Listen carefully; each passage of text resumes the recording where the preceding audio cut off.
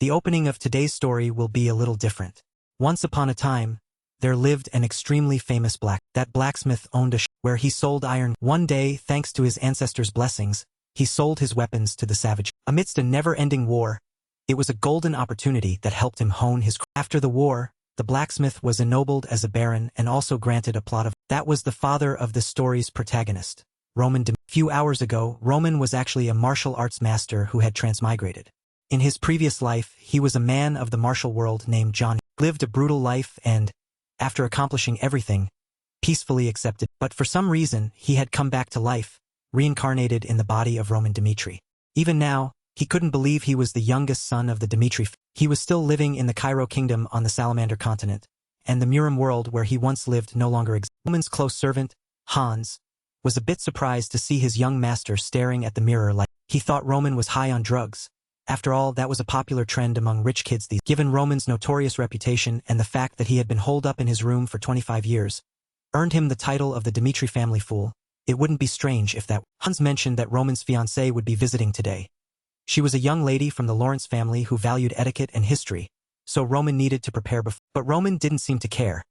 Learning about life in this world was more important to him than meeting his future. Hans was shocked to hear his young master speak like that. How could someone who had lived here for nearly half a lifetime need to learn about the world? However, being a servant, he had no choice but to comply with his master's will. After meeting the oldest person in the area and learning the story mentioned at the beginning, Roman sat in deep thought for a while. He still felt confused, wondering if this was the afterlife, a punishment from the gods for refusing to assist. Suddenly, the noise from a brawl in the distance caught Roman's attention. A young boy was being assaulted by a gang of aggressive. The boy was beaten so badly that blood was gushing from his. But those thugs had no intention of letting him. He continued to beat and torture the young. Hans tried to push through the crowd to see what was happening. He immediately recognized a red fang tattoo on the arm of each thug. That was the symbol of the blood. They were a group of loan sharks operating not only in the Dimitri territory but also in neighboring. Seeing how serious it was, it seemed the boy had incurred a large debt to be beaten so sad. Hans was about to tell Roman that this group was very dangerous and that it was best not to interfere, but Roman had already walked up to the blood. He spoke in a stern voice, telling them to. When the thugs saw Roman, they immediately burst into laughter. You think just because you're a noble you can act all cool and tell us to stop? Get lost, Lord Roman. This is our business. Seeing that things were about to escalate, Hans tactfully advised Roman to return home. He didn't know that this wasn't the Roman of the past. Roman calmly asked Hans to explain the local. He also wanted to know who was breaking the law and what the most appropriate punishment. Hans was a bit taken aback but explained to Roman nonetheless. First, it was wrong for the boy to be in debt and not pay on, but the Bloodfangs shouldn't be beating the boy like that. And most importantly, their improper conduct toward the eldest son of the Dimitri family was a capital offense. According to the laws of this territory, they would be executed. There was no room for. Upon hearing this, the faces of the Bloodfangs suddenly. Now everything was clear. If there is a crime, there must be a penalty. The one carrying out this punishment was none other than Roman Dimitri. The Bloodfangs found this a bit ridiculous. They thought Roman was just a noble who didn't understand how the world worked and had messed with the wrong people today. They gathered together, preparing for a fierce. As a martial arts master in his past life, Roman was no pushover. He immediately lunged forward with the speed of a. The Bloodfangs didn't just stand there waiting to die. They quickly drew their weapons to. In the blink of an eye, Roman had. Thank you watching for vid. Snatched the knife from one thug's hand and gave him a taste of his own medicine by slashing his. Seeing this, the others lost their composure and frantically lunged at Roman with their knife. Compared to what he had experienced in his past life, these thugs were just small fry to. He quickly dodged all the attacks and struck them down, causing every single one to collapse onto the ground. Hans stood there witnessing everything, unable to believe his eyes. Weak young master from before was now fighting and taking down all these aggressive thugs single-handedly. Roman recalled the moment he woke up in this new body. The first thing he saw was a suicide note written by Roman and many pills scattered on the kingdom was frequently at war, so each family had to choose a representative to serve. Roman, who was chosen for the military to represent his family, had committed suicide. Although it was a miserable life, no matter how pathetic the previous Roman had been, things were different. The current master of this body was the leader of the heavenly demonic cult. As long as Bai Zhonghe was in this body, he would live life his own. Soon after, the members of the Bloodfangs were all dealt with by only one man who, faced with Roman's extraordinary destructive power, panicked and fled as fast as. But he didn't get far before Roman quickly grabbed him by the. For a society to function, enforcing the law is essential. Although he didn't take his life, This man had just spat out some foul words, so Roman decisively dealt with that filthy mouth. Roman's brutality and decisiveness made the surrounding people turn pale with, "If anyone dislikes my punishment, feel free to speak." In his previous life, Bai Zhonghe was a man of infinite power who climbed to the peak of the hundreds of people and countless sects that challenged him were all destroyed. When their blood flowed like rivers, the world knew that the heavenly demonic cult held the Murim in its grip. Yet now, in this, Roman had to waste his effort just to deal with these small. After finishing everything, Roman asked Hans to call the guards, report what happened here, and have them clean. Hans obeyed and ran off to follow his master's orders immediately. As for Roman, he returned to the mansion covered in blood. This damn weak body lacked energy and exhausted it incredibly. Roman needed to quickly gather information and refine this body's bones and tendons to have the strength to survive in this moment. The boy who had been beaten earlier struggled to approach and thank Roman for help. Roman replied that he wasn't helping him. It was just that the Bloodfangs had committed a crime and he was punishing them. Indeed, even this boy was no exception. Roman demanded that he explain everything without a single lie if he wanted to keep his. Hearing that, the boy told the whole story from beginning to his parents had borrowed money from the Bloodfangs to buy land for their family could have easily repaid the debt by selling. But those wicked bastards found a way to sabotage the garden, making it impossible for them to. After investigating, the boy discovered they did it because they had their eyes on his younger son. Looking at the boy's resentful and angry eyes, Roman felt like he was looking at a mad demon from the four heavenly. He recalled meeting such a demonic man before. After asking and learning that the boy's name was, Roman said he would verify what the boy had said and that all his wishes would be addressed today. Then he quickly, for some reason, Roman had a feeling, an intuition telling him that he would have a long-lasting relationship with this boy. Meanwhile, Roman's fiancé. Thank you watching for video. Flora Lawrence was also preparing to head to the Dimitri mansion. 1 month ago, upon learning that she would enter an arranged marriage with the Dimitri family, Flora was extremely shocked but her family's territory was in a state of unrest. To overcome this disaster, her father had no other choice. In this situation, Flora had no option but to accept her father's. Yet, she still couldn't believe her lifelong important marriage was for such a purpose. And with the Dimitri family, spending the rest of her life with that mining family, Flora found the thought utterly repulsive. But reality was always cruel. She had no right to choose and could only obediently. Very soon after, the carriage stopped in front of the Dimitri. With all the rumors and Roman's infamous reputation, Flora knew exactly what kind of man her husband to be. Roman himself had previously demanded she marry. She had come today precisely because she wanted to have a clear talk with. Without further ado, Flora directly addressed Roman. Lord Dimitri, I wish for us to forget this. Roman calmly responded with a soft HM, accepting her request. Roman's easy acceptance left Flora bewildered and stunned for a few seconds. Is this idiot from the Dimitri family actually serious? Before Flora could regain her composure, Roman said that he would personally report it to his father, as this was, after all, an important. Flora quickly stopped him. She was still too shocked and hadn't yet accepted this. Just a month ago, Roman was the one desperately insistent on marrying Flora. But now he agreed to annul the engagement without condition. Roman calmly asked Flora again. So, you want to? It was as if marriage was a game to him, to be entered or cancelled on. Roman said that if Flora didn't want to marry him, then they shouldn't cause each other any more trouble. An agreement to annul was all that was needed, and he would take full responsibility for this before his. After all, Roman was already known as the Dimitri family's fool. This incident would at most just add the title of Oathbreaker. It was nothing. Roman's actions left Flora both shocked and surprised. The Roman she knew before was never like Roman's father's. Upon hearing his son wanted to annul the engagement, he became enraged, unable to keep his This marriage was, for him, quite important. For a Dimitri fool, it was a way for the family to ascend to a proper noble. Faced with his father's anger, Roman could only calmly bow and apologize. But Romero seemed unwilling to accept. He angrily grabbed a glass from the table and threw it hard at Roman's head. Can your apology fix everything? Marriage was also an excuse for Roman to avoid military enlistment. Everything was almost settled. But now Roman had made such a sudden reversal. Now, he had no choice but to go to the battlefield within 6. The matter with the Bloodfangs at the market had also reached his ears. The power of the Bloodfangs was so great that even Romero couldn't do anything about it. Therefore, Roman was on his own for this. He would not intervene or offer any. Romero had expected Roman to kneel, cry, and beg for his mercy as he always. Yet, he calmly replied with only a few words. Understood. I'll handle it myself. This shocked Romero, leaving him speechless for. After speaking his mind, Roman turned and left, leaving his father still frozen in. Once outside, he gently took out his handkerchief and wiped the blood from it. Flora was still there, not having left yet. It seemed she had overheard everything that happened in the room, especially about the blood. Flora worried that if Roman caught their eye without the family's backing, his life would be in danger. She advised Roman to quickly go back and beg his father, the Baron, for his. Roman coldly turned to her and asked, "Why should I do?" Before Flora could explain, Roman said something that made her freeze. "Lady Flora, you should know your—" One morning at the estate, Roman groaned. He complained, "This foul smell is unbearable."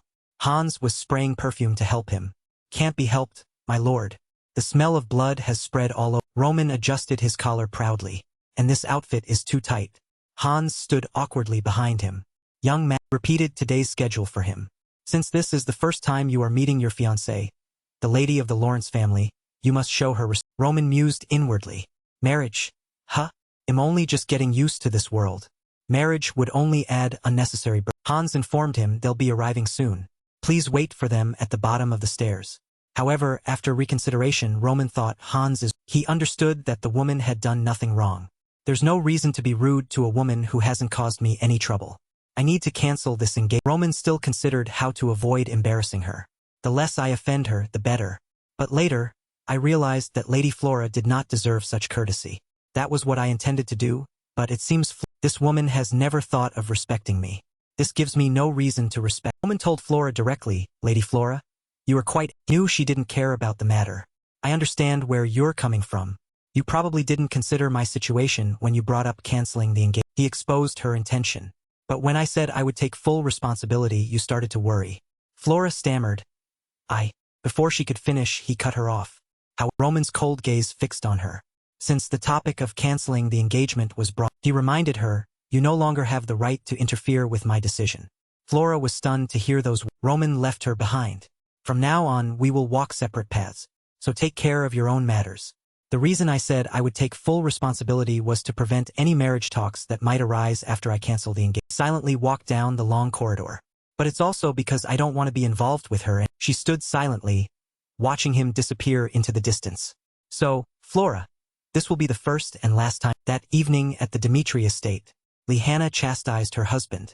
"Dear, you're drinking too." She advised Romero, "Why don't you stop for..." Romero was upset that he had again laid hands on his son. "Lihanna, I used violence on Roman." He looked into his wine glass, heavy with sorrow. "When we were commoners, I used to beat him. And after becoming a noble, I swore I wouldn't let my son suffer." And Lihanna comforted her husband. "Thanks to that promise, our other children grew up healthy." He agreed. "Yes, that's..." Father, Romero had often regretted making Roman's childhood so difficult. "But what about Roman? He's the only one who had to suffer because of me. I don't know how to treat..." She hugged Romero and kissed him. Lihanna advised her husband, "Please don't blame yourself too much. Perhaps you have many shortcomings as a father. But we are the only ones who can correct our children's wrong." She knew it would be difficult for him, and Lihanna knew her husband wouldn't be a bad father.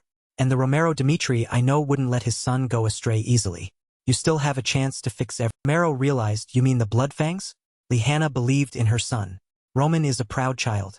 He probably said he'd handle the Bloodfangs himself out of impulsiveness. He was still worried, fearing Roman would get into trouble. "But if we leave him to it, who knows what will happen." Lihanna suggested, "Why don't you let Captain Jonathan help Roman?" Romero agreed with his wife. "Yes, you're right." Romero ordered. A servant entered. "Did you call, Master?" He ordered, "Call Captain Jonathan immediately." The next morning, Roman strolled through the town. Hans rushed after him. Young Master Roman, it's too dangerous for you to be out." He felt danger still lurking. "We don't know when the Bloodfangs will retaliate.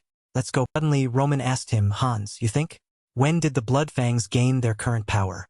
Hans hesitated. "I'm not too..." He looked straight up at the clear blue sky. "The Bloodfangs gained their infamy by slaughtering their enemies. In battle against wrongdoers," Roman reasoned, "infamy gives birth to fear, and fear increases efficiency and..." Hans looked at him, confused, "But they're still dangerous." He smiled faintly. "Indeed, as long as they can make me..." A small, deserted the bustling noise from the Atelier Tavern shattered the quiet atmosphere. People chatted happily and enjoyed large mugs of... Server carried attractive dishes. "Erase what you ordered." Seeing such delicious food for the first time, Hans couldn't help but be excited. Roman stood up and told him, "You can sit here and eat. He'll go outside first." Hans was startled. What are you suddenly..." He wanted to find the truth himself and wished Hans to stay there for his safety. "From now on, I will continue investigating alone. Stay here, it's too dangerous." Hans jumped up to stop him. He was panicked and worried for his young master. "Even if I might be in danger, I would never leave the young master. Roman geist at hans tot. Roman suddenly asked a strange question. Hans, you are truly my man, aren't you? Hans looked at him with a bewildered expression. Of course I am your man, young man. He cared and reminded Hans. Then do what you can to help me. You've done enough by coming out with me. Dont sacrifice sur selflessly.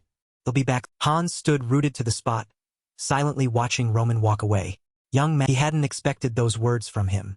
But the young master said those things. Hans quickly came to his senses and ran outside. That's right. This isn't the time to think about that. As he ran, he bumped into some people. What the heck? Hans immediately thought, I have to The sky was clear blue, with fluffy clouds drifting. He walked and pondered.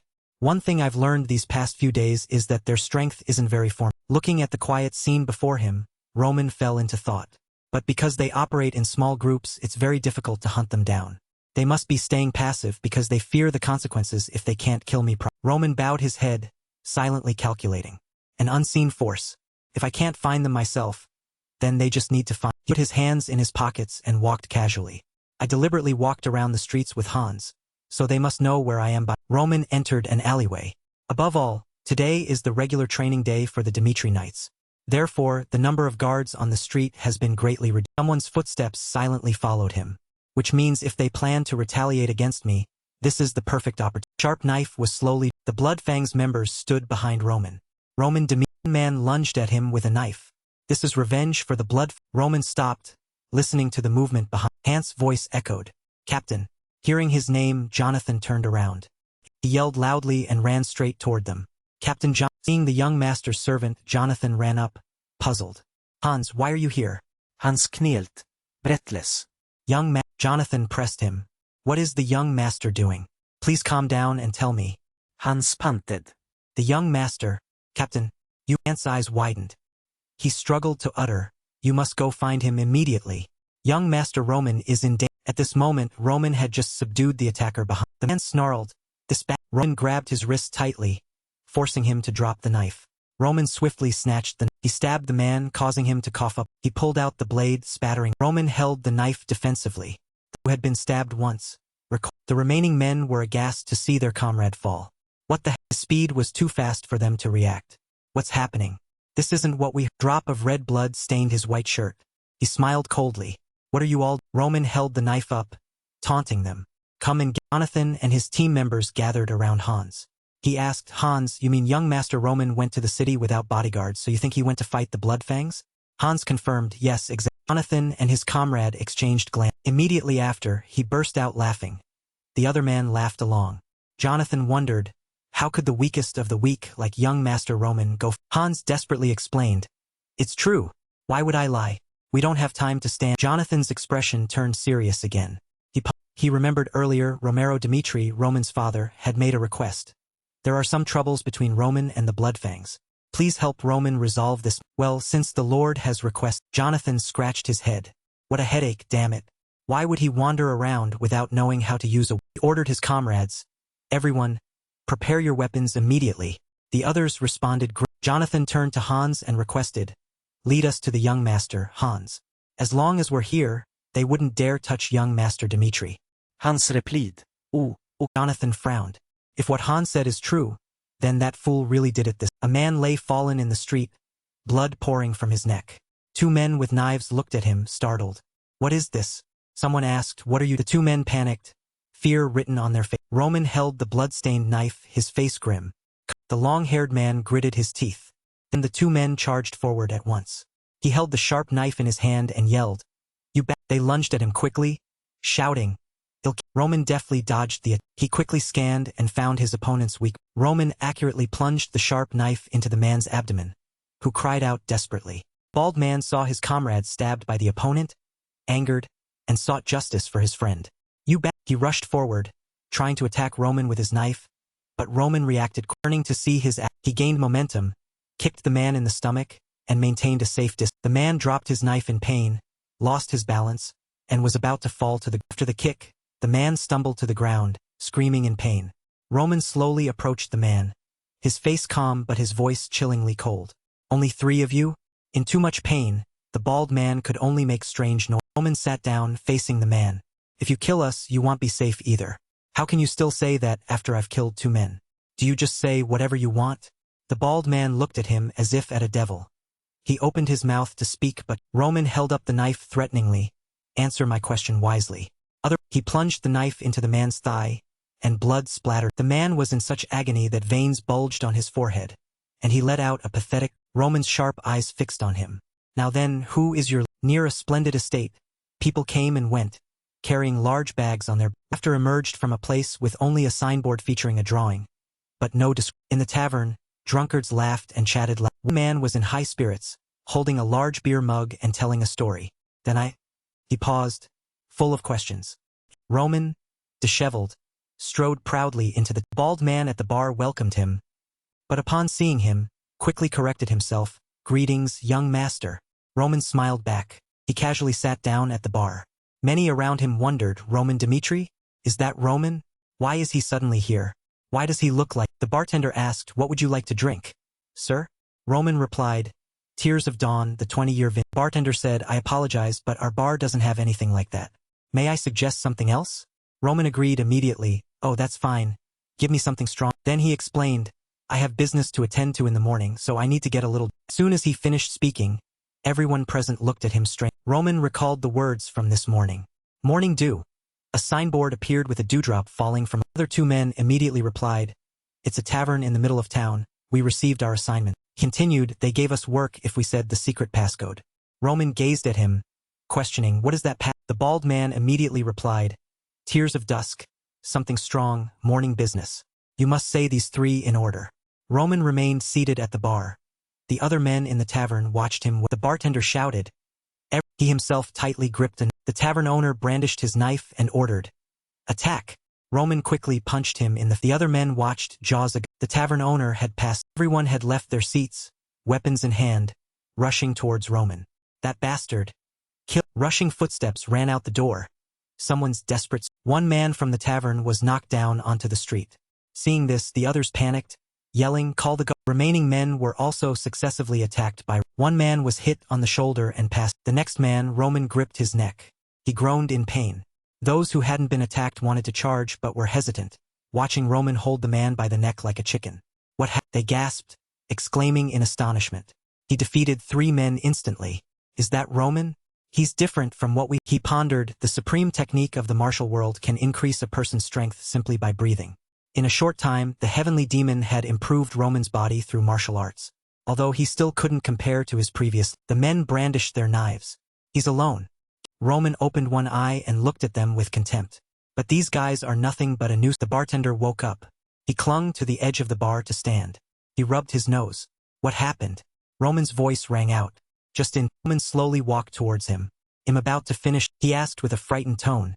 Young master, why are you doing this? Roman replied, useless question. You attacked me first. Moreover, it seems only you and I are left. I have something I'm very curious. The tavern owner continued to rub his bruised nose, looking at Roman full of questions. Roman's voice lowered. Let's talk.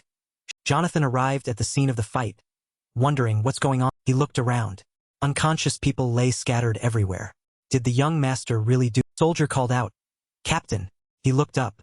A man in armor on the second floor announced. One man alive on the second floor spoke. He said the young master went to the Lauren family's estate. Jonathan was baffled. Huh? Why the Lauren family's estate? The man replied, well, he said the main base of the Bloodfangs is located at the Lauren family's. An hour ago. Sunlight still sparkled on the ancient house. Someone called out, Hey, tavern owner. I think we'll all feel better if we just finish talking. The bartender's eyes rolled back. His face was pale with... He looked down at the man's hands. You've already lost 2 fingers. Though tied to a chair with ropes, Roman interrogated him. But the man stubbornly replied, Get lost. I have nothing to tell you. He loudly challenged. Kill me. The blood fangs will surely avenge. Roman smiled. Indeed. You should have done that from the beginning. Quite like people like... He looked at the man with contempt, as if at something dirty and insignificant. Those who refuse to speak even under torture and aren't afraid of death usually know the most valuable information. The tavern owner remained stubborn. You're just wasting your time. Kill me. Roman put his hands in his pockets. Is that so? He turned sharply in another direction. Roman found a picture of the tavern owner with someone else. He taunted, all right. Time to put it to the test. Let's see if you truly want open your mouth no matter what I do. For example, he picked up a photo of the man with his. Roman's face was full of arrogance. What if I said I would find and kill the son in this? The tavern owner's face changed instantly. He turned to look at. He bowed his head. I don't know what you're talking about. He's not my son. Roman immediately exposed the lie. Don't lie. The boy looks exactly like. The tavern owner gritted his teeth. Then he opened his mouth and cursed. You bastard. A noble like you would use my family to threaten. The tavern owner struggled to loosen the ropes. Roman remained calm. Recently, I incidentally learned something interesting about the Bloodfangs. Those in the Bloodfangs would even sacrifice their lives for revenge. He still struggled with all his might to escape the binding ropes, continuing to listen to Roman. And I discovered a commonality among them. They all owe the Bloodfangs a lot of money. They weren't bad people initially, but in the end, they all turned into debt. He looked at the picture. The Bloodfangs don't hesitate to commit crimes to make others indebted to them. And for them, turning the debtor's family into slaves is as easy as pie. That's the truth about the blood. In the picture, the tavern owner and his son smiled brightly. They push people to the brink, take their families hostage, and threaten them. This theory makes sense. He finally replied, even if you know the truth, nothing will change. Roman's face remained cold. The Bloodfangs will surely seek revenge. Listen carefully. You must be careful when choosing where to put your money. I am very serious when I say I will kill your. Roman slammed the picture onto the ground in front of him. The glass covering the picture shattered, terrifying the man. I swear on my name, Roman Dimitri. He looked down at the damaged photo, that I will have my soldiers track him. Roman stepped on the boy's body in the photo on the ground. And I will kill him slowly and painfully. The tavern owner's tears streamed down as he heard every word Roman uttered. Before I do that, I'll give you one more chance. Roman gave him two choices. Will you keep silent for the Bloodfangs and let your son suffer a miserable death? Or will you tell me the information I need to deal with the Bloodfangs properly? The choice is yours. At a house with all its doors sealed shut. Barrels were piled up in front of the door was tightly closed. Someone's surprised voice echoed from within. What? Is that? The henchman confirmed. Yes. The entire squad was defeated by Roman Dimitri alone. Ben Miles gritted his teeth. He sat on a broken stone bench. He slammed his hand on the armrest. I refuse to believe this. I don't think Roman Dimitri could do. Ben Miles pondered inwardly. In his mind, an entire squad defeated by someone rejected by the royal sword. He asked his henchman, where is Roman? The other replied, he has left the Dimitri territory. I think he might have gotten information from Morning Dew. Ben Miles wondered. He's alone? The henchman continued. He clenched his fist. It seems he's underestimating us. He dared to attack the headquarters alone. Then Ben Miles ordered. Mobilize the forces immediately. The henchman stood at attention, responding loudly, yes, sir. He stood up, raising his hand. We will kill Roman before we clash with the Dimitri Knights. We must deal with that arrogant. Ben Milas' eyes flashed with malice. Roman Dimitri, I will slaughter you and hang your corpse in the central square. The infamy of the Bloodfangs will be resurrected. At a splendid Lauren asked, what is this Bacco family plotting? I thought they had made their decision. Another noble seated at the meeting table offered his opinion. There are rumors that the Bacco family borrowed a huge debt from the Golden Bank. The only reason they would need so much is to prepare for a war. Another noble added, war is inevitable. We must gather our forces faster. Lord Lauren placed his hands in front of him. He pondered. He offered his opinion. Then I suppose war is unavoidable. I never thought such a thing would happen when I received the documents from the Bacco. The noble with glasses continued. I never thought the central government would side with the Bacco family. If this continues, we will have to give up our territory to the Bacco. The white-haired noble disagreed. We must hold onto our territory at all costs. Our Lauren family thrives thanks to fertile. A fierce debate erupted at the meeting table. But there are documents proving our ancestors owed land to the Bacco family because someone slammed the table. That cannot be true. But the other continued, but even the central government. He was refuted. They must have been secretly doing something behind our. Lord Lauren spoke with authority. Never mind. Everyone stop arguing. Those who were arguing earlier, he continued. No matter what happens, we must not abandon our territory. The surrounding families will attack us like hyenas if anything happens. It seems House Bacco doesn't want to compromise, so we must resist to the very. Lord Lauren bowed his head low. That's right. That's why we arranged a marriage with House Dimitri. Nobles quickly became cheerful again. Oh, that's right. We have House Dimitri. Although they were once commoners, aren't they one of the wealthiest families in the Northeast? Noble with glasses was delighted. No matter how much House Bacco borrows, they can't be as wealthy as House Dimitri. Lord Lauren nodded. I hope so. That's why I gave my only daughter to that fool from House Dimitri. A noble advised. It's for the good of House Lauren. My lord, you made the right decision. So please don't blame yourself too. Lord Lauren replied. Meeting room door closed. A girl's lips parted. Flora Lauren stood before the meeting room door. She worried. How should I? She paced back and forth in front of the door, covering her face. Oh no, I've already canceled the engagement. I probably can't face father anymore. Why are you worrying about something that's already happened? Flora's thoughts quickly changed. No, Flora. This is your life. You can't be sold off to a guy like that. But then, what about father's future and the family's future? Okay, he'll tell. Flora resolved. I can't marry someone I don't like. In the distance, soldiers rushed over. She looked at him curious. The soldier rushed in. My lord. Greetings, Lady Flora. Flora froze. Flora also looked on curiously, seeing him hastily announce. My lord, there's an urgent. Jonathan stood on the ground, yelling loudly. I said open up, you bastards. The Lawrence family guards refused. I've already told you. Put down all your weapons and follow the proper procedure. Jonathan explained. Young Master Roman is in danger. Sat on his horse, looking up at the guard. If anything happens to young Master Roman, I will not forgive you. The guard saw Jonathan's stubbornness. Helpless. Seriously, this guy. One of the Lawrence family guard's squad members rushed over. Captain, it's really bad, he asked. What? Is it true? The subordinate confirmed. Yes, Lawrence Square is in chaos. Jonathan also heard the story. He was startled. Dont elle me. They'll break the door down, you scout. In the square, someone's tragic screams could be heard. The curious onlookers watched, their faces filled with fear. What the hell is that? Oh my god. Should we stop him? A pair of blood-soaked feet were dragged along the... Ben Miles' face was bruised and battered. One eye was swollen shut. His face was covered in blood and scratches. He groaned. He clutched Roman's leg as Roman carried him like a chicken and continued to walk, begging. Spare my... Very simple.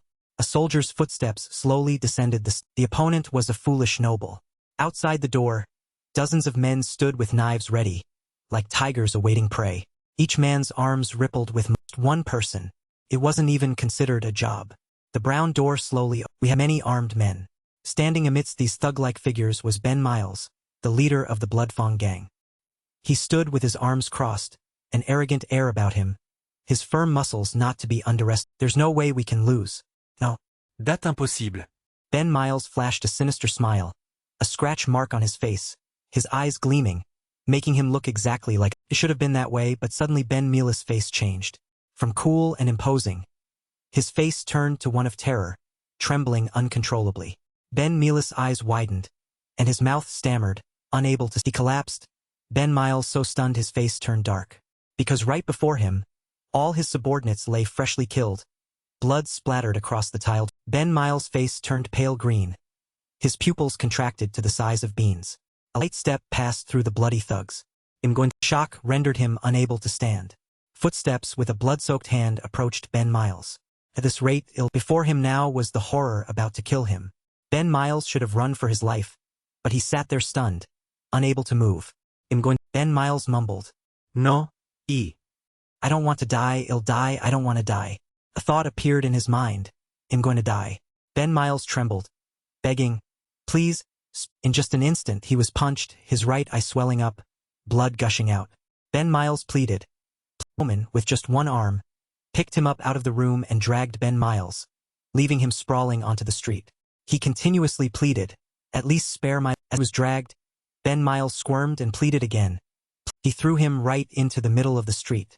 Ben Miles' large, muscular body couldn't resist. In front of many residents in the area, he made Ben Miles kneel like... Ben Miles earnestly begged, I'll do anything if you let me live.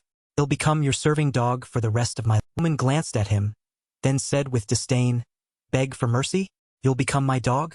You should have said that before. He cruelly stepped on Ben Miles' head, pressing down hard, before baring your fangs. Right?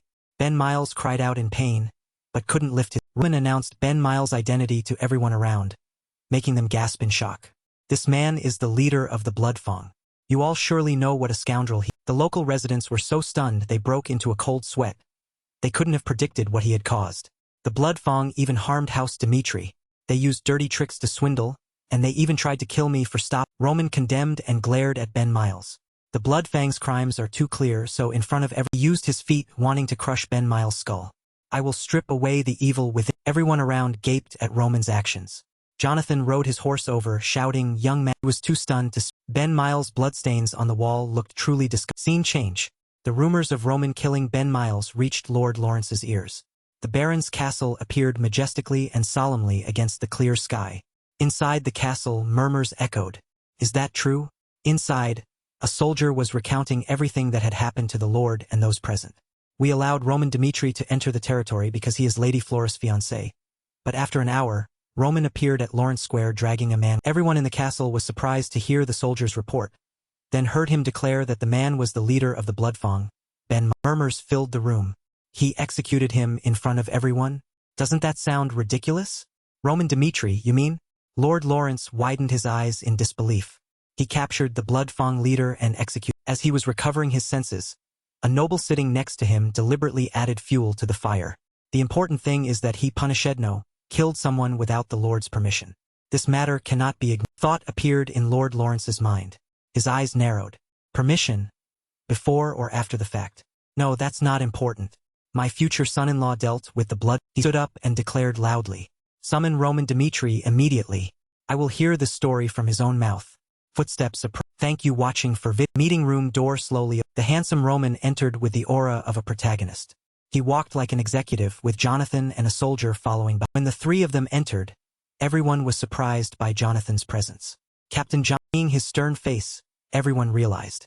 So, it was with the help of House Dimitri's knight. Roman's hair fell, covering his entire face. He clasped his hands behind his back respectfully. Roman Dimitri. Greetings, Baron Lord Lawrence said bluntly. Forget that and get straight to the point. Why did you travel all the way to House Lawrence to commit such violent? He explained. It began a few days ago. The Bloodfang was attacking an innocent civilian, and I executed them on the spot. Flora Lauren gazed intently at the door slowly. He called to a soldier who was about to open the door. Hey, over. He turned around, saw Flora hiding in the corner, and asked. She pointed and asked. The person you just brought in, wasn't that Roman Dimitri? Why is he here? And why is he in my father's? He replied, surprising her. It seems you haven't heard. Flora was bewildered. What are you talking? On the other side of the room, Roman calmly continued his story. So I decided I couldn't leave them be. I went to their headquarters and killed their. He and Knight Jonathan stood facing Lord Lawrence. That's the summary of the incident. The Lord's face twitched with annoyance, and he growled. What I want to ask you is about your authority. You have no right to execute anyone in House Lawrence's territory. Roman still spoke in that nonchalant tone, conversing with him as if trying to provoke the Lord's fury. I know that, but I doubt whether House Lawrence would have dealt with the Bloodfang appropriately. Spoke frankly to the Lord. The Bloodfang leader is no secret. He's notorious in House Lawrence for countless crimes and has been bailed out many times. That's why this time, I dealt with him myself, because I decided I couldn't trust House Lawrence. A baron sitting nearby shouted. How dare you? Knight Jonathan was stunned, not expecting Roman to speak such words to the Lord. Young man, he remained unperturbed. To be honest, I'm a little disappointed. I thought you would commend me. After all, having to get my hands bloody is a problem that House Lawrence has already ignored. Let me ask you something, Baron. Roman's question made the Lord's face darken. Did I truly do something? He clasped his hands together and asked the Baron sitting beside him. You know Ben Miles, don't you? The bespectacled Baron was startled. He's a rather infamous criminal. But I didn't know he was there. The Lord's expression shifted. Lord Lawrence changed from furious to calm as if flipping a switch. All right, no problem. We won't discuss this matter any further. Because it wouldn't have happened in the first place if House Lawrence had paid attention. Made an offer. I will reward you later. For now, you may leave. Both men bowed respectfully. They left. The door slowly closed. Now, only Lord Lawrence and the other Baron remained in the room. Sitting. Suddenly, he burst out laughing. The Baron was bewildered. The Lord stroked his thick beard, then answered with his eyes half closed. He's got me figured out. So that's Roman Dimitri. The Baron spoke up. My lord, we cannot simply overlook this. Of course we can. He will be Flora's husband, after all. One needs such courage to achieve great. Lord lowered his face. But, I don't want to hear anymore. I never expected Roman to be so suitable for Flora. I'm very happy. Call Flora here immediately. I want to tell Flora every. Scene change. The sky had now turned late afternoon, with gray clouds playing with the wind against a poetic pink and purple sky. The sky-piercing mountains looked truly majestic. The clatter of horse hooves on the. It was Roman's party moving forward. Knight Jonathan still had many unanswered questions.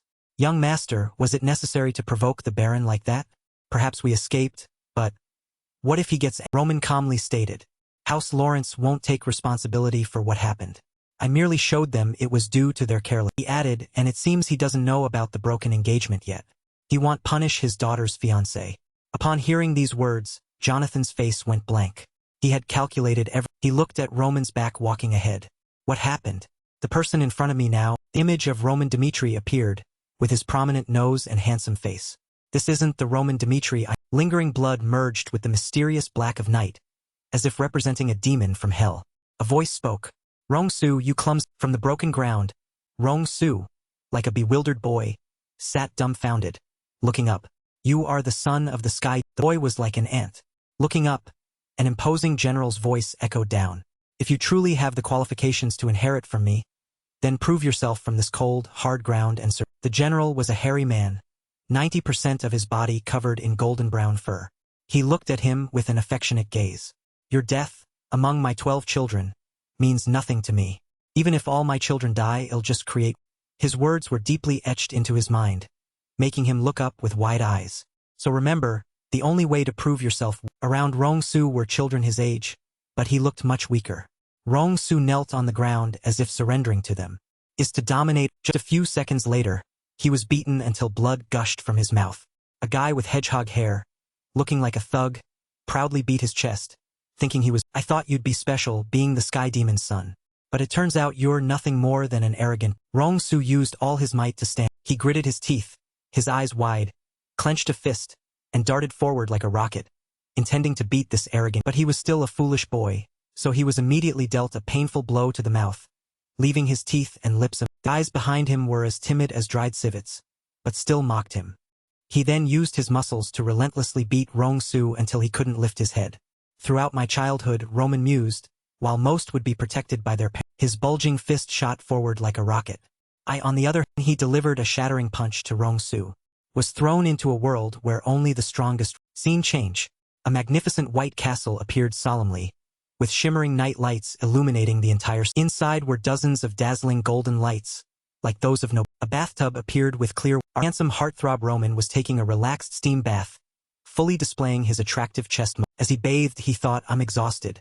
I must get tired easily in this... Roman lay sprawled in the bathtub, pondering and enjoying himself. After awakening in this world, I've experienced many... He raised his hand and looked at it. Most of them involved the blood fong. To eliminate them, I destroyed everything that stood in my... Roman appeared with a captivating six-pack. He stared intently at his hand, thinking about his fate. But I have no regrets. My nature hasn't changed.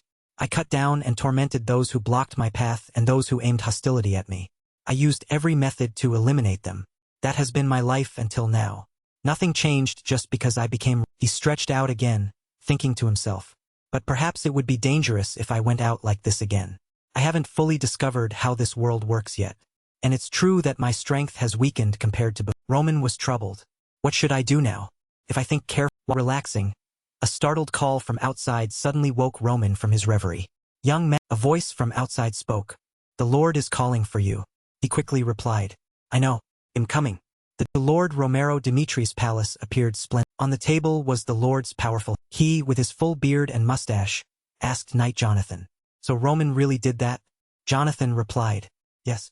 I've noticed young Master Roman has changed significantly. The Lord stroked his beard. Roman changed. Huh? Jonathan said in a resolute tone. The current young master is definitely not the person I want. He again raised his hand and looked at it, just as Roman had earlier. Like father, like son, indeed. Jonathan. Roman is my aching thumb. He's the only son who was never impressed. Romero expressed his thoughts.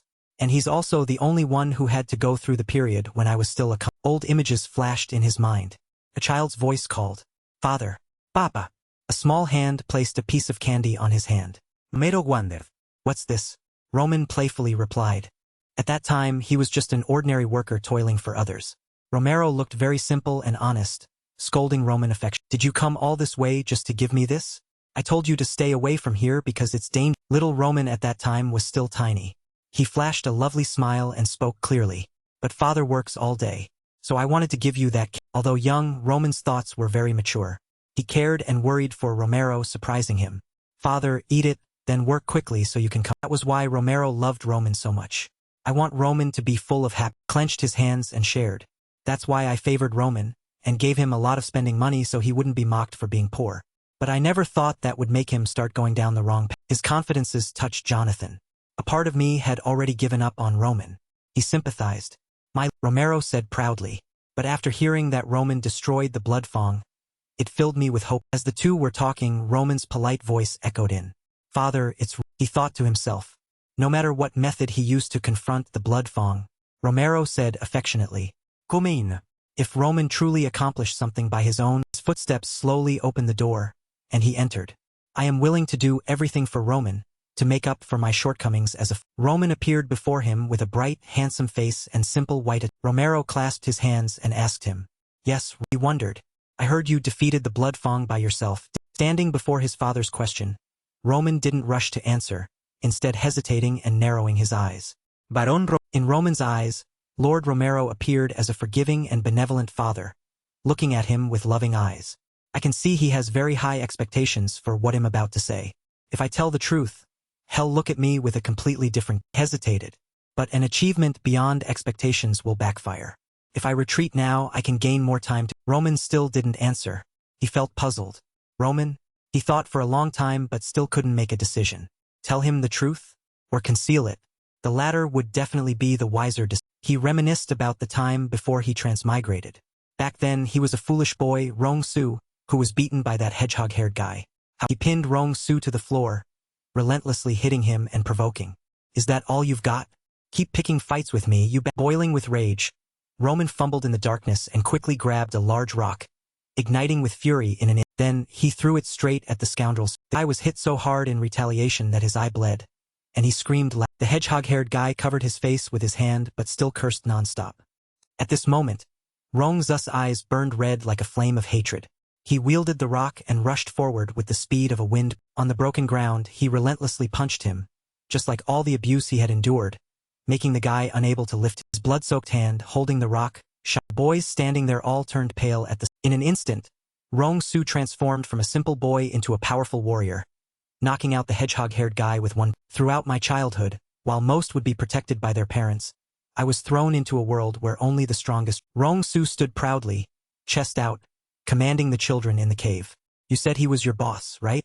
Then relay this message to everyone in the cave. The one who smashed your boss head, I now rule this. He appeared in the sky demon's eyes, surrounded by swirls of dark gray smoke, asserting his superiority. Back to reality, Rong Su in Roman's body answered very clearly. Yes, I did. I am the sky demon. I don't know how to hide my superiority. On a beautiful clear morning, a large building with unique castle-like architecture stood imposingly in the middle of. Inside the building, people were training in combat with wooden staffs, the clashing sounds creating a lively and noisy atmosphere. Children of developmental age were all gathered here. Most were males and were being trained in basic combat. Each was given a wooden staff and a shield, and they trained in pairs to achieve better quality. Although it was just a basic training session, everyone was very serious, their focused eyes showing this was a very important session. Suddenly, an unexpected voice shouted, startling everyone and making them pause to listen. Everyone, suspend. A foot slowly entered the compound. It was Romero Dimitri. He walked slowly and deliberately, yet with an imposing presence. Beside him were his trusted bodyguards. The same voice continued to shout to inform everyone, showing respect for the surrounding people deeply respected Romero Dimitri. They lined up and bowed their heads to show their reverence to him. They shouted in unison, "We greet the Lord. We greet the." Among those bowing was Chris. He was bowing as usual when he suddenly felt something was amiss. He looked up, black hair brushed past. That person was none other than Romero Dimitri, walking beside him. He pondered in shock. Romero Dimitri? Why is he? The group that had just passed by suddenly stopped dead. Among them, Jonathan spun around. His gaze swept over everyone with an exceptionally cold expression. Jonathan announced loudly to the people lined up in front. Now we will proceed with a sword duel with young master. As soon as the words were spoken, everyone's faces changed color. Their expressions showed great sweat dripped down their faces. If you wish to participate, step forward. Chris was also present, so he had heard everything. Chris was just as surprised as everyone else. He thought, what suddenly happened? Chris continued to think and looked up. Roman's face remained unchanged. We're going to duel that. An hour earlier, in a large room with luxurious furnishings everywhere, Roman stood before Romero, Dimitri, and Jonathan, while the two were busy with their work.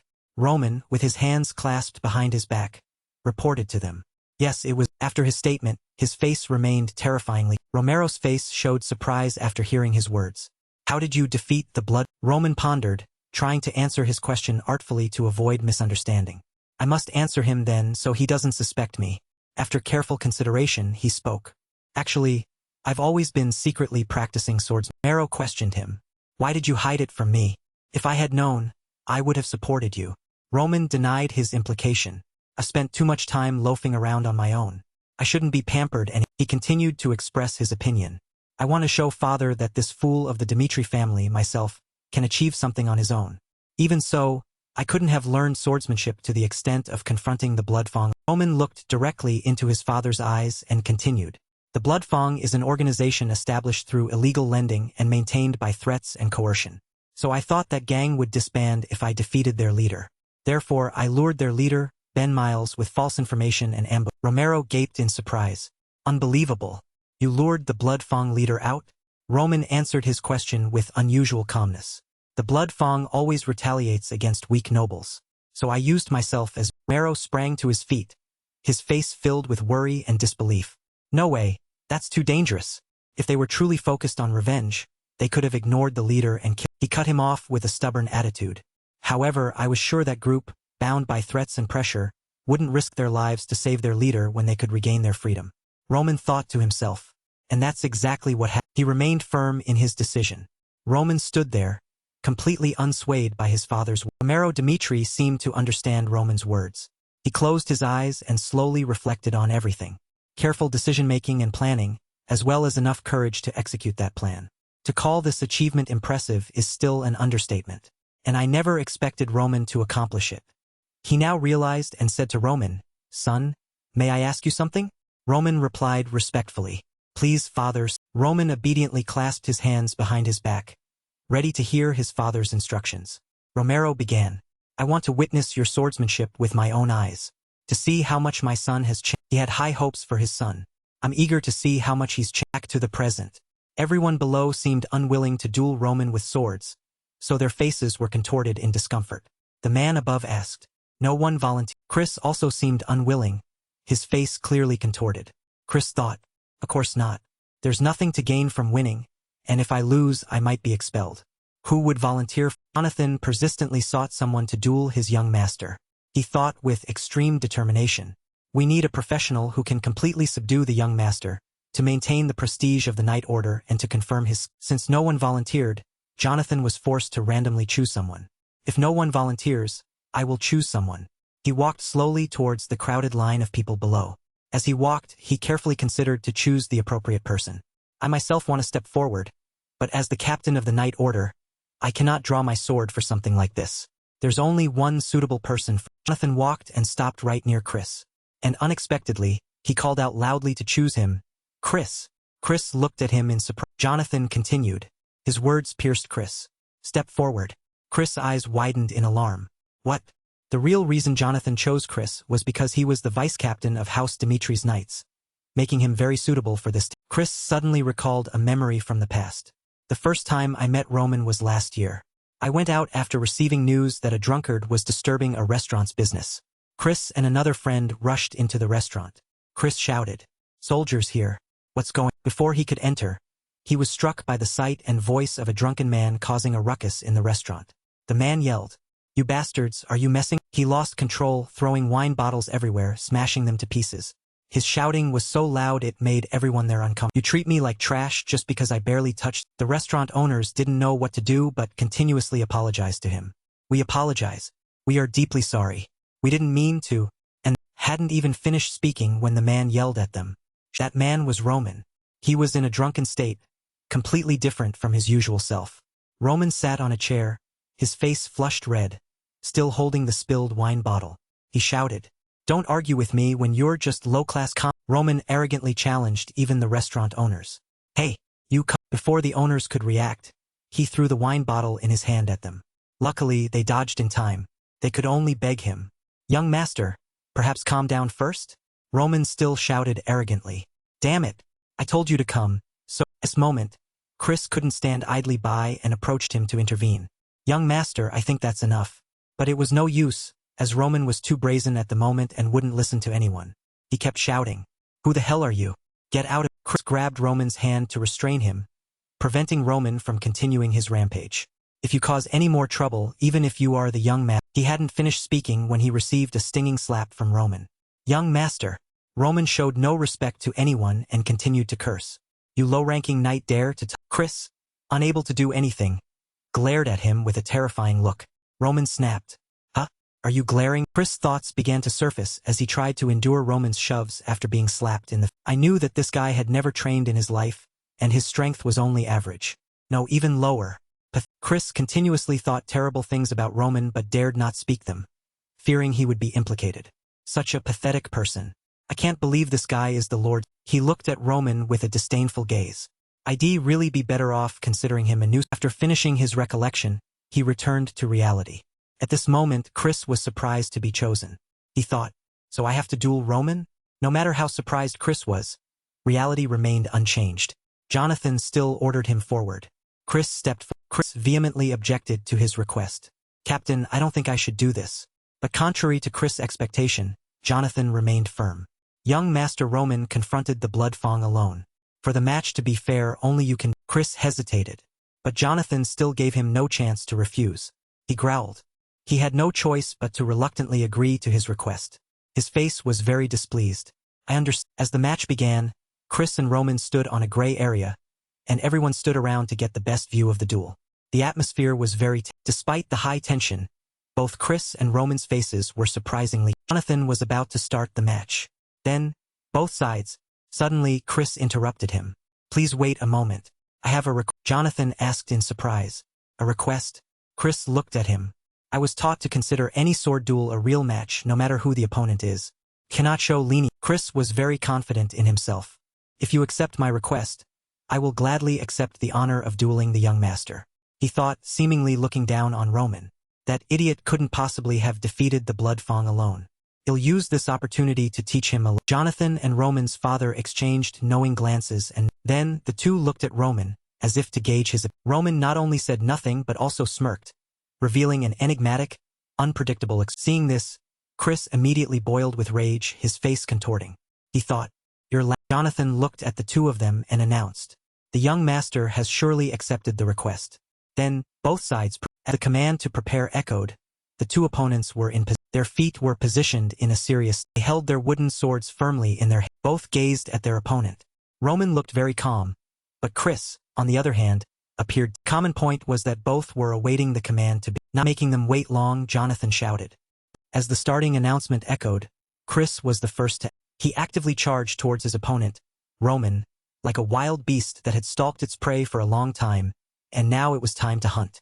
Roman remained still, showing no... Roman glanced at Chris, who was charging towards him with sharp eyes. Chris swung his sword towards Roman with incredible speed. But to everyone's surprise, Roman easily used his sword to parry the attack in just a few short... Everyone around gasped in astonishment at the terrifyingly fast strike. Among them was a brown-haired young man. He exclaimed in admiration, He's so fast. Chris is really giving it his... Even Jonathan was astonished and Roman easily counterattacked Chris, surprising Chris himself with his current strength. Jonathan, standing outside, thought to himself. Roman blocked his attack. Chris squinted as Roman swung his sword, pushing him off balance and sending him stumbling back. Chris tried to maintain his balance. His hand still held the wooden sword firmly.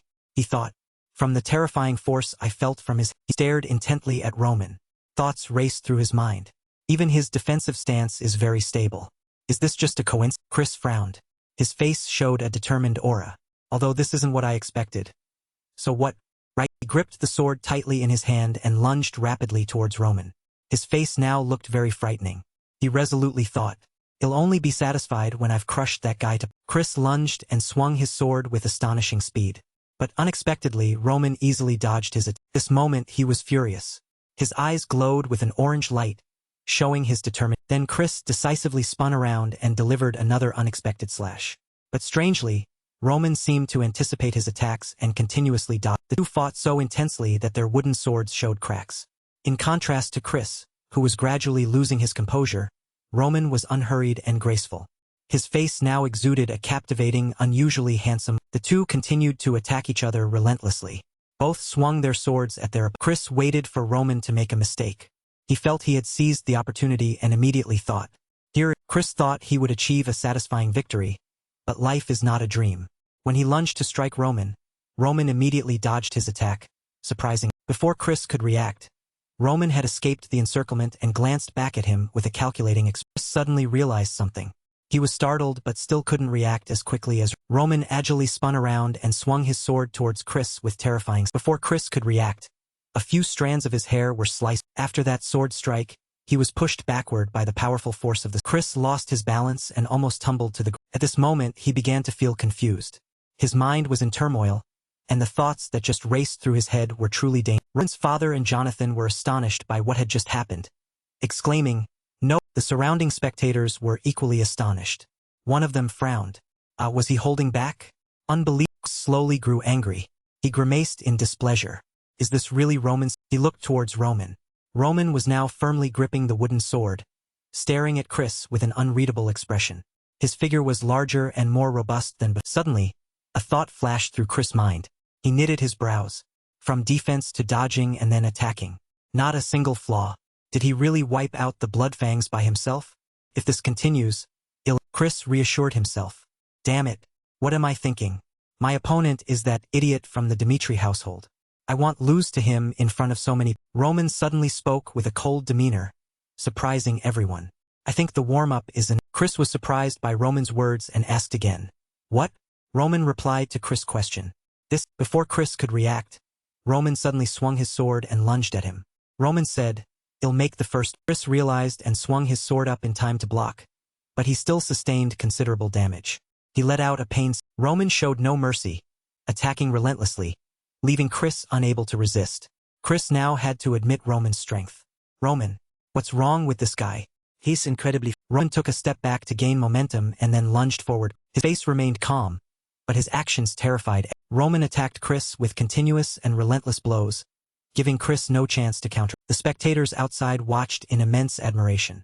They repeatedly thought what an impressive attack. Chris seemed to be growing tired. He grimaced in thought while trying to block. Damn it, just blocking his attacks and I can barely hold my. Although Chris was very frustrated, he still refused to give up, constantly seeking a solution to counterattack. He mused, this is very dangerous. I need to find an opportunity. Roman swung his sword once more, but this time the strike was more decisive and powerful. Cracks began to appear along the blade of the wooden. Roman's blade grazed Chris' body, pushing him backward. He hadn't expected to be hit by that guy's attack. He regretted it instantly, thinking, damn it, should I have retreated? Before Chris could collect himself, Roman continued to charge rapidly towards him. Roman raised his sword high, intending to strike down. His figure was so large it seemed to engulf Chris' body. This time, Chris managed to defend in time and retreat back. Chris stared at Roman, who was about to swing his sword at him. He seemed to be calculating something. His movements are too. Chris suddenly saw an opening in his opponent. Roman's chest seemed to be his weak point. There are so many. Chris put all his hopes into a strike towards Roman. His strike was very decisive and powerful. His face suddenly changed color. Roman dodged the sword swing without a word. He can read Chris. Roman looked at Chris with a challenging and disdainful expression. Chris was very frustrated now, realizing that Roman was just feigning weakness to lure him in. Chris angrily thought, he deliberately did that to trick me into attacking? He fooled. Both still lunged into battle, but he thought pessimistically, I'm going to lose to. Roman still fought with such ease. It was effortless for him. As he fought, his lips curled, his expression looking very provocative. Chris seemed to be in despair. Am I going to lose? Suddenly, a mysterious pale blue light enveloped Chris' arm and slowly spread towards the sword blade. Crackled like an electric. Jonathan frantically shouted at Chris to stop him. Chris now seemed to have lost control. His eyes were bloodshot.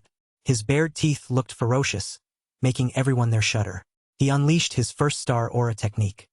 His arm glowed fiercely, and he lunged at Roman like a ravenous. Roman was also very surprised to see this. This was the first time he had encountered something so strange. An ear-splitting explosion occurred as Chris and Roman clashed. Smoke and dust flew everywhere, making everyone rub their eyes. The people around, rubbing their eyes from the dust, began to panic. What the hell just happened? Roman's father was the most distraught. He was very worried about his son and shouted loudly to find him. Roman, where's The smoke dissipated. Roman's figure was revealed, crouching on the ground. Roman sighed in relief. His face became tense from the recent events. He looked up at Chris with a frightening gaze. Smoke completely cleared, revealing Chris standing there. He was still gripping his sword firmly. Roman had luckily dodged the fatal attack and was now sitting on the ground. Chris was calm again. He seemed to have no memory of what had just happened. He was suddenly knocked backward by an attack from Roman, causing him to tumble onto the ground. Everyone around was very surprised at this moment. Even Roman's father and Jonathan were equally astonished. Just a second ago, everything was normal, but a second later, Chris was defeated by Roman in the most humiliating way possible. In the end, Roman still maintained a calm expression as he looked at Chris. At this moment, he looked strangely captivated. After the match ended, everything returned to normal. Everyone continued to diligently practice swordsmanship. In the training area, two people were assiduously training. The clash of wooden swords created a rather loud sound. They were so focused that they didn't hear the gossiping remarks of some people present there. Who was appointed deputy knight commander? Don't you know? The continued without cease while Chris and Jonathan kept training. He's the commander's apprentice. He's quite young. So if those words had been coming from two young soldiers on guard duty nearby, perhaps they were a bit bored, which made them talk so much. The black-haired soldier continued, even so, he's already a 2-star or a knight. The brown-haired young man next to him was a bit surprised to hear that. 2-star at that. Those men continued to gossip about Chris. As for him, he was still enthusiastically training, oblivious to it all. I heard he perceived mana after only half a year of. Not only were the two guardsmen discussing Chris, but even those sitting in the room were chatting lively. The blue-haired man gestured. It only took him 3.5 years to become a 1-star. The red-haired young man sitting next to him wondered. In such a short side, Chris was making great progress in his training. He slashed at Jonathan, making him constantly dodge. The gossiping hadn't stopped yet. And the rumor is his swordsmanship is extraordinary. After hearing the story, a red-haired young man looked very surprised and interested in the person just mentioned. He looked at the bald old man and asked, what was his name? At this point, after training for too long, Chris was exhausted and sank to the ground, utterly fatigued. He was gasping for breath, trying to maintain balance by propping the sword tip against the ground. Jonathan, holding his wooden sword, stared at him and seemed to sense that he was exhausted. He can't train and Jonathan looked a bit worriedly at Chris, who was panting heavily. It seems we should stop here for. He continued firmly as he saw Chris, despite being very tired, still stubbornly trying to stand up to continue training. Chris, his sword, sprang to his feet, and decisively rejected Jonathan's offer to rest. He insisted on continuing his training. He wiped away the sweat from his face and stared at Jonathan to show his determination for swordsmanship. I want us to train one more. Jonathan smiled in satisfaction upon hearing that. He seemed very pleased with Chris' actions and thought, besides his innate talent, he also possesses a complementary work ethic. Chris, this child, he is a genius. Everything rewound a few minutes to when Chris had just been knocked backward by Roman. His eyes were glazed over, his mouth agape unconscious. So, it had just been a memory from the past before the match happened. He fell to the ground so hard that the sword he held tightly in his hand flew. Everyone gaped in astonishment at the. Roman still stood there, his sharp gaze pointing at. Roman stared at Chris, but his face showed no different expression, maintaining his cold, unreadable. After the match ended, nothing else changed. The castle remained as it was. The only difference was that Chris had been defeated by. Roman's father looked at Chris lying unconscious on the ground. He hesitantly said, Commander John. He anxiously looked at Jonathan, who was also stunned, not understanding what had just happened. What the hell just happened? Didn't you say Deputy Commander Chris is Dimitri's most prideful 2-star or a knight? Jonathan was speechless. Jonathan's mind was in turmoil at this moment, and he broke out in a cold sweat, thinking, but how can this be? Just last month, all he did was cause trouble for us. These aren't the skills of someone who's only trained for 1 or 2 years. They look like skills cultivated over many years of practice. There's no way he could have developed so. His expression showed he realized something, and he turned to Roman's father to tell him, Sir, please don't be surprised by this. It seems the young man. Jonathan looked towards Roman, who was still on the battlefield. He hesitated. Is a sword genius? Roman stared down at Chris with a contemplative gaze. He seemed to be pondering something important. Chris remained motionless on the ground. He seemed to have been unconscious for quite some. As Roman looked at Chris, he suddenly recalled the scene of Chris swinging his sword at him during the match. He carefully analyzed Chris' attacks like a master. He knows how to attack his opponents and his focus is quite sharp. Perhaps he could easily clear out the bloodfangs by himself. His mind kept replaying images of Chris fighting. I can see why Jonathan is proud of him. By their standards, he's quite a skilled warrior. But by my standards, he's the Roman arrogantly ridiculed Chris in his own thoughts. Even the riffraff in the demon sect are stronger than. Although Roman looked down on Chris somewhat, he still had a degree of admiration for the way Chris fought at the very end. Although I was very surprised at the end. Suddenly, Roman's father chuckled, making Jonathan glance over at him. He suddenly burst into loud laughter, and everyone there seemed surprised, not understanding what was. He continued to look at his son, Roman, and praised him.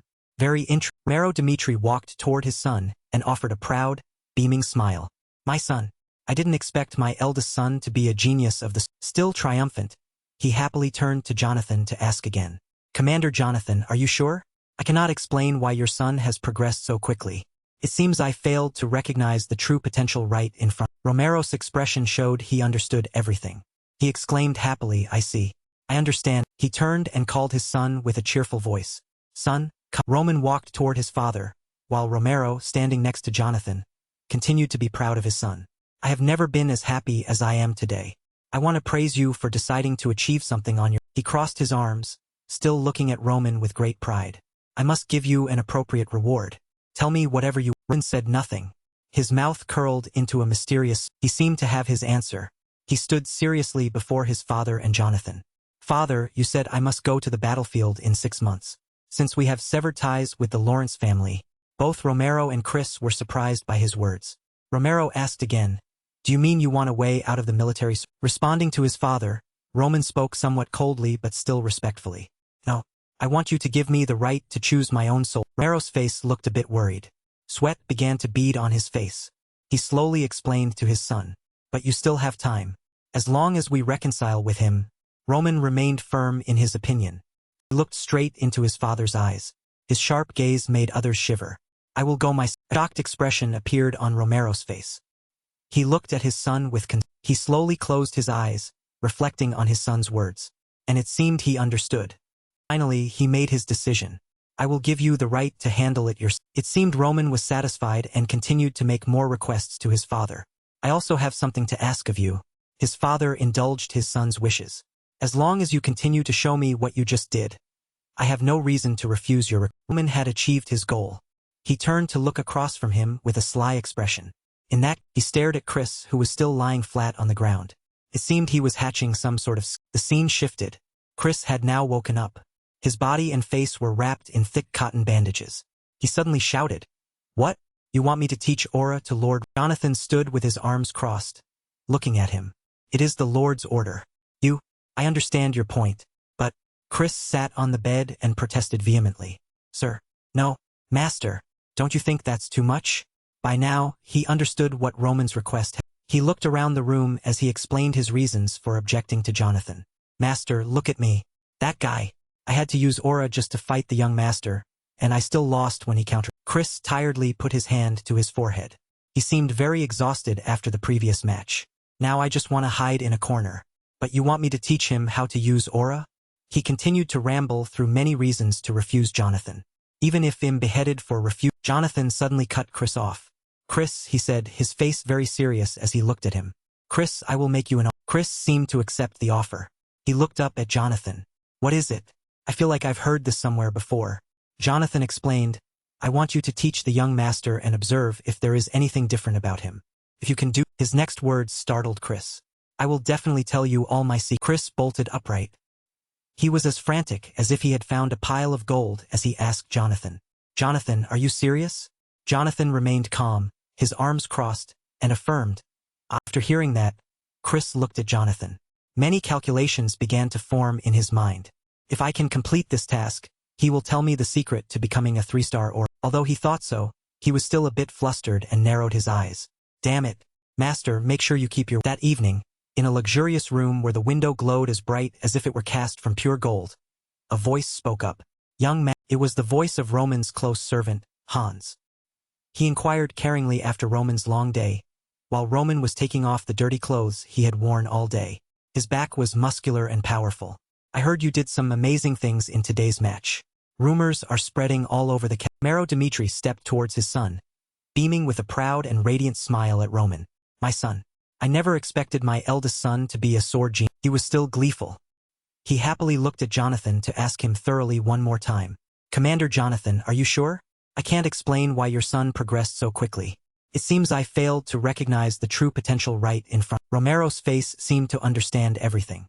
He happily exclaimed, "Oh, I see." He turned and called his son over with a joyful voice. "Son, come." Roman approached his father, who stood next to Jonathan, still proud of his son. "I've never been as happy as I am today. I want to commend you for deciding to achieve something on your—" He crossed his arms over his chest, happily looking at Roman with a very proud expression. "I must give you a suitable reward. Tell me what you—" Roman said nothing. His lips curled into a mysterious— He seemed to have his answer. He stood seriously before his father and Jonathan. "Father, you said I have to go to the battlefield in the next 6 months because we have severed ties with House Lauren." Roman's father and Jonathan were surprised by his words. Romero asked again, "Do you mean you want to avoid In response to his father, Roman replied somewhat coldly but still politely, "No.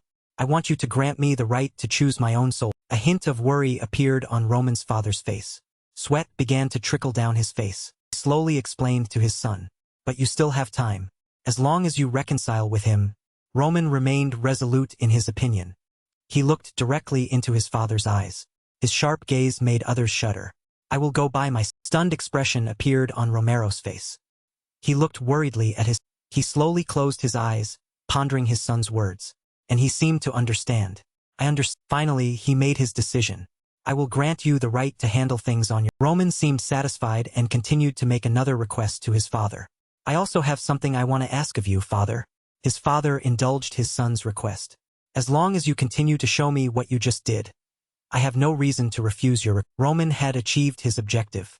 He turned to face his opponent and revealed a cunning expression. He stared at Chris, who was still sprawled on the ground. He seemed to be hatching some scene change. Chris had woken up.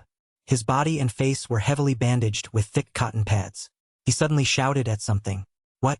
You want me to teach young Master Roman about—" Jonathan stood with his arms crossed, watching him. "It's the Lord's command. I understand what you mean, but—" Chris sat on the bed, fiercely protesting. "Sir. No. Teacher. Don't you think that's too much?" Jonathan now understood what Roman's request had. He looked around the room as he explained his reasons for objecting to Jonathan. "Look at me, teacher. That guy. I had to use aura to fight the young master. And I still lost when he countered." Chris tiredly raised a hand to his forehead. He seemed very exhausted after the earlier match. "Now I just want to hide in a corner. But you want me to teach him how to use aura, really?" He rambled on with many reasons to refuse Jonathan. Even if him beheaded for refusing, Jonathan abruptly interrupted Chris. "Chris," he said, looking at him seriously. "Chris, I will make an—" Chris seemed to accept the offer. He looked up at Jonathan. "What is it?" "I think I've heard something like that before." Jonathan explained to him, "I want you to teach the young master and observe if he's any different if you can do." His next words also stunned someone like Chris. "I will certainly tell you all my secrets." Chris shot upright. He eagerly, as if he'd found a treasure trove, asked Jonathan, "Jonathan, are you serious?" Jonathan remained calm, arms crossed, and affirmed. After hearing that, Chris looked towards Jonathan. Many calculations began to appear in his mind. If I can accomplish this, he will tell me the secret to becoming a 3-star or— Although he thought so, he was somewhat confused and narrowed his eyes. "Damn it. Remember your promise." That evening, in a luxurious room, the window was bright golden, as if cast from pure gold. In that space, a voice spoke. "Young man." It seemed to be the voice of Roman's close attendant, Hans. He asked Roman about his day with concern, while Roman was removing the dirty clothes he had worn all day. His back was muscular and very appealing. "I heard you achieved great things in today's match. Rumors are spreading throughout the camp." Hans stood behind Roman, still holding his clothes. "I know the Deputy Knight Commander is a 2-star Aura Knight, but you still defeated him. Truly extraordinary." Roman, wearing luxurious red attire, pondered as he spoke. 2-star Aura? "Hans, do you know what aura—" Hans stared at Roman, who was standing by the window, and replied, "Huh? I don't understand. Isn't it a power that uses—" Roman stood by the window, gazing into the distance. He muttered, "They call it—" He then recalled the scene when Chris used that terrifying power called aura, swinging his sword at him. "The power Chris showed me. It's definitely an outburst of—" He recalled Chris' arm emitting a glow when he used the technique and carefully examined it. However, their way of using energy is different from ours. This thing they call aura here, there's something inefficient. Roman still stared at the scene outside the window. "I don't understand why they use energy like—" He suddenly smirked, and at this moment, The lines of his face became unusually handsome. It seems the people here will need to learn more about the power they use. They'll probably see for myself during training. Chris suddenly felt a pain in the wound on his cheek. It seemed his intuition told him something bad was coming. Oh no! Am I getting too worried? A few days later, in a garden, Roman and Chris seemed to be preparing for. The two of them stood facing each other, looking very serious. Chris hadn't fully recovered after the previous match. His face was still bandaged. He looked at Roman with a cold expression, as if he wasn't entirely willing to do. Roman also stared at Chris. His face always exuded an unusual calm. Chris suddenly pressed his lips together because he saw that Roman didn't seem serious about the training, which greatly annoyed him. He thought that bad. Chris, out of consideration for Roman, was no longer annoyed. He thought, calm down. Then he decided to teach Roman the basics before starting the training. Let me explain to you what aura. Through Chris' explanations and the image of a flickering purple flame, he explained aura. Aura is a way of using mana, the form that knights usually emit. Example image showed a knight, unidentifiable but very muscular. He was accumulating a stream of light in his hand, illustrating how mages use mana by storing it in magic. A red energy flow emanated throughout the knight's body. It seemed to be called mana. The explanation continued, stating that knights store mana throughout their body. A man with a long beard appeared. He wore dignified attire. He was known as the one who pioneered the use of mana, Emperor Alexander. What was called mana always flowed throughout Alexandros' body. Unlike mages who stored mana in objects, he was the first to discover that storing mana throughout the body could enhance physical abilities. Aura is the act of spreading this stored mana outward. When mana is circulated throughout the body, power can skyrocket by concentrating and releasing. Example image showed that whenever mana was used, the user's arm would emanate abundant and powerful. After finishing his illustration, Chris patiently explained to Roman what mana was. Roman listened seriously, arms crossed, eager to learn. However, knowing the history of mana isn't that important. Only a few people can use mana this way. About 1 in 1,000 chooses to become an aura knight, and about 1 in tens of thousands can become a. Chris seemed serious as he explained to Roman. Therefore, finding out if you have mana affinity is the important part. The minimum requirement for aura knights is the ability to perceive mana. Most fail at this. Roman still listened attentively to Chris, arms crossed. Chris continued to diligently lecture. Although it only took me half a year to perceive mana, it's not uncommon to hear of others taking over a year to perceive. Chris continued, this is where innate talent comes in. Before he could finish, Roman interrupted. Let's start by trying to perceive mana. Can you explain how you... Chris looked at Roman with a hint of disdain. Of course. After saying that, he immediately thought ill of Roman. Roman Dmitri. He's incredibly smug after winning against me. Chris still looked towards Roman, bad-mouthing him in his mind. Roman, still not understanding what Chris was thinking, just stood there. What a pity. It's not as easy as you think. Because innate talent for swordsmanship and innate talent for mana are two different things. You'll know what it feels like to face reality. Roman's thoughts suddenly surfaced. This training session is wrong from the start. Because I already know how to perceive mana. It turned out Roman had been able to perceive it for a long time. He remembered when his body emitted a flow of mana energy. And thanks to the heavenly demonic arts, I've been able to store mana. Even if it's just a small amount. He slowly closed his eyes to ponder. Continuing only with what I already know is a shortcut to decline. Even if I can't understand why they do it this way, I also need to learn how they proceed. Chris walked around Roman, acting like a teacher. Roman remained obediently still. Focus on your breathing and concentrate. It's crucial to feel everything connected to your... Chris guided him as he walked around while Roman was concentrating on performing the technique. Once you get used to using mana, you'll be able to manifest aura. Try to concentrate the mana flowing throughout your body into one point. That's how you manifest. Roman turned and walked away coldly, not forgetting to impart a few philosophical words to Chris. There are no perfect answers in this world. Even the method you decided to pursue was created by someone hoping for a success. As he walked, he frowned as if he had just realized something. This longing is what causes suffering, and Roman recalled a certain imperial palace, where everyone stood in neat rows on both sides, making way for warriors. Facing problems. When one encounters failure, that's when one has to deal with criticism from others and one's own despair. Even so, change is still very necessary. Just as I rejected my father's teachings to forge my own. Roman turned and walked away, leaving Chris standing there in silence. Let's end training here. After hearing Roman's words, Chris understood and turned to speak to Roman. Roman, hearing Chris speak, stopped and glanced back. At this moment, Chris finally erupted. He shouted loudly, drawing Roman's attention. Please tell me, what should I do from... The scene suddenly changed. The sight before them startled everyone. A pool of blood lay on the ground. Next to it, someone's hand was writhing, clawing at... Knights were fighting, but one seemed to be at a disadvantage and was collapsing to the ground. The surroundings were chaotic, making it unclear where the white-haired old man stood, pointing his sword at the man lying on the ground. Are you going to continue seeking revenge? The other replied to the old man, no, I admit my defeat. The blood demon sect will abide by the heavenly demon sect's direct. The man on the ground was frantic. The two of them fought so fiercely that their swords broke. The man continued to plead, this is the first time I've seen someone as strong as you. What must I do to become as strong? The man with the battered body tried to kneel beside the old man. I have decided to devote this body to you. If I become stronger, both of us will benefit. He lost his composure and roared, so tell me, what should I do from now? Suddenly, the scene shifted back to Chris, who was shuddering at. He looked towards Roman, who was also glancing at him, thinking, he cast aside his pride. Roman suddenly thank you watching for vid. He glanced at Chris, his eyes glowing with a purple light. His face couldn't be more cunning. The scene began with an introduction. A muscular man wearing a strange uniform, his eyes and back emitting a red glow, looking very terrifying. He was the blood demon, a notable figure in his previous life who unified the blood demons. The man fought very well, and his most terrifying battle was against another man, a figure who once greatly influenced the martial arts world. The unavoidable struggle for control between him and Baek Jong-hee.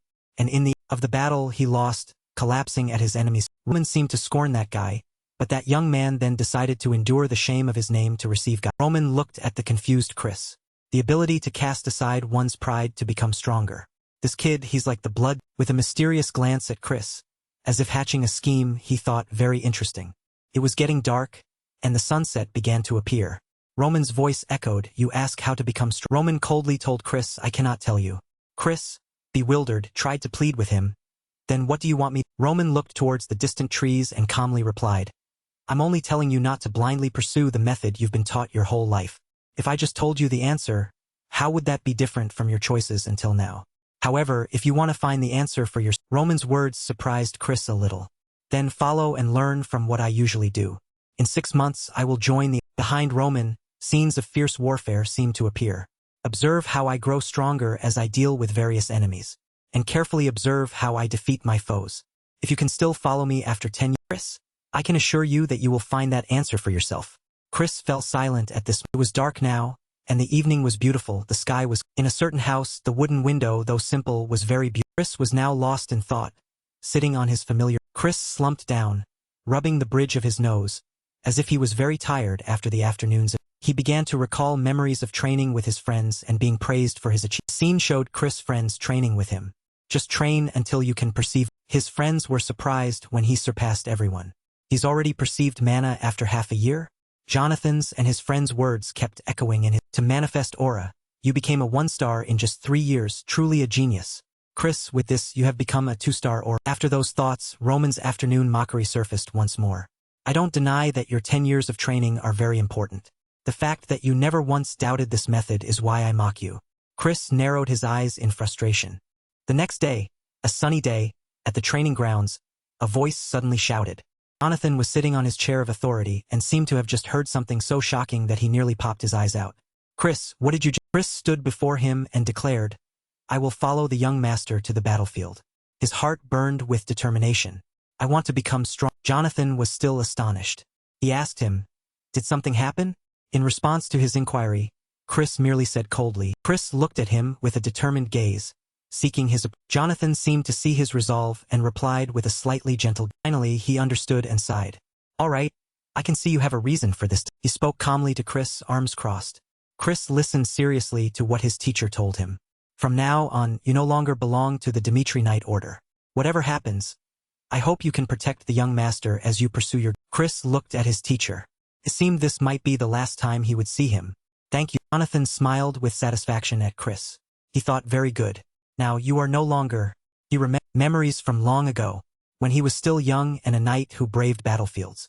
That day, like any other, he passed a certain place and heard something that made him turn his head. Jonathan froze at the sight of a bewildered boy sitting next to a woman whose body was covered in blood. It seemed this was the boy's... That boy was Chris when he was little. He had cried a lot when his mother died. unable to do anything because he was just a child. Jonathan remembered vividly the crying child next to his dead mother on the battle. Returning to the present, Jonathan stood up and told Chris, "Because of you, I'm sure of one thing. If even you are willing to follow him, then young Master Roman is no longer someone who can be called an." Jonathan slowly walked out of the room. "Follow me. From now on, you'll need to prepare yourself," Chris asked in surprise. Jonathan looked happily at his beloved disciple and replied, "If you want to survive on the battlefield, you'll need your own secret." Chris' face immediately lit up when he heard that. Yes, a certain eatery, people were still bustling with trade and exchange as usual. Someone's hand was laboriously carrying a heavy wooden crate. That person's hands were veiny, looking somewhat frail. Suddenly, a voice spoke up, heard that everyone there was chattering excitedly about Roman.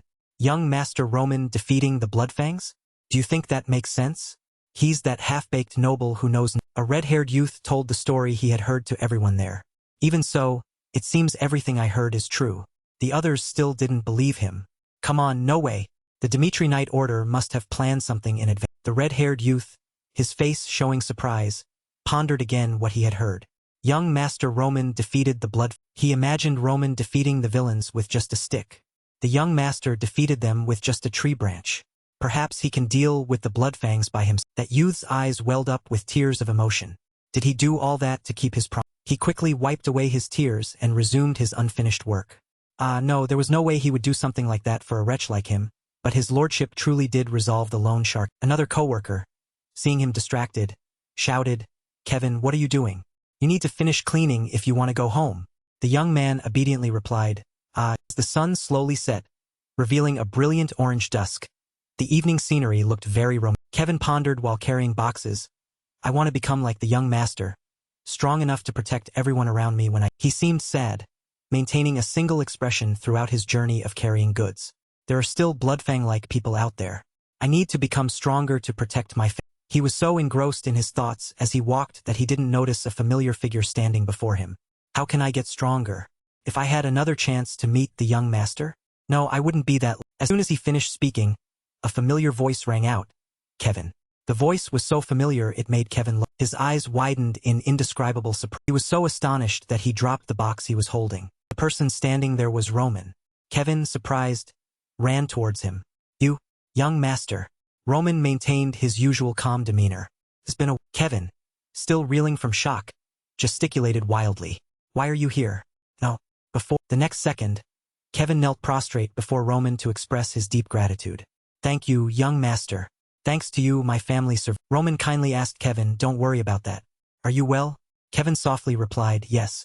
After the Bloodfangs stopped threatening us, I was able to find work, thanks to..." Roman also appreciated the young man's gratitude. The young man continuously expressed to Roman, "I don't know how to convey my gratitude to you." Roman replied with satisfaction, "How to say thank you, you ask? If you listen to my proposal, perhaps you'll know what..." Roman stood with his arms crossed, serious, while Kevin remained kneeling on the ground. "Proposal?" Roman told him about the benefits of accepting his offer. "If you agree, you won't have to worry about your family's finances. You'll have a warm home and delicious food, and even live a life of abundance, unlike the job you're doing." After hearing those honeyed words, Kevin seemed captivated. Without stopping, Roman continued, "I will make that." Roman stood with his arms crossed. Behind him, the setting sun cast a powerful and charismatic glow. "Therefore, live for me. If you can be loyal to me, I will give you a life without regret." Kevin looked up at Roman with a bewildered gaze. But then he had his answer. He pressed his lips together. Suddenly, he slammed his head forcefully to the ground in a kneeling prostration, as if expressing gratitude. But it was a bit strange. "I offer my life to you, young man." He maintained that posture, casting aside his dignity. "If you tell me to die, I will obey and die. If you tell me to kill, I will kill." Kevin banged his head until it bled. But he didn't stop and continued, "As long as you promise to protect my family. My life is in your..." Roman glanced at him with a sharp, cold gaze. "He shows his loyalty with his blood. This kid reminds me of Mad Horse was someone with a somewhat fearsome appearance and a touch of madness in combat. Just give the order, and he would confront hundreds of enemies and never retreat until the task was completed. That mad..." He looked down at Kevin, who was gazing at him with piteous eyes. "Since Chris is very similar to the blood demon, this also makes me think." Roman put on a cunning, somewhat handsome expression as he looked at Kevin. "My time wasn't wasted after all," he arrogantly declared. "Good. From now on, you belong." That day, The mansion stood majestically like a white jewel against the deep blue. In the mansion hallway, Roman instructed his trusted servant. So Hans, I'm entrusting Kevin to you. Please help him get used to life here. Hans replied, yes, I understand. Kevin, standing nearby, secretly peeked at Hans. Then Roman turned back to instruct Kevin. Kevin, I will visit you later, so take care. Kevin was joyful and excited. Yes, young master. Thank you, your lord. Upon hearing the reply, Roman turned back, his face expressionless. I'm going to the library. If anything comes up, you can find me there. Kevin replied, yes, young man. As Roman turned and left, Hans gently asked Kevin, would you like a tour? Kevin smiled. Would that be all? In the library, the room was constructed mostly of wood. Countless layers of books were neatly arranged on shelves and categorized by tiers and types. In one corner, a staircase led to the second floor. Lamps and candles were installed around the room to provide light, their glow spreading throughout the library. On the wooden table lay a pile of books. Near the edge of the table, a large candelabra provided illumination. Roman sat on a chair, his face serious. Aura Knight. His eyes focused intently on each. Roman read a page. The page instructed on how to become an Aura Knight and its distinguishing signs. The path of an Aura Knight. To become an Aura Knight, a sign that you have become a one-star Aura. He continued to read the book. One hand held the page, the other rested on the armrest of the chair. To become a two-star Aura Knight, you must be able to cut hard steel with your aura, and the intensity and power of the aura will determine your. The book also featured an image of a mighty knight with a crimson flag fluttering behind him. Once you become a 3-star Aura Knight, you will transcend ordinary comprehension and receive special treatment in the. On the next page, an image of the Salamander continent appeared. Currently, the Salamander continent has one 6-star Aura Knight. But to this day, there are no legends of anyone reaching the 7-star. Even among the top 10 knights, not all have reached the 6-star rank.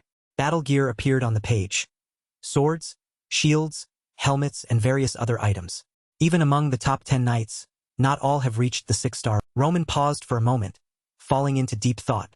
Knights and the 6-star rank. I've already confirmed the strength of a 2-star knight with Chris. Even Jonathan, who is currently a 3-star knight, is only as strong as a second-rate. Roman continued reading. Anyone who reaches the 6-star rank will possess abilities that surpass ordinary. A powerful, destructive blast of energy appeared in the book. The flames they unleash from their swords have a range of up to 10 meters, and their destructive power is on a completely different. Currently, only 12 people are believed to have reached the 6-star threshold. They are treated like royalty, regardless of nationality or an image of the 12 6-star knights in the book. They are called the 12 swords of the continent. So it is. Roman pondered again. From all the information I've gathered so far, it seems they are very powerful individuals. The fact that they can reach this level without knowing how to effectively utilize chi demonstrates their. He looked at the book before him. Here, there are also mages like HMAGE, for example. HMAG, the most powerful source. An image of a man in a red robe, both hands using his power to fight, appeared. Those who reach the 7-tier rank are bestowed the title HMAG. They are considered demigods. They can walk through battlefields and disasters, waiting for an opportunity to strike. The book also showed a scene of fireballs raining down from the sky onto the ground, making the surrounding sky glow red. A single incantation of theirs can flatten the earth. And when fighting in numbers, they are even more dangerous than 6-star Aura. Roman coldly looked at the page. Magic is a power that doesn't exist in the Murim world. Now I know what I need. He closed the book, thinking to himself, I need to confront these people to truly understand the situation. But old man Dmitri taking risks is quite. Roman crossed his arms, his cold eyes fixed on the book before him. The added fact that I can't predict what will happen makes the situation even more dangerous. Roman's thoughts flashed with the silhouette of a mysterious man. White hair neatly tied up in a hat, along with powerful attire. Around the man was a fierce sea of conflict. However, I will never stand still like others. I must gain experience and ensure I can live a fulfilling. Roman's face was cold, expressionless. His sharp eyes. This will be interesting. Now let's get. Scene change. At an old house made entirely of bricks with large wooden pillars. Hans pushed open the wooden. He looked up at Roman. Here it is, sir. Roman's face was still expressionless. He asked what was this place used for. It was the workshop the former count used, sir. He strictly forbade outsiders from entering, to the point that not even air could pass through. Roman and Hans were currently standing in front of the workshop entrance. Looking in. After a moment, Roman spoke. This place would be suitable for training. His gaze remained fixed in. With that, he stepped into the workshop. Roman surveyed the surroundings, then instructed Hans, who was standing outside. Hans, I will spend the entire next week in this workshop. I don't need any food or drink.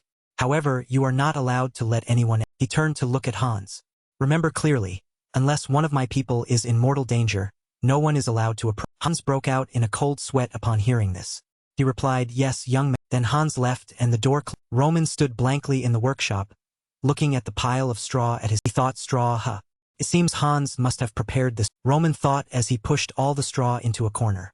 While I appreciate his thoughtfulness, this would actually make the flow of chi more erratic. Not long after, the pile of straw was gathered into a corner of the work. He sat down, closed his eyes, crossed his legs, and began to meditate. Roman sat there, his eyes always closed. But he still needed to think to begin. Up until now, I've only managed to tap into a small amount of mana. To perfectly use the celestial demonic Taoist techniques, I must start from the very first. Roman opened his mouth and recited an incantation. Celestial demonic Taoist. First step, immediately after, a fierce flame erupted. Currents of chi enveloped him. Roman grimaced, veins bulging on his face. I must eliminate all impurities in this. In an instant, blood gushed. Blood poured out from his eyes, nose, mouth, and even his ears. The mana flow that should have surged through Roman's body was instead stagnant. This body had far more impurities than a normal adolescent. Roman's entire body burst into flames, powerful flames. Around him, burning embers flew. The bleeding showed no sign of stopping. But since I had already anticipated this would happen, I gathered the minimal amount of mana necessary to perform this first step. I must regain my original strength. His eyes slightly opened, blood still flowing endlessly. Since I've decided to live my life here, I must acquire the strength to protect what I. Flames continued to erupt around Roman, radiating waves of heat throughout the room. He began to enter the mortal stage. This is just the beginning. A week later, steady footsteps echoed on the tiled white door with intricate patterns opened. Asura stood at the door, bowing to the two people before him. Please wait here for a moment, your lordship. I will go prepare some tea and paste. Before the servant now stood a lord. He was prominent with his blonde hair and beard. He wore an elegant suit, his face stern. Beside him was Flora. She wore a purple, high-collared dress with an added bow. Her long blonde hair was tied up. Viscount Lawrence and Lady. Entering the room, Lord Lawrence turned to ask the servant, "Where is Roman?" The servant replied, "The young master is currently occupied." Then the door closed. The luxurious room fell silent. Lord Lawrence spoke, causing Flora to look up. He closed his eyes and sighed. "It's true that I made a hasty decision to visit without thinking. But indeed, they don't want us." Then Lord Lawrence sat down. "Seems we'll just have to wait." "All right, sit down, my child." Flora politely replied, "Yes." Lord Lawrence called out, "Flora." Her face was sorrowful. "Yes," he said sternly. "I decided to come here to apologize for the mistakes we've made. So be careful what you say." She dared not look at him, only looking down at the ground. Worried. Sweat trickled down her face. "I understand." Suddenly, Lord Lawrence shouted loudly, his voice echoing throughout the mansion. "Did you annul the engagement?" Flora fearfully recounted, "During my last visit, I decided to tell him my thoughts, father." She stammered, "I wanted to follow your words, but..." Flora hesitated before continuing, "The more I thought about it, the more I felt I couldn't marry someone I didn't." Before she could finish, Lord Lawrence yelled. He rubbed his forehead. "I wasted my efforts believing you were a smart child. I can't believe you acted this." Unable to keep calm, he angrily shouted, "Don't you know what's happening to our territory? The Bacco family has decided to borrow an enormous sum of money from the bank. Do you know what that means?" He imagined his territory engulfed in flames, soldiers fighting endlessly, thick black smoke rising. "It means they're just waiting to ignite a..." Lord Lawrence tried to calm down, sitting in his chair, rubbing his forehead. "Arranging a marriage with the Dimitri family is an absolute necessity. They are the only ones who can contend with the Bacco family. And yet you..." How daring her father, Flora immediately panicked. "Our Lawrence family isn't weak, father. Even without the Dimitri family, don't we still have a chance?" Lord Lawrence frowned. "If it were just the Bacco family alone, perhaps. But the central government has approved their shady documents and..." Inches of contracts fluttering across the sky flashed in his mind. "And their act of lending money to the Bacco family without any demands proves one thing.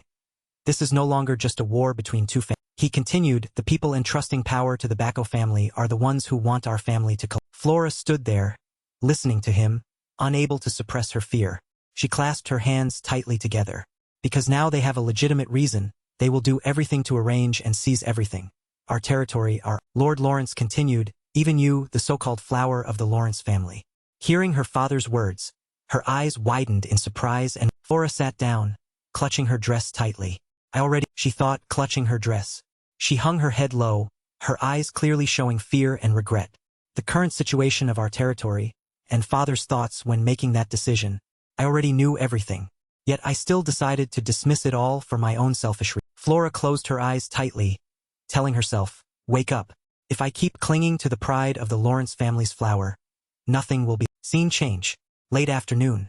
At the workshop where Roman was, Hans paced back and forth anxiously. Oh, what should I do? When will the young master come? Worriedly looked into the workshop.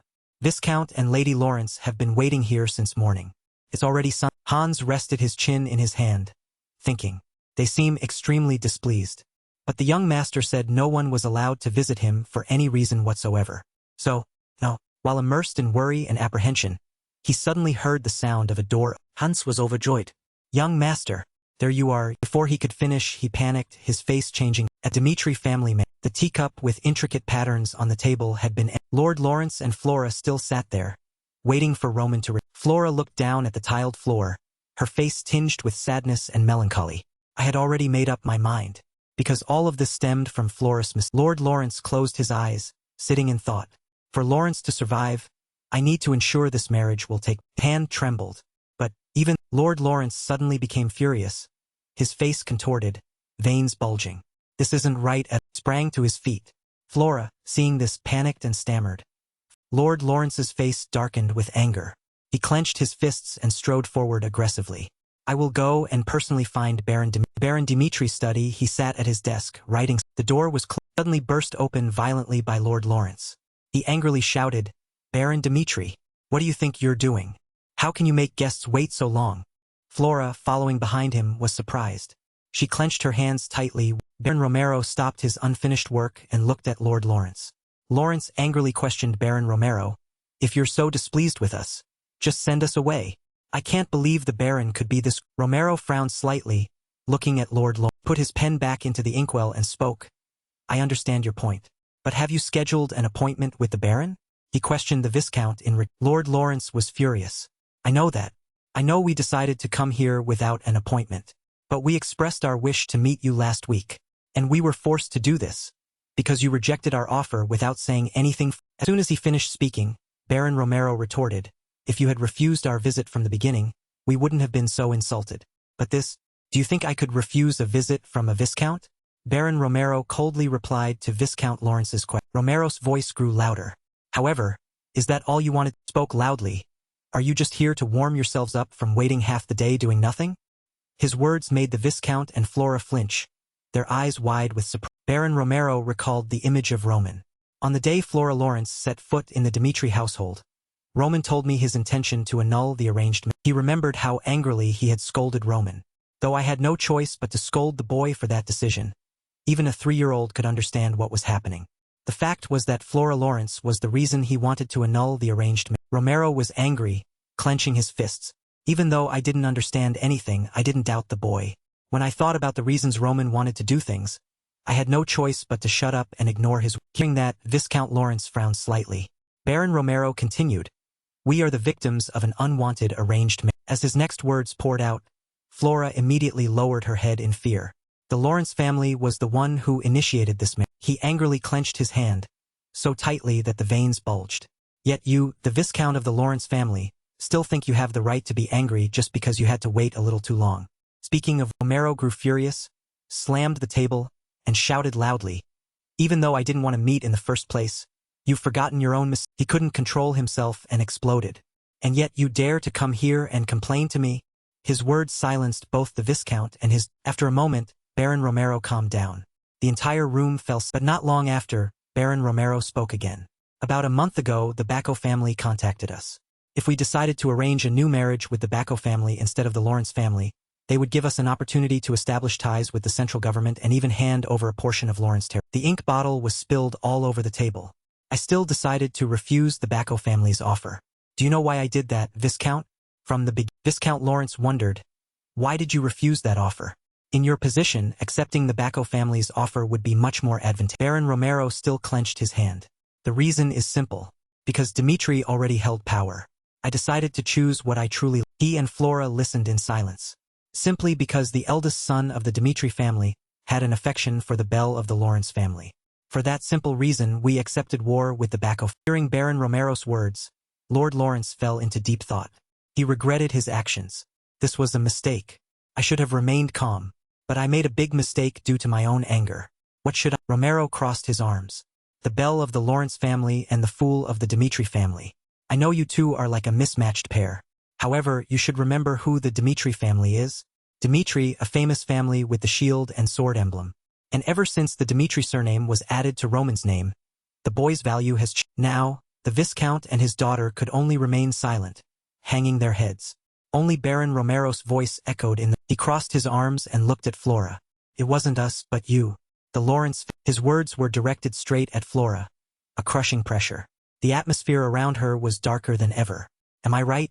Suddenly, a flood of memories rushed back. Image of a blonde girl with emerald eyes, her hair neatly tied up, wearing a pale yellow dress, sitting and listening to a lecture. That was her. She remembered her time at the academy. She remembered it. An image of her and other young masters and ladies also sitting there, listening to lectures. A place where children of various families learned knowledge and built connection. An image flashed in her mind. She was secretly turning back to look at a boy with brown hair. There was a family so small that their qualifications were doubted. A family that existed only in the scene of the chestnut-haired child wearing an outfit combining white and light. The boy only hung his head low, quietly looking at the book on the table, the child of the Joel family. The sight of him silently sitting alone in the corner of the classroom had caught her attention. In a world where children were born with the idea that they were treasures, Joel was She continued to recall those fragments of memory. One day Joel made a small mistake. A vase shattered on the floor.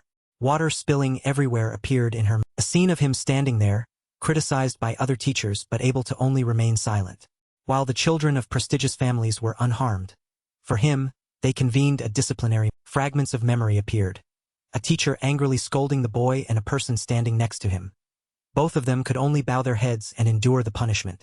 While I watched the teacher scold Joel for his mistake, a man who seemed to be his father appeared and apologized. The man continuously bowed to the teachers, apologizing, while the children outside the door laughed gleefully. She silently looked inside. That day he begged them to forgive the boy and promised to discipline him. Her mind conjured an image of herself at that time.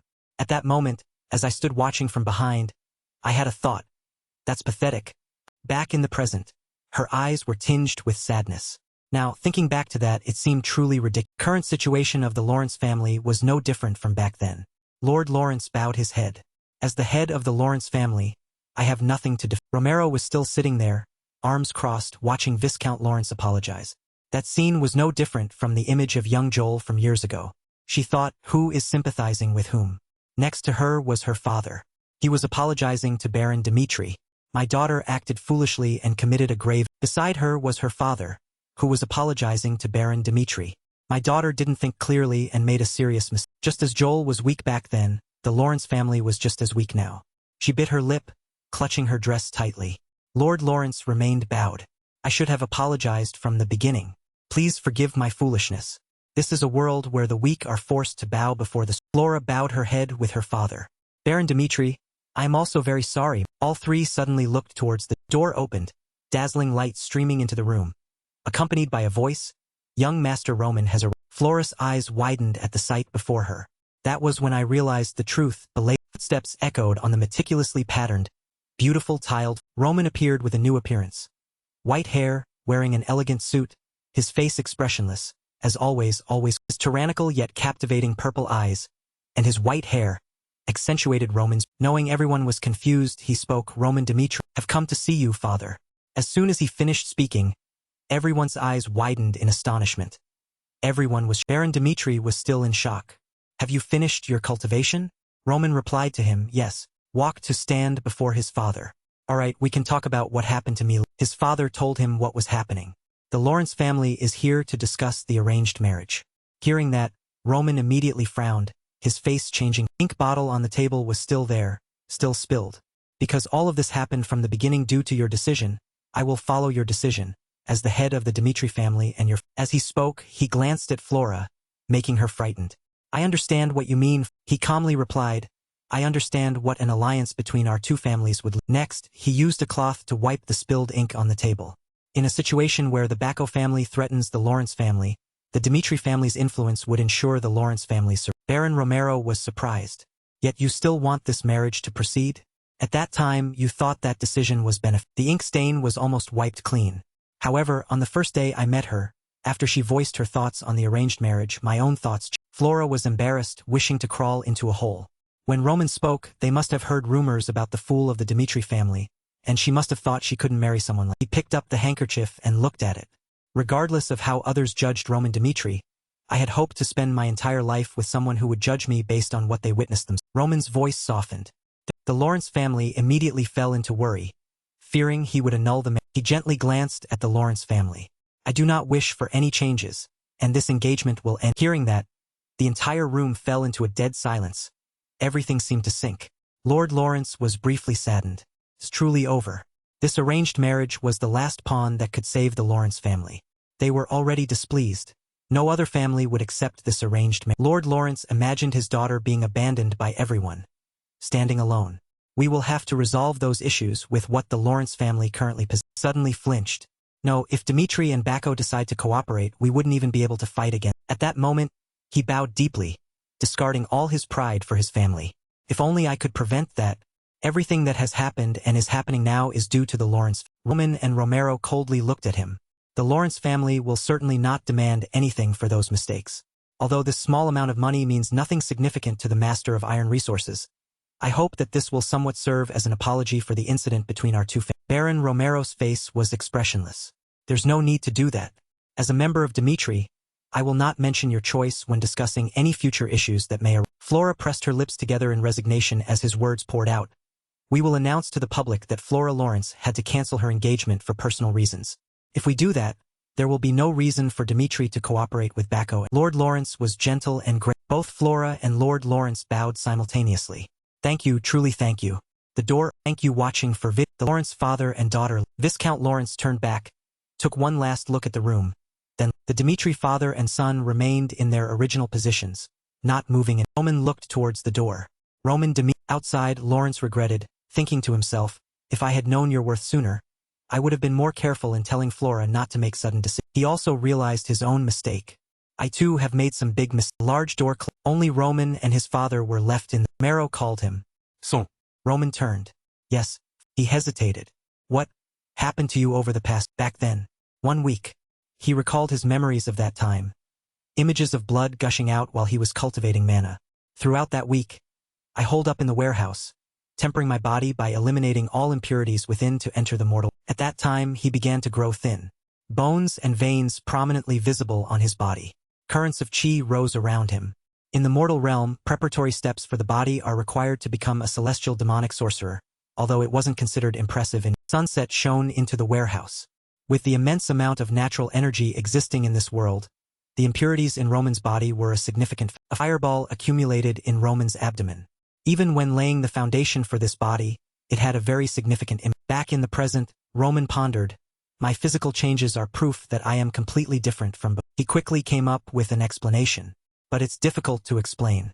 I gained enlightenment through my own training. Although I don't remember the specific details, Baron Romero stood there quite surprised by Roman's. Continued, but I believe that energy has begun to circulate throughout my body. Romero was astonished. Did you just say energy circulation? Energy circulation is a phenomenon where natural energy circulates within the body to enhance physical abilities. Baron Romero suddenly fell into thought. It's something that only happens to a select. Roman's silhouette appeared.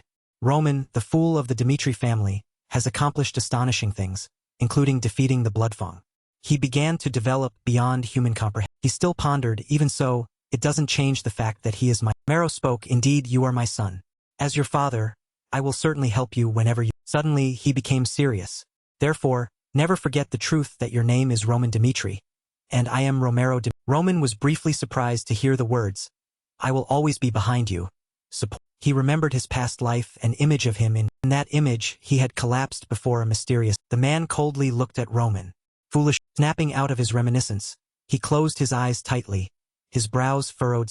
Roman looked at Baron Romero, who still sat there, serious and calm, a father who was not cold or cruel, and supported his son unconditionally. He was thank you watching for then smiled brightly. Thank you, father. Roman thought to himself, not bad. With that he walked out, closing the door behind. Small voice caught Roman's attention. It turned out to be Flora, waiting for him, still quite hesitant to. She began to apologize. I'm truly sorry for hastily judging you and causing so much trouble for both families. Roman ignored her, coldly walking past. There's no need to apologize. I know your intentions, as I have no intention of continuing with this arranged. Flora immediately followed. I understand why you're angry. Even though it was an arranged marriage that neither of us agreed to, I still broke my promise not to discuss it with. She still followed him. However, I still wanted to tell you this while I still had the chance. He stopped, his eyes coldly looking at her. Flora continued to explain, the truth is, I had a special reason to explain the. Back then, at the social gathering hosted by the noble families of the Northeast, something seemed to have happened. Scene of her laughing and talking with other young ladies appeared. There were rumors that I would be engaged to a member of the Dimitri family. Those rumors began to spread quickly, becoming even worse than you. A mysterious person whispered into her ear. Roman Dimitri. He turned back to look at Flora. Was actually addicted to drugs. Drugs erode a person's sobriety and intelligence. She worriedly said, I thought you must have known. His sharp eyes indifferently listened to those words. Although now I know they were. Flora tried to salvage the situation. At that time, I couldn't ignore them. But Roman didn't care and turned to leave. Nothing can change our current relation. He left her there alone. So you don't need to worry. And she stood there, full of. In Roman's room, sat cross-legged on a chair, next to Hans, who was dozing off, still holding the tea. Roman fell into deep thought again. They said drugs? He glanced up at the window. I don't feel any drugs circulating in this. Roman reached out to take the teacup from the tray, thinking, although there were signs of drug use to end his life, that amount of drugs had completely left this body after I completed my training. Sat imperiously. Hans. Yes, young man. Roman suddenly asked a peculiar question. Have you ever seen me use drugs? Or any situation that made you suspect I used drugs? Hearing his question, Hans flinched and, ignoring Hans' surprise, Roman said seriously, I'm not playing games with you. I'm just trying to use this time to reevaluate the choices I've made. So he continued to explain, not according to your own memories, but from an external perspective. Hans helplessly replied, you want to go that far? He picked up the tray, turned it around. About that, although I've never witnessed it first, Hans recounted, but there was a time about a month ago when I thought your actions were quite peculiar, sir. Roman looked at him. And when was an image of Roman at that time appeared in Hans' mind. About a month ago you had just returned from a social gathering. Hans looked at him quite worried. It wasn't anything particularly noteworthy, but when Roman returned, he recalled the scene.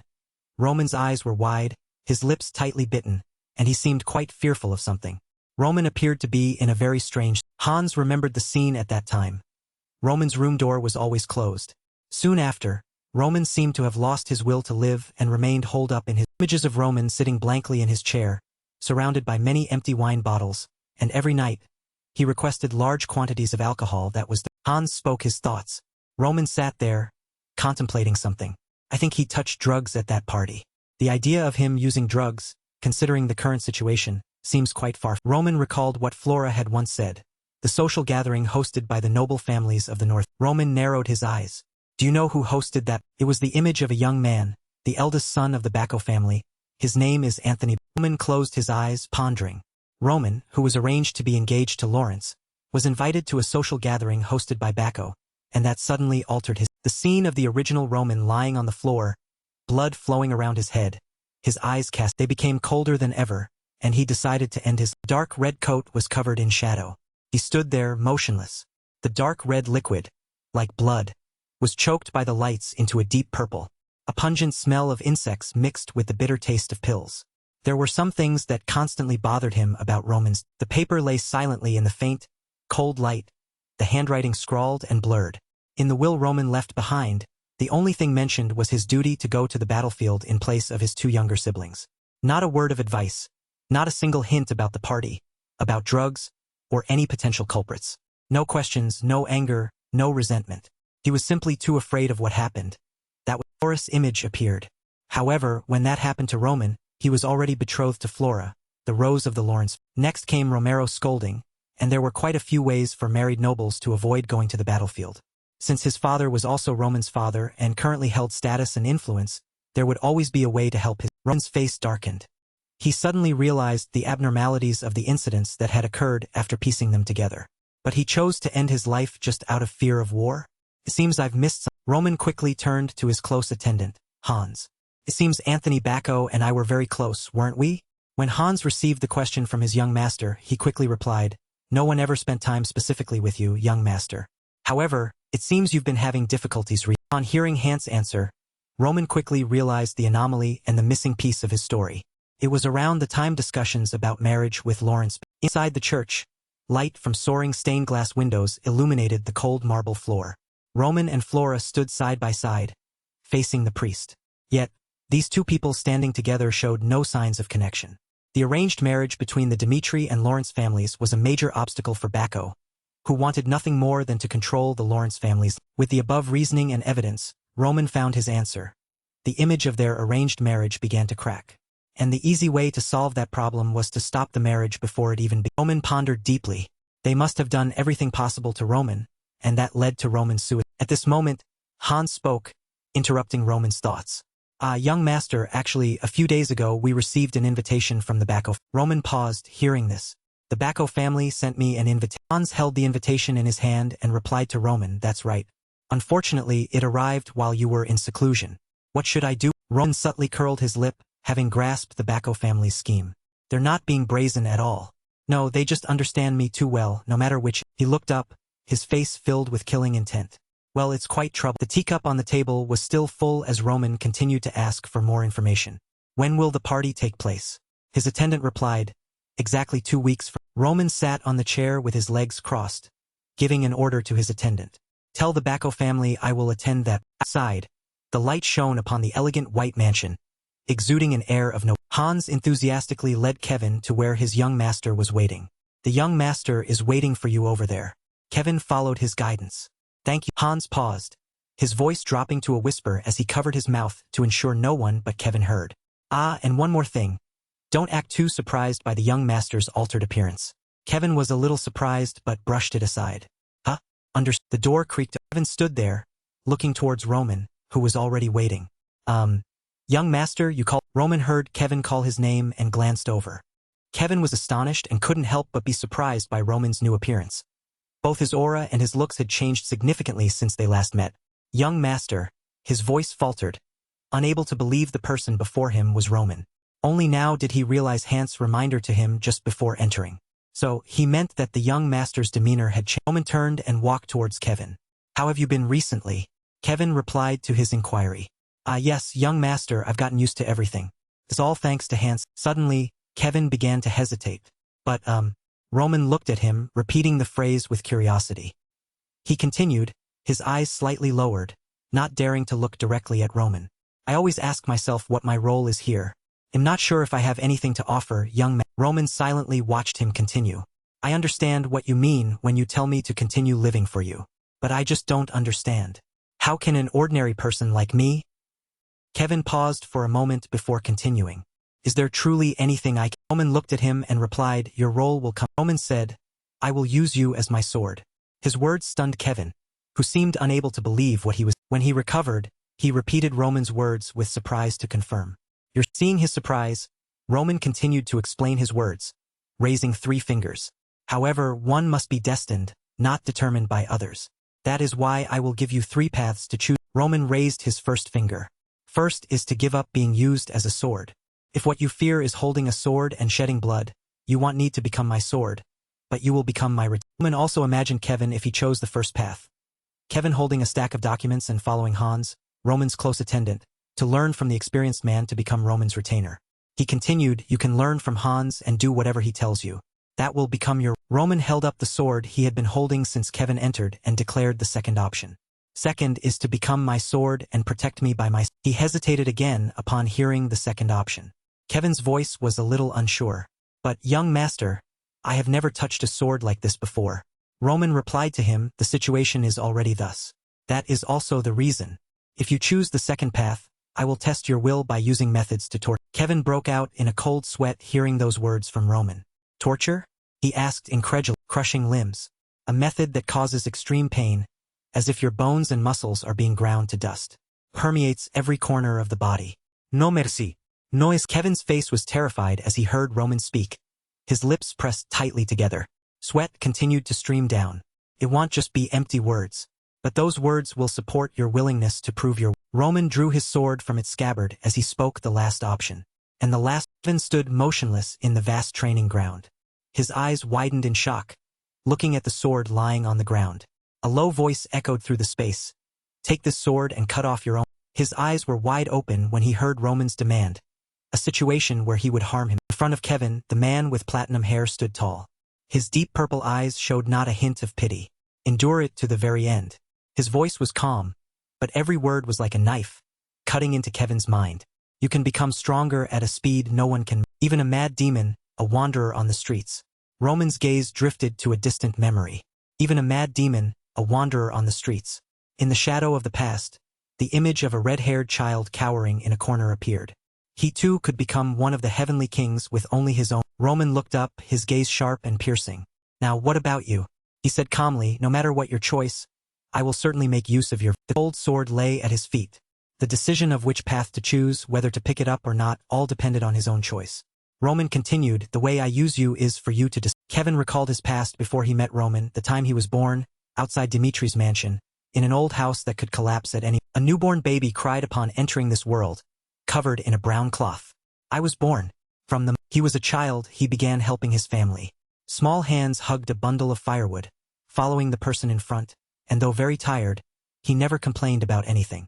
When I was young, I worked to survive. Even as an adult, Kevin tried to use his own strength to provide for himself and his family. Thanks to your watchful eye and help whenever needed, I was able to learn how to do everything. He desperately remembered the members of the Bloodfangs, those who had oppressed his life. However, my life remained stagnant. No matter how much I tried, someone would always take that effort away. That is the life of the. Kevin remembered when he met Roman, the time he was beaten until he bled, his eyes bruised. That's why I can never dare to let myself forget what the image of Roman standing before him, possessing such incredible. Kevin held the sword Roman had given him for the last request. Perhaps he had chosen the path he wanted to take. Cutting off my own arm, I don't understand how that will help. He gritted his teeth, sweat beading on his face. As long as I can become stronger, if I can even learn the power the young master wants to. He raised the sword to his chest, his eyes a mix of fear and determination. If I can escape this life that has taken everything from me. He looked at the sword in his hand and said, I will. Roman silently watched, placed the sword on his wrist, locating the spot before several. Ken raised the sword, his eyes wide, a mix of fear and determination. His resolve grew stronger as he gripped the hilt, preparing for the. With a growl, he swung the sword down forcefully. The initial fear and hesitation completely vanished, leaving only a determination to change his life, ready to sacrifice it. At that sight, Roman's purple eyes. Outside, footsteps echoed down the hallway. Who? Serious? His face uncertain and worried about the decision he had made a while ago. I finally decided to leave the night order and follow the young master, and then suddenly he went into seclusion for a whole. When he looked up, he saw Hans standing nearby and called out to him. Hans. Hans looked up from the documents in his hand and turned towards Chris. Vice Captain. The two stood chatting in the hallway. I heard the young master has finished his seclusion. Where is he now? Hans immediately replied, the young master is currently speaking with Kevin. He instructed me not to let anyone enter while they are. Chris heard the unfamiliar name and couldn't help but frown. Kevin? Chris asked, full of curiosity. Who is that? Inside the room, the sword was now stained red with fresh. Kevin's arm fell to the floor with a heavy thud. Blood splattered everywhere, making anyone who saw it. His eye sockets gradually reddened, and tears began to appear as he watched his arm fall to the floor, along with the piercing pain that made him unable to help but shriek in it. Kevin collapsed to the floor before Roman. His legs no longer had the strength to stand. He fell and passed out in front of Roman. But Roman just stood there, unmoving, watching Kevin lie unconscious before. Roman said nothing. His expression was unreadable, and it was impossible to guess what he was thinking behind that. As twilight gradually fell outside, a startled cry echoed from Roman's private room. Wait, young master. Hans held the blood-stained sword in his hand. His face darkened with worry and panic. When were you injured? There's blood on this. Roman turned his back to Hans, his voice calm. That's nothing to worry about. Hans looked up at Roman, still hesitant as he heard Roman dismiss it. But before he could say more, Roman spoke first. Roman's eyes lit up, and a smile of amusement spread on his lips as he continued. That's not my. Roman recalled the moment Kevin carried out the request. Roman had used an illusion before Kevin could sever his own arm. At the very moment Kevin was about to cut off his own arm, I put him into an illusion. He thought. The charm of the demonic illusion. Roman recalled the scene of blood splattering everywhere as Kevin slashed at his wrist before Roman could put him into the illusion. When I tried to test him by putting him into an illusion for a short time, Kevin swung the sword at his wrist before entering the... He subtly curled his lip, remembering the scene. If something had gone wrong, the outcome might have been different. That fierce kid. If the spell had been just a little weaker, he might have cut off his own. Chris was looking up at the ceiling. 2 weeks until the... Kevin, upon regaining consciousness, was surprised that his arm was still there and had been bandaged. 3 months until the... Roman wore a demonic smile. There's a lot to teach. A voice echoed. The mana-strengthening art I'm about to teach you is very dangerous. This part seems to be an internal monologue or a different voiceover from a different scene. At the weapon storage implies a setting, but the main character's internal thoughts usually don't have location markers like that. Let's rephrase.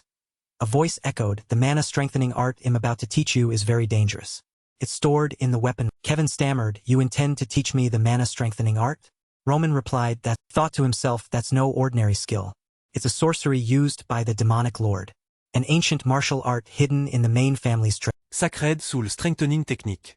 A dangerous art that corrodes the user's soul and allows them to unleash power under extreme. Even if the user's limbs are severed, they must never lose their will. The demonic lord was extremely useful to me, and he mastered this technique while enduring that extreme. Roman remembered the image of the severed arm. If he's willing to cut off his own arm, then he has the potential to learn it. He explained to Kevin, as this technique develops, you will endure increasingly intense. Roman said in a firm voice, even so, there's a reason I'm teaching you this technique. This is the fastest way to teach someone who doesn't even know the basics of. He continued, if you master this technique, you will gain the power to protect everything around you. Kevin felt very grateful to Roman. He saved me, wiped out the blood fangs, and now he grants me a powerful tech. Kevin stammered, young man. He expressed, I cannot express how grateful I am for what you have done for me. Kevin was a little curious. Young master, why do you trust me so? He felt awkward. I swore I would dedicate my life to you, but I haven't shown you anything yet. I could run away after learning this tech. Kevin pleaded, I want to know why you trust me so. Roman chuckled softly. Just because. Kevin, sweating, repeated Roman's words. Roman turned and walked away. Tomorrow we will begin training. Rest a little. Roman mused. The reason I can trust him. Huh? Come to think of it, the demonic lord asked a similar question. I only have unconditional trust when I trust. He glanced at Kevin behind him. But Kevin, you will never betray. Leaving Kevin bewildered there, Roman thought to himself, because when you get stronger, you'll know how dangerous it is to betray. The heavenly, thank you watching for vid. Walked away with a demonic. Next day, at the castle where the training ground was located, the sound of swords striking, blow after blow, created a deafening. Roman, next to Kevin, who was training, explained, fundamentals are key to every action. Every movement must be executed precisely. He reminded, don't lose focus. Hearing this, Kevin's eyes showed intense concentration. Replied clearly, yes. A figure sat on a wooden chair, observing their act. That person was Chris. He looked very Chris sighed, I don't understand. Many questions popped into his head. Why is he teaching that strange kid swordsmanship? And why isn't he teaching me anything? I thought I'd find a way to get stronger quickly as long as I fought. Chris rested his chin on his hand, sighing. He treats me like I don't exist. He looked up and sighed. It's better to swing a sword next to my master. Should I beg him to take me? Chris gazed contemplatively into the space before he decided he'll wait a little longer. The next day, Chris was still sitting there, and the day after that, Chris had not given up. The day after that, Chris still returned to his... There was no change at all. It seemed he was completely Chris took off his gloves and threw them down. Despairingly, he said... He strode forward forcefully. Young Master Roman, he said indignantly. I decided to follow you 2 weeks. Kevin looked at Chris with a formidable expression. Meanwhile, Chris' pent-up emotions surged. He was extremely frustrated. The first week was wasted because you spent time training. Then you brushed me aside to train. Releasing the frustration of the past 2 weeks, he sincerely addressed Roman. If you're doing this because I was rude to you initially, then I sincerely apologize. So please teach me too. I am confident I can learn anything you can teach. Roman narrowed his eyes, looking at. Surprisingly, Roman was very nonchalant. Didn't I already say? Just observe me and learn. Chris was stunned, his jaw dropping. You mean literally observe? And he walked to the weapon rack and said, everyone has a different way of... Two listened seriously to Roman. Kevin knows nothing. So until he reaches a certain level, I need to guide him from beginning to... But you are different. No matter what I teach you, you will only force yourself to learn what I used to defeat you, instead of trying to understand. Chris seemed to understand. He wondered, so you want me to continue observing you? Roman stated definitively. Roman handed Chris a wooden sword. Chris' expression at this moment was truly one of utter surprise. Holding the sword in his hand, Chris whispered, what? Why a wooden sword? Roman replied, you need results to accept the Roman made a suggestion. How about this? Have a match with Kevin. Both of them looked surprised by Roman's. Roman explained, in this match, even though Kevin is your opponent, I will only instruct him on how to defeat you. Basically, Kevin is my. He continued, if you still think you are right after this match, then I will personally teach you. Chris listened with an extremely serious Kevin was flustered. Me? Fight a knight? In contrast, Chris arrogantly thought, he wants me to fight the supreme. Chris gritted his teeth. This bastard. What does he take me? Thinking that, Chris still agreed. I understand. Let's do it. Right here. They'll show you. I'm not someone easily. The sky was clear. Chris and Kevin held their swords, standing opposite each. He timidly looked to Roman for help. Young master, fighting a 2-star knight might be a bit. As if knowing what Kevin would say, Roman replied, I know you're at a disadvantage. But if you lose, what do you lose? Kevin replied, nothing. Roman said sternly, there are countless people in this world stronger than you. He continued, the Bloodfangs, those who oppress your family with force, and Chris, who you are eager to defeat. They are all the. Roman challenged, are you going to do nothing every time? Something unreadable flashed in Kevin's. For a moment, in those eyes, a flame of determination flared up again. He said firmly, I will. Chris, on the opposite side, was still lost in thought. Ah, how annoying. I can't believe I have to fight this rookie. Why does he look like he has a chance to? Looking at Roman's cold face, Chris thought, can he really completely tame me with this match? Roman's voice rang out. Yet Chris thought to himself, a practice match or whatever. The shout echoed across the training ground. Chris dashed towards Kevin like the wind. He was determined. There's no way I'm losing to someone who's only been training for a. Chris swung his sword directly at Kevin. Kevin used his sword to block the attack. Kevin's eyes. Thank you watching for vid. The two swords were still. Chris knocked Kevin's sword. He kicked Kevin in the stomach. Kevin was still reeling from the previous situation and now received another. Kevin was sent flying by Chris. Voice rang out. Get ready. Chris and Kevin were in fighting stances. They looked extremely tense, eyes locked on each. Voice suddenly echoed in Kevin's head. He flinched in surprise. Defend your front with your sword. The voice continued to remind him. Chris will deliver a surprise. A shout signaled the start of the battle. Begin. The moment the word was spoken, Chris swung his wooden sword forcefully and charged it. Kevin had no choice but to follow the strange voice. He used all his strength to block Chris' incoming sword. The force of Chris' swing made him cry. The mysterious voice continued to echo in his head. Take a step sideways. Then aim for Chris' chest when he tries to kick you. This startled. Kevin immediately trusted and followed the instructions. He silently repeated to himself once, and Chris swung his sword forcefully towards Kevin again. Although Kevin quickly blocked it, the powerful attack still made him let out a small. Suddenly, Chris' foot kicked Kevin in the stomach with considerable force. Kevin, before he could react, took the full force of the. Kevin fell to the ground, groaning in pain. Cough, his face contorted, biting his teeth to endure the voice belonged to one person. This voice, young man. Roman guessed Kevin knew where the voice was coming from, so he calmly explained, this is voice transmission, a method of transmitting sound through mana. I will guide you this. Kevin was surprised to hear that. Voice transmission? You can even do this with. Roman's voice continued to transmit. Leap to the right. Kevin's eyes gradually became serious. Immediately after, Chris held his wooden sword and slashed down where Kevin had just been standing. And Kevin, having been reminded, Chris saw Kevin dodge the recent attack. His eyes widened in turn around, then aim for his left chest. Roman continued to remind him. Turn around, then aim for his left. Kevin turned and used his sword to strike Chris' abdomen. Unfortunately, Chris reacted quickly and dodged. Chris countered by delivering a powerful kick directly to Kevin's stomach. Kevin immediately put his hands back to maintain balance, trying to avoid falling flat on the ground. He breathed heavily, clenching his teeth in anger. He held his kicked stomach and thought, damn it, he definitely had an opening just now. But my swing was too. Roman's voice echoed in his head again. Block the overhead strike. Kevin looked up. He quickly blocked Chris' overhead. Roman continued to command, retreat to the right. Kevin immediately followed. But his reaction was too slow, caused Kevin to take another full kick from. He was kicked far. Blood flowed from his nose. The pain was so intense it made Kevin grimace and Chris frowned suspiciously. This kid is resisting better than I expected. Roman silently assessed from afar. He is no match for him. His body cannot keep up with my instructions. Watching Kevin gasp for breath, slowly getting up, Roman felt a little intrigued. This situation is quite. Kevin suddenly broke into a satisfied smile. Interesting. He looked at Roman, who stood with his arms crossed outside, and thought young Master Roman holds absolute. Kevin gradually blocked Chris' attacks according to Roman's instructions. Even though he's a 2-star knight, he moves exactly as young Master Roman. He muttered to himself, the main problem is my own body. If I followed the young master precisely, I would have defeated him by. Kevin secretly admired Roman while imagining Chris being controlled by strings from an iron. The young master is like he's controlling a puppet.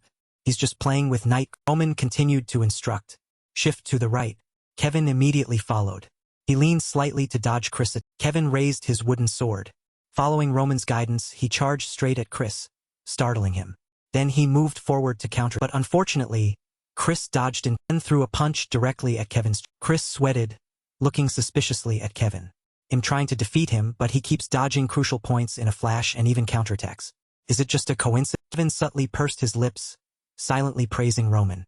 Even Chris, considered the most outstanding genius of the Dimitri family, cannot withstand the young master's true ability. This is the level of young master. He imagined Roman's back and silently resolved. That is the person I will forever honor as my master. Even if something is illogical, I must blindly follow his. Kevin gripped the wooden sword in his hand, telling himself, if someone like me can become his sword, then the only answer. He raised his sword high and loudly declared his will. A moment later, a loud sound echoed from the training ground. Fresh red blood flowed from Kevin's. Chris looked at him with sharp eyes. I will say this one last. Seeing the blood gushing from Kevin's mouth, he said, reminding him in a serious tone, if you intend to keep fighting, a part of your body will be Kevin still laughed. Goo, goo, goo.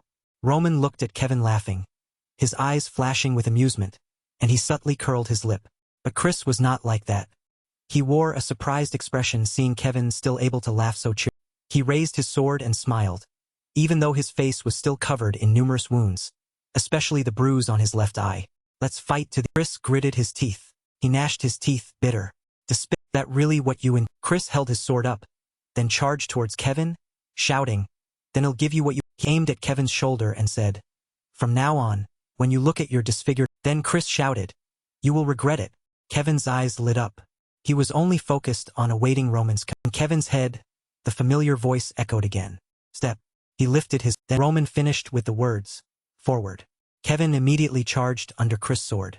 Kevin's were blank. He thought about attacking.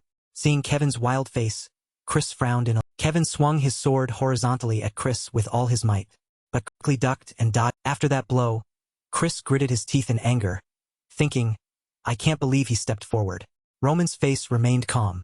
He used voice transmission to Kevin, reminding him it's not over. Kevin bit his lip, following Roman's words. Turner swung his sword horizontally, following Roman's instruction. And Kevin charged fiercely, startling. Chris looked at him with contempt, thinking, you think he'll get hit by that wide and slow attack? Your body is full of open. Before he could finish his thought, Chris' eyes flashed. Roman silently watched, his thoughts unreal. Kevin simply dodged Chris' sword, gritted his teeth and roared, surprising. The sword blade whistled, creating a white streak. Roman watched and chuckled mockingly. Kevin's eyes widened again, and he looked. Meanwhile, Chris was panting, his head. Currently, Kevin stood holding his sword above, while Chris knelt, holding his sword horizontally. Chris' eyes blazed. A few small red lightning bolts appeared at the corners of his eyes. Chris swung his sword at Kevin, sending Kevin's body flying away and knocking the sword Kevin was holding from his. He fell to the ground and lay motionless. After the swing, Chris had not recovered but remained in his original position. Roman stood calmly outside, arms crossed. He stood still, analyzing and smiling faintly.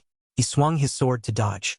He had anticipated the second attack was a. Chris breathed a sigh of relief when he saw Kevin lying motionless on the. He, sweating, exclaimed, what an annoying. Roman walked onto the training ground, but he brushed past Chris with a cold expression. You won.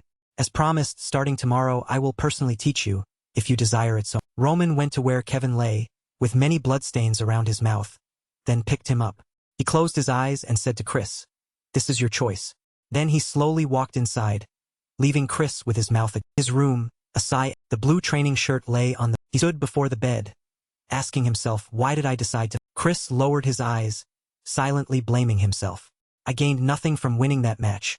Not only did I waste time, but I even lost at the very. He recalled the image of his fight with Kevin, that final. The image of that training match reappeared in Chris' mind, exactly like his training match with Roman, the day he had recalled hundreds of times, and subtly grimaced, asking himself, if I hadn't had that experience with Roman, Could I have defeated Kevin without using my battle? Chris began to laugh. He asked himself, did I grow simply from that experience? In the training ground, a question echoed, so what will you? Chris lowered his face. He continued, no teaching is needed. I will find a way to become stronger by following. Chris, recalling the image of the training session, thought, I developed after just one training match. Every one of Kevin's decisions was correct in that situation. I thought Roman wasn't instructing him, but actually, thinking that was a mistake. Chris rested hands on his thighs, pondering. Just by trying to understand Roman's decisions, my mind was filled with instructions. Thinking about it, it's as if he was teaching me while guiding Kevin. He thought to himself, Roman. No, the young master is no longer the loser. Chris looked at Roman, who was teaching Kevin, still covered in unhealed wounds, with admiration. I don't know what will happen, but he has reached a realm that even Captain Jonathan cannot access. Observe and learn, as he said, means self-enlightenment by following. He subtly frowned, thinking seriously, if that's the case, then until I surpass you, I will observe and learn. Roman smiled mysteriously as he saw Chris' expression sitting behind. He said cheerfully, well then, let's continue. 1 week later, sunlight shone upon the day of the social gathering hosted by the Bacco family arrived. The image of an elegant white castle with a gray roof, surrounded by white paint, traveled so far to come back, but almost left for good this time. This return feels a little different. A week before the social event, everyone was buzzing. Have you heard? It's about Roman Dimitri. Recounted, I heard his engagement with the Lawrence family was broken. Followed by laughter, it's clearly the Lawrence family's fault. According to the Viscount's proclamation, the accompanying young man also joined the discussion. That's just an excuse. He must feel bad for his precious daughter after seeing that fool. Shifting to another scene, a lady held a teacup, but breaking off an engagement when the war with Bacco is imminent. He speculated, that can only mean the eldest son of the Dimitri family is worse than. Servants also discussed, but I also heard a rumor that he defeated the Bloodfangs. The other girl, hearing this, turned and said, oh please, do you really believe that? It's probably just a way for them to save face after being Shifting to another scene, a loud laugh echoed throughout the. Anthony exclaimed loudly, I can't believe Roman actually broke off this engagement. He's too easy to manipulate. He raised his glass. Roman has accepted the invitation to the upcoming party. Hasn't he? His servant continued, yes, we received his letter of attendance from Anthony smiled cunningly. Good, good. Everything is going smooth. He sipped his drink.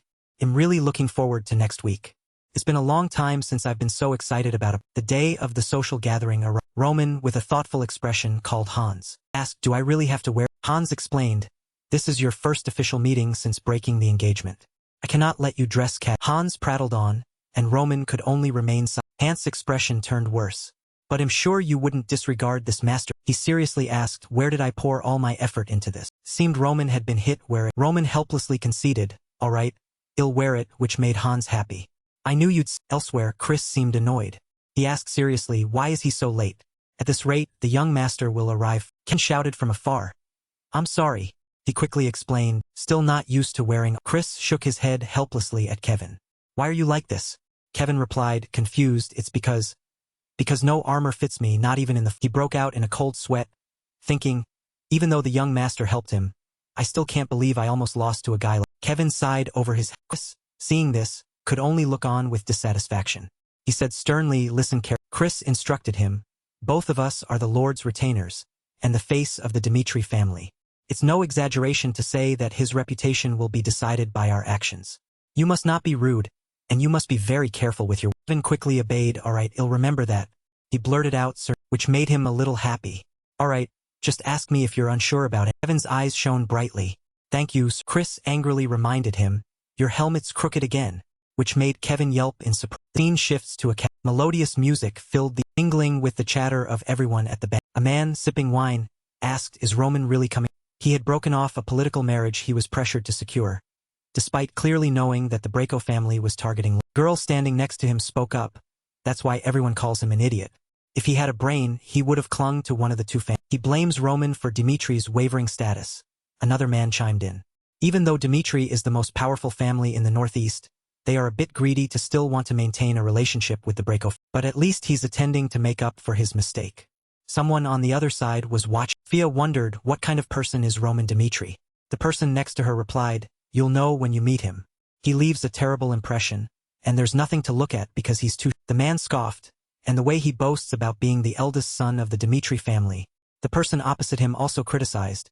Even I would find a way to break off this engagement if I were. Then the butler cleared his throat, interrupting the eldest son of the Dimitri. Doors opened, and Roman walked. He entered the banquet, his face full of confidence. Everyone inside fixed their gaze on. They buzzed with chatter. Is that Roman Dimitri? He's so different from before. This is absolutely impossible. What happened to his? Sophia stared at him for a moment. She approached. Sophia began. It's an honor to meet. She curtsied and introduced herself. I am Sophia of the Gristle. She humbly said, you've probably never heard of our family. Although we are not a prominent one, my father, Baron Gristle, has vowed to dedicate his life to the Cairo Empire. He smiled and replied, I know the Gristle family very well, which surprised Sophia a little. You really know the Gristle? Roman replied, how could I not know a family that has existed for centuries? He recalled the butler's words.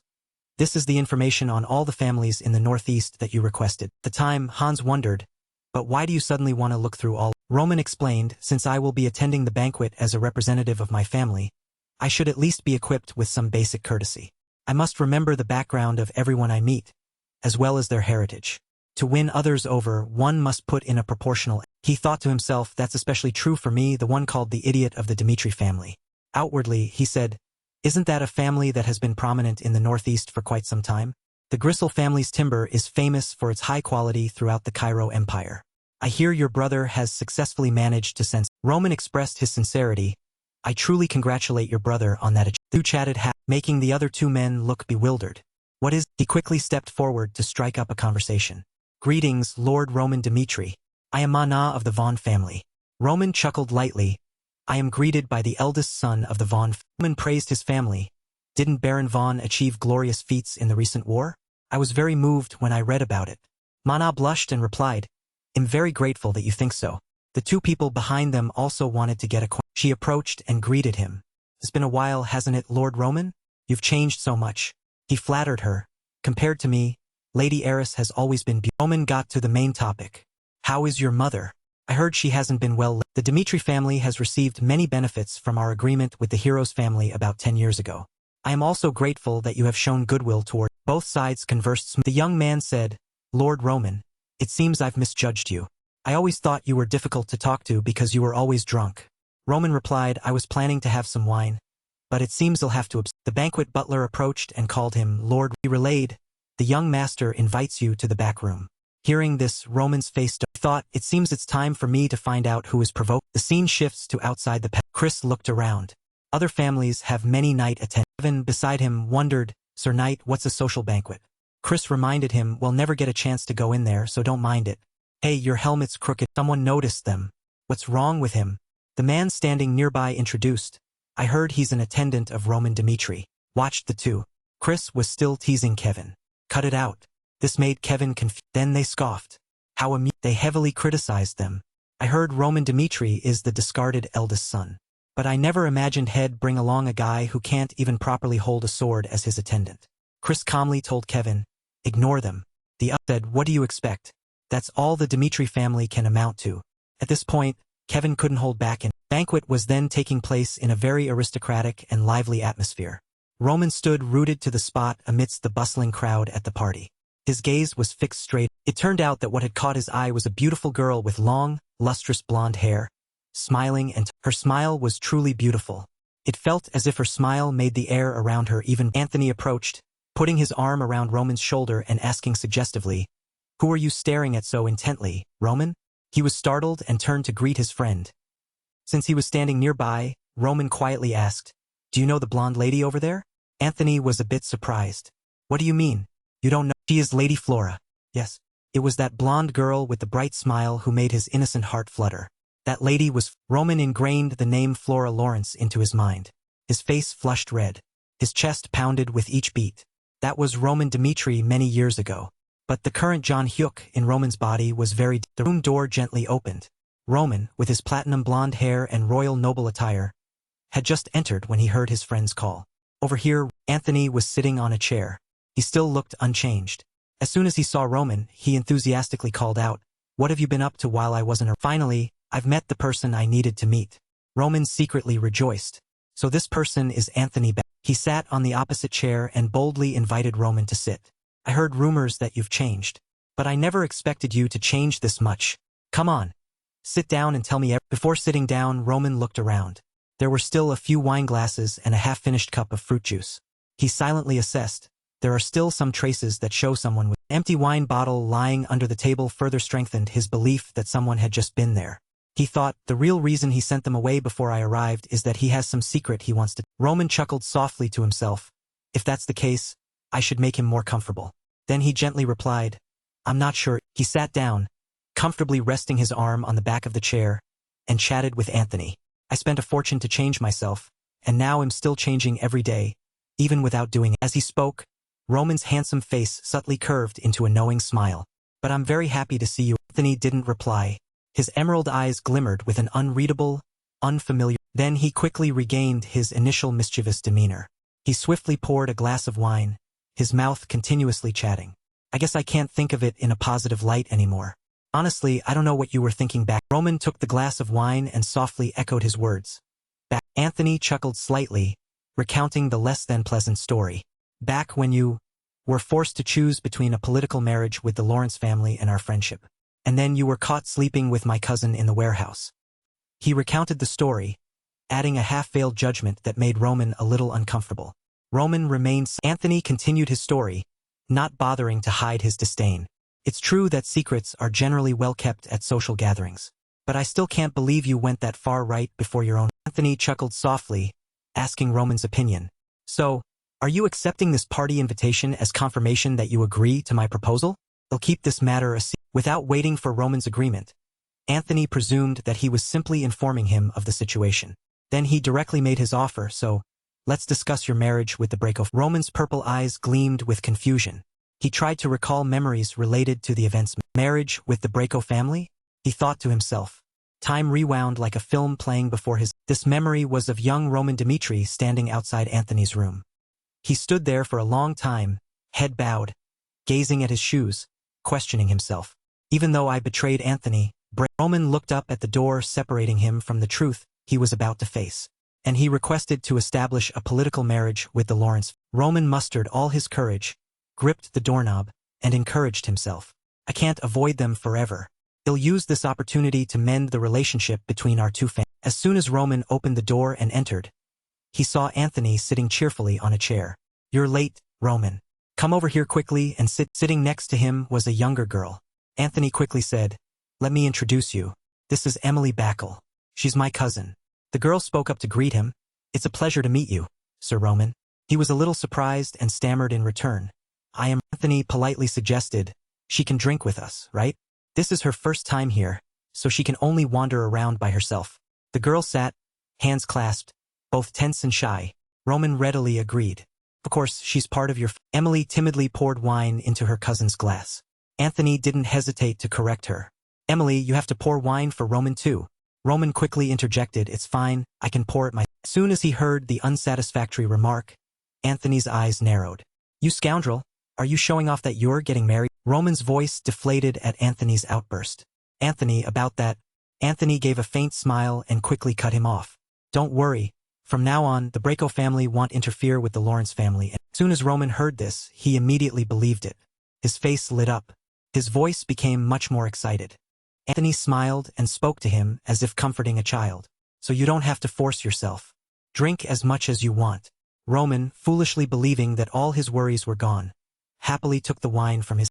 He closed his eyes and drained the glass of wine in one gulp, brimming with joy and his eyes narrowed with joy, then gradually darkened. In the darkness, soft, ambiguous groans echoed. Roman suddenly felt a pounding headache. He lifted his heavy eyelids. He couldn't help but wonder, where's this place? Roman woke up abruptly when his eyes landed on a shirtless girl lying with her back, and both of them were lying on a. At this moment, he hadn't yet been able to fully grasp his thoughts. His mind was just a jumble of chaotic and bewildered emotions. No, impossible. What is this? What the hell is going? Roman was still mumbling, unable to process what was happening, when Anthony's scream from outside the door made him bolt upright. He looked at Roman with an angry gaze, as if he was about to devour him alive. What have you? Roman stammered incoherently in a panic. No, no. He looked at the girl beside him, still lying motionless. Then he remembered that the last thing he did before losing consciousness was drinking that glass of. He repeated a sentence like someone lost their soul. This, I can't remember. Aside from the flickering candlelight, the entire room was pitch black. Anthony's voice slowly rang out. Listen carefully. He sat on the table, hands clasped, his tone dangerous and threatening. It's none of my business if you're involved with anyone else. But you touched the young lady of the Braco. Roman Dmitri sat huddled on the opposite side of the table, listening to his threats. I cannot let this matter. Facing Roman, who sat cowardly trembling, Anthony arrogantly said, I'll give you a choice. 1. I'll expose the entire truth and then you'll be free. He emphasized the second option, making Roman's head spin with fear. You must marry a descendant of the Braco family to restore the relationship between us. Has made me very indignant. But if you become a member of the Braco family, my anger will subside, and I will forgive. Roman sat trembling before him as if he were on trial for his misdeeds. Anthony's voice continued to echo. Now which option will you? That was Roman's past. The current John Hyuk had just had that painful past research. So that's all that happened. He mused. All the pieces have fallen into. The collapse of the marriage was due to Roman defiling a direct descendant of the Braco family. Then Dimitri's honor would plummet to rock. The two families had received enough public criticism.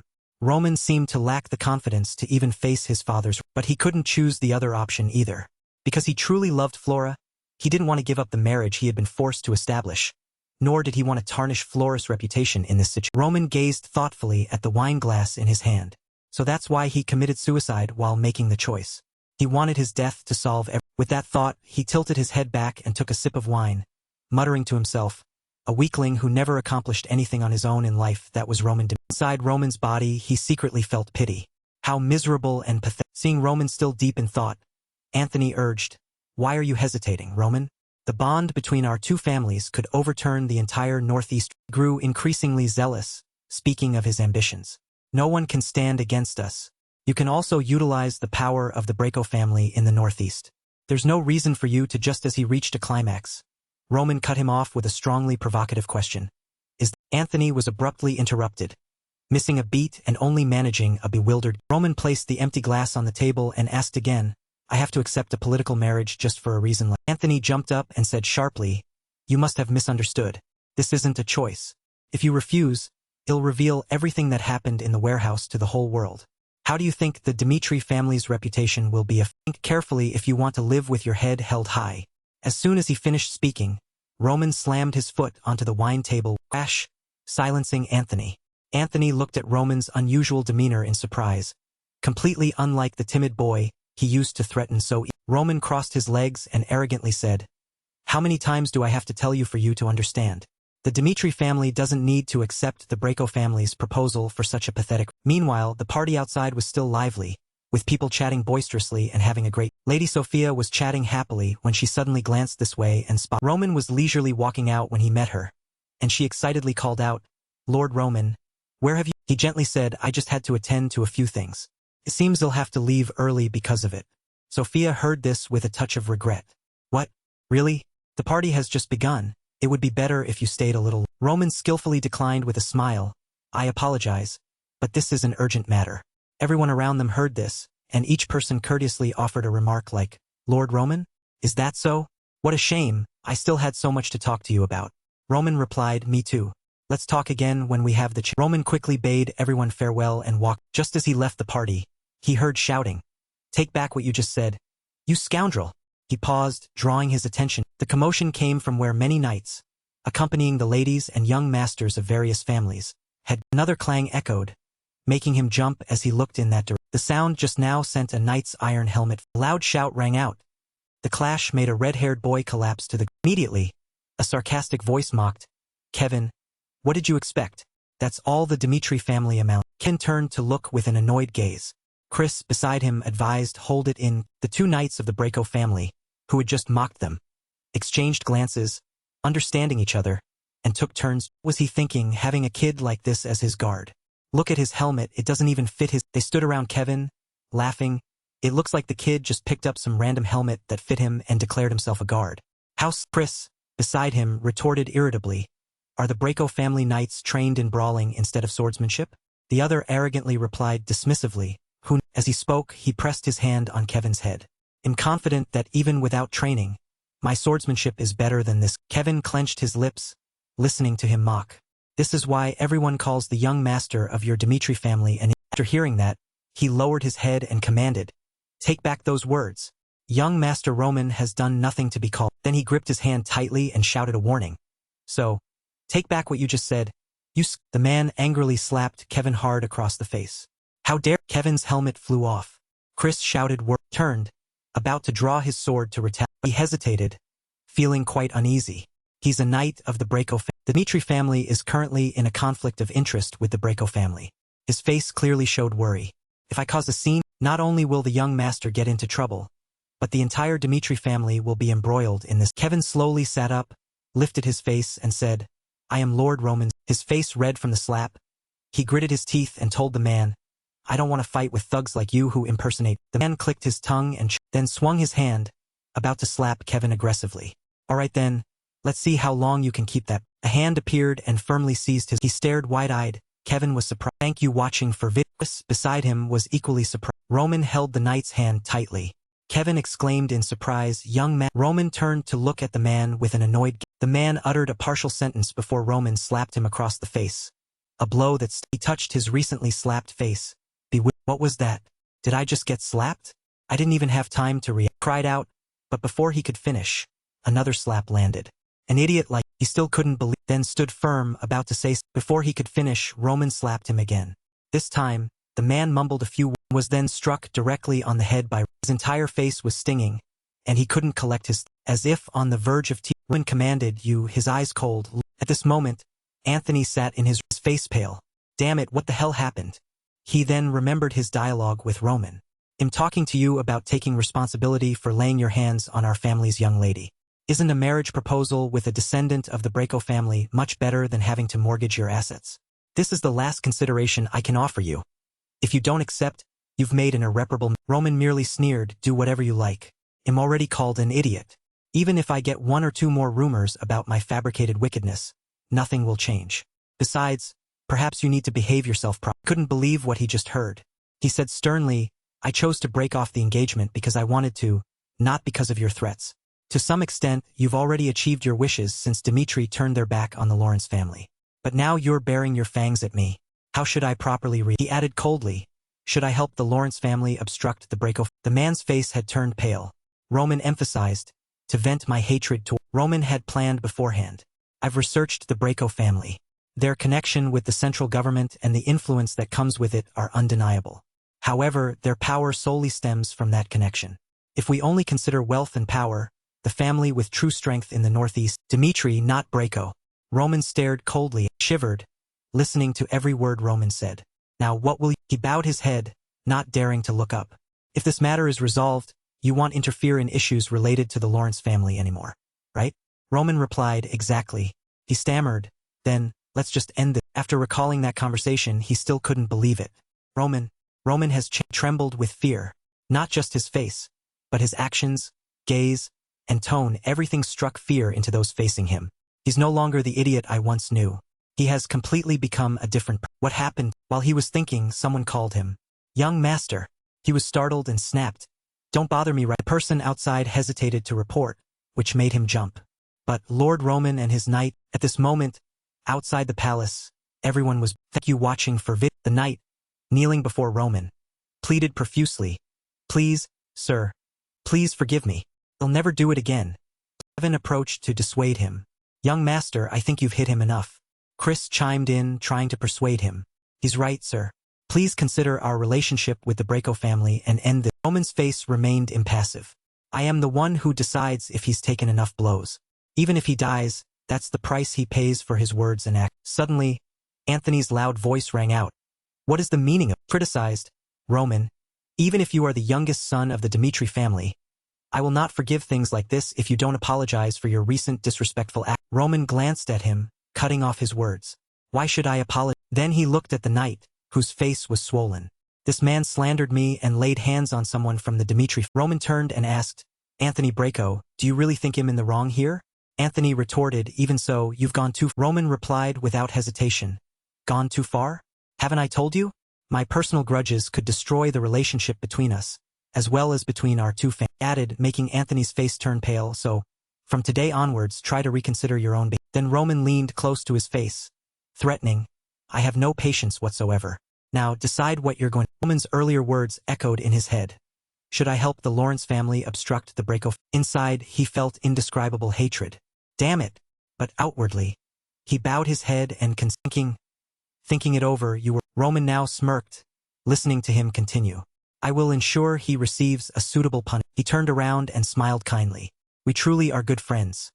Roman approached the knight. Now, he said, then raised his hand, his eyes cold as he commanded. Clench. Resounding smack made the man faint, and people came to carry him away. Everyone had to admit how the Roman from before, an idiot not worthy of respect, even if he was a member of the Dimitri family, the most powerful family in the north. Roman turned and walked away, calling Chris, Kevin, let's go. Everyone looked at him in alarm, but everyone, thank you watching for had no choice but to accept one. The idiot they knew no longer existed. After they left, the sun was no longer sunny. The sun was slowly in the carriage. Kevin and Chris sat next to each other, both wearing regretful expressions. Kevin bowed his head and spoke first. I sincerely apologize. It's all my fault that you were insulted by them. Like Chris also admitted his fault. It's my fault too. The Dimitri family's honor was trampled, and Kevin was beaten, yet I couldn't do anything. Roman sat opposite them, listening to their apologies without a word. Then he spoke up again. In such humiliation, you two must have been quite uncomfortable. Thank you for enduring until I arrived. Chris and Kevin looked up in surprise. He continued, hot-headedness only brings trouble. So your decision helped prevent the worst scenario from happening. However, he paused, face cold. This is not the answer, because in this entire Cairo region, no one has the right to lay a hand on anyone from the Dimitri. Roman's gaze immediately turned cold. Even if you have to endure humiliation from someone, you must clearly remember their face. You must never forget your own. He sharply instructed, I cannot stand the feeling of being outranked by. If you want to follow someone like me, who lives a life above 10,000 others, you must adapt to this way of Kevin and Chris were a little surprised by those words, but they seemed to have understood what they needed. The carriage continued on, taking them early morning at the mansion. This is all the information about the Braco family that you requested from the Black Moon News Association.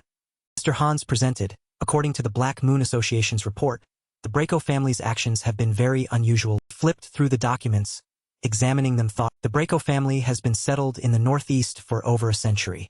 After some Braco family members began working for the central government, their family started to rise as a powerful house in the. After reviewing, Roman agreed, just as I found out myself, their military strength isn't very great. The butler also expressed, honestly, I was quite surprised. I thought their military strength would be as significant as their social. Roman affirmed, that proves the power they wield primarily comes from the central government. There are 2 empires and 6 kingdoms existing on the Salamander continent. Among them, the Kingdom of Cairo is the smallest and weakest. Cairo's border runs along the northeast mountain range and is connected to all other kingdoms. Therefore, this nation has experienced many invasions. It is a tempting prize constantly eyed by powerful enemies. The Kingdom of Cairo had no choice but to ally its army with the central government to survive. The central government, in turn, gained more power through this. They also held supreme authority on the continent. If a noble family refused its duties, they would immediately be considered rebels and be arrested by soldiers. After the rebels were subdued, their lands would be confiscated and turned into national assets. A portion of their land would be given to the lord of a neighboring region as a reward for helping quell the rebellion. The rest would be given to new nobles willing to pledge allegiance to the central government. This very system of influence granted the Braco family invisible power through their connection with the government.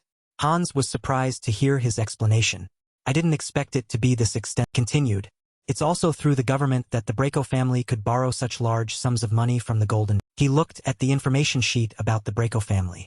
If the Braco family borrowed this amount of money on credit without any collateral, then perhaps that money has been invested in the BG Mercenary. BG Mercenary Corps is a collection of hundreds of A-rank mercenaries from all over, with its core located in BG. This group primarily earns money from participation fees in colonial. Mr. Hans then suggested, considering the number of troops the Braco family has been deploying recently, they probably intend to attack Lawrence within half a month, right? Roman was quite surprised. So the Braco family has already completed all their preparation. Butler Hans hesitantly asked about the battle. The Lawrence family probably can't win. Roman answered confidently, even if they try to hold out against the BG Mercenary Corps, at most it would only last a month. Roman mused to himself, I told Anthony that I wouldn't interfere in matters concerning the Lawrence family, but for Roman Dimitri to continue living, I must eliminate the threat to myself, which is the Braco family. No matter how formidable an army the Braco family possesses, they will never stand a chance against the Dimitri. He spoke, his eyes gleaming, If I borrow the power of the Dimitri family, causing the Braco family's downfall would be a simple matter. However, doing so would be point. Indeed, Dimitri is one of the first great families in Cairo. But they are not perceived as a threat by other families in the north. What needs to be done now is to seize this opportunity to restore the families. He sighed and stood up. I need to see my father immediately. Now is the time I need to pay for my previous. Elsewhere at a bustling market, was startled and looked in one direction with gradually a figure, a man in blood-stained armor. Slowly removed his. It was Lucas, a mercenary. Before anything else, he opened his mouth to criticize. Dimitri truly hasn't changed. Arriving at a blacksmith shop, armor was now removed and placed on a table. Someone said, "Look, that was Hendrik, a blacksmith of the Dimitri family." He cheerfully asked Lucas, "Was this battle very difficult?" Lucas sighed in exasperation. "Don't remind me of it.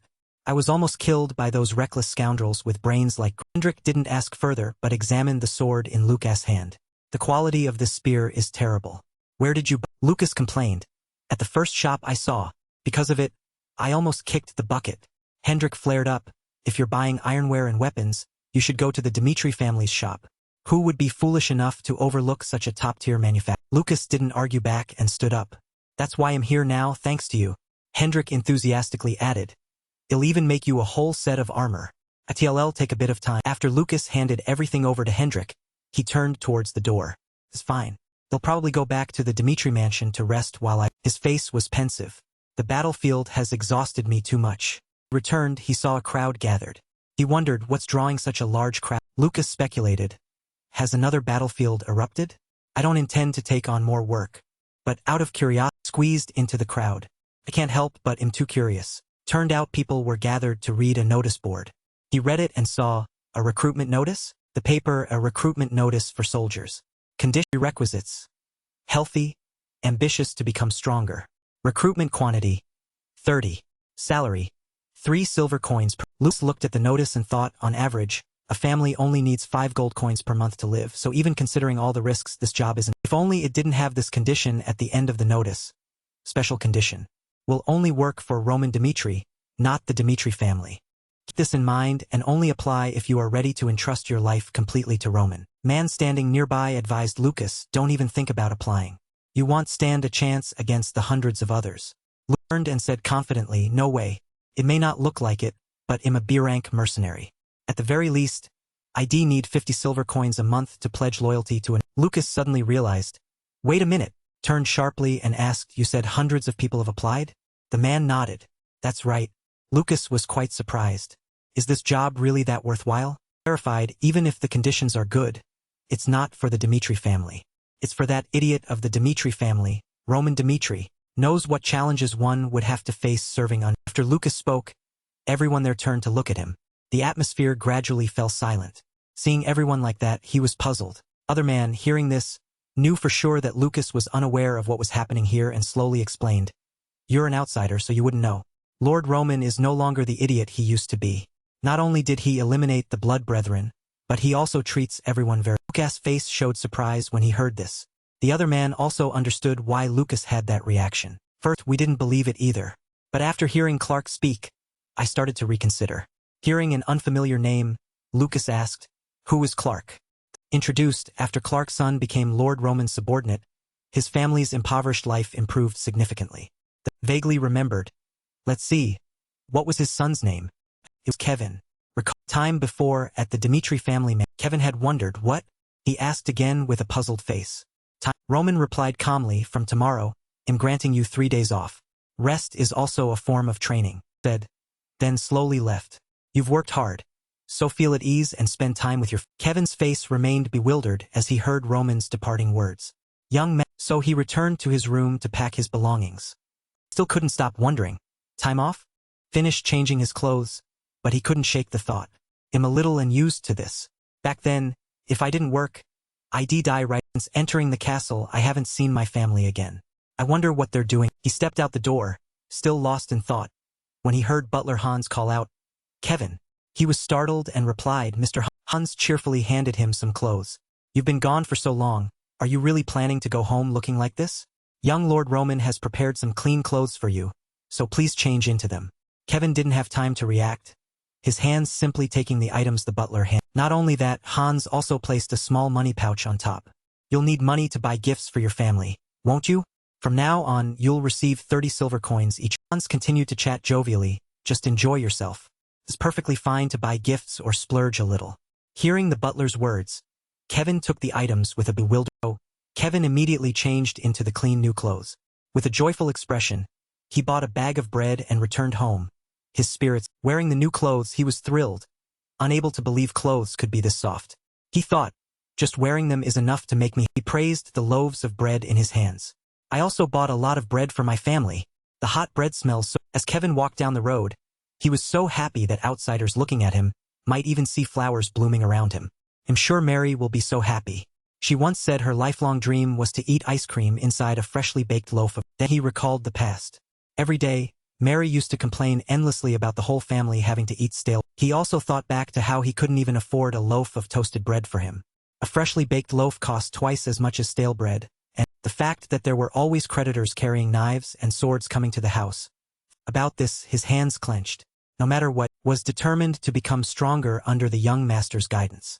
Returning, thank you watching for vid. Kevin was even more dazed than when Roman announced the leave of absence. Seen before his eyes, his father and mother leisurely drinking tea and his younger sister was happily looking at the flower garden.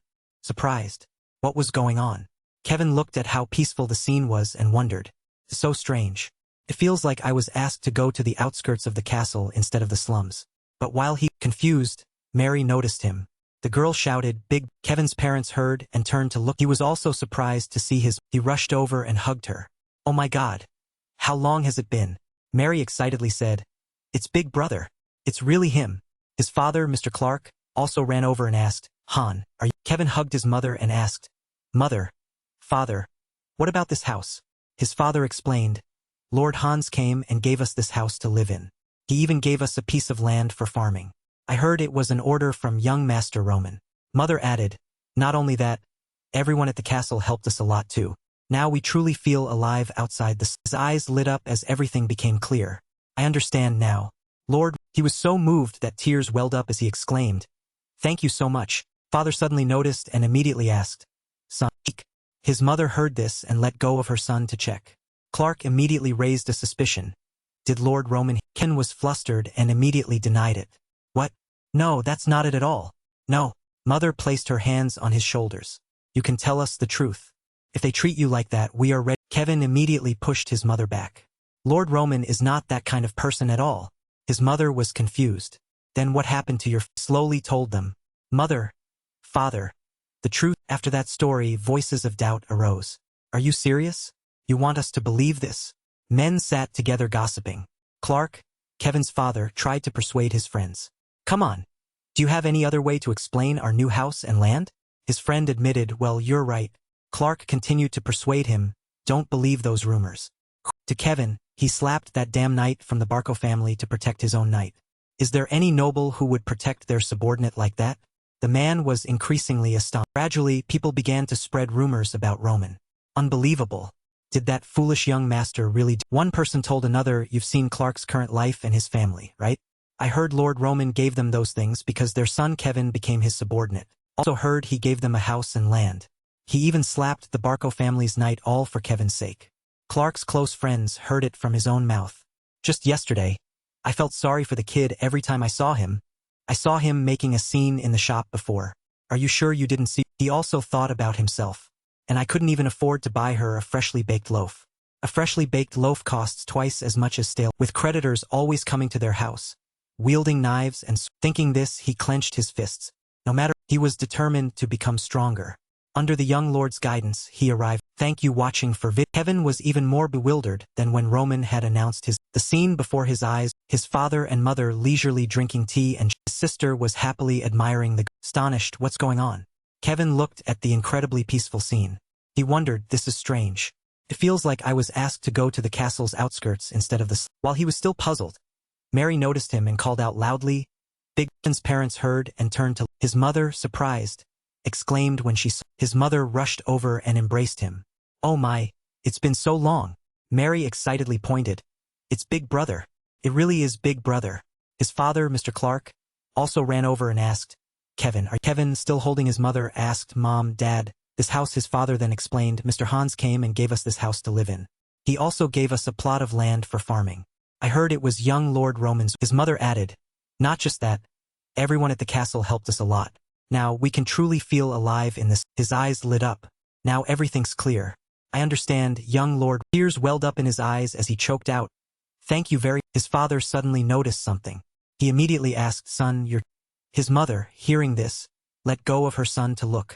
Clark immediately suspected. Did young Lord Roman... Kevin, flustered, quickly denied it. What? No, it's not like that. It's not like that. The mother placed her hands on his shoulders.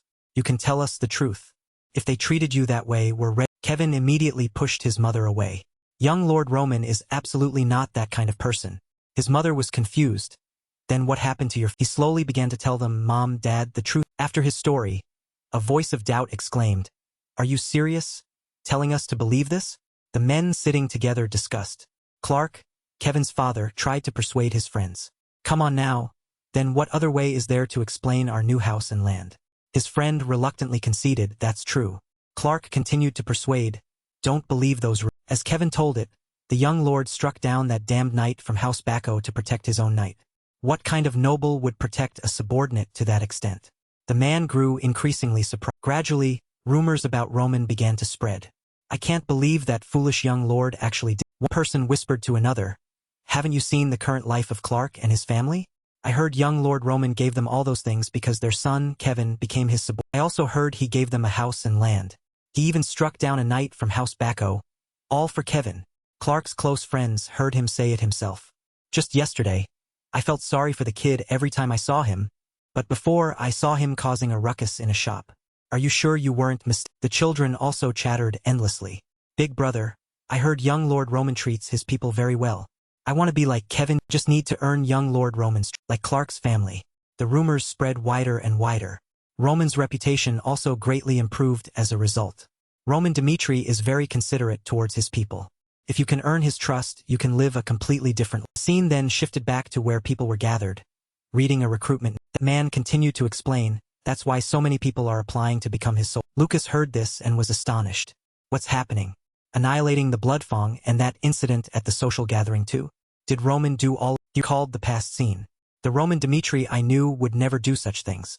I even saw him causing a ruckus in a casino because he lost all his money 2 years. He muttered to himself, it's only been 2 years.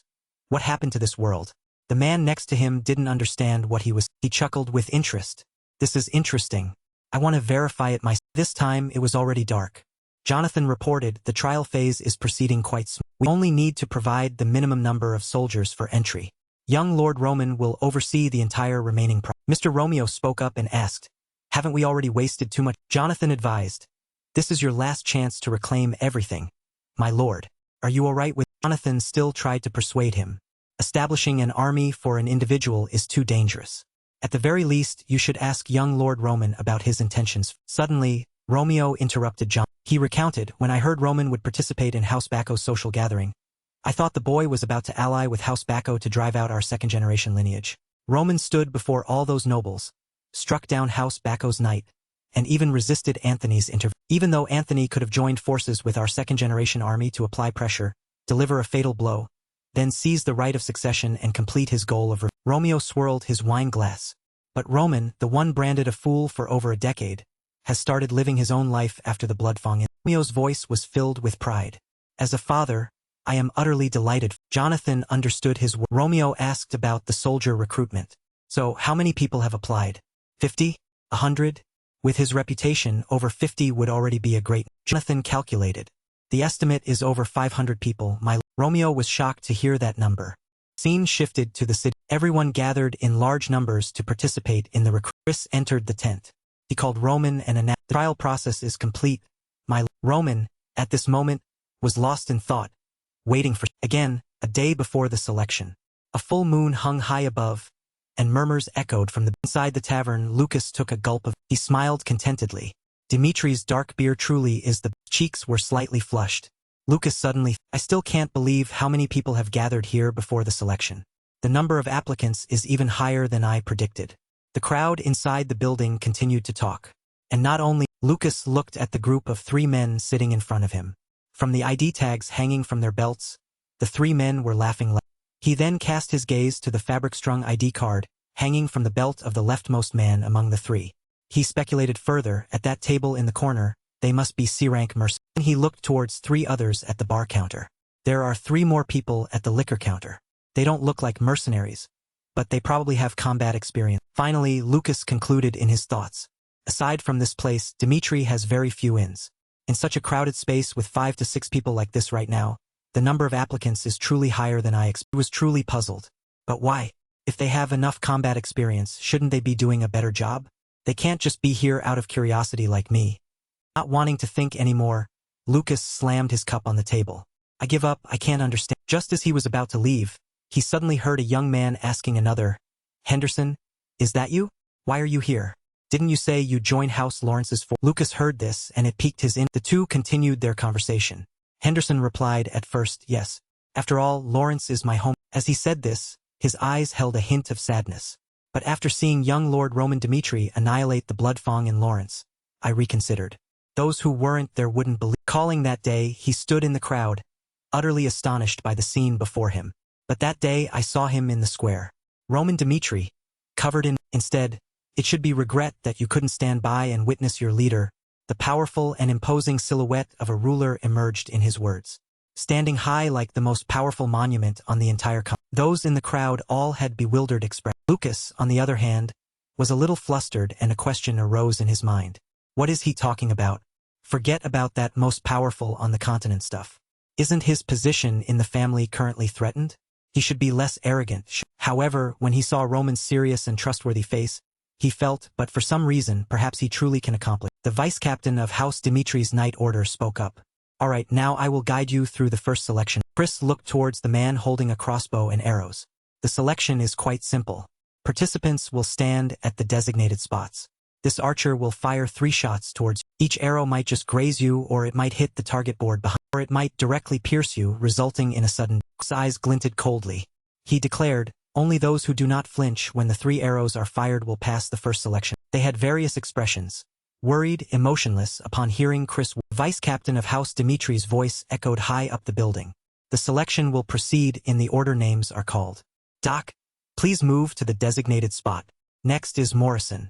Stand next to. Archer readied his bow and Morrison, standing beside him, was a little frightened. He thought to himself, he said it all, but will they really aim at the person standing there? Logically, who in this world would use death to select their soul? The moment the arrow was placed on the bowstring, he thought, surely this archer is highly. Seeing a drop of sweat roll down the archer's cheek, he continuously reminded himself, he would never make a mistake. With a whoosh of wind, the hand released, and the arrow, it lodged into the target board, just a few centimeters from the man's. Seeing Doc's panicked expression, Morrison encouraged himself. All right, this is a psychological. The young archer raised the second arrow. This time, Morrison was determined to just stand still and trust that everything would be. He was convinced, I'm sure the arrow will miss. But what happened was completely contrary to his prediction. Pierced the young man's right leg. Morrison was. Thank you watching for vid. The others, like Lucas, remained. The young man frozen. Doc shrieked in pain, holding his bleeding leg as he collapsed. Chris ran over, shouting for men. He told the soldiers, bring something here quickly to carry him away. Those who heard immediately, as he was carried away on a stretcher, the young man continuously whimpered and the remaining crowd was confused and frightened. So, what he said earlier about preparing to be shot by an arrow was true. Unbelievable. Chris, in a cold voice, called the next. Hearing his name, he was utterly terrified. Morrison, intently at the blood still clinging to the wooden target board. The arrow pierced the young man's thigh just now. If it had been in the head, he would have died instantly. Morrison frantically spoke his thoughts. Damn it! Damn it! Damn it! This is absolutely insane. I only signed up for a chance to become a. Chris coldly explained, this is exactly what the young lord said. At the same time, he added, I will say it again for those who choose to. He looked at Morrison, who was so scared he was crying and bowing his head. If you are afraid of being shot by the archer, then give up immediately. A stern gaze, Roman remained still. Chris continued to remind them, if you can endure to the end, even if you are hit by an arrow, you will receive the honor of a certificate proving you have passed the first selection. Chris reinforced his words. Cowards who are still in this training ground, get out immediately. Returning to the past, one day before the selection. Roman had said, I will explain your roles once. Our men stood in a straight line, listening seriously. In tomorrow's first selection round, you will be hit by an... The shooter is a skilled archer from this region. He will only shoot at non-fatal areas. The young archer thumped his chest and gave a confident smile. I won't miss, so please don't. Looking towards Chris, who was approaching with a treasure chest, Roman said, "This is your..." Opening the chest revealed many gold coins. Seeing the glittering light emanating from it, everyone burst into joyous laughter. Roman, with an impassive face, continued his proposal and asked a question. You won't suffer much pain as medics will be on standby. But you will still be hit by an arrow. Do you still want to do? 4 men shouted in unison. Yes. Their voices echoed in the room. Roman said, "If there's nothing else, you may leave." The room became quiet. Chris asked, puzzled, "My lord, why must you go to such..." At this moment, Roman, sitting on a chair, preparing to deal with other paperwork, replied, "I cannot find suitable people if I only issue empty threats. I must show them that they are gambling with their life. Even though the chance of being hit by an arrow is 1 in 100, most applicants will be defeated by the fear of that 1%. Hearing this, Chris continued to wonder. Then what conditions must they meet to become your subordinate? Roman replied, "I want someone with strong mental fortitude. In other words, someone born with the heart of a..." Chris repeated, "The heart of a beast?" Roman explained the reason. "That's right. Those born with the heart of a beast will quickly grow strong, even if they start from 0. And only those with such qualities can walk alongside." Back to the warrior selection after the first round, currently. Someone shouted in a frenzy, "What kind of crazy selection is..." Following that, a crowd of people discussed and decided to leave the city gate. "Are you going to take responsibility if I happen to die? He's not even a noble holding a court position. I don't want to risk my life for Roman Dimitri." I'm quitting. Chris observed the situation. He estimated about 100 people had... He looked towards Roman and called. Roman, at this moment, was thinking about the heart of a beast. It's an innate... He recalled Kevin's expression then.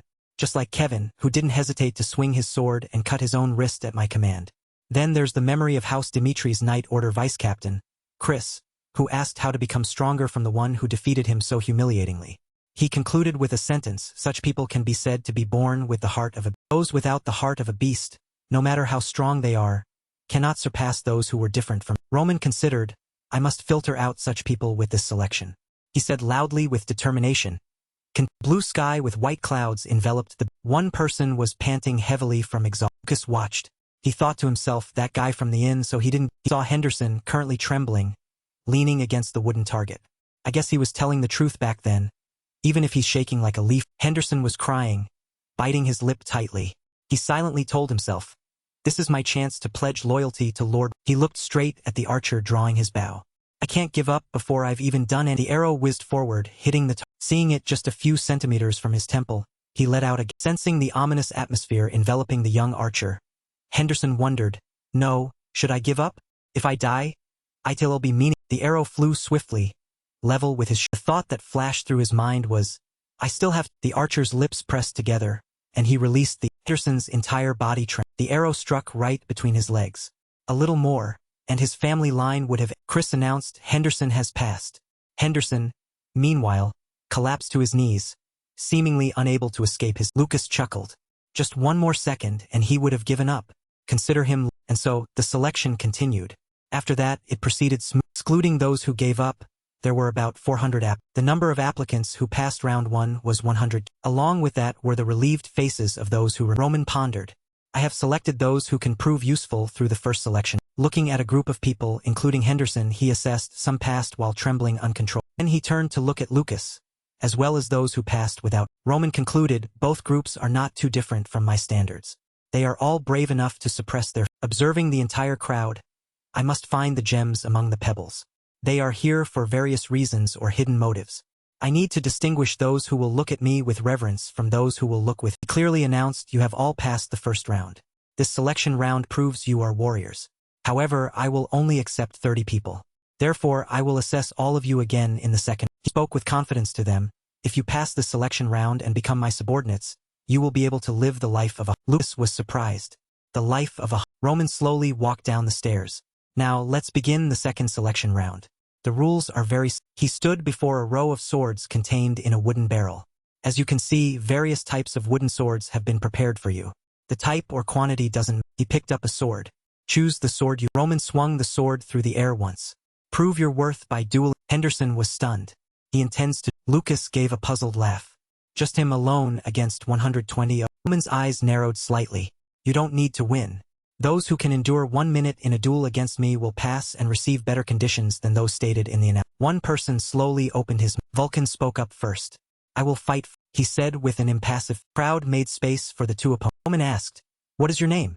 He immediately replied, I am. Looking at the sword in Vulcan's hand, Roman asked, are you all right with that wooden sword? He affirmed, nope. Vulcan looked at Roman and pondered.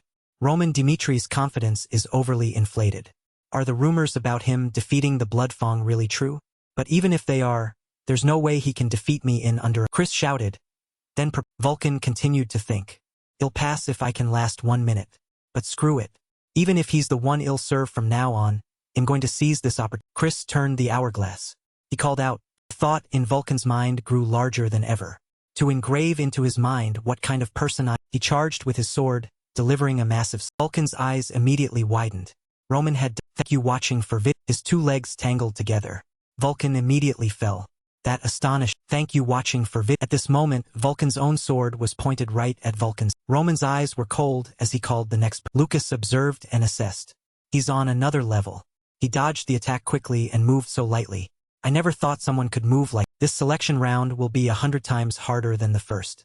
A powerful surge of killing intent gradually erupted around Roman, instilling fear. Just as Vulcan lost to Roman, the image of Roman standing tall with a sword at Vulcan's throat, his eyes as if wanting to devour him. Everyone around thought one thing. In his contemptuous gaze, as he looked at the defeated enemy at his, everyone understood that Roman was too. They thought that as time passed, one by one, others would duel Roman. Even though they were struggling at the moment, facing such a strong opponent, they had faith that he would tire and his stamina would gradually run out. Over 1 hour passed since the start of the second selection round. After 60 duels, many applicants had collapsed to the ground, their faces filled with. Roman, with a cold expression, opened his mouth to call the next person. His hand held his sword, pointing directly at the terrified loser sitting at his feet. Roman showed no signs of fatigue after those 60 duels. The spectators around the arena were all astonished. They recalled what the young lord had said before the selection. If you pass the selection and become my subordinate, you will be able to live the life of a hunter. It seemed that now they understood the meaning of that. Roman is a hunter with an overwhelming aura, like a massive predator ready to seize any prey it sees. A hunter who can live the way he wants in a world where only the strongest survive. The people around him were astonished as they looked at him. It felt as if those words would truly come to pass. Thought to themselves, even now, Roman is still considered the fool of House. This might be a once-in-a-lifetime opportunity. Faces filled with both astonishment and fear appeared on those standing around. They were determined to become Roman's subordinates. But then another thought interrupted. How can we fight against that monster? In everyone's eyes at that moment, Roman was like a demon risen from hell. A dark aura enveloped his entire being, making those below shiver just by looking at him. Not from. Roman slowly said, if no one steps forward, then everyone here loses. Hearing this, they began to push each other forward. Almost no one dared to step up and fight the man standing. At this moment, a voice spoke up. All right, I'll go. A face appeared. A small pouch hung from his. A blue-haired man stood tall and imposing, like a savior in a time of crisis. He introduced himself. I am applicant number 61, Luke. The clear blue sky, the wind sweeping across. In Lucas' mind at this moment he thought, Roman Dimitri is a monster. Roman stood before Lucas. That imposing aura still lingered. The two stood facing each other, waiting for a new battle to. Lucas' thoughts continued. Besides his superior martial arts, to think he can create such an oppressive atmosphere.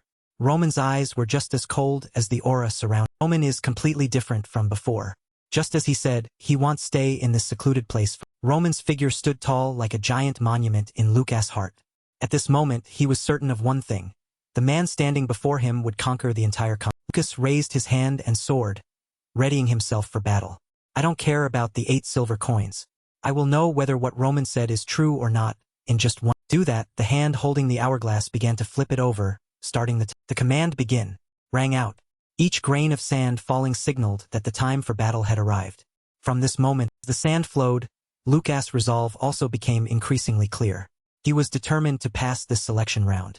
He charged forward with his sword, swift as the. Roman at this moment thought to himself. He didn't hesitate to rush forward. Except for the very first person, no one has attacked first. Not only that, his tactics. Thinking this, Roman unconsciously broke into a sweat and was surprised. Lucas, at this moment, swung his sword, aiming to strike his opponent, simultaneously tried to plunge a dagger into his scene unfolded. Roman, at this moment, stepped back and blocked Lucas' incoming. Lucas thought, he dodged the dagger and blocked my sword. Then how about I change tack? He continued to swing his sword. His feet also moved forward to press closer to the sword thrust forward. Roman still raised his powerful impact made Roman's eyes widen. But he still blocked the sword. He swung the sword in his hand, throwing his opponent. Lucas was also thrown back, forcing him to retreat several. Lucas thought to himself, it seems that's still not enough. He began to think, normally there would be openings with continuous fast movements, but Roman is like an impregnable force. Lucas gripped the short sword tightly in his hand. He told himself, I can't give up. If I hesitate for even a second, I'll lose immediately. To last 1 minute, I must be on the offensive. Lucas continued to grip his sword, trying to charge forward to gain the upper. Seeing this, Roman let out a cold smile. It seemed he was admiring Lucas. Roman analyzed.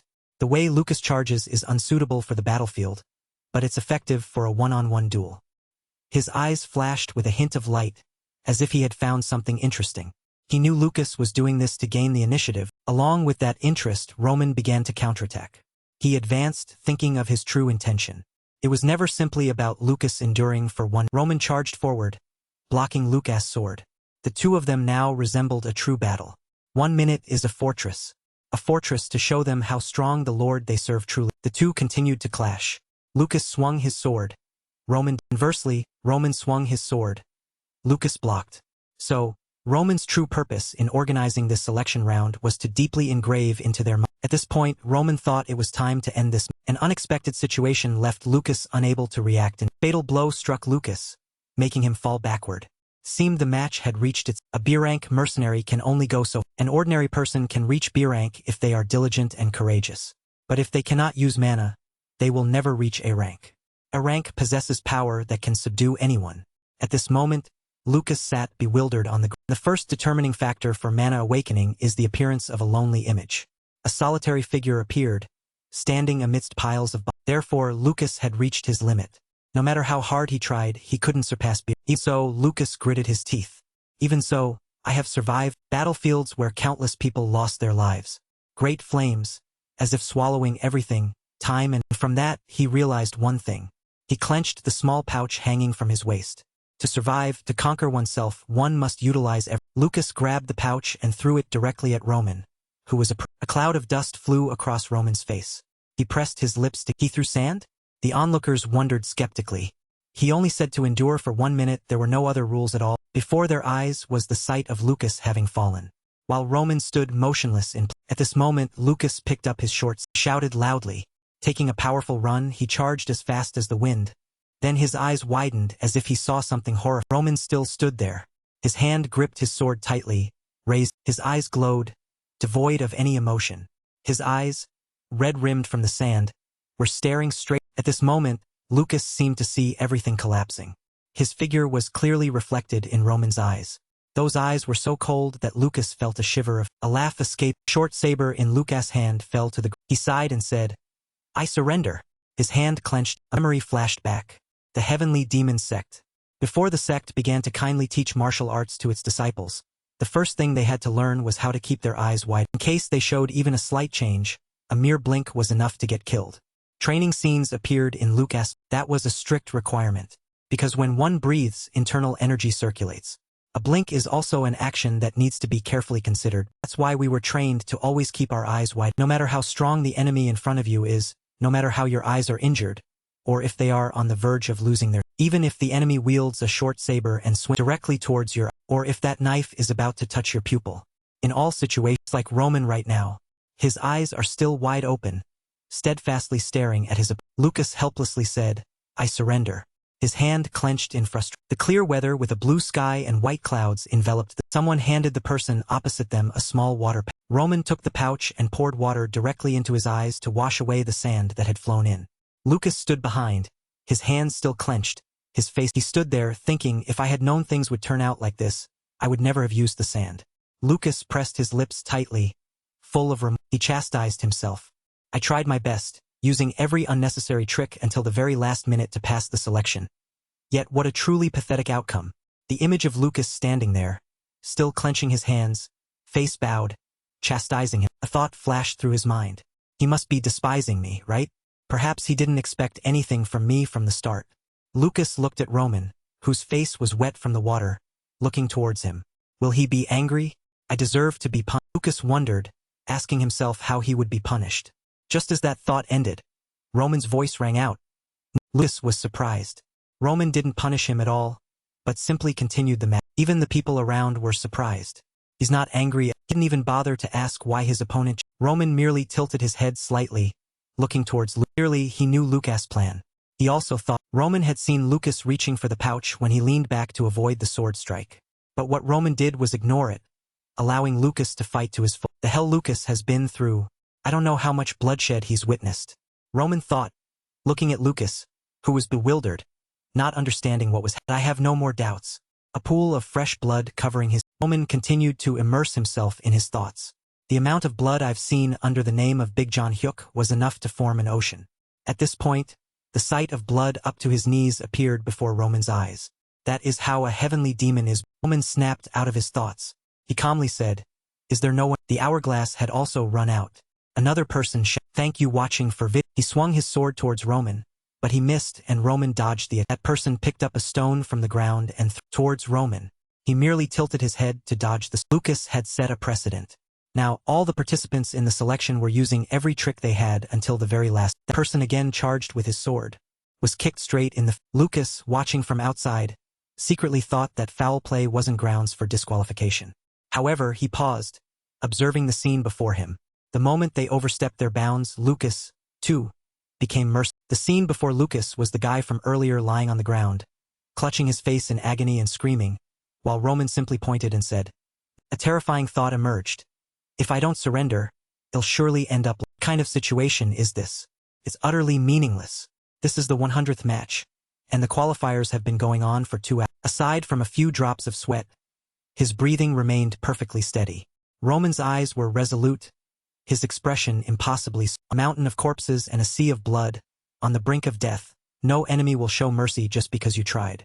Your movements will falter once your breathing becomes unstable, and that's when you become part of the mountain of corpses beneath your feet.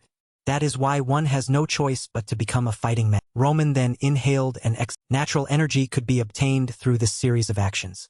It circulated throughout his body, restoring the accumulated fatigue. Coupled with ideal body management and the strengthening of his skeletal frame, his body had reached an optimal. A swordsman swung at Roman, but he brought his sword up to block. Recalling the time he was conquering martial arts, he had once fought for 3 days and 3 nights. That's why his stamina would never run out. Roman gripped the sword in his hand and rushed towards his opponent at his fastest speed in this mere sparring. All candidates, gather. A command echoed through the sturdy fort. Chris clearly announced the number of people who passed the second round of qualifying. Amidst the heavy mood of the crowd, Chris continued. Standing on the training ground, he continued, however, it's not that no one will proceed. 30 out of 120 people have been selected. The list will be announced later.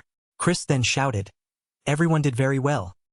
In the evening, light shone through the window, reflecting on the. Roman held the list. This is the list of successful candidates. From now on, these 30 people will be trained. Chris took the list, nodded, and said, I understand. He looked at each name. So, these are the successful candidates. Vulcan, the first one to challenge the young master. He must be very brave and respectful of the young man. Henderson? Chris was full of questions because, in his impression, the person just mentioned was quite timid and had no outstanding qualities. Did the young master find some outstanding quality in him that I didn't see? Chris doubted himself. Aside from them, the others made sense. Suddenly, he widened his eyes in surprise. He asked Roman. Lucas was also chosen? Roman just sat there and indifferently replied. Roman placed his hand on the table and asked Chris again. Is there a problem?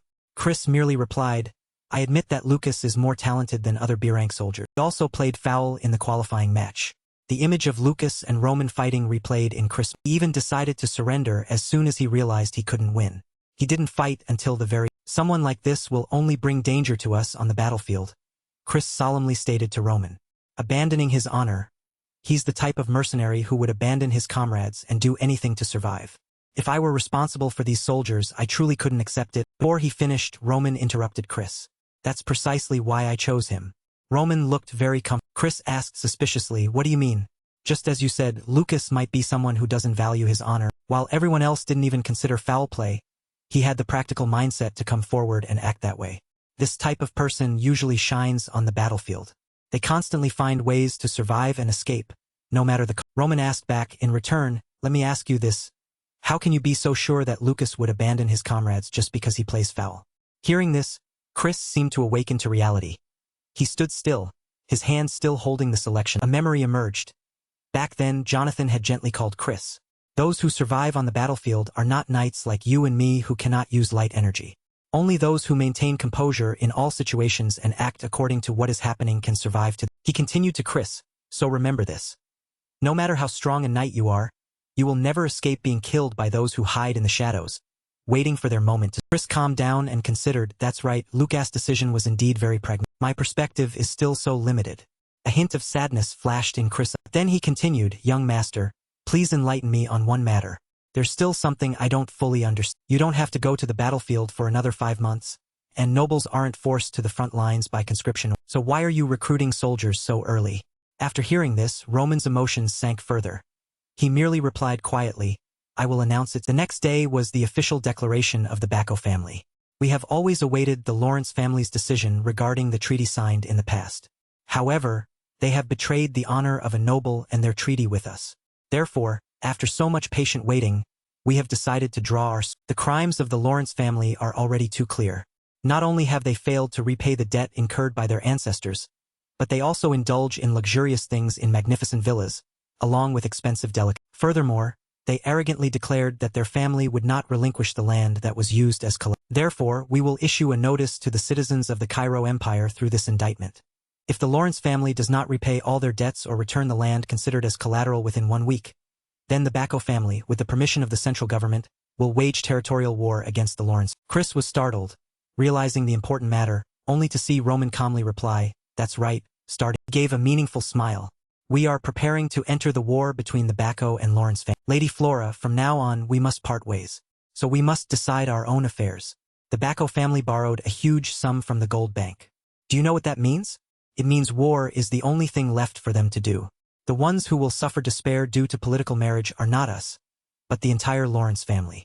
No matter how society judges Roman Dimitri, I still want someone to trust and act upon what they personally see and experience. Therefore, I want to escape this binding engagement without any further changes. This is your fault. You are the one who made this family collapse. Flora's face was filled with panic and fear, her eyes wide, pupils Flora screamed.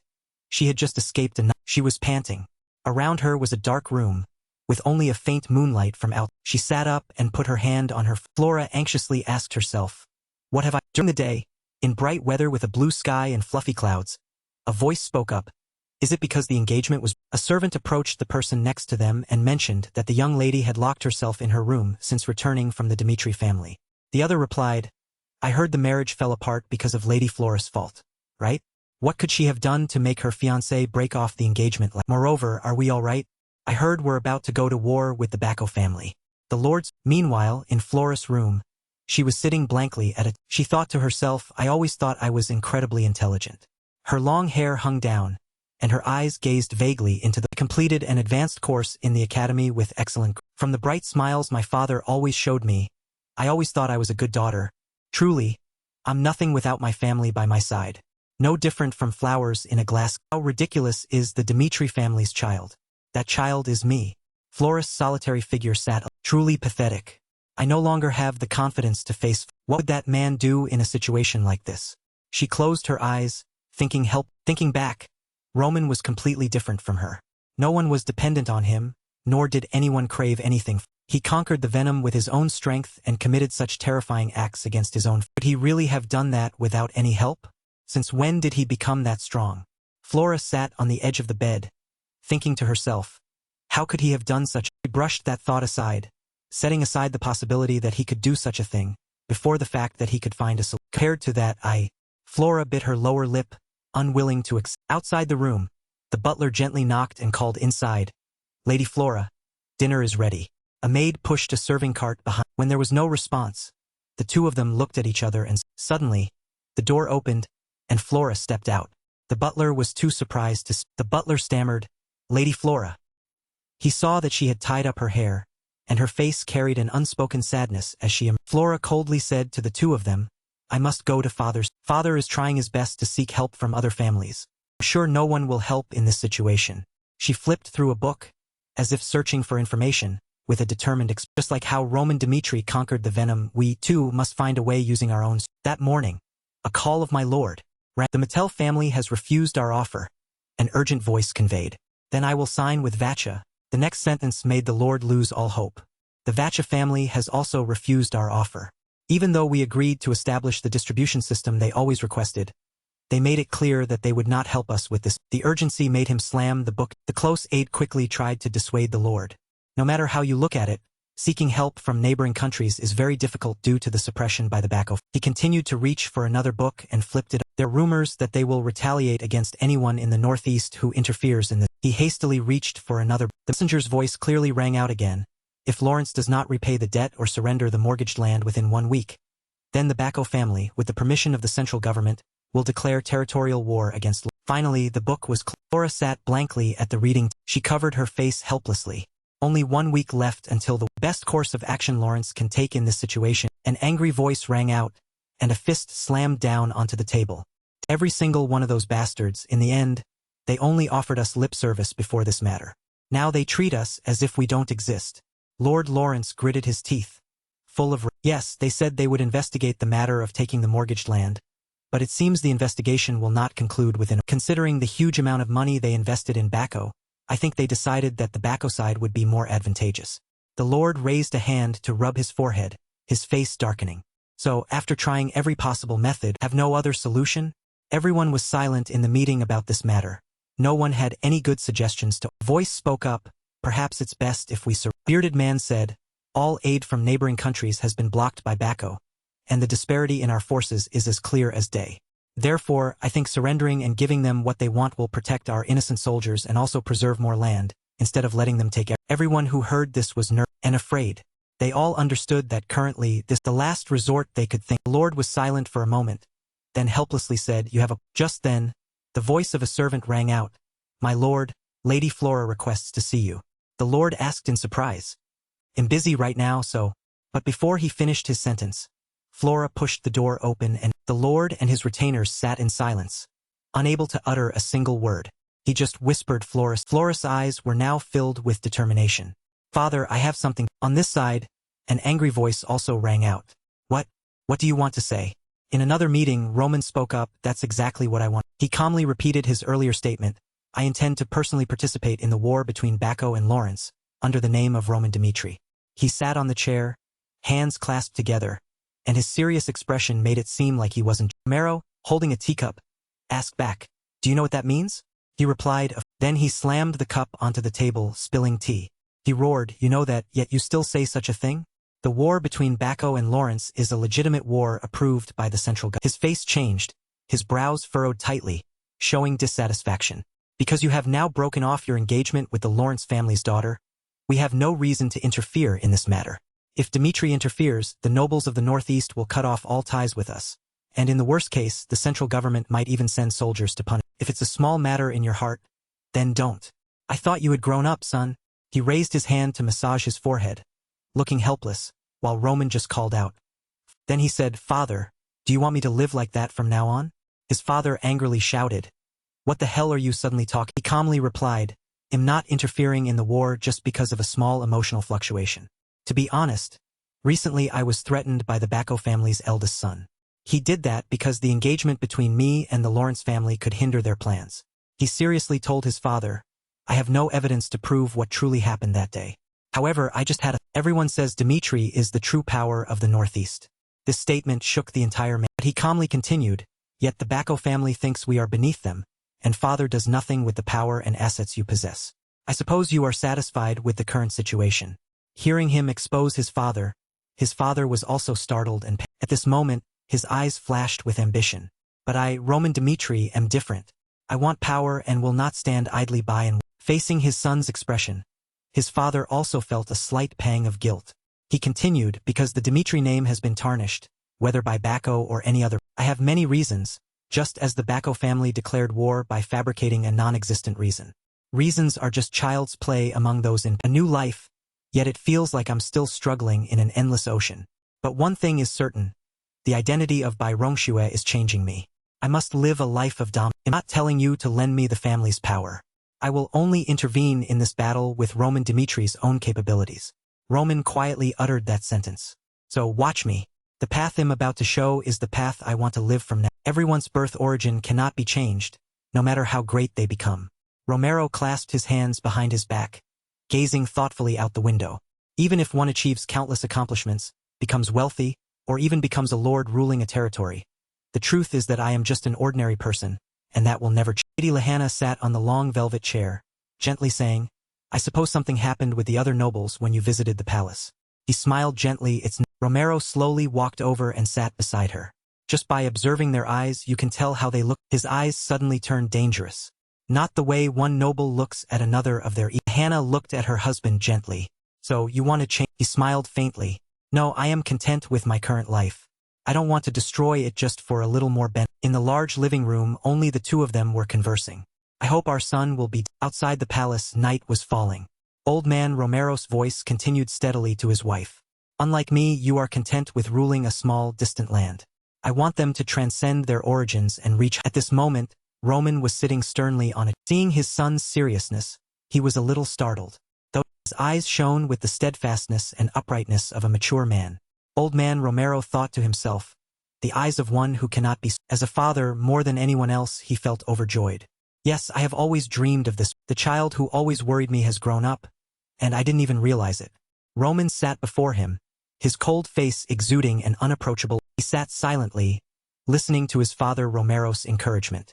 Do what you like, and tell me if you need. He clenched his hand into a fist and declared emphatically, you, Roman Dimitri, are my son, and I, Romero Dimitri, am your. Forthrightly declared, no matter what trouble you cause, you don't have to bear the responsibility alone. Hearing this, Roman couldn't help but reveal a satisfied. The next morning, before the gate of the forging district, various sounds of metal clashing rang. As he stepped through the gate, he observed the surroundings. No one was in sight, yet it was very noisy. So this is the. Roman looked up at the sturdy gate. It seems they weren't exaggerating when they said the Dimitri family's forge was the largest in the Cairo. Inside the forge were burly blacksmiths. The facilities were places where many blacksmiths could work simultaneously. Each person held a different position to ensure the highest level of specialization. There were about 30 such facilities in this blacksmith's district. Roman thought to himself, all doubts about Dimitri's wealth were answered just by looking at this district. Observing the area behind the palace, which possessed the largest number of exclusive contracts nation. The Dimitri family's blacksmiths could sell the iron dug up here at exorbitant price. For that reason, the nobles of Cairo's northeast never dared to oppose Dimitri, in addition to fearing Dimitri's wealth. Couldn't secure the Dimitri family's weapons supply throughout the kingdom, that would be a serious problem. Roman looked around and then realized, so he's here. The person he was referring to was the man known as the symbol of the Dimitri family, the Master Black. He slowly spoke up to his father, suggesting, I intend to resolve this matter with my own strength, but I truly need your help, the necessary equipment for the army. Romero crossed his arms over his chest, showing understanding. Armaments. Saying this, he picked up his teacup and offered a suggestion, go see him. Holding the hot teacup, he looked at his son and slowly said, I used to personally handle all matters at the forge as the master, but Hendrik, who once worked alongside me, took over that work after I was bestowed with my current title. As the family's master, he oversees the entire production process for iron. Seeing his son's enthusiasm, he was quite pleased. If you tell him you've come at my suggestion, he will provide you with what you need. Roman happily nodded, thanking his. He also didn't forget to remind him, however, there's one thing you must remember when you go there. The Dimitri family's blacksmiths are extremely arrogant. They are not people who will show loyalty just because you were born with the Dimitri name. Only those who can distinguish the quality of iron and are capable of handling it can gain the trust of the black. Indeed, his father hadn't lied. The people in the forge all looked at Roman with eyes as if he were a useless nuisance getting in. If they weren't openly showing contempt for him, they simply ignored him, continuing with their daily. Roman, having witnessed it directly, quickly understood. I understand. Just as father.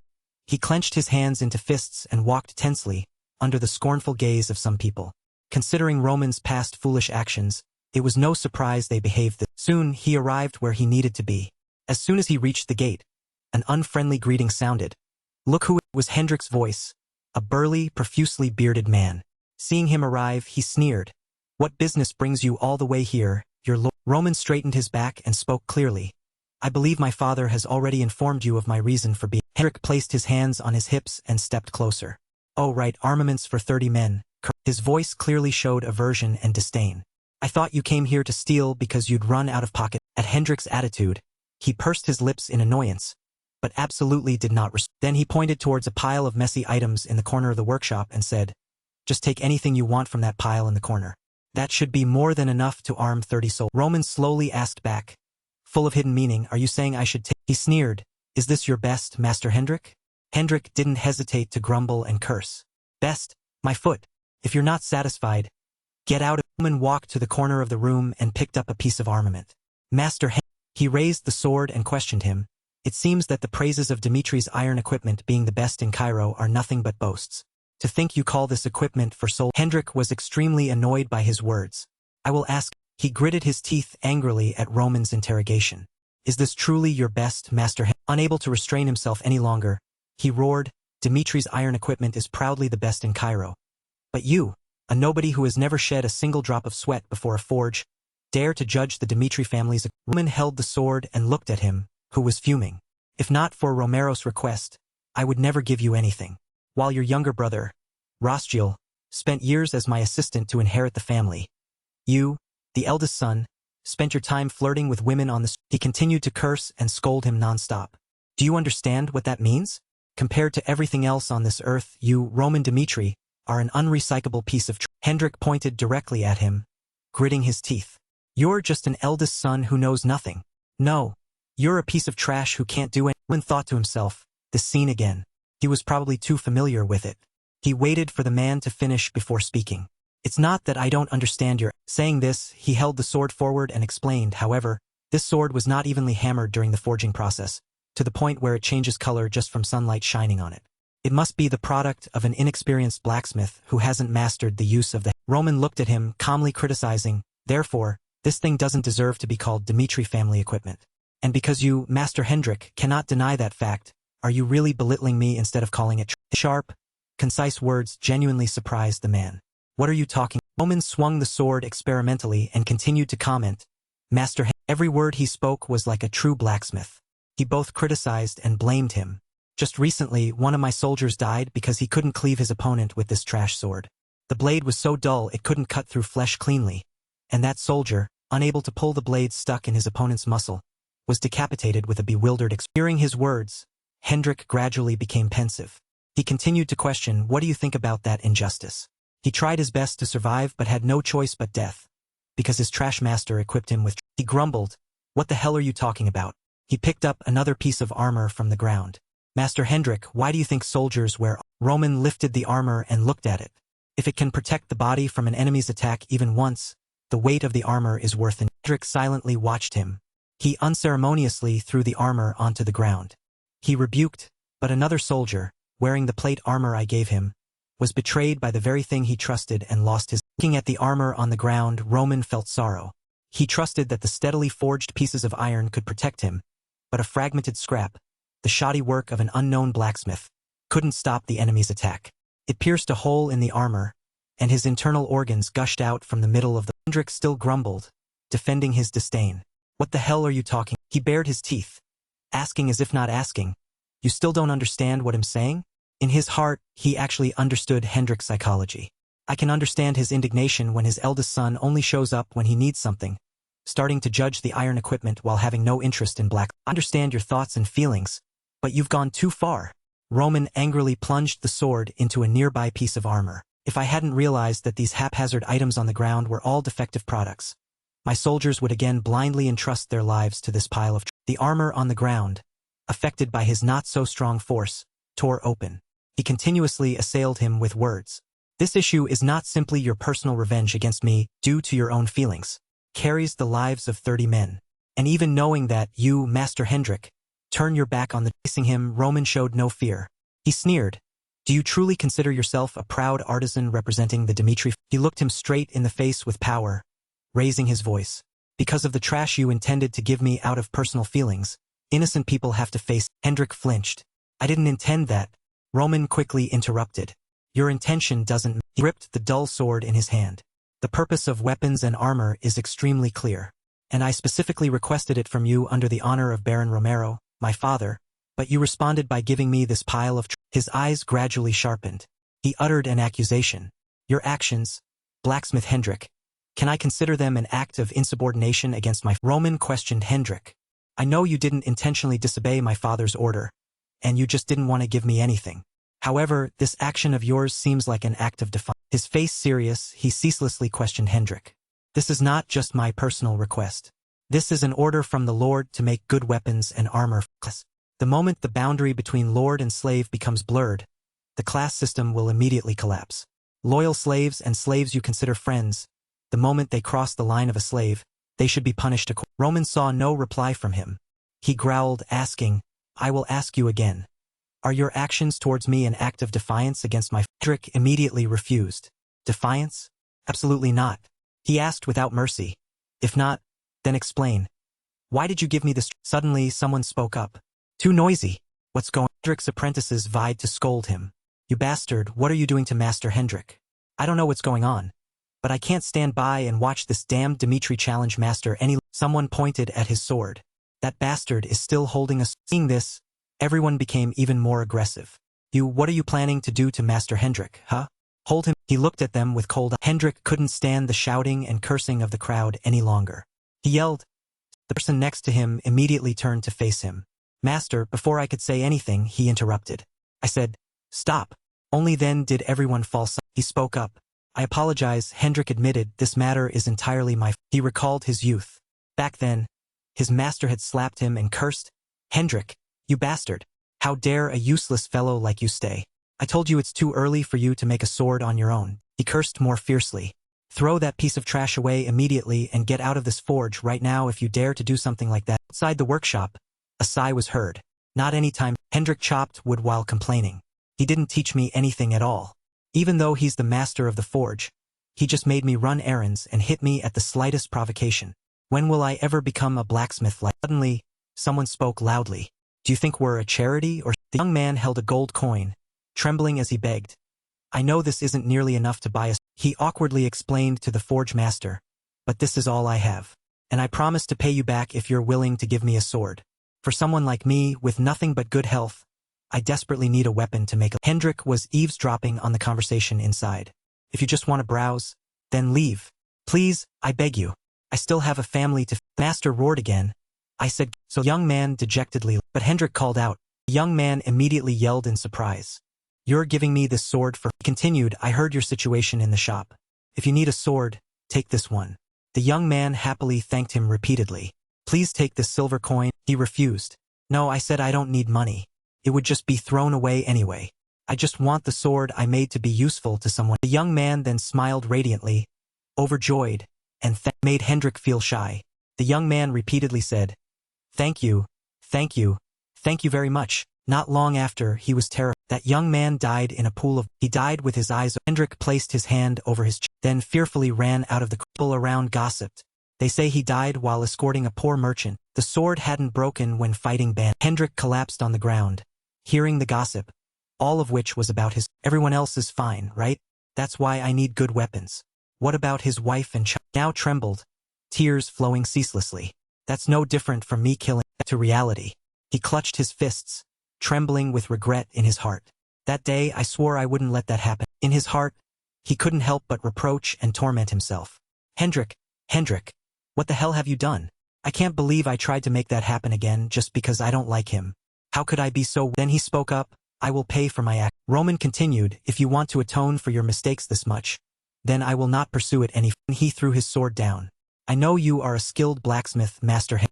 He turned back to him and continued, therefore, I will entrust you with preparing the equipment for my 30 soldiers. As I said, I don't think you intentionally disobeyed my father's order. Perhaps it was just your displeasure towards me. I completely understand that, so I think we should both forget our mistakes. Continued, I only want weapons and armor to protect my soldiers. He was stunned, and couldn't help but wonder in his heart. After punishing me so much, you finally gave me an out? I heard rumors, but could a person change that? He suddenly understood. I understand. He's no longer the Roman of the past. He promised him, I will say it again, I am truly sorry. I swear this will not happen a second. The promise made him smile contentedly. And as compensation, The armor and weapons for your soldiers will be of our highest quality. Hendrik ordered. Everyone back to your stations. They'll start right away. Everyone responded in unison. Yes, the forge was immediately. Everyone worked at full capacity, quickly forging weapons and armor of the highest quality. I stole Master Hendrik's sword? He asked Skep. The blacksmith, while forging, replied, Don't you remember, your lordship? That's right, you were completely drunk back then. Roman wondered, What are you talking? He explained that was about 3 years ago. Because you were desperately in need of money, provided to you by the forest lord, you snuck into Master Hendrik's forge, stole his sword, and sold it to some merchant for a ridiculously low. The sword you stole back then was Master Hendrik's master. He looked towards his master. It was a masterpiece that took 6 months to design and another 3 months to complete, without leaving the forge for a single day. Something like that was sold for dirt. He silently listened as the man continued. You'll never understand, young master. A masterpiece you made with your own hands was sold and can never be recovered. In his heart, he knew that the one who crossed the line was the Roman of the past. After hearing this, he walked out of the forge. Looking back, it was Henry. He called him back and said a little more. I still haven't completely forgiven you for that matter. I accepted your request because I was wrong this time, but I still cannot accept that the Dmitri family's eldest son completely neglects the forge. He emphasized, remember that the foundation of the Dmitri family is this forge. If one day you can create even a trash sword on your own, I might look at you differently. Roman smiled in acceptance. Then it won't be long. I'm leaving now. They'll be back after him. After a while he arrived before it. He opened he smiled. It's been the place where I trained myself. Roman looked around the house, appreciating that it was arranged to his. All the tools are here. Now let's thank you watching for vid. The forge inside the house began to glow. Roman recalled the past. When I was in the martial arts world, I decided to forge my own sword at 18. When the demon cult had not yet triumphed, my brothers were still constantly at odds. I always had to sleep with one eye open to guard against assassination. My 11th brother, Baek Changhyun, ambushed. It was a close fight, but my sword broke, preventing me from resisting Baek Changhyun's. The image of that battle became clear again. Baek Changhyun rushed forward to strike the person in front. 2 pairs of tense eyes at each other. Powerful sound rang. On this ground appeared a broken sword, stained with. He thought again. When I slashed my brother across the face with the broken sword and narrowly escaped death, I thought I needed a sword that would never break in battle and that would fully exploit my potential. Roman was full of determination. I need a sword made exclusively, recalling his past self toiling in the forge. After that day, unlike my brothers, I went to the forge and learned to forge swords myself, and before each decisive battle, I would forge a sword suitable for my situation. The flow of memories began to speed up, and after hundreds of thousands of battles, my sword continued to returning to reality. Each hammer strike hit the iron piece, but the memories didn't stop. And the 39th sword I made was called the Heavenly Demon Sword, a priceless. And now he powerfully hammered the red-hot. His face was covered in sweat. To prepare for the upcoming war, a determined thought emerged. It's time to make a new sword for my. Roman immediately began forging weapons. He continuously hammered the hot sword, repeating the same while using the same rhythm and strength. The moment a person is completely absorbed by an objective, thought echoed in his mind, flow state. He struck the forging iron fiercely and his eyes were filled with contemplation. What do I live? I must survive in a world where only the worthy can live. Because my father was the heavenly demon, then became known as the strongest after overcoming countless hardships that fell upon him. I never thought that was a bad, and now it's the same. I simply live according to my own reality. Continued forging, thinking to himself, however, my current state isn't enough to handle every change. So, I need to train to become tougher. World and the powerful forces within it, I'm still not fully aware of them. Loser doesn't deserve mercy. Exhaled a breath of fire. Flames enveloped his body. Blazing fire divine. Roman frantically forged weapons. This martial art, created by those known as the Blazing Devils, uses burning power to quickly accumulate mana, is the most optimal ability for a useless person like me at present. My and other internal organs will be damaged if I use it too frequently. Eyes blazed with determination. But right now, I crave the power to confront all adversities. The next day, on a beautiful day at the Flora reported, we've reached a dead end. Serious. The surrounding factions have refused to help, and the struggle for military power is all too clear. Have been discussions about surrendering to preserve at least a small portion of our family's territory. I believe that's something we absolutely cannot do, no matter the cost. Florus slammed his hand on the table, stood up and declared, instead of sacrificing the lives of innocent soldiers in a predetermined losing war, surrender is the best option for everyone. This Bacco has leveraged his connections with the cabinet to secure a loan from the royal treasury. That's true, that loan can be considered an unsecured debt. Those present whispered in confusion. How can it be unsecured? Flora continued her father's explanation. A loan without collateral usually has very high interest rates. This Bacco isn't the only one benefiting from this war. Her father still stood Thank you watching for Flora further explained, Viscount Bacco is the borrower, and the royal treasury is the lender, aiming to receive a reward that benefits both. Carve up this land as soon as they conquer Lawrence. Everyone silently looked at her. After listening, calmly sat down. So what should we do? Replied, there's only one measure. Fight to. Flora affirmed that's the only way for us to survive. Clenched his fists. Fight back? Bowed his head. Disappointment welling within him. For a moment, had hoped for Flora's speech. Thought Flora, who could see through any situation, would tell us of an exceptional countermeasure. Turned out to be just ordinary words. Asked Flora, is prolonged closure the only way to survive that you're talking about? Replied, I'm not saying we only defend. We abandon an entire year's harvest and burn the fields. We'll also stockpile as much food as possible to sustain ourselves until winter arrives. Thank you watching for Wondered we just need to hold out until. Flora replied, yes. Although Viscount Bacco can borrow a large sum thanks to his cabinet connections, that's all he can do.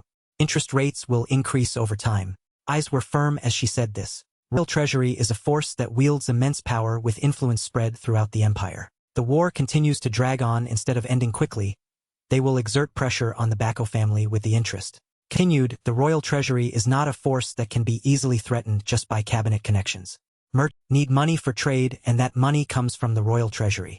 Winter arrives and the siege strategy no longer holds an advantage. He emphasized, they won't be able to avoid offering themselves as dessert. Floris seemed to understand. Was surprisingly joyful, unable to believe such a method existed. That's very logical.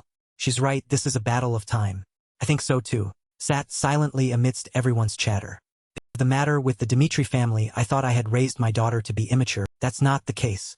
When did my daughter grow up like this? Placed his hands on the table and stood up. Spoke, Flora is right. From this moment on, we will prepare for a defensive siege. We'll patiently endure, protect the bloodline of the Lawrence family.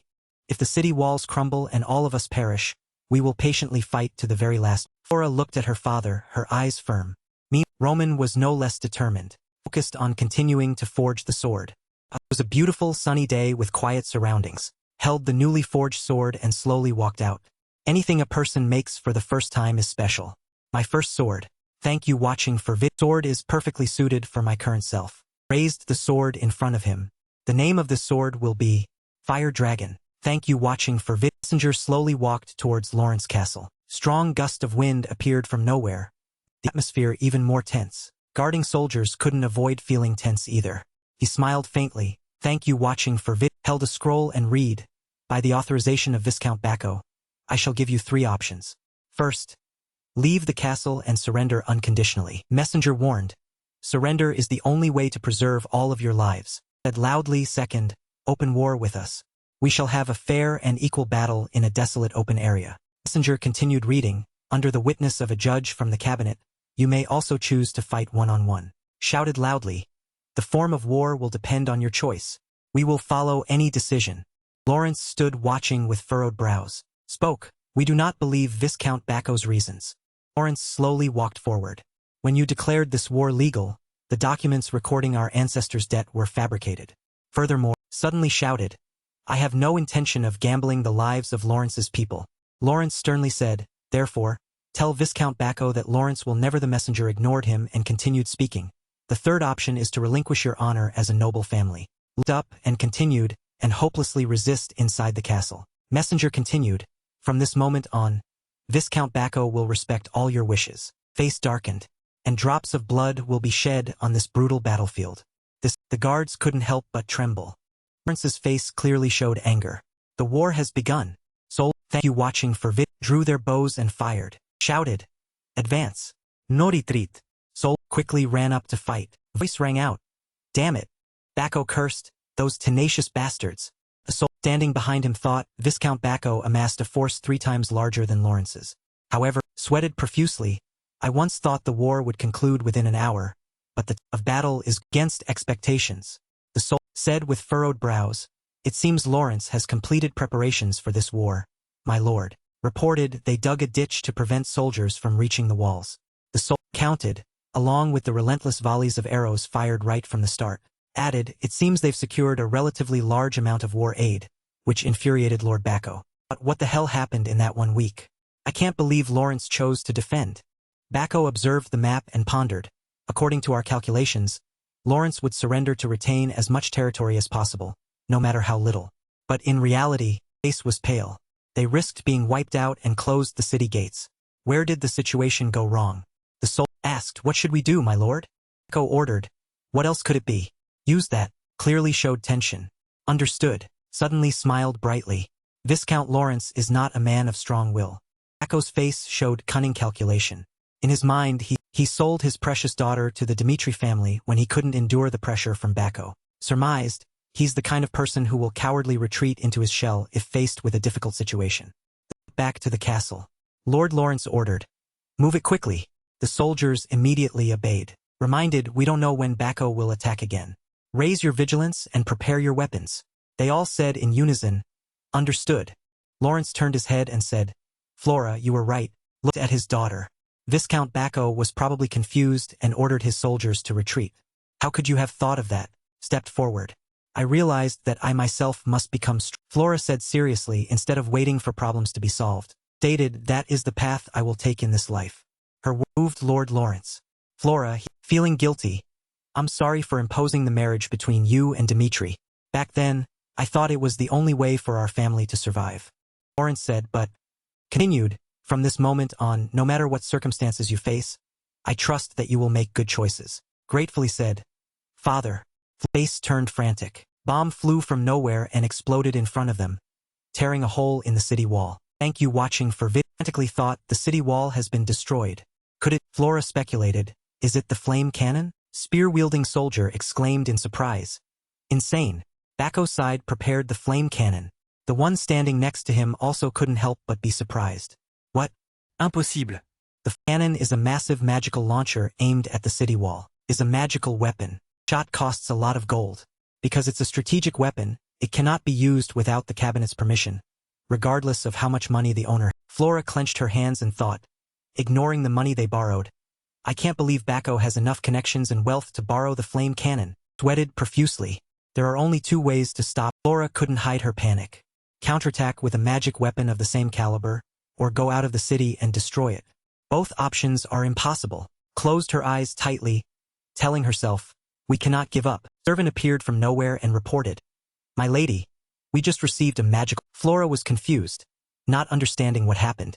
"Magic?" said loudly, "Roman Dimitri told me to relay a message to you. I have a way to help, so please answer the call." She was surprised. "Thank you watching for vid." Flora seemed unable to believe her ears. Roman Dimitri. Could Flora Lawrence wanted him to clarify. Exactly what did he intend? She wondered as she at Roman through the magical long-distance communication device. She continued, "How will you rescue Lawrence from this danger?" He replied, "Allow me to speak frankly. I have a personal grudge to settle with the Bacco family. It's something I've decided, and my revenge is only a matter of time." She seemed surprised by the answer. Roman continued, "If the Lawrence family complies with my..." Flora listened seriously to his next words. "Then I will accelerate the process and deal with the Bacco family for you immediately." Flora immediately expressed her doubt. "So what is our role in your plan?" He said it was very simple. Bowed his head to look at her through the magic circle. "If the Lawrence family agrees to set the stage for me first by making a small sacrifice, I will use all my strength to help you. I swear on the name Roman Dimitri." The word sacrifice enveloped her. Her hands, she thought, he must know our situation, that's why he's making such a demand. We have no other choice, even if he's shamelessly asking us to be sacrifices. Realize this, Flora expressed, "I promise you, as long as my family is protected, I'll do anything you want." His index finger, he added another condition. "And one more thing. Give me an excuse to intervene in this war. The city, the enemy is preparing to pour in." Roman explained, "Since our engagement has been cancelled, I will need another excuse." Showed a bit of worry. "What kind of excuse?" Opened his mouth. "Anthony Bacco said he harassed you." Stunned to hear that Roman continued to instruct, "You just need to say that even though nothing happened between you two, you had no other choice but to break off the engagement with Dimitri because you were harassed like that." An insidious smile spread across his face. "Analyzed the future. After that, your value in aristocratic society will be. Flora knelt before the judging crowd. And your beautiful title as the flower of the Lawrence family will be shattered. And emphasized, however, if you give up everything that being a noble daughter has given you, you will gain an indispensable and crucial excuse to resolve the Lawrence family's danger. Flora was imagined as a blue bird breaking free from chains. Eyes calmly looked at her. That is the excuse I need to intervene in this war. Hands placed over her chest. Her whole body trembled. Offered reassurance, if the harassment happened before you broke off the engagement, then at that time you still belong. Woman affirmed, I will not forgive anyone who touches what is mine. Flora was surprised by what he said. Pursed her lips tightly, repeating in her head, my person. At this moment, enemy cannon fire flew in and exploded, huge flames erupting. A section of the wall collapsed due to the explosion, like someone being swallowed by flames. The soldiers around shouted and informed each other. The wall has fallen. Prepare barricades. Inside the room, their conversation continued. Flora agreed, I will satisfy all the conditions you've given. Closed her eyes and shouted, so please, for mercy's sake, kill all those Bacco bastards. The enemy attack, the soldiers discussed. The enemy is advancing. Don't let them get close to the wall. Lord Lawrence immediately commanded, we must protect the wall. Continue to hold out. How an enemy had already climbed onto the wall, wielded his sword and charged at the Lord.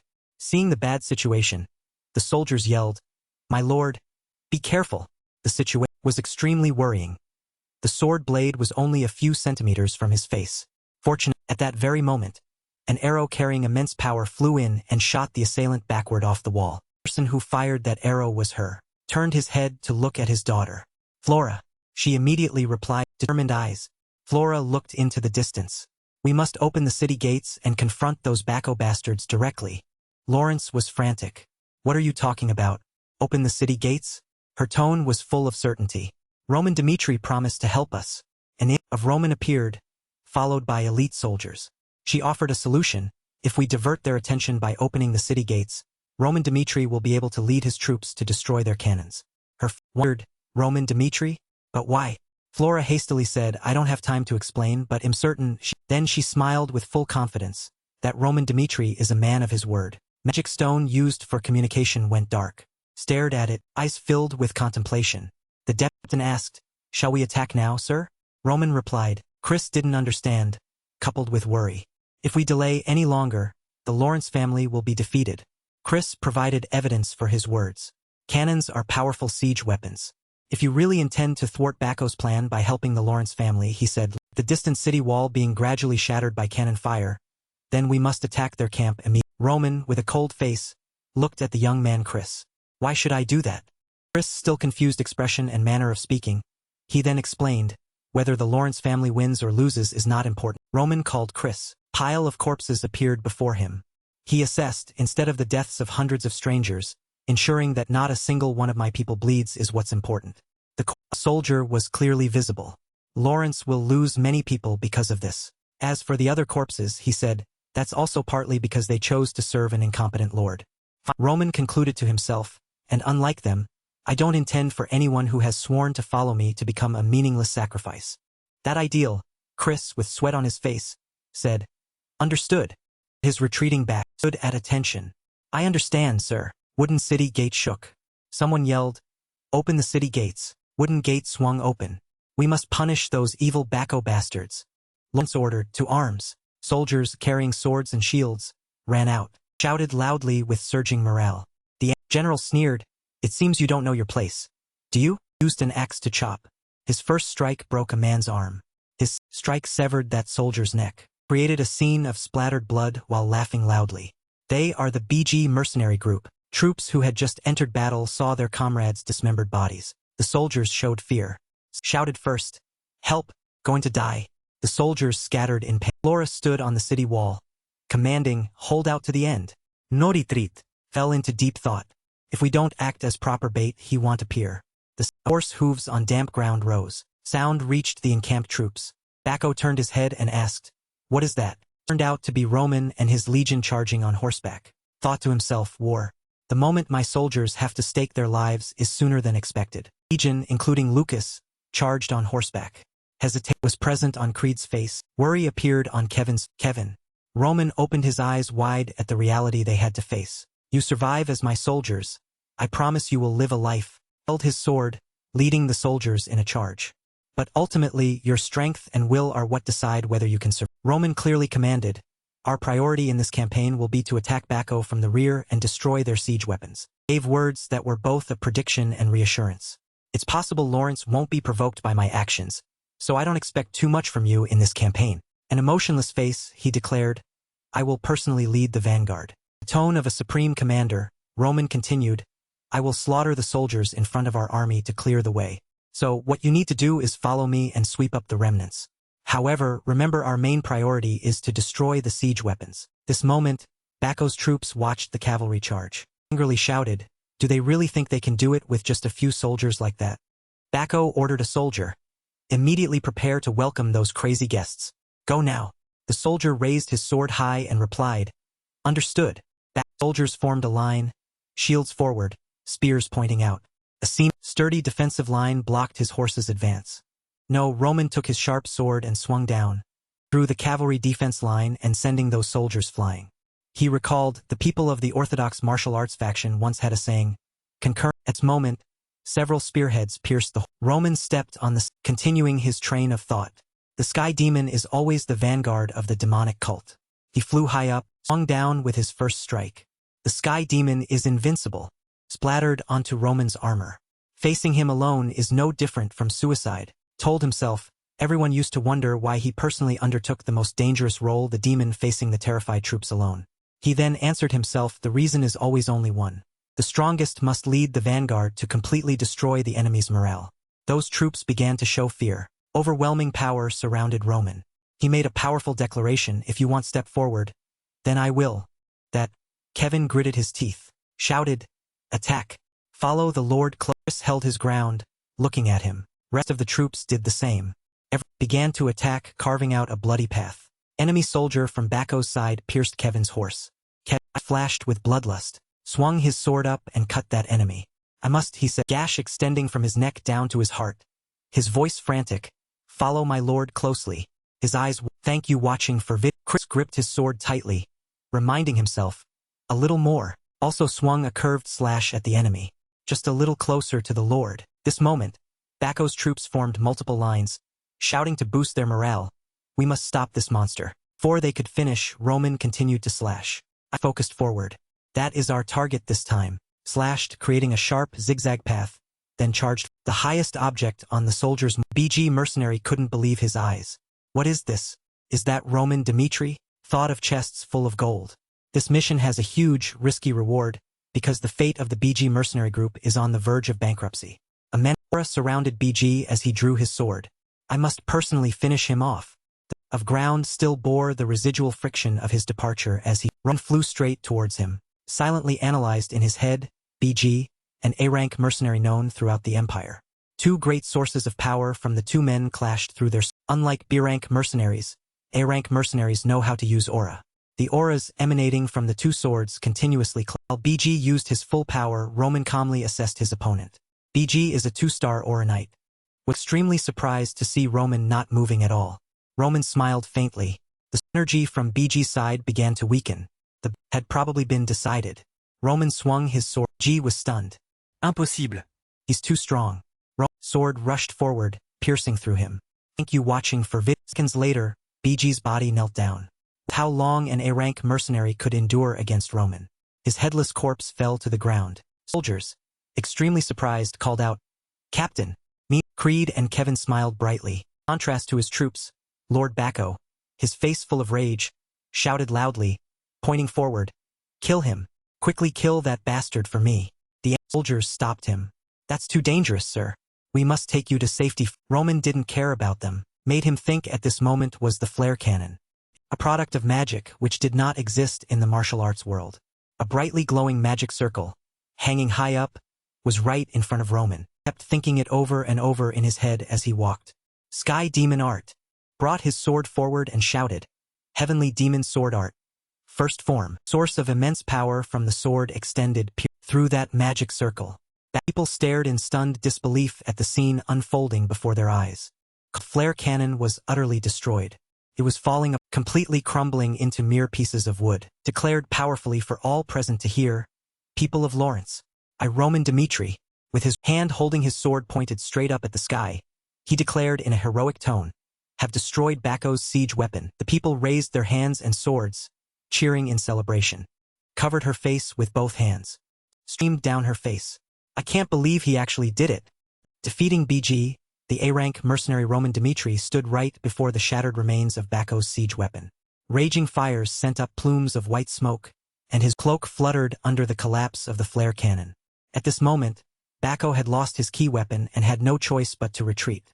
The remnants of his troops looked extremely pathetic. In the distance, white flags symbolizing undeniable defeat fluttered. Those pathetic figures fled shamelessly, leaving behind Roman Dimitri a dense cloud of dust and debris. A little strange had happened, Creed.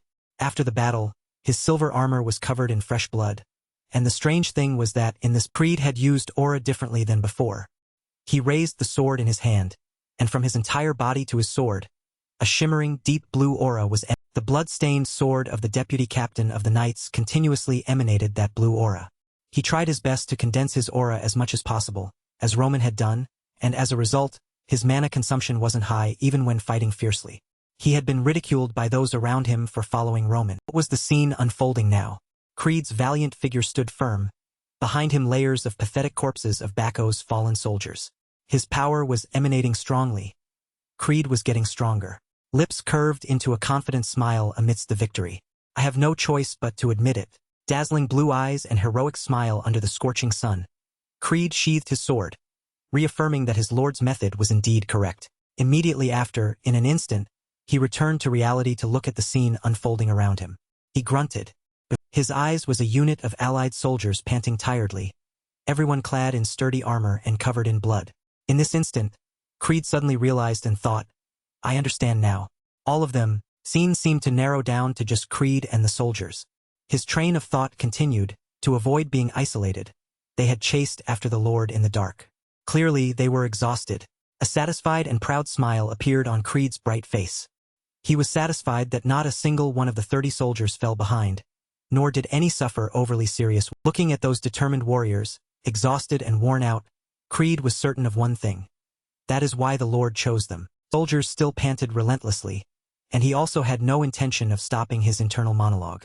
There's only one reason why we are safe. Then the image of a valiant warrior appeared.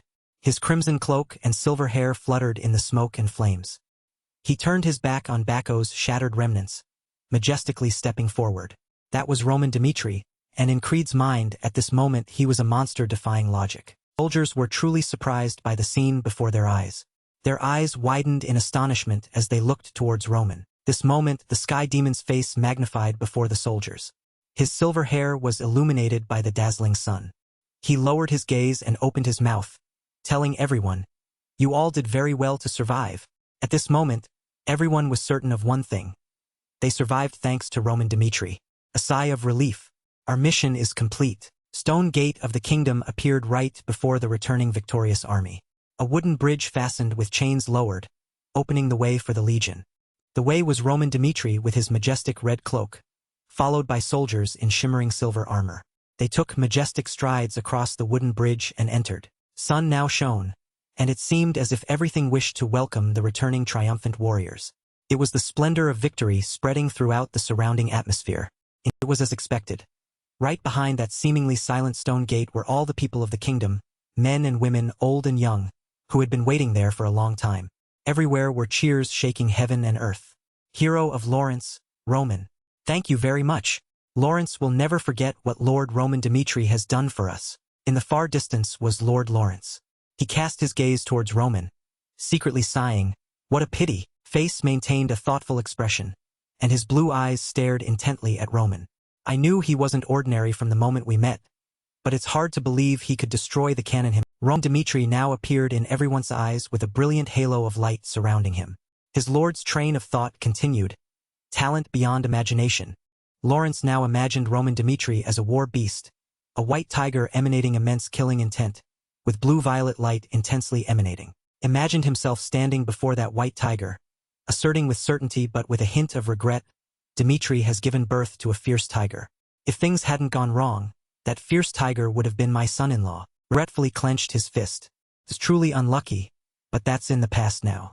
To his deep inner thoughts, outwardly the Lord seemed extremely joyful as he rushed straight to Roman with an eager expression.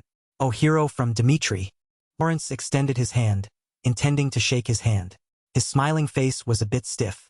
"I'm very happy to see you." Facing the Lord, Roman said nothing but only smiled faintly, his sharp gaze piercing straight through the other person. Awkwardly shook hands amidst the cheers of the common people. Faded to black. Inside the royal palace, light shone from nowhere, highlighting every architectural detail of the palace. Figure turned towards the wooden door inlaid with distinctive patterns. Some footsteps were heard behind him. The person spoke a little timidly. Was Flora. She was also wearing a set of silver armor, her slightly timid face gently uttering thanks. Roman Dimitri, who seemed to be about to leave, Flora, in her armored dress, stood a distance from him, still persistently continuing her unfinished thanks. "We didn't properly complete the bait mission, but you still didn't ignore us and helped Lawrence until the very end." "My perspective," Flora said as Roman turned his head and looked directly at her. "I want to thank you since." Dimitri didn't let her words affect him in the slightest. He slightly frowned, his face remaining cold from start to finish, and calmly spoke. "I merely fulfilled my duty as promised." Waiting or giving Flora a chance to speak further, he just continued, "Lawrence has done as much as I expected." Flora understood, but she still continued, "I understand, but no matter what, I still want to repay this debt to you. Perhaps you don't need any words of gratitude, but as Lawrence's representative, no matter." Dimitri, hearing that, showed no further expression. He merely listened thoughtfully as Flora continued, "If you want anything, please state it at the meeting." Expression was very firm, and her eyes shone with light. "No matter what it is, I guarantee you will have it." The thought suddenly flashed through Roman's mind. A slight curl appeared at the corner of his lips. Smile that didn't reach his eyes. He looked directly at Flora and gave her an answer. "If you're so resolute, then I won't refuse." This, without further hesitation, Roman placed his hand on the handle of the meeting room, smiled coldly at Flora. His valiant arm pushed the door open forcefully, causing dazzling light to pour out in all directions as if released from a cage. Roman's voice echoed into the meeting room, to the meeting room. Spacious meeting room had a long, polished wooden table in the middle, with people sitting on both sides. Roman sat at one end of the table. Dimitri's face was thoughtful as he attentively listened to the people in the meeting discussing, "If we propose to end this, they should also agree. Because Bacco still has many soldiers, instead of continuing to fall into danger and trouble." At the end of the table opposite Roman was Lord Lawrence, with Flora standing next to him. The voices of the high officials continued to ring out, following up on what was said before. "We should put the past behind us and look towards peace." This Roman seemed to dismiss it slightly. He slightly pursed his lips, his gaze lowered. A train of thought began in his head. Lawrence is truly a bunch of herbivores. Response to the discussions of the esteemed ministers, the Lord slightly furrowed his brow, his serious face showing agreement. "I agree with everyone's opinion. Though we were able to block their attack for a time, Lawrence's power alone is limited." Voice continued, "Therefore I will send the message immediately." At this moment, Roman's face hardened with a cold expression. He opened his mouth. "May I interrupt?" Sudden words rang out, making the atmosphere in the room seem to freeze. For an instant, everyone was silent and motionless. No one spoke. The one with the courage to break this heavy atmosphere was the Lord. He spoke, "Go on." Just waiting for this, Dimitri was about to stand up and spoke in a formal tone.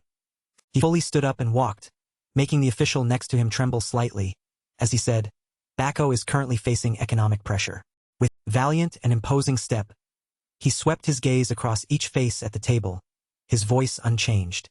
"To repay that huge debt, they have no choice but to invade Lawrence, and that won't change even if the flare cannon has been destroyed. I predict that for a moment, his entire body seemed to exude an undeniable killing intent.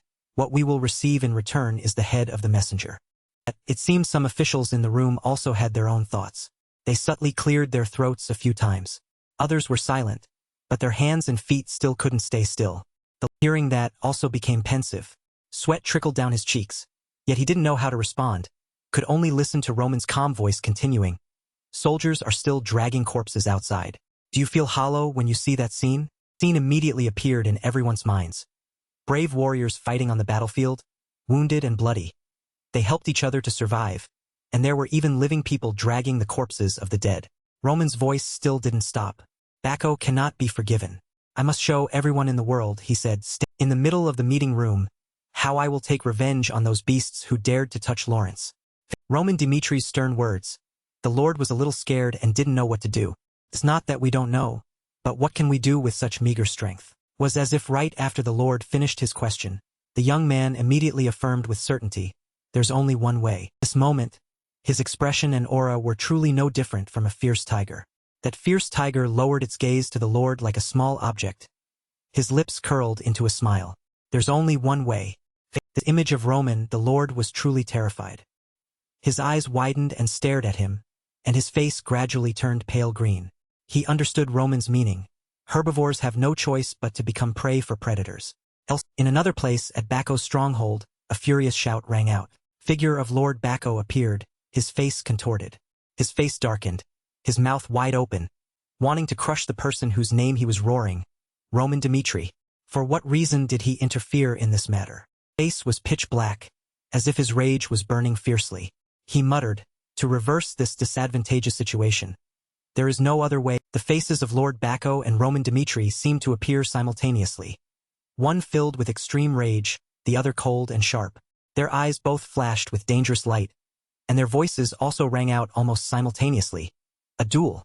You must organize a... Roman Dimitri's proposal of a duel ignited a burst of fury from the Lord of Bako, and not just in Bako. His suggestion also genuinely concerned the Lauren region. A grand turn. Thank you watching for vid. Returning to the meeting scene after turning pale, the Lord of Lauren had now regained his composure. He frowned deeply, expressing his concern. The grand tournament, not long ago, had devolved into a battle of connections and financial power, and his deep concern remained that their opponent was formidable. Lord of Bako immediately appeared in the Lord of Lauren's mind as a powerful individual with unlimited wealth, acquainted with the central government, and with enormous sums borrowed from the gold. This was what deeply worried the Lord of Lauren. He secretly thought of a towering, giant-like figure with eyes glowing orange-red. The Lord was troubled, wondering what expert he would. Outside, it seemed to be late afternoon. Orange-yellow sunlight streamed through the glass windows, illuminating the distinctive tiled floor. Roman Dimitri's clear voice rang out, I understood. The gaze of the officials and the brilliant sunlight. He smiled with complete confidence and assured them, from now on, we will give you our assurance. At his words, the entire room fell silent for a moment. The Lord pondered for a moment later, as if both pondering and doubting. He expressed his feelings with an uncertain tone. Assurance? Unwavering before the attitude of the Lord and his officials, the young man with platinum hair maintained his confident demeanor. He lowered his gaze to the Lord, while a confident yet cold smile formed at the corner of his lips. There's no better way than the grand. Officials at the meeting table, hearing this, didn't know how to respond, and perhaps they had no right to. And so, Roman's steady, powerful voice continued, First, Baka swordsman is a rank 3 swordsman. This is likely his first time participating. His face still burning with an overwhelming aura of confidence. He firmly declared, I will represent Lauren and participate as the first duel. His pale purple eyes gleamed as he stared intently at the Lord. Whether the opponent is a knight from Bako or an outside expert, I am confident that I will secure the top. The Lord's entire body trembled slightly. He looked up at Roman, and the young man's words echoed throughout the room. I don't know how strong his people are, but winning the first round and losing the second would mean. At this, the figure of Chris, the vice-captain of the Knight Order, appeared in Roman's thoughts. With a powerful blue aura emanating from Chris, Roman's thoughts began. In the third match, my man, Chris, will finish the battle. Though he is only rank 2, he possesses the talent to face and defeat a rank 3. At this, Roman Dimitri looked towards the entire meeting table and spoke loudly once more before the attentive eyes of many. Then this match is very promising. Isn't it? If we win the grand tournament, Lauren's reputation will be restored. The meeting ended. Stepping out of the meeting room, Roman immediately faced Flora. For a moment, neither knew what to say to the other. Silence didn't last long. Roman resumed his arrogant demeanor and cast his gaze toward her. Please, make your Those words immediately resonated in Flora's. A memory fragment of standing by the meeting room door resurfaced. She had said, if you want anything, say it during this moment. She thought, could this be what he... Flora's face turned slightly. A vision of a bloody arena had appeared in her eyes without her realizing it. He will participate in the grand tournament? Is he perhaps whispering that Lauren will have to bear responsibility for unforeseen In her eyes, Roman Dimitri was indeed a dangerous... She gently closed her eyes. I agree to participate in the grand tournament. With the agreement of both sides, the grand tournament was decided. The battle would take place in just 1 week from the dispatch of the order. The scene shifts to the arena. From somewhere, a resounding shout echoed. I am Count. Man in a black robe, known as the referee of the grand tournament, Count Test, loudly proclaimed in his ringing voice. The grand tournament is a sacred place blessed by On one side of the arena were the Lord of Lauren, Flora, and Roman Dimitri. The Count's resonant voice continued steadily, regardless of the outcome. Both houses must acknowledge the results. If either side violates this, the Kingdom of Cairo will pass judgment with its. On the other side, opposite them, was the figure of the Lord of Baco, grinning arrogantly. Then Count Test loudly declared again. Now, I invite both houses to designate 3 swordsmen and submit the match. As if to display their confidence, in the Baco kingdom, they were leisurely pouring each other golden. Roman looked over and was speechless. His eyes gleamed with an unprecedented cold. As thinking of something, he immediately looked at the Lord of Lauren and suggested, perhaps we should change the match order. The Lord doubted. What do you mean? We decided it a week ago. But that week is precisely the problem, Roman replied. The more time passed, the more Baco suffered under the pressure of interest payments, he replied. It seems the House of Baco intentionally prolonged that those people as before were chatting and laughing normally, and now they showed no sign of. Realizing this, the Lord of Lauren looked across. Have they found a very strong outside expert during that? A chair among the Baco group lazily a scruffy-looking man was sprawled on that small wooden chair. Roman's attention had shifted to him at some. The Lord of Lauren looked up at Roman in dismay. Then how should we Originally, Roman Dimitri was supposed to enter the first match to secure the initial victory. The second would be a Knight of Lauren, and finally Chris would enter and finish it. A decision flashed in his eyes. But Chris will fight. Hearing that, both the Lord of Lauren and Flora were surprised. Roman Dimitri suddenly exuded a fierce aura. I will fight second and face the trump card Baco has prepared. And so, the plan was changed at the last. Cheers erupted throughout the arena. Many seemed curious about the warrior who was fighting. On the arena floor was a warrior from Baco. The other person was none other than the Baco soldier, a rank 3 aura swordsman, introduced himself. I am Ianson of. In response, Chris also spoke. I am Chris of. Their introductions sparked an uproar from the crowd. Jonathan's disciple, Chris. Isn't that the former genius of the Northeast? Why would they send a rank 2 swordsman to fight? They've lost a young Ignoring the chatter, Chris thought to himself, to become stronger, I must feel danger. That's why I left the well and followed my man. The grand tournament flag waved at the same time as the loud shout. As if immediately both Chris and Ianson fiercely charged at a fiery sword strike from Ianson, the warrior of Baco, swung powerfully towards. Chris' thoughts, clear, rang out at this moment. The first time I fought my master, I realized a truth. He dodged the deadly sword strike like lightning. Having dodged, Chris' target was now Ianson. No matter how strong his aura, another fiery blade strike barely missed Chris. He had to keep His face was filled with ferocity. His eyes fixed on the Baco swordsman. It only makes sense if it connects. I just need to seize one opportunity. The other man blindly swung powerful but unintelligent sword strikes at Chris. He roared, "You coward! How long do you plan to?" A furious red aura flared, and he lunged madly at Chris. A blood-red aura spread, immensely vast. Is that a wide range? At this, Chris gasped in alarm. I can't dodge this. What should I? Just then, Dimitri's voice rang out as if guiding him. Chris abandoned conventional morale. His eyes blazed, and his brilliant aura immediately flared powerfully. He charged straight at the. Releasing mana haphazardly won't maximize the aura's power. Unlike how my master displays his might with only a small amount of. From one side to the other, from this line to that point, concentrate the power of the. Both figures on the arena floor glowed. Their eyes focused on a single. An earth-shattering roar erupted, and fresh blood splattered everywhere. The head of Ianson. Thank you watching for vid. Immediately, shouts of Chris' name shook the entire. Chris panted, I, a rank 2 swordsman, have defeated a rank 3 sword. From the sidelines, Roman Dimitri wore a satisfied smile. The referee's voice rang out. A rank 2 swordsman has defeated a rank 3 swordsman. The stands immediately erupted in chaos. No way. Oh my. Someone clenched their fist, their voice trembling. Ianson lost. Lord Baco gritted his teeth, furious. I thought everything would end in the second match. Now the final match has become He consoled himself, it's alright, I don't need to worry about the second. Looking at the waiting area, Baco felt certain, because I used a large sum of money to secure this winning trump. When it was announced that it was his turn, Homeros was surprised. It's already my. He slowly walked up the steps. A long, drawn-out. Homeros scratched his head and introduced himself. I am Homeros of Baco. This is Homeros, a rank 4 sword. As soon as he appeared, all three, Chris, Lawrence, Flora's eyes widened in astonishment, and she murmured, Homeros. The stands began to buzz. That wandering swordsman? Why is he here? In this lifetime, we get to see a swordsman of this. Homeros, the rank 49, sighed in frustration, thinking, if it weren't for the guild masters. The swordsman rankings originated from the Valhalla Empire. It is a sacred land where swordsmen fight and die honorably.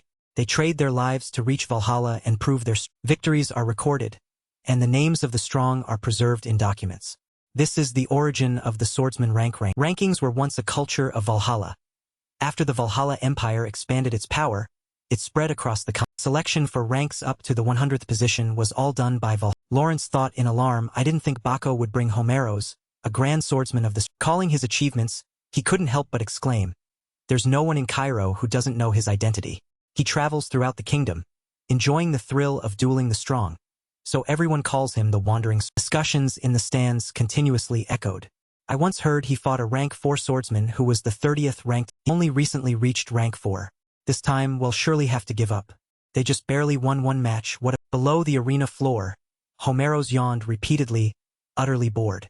Someone just smiled. Thank you watching for vid. Roman secretly thought a rank 4 sword. Based on the guild's information, he had investigated Bacchus' movements, but what he gathered was merely superficial information. Looking at Homeros, he surmised the information Baco was hiding is this trump. Roman was extremely intrigued.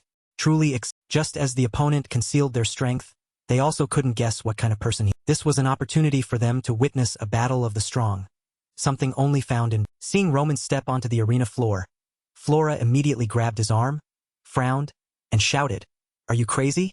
She loudly said, "The opponent is Homeros, rank 40. Among swordmasters, if rank 1 is a legend, then he is a strong contender who is expected to climb to rank 30 in the." Flora anxiously urged, "Do you really think you can defeat a swordsman of that level?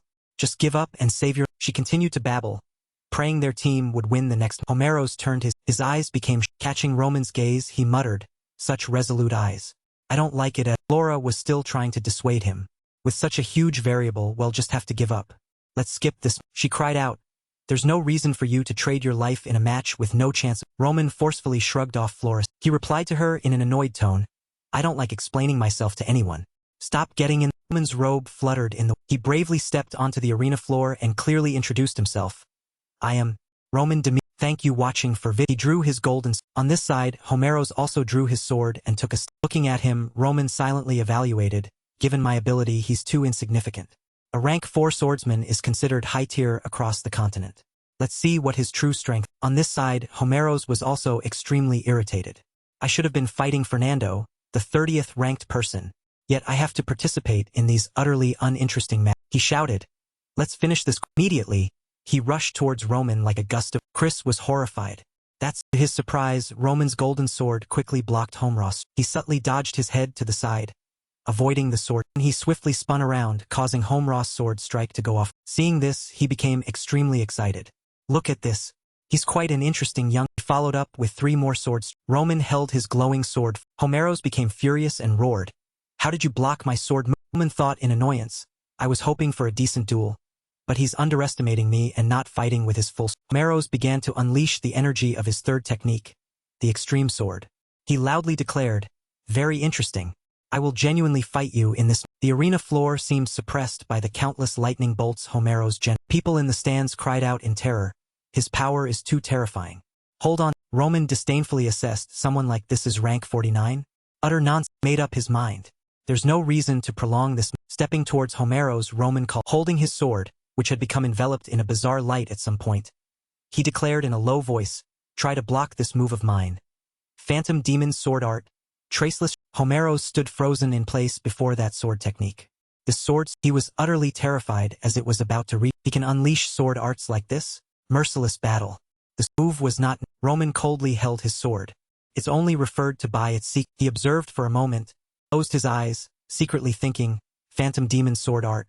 Third, a few days earlier, the guild master was in his room talking, "Homeros, I know you're looking forward to fighting Fernando, but this time, please consider our position." Sat at his desk, watching him slouch in his chair, and reminded him this is a grand tournament between border families.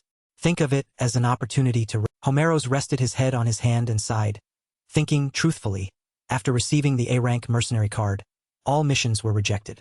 I traveled throughout the kingdom, busy fighting the... He curled his lips into a sinister smile. There's no excuse to refuse. Back to reality, the match was now on. Lady Flora's beautiful face clearly showed her astonishment. In the stands, everyone witnessing the match was also extremely surprised. Looking at Homeros, who lay face down on the ground, everyone shared the same question. He's a strong individual who climbed the rankings even before reaching 4. Stark contrast between him and the proudly standing Roman made people exclaim in awe. He was stuck at rank 49 and was defeated Roman glared. Someone who can't reach the peak but is quite arrogant truly deserves. He sheathed his sword. This isn't a world of life and death competition. By Roman stand. Blood of Homeros, the rank 49 warrior of the Cairo kingdom, stained the heavens, putting a decisive end to the grand. In the streets, children impersonated him, shouting, "I am Roman Dimitri of Lauren." His renown spread everywhere. Roman Dimitri is a hero. The Dimitri family, a hidden dragon, has finally. Now was the golden moment for Roman to make people remember and admire him. I will officially collect every legend about myself. In stark contrast to that enthusiastic atmosphere, the city of Baco was now enveloped in the study, filled with sleeping books. The Lord was utterly disappointed. Chris clenched his fists to stop himself from showing too much. He thought in surprise, is this truly his strength? Surprised to worry, Chris looked confused. Has his strength reached this level since I fought him? If not, has he made such extraordinary progress after our... Chris suddenly remembered that when they fought, the young master clearly couldn't have been someone capable of taking down Homeros. The time was too short. It was unbelievable. He watched Roman slowly stepping down from the arena, his heart still filled with conflicting thoughts. How could this have happened? His anxiety grew. In the first match, he defeated his opponent in just 2 moves. I thought it wouldn't be long before I surpassed. Chris frowned, thinking his perspective was too... The family flag fluttered high above, announcing Roman's winner of the great martial arts competition had been decided. There was no reason to waste manpower, and changing the roster was unacceptable. Oates loudly declared the winner between the two. Hearing the news, the Lord clenched his fists. His head bowed as his whole body trembled with... Stared blankly, muttering, "It's over." Thoughts wandered through his mind. Homeros failed after all. Homeros is a 4th-tier swordsman, is different from the low-level ones in the north. He is a rare swordsman in the entire... The more he thought, the harder it was to accept the truth, leading him to a stubborn hypothesis. Could the mercenary guild have sent a fake home? His subordinate approached to inform him, "Lord, we must offer the great martial arts temple." He protested, "We can't afford to lose any..." The Lord lowered his head and ordered, "Send Benson." The man was shocked by his Benson had lost the Barco family's honor at a social party when he cowardly knelt to beg Roman, "Please overlook it this time." This battle was his chance for redemption. The man bowed to obey, thinking to himself, "Benson, an unknown knight. It turns out he's being sent to his..." The stage now was a large but cowardly man. He shivered as he held his sword out. "I am Benson of the Barco." Everyone below whispered about him. "Who is that?" "A knight I've never seen before." Chris and Kevin watched in silence. With hurried footsteps, "Thank you watching for vid." Kevin quickly ran to Roman and proposed, "Young master, I will face..." The boy's eyes looked straight ahead. His face was youthful, but his gaze was very determined. Roman looked at him and said, "In a dog-eat-dog world, the loser is destined only for..." An unknown knight would be quite difficult for Kevin. Did he want to prove himself? Looking at his posture, he seemed very calm. Roman smiled slightly and reminded him. Waiting for that, he quickly replied and turned to walk away. "Yes, I will not disappoint you, young man." On the stage, Benson was shivering and questioning himself. Why am I being punished in this situation? He was so terrified that his hands gripped the sword tightly. Thanks to his father being a knight, he had never been worried, but Benson gritted his teeth. Even if I'm a useless knight of the Barco, I'll do my best for Barco. But is the price of this loyalty in the great martial arts competition? He looked up at his opponent. He froze for a moment. Kevin's small footsteps slowly advanced onto the stage. Kevin looked up at him and wondered to himself, could he be my... At this thought, Benson broke into a strange smile, as if he had just escaped death. Oh God! The two began to fight. At first glance, their statures suggested this was a completely mismatched... He smiled joyfully, covering his... Benson threatened, "Hey kid, do you want revenge? Whether you're a volunteer or forced, we've both been abandoned by our..." He secretly rejoiced. "However, for me this is a stroke of..." Kevin ignored his words and said clearly, "I am the sword that protects my..." Benson shouted as he lunged at the boy with his sword. You arrogant..." The sharp blade was aimed straight at the boy's head, but Kevin quickly taking advantage of his small size, he thrust his sword upward just as Benson jumped. Sharp tip of the sword was only inches away from piercing Benson's. Angrily he kicked and cursed as he lashed out. "You bet." A single kick was enough to send Kevin sprawling across the ground. His helmet was also kicked. Fresh blood dripped onto the top. Leaned on his sword, trying to stand. Chris watched the match from afar, his heart filled with worry. The gap in strength is quite low. He looked at Roman, who was still silently observing, and became even more confused. What was the young master thinking, letting Kevin join the... As soon as Kevin struggled to his feet, Benson attacked. He unleashed a series of blows, making the boy unable to hold back his anger as he cursed. Despite Benson's relentless attacks, he still tried to stand. Powerful motivation echoed in his mind. Kill him. Kill him. He wants to kill you. Get your revenge. It seemed to increase his strength. Roman's stern voice of instruction rang in his head. From this day on, sever your own demonic. The demonic soul art had taken root and awakened the demon inside. Kevin's whole body felt like a new source of power was about to arise. His eyes were blood. A voice constantly shouted, careful. In his head. Right then, Benson attacked directly from a... He swung his sword down powerfully at the boy, but Kevin dodged to the side with agile move. Benson seemed a bit surprised by Kevin's quick reflex. A strange laugh echoed in his head. That almost split my head open. I'll tear that bastard apart. Kevin lightly touched his head, wondering why his mind was so deep inside him. A powerful motivation was churning, constantly urged. He wanted to become the Lord's most effective sword, even more so than... Kevin felt his body getting hotter. His sense of inferiority and his loyalty to his lord swirled in his heart like a violent whirl. He gripped the sword tightly. The time had come. It was here. The demonic soul art. The demon within him rose up powerfully, laughing maniacally. Kill. Kevin looked like he had turned into a demon. His eyes clouded as he charged straight at Benson with his... Benson stood frozen in surprise. What is this? Tip of the sword pierced straight into Benson's chest. Through his armor was a bit hard, causing Kevin to pause for a moment. Benson swung his sword and shouted. You Kevin continued his fierce attack. This terrified Benson even more, tears streaming down his face. He won't stop. Why won't he stop? You bastard.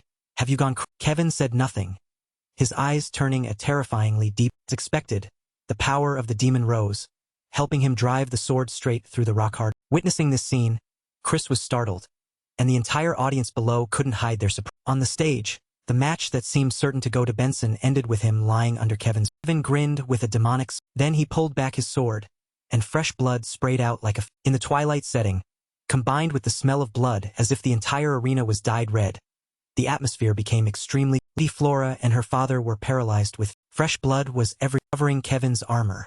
Kevin stood tall, looking at his... Then he hurriedly ran down from the stage. Kevin went to Roman, knelt respectfully, and reported, I have... Roman smiled with satisfaction and looked at him. Kevin, you did... Kevin looked up with a bright smile. After the match, the demon gave way back to the obedient and loyal. Great martial arts competition between Lawrence and Barco ended with a 3-0 victory. Lawrence won overwhelmingly, and at the center of it was Roman Dimitri. Like a hero's legend passed down through generations. Rumors both true and false spread. People everywhere began to praise Roman's achievement. A certain tavern, on a table filled with snacks, a beer mug as large as a vat was placed down. People were gossiping about what they had just heard. Have you heard? The men talked excitedly about that great martial arts competition? Barco must be furious. They made such a scene and ended up losing to Lawrence. A man at the next table spoke up loudly. Did you know my relatives are Lawrence locals? Say Roman is Lawrence's savior, capable of slaughtering hundreds of Barco's rear soldiers single-handedly. A blond man took a hearty gulp of beer and joined in.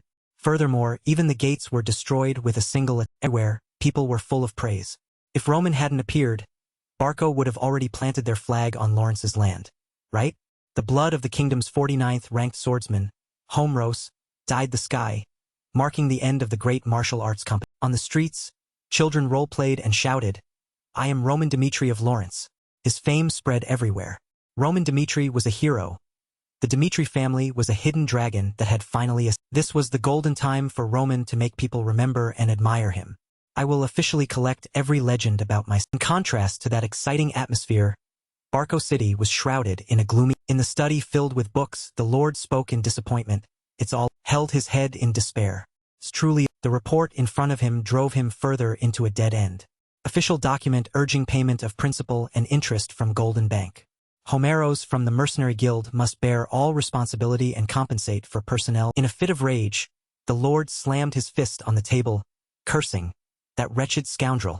Papers on the table scattered like He reminisced with deep regret about the days when everyone praised him, shaking his hand with joy. Throughout the time when Baco held influence in the Northeast region, Baco was sought after every... Now they pretend not to... He raged. Damn it. If only that bastard Roman Dimitri hadn't interfered in this. He paused for a... Now, the name Roman made him remember clearly. Yes, it's all Roman Dimitri's fault. Roman Dmitri did something unacceptable in noble society. The Lord just came up with another sinister plan. This is the last chance to save. A few days later, the Lord of Baco held an important round table. He solemnly declared before we begin, I sincerely thank all nobles for coming to. Thanks to you, I feel the future of this entire northeast region is bright. A bearded noble impatiently interrupted. Please get straight to the. Baco continued, then I shall speak frankly. Just as Baco used its rightful status to attack, reputation among the nobility is also extremely important. The guests listened inside. The Lord began to address the main issue. This battle is to repay a debt to our ancestors. The central government deemed this righteous and even sent judges. Roman Dmitri had no legitimate status to interfere in this war. He angrily accused him. Due to his unexpected ambush, Baco lost its. Furthermore, Lauren's warriors participating in the grand tournament were all gone. Slammed the table loudly. Does this sound reasonable? What right does Roman Dmitri have to help? From start to finish, he blamed Roman. If the two houses were related by marriage, there would be no problem at all. But we all know that Dmitri and Lauren have broken off their engagement. To Lauren, Roman Dmitri is an outsider. He has no legitimate status. He sat sternly and delivered his final conclusion. This is an act that oversteps all bounds. The room fell silent for a moment. Then everyone voiced their agreement. You are right. Roman Dmitri has no status. That's correct. The first step successful, he secretly smiled. All right, that's. The cunning lord secretly. All responsibility would be shifted to the Dmitri family, and he would receive a huge compensation. The pile of debt to Golden Bank would also be outside. A loud noise. Roman unexpectedly walked in and greeted, so everyone. He smiled faintly. I hear everyone is quite dissatisfied with me. So, he stared at Roman in shock. What is he thinking? Showing his face. Roman looked at him dangerously, speaking each word distinctly. I will speak personally, Viscount. A few days earlier, Chris exclaimed with worry. You're really going to Baco? There's no way Viscount Baco would just let my master. Roman cut him off, saying, Chris, have you thought about what the relationship between Baco and me will be like? Patiently explained, in Bacchus' mind, I am a sworn enemy. If possible, I think we two should avoid each. Roman coldly said, if it hadn't started, ignorance would be fine. But since it has, it must be. He mounted his horse, emphasizing, there's one very clear truth. Baco holds a deep grudge against. Chris was stunned. Roman continued, if so, this is the perfect opportunity to take revenge. Thank you watching for vid. Roman smiled his farewell, I'll go alone. Chris could only stammer, He entered the room where the Lord of Baco was meeting with everyone and asked, I'm also curious, what status did Baco use to create this? He gritted his teeth. His eyes were bloodshot, and he scorned him internally. He's just a brat from a baron's house who hasn't even inherited his title. Yet he dares to disregard my. He openly showed his contempt. So you've come. Perhaps because of your humble origins, you don't understand noble law. Then let me. Clenched his fist and continued. Interfering in a war without legitimate status is an unacceptable act in the Kingdom of Cairo. Our granted status according to noble law, with the approval of the central government, before declaring territory for war, is full of challenge. Do you think nobles are foolish for creating such procedures? Preserve each other's. He slammed his hand hard on the table, saying, not understanding noble law is precisely a. He roared even more fiercely. Now do you understand how foolish your actions were? Because of you, the Dmitri family has encountered serious trouble. His face showed no emotion. He grew increasingly angry. Because of the crimes his son committed, the nobles of the Northeast have criticized. After speaking, he sat down, and the entire room fell. Roman calmly asked him, are you finished, Lord Baco? The Lord of Baco was surprised. Roman smiled sinisterly. Then now it's my turn to talk about my He stared wide-eyed. Roman began to recount. Lauren and Dmitri were originally two families with an engagement, but now I've become the fool who destroyed the engagement between the two families. Everyone thinks the reason I broke off the engagement is what? My reputation or my romantic escapades. All those rumors are. He pointed towards the Lord of Baco. The truth is, Bacchus' eldest son, Anthony Baco, through his He immediately stood up. Roman slowly continued. Now is the time for Baco to return to heresy. Who was once close to Anthony Baco, like me, joined his faction. Before he was engaged to Lauren, I fell into his trap. Woke up, I found myself in a room with Emily Baco. Anthony then used that to threaten me and demanded I break off the engagement with. Roman coldly stated, this was a perfect trap to eliminate Lauren and people immediately started chattering. Threats? So that means it was the Baco family's. Roman smiled triumphantly. The time has come to reveal the weakness. It will no longer be a weak. He roared. Do you think he'll listen to your nonsense? Everyone knows you've lived a life like trash to hide the truth. What disgusting lies you dare to speak. Roman gave a faint smile. I knew you'd say. Turned to look at him. I will give you one more reason why I interfered in the war between Bako and... He didn't believe it. Anthony Bako crossed the line. He harassed Flora of Lauren, who was promised to me. Because of this, Flora decided to break off the engagement. Was stern. Is this true or not? Try asking Flora of Lauren yourself. Roman had decided to take revenge. Anthony's lies had made him fall into a trap. If so, he would do exactly the same. He clenched his fist, full of anger. If I intervened in the war solely with my own strength, without involving the entire house, that is the only revenge I can take. Roman firmly stated, I want to ask Viscount Bako and everyone present here, truly have no status to interfere in this war? And Roman, having twisted Bacchus' argument in such a way, gained legit. He began to panic. There's no other way. Debating the truth of status is meaningless now. I must stall for time. For now, I must avoid this situation to find a solution. He calmly said, I don't believe your words are true, but I will verify if they are indeed facts. You may leave for... Roman called out to him, Viscount Bako, you must make a choice. Will you choose for Anthony to pay the price for his personal issue with me, to end this matter? We're full of menace? Or will you cause problems for your entire family just because of this? You don't make a choice here and now. I will go home and tell my father everything. The Lord Bako turned pale, stunned. Absolutely not. Declaring war on Dimitri has already brought us to the brink. If we get entangled with the Dimitri family even further, Bako will be annihilated. His unconsciously trembled. That ruthless... He laid out a condition. I don't want to blow up the matter between you and Anthony into a family-wide issue. With my authority, I will make my eldest son, Anthony, kneel before you and apologize. Is that acceptable? Roman immediately rejected. Did I ever say Anthony has to kneel before? He couldn't believe what he just heard. Roman had already decided. In this world, there's no such thing as someone harming another than getting to choose their own punishment. I will decide the punishment. After everyone left, Anthony pleaded with him, Father, he could only shake his head.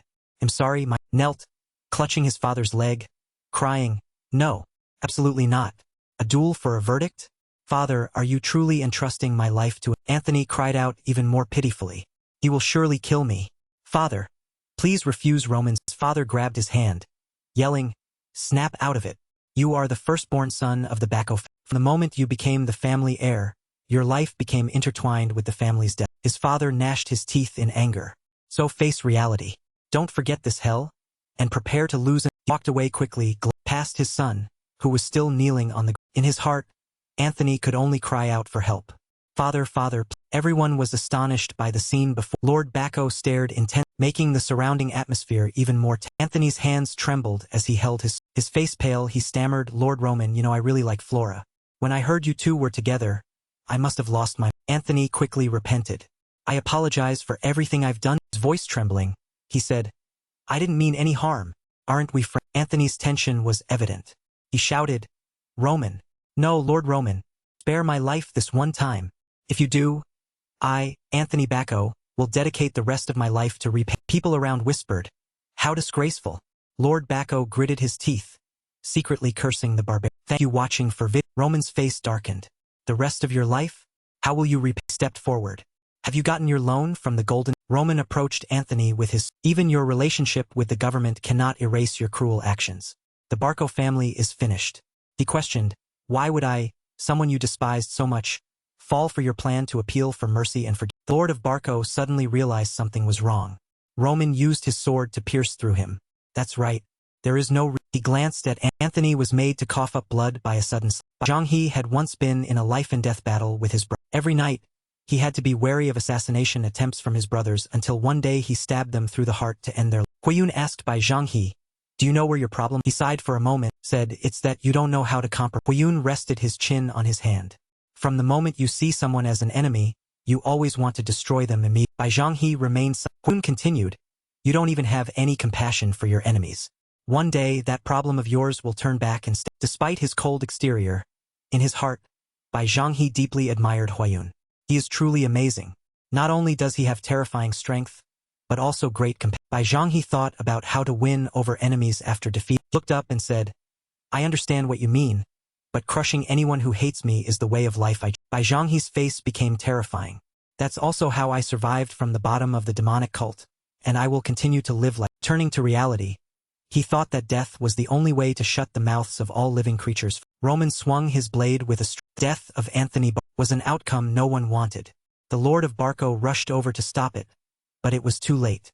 He screamed, "Thank you watching for vid." The Lord of Barco wailed in. Roman turned back calmly and asked, "Is there a—" He smiled slightly. "Death in a duel is a common occurrence." The Lord of Barco cursed at him. "What the hell are you doing? How dare you kill the eldest son of the Barco family?" To kill without blinking an eye. Like everyone around was horrified by the scene before. They whispered, "How could that monster?" Tears began to fall from the Lord of Barco's eyes. "Did you plan this from the start? You didn't even bring guards when visiting." Roman glared at him.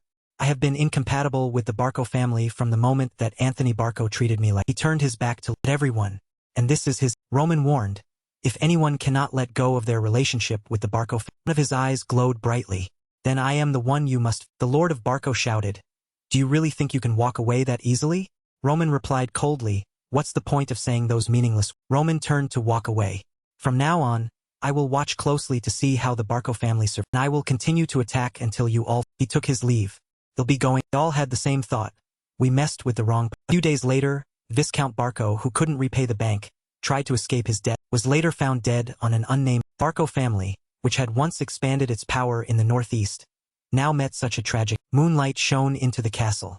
Hans called out, "Young man." He wondered where Roman had been in the middle of the. Roman gave an excuse. "The moon was so bright, so I watched it for a long." Hans seemed to notice something unusual on Roman's. Acted as if he hadn't seen anything.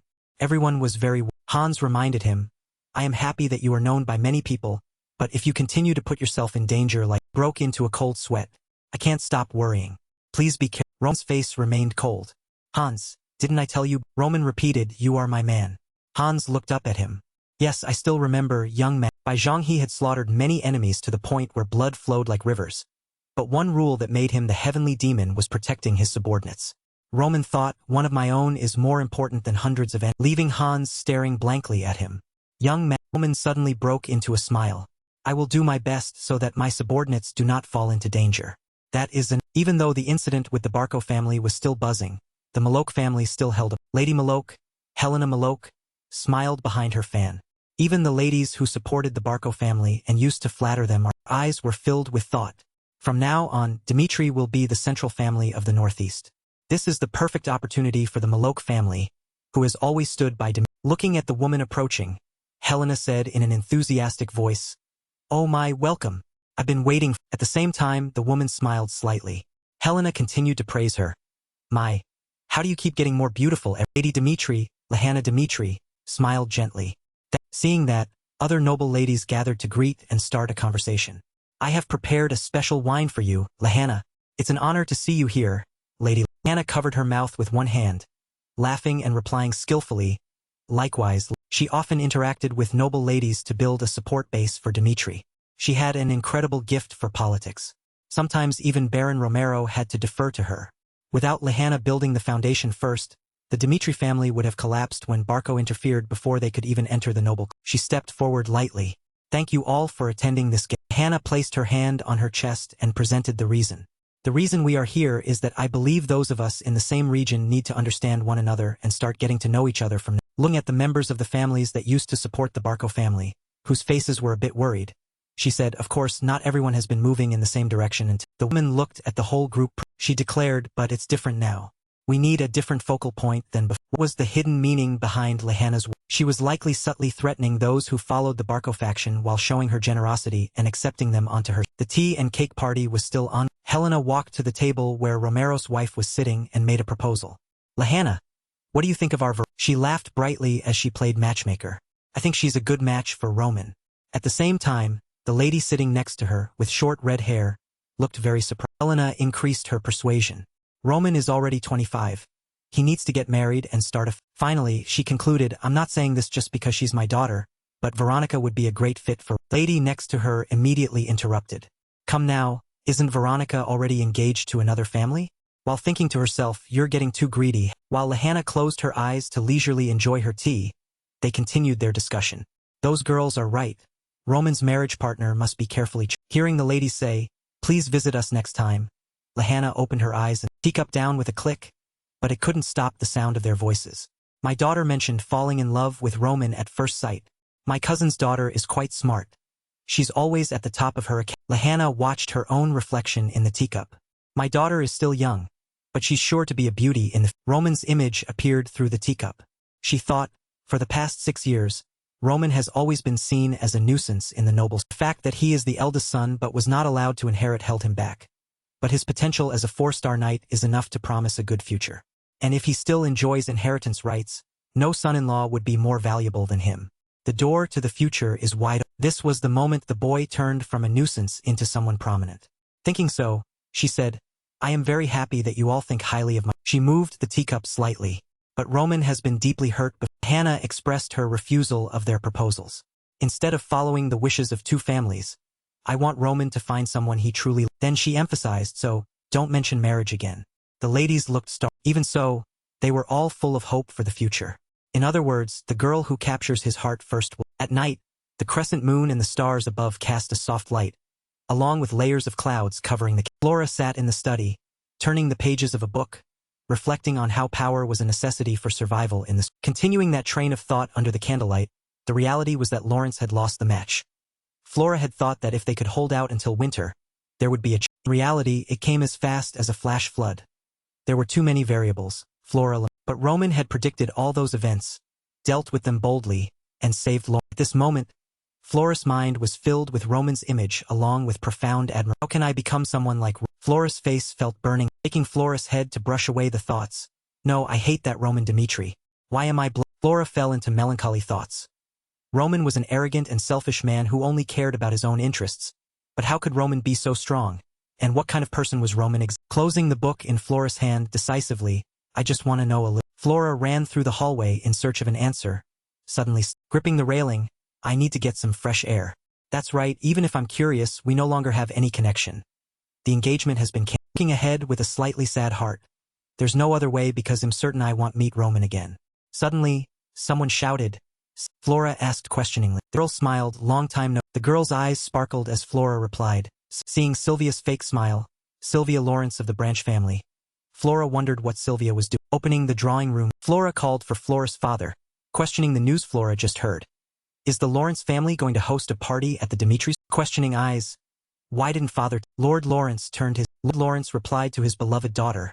Flora, I have gained many things through this. You showed me the ability to judge right from wrong when I could not do it. Lord Lawrence slowly approached Flora, and it was thanks to you making Roman Dimitri join the battlefield that we were able to win. Saying this, Lord Lawrence placed his hand on his child's shoulder and made an assertion.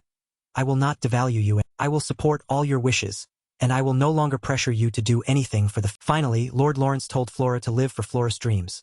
Naturally, Flora was very happy and obeyed Lord Lawrence. Yet Flora's eyes showed dissatisfaction as Flora looked away, thinking that while the speech was touching, Flora wanted to be the one attending the party, leaving the father confused by his daughter's Turning to the main question, why did father invite Sylvia to the party? I'm sure father has another purpose since Sylvia traveled all the way from the... Lord Lawrence looked at the invitation letters on the table and replied, it is merely due to my personal greed. Immediately, Flora repeated the word in Flora's mind. Greed? Could it? Recalling Sylvia's innocent and lovely face, Flora predicted that her father was planning to reconnect with the Dimitris through Sylvia. Flora's face. If that's the case, then I understand. Placing a hand on Flora's chest with a radiant smile. Since we must repay Roman, I will go with Sylvia and... Lord Lawrence waved his hands to stop her. You don't need to do that. I'm certain you have nothing to do with Roman and... Not letting Lord Lawrence finish, Flora clenched her hands and emphasized each word. I said, I will guide her.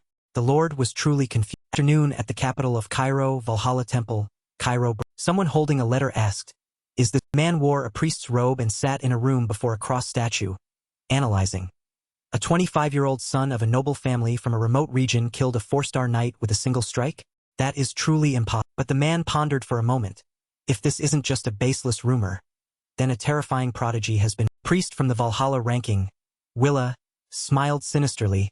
I must verify this for my... Party was scheduled for the evening, but the young ladies from noble families had already arrived to visit the Dimitri family. The gorgeous girls in royal dresses gathered in one. They met, greeted each other and chatted. Everyone wore their most beautiful outfits and most expensive, sparkling... Blue-haired girl spoke softly. So this is Dimitri. That was the young lady from the second branch of the Lawrence family, Sylvia. Sylvia looked around for a while and said dejectedly, it really is as gloomy as the rumor. They walked along, chatting and laughing, because this place was famous for metal forging. The surroundings were mostly filled with bins of coal and pitch-black iron ore. The houses were boringly. Young ladies commented as they walked. Oh, this place is quite something. After all, this is the land of Most of the young ladies preferred colors. I don't understand how anyone can live in a place like this. In the capital, even commoners care about basic aesthetic principles. Sylvia covered her nose in disgust. I understand. Dimitri and art are two distant things. Sylvia's father was Count Lawrence's younger brother, and he had settled in the capital as a Hearing Sylvia complain, Flora thought to herself that compared to the capital, Lawrence and Dimitri were indeed just the country. In the distance, a group of people returning from the mining tunnels appeared. Sylvia cried out, "Oh my, are those the group had just finished their work, their hands and feet covered in mud, but they were still happily laughing and they noticed the young ladies approaching from the opposite direction. A few miners turned. The ladies tried to maintain an air of nobility as they passed. Oh, my beautiful dress is getting dusty. A miner swaggered down the street. They laughed louder and louder in mockery. This is why Dimitri has Flora was the only one among the pretentious ladies who remained silent and did not look toward the Suddenly, Flora brushed past someone very familiar. Flora wasn't sure if it was really that. Flora hurriedly turned back to look, wondering if it was. Turned out to be Roman Dimitri in dusty, mud-stained miner's clothes, but with that sturdy build, even a glimpse was enough to attract attention. From a distance, the sound of running footsteps. Hans rushed over while shouting loudly, "Young man!" Hans hurriedly ran over to help Roman, using a cloth to wipe the dirt off Roman's body while constantly complaining, "I couldn't stop you from entering the mines, but can't you at least take care of yourself while..." Hans spoke incessantly. "Look at this. I've only wiped a little and the handkerchief is already filthy."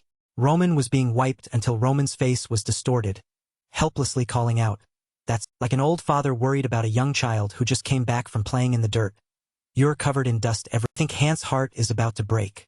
Hans' voice was quite loud, attracting the attention of the young ladies on the girls' eyes lit up when they heard the name Roman Dimitri. Sylvia said excitedly, "He's even more handsome than I." Seeing Roman's sturdy, muscular body, Sylvia marveled inwardly. Sylvia liked Roman so much that Sylvia even licked Sylvia's lips in desire because Roman was so attractive. Sylvia secretly calculated that although rumors say the second son was likely to lose his inheritance, what noble family would let their son work as a miner? Roman was definitely the success. Recent events showed that Roman's status had skyrocketed. Roman was now officially in Sylvia's. Sylvia immediately made a suggestion, "Let's go over to Roman Dimitri. It would be great to greet each other before the party." Meanwhile, the other ladies were still hesitating, wondering whether to go. Just as Roman took off the miner's hat, a greeting was heard. Sylvia led the group of ladies, fluttering over to inquire, "Lord Roman Dimitri, am not mistaken?" Sylvia put on Sylvia's most polite and adorable expression to greet Roman. "My name is Sylvia from the Lawrence family. Thank you for helping us. I wanted to express my sincere gratitude." Sylvia smiled and gave Roman many compliments. "You truly are an extraordinary person." Just like Sylvia's excitement, Roman replied very formally, "Oh yes." After that, Roman spoke to Roman's close servant, "Let's go, Hans," leaving Sylvia standing there stiffly after being. Flora also knew what Roman was like. Seeing the scene, Flora could only. The short-legged Hans hurriedly followed, reminding his master, "You still have to attend the party. Won't you rest for a bit?" Roman put on a clean white shirt while walking and said, "I will socialize with those who are worthy." But they mocked the Dimitri family's mining. Hans timidly asked, "How long will you work in the mines? Even though the king didn't order it, you've been working hard there for many." Roman spoke seriously. "The roots of the Dimitri family are blacksmiths. Furthermore, that is an iron or that blacksmiths unearthed with blood and sweat, melted in the furnace fire, and turned into. This is the essence of the Dimitri." Roman adjusted Roman's clothes while explaining, "Empty words cannot bridge the gap with the people of this region. I just want to experience it and empathize." Hans watched Roman's receding figure with emotion. Hans held Roman's miner hat with tears in Hans' eyes. When did the young master mature to this? Hans encouraged Hans self and shouted for Roman to hear, "Hans will not cause any more trouble for the young master. I will make everything In the private area of the Dimitri family, the sound of vigorous training echoed. 1. The soldiers were undergoing sword training. Everyone was highly focused. The captain shouted again as Chris watched his soldiers training passion. Roman told Roman's self that Roman's prestige in the recent battle with the families had sparked loyalty and boosted the morale of Roman's soul. Knowing that the soldiers who followed Roman in the last battle had learned a lot, with the training methods Roman had accumulated before, along with the swordsmanship techniques Roman possessed and the ability to forge unique, Roman could awaken the potential of the soldiers, helping them become formidable on the battlefield. That was truly valuable knowledge. Roman observed all their activities on the training ground, calculating carefully, and so, "I have my own army, but that is not." The soldiers only have a little combat experience. I need an elite army of my— Roman stood with Roman's arms crossed, pondering. The problem was that to establish an elite force, they needed both financial resources and manpower, which Roman was not yet fully capable of. Roman called out loudly to the vice captain. Chris quickly ran over. You called for me? Chris happily reported. They are all passionate and learn very quickly. I think we can expect their progress. Roman spoke softly. Chris, I will now teach you a new sword. Hearing this, Chris was surprised, thinking, a new sword technique? Roman recognized the vice captain's ability and commented frankly, you are different from the beginning. Roman assessed that Chris had made progress and gained experience after the recent family war. That was the foundation for Chris to absorb advanced sword techniques. Though it would be difficult, Roman believed Chris could. For all those reasons, Roman decided to propose to Chris. I think you are now ready to learn something. Roman began to introduce the sword technique. The technique I will teach you is called Thunderbolt. This line is a continuation of the previous. It was a sword technique with massive damage and extreme speed. Its master was known as a sword saint, and that would be Chris next. Chandeliers glowed, exuding luxury throughout the. Everyone was dressed magnificently. The sound of whispering conversation was The main doors were slowly opening, followed by a formal announcement. Young Master Roman Dimitri has The shout immediately drew attention, making everyone turn to await Roman's appearance. Roman, with an elegant demeanor, entered with a radiance. All the young ladies in the room blushed at that glowing handsome. Roman was surrounded by them. Why did you leave so early this morning, Lord Dimitri? We wanted to talk with you a bit before the. Roman smiled politely at them. I had just finished my work then, so please understand. I also wanted to look a bit more presentable. They were quickly convinced by Roman. Oh, I see. Sylvia gently struck up a conversation with Roman. You truly are as wonderful as the rumor. Sylvia's face shone with admiration. Sylvia couldn't believe the heir of a noble family would work with minors like. Sylvia widened Sylvia's sparkling eyes. I wonder if I would become better if I could have someone like you as my. Roman bowed and replied politely, you flat. Roman began to engage in social conversation with the noble ladies. Roman's eloquence made the girls fall in. The party continued, and everyone raised their glasses in a. Roman's hand rested lightly on the balcony railing out. Roman was a bit tired, so Roman went outside to breathe some fresh. A soft voice interrupted Roman's mood. You're quite the actor. Roman turned around and saw Flora walking toward. Roman's voice was deep. It's what needs to be. Flora approached and replied in a flat tone. It's surprising. Flora looked toward Roman. I thought you didn't care about relationships. Roman replied coldly, normally. Roman began to explain to Flora. But in this party, my parents and their guests have been invited. It's very different from everyday. Roman hesitated slightly, and it's just like how we first met, so it's nothing surprising. Roman's words surprised Flora. Flora tucked Flora's hair behind Flora's ear and laughed. When I think about it, you're right. Actually, I was the one who acted inappropriately. Flora expressed her feelings to Roman. You are always so steadfast. That's why I'm increasingly curious about how you've lived your life to maintain such principles. Flora couldn't help but ask. But why did you mine? Besides blacksmithing, there's no reason for an heir to do such. Roman didn't answer but asked her back. How do you think Lawrence rose to this position? Flora was a little surprised that he would ask her back. Roman continued to explain, people think Lawrence got to where it is today because of its fertile land and abundant goods. The family's history is told, but the Lawrence family succeeded through trade. They sold or exchanged their goods and rose to their current position. That's also why Viscount Lawrence's younger brother became a merchant in the capital. Flora's face showed extreme astonishment. In her heart, Flora greatly admired Roman. He knew something she had only recently discovered, with absolute precision. However, on the surface she still feigned misunderstanding. But what does that have to do with Roman patiently replied. The origin of the Dimitri family lies in the iron. He expressed his view. If it weren't for the miners who dig up the iron or buried in the earth every day, Dimitri wouldn't be where it is. His eyes were firm. I believe spending time working in the mine will be beneficial for understanding and empathizing. Flora was stunned by his noble words. I believe that is the duty of someone bearing the Dimitri. It was late. Roman said his goodbyes. I've been standing here for quite a while. I'm leaving. Flora hesitantly replied. Oh, Flora was left alone on the balcony. She was still bewildered by Roman's words. She thought to herself, I made my decision. Immediately after, Flora smiled beautifully. In her mind, everything was perfectly clear. My mind, still dusty from the battle, has finally settled and become clear again. Flora happily said, I knew meeting him was the right decision. A few days later, Flora traveled to the capital. It was the moment the hothouse flower from Florence left her family to explore the. Elsewhere, Jacob raised a bottle of beer. He laughed heartily. The person opposite asked, how was today? He replied, just like usual. The mind just keeps going on, no matter how much we became serious. We've only just dug into the mountain and Jacob affirmed with certainty, even if the Dimitri family digs for decades more, the iron mine won't run out. I guarantee it, as someone who has dug his hole. Hendrik asked, there are rumors that Roman started working in the mine half a month ago. Why has it been so quiet? Jacob reacted upon hearing the name. Oh, Roman. Half a month earlier, a worker carrying goods announced, I heard young Master Roman will start working in the mine today. The other person was surprised to hear that. Huh? He wasn't sure. I don't know. Maybe he's just putting on a show. Vulcan's face showed annoyance. Lord Dimitri is confused. He began to complain angrily. If he wanted to educate the heir, he would have done it long ago. He only treats the blacksmiths well and always abandons us. More Matsan spoke, the angrier he got. Dimitri's 3 heirs learned blacksmithing at the forge from a young. He roared, but they've never learned how to mine. This is clear proof that Lord Dimitri discriminates against us. Another person heard this and tried to reason. Isn't that going a bit too? Matsan continued his accusations. What are you talking about? Dimitri's foundation lies in the iron mine, but the blacksmiths get all the. Matsan declared. I'm sure he's being forced to come, but I won't bow down. Shouted loudly, showing Roman. This is what mining. Pair of feet. He was introduced to the miners. From today, young Master Roman will be working with. Below they yawned, uninterested. This group laughed mock. Roman's face was stern, showing no emotion toward. They were reminded, always remember.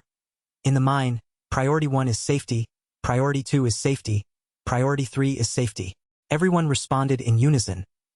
Everyone started working at the command. Now, Roman observed the miners' attitudes. He silently assessed, they completely ignore me. I want pay attention to their attitude. He thought to himself, the Dimitri mining city, how the Dimitri people live. Roman fell into contemplation. How much power do they have, and what can I do for this place? For my future. Made a firm resolve. I will understand all the problems. Dimitri in the iron or. Many people were busy with their work, sweating profusely. All right, hurry up. We're still far from today's. A pair of strong arms was lifting sacks of raw. That was Roman Dimitri. He too joined the workers and toiled diligently. The rules are. His eyes glanced around, seeing everyone engrossed in their own work. He thought, the work is evenly divided and safety isn't bad either. Is this why Dimitri's weapons are so famous? An old man with graying hair and beard wiped his sweat and said to him, it's not just the blacksmiths. It's also because the iron ore here is of the highest quality, which is why it can be so valuable. Other places suffered heavy losses from having to purchase iron. He proudly wagged his finger and continued, but because Dimitri can be self-sufficient, it can earn huge profit. Roman stared blankly as the old man prattled on. What other reasons could there? After hearing that, he fell into deep thought. Since they can be self-sufficient in raw materials, and this is a forging city, they can earn more profit than any other family. This has been going on for decades. The image of the Dimitri family mansion appeared in his mind.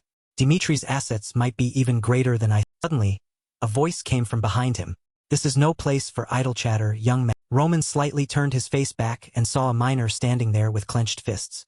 If you don't want to work, don't disturb us. That man was a veteran miner named Matsan. He spoke to Roman as if giving an order. They stared at each other for a. Seemingly beyond Moken's expectations, Roman spoke first, and it was to apologize. I apologize. I will focus on my. Without another word, he immediately lifted a large sack of raw iron onto his. Matsan was slightly surprised and watched the young master's act. 1 week later, on the plate was a standard meal consisting of 2 loaves of bread and a bowl of warm. Roman sat far from the other miners. He ate and thought, we've been working together for over a week, but they still don't talk to me since I asked a question. His eyes looked towards them, his mouth still chewing the small loaf of bread. Perhaps this is how they mark their territory. Suddenly, a pair of feet stopped in front of Roman. That person was Matsan. He sat down in front of Roman. May I ask you? He calmly continued. I've been observing you all week and have a few questions. He finally looked up and asked the main question. Why did you come here to? Matsan imagined the other sons of the family, including Roswell, the second young master and most successful heir of Dimitri.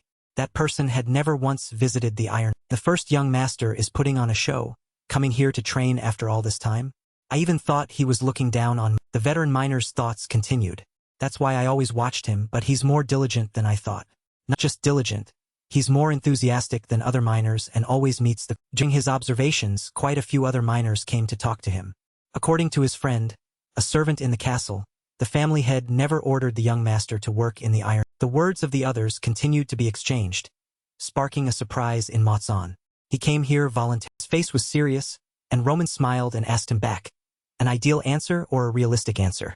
Which do you want to hear? He looked at Roman. Both, if possible. Then he smiled and spoke. If so, Let me give you the ideal answer first. Many people here work in the iron mine to make a living.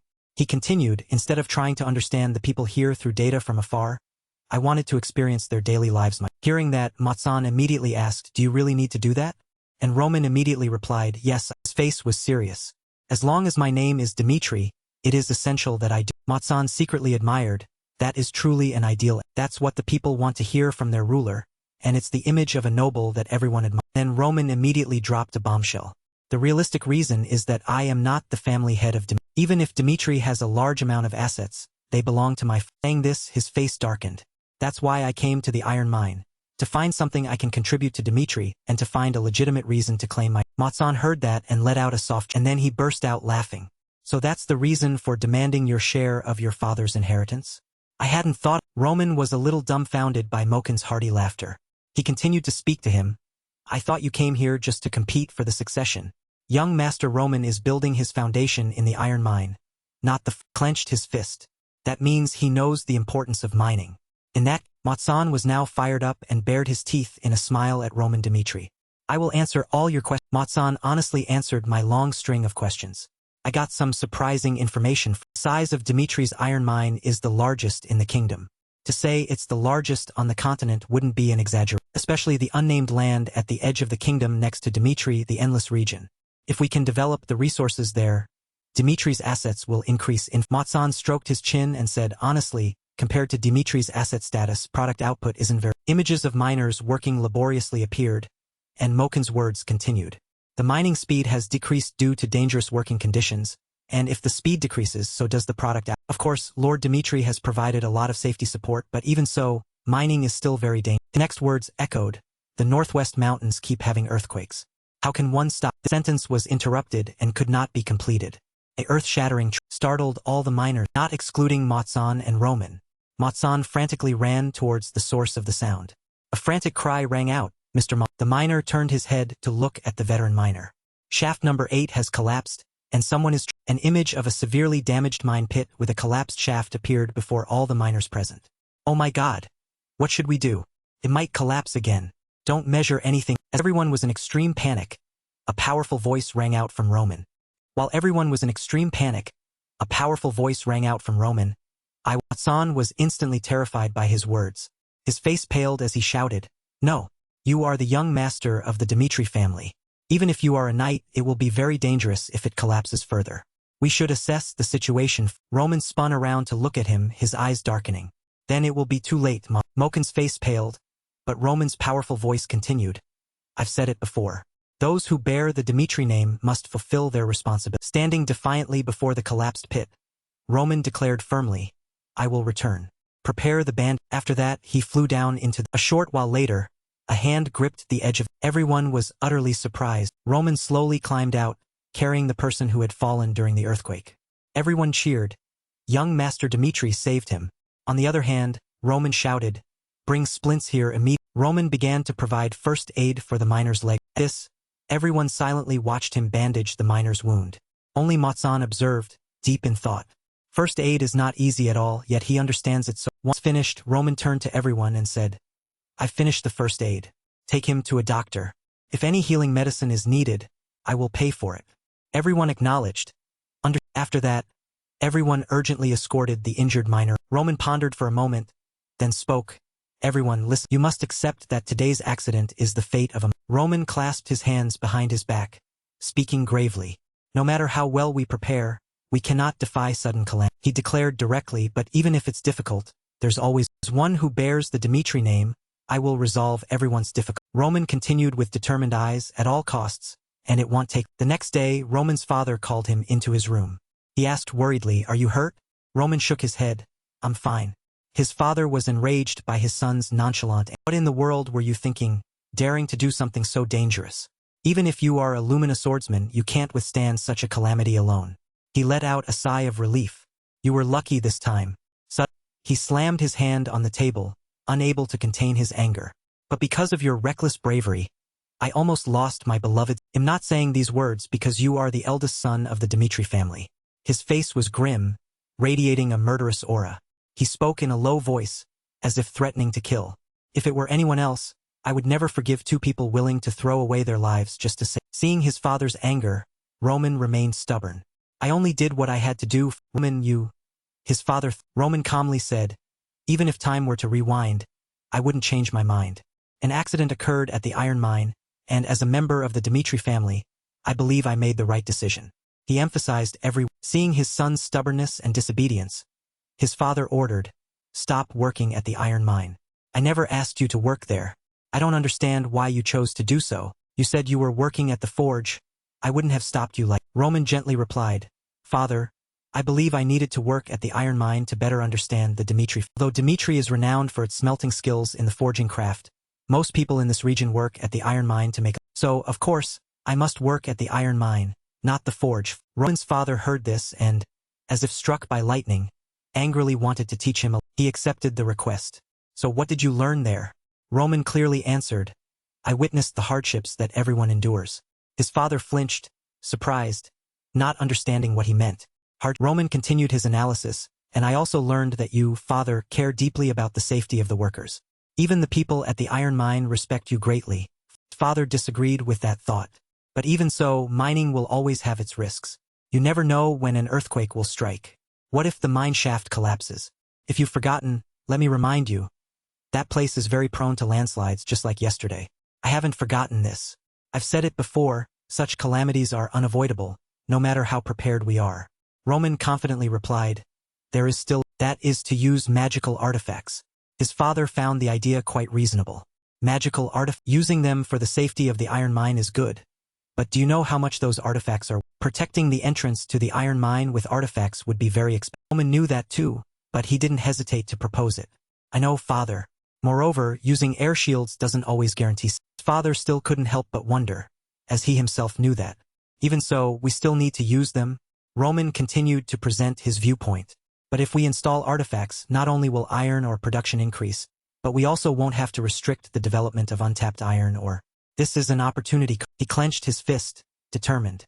Although using artifacts is expensive, if we can earn more money than before, it will be worth. Furthermore, we will assign a specialized team of workers to ensure safety, reducing risks.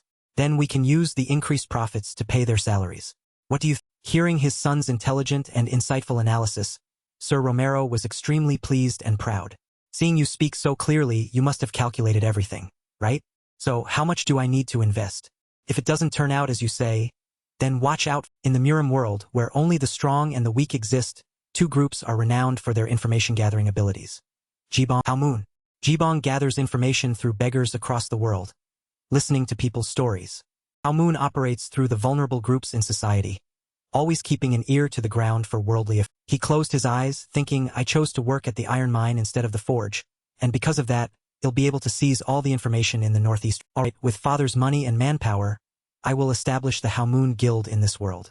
But that's still not enough. He returned to his study, continuing to ponder the strategy for an information-gathering guild, also known as an information, cannot be limited to just the northeast region. Furthermore, when information from across the continent is gathered, someone needs to organize, because guild members won't be able to process information professionally.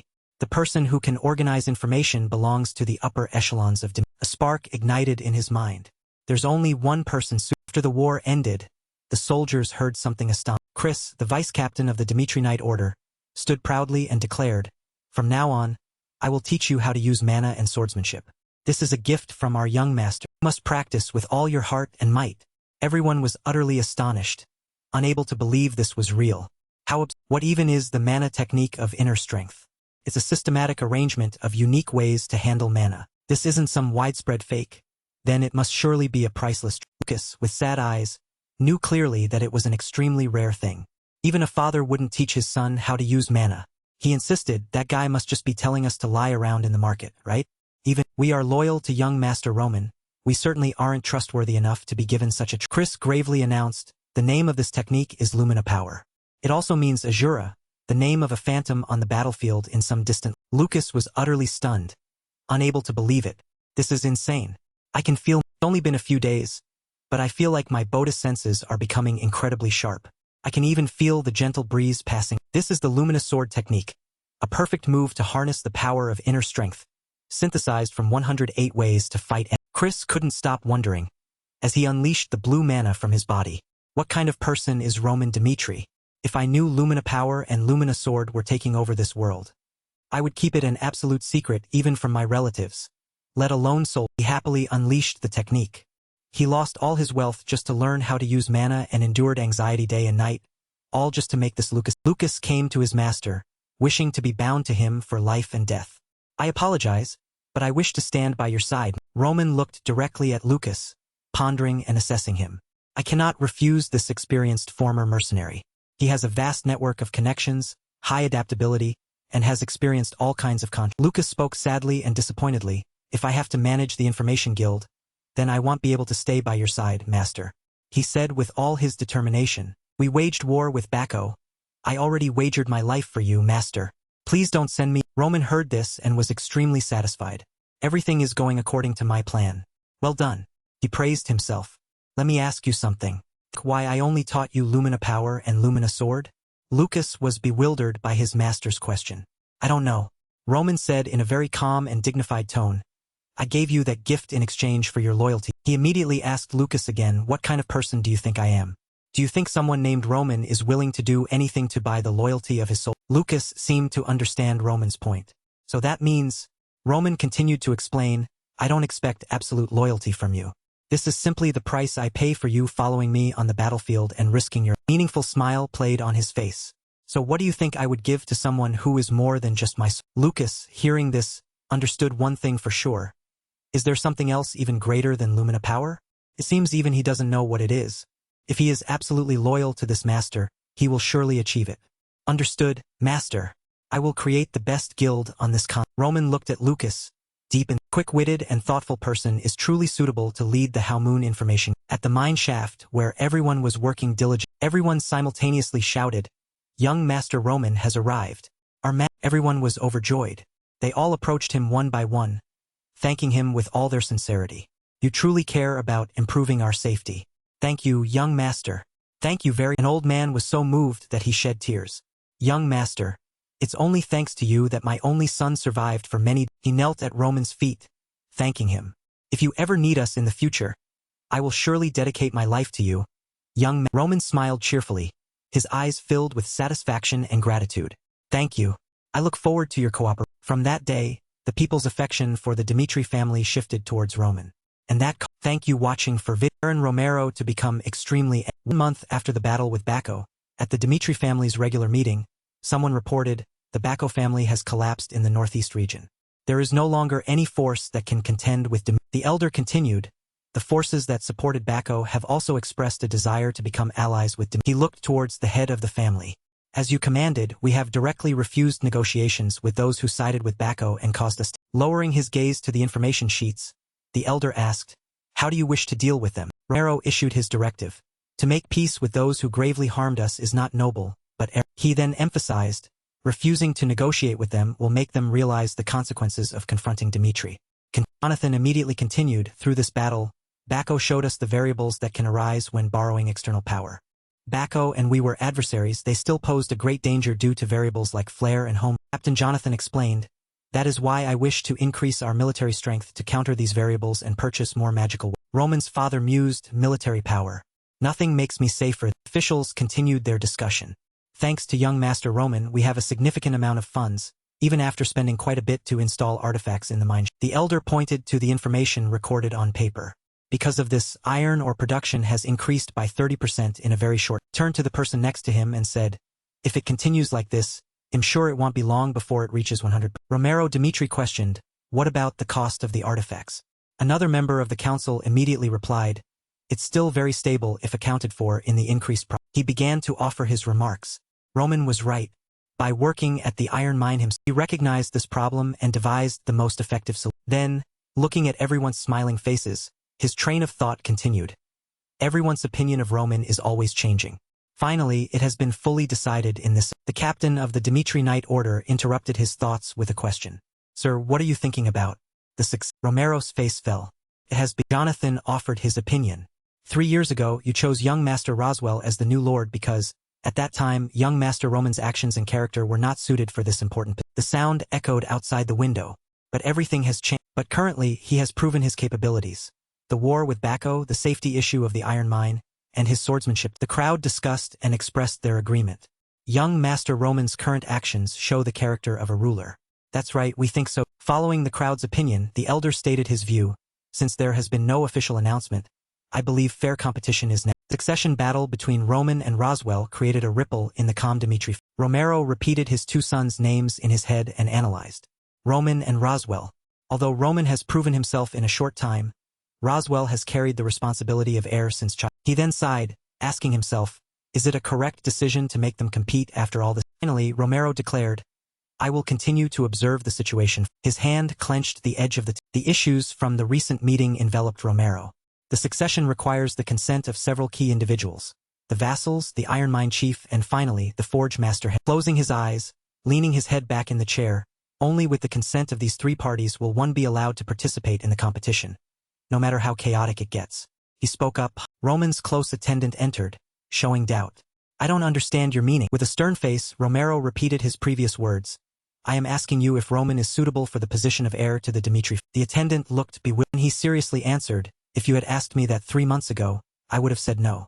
But young Master Roman is very different. His eyes glowed. From what I've seen while being with him, he has become suitable for that position. Romero Dimitri demanded.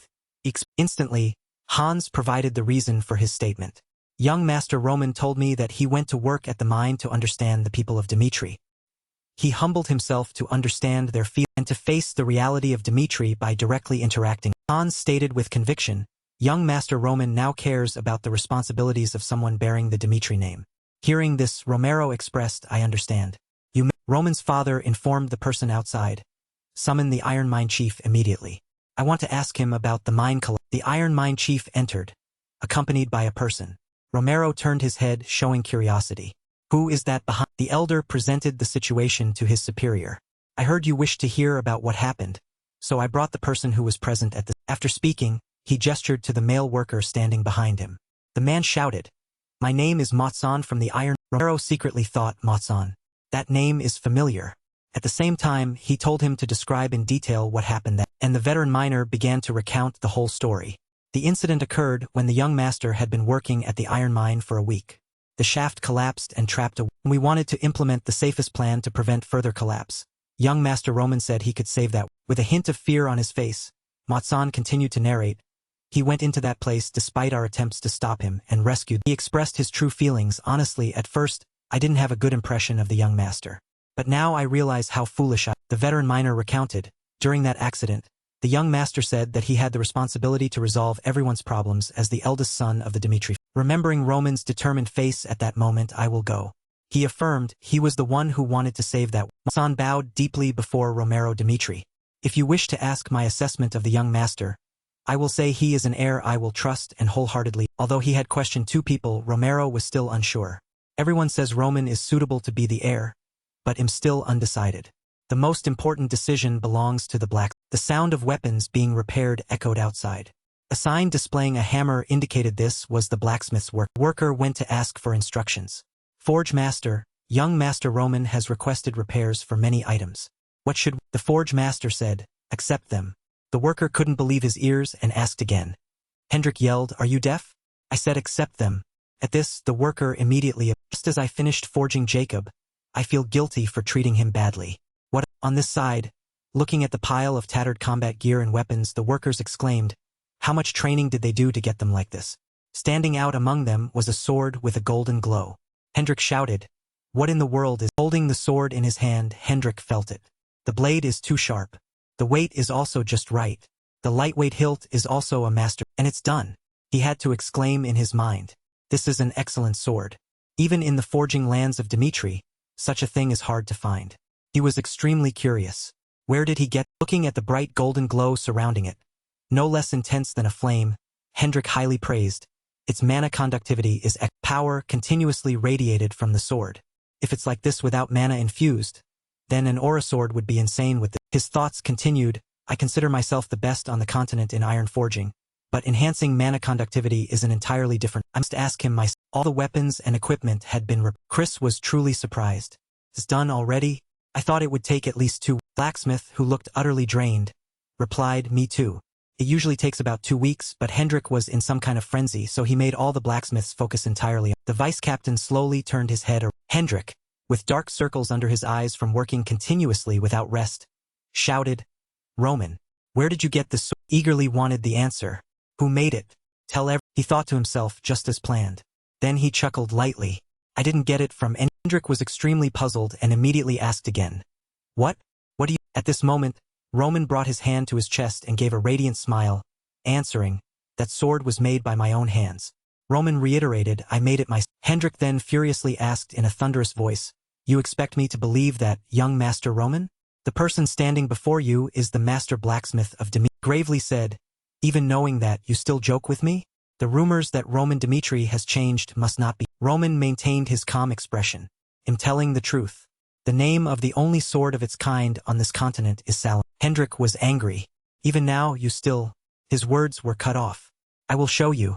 If you witness it with your own eyes, you will." Roman confidently said, "I believe the master blacksmith representing the Dimitri family will have the correct judgment." The two talked in a house that had a forge in. As he approached the table, he recounted the process of making his sword.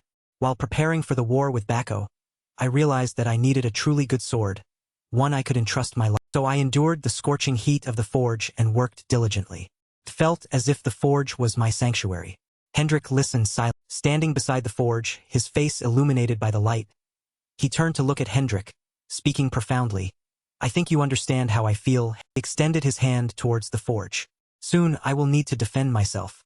So, recently I've started forging a sword that can replace Salam." He gazed intently at the leather-covered table, making his decision. "What I will show you is the process by which I forged that." With that, he took off the shirt he was wearing. Hendrik stood behind him, secretly astonished. "He's not even wearing protective gear?" He crossed his arms and likely knows nothing about this forging craft. "I have no choice but to stand here and—" While he was still thinking, a metallic clang against the table rang out. Hendrik glanced over in astonishment. Roman's hands began to work, each hammer strike echoing.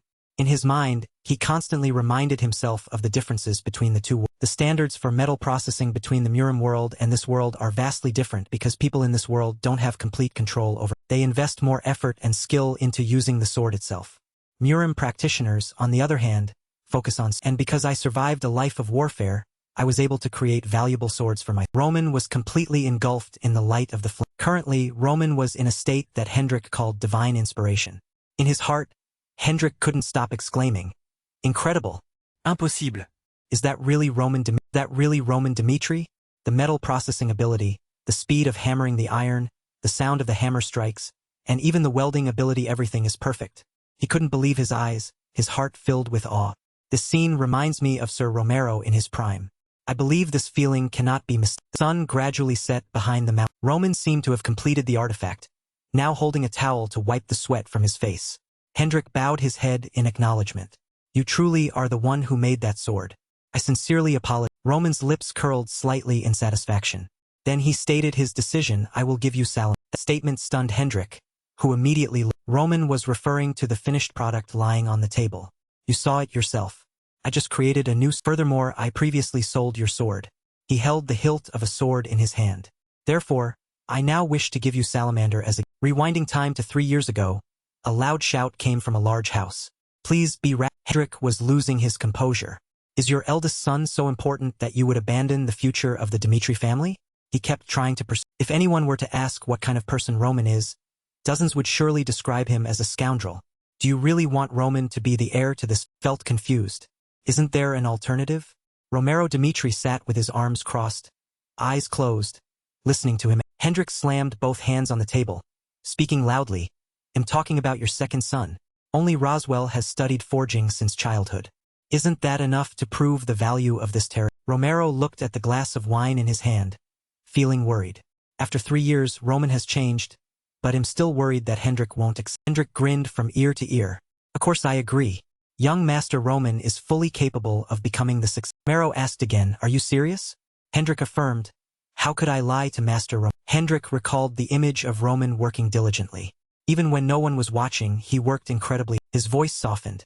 "To be honest, when you asked me to give him some weapons, I only gave him old, worn-out ones because I didn't. But do you know what he said?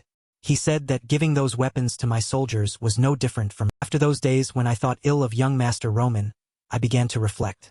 It's true that young Master Roman always thinks for the benefit of the Dimitri family. He recalled the image of Roman immersed in his work. Not only that, I personally witnessed him working with incredible passion, even enduring the heat from the forge's fire. I cannot help but acknowledge his placed the sword on the table. This is the sword he forged with his own hands.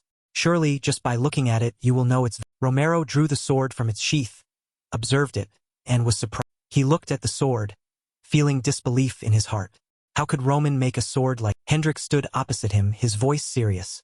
As a master blacksmith, I believe I need to reconsider my decision from 3 years. Romero opened a drawer, inside which was Roswell's letter read, "Father, it's Roswell. I have now been promoted to S rank at the Royal Academy in the capital of. I'll be allowed to skip theoretical classes and focus solely on gaining experience as a family manager. I will graduate with the highest scores from this academy. So that you can be proud of this son, I will forge a new future for Dimitri." He placed the letter on the table, turned, and walked. He clasped his hands behind his back, standing by the window, deep in thought. Both Roman and Roswell are showcasing their talent. But Roswell, who is considered a genius, cannot compare to Roman's current self. Roman's talent is so great that he is famous not only in the Kingdom of Cairo but across the entire country. He seriously analyzed, as soon as Roswell graduates, Roman will undertake the responsibility of managing the defense forces. At that point, I will declare the start of the succession. A few days later, Gilla, a cleric from Valhalla and a high at Dimitri's entrance gate, 2 people on horseback were slowly outside. Romero and Hans, his close attendant, were waiting. Romero greeted them first. "I am Romero Dimitri. Are you from the Temple of Van?" The person opposite introduced himself. "My name is Jalas, a cleric of the Temple of Valhalla in the Cairo region. I heard that Roman Dimitri defeated Home Rose." He took off his hood as he spoke. "I came here personally to verify whether the rank rating truly reflects the situation. It's also just a coincidence. Rank rating. Even if someone has a low rank, reviewing it to acknowledge the family's level is very necessary." Romero smiled, his eyes crinkling, and politely extended an invitation.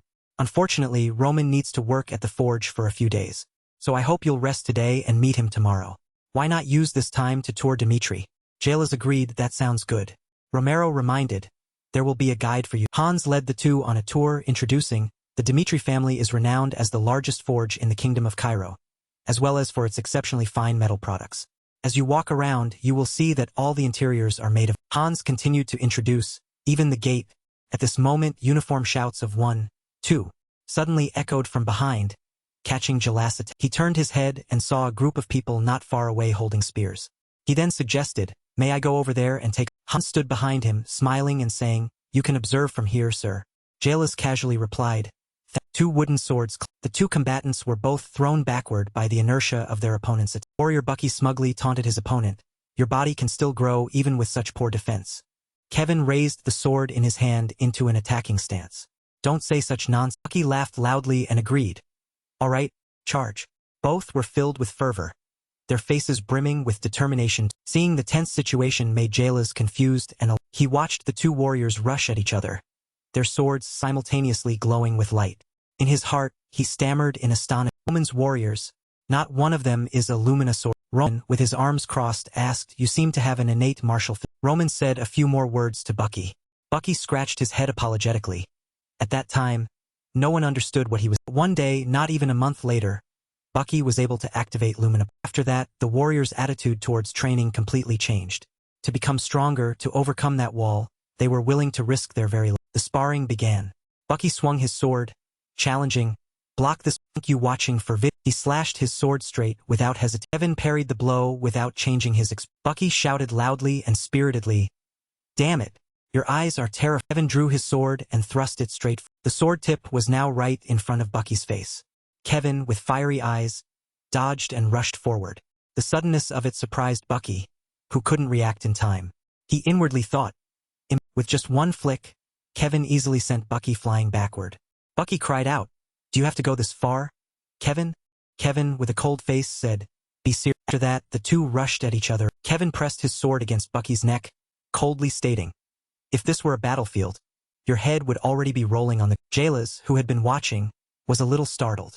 "What in the world am I witnessing?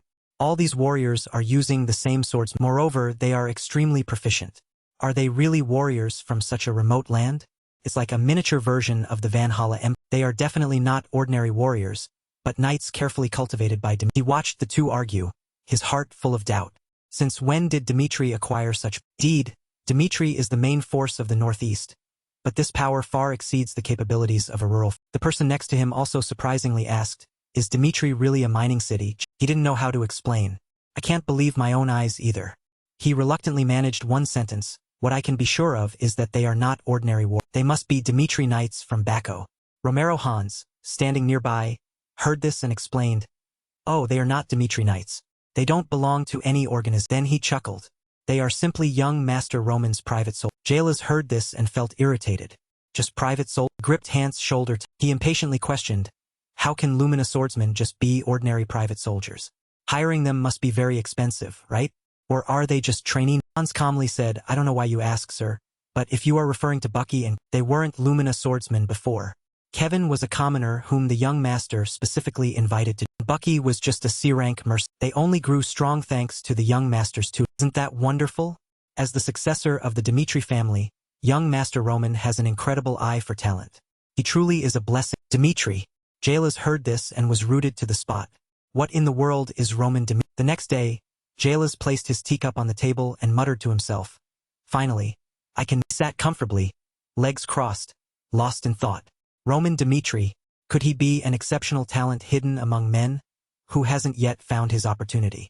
Or a hero who hasn't fully unleashed his ability? The room door opened, and the servant's voice rang out. The young master has arrived. Jaelas began to assess. His gait is unhurried. His eyes are confident yet not arrogant.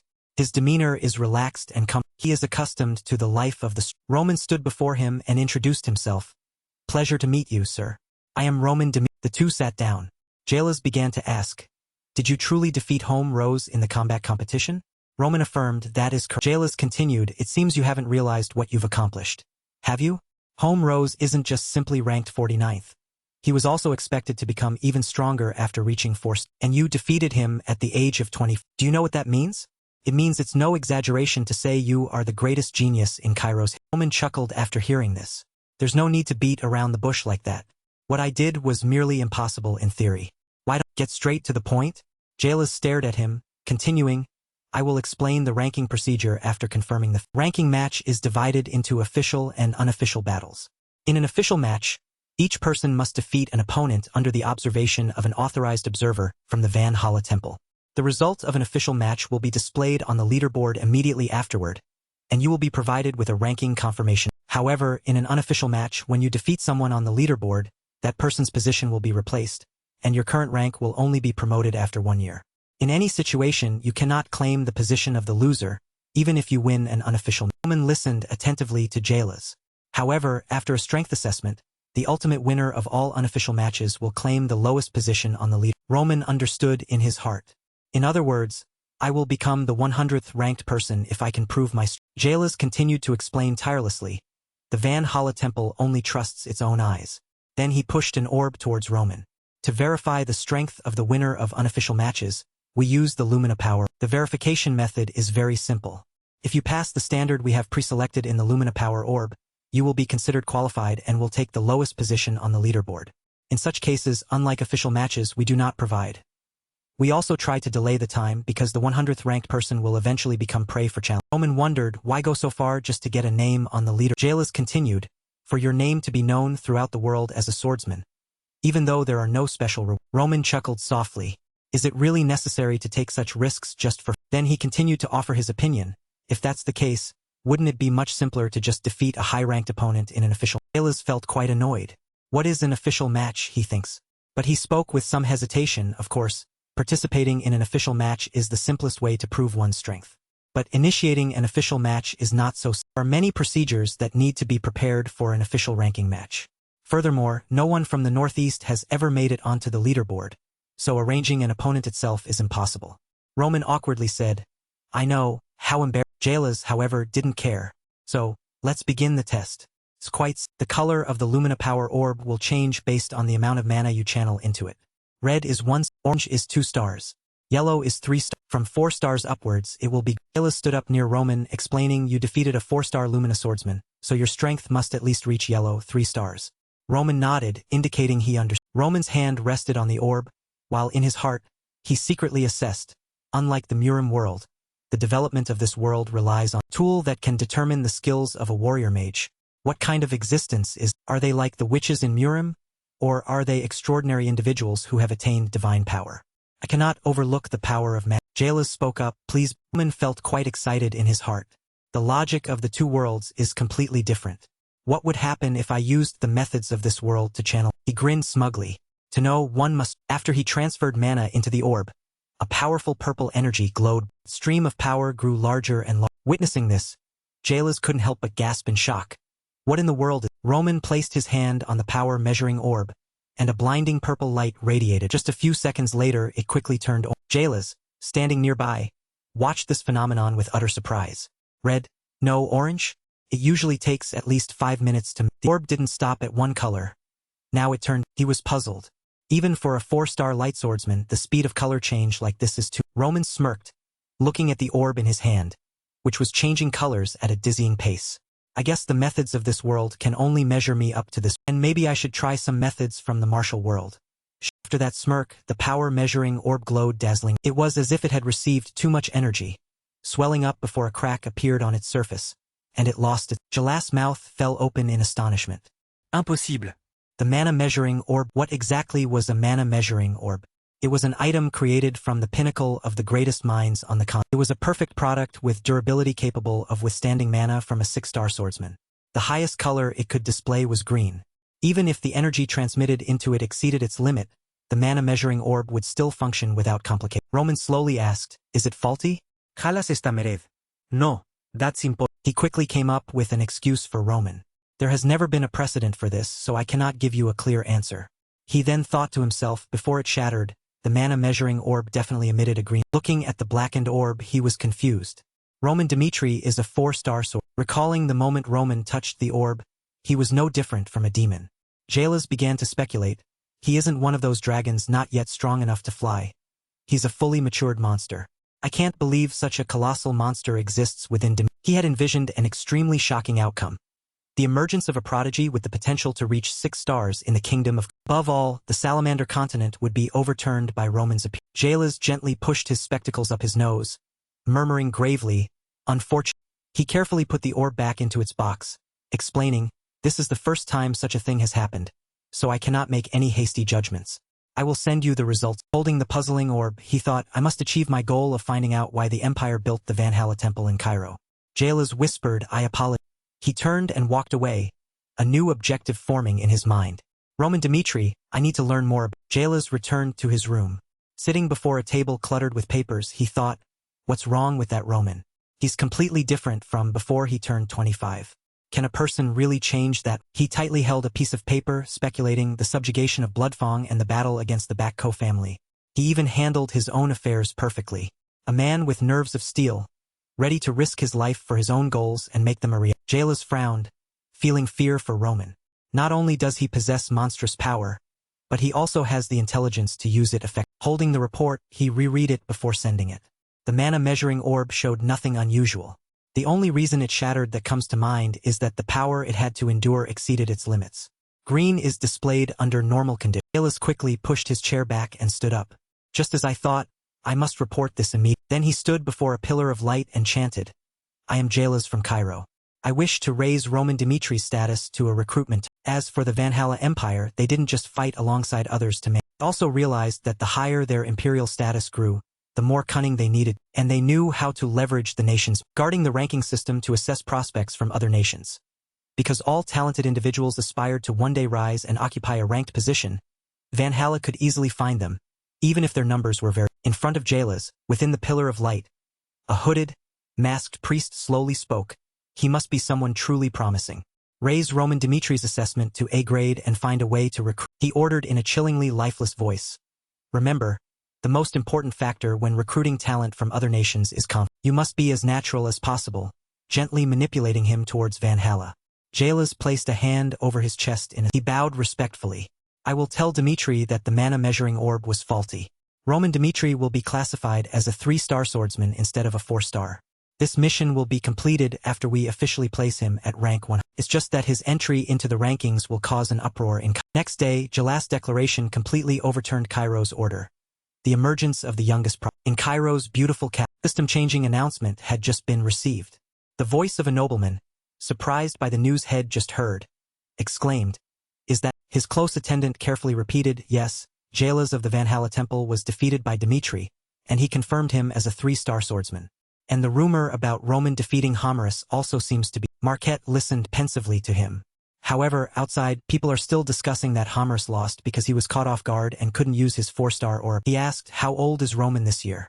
The attendant replied, 25. Marquette praised, "Only 25 and already a 3-star.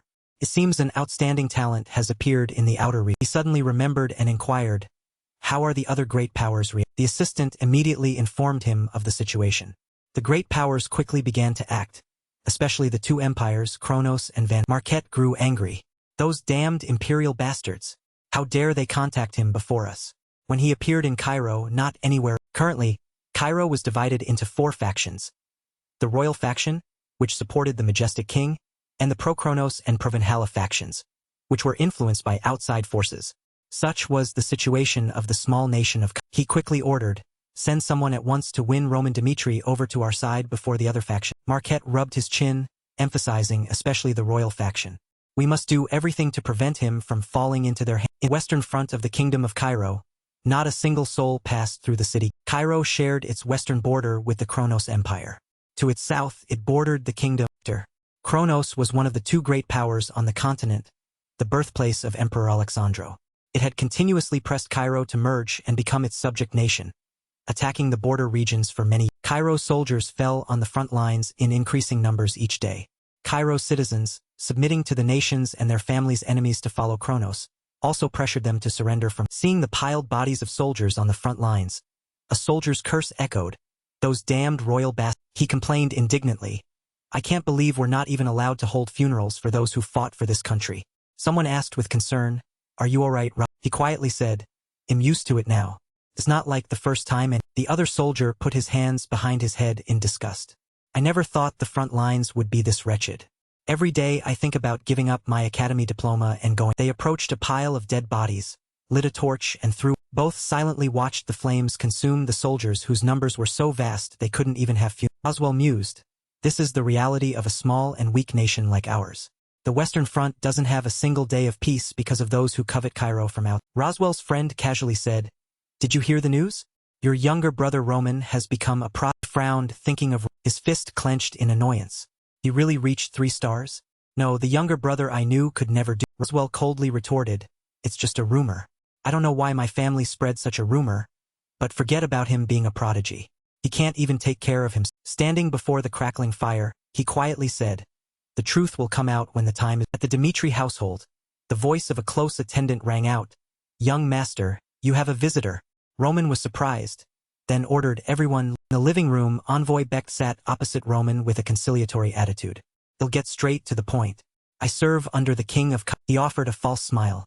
"The reason I've come to meet you, Dimitri, is to appoint you, Roman Dimitri, as a royal knight of the royal." So the royal faction had also begun to act, to win over Roman Dimitri, the hidden dragon at the Cairo's 4 factions had begun to. Roman inwardly chuckled, anticipating their upcoming drama. Royal knight was one who directly served the king. It was the most esteemed position a knight could. Envoy Becht clasped his hands and explained, "In truth, directly nominating someone to become a royal knight rarely happens. Normally, you would have to undergo a rigorous selection process, established by the royal family itself, to earn the privilege of serving in the knightly." He looked at Roman and chuckled. "However, you are an exception. If you come with us to the capital now and swear loyalty to the king, you will be inducted without needing to go through." Roman interrupted him, "That's all?" Becht was displeased. "Are you perhaps refusing?" Roman said calmly, "Isn't that obvious? I am the eldest son of the Dimitri family. I am not weak or cowardly in any aspect. So why should I become a royal?" The envoy hastily offered attractive benefits to entice him. "Once you become a royal knight, you will be granted your own mansion, and the Dimitri family will be granted a higher Roman was not pleased. "Is that the best the royal family has to offer?" Becht was surprised by his question. He slammed the table and said loudly, "You are making a huge mistake. The reason the king truly wishes to have you serve is because his majesty values your future potential more than your current ability. You become a royal knight, gain a new position, and even a new mansion right in the capital. These rewards are immense." Roman emphasized each word. "You are the one deluding yourself. Not I. Becht was puzzled. What do you... He slowly said, 5 days ago, someone from the Count Gregory family came to me to secure my promise of loyalty to their family. They offered me a mansion in the capital, thousands of square meters of land, and gold and... Furthermore, they wanted me to join their family through a political marriage. The envoy cursed inwardly. Those bastards from the Kono's territory acted... Roman didn't stop. From the Denver family 3 days ago, they wanted to become my patron. Last night, I met someone from the Benedict family. They offered me an even stranger condition. They presented terms 3 times better than the other families. Moreover, next month, I will personally govern the Dimitri. Hearing this, the envoy's world quickly collapsed. It's truly... He clenched the hands resting on his knees, blaming himself. We arrived too late. But Becht tried to persuade him. Even so, there's no reason for you not to choose our side. As you said, they are traitors conspiring to swallow the entire... Thanks to the Royal Knight Captain, Cairo's best swordsman, he prevented the... Seeing Roman remain silent, he quickly added, and completely brought them under control. However, governing the country makes it difficult for the royal family because their eyes and ears are... The envoy grew increasingly anxious. But you know Cairo is truly a small nation. Even previous offers met with opposition from the nobility. So all I can guarantee is the royal knight position. Pleaded earnestly, however, I sincerely implore you, would you be able to contribute your strength to... Roman inwardly chuckled. In just one kingdom there are 4 powers. I'm used to the situation because I am the 12th son of the heavenly... He casually crossed his arms. The 3 previous offers and even the royal families do not persuade me.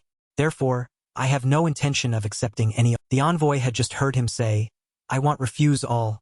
At this he breathed a sigh of relief. Not yet refused. There's still... Roman stood up, indicating for his guest to leave. So for today you should return.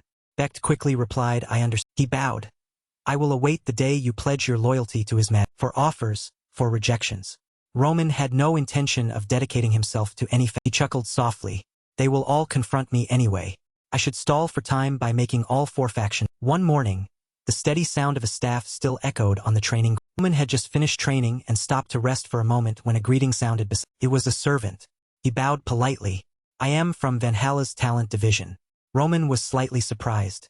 Valhalla, yet he's wearing Dimitri's uniform. He raised an eyebrow slightly. What? His gaze turned sharp and menacing. Didn't I send a message through the Denver family a few days? Markin flinched, thinking, what's with this man's eyes?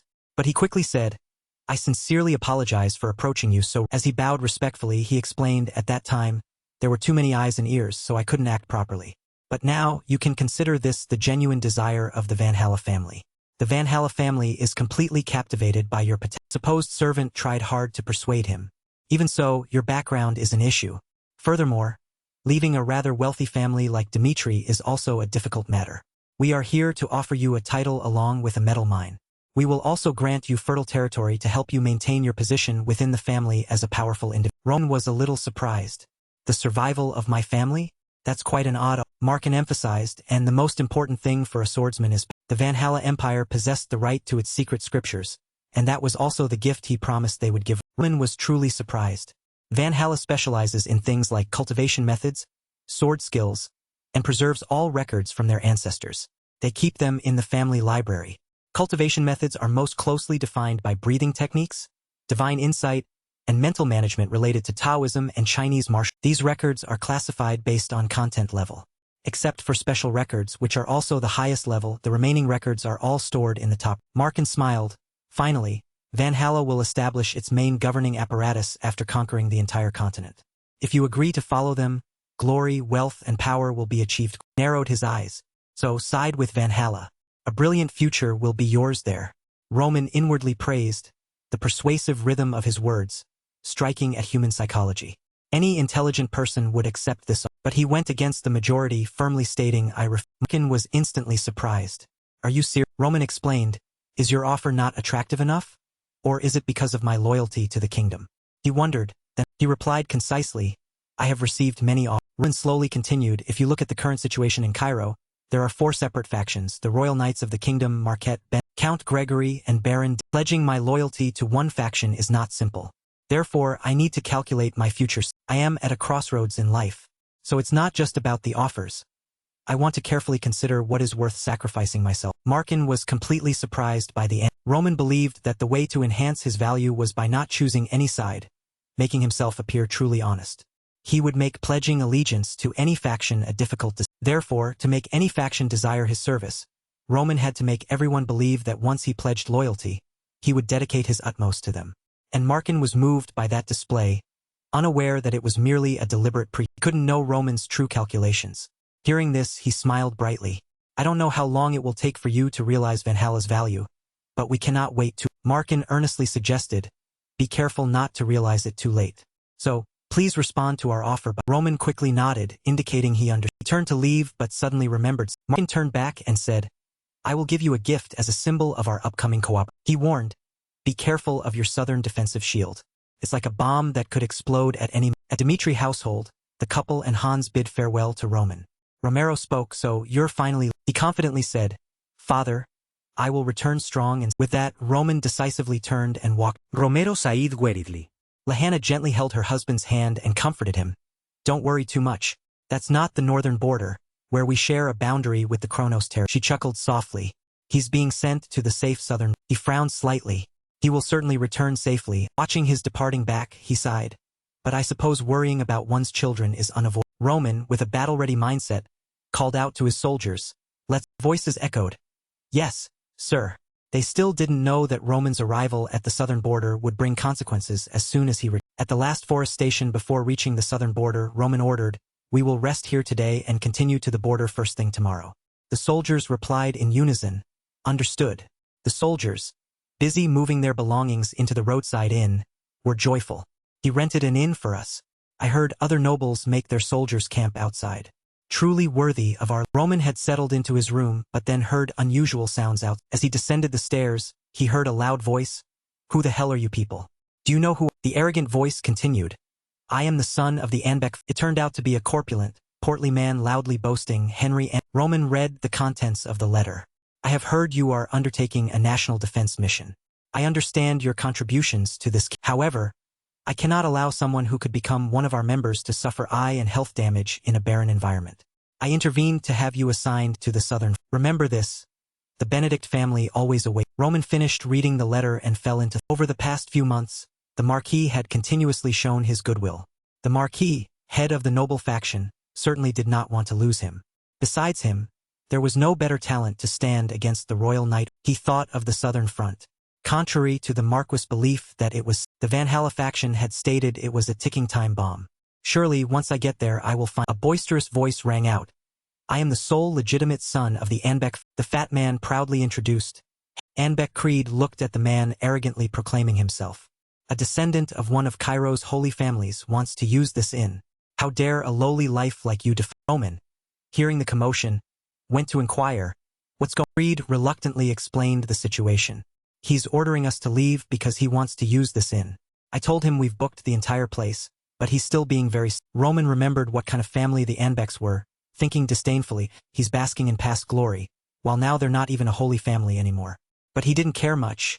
It wouldn't affect anything. Roman retorted, why should we? Henry was surprised by the question. You're their man. Admitted, that's right. Henry became irritable.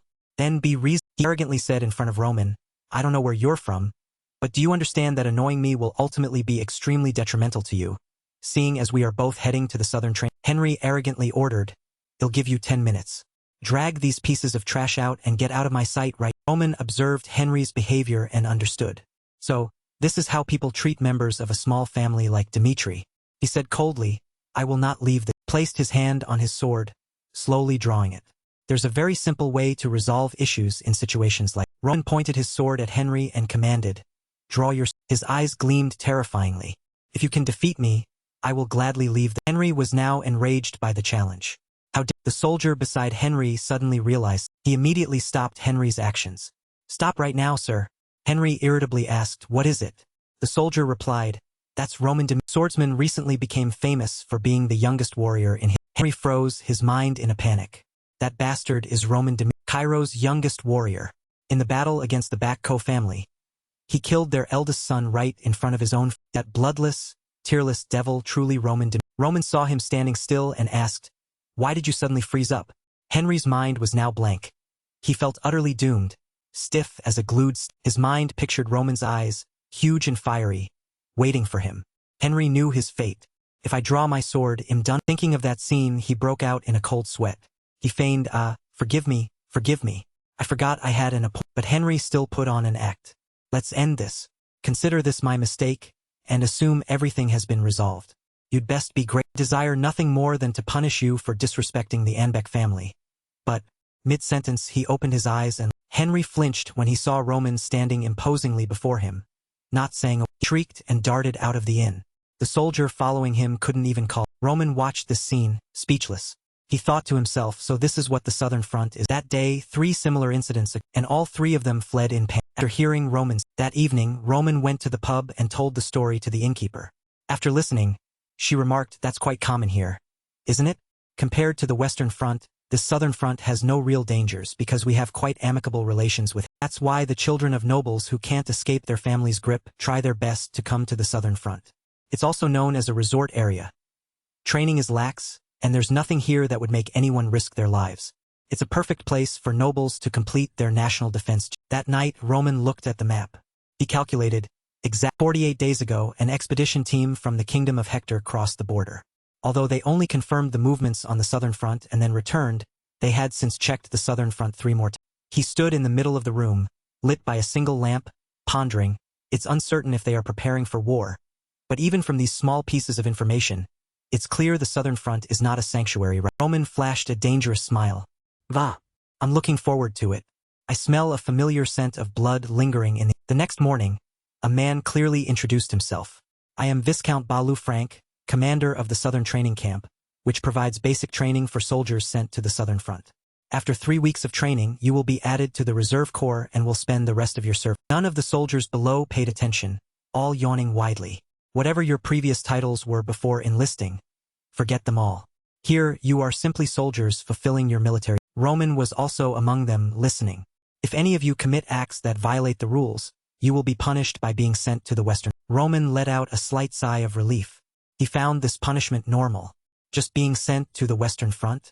He had thought no one would be scared, but he looked around and saw everyone stiffening up and becoming serious. The command announced, this evening you will be informed of the training schedule. Arrange your belongings in your assigned areas. As he leaving, someone suddenly called Roman. The man came to convey a message to him. The commander wishes to speak with you privately. On meeting, Balu greeted him jovially. He inquired, was your journey to the south comfortable? Roman politely replied, of course, no problems. Balu also politely invited him to. He expressed his fondness for Roman. Do you know how excited I was when I heard you would be transferred here? Roman Dmitri, Cairo's youngest warrior. Just the news of a hidden dragon's emergence in Dmitri was enough to Roman remained rather uninterested. Balu now got to the main point. To be honest with you, I called you here to confirm. Is it true that Marquis Benedict pulled some strings to have you transferred to the Southern? Roman didn't deny it. Yes, that's right. I didn't ask him to do so, but I heard he used his influence to make it. Bal's face grew scheming as he thought. Marquis Benedict is investing a significant amount in Roman. He calculated to himself, if I build a relationship with Roman first, I might get an opportunity to enter the central administration. Bal's eyes lit up, and he began to negotiate. Then I'll be direct with you. I want to make a good impression on the Southern Training Camp isn't bad, but it can't compare to the luxurious life of a member of the central administration.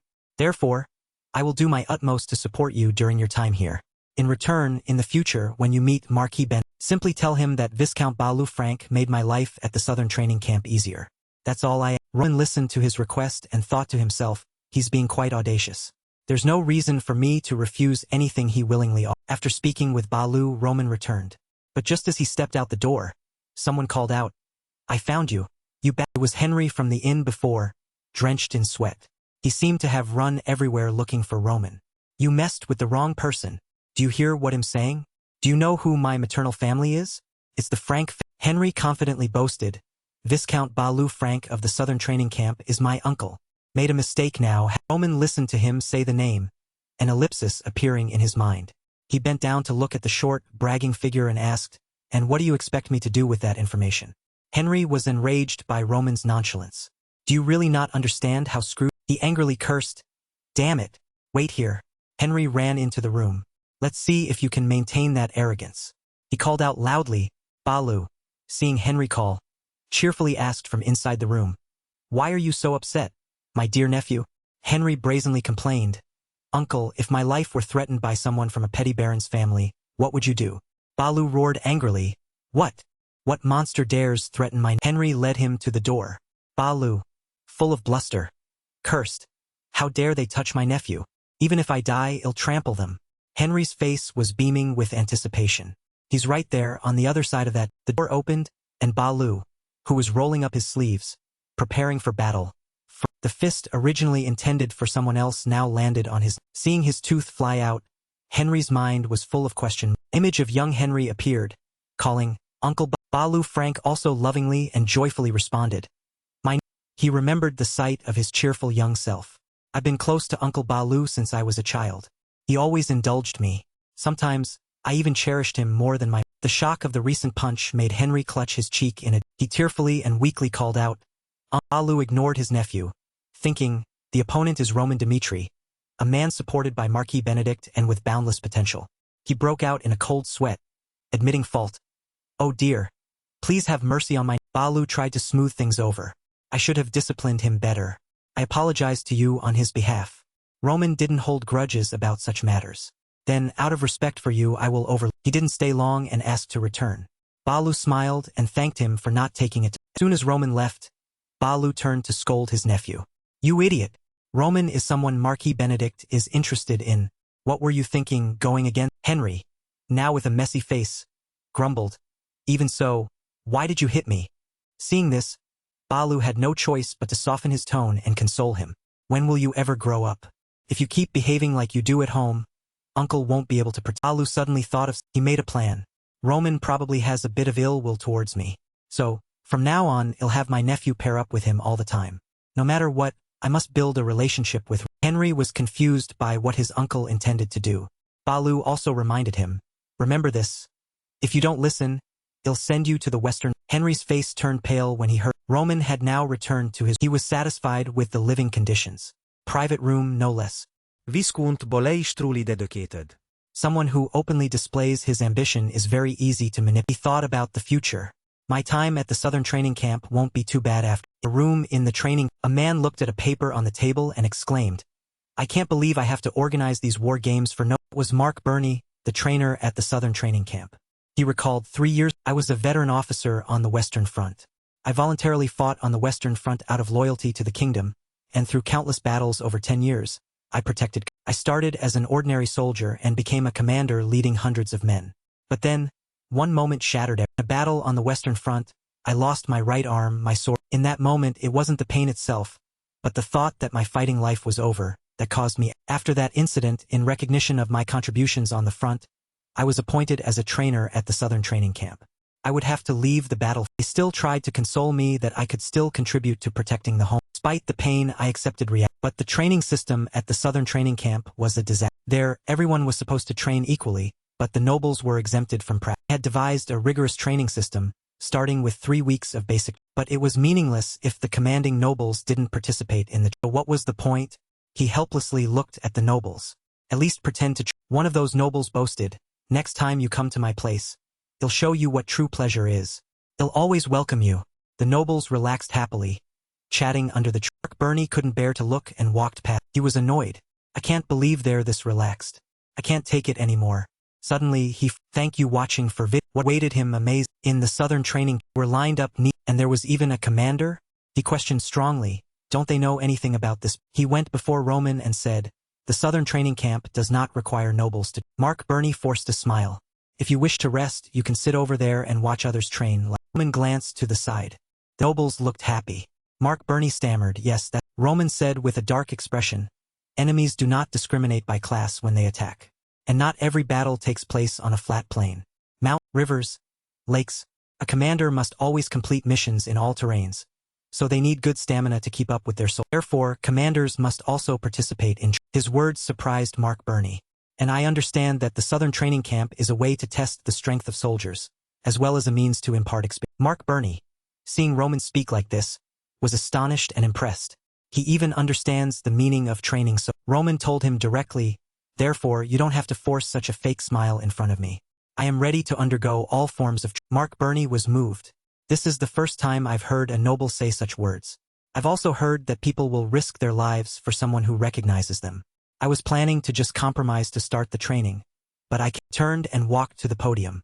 I am determined to do my best in these 3 weeks. Mark Burney took a deep breath and loudly declared, the first week of physical training began. After that, the gates of hell opened.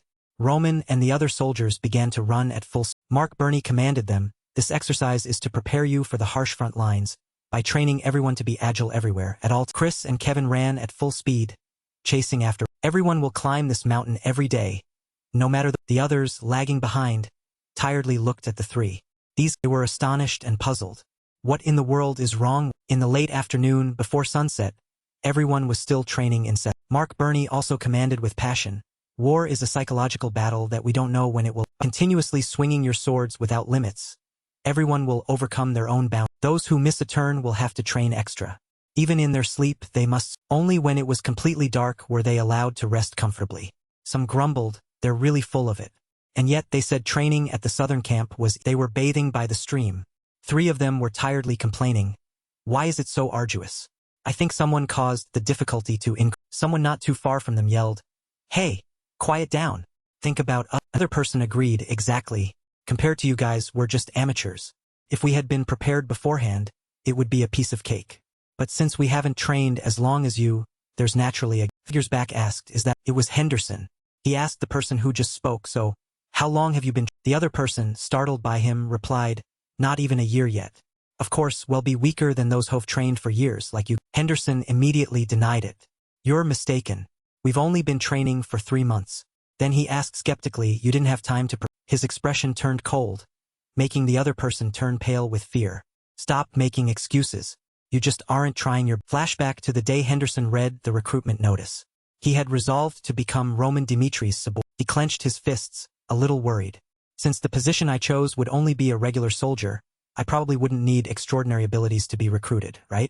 However, that was a huge misconception. Veteran mercenaries like Lucas Pucky and others gathered under Roman's command were all notorious individuals. Henderson quickly became a lamb, surrounded by a pack of fierce. He was extremely worried and frightened. Will I even survive? Henderson had then said to Chris, unfortunately, I don't think I'm worthy to serve Lord. Chris didn't understand. Why do you think that? Henderson then explained, I'm sure you already know, sir, that I am nothing but a useless person who can't even properly wield a. He bowed his head in self-deprecation.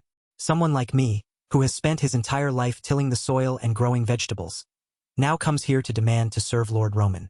That is truly an arrogant. Chris asked again, do you mean you'll give up just because you're inferior to others? Henderson nodded. Yes. Chris then began to narrate, the first time I met Kevin, he was just a kid with nothing but eyes filled with. Chris shared, honestly, even I don't understand why Lord Roman would take in a kid like that. Henderson also found it perplexing. Chris continued, even so, have you seen Kevin now? In just a short amount of time, he has become a warrior no one dares to underestimate. Chris used himself as an example. I myself was once very arrogant. Chris recalled the painful beatings. With my foolish ego, I challenged Lord Roman the first time we met, only to almost have my front teeth knocked. He looked coldly at Henderson. I was once a frog in a well just like that. And then, Lord Roman's guidance changed me just like Kevin. Chris lowered his voice. Listen carefully. Lord Roman personally selected you as his subordinate. You may be pathetic right now, but you have the potential to grow just like Kevin and I. And the very Lord whom we serve will be the one to help you achieve. Chris, every word struck Henderson's mind, making him. Henderson clenched his fists and admitted, to be honest, I'm not that confident in myself. Henderson imagined himself working diligently. Lord Roman must have had a reason to choose me among countless other candidates. I don't know how a mere farmer like me will become stronger. His eyes became resolute. As you said, I will trust in our. Henderson recounted. From that day on, my life began to change. I dedicated myself to formal training for several months, without caring how difficult it was.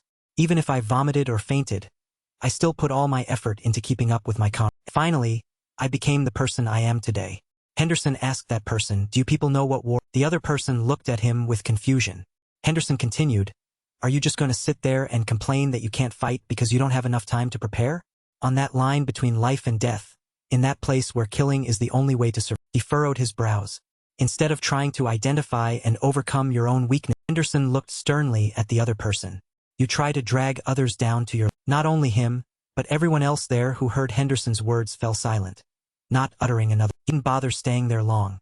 He turned and walked away, not forgetting to leave a final remark. A bunch of pathetic. Roman's army was ready for battle. The grueling physical training continued. Even as the difficulties increased day by day, they still gritted their teeth, trying to pursue the training to the very nobles, who weren't training but resting under the trees, watched them mockingly. I don't understand how they can try so hard. If this were the Western Front, things would be different. Another person then wondered, but isn't the Southern Front outside the war? One of them sneered, those born commoners. They're just wasting their effort.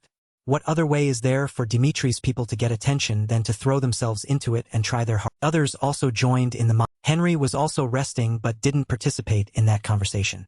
He pondered a plan. How can I approach someone like? He observed Roman, deep in thought.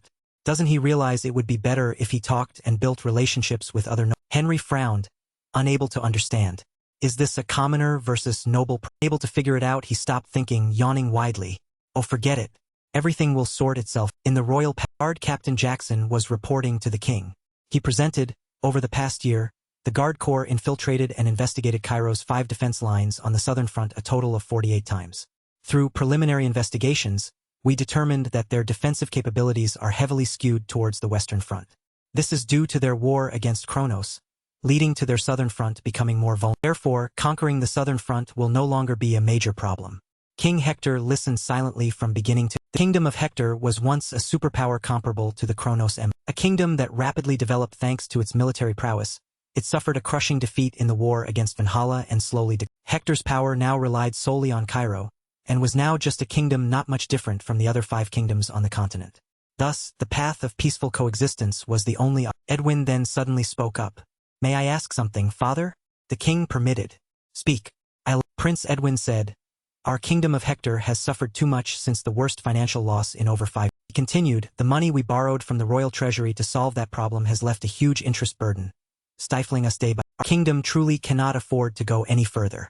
At this point, he stated the consequence directly. Hector will cease to be a kingdom, your majesty. Hector, of course, understood. He tiredly replied to his son, it's not that I don't know this. This is the consequence of wars left by our predecessors. Edwin continued, our kingdom lost a great deal in the war, and has tried to distance itself from conflict and that painful past, doing its utmost to prevent past mistakes from. He still didn't stop, despite the king beginning to feel tired. However, everything must come to an end. We have been preparing ceaselessly throughout the year. He urged his father, for the suffering populace, and for this kingdom, father, make your decision. A word I haven't dared to utter in a long time. My son seems not as weak as his. The king looked at Edwin. He asked, are you confident? Edwin replied frankly, I would never have brought this up if I wasn't confident. King Hector then made his decision. Very well then. From this moment forward, I entrust all authority related to the war into the hands of the first crown prince of the kingdom of Hector, Edwin. He bowed low, receiving the directive. Edwin's face was filled with determination. Meanwhile, at the southern training camp, 3 weeks of training had come to an end. Commander Frank smiled brightly and assigned, you will become a member of the reserve corps of the 5th defense line starting. Suddenly realizing he might have been too informal, he cleared his throat and spoke seriously. I'm sure you already know, but that's a place everyone wants to be. I had to use a bit of my authority to get you assigned there. Roman thanked. Commander Frank laughed heartily and told him, no need to be so polite. If you need anything, just let. Back at the southern front, Mark Burney bowed his head. Thank you for everything. He respectfully said, I realize that I have advanced further thanks to you, and perhaps I can now train soldiers with all the passion. Mark Burney handed him a piece of paper. And here it's not much, but I think it will be useful. He continued, this is a summary of information and terrain features of the southern front. I'm sure it will be useful if war ever breaks out there, though I imagine you'll have 2 peaceful years there. Pray for your safety. Roman smiled and thanked. Mark Burney thought, my emotions are urging me to follow. He looked at Roman. The Roman Dimitri I met 3 weeks ago is the Roman Dimitri I want to serve for my entire life. He still hesitated. Even Mark Burney looked at the soldiers behind Roman. Lord Roman already has many talented individuals under his command, so there won't be room for someone like me, who has lost an arm and can't even wield a. He lacked confidence, not daring. I would only be a burden to him. Mark Burney bowed his head, letting go of that intention. Roman watched Mark Burney's retreating. Opening the paper to read it, he thought, I heard Lucas had to work very hard to compile this. He smiled. His good intentions are truly worthy of my respect. At the southern front, defense line 1, one of the 2 guards noticed. As he turned to look, he discovered the enemy is attacked. Henry recalled his uncle's words. I specifically arranged for you to join the reserve corps of the 5th defense line, where Roman will be. Swear, for the next 2 years you must gain Roman's favor at all. At defense line 5, the reserve corps military Henry walked behind Roman's soul. He grumbled inwardly, why do I have to be friendly with that bastard? But at least I got into defense line. He was deep in thought. An extremely loud sound echoed. Henry froze, not understanding, and an urgent announcement repeated itself. The kingdom of Hector has declared war. All forces prepare for. Henry was utterly confused upon hearing this. Va? Battle? What the hell is going? Turning to where Roman had been, he saw no one. He wondered, Roman, where did the first defense line would be the initial fighting force after Hector declared war? But defense line 5 was the area facing the risk of collapse following this. The city gate had now been blown open by Hector's army. The defending soldiers shouted, they've breached the gate. Stop! Along with shouts to stop the enemy, the clash of swords and blades resounded. The two kingdoms began their battle for survival. The commander of defense line 5, Baron Brooks, stood above, trembling at the sight. This place was meant. Defense line 5 was considered the paradise of the southern front. Soldiers assigned there only had to eat and play. Long ago it had lost the essence of a front line. Mid-level nobles participating in the military were provided a luxurious life, instead of performing their duties as soldiers. All this was due to one man who accepted bribes to fill his greedy belly. None other than the rotten Baron Brooks, the supervisor. Now facing the scene, he could only stand and watch. He thought in panic, defending defense line 5 now is nothing short of suicide. Brooks shouted orders. Hold your positions.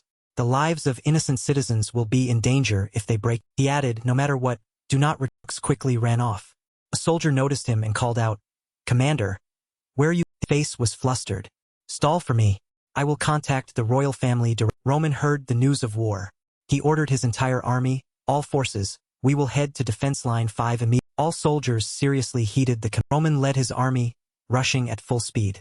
The southern front lacked too much defensive capability. Only a hodgepodge of degraded equipment, rotting will, and incompetent command. Roman coldly charged. Plan was already forming in his mind. They placed the reserve corps for emergencies, 2 hours away from the front. Roman clenched his fist with determination. We must get there in at least one. Suddenly, Brooks ran up, waving and shouting. You must be the reserve. Panted, ordering Roman, I will tell you the details. Are you the commander of these soldiers? Escort me to the rear first. The commander's safety must be prioritized. Compared to reinforcing defense line 5, I must report this urgent situation to the royal family immediately. Roman recognized him. This man is Baron Brooks, the commander of defense line 5? He politely inquired, why are you here without any soldiers accompanying you? Hearing Roman's question, he immediately scolded, you insolent brat. How dare a member of the reserve corps speak to me like. Roman's face suddenly darkened. There's no time for many words with him. I've talked to. With one hand, Roman grabbed Brooks' voice was low, enunciating each word. The fact that you are here. He looked at Brooks with cold, sharp eyes. You, who claim to be a commander, abandoned your soldiers and fled for your. Roman moved closer. His hand squeezed Brooks' face, making him somewhat afraid. Do you understand what that means by law? Deserters can be executed on the spot, regardless of the situation. Brooks knew this but still tried to threaten back. You wouldn't. Not bothering to hear any more nonsense. One swift slash sent Brooks' head tumbling mercilessly. If you had retreated with your soldiers, at least you wouldn't have died by my. As the head fell, Roman and his corps continued to advance under his. At defense line 5, the corpses of soldiers lay scattered everywhere. It was hard to distinguish friend from foe. Nearby, a few curses faintly echoed. Even fought alone. Gritting his teeth, I knew it would come to this one. As he fought, he angrily cursed Brooks, thinking of the commander abandoning his soldiers. That damned Suddenly, a sword slash cut across. Stephen couldn't dodge in time and coughed up. He collapsed to the ground. He dropped his sword, sitting still, waiting for the enemy to finish him. Before they could get close, 2 sword slashes swept through. The 2 enemies couldn't react in time and fell dead on the figure stood before him and asked, You're Stephen. Roman informed him Baron Brooks is dead. You will be in charge here from now. Stephen, he's one of the names Lucas. Lucas had once said, the only useful person at defense line 5 is. Roman continued, since you've been defending defense line 5 for years, I will trust your judgment. Tell me, how should we defend this? Roman assured Stephen, if you say this place is beyond saving, then I, Roman Dmitri, will order the entire reserve corps to retreat. Stephen was surprised. So, this is Roman Dmitri. Stephen explained the situation. Honestly, the battle situation is very tense right now. Retreating would be the right decision. However, afterward, the enemy would gain a strategic. If Hector captures one of the 5 defense lines, they will have a path to receive reinforcement units. In that case, the war would drag on indefinitely. Roman and Stephen exchanged glances. Both had the same thought. Then there's only one. We must use barricades to block the enemy and force them to pass through the gate. Roman instructed, I will buy time for the installation of the barricades. You will mobilize forces to prepare. Stephen hadn't expected this. He's accepting such a dangerous plan? He then spoke a little hesitant. Stephen expressed his concern. This plan is too dangerous. The enemy is growing in number right now. You will die if you are isolated out there. Roman calmly reassured, I know what you're worried about. Suddenly, an enemy from behind charged, swinging his sword towards. Stephen froze at the but Roman easily dodged it. However, I am not a reckless fool to take on a plan I believe isn't feasible. He turned, bringing his sword down in a straight slash at the. Stephen was even more shocked. He dodged that attack without even. Creed and the Corps then also ran up, calling out, Roman ordered them, we will clear a path to the city gate. All forces. The entire force immediately obeyed. Stephen watched them in astonishment. They don't have a single question. It's unbelievable to see this level of master-subordinate relation. Roman turned to Stephen, reminding him, now do your part well. Stephen quickly replied, understood. Stephen now understood. This is only the beginning. Their loyalty to him all began with Roman mused inwardly. For someone like me, who has no patriotism, is it really necessary to risk my life fighting like that? Ultimately, it's just a place where the weak are sacrificed to pave the way for me, the one valued by the kingdom of. What I possess is the privilege of the. There are many ways to avoid war, but in reality, for a small nation that has no power or wealth to it only makes my blood boil even more. Yet Roman recalled his own image in battle and admitted, have wasted my own life on the battle. All the soldiers cheered. Advance! Chris and Kevin fought with all their might. Wherever Roman went, death. The clash of swords and shields resounded ceaselessly. When Roman killed 10 men, Hector's troops still attacked relentlessly. When Roman killed 20 men, they only then realized their opponent was much, much stronger than a man. The sword was cold and blood, and when Roman killed 50 men, terror enveloped the faces of his enemies. All of them witnessed that horrifying scene. Unable to stop themselves, they cried out.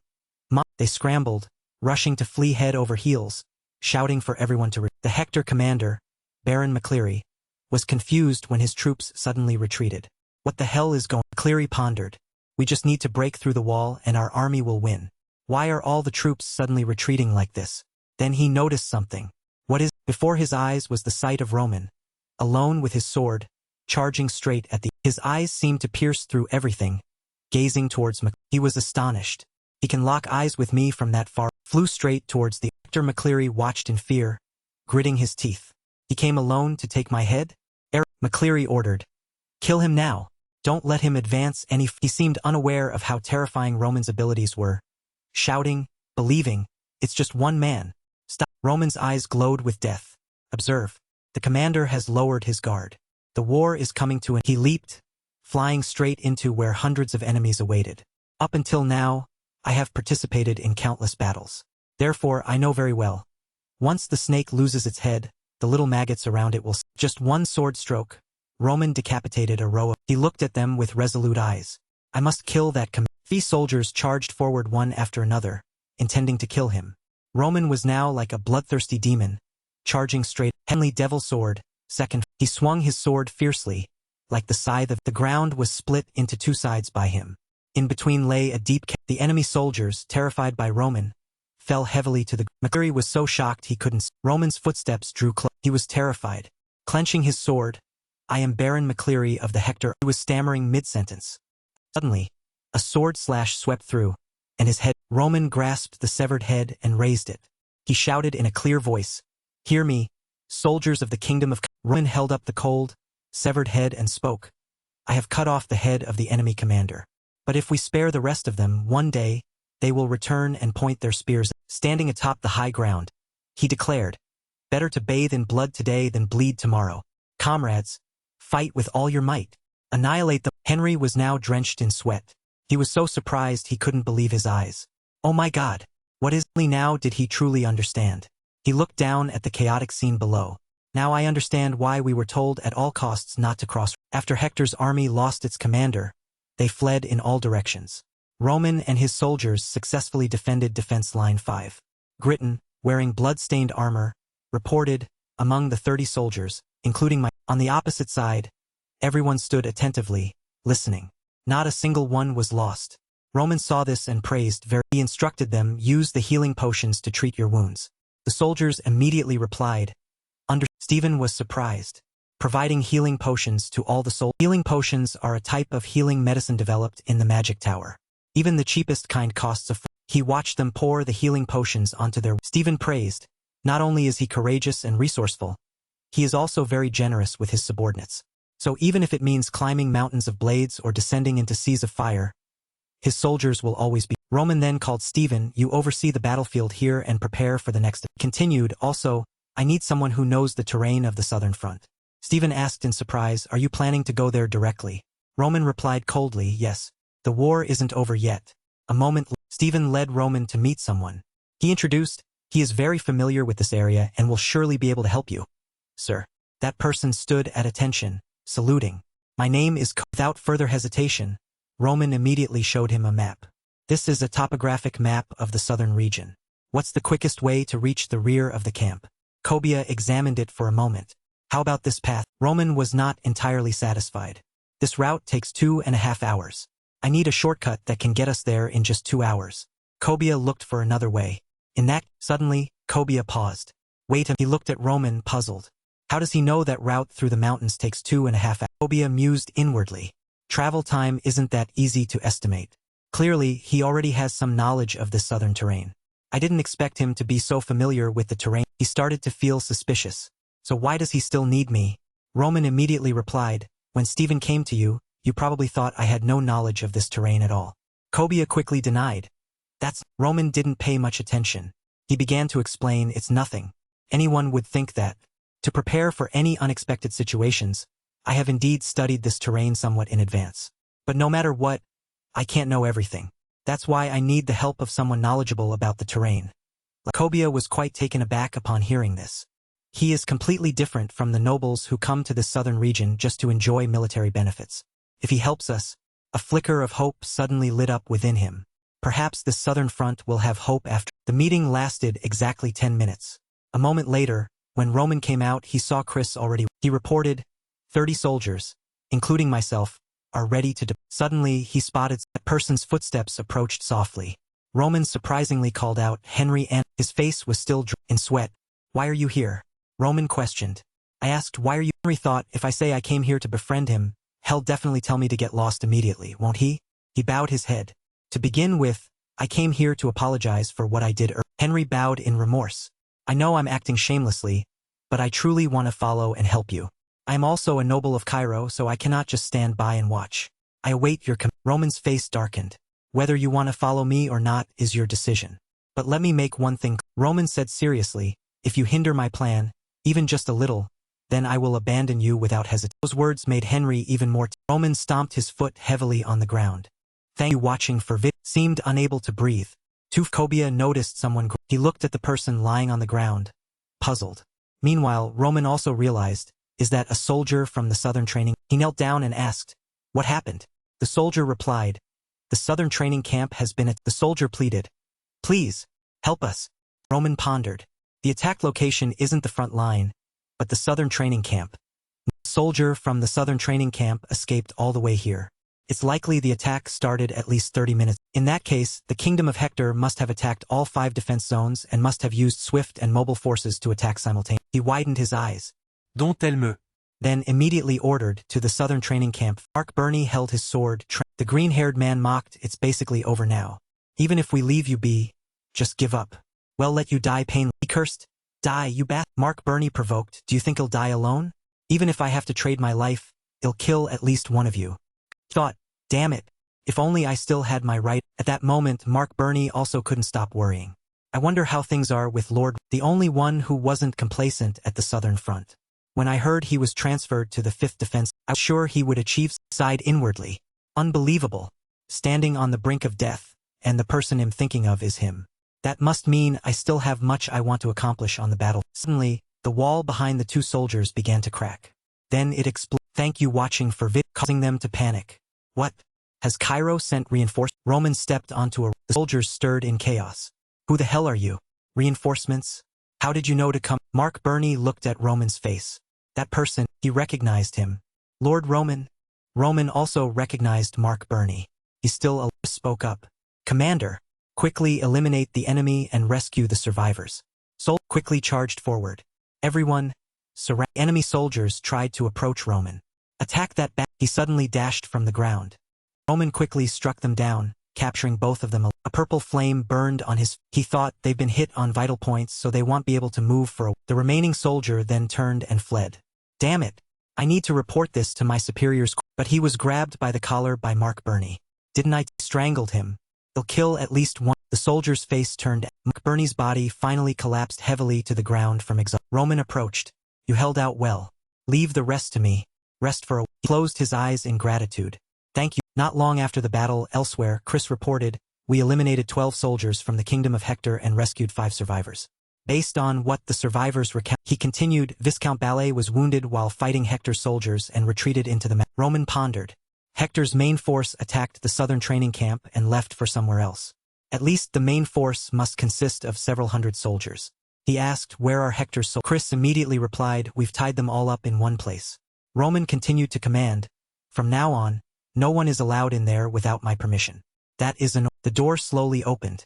He thought, Hector must have a reason for using a diversionary tactic. A face filled with menacing aura appeared. Now I will find out what that reason. Roman stood before the 3 bound soldiers and said, I will give you 3 minutes starting. He threatened, if you give me the answer I want, then I will grant you a painless death. Otherwise, you will experience excruciating agony until I allow you to. One soldier struggled, provocatively. Kill us. Just kill. Roman ignored his words and began. Question number 1. What is the objective of the kingdom of. The long-haired soldier remained stubborn. Figure it out yourself. But Roman continued his interrogation. Question number 2. Why did you stay at the southern training camp? The other soldier shouted loudly. I told you. Just kill us. Roman lost patience. He brought his glowing finger closer. 3 minutes are. The long-haired soldier was in agony from Roman's actions. He coughed up blood. His eyes rolled back, screaming into. Roman glanced at his finger and explained, I call this the crushing torture. As you experience the agony of your muscles and bones being twisted, you will slowly die a lingering death. I'm sure you've received torture training, but this isn't like anything you've ever experienced. Black-clothed soldier immediately turned pale with fear upon hearing. He shouted loudly, do you think doing this will change anything?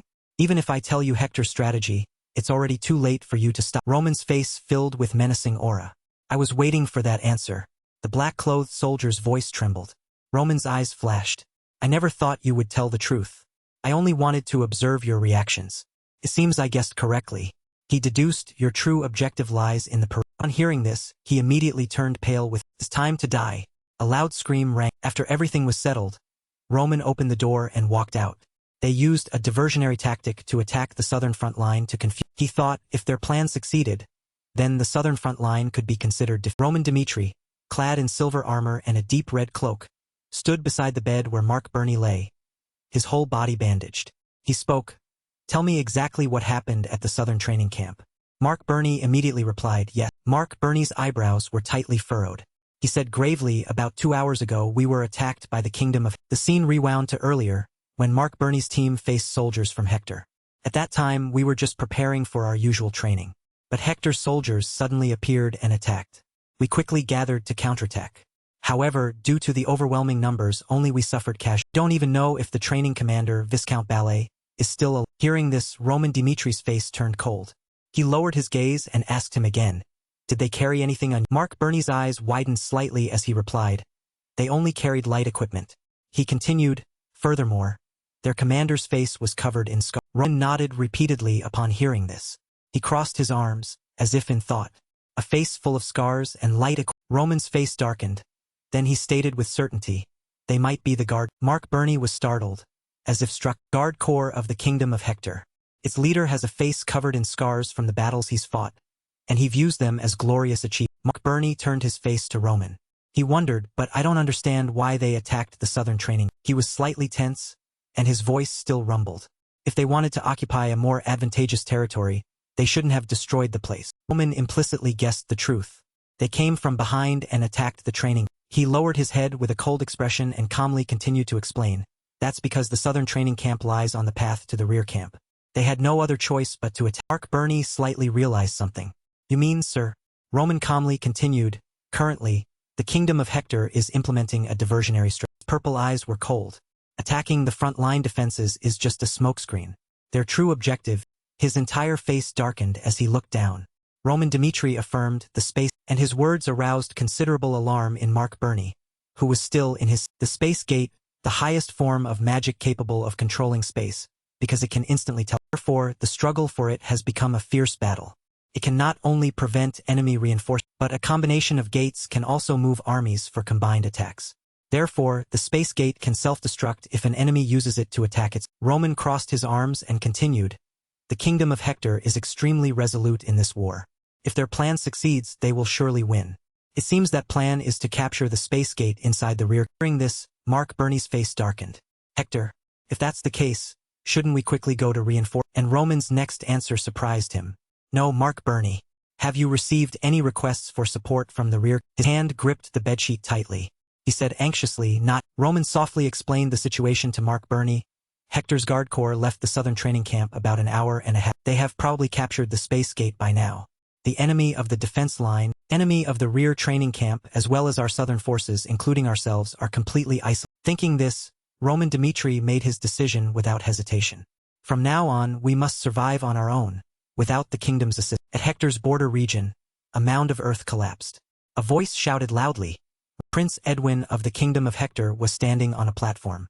The attendant in front knelt, reporting loudly, "Our army has passed through the southern training camp and is nearing the rear camp. The Kingdom of Cairo has mobilized all its forces to thwart our attack at the defense. They haven't realized our troop." Edwin's red hair billowed. He mused, "We can't let our guard down." Looking down from above, he loudly ordered the attendant, "Ensure that our soldiers at Cairo's defense camp must hold out for as long as possible. The most important thing now is to destroy the city wall immediately. Once the plan succeeds, the south will naturally fall into our." Edwin's face was cold. His lips pressed together. Security is the core of this plan. We spent an entire year investigating the security of the southern front. Jackson's men have also infiltrated that location. He continued to ponder. Even if we launched an all-out attack from the start, destroying everything within 4 hours would be feasible. But the most important thing for us now is to focus on that gate. At this moment, the image of the space gate also appeared. Edwin's sharp, tea-brown eyes scanned downwards. In case of the worst-case scenario, we must be prepared to destroy. His entire body radiated killing intent. If the plan fails, we must destroy the gate and initiate the second. Hearing his powerful and decisive words, the attendant looked at Edwin with eyes full of admiration. An incredibly logical assessment. Truly the one hailed as the shining star of Hector, Edwin. The silver platform system Edwin was standing on suddenly generated a surging blue light. The attendant affirmed, "He is truly the one who revived the kingdom of." At the southern training camp, fresh blood splattered. The leader of the guard corps, Jackson, had just killed a soldier and thought to himself, "From now on, we must be quick. Before the enemy discovers us, we must successfully." He shouted loudly. A year ago, at that time, Jackson was sitting at a table, listening to instructions from Prince Edwin. The royal treasury's interest payments were piling up. Under pressure from the bank and bad debts, if we face another difficult harvest next year, even Hector's reserves will run. Edwin's face was bright. He spoke fluently to Jackson, who was opposite him. "That is why I am making this proposal." Then he extended his hand, solemnly requesting Jackson's opinion. "Do you want to destroy the front lines of the Kingdom of Cairo with me? Rumors say that the Kingdom of Hector continuously suffers bad harvests due to being cursed by the gods. In a situation where Hector could fall at any moment, Edwin Hector, you are hailed as the greatest genius in." He smiled brightly and extended his hand towards Jackson, like a savior. Therefore, Hector sent soldiers to scout the south of Cairo 48 times a year, then used spies to dig a tunnel connecting to the rear camp. The guard corps finally dug a secret tunnel and activated the space. Jackson Kobe shouted from behind. Connection established. A dangerous blue electric current emanated from the spatial gate. And from that radiant worm, Edwin stepped out like a god. Cheers erupted from all directions. "Greetings, Prince." Glancing at Kellen behind him, Edwin approached Kellen. Kellen quickly replied, "Yes, sir." Edwin said, "You are in charge of the First Army. You must eliminate all remaining enemy soldiers. Also, build a strong defensive line to counter the enemy." Kellen immediately complied, "Yes, I understand." Next, he looked down at Jackson, who was awaiting orders. He spoke, "Jackson." Jackson respectfully replied, "I obey your command." Edwin continued, "We've lost contact with Baron Mark Leary, who is in charge of Defensive Line 5. Do you know anything about?" Jackson closed his eyes and replied, "We are still investigating, but I don't think we need to worry too." As he spoke, an image of the Fifth Army appeared in his mind. The Fifth Army is notorious for causing trouble.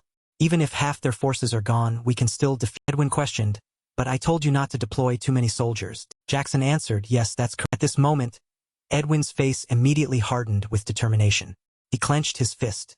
Once this is over, I will surely punish Baron Mark Leary, no matter the Edwin's plan was flawless. But he didn't know that two unforeseen events had at the 1st Defense Army, Goin's command echoed, reinforced the city walls before the enemy attacks. A pair of hurried feet sped by, calling out loudly, Baroness Donan, commander of the 1st Defense Army, turned towards the sound while still reporting, we've received communication from the southern camp. She was suddenly surprised. In the communication room, Roman Dimitri's image was projected through the system. His voice addressed Baroness Donan, Baroness Donan, I am Roman Dimitri from the 5th Reserve Defense Corps. Donan immediately replied, why are you contacting me in this situation? Roman's face was grim. He continued, I'll get straight to the point. I have reason to believe that Hector is using a smokescreen and has already captured the spatial gate behind them. His voice remained steady. Before Hector's army isolates us, we must abandon the city and retreat behind the mountains. Then, gather the remaining forces to the south side of that mountain. Hearing this, Baroness Donan frowned. She mused, the southern mountain is very dangerous. Is that his advice? Roman Dimitri's next sentence was abruptly cut off by Donan. To prepare for a surprise attack, Donan said immediately, we will decide for ourselves. I'm cutting off communication. The communicator was immediately cut off. Roman Dimitri was annoyed. He unilaterally disconnected. He flicked his cloak and turned around. Things have come to this. He'll have to abandon the remaining defense. At this moment, Roman Dimitri stood before his own private force, led by Deputy Knight Commanders Chris and Kevin of the Dimitri household. Chris and Kevin, pack your... Roman's face was stern. Declare that we will head to the mountains starting. The crystal continued to glow, but it couldn't reconnect with the outside. Baroness Donan cried out in panic. We can't contact the outside. She was confused, questioning herself. Could Roman have been... Guard approached the crystal to assess the situation. Donan stood there, deep in thought. Even if the southern front and nearby regions send reinforcements, it will still take half a month to arrive. Is there really no other way to resolve? She frowned, worriedly contemplating further. If we can hold out in the city until reinforcements arrive, there's still a high chance of... Time passed quickly. For hours later, there was still no further movement. Now she was truly afraid. How could this happen? We are completely isolated. Donan stood on the city wall, contemplating. Damn it! They really did seize the archway and send more troops here. Our front and flank defenses have all been blocked by Hector's force. She observed again, reassuring herself to calm down. The city walls can still be perfectly repaired. Soldiers stood guard at their positions. They had also prepared all their weapons. All soldiers were equipped with weapons and armor. She believed we won't repeat the mistakes of the first. After strengthening her resolve, Donan ordered, all troops, prepare to... Standing on the high wall, observing the neatly arrayed soldiers, she shouted, 1st Defense Army, listen carefully. Hector has captured the arch. All of them stood still, listening to the command. And because of that, we are now completely isolated. Don't expect any reinforcements from the kingdom. And Donan used all her strength to loudly encourage the soldiers. However, just like in the first battle, Baroness Donan, believe we will hold out until reinforcements are... She finished speaking. A loud sound echoed, startling. Thompson had just discovered something. Donan looked over, seeing Thompson's bewildered expression, and wondered what the hell was... It turned out that from a distance, the enemy's war horn blared, accompanied by a loud shout. Above, a blazing red fire matrix appeared, along with a terrifyingly loud horn, making people... From the matrix, a fire projectile shot out with dizzying... The fire projectile had terrifying destructive power. It aimed directly at the city gate where Donan and the soldiers... The firebomb ignited upon impact with the city gate, billowing enough to incinerate everything. It was at this moment that a faint memory stirred in her of Roman's previous warning. Before the front lines and flanks are completely isolated by Hector's army, we must abandon the city, seek refuge in the mountains, and gather the remaining southern forces within the mountains. Surrounded by a sea of flames, Donan regretted, Roman, you were... The flames were like a bloodthirsty monster. Donan desperately tried to escape, but very quickly, she was seized by the head. Hector's soldiers loudly threatened. Your general is... After completing its task, the fire completely vanished, revealing the significantly damaged city wall. Hector's flag was planted high, signaling that the position had been captured. Edwin observed his surroundings. By using the fire matrix to gain the upper hand from the start, we were able to seize the city without serious losses. At this rate, I think we can perfectly capture the entire southern... He said coldly, time is on our... All of Donan's soldiers were tied up. The prince of the Hector kingdom ordered, imprison all surrendered soldiers in one place, so no one can take advantage of our carelessness to gain an edge in negotiations with Cairo. We need as much ammunition as possible. Depending on the situation, we might even use hostages to reach an agreement. Jackson immediately knelt to receive the. Although they achieved a swift victory, it made Edwin suspicious. The plan was perfect, so why do I feel He clenched his hand into a fist, a look of frustrated anger on his face. I haven't missed anything. Indeed, his suspicions were justified. A soldier rushed over to report. Big soldier clearly stated, Baron Mark Leary has died on the battlefield. Therefore, the communication gate has been cut. As Edwin heard this, his face turned icy. Who delivered this news? Bring him to me immediately. A soldier with a bandaged head was summoned to explain the situation. He sat dazed, slowly recounting. At first, defensive line 5 seemed unprepared for any. Edwin stood silently before the wounded soldier, listening as he spoke. As soon as we began our assault, we managed to get inside the city, and Baron Mark Leary ordered us to immediately recap. He clutched his head, recalling in fear. Immediately after that, the monster. Edwin was surprised. He trembled as he continued to recount everything. It was so strong that even though I witnessed it with my own eyes, I still can't believe that monster single-handedly cut down countless of our soldiers. Dozens of soldiers vanished in the blink of an eye. Even Hector's strongest knights couldn't withstand even one blow from that monster. They all perished instantly. A wounded soldier recalled, his eyes glazed over like one who had lost their soul. Simply because of that monster's appearance, we lost. Edwin looked at the soldier, continuously shaking his head, then mumbled, growing even more skeptical of the person just mentioned. He turned and walked away, thinking to himself, now that I think about it, I once heard that Cairo's youngest warrior was deployed to the southern. The Prince of Hector fell into contemplation again. Even though we spent a year preparing thoroughly, an unexpected variable has appeared. As he walked, he spoke urgently. Jackson, report the current situation. Jackson immediately replied, yes, Your Highness. We inspected defensive line 5, but there were no Cairo soldiers left. Watching Edwin slowly sit down, Jackson offered his assessment. It seems they have retreated into the mountains. I will assemble a pursuit team immediately if you. He interrupted, no. We already have the upper hand. Since we've captured the southern front, it's time to negotiate with the magnificent Cairo royal palace. A red carpet stretched all the way to the palace. Daniel angrily demanded, when the hell are they going to arrive? The butler, wiping sweat nervously, replied, please forgive us, Your Majesty, but everything happened so suddenly, so it will take some time for everyone to get. He angrily slammed his fist on the table, cursing.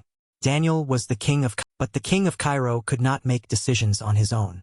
He needed permission from the powerful nobles to mobilize. At this moment, he was sitting in the room, waiting for them to arrive. Daniel was growing impatient and annoyed. The sound of footsteps outside grew louder, making him lift his head to listen. The first to arrive was Marquis Benedict of the noble faction. He smiled. I'm late because my carriage encountered some trouble on the way. Following him were two gentlemen, Count Denver, representing the Valhalla faction, and Count Gregory, representing the Kronos faction. As soon as he sat down, Count Gregory immediately asked, by the way, is it true that the Hector kingdom has attacked the front? Daniel sighed with worry. The Hector kingdom has crossed the border and ambushed our camp. At this rate, the southern front will be in danger. Marquis Benedict turned, puzzled. Can't we send reinforcements? Upon hearing this, Daniel silently cursed him. That shameless old man. He sarcastically remarked, if that's the case, then I suppose I already have your agreement to send reinforcements to the southern front immediately. Benedict slammed the table loudly. What? They've captured the art. Consequently, the four-part command system had become a huge King Daniel again slammed the table, scolding. How do you intend to take responsibility for what is? He angrily shouted, if you had granted me the decision-making authority a king needs from the very beginning, then the southern front wouldn't be in such danger, right? Daniel angrily pointed directly at them. It's all your. Just then, a guard ran in to announce, Your Majesty, Hector has just sent a magical communication. They stood before the glowing crystal, Edwin's image appearing along with his voice. What we want is war reparation. Edwin arrogantly stated, send the amount of gold you deem worthy to reclaim the southern. Upon hearing this, they were utterly furious. Benedict snarled, war hasn't even been declared, and you do this? Isn't that absurd? Denver cursed, this is blatant right. Edwin calmly continued, I will give you exactly 3 days. If by then you haven't met our demands, then your southern front will become part of. He threatened in a low voice, if you try any cheap tricks to stall for time, then not a single messenger from the southern front will return. Edwin sat alone in the room, having just sent the magical communication to Cairo's council. Deep in, he thought about Hector's national reserves, which were running low due to continuous failed harvests, and the delay in paying interest on the royal trust. He crossed his arms over his chest, calculating silently. For the sake of the common people suffering from hunger, even if I lose my reputation as Hector's, his eyes gleamed with the cunning ambition of a schemer. I will become the devil of this era if necessary. I will do whatever it takes to save my... Now, in the royal palace's meeting room, Daniel had a grave expression. Now the enemy has advanced to our gates. We have no other choice. His hand clenched the paper on the table, almost crumpling it, and he showed great anger. Reparations, as the Hector kingdom demanded, are the only way for us to minimize damage. Marquette's voice rang out, as if wanting to object to Daniel's actions. But if we let them push us around, they will never stop making demands. At this moment, Daniel could not contain his anger. He frowned, his eyes wide, and he shouted, "Do we have any other choice? If you have a better plan, speak it." Count Gregory, Marquette could only close their eyes, lower their heads, and remain silent after hearing him. Daniel angrily clenched his teeth. He realized at this moment how pitifully these people constantly vied for power among themselves in this small country. Yet now, in a crisis, they appeared utterly helpless. At this point, his anger seemed to subside. Daniel calmly said, "If there is no other plan, then just follow Hector's demand." As he finished speaking, Count Denver's voice rang out, stating his objective. The atmosphere in the meeting room quieted. Everyone was surprised and alarmed by Count Denver's objective. Instead of being afraid, Count Denver calmly said, "Roman Dimitri is at the southern." He presented the situation. According to the reports I've received, Roman Dimitri successfully defended defensive line 5. If he can turn the tide in our favor, we will have a chance to win this. At this point, Daniel was no longer angry. He showed agreement with Count Denver's words. "I agree that he is an excellent swordsman, a 3-star knight at only 20 years old. That is a great blessing for the Cairo." Contrary to his earlier agreement, his eyebrows furrowed. His eyes, however, he cannot influence this. Marquette seemed to agree with Daniel. He clearly added, "That's right, Roman Dimitri is the future of this Cairo kingdom. We cannot lose such a talent just to gamble. We should prioritize strategies to minimize damage." Count Denver, with a thoughtful expression, thought to himself, "I see. These guys don't fully know Roman's potential. After all, I am a high-ranking member of the Valhalla faction, which is how I got this information." He continued, thinking to himself, "He is actually a 4-star talent, or even more. He is the wildcard who can turn the tide in this battle. But there's no need to reveal that to these." Count Denver's expression at this moment was a bit awkward. He forced a smile and said, "If that's what everyone thinks, then I have nothing more." He then became serious. "But give it 3 days. If nothing changes at the southern front within 3 days, then we will accept Hector's demands." How about... Daniel was somewhat unwilling.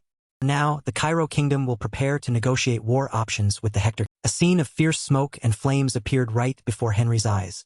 His face paled in horror. Oh my... Henry was at the first defensive line. He stood watching the burning, destroyed tents and the collapsing city wall. He inwardly realized, it's truly over. Cairo has... Suddenly, Henry turned his head towards the soldiers and shouted, "We must turn back towards the mountains and retreat." As he spoke, he thought to himself, becoming a war hero? I don't need any of... Henry began ordering the soldiers, "Move quickly." The soldiers obeyed. Henry and the terrified soldiers scattered, each running for them. Henry ran, determined to survive. Suddenly, a man leaped out from a bush, his eyes glowing green, blocking their... pressed his sword against Henry's neck. Henry, terrified, could only clench his... Turned out to be Creed. He put a finger to his lips and said, "Silence." Only now did Henry recognize. Creed, with a decisive voice, called Henry to follow him. He led Henry and the soldiers after. Henry followed Creed. He thought skeptically, what is Roman's knight doing here? Didn't they return to the rear guard? What could be in the middle of the mountain? Henry's face showed surprise, his eyes wide in disbelief. Before him was a secret base with solidly built tents. Only now did Henry exclaim, "When did they build a secret?" Creed slowly replied, "My commander foresaw that the rear guard camp would fall. This is the base he prepared for this situation." At this, Henry angrily turned towards Creed and shouted, "If the rear guard camp fell, then you should have run away. Why are you building a new camp?" Creed's stern and resolute gaze, along with his overpowering voice, declared, "The war is not..." We stayed and snuck behind the mountains, awaiting an opportunity to attack and protect allies. Suddenly, one of Creed's eyes flashed, and a mysterious power radiated green light around him. If you were on Hector's side, you would already be... Henry, his eyes wide and fearful, thought, how can the Dimitri family have a monster like... Henry was panicked and began to lower his voice. His voice trembled. "Where is Lord Roman now? Why don't I see?" Creed calmly replied, "He's currently eliminating all the enemy." Henry clenched his fist, thinking to himself, Roman Dimitri can lead people like this. He truly is a monster. In the group of soldiers were swinging swords and killing each other. The cries of those being cut by each sword echoed throughout the fort. In the distance, two men were fighting with swords. Brand, the deputy commander of the first defensive line, trying to dodge each of his opponent's sword strikes. As Brand fought, he thought, Donan, that bastard, because of her foolish arrogance. The soldiers here are being Suddenly, Brand was flung backwards by an enemy, fell heavily to the ground, looking to enemy swinging their sword. Is this the enemy gritted their teeth, intending to swing their sword and strike Brand. Roman arrived in time to save. He stood amidst the enemy's encirclement. The enemies shouted loudly, attack. In just a blink of an eye, Roman had dealt with all the enemies, and, with a look of horror, was speechless. Am I in? Now, Brand regained his composure, looked towards Roman, and asked for his ID. Roman, with a stern gaze, looked at him and replied, I am from the 5th Reserve Defense Line. I am Roman Dimitri. Brand looked astonished. That's Roman Dimitri, who advised us to retreat. He came to save us instead of. Brand stood up, panting. The front line has completely fallen. Hector's army is preparing their next move to attack the second defensive line. It won't be able to hold out much longer. Roman directed his gaze at Brand, his voice resolute. Are you saying we should surrender? He replied with a tired expression. I admit you are a very strong swordsman, but this is a war between kingdoms. You cannot fight against the Hector kingdom's army all by yourself. Roman bowed his head, his eyes softening. He seemed to understand the current situation, facing famine, disease, and brutal warfare. This wasn't a suitable move for the current situation. Roman seemed to understand Hector's intent. The reason why the Hector kingdom is hastily attacking the south is because they cannot sustain a war for a long time. Brand asked, perplexed, what are you talking about? Roman began to explain the issue clearly to him. Their intention is to use this war to stabilize the internal crisis within their own kingdom. To negotiate favorably with the Cairo royal family, they must capture the southern. Roman thought to himself, if that truly is their premise, then I understand the Hector kingdom's act. Roman's expression suddenly changed. He revealed a mysterious smile.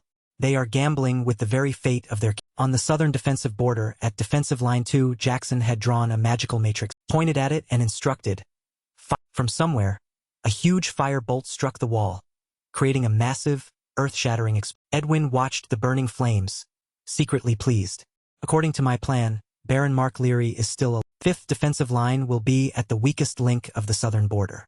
As for Roman Dimitri, his eyes were directed at the fighting soul. If he is even stronger than the deserters said, can the entire Hector army defeat him? Since we have gone through many difficulties, we cannot let this ruin everything. At this point, his eyes changed, and his eyebrows furrowed in determination. The Hector army is not so weak as to be defeated by just one. From behind, Stephen rushed over in a panic to report to Edwin. Prince Edwin, this is bad. We have lost contact with the first unit sent to deal with the enemy remnant. Not only that, there has been no movement from units 2 and 3. Edwin, with a look of astonishment, realized that the bad feeling Edwin had earlier was because of Roman Dimitri. Returning to the base in the tent, Edwin ordered Jackson to report on the situation. Jackson reported right after breaking through the first defensive line. We requested Unit 3 to handle the rest of the remnants. But an hour ago, all contact with Unit 3 was cut off. It seems they have been killed by the. Edwin asked with a scrutinizing look. How many soldiers did we lose? Jackson replied, about 300 soldiers. Edwin frowned and looked down with a serious expression. Edwin's worries had come true. This is certainly due to Roman Dimitri. This, Edwin showed a worried expression.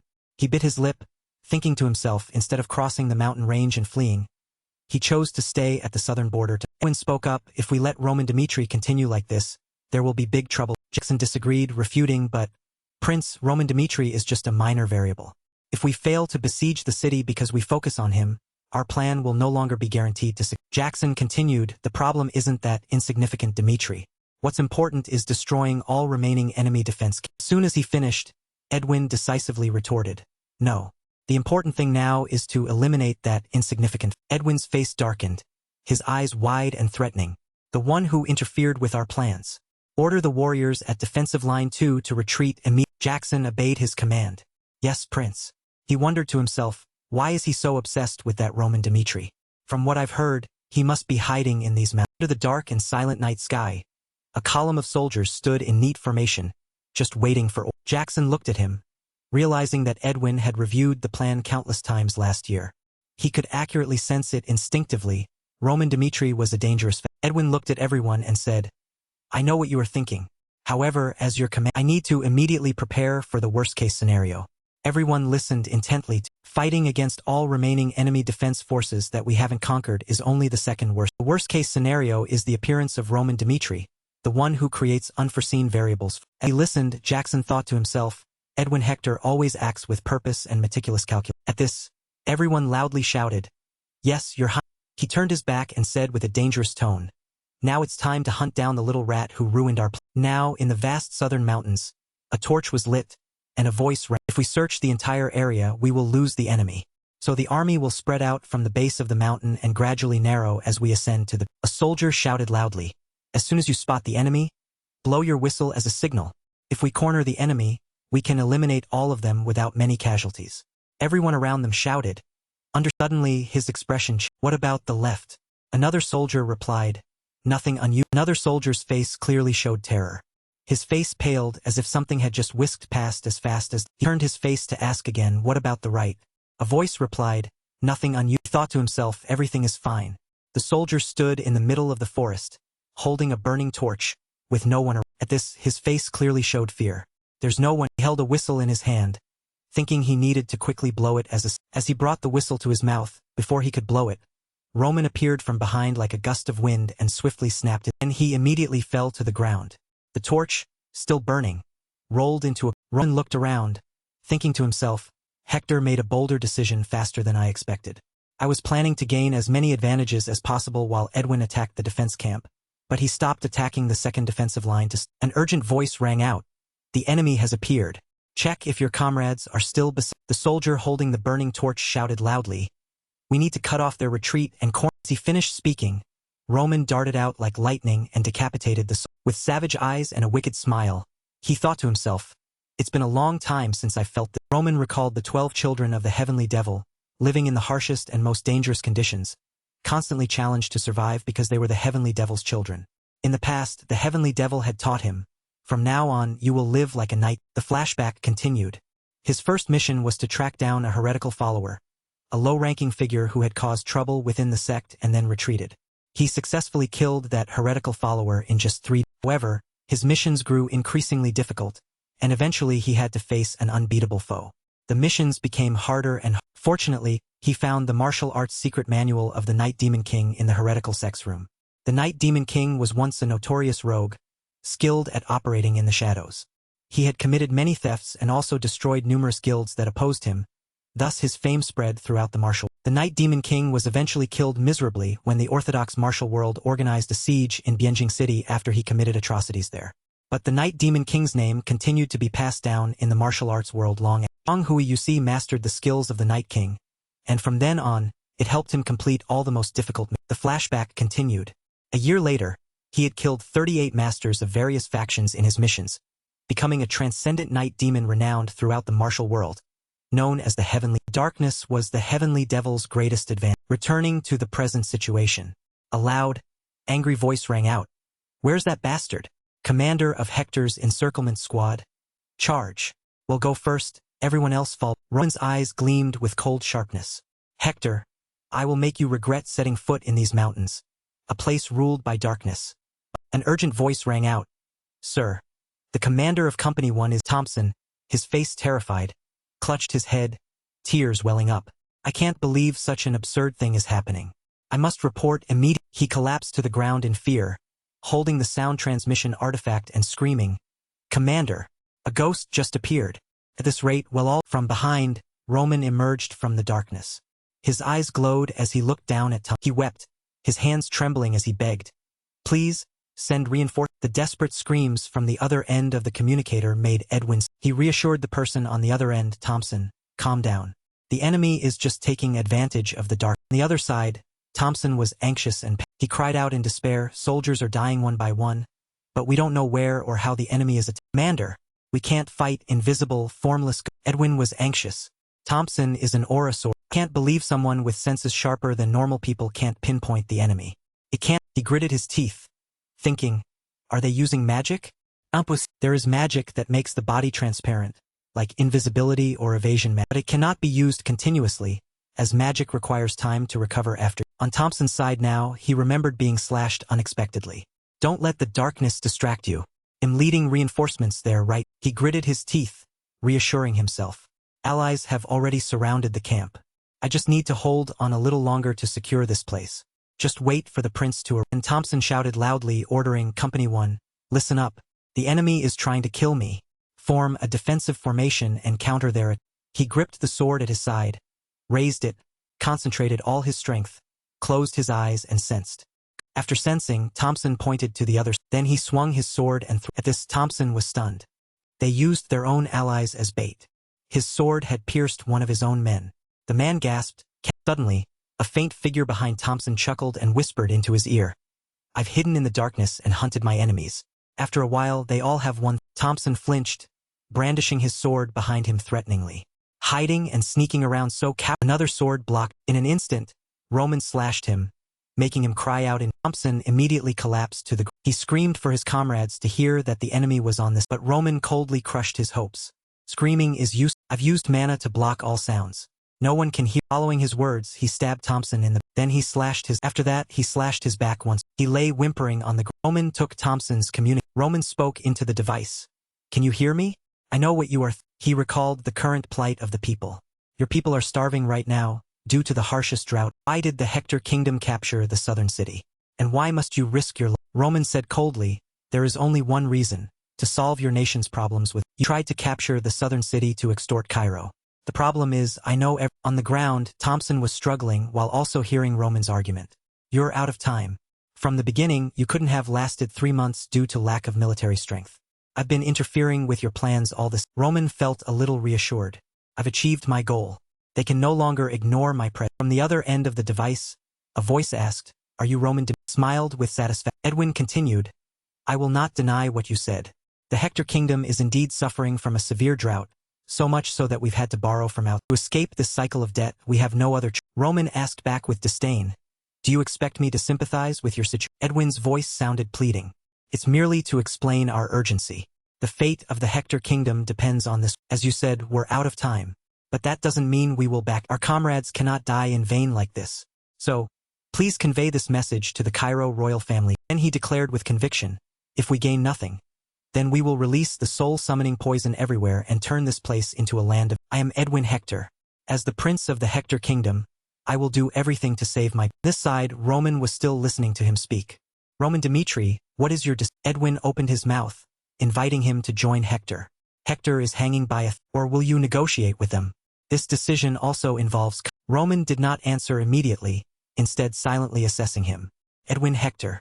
A name I've heard many times while investigating the southern. Unlike his father, he is exceptionally brilliant and talented. A man born to bear the burden of Hector. People from both within and outside Hector recognize. Furthermore, he is leading this. He secretly felt annoyed. Although I admit he is very capable, how dare he threaten? Thinking this made him angry, so Roman stabbed Thompson again, making him scream. Edwin panicked. What are you? Roman calmly replied, I merely stabbed this fellow in the thigh with my. Edwin was exasperated. Why don't you just kill him already? Even if he's an enemy, how can you torture? Roman continued, quite emotional. Aren't you? I have no interest in your misery. Then he stabbed Thompson. War has begun. As the one who crossed the line, Roman's words made Edwin's face turn pale. You have no right to demand courtesy. Roman threatened, I will do what I believe is right, so don't try to rely on me. I will not forgive any. As he spoke, he stabbed Thompson in the thigh. Even if you wave a white flag, surrender, and his declaration echoed. I will chase after you and stab each one of you in the back. I am Roman Dmitri. Excitement rang out, adding to Edwin's fear. If you wish to resist until the very end, then we will meet again. Edwin's face was utterly pale, and he dared not say anything. The communicator cut off. Only then did Edwin realize Roman Dmitri. He is far more dangerous than I. Jackson asked, what do you plan to do next? Edwin's face darkened. He ordered, mobilize all forces immediately. Form an encirclement around the location of the community. Because those soldiers died in agony, I will personally carve out every piece of Roman Dimitri's flesh. Jackson quickly. The scene shifted to another location. Flames engulfed an entire forest. A voice rang out, all soldiers, continue to climb the mountain. Even if your comrades fall, we must cut off the enemy's retreat. Roman, on that side, extinguished their hopes. Now, you want see and explained, because to humans this is a very small amount of mana. But every rock and branch naturally possesses. Roman looked at the soldiers and added, if you can control this amount of mana, you can bend. He suddenly vanished without a trace. After just a gust of wind, Creed's face turned pale. All 5 of my senses were deceived. A minute ago, he was right in front of my eyes. Before him was only the forest, which now vanished into thin air like a trick of God. This is called a visual trick. Soldier shouted loudly, "Die, enemy!" It seemed he didn't notice Creed's presence. He leaped forcefully to the ground. Creed thought, just as the commander said, Hector's soldiers cannot detect us. So this is a visual trick. Then he ordered an attack on the. Seeing this, they immediately panicked. Where did these guys come from? Regroup and counter. After just one battle, Creed was reborn as an entirely different. He practiced extremely hard to become stronger, because he wouldn't be able to fully absorb Roman's teachings if he was distracted even for. He persevered even when on the verge of collapsing. As a result, Creed was able to master the sword techniques of the top 10 martial arts masters. Lightning flash. His feet glided across the ground. Creed sat on the ground, observing the results. We have eliminated all enemies as per the commander's orders, before Hector's soldiers could arrive with reinforcements. He loudly shouted an order for the troops to retreat immediately.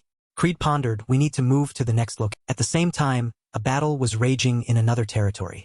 Soldiers roared, "The enemy is here." Kevin's friend said that he was a monster, developing incredibly strong, and Kevin thought, I observed how the commander dealt with the enemies himself. I will follow what he. His face was filled with fierce determination, for the commander's path was absolutely. Meanwhile, on another, Bucky and Vulcan had completed their. They split into 4 assault teams and attacked simultaneously. This plan was a success. Soldier knelt, reporting, I am certain Cairo's faction possesses residual magic, your magic. He shouted. Even in broad daylight, Cairo's soldiers appear and disappear, attacking our. Jackson deduced, it seems we have fallen into the enemy's. Edwin scoffed, no magic can teleport so many people. He explained it could only happen with a magic scroll, but high-grade magic scrolls are tightly controlled by the magic. There's no way the Southern Front would have such a. Speculated, if so, the only possibility is that they have a mage. But a high-level mage wouldn't be in the South, but in the West. Edwin seemed unable to believe the soldier's words. That's ridiculous. Jackson agreed. Mages are even rarer than prodigious swordsmen. The Magic Tower is a neutral organism. Magic Tower operates across all continents, hoping to recruit all those gifted with. Since the Magic Tower possesses a vast repository of knowledge, mages have no choice but to. Edwin frowned. That's why, until now, each kingdom has had very few free mages. This isn't ordinary magic. I could expose their trick if I went myself. Edwin pondered again. The soldiers are risking their lives fighting Cairo's army. I need to wait for the opportune moment, until Roman Dimitri falls into my. At that moment, on the battlefield, a sword pierced a soldier, who. The trembling soldier shouted, finally, we've got. His body suddenly glowed, surprising. Soldier's hand illuminated the entire force. Roman suddenly vanished without a. Roman was running but was unfortunately discovered. Roman Dimitri is here. He's over there. Surround him. The artifact exploded, shooting out light rays. These rays covered Roman's entire body, revealing his position like a firefly flying in a deep, dark. A soldier reported the situation. Roman Dimitri is moving north. He ran to the opposite. Then a warning was issued to them. Squad 2. That coward is heading. Cheered. Kill him. Avenge our comrade. Roman chanted. Heavenly demon sword art. Second. He stopped somewhere and sat down, struggling. It seemed he had reached his. Trembling soldier sneered. Do you think you can escape here alive? Thousands of soldiers are surrounding this place. No matter how strong you are, you'll still die at our. Roman's face darkened. Do you think I don't know this is a. The soldier was surprised. Roman sprang to his feet. Countless soldiers are scrambling just to chase me. All of them are rushing at me recklessly, hoping to stop me for just a minute. No, for 30 seconds. Roman glanced at the soldier. Don't you find it amusing? You're gradually losing your vigilance more than. I can play with you whenever you want. After all, there's still plenty of time before dawn. The enemies all fell to the ground. Jackson approached Roman from behind. As Roman observed his face, illuminated by light, with a scarred expression. Jackson's face was filled with fierce determination. Roman thought he must be the captain of the Guard Legion. This aura must be 4-star. It seems Hector has hidden his information. Jackson suddenly charged into. Roman was not to be outdone and immediately met the. The two clashed violently with Jackson shouted. Finally, I've got you, Roman. According to Roman's assessment, a mysterious man appeared with a scar on his face. Jackson is only a 4-star swordsman. He's not even ranked among the elite of the Hector M. Jackson's fame has overshadowed his true strength. Everyone only knows him as the commander of the Guard Legion. But precisely because of his prominent, Jackson was clashing swords with Roman. Roman suddenly realized, no one knows how terrifying his true power. Jackson himself was shocked by Roman's strength. He took my blow and wasn't even pushed. He looked at Roman's confident face and felt he had been mistaken. We have gravely underestimated Roman Dimitri. The report that he is only a 3-star swordsman was a... Jackson recalled. Roman stood in the middle of the battlefield, starting by eliminating 4-star swordsmen. A true walking disaster. Now I understand why our soldiers became so used. Sound of 2 blades clashing was extremely... He gnashed his teeth. Because he's too... The sword Roman held emanated a surging purple light of... He swung his sword, creating 2 dazzling arcs of light towards Jackson. Jackson panicked. Wait, am I being pushed? A small scratch appeared on Jackson's face. Alright, I admit you're quite strong. Jackson was thrown off balance and knelt far away. He resolved, no matter how strong he is, he wants... Command whistle was pulled. Jackson blew it with all his... At the sound of the whistle, his reinforcements rushed over. This way. Surround Roman Dimitri. Support Captain Jackson. Jackson. Surrounded. Urged Roman. Surrender. Roman's eyes were firm. He smiled and replied. Surrender? How interesting. It seems you still haven't realized your situation. You people are mistaken about a few things. He spoke arrogantly. First, how can these mere fragments contend with my... Jackson was slightly surprised. Suddenly, glowing fragments fell from Roman's body to the... Roman maintained a slow voice. Second, I am completely confident I can escape any encirclement, no matter how many sides you block me. Something moved very quickly. All that remained was Roman's voice. That much. He appeared behind Jackson like a flash of lightning. Is still not enough to defeat me. Jackson flinched. He's already moved behind. Roman spoke coldly to him, but Jackson, for you, the captain of the Guard Legion, one of the strongest in the Hector Kingdom, to come all the way here, that proves Edwin Hector currently has no one by his side. It's like grasped. Jackson's face, when he looked again, there was no one behind. He yelled at his subordinates. Damn it. Chase him immediately. Prince Edwin is in danger. Roman was moving at his fastest speed. The only way to end a conflict when facing an enemy's superior forces is to take the enemy general. He felt he was on the right track. If I follow the mana flow of the communication Edwin Hector is using, I can find his current look. At the foot of Hector's main camp mountain, a guard heard a strange noise. Roman burst out from the bushes. The guards panicked. What? Roman wasted no words and dealt with them swiftly. He knew his objective. Roman jumped, swinging his sword behind Edwin Hector. Edwin smiled smugly. A red-orange magic circle appeared in his... Roman noticed something unusual. He's changed his way of using mana. Roman exclaimed. Is he a... Edwin cast a spell, creating a strange seal. Blazing his magic, countless sparks erupted. Engulfing, Roman dodged agilely. Don't even think of running. Cracks gradually appeared on the ground. Beams of light surged straight up through those crevices. Memory manifested. Subsequently, countless gigantic tentacles shot out to attack. Roman quickly slashed a few times, severing them. How can such cheap magic stop? At that moment, a voice echoed. How dare you brazenly tail Prince? A dazzling, sun-like attack struck Roman directly. You arrogant fool. Do you not know you're being attacked by another person? Made Roman slightly suspicious. This man possesses such powerful aura. He must not be an ordinary person. He is. The mysterious man lowered his hood.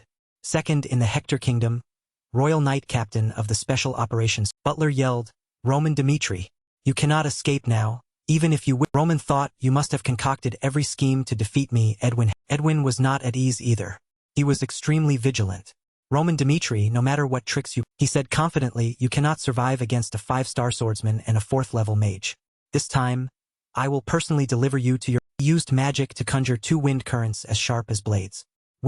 Butler also made a sword slash towards Roman. Attack from 2 sides surprised. Roman was caught in the middle. Danger was on both his... He condensed his power, his eyes blazing with magic. He used both hands to fend off both sides. The clash of power created a considerable shock. Sword thrust forward, its entire blade radiating blinding. Roman was in a difficult situation, fending off the terrifying, resounding explosion. Roman used his sword to brace himself so he wouldn't collapse. Though I anticipated he was somewhat bewildered. I didn't expect Edwin Hector to be a man, and he brought an entire legion of soldiers, led by a 5-star swordsman disguised as an ordinary. This dire situation, Roman smiled. How interesting. His entire body radiated immense power. Only on the brink of death do I truly feel. Butler felt a hint of admiration. I can't believe he's at a level where he can resist both my and Prince Edwin's attacks simultaneously. And he's only in his 20s. He wondered, where did this monster come from? Luckily, he's not at my level. Seeing him stunned, Edwin shouted, Butler, what are you doing? He's exhausted. Roman, like a bolt of lightning, charged straight at him with his... spoke coldly, heavenly demon sword. Realizing the situation, Butler rushed forward. The power from the sword art erupted, third form. Butler blocked its destructive. Once the move dissipated, only an eroded empty space turned to ask about Edwin's condition. Edwin stammered in reply. Roman coughed up blood. He blocked that attack of mine? As expected of a 5-star swordsman, truly on another level. Using the heavenly demon sword art twice has made my stamina hard to endure. What bad luck. I need to get out of. Edwin was still extremely frightened. Roman's voice echoed in his ear.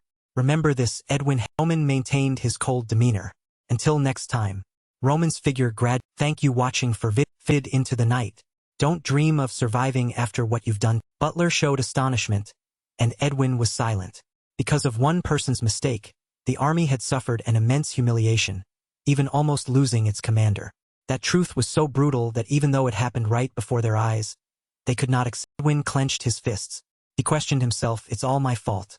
I was too arrogant to think I could deal with Roman Dmitri in the palm of my. Remembering the gruesome scene of the fallen soldiers, he thought, the decisive moment in a war is when one side suffers the worst consequences they could not have foreseen.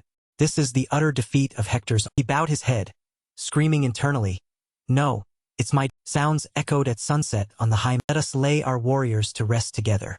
May their souls find eternal peace. Everyone looked at the burning funeral pyre. Edwin felt immense sorrow and regret. I apologize. It was all due to my hasty Immediately, a soldier expressed disagreement. Why would you say that? How could this be your? Jackson added, he's right. We do not believe this is the princess. He heard Jackson say, the fault only lies with how strong our enemy is. Edwin's eyes. Finally, Jackson encouraged Edwin. Prince, please hold your head high. Because Edwin's body seemed to freeze when he heard the next 5 words from Jackson. Still believe. Seeing the faces full of trust from his subordinates, Edwin closed his eyes and smiled, as if shedding some of his burden and self-imposed guilt. Yes, Jackson is right, he thought, then spoke aloud, all right. But from now on, if any of you feel my decision will lead the entire army to defeat, you must immediately stop me. Don't hesitate. The soldiers instantly, powerfully declared, from now on, before Cairo's army arrives here, we must quickly stabilize the frontline camps.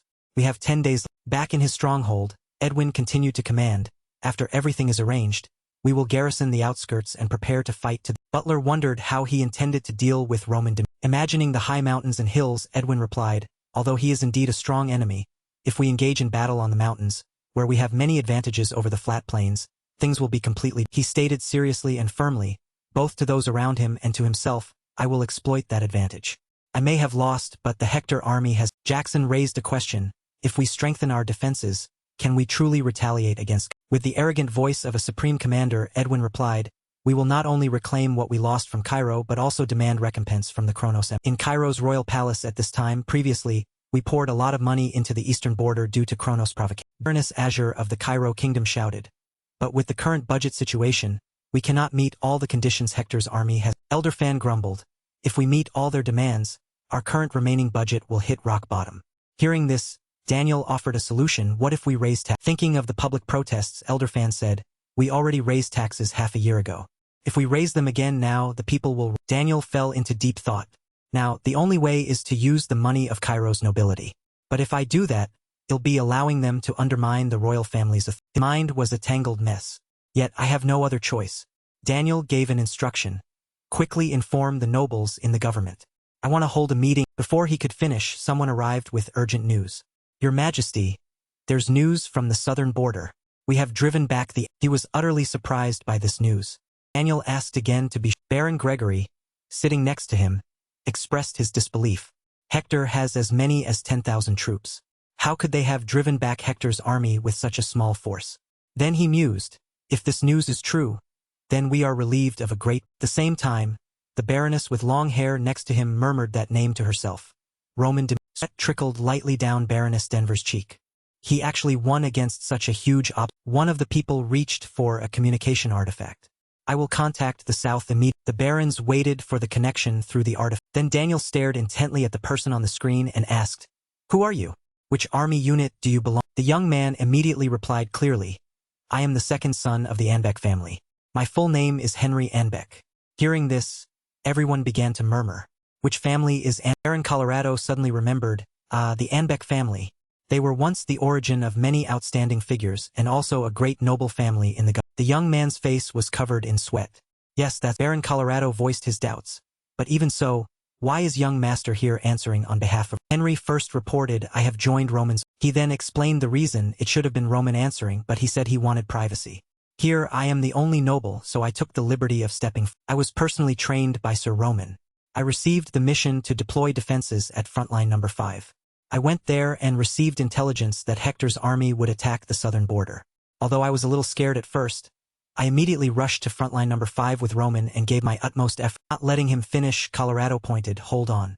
Are you going to tell us the entire story from beginning to end? Young man. Looking at the young man's slightly anxious face, he said, get to the point. And of course, the young man obeyed, clenching his fists and encouraging himself. Henry thought, I'm sure that once Roman Dimitri wins for the Cairo kingdom, his name will be honored across the continent. The thought continued, I must seize this opportunity to befriend him before others realize his true. The young man continued to explain with all his might. This victory is entirely thanks to Sir. Looking at the Supreme King of Cairo, he continued, he foresaw that Hector's army would attack the southern camp, and their true target was the arch. So he immediately climbed the mountain and built a secret. Remembering Roman's outstanding face and abilities, Henry lamented, if the commander in the south had listened to Sir Roman from the beginning, the border wouldn't have fallen so. And so, Anbec cast down all the foolish names into the abyss and praised Roman to the highest heavens, before the astonished gazes of many. Anbec was confident that Roman's nearby subordinates would hear him. To be even more certain, he even yelled as if fearing that everyone around him was. And then, like a talented orator under the dazzling sunlight, he said, we fought side by side, and Sir Roman led us to glorious victory. He stood right on the front lines when our army had only 200 men, far fewer than the enemy's numbers. Finally, Henry concluded, and achieved a splendid victory. Therefore, I and the warriors here are currently still prepared to engage in battle with the Hector. The people fell silent for a while after hearing his report. The king of Cairo was the first to break the atmosphere. We have been too. Daniel smiled brightly, full of hope. Even in such an unfavorable situation, Roman Dimitri steadfastly defended, while we, the leaders of the Cairo kingdom, only worried about finding a way to. Baron Colorado agreed. Your Majesty is right. As soon as Hector's army captured the Archgate, we all thought we had lost. He raised his right hand. However, Cairo's army proved to us that they were not defeated. Cairo's hero, Roman Dimitri, is currently at the southern border. Our task now is to seize the advantage he has just brought us and counter. Gregory slammed the table. I propose we immediately send more troops to the southern border. We must teach those Hectors a lesson for daring to invade our territory. Daniel swept his robe aside and declared grandly, we will no longer negotiate with Hector.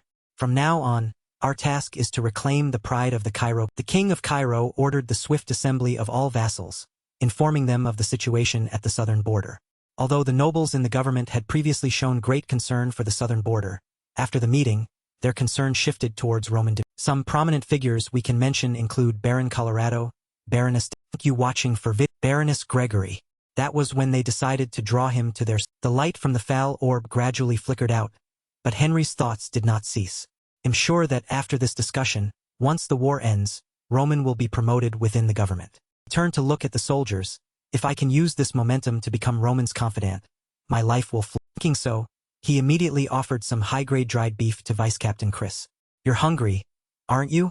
Have some of. Chris immediately refused. Henry followed. Chris turned and shouted straight at him.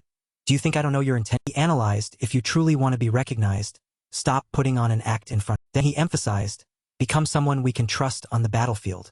At this, the young man had an awkward expression. Henry repeated to himself. Then he turned and offered dried beef to the young man beside him. Are you Kevin? Want some of? Royal army forces sent to the southern front were ordered to buy Roman more time, to stall until Cairo's main army arrived there.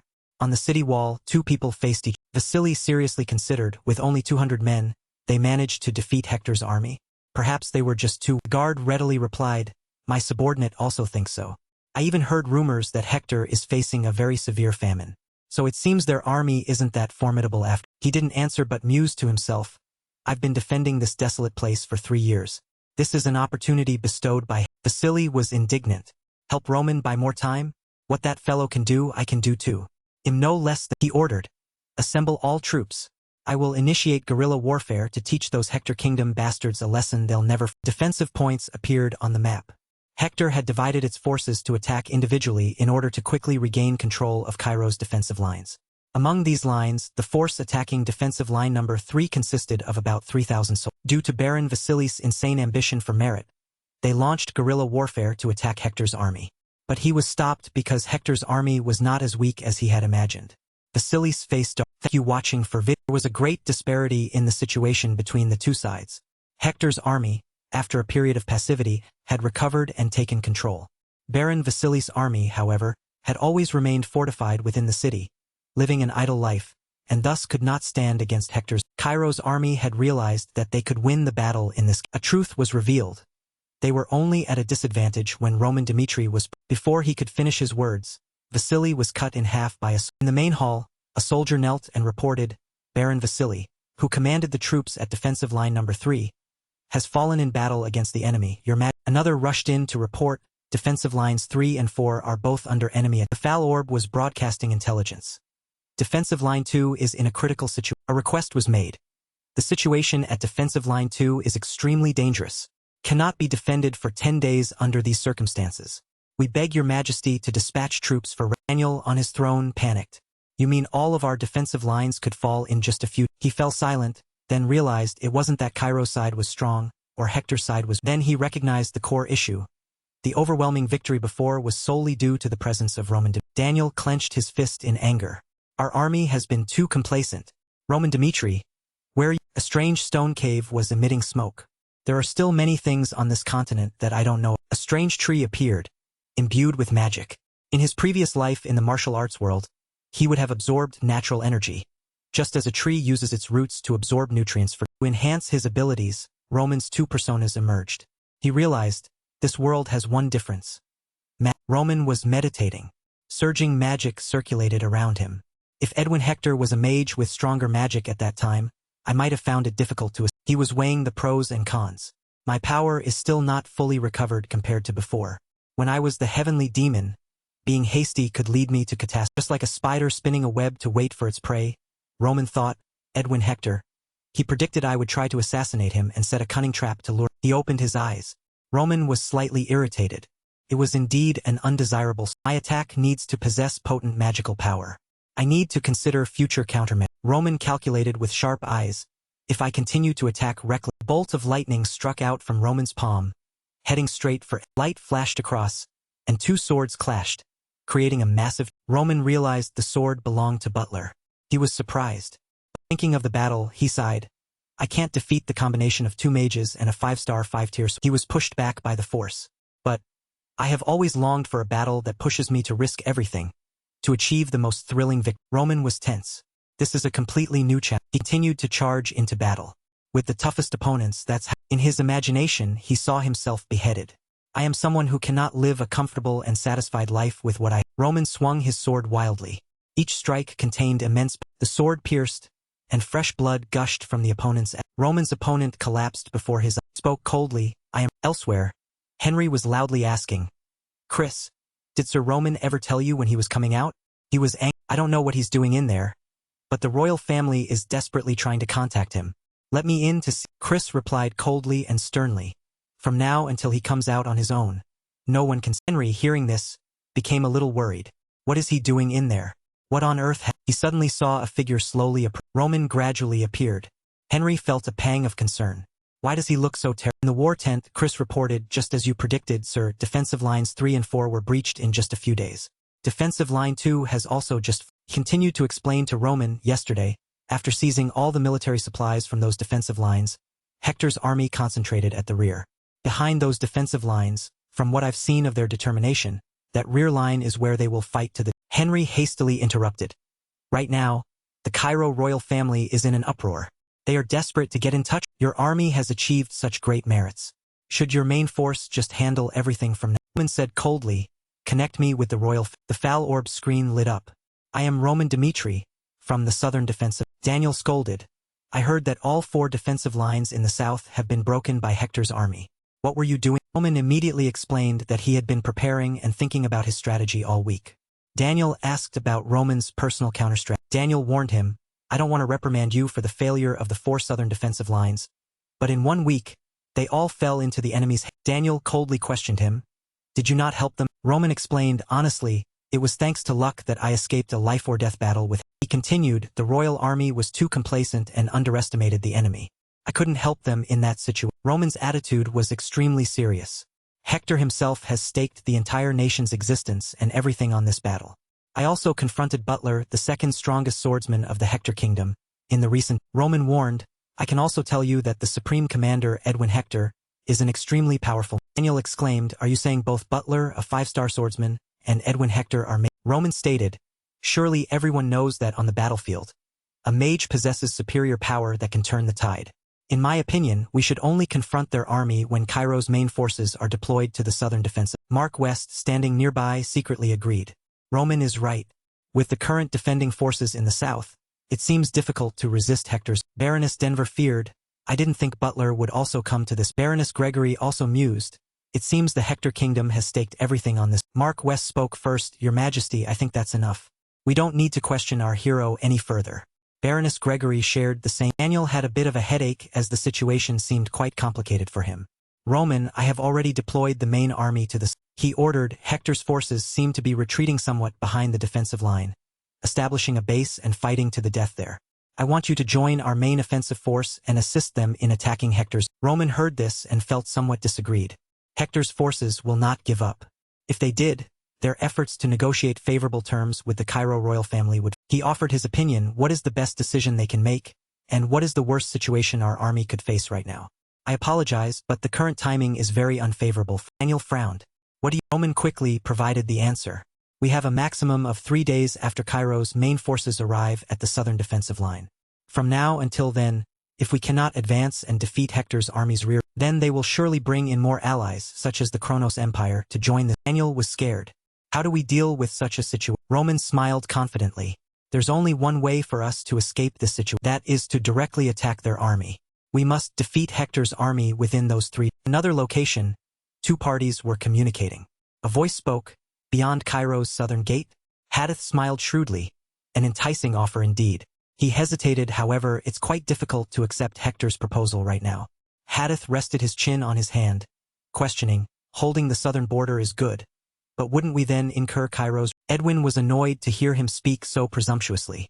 If you can hold the rear for another month, then I will accept the proposal with. Edwin thought with hatred, I can't believe he's still trying to profit in this situation. Hadith continued to ask for Edwin's He gritted his teeth, thinking not entirely willingly. Though I know it's very troublesome, we have no other choice. The agreement was given. After communicating with Hadith, Edwin turned to give orders. Jackson. Contact the Hector family immediately. He instructed, we must preserve our forces and supplies. Jackson replied, under. 2 magic gates appeared, shooting out many strange energy beams. Edwin calculated to himself, Hector's archgate has a connection duration of at least 3. He fell silent. If we can hold out, we will definitely survive. I will definitely bring hope back to Viscount Pacius and his subordinates stood watching the city gate. He was angry. How dare you plant your flag on Cairo's territory? He glared, hating the enemy. Bloodthirsty soul. In the temporary military tent, Viscount Theo looked. Viscount Brahim was equally. Inside the tent, all 3 were. Viscount Pacius was displeased. I can't believe such important figures in the government are involved in this fruitless war. Is currying favor with Roman Dimitri really that necessary? Roman walked in. Roman Dimitri has arrived. Viscount Pacius welcomed him. Kumain. It is an honor to meet Cairo's. Roman's face was cold.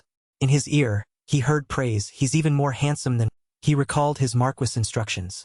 What happens at the southern border is not our concern. First and foremost, we must win over Roman Dimitri. He continued, if our faction loses to Hector, all responsibility will fall upon the royal family. If other nobles manage to win over, an unpredictable outcome will emerge. The balance of power will collapse. Viscount Pacius had investigated Roman's identity. Roman Dimitri, the eldest son of the Dimitri clan, a highly influential figure in the northeast. Aside from his family being commoners, he is also only in his 20s. He thought to himself, if I can recruit him, I will certainly be promoted by the Marquis. He said to Roman, please have a. Viscount Pacius introduced himself, I am Pacius, a subordinate under Marquis Marquette. I hear the Marquis personally contacted you, Sir Roman, at the southern. He continued to act friendly. He is truly concerned about you. He asked me to convey that he deeply regrets how things have turned. Roman calmly replied, it's all right. No one could have foreseen. Viscount Pacius asked, do you have time now? I've specially prepared a gift. Viscount Theo showed a hint of interrupted. Baroness Gregory is also eager to speak with Sir Roman. She says she has a lot of useful information. Viscount Brahim was not to be outdone. He added, Baroness Denver even brought her family members here. She hopes they can be of help to you. Viscount Theo interjected, so what? My Roman looked annoyed. What on earth are you people? Viscount Theo was a little Roman warned. I know exactly why you've all come to find. Roman criticized coldly, however, in a situation where the enemy's flag is arrogantly flying high over our territory like this. I do not believe this is the appropriate time to discuss. Then Roman stated his intention. After eliminating Hector, I will challenge the top masters and become Cairo's strongest sword. He was resolute. Wait until then. I will prove myself, and at that time, my blade will serve only one. The entire room was astonished by his intent. Roman sat down. Why don't we focus on the immediate problem first? Roman's suggestion defused the tense situation, and the new strategic meeting officially began. This was a war where each side had to stake their castles. Everyone had their own proposals, but none offered a viable solution. The lights in the room came on. Someone spoke up. Hector is using the Archgate link. It lasts for at least 3 days. They also need some time to counterattack. Viscount Pacius continued, but if that's the case, Hector's forces will only be around 10,000 men. Our forces are all here now. Wouldn't attacking them directly have a much higher chance of victory? Roman offered his opinion. If you gentlemen assist, plus the advantage in numbers, we will certainly have the upper hand. But if Edwin Hector's side has a mage, then we cannot claim complete superiority. Roman's spirits blazed, but it's not without a solution. On the city wall, the guards panicked. Enemy incoming.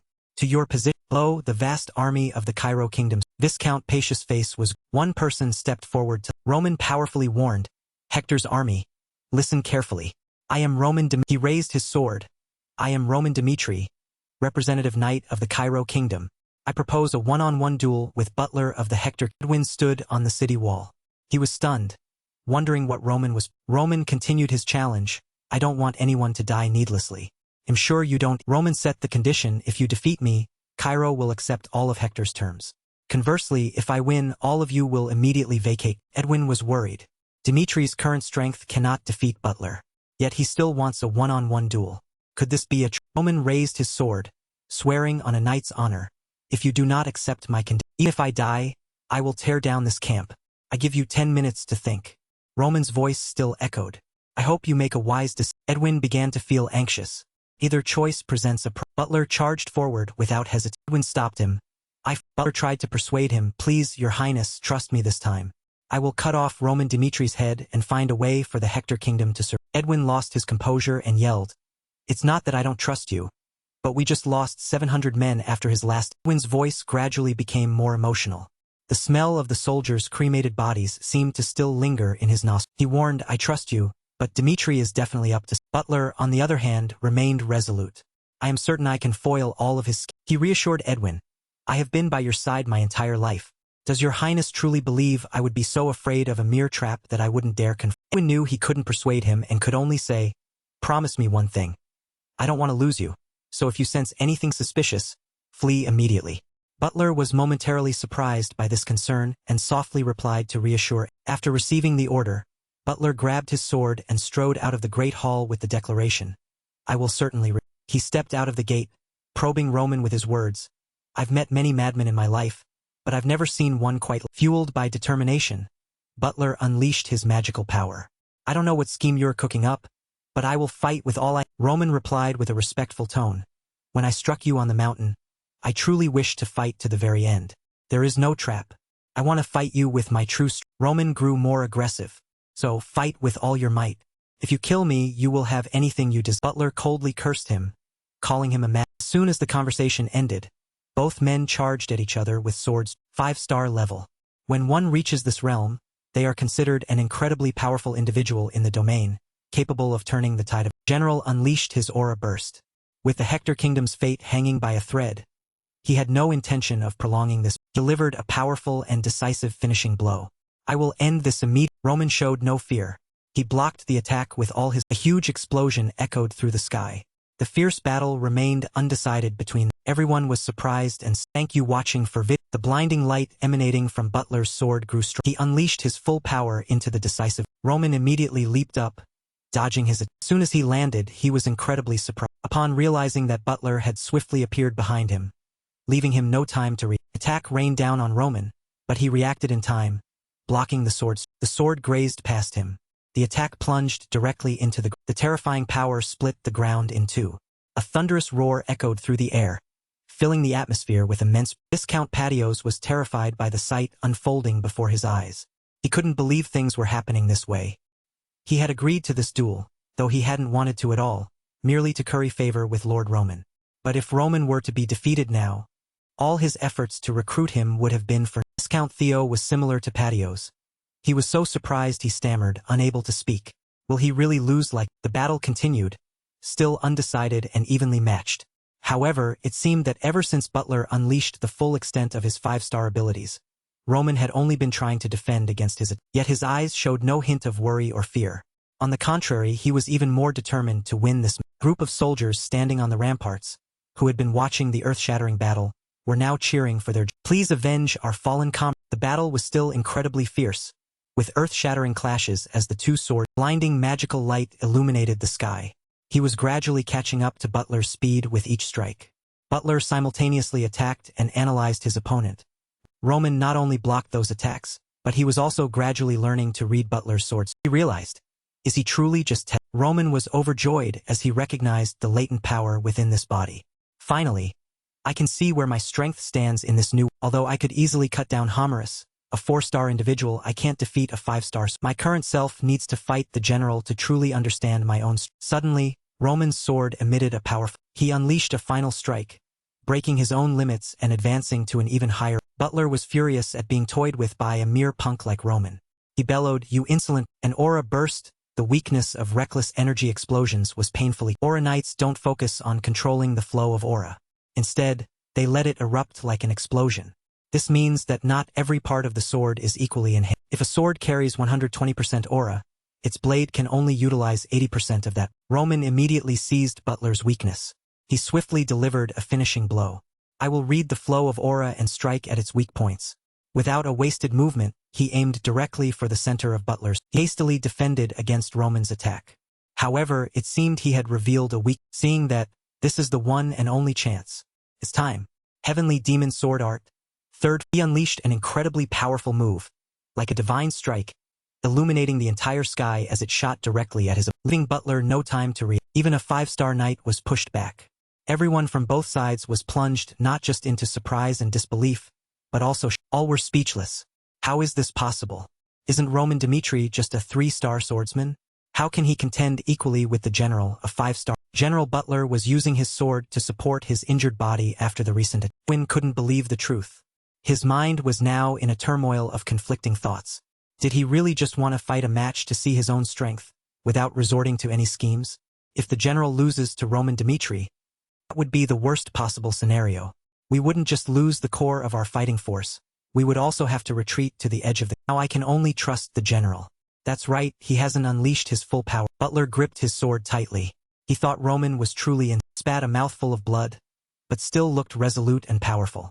I thought he had some scheme in this battle to use as an excuse, but he genuinely wants to defeat me, right? The reason our supposedly perfect plan is starting to crumble is because a madman like him exists among the ranks on the southern. If I let Roman Dimitri escape here unharmed, the Hector kingdom will sooner or later face a monster they cannot deal with on their. Therefore, I must personally put an end to this monster right here, right now. He, with all of Hector's might, declared, I will fight you with everything I have. His eyes blinked, you watching for His hands gripped the sword tightly, unleashing a finishing. Until now, only 2 people had ever managed to block this attack from the. One of them soon became the kingdom's strongest swordsman, and the other had made a name for himself on the continent's rank. His eyes were fierce and filled with confidence. Secret skill. Sunfall, an earth-shattering blow. A resounding sound. A sphere of fire appeared, its light blinding an entire. Facing Butler's terrifying power, Roman trembled with excitement and anticipation. If I block that secret skill with only my current abilities, I will surely die. If that's the case, he'll focus on enhancing my defensive. Suddenly, a sphere of dark light enveloped him. If that is the general's most formidable weapon, then the heavenly demon Baek Jong-un's most impregnable shield will be the heavenly demon iron shield sword. The battle grew fiercer. The light from Butler's fire sphere grew larger and larger, seemingly wanting to swallow Roman's sphere of dark. A terrifying explosion. Earth and rocks flew. Edwin was stunned with surprise. Everyone was eagerly awaiting the outcome of this. The ground became chaotic. The sky was torn apart. An undecided battle had now reached its climax, with both combatants fighting with all the Roman, more excited than ever, declared, "Let's see whose spear or my." The battle concluded. White smoke billowed thick in the Edwin walked closer to the center of the fierce battle that had just taken. He couldn't believe the sight before his eyes. How is this possible? After the battle, a deep, dark crater had been created by butlers. The dark light still enveloped Roman, protecting him from the attack. Even a 5-star swordsman could not block this. Roman smiled triumphantly, despite having a few injuries. As for Butler, he struggled to stand firm, constantly lamenting, "I used too much mana on that." But his determination and pride would not allow him to collapse here. He charged forward. Roman had no intention of letting the battle end either. He rapidly moved towards Butler's position. The two swords clashed, creating blinding flashes. A moment of carelessness as his mana hadn't fully recovered, and Butler was sent flying by. He immediately defended against Roman's treacherous attacks, thinking, "What the hell is going on? I, who have endured hundreds of life-or-death battles, am being pushed back by a 20-year-old. I cannot give up, even if I." Suddenly, Roman gripped his face in his. With a decisive move, he slammed Butler's head into the ground with an earth-shattering. In his final moments, he still muttered to himself, "I must take this monster," threatening the prince. Suddenly, his head glowed. Roman was surprised but immediately grew. A huge explosion with a blinding golden, deep voice echoed, "Butler, I will always remember your strength and unwavering will." Roman raised his sword to the sky, preparing a finishing blow for. Butler couldn't help but be terrified. While Roman gave him a sharp, piercing. Edwin saw the situation getting out of control and loudly shouted. Then, he cast the explosive flame ancient spell, firing an extremely powerful fireball towards the. Roman sensed the danger, immediately leaped up, dodging the attack from the Prince of the Hector. Edwin ordered, "Save General Butler. That inhumane demon. Get away from the." Hector had broken the rules of the. They had forsaken their honor before both armies to choose to save. Roman's eyes suddenly glinted with calculation. To do that, they'll have to open the city gates. I mustn't miss this opportunity. During the strategy meeting, someone spoke up, "Even if a miracle happens, what will we do?" Roman analyzed after clashing with Hector on the mountain. I observed from a. Although they had to fight all night, they still carried all their comrades' bodies before descending them. Remnants of the army, gathered on the southern front, were in an urgent situation. They had to retreat. Yet, they still cremated the bodies and held a memorial before. To be able to dedicate time for soldiers to mourn and commemorate their comrades like that, one could say Edwin Hector is truly a benevolent. I plan to exploit this weakness. Count Pacius was surprised, gradually understanding Roman's plan. Roman continued his analysis, concluding, "Butler can make him misjudge. He is exactly what I need right now. I will fully exploit his he said with a face full of victorious confidence. "If I defeat Butler, it will be enough to initiate the first. I want finish Butler off with a quick blow. I'm thinking of rendering him unable to." He broke into a proud and smug smile. The moment Edwin Hector decides to save Butler, that will be the time to proceed with the second. Back in the present, the soldiers were ready to risk their lives to attack Roman. They did not fear. What they wanted now was time. They had to buy time to save their admirable. Roman glanced at the army with a terrifying look. Edwin swiftly cut down his foes. "You may certainly be a good king, but you are truly not suited for." The soldiers who reached Butler's position frantically yelled, "Save General Butler." By me, archers on the ramparts were helpless. "We can't shoot if he keeps mingling with the soldiers." Viscount Pacius couldn't believe everything was unfolding exactly as Roman had said. It was like mad. Roman Dimitri is the most outstanding talent Cairo has ever had. That's why Marquis Benedict wanted to recruit him. I understand now why we must have him at any cost. The moment we acquire Roman, we won't need this kingdom's weak. We can sweep away everything in the two neighboring empires like mere. Seeing that the situation was unfolding as planned, he ordered the entire Cairo army. Another earth-shattering explosion. Edwin looked down from the ramparts. He felt that his foolish decision had led to this situation. A torrent of thoughts flashed through his mind. Comradeship? Fool. As a general, I should have remained calm until the very end. I lost my judgment the moment Butler fell. He relentlessly blamed himself. But, no, it's not over yet. He resolved to unleash his power. We will save Butler and close the city gates. There's still a chance to. A magic circle appeared. Edwin channeled all his power to unleash the explosive fire. A colossale explosion. Fireballs shot down towards the Cairo soldiers. Hector's magic core immediately cast spells to aid the prince. Fireballs immediately pounded the ground, creating thick dust, and Countess Theos ordered the entire army, "Disperse and advance quickly. If we miss this chance while they have their city gates open, our army will suffer even more casualties." A Hector knight, Kio Lan, watched the battle with extreme anxiety and helplessness. He thought, we need to close the city gates quickly. Faster. We need to be fast. Suddenly, a voice echoed from below the city walls. Lord Butler is here. Close the gates. Hearing that, Roman spun around instantly. Right without a wasted movement, he charged straight towards the city walls like a whirlwind. Amidst the desperate shouts of the soldiers, Hyolan yelled in horror. Stop. Roman's excited gaze seemed to mock the efforts of his. All the soldiers at the city gate screamed frantically, "It's Roman Dimitri! Activate the defensive magic as soon as the gates close." His eyes, tinged with purple light, strained as he charged the whirlwind.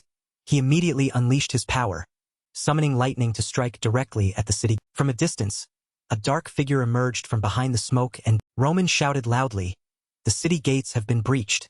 All Cairo soldiers, Viscount Patios roared his command. Everyone, deal with the remaining remnants of the Hector." The army roared, filled with. Following that, the Cairo army charged forward, attacking with swords and axes. The Hector side nervously red blood soaked the. Standing before the city gates, Roman thought, the city gates have been. With a cold expression, he muttered to himself, now we have only one objective. He entered the ruined city. Looking at the person standing before him, he thought, Edwin Hector, now it's just. Edwin was unwilling to accept it. Where did I go? He pondered endlessly. All I've done is attack and occupy the enemy's rear base. I was confident my decisions were flawless. Clearly, my plan was thinking this, he cast an enraged glare at Roman. Until Roman Dimitri, Edwin Hector was filled with immense anger and hatred. That's right. It's all because looking to his left, Chris was now slaughtering furiously. The plan to capture the 5th defensive line was Roman Dimitri, and simultaneously looking to his right, Kevin was also annihilating the enemy. Because of the guerrilla actions in the mountains, I lost 1,000 of our elite soldiers. Recalling the soldiers' deaths, he wondered, if God is here, I truly want to ask. Why create me, a shining star, the hope of Hector, and then send Roman Dimitri to the Cairo? Back in the present, Roman spoke first, we meet again at last. Edwin replied, indeed, we meet again at last. His eyes glowed with a furious red light. If I die here today, I will surely haunt you even in the after. At this, he roared Roman Dimitri, and unleashed a magical orb, shouting, spell first move, wind blade. Wind rose from Edwin's, shot forth, crushing the ground in front of it, heading straight for. He slashed once, cutting through the incoming man. Edwin's face was seared. Hector soldiers rushed forward. We must protect the prince. We must stop Roman Dimitri. They leaped up, each wielding a sword, slashing towards Roman and yelling. His eyes narrowed in contempt. Worthless. Roman's sword slashed in a single stroke, cutting down 3 self-overestimating. Suddenly, a bolt of lightning shot toward. Behind him, branches intertwined from the ground, coiling around Roman. Edwin yelled, and snared. Immediately after, he cast another spell.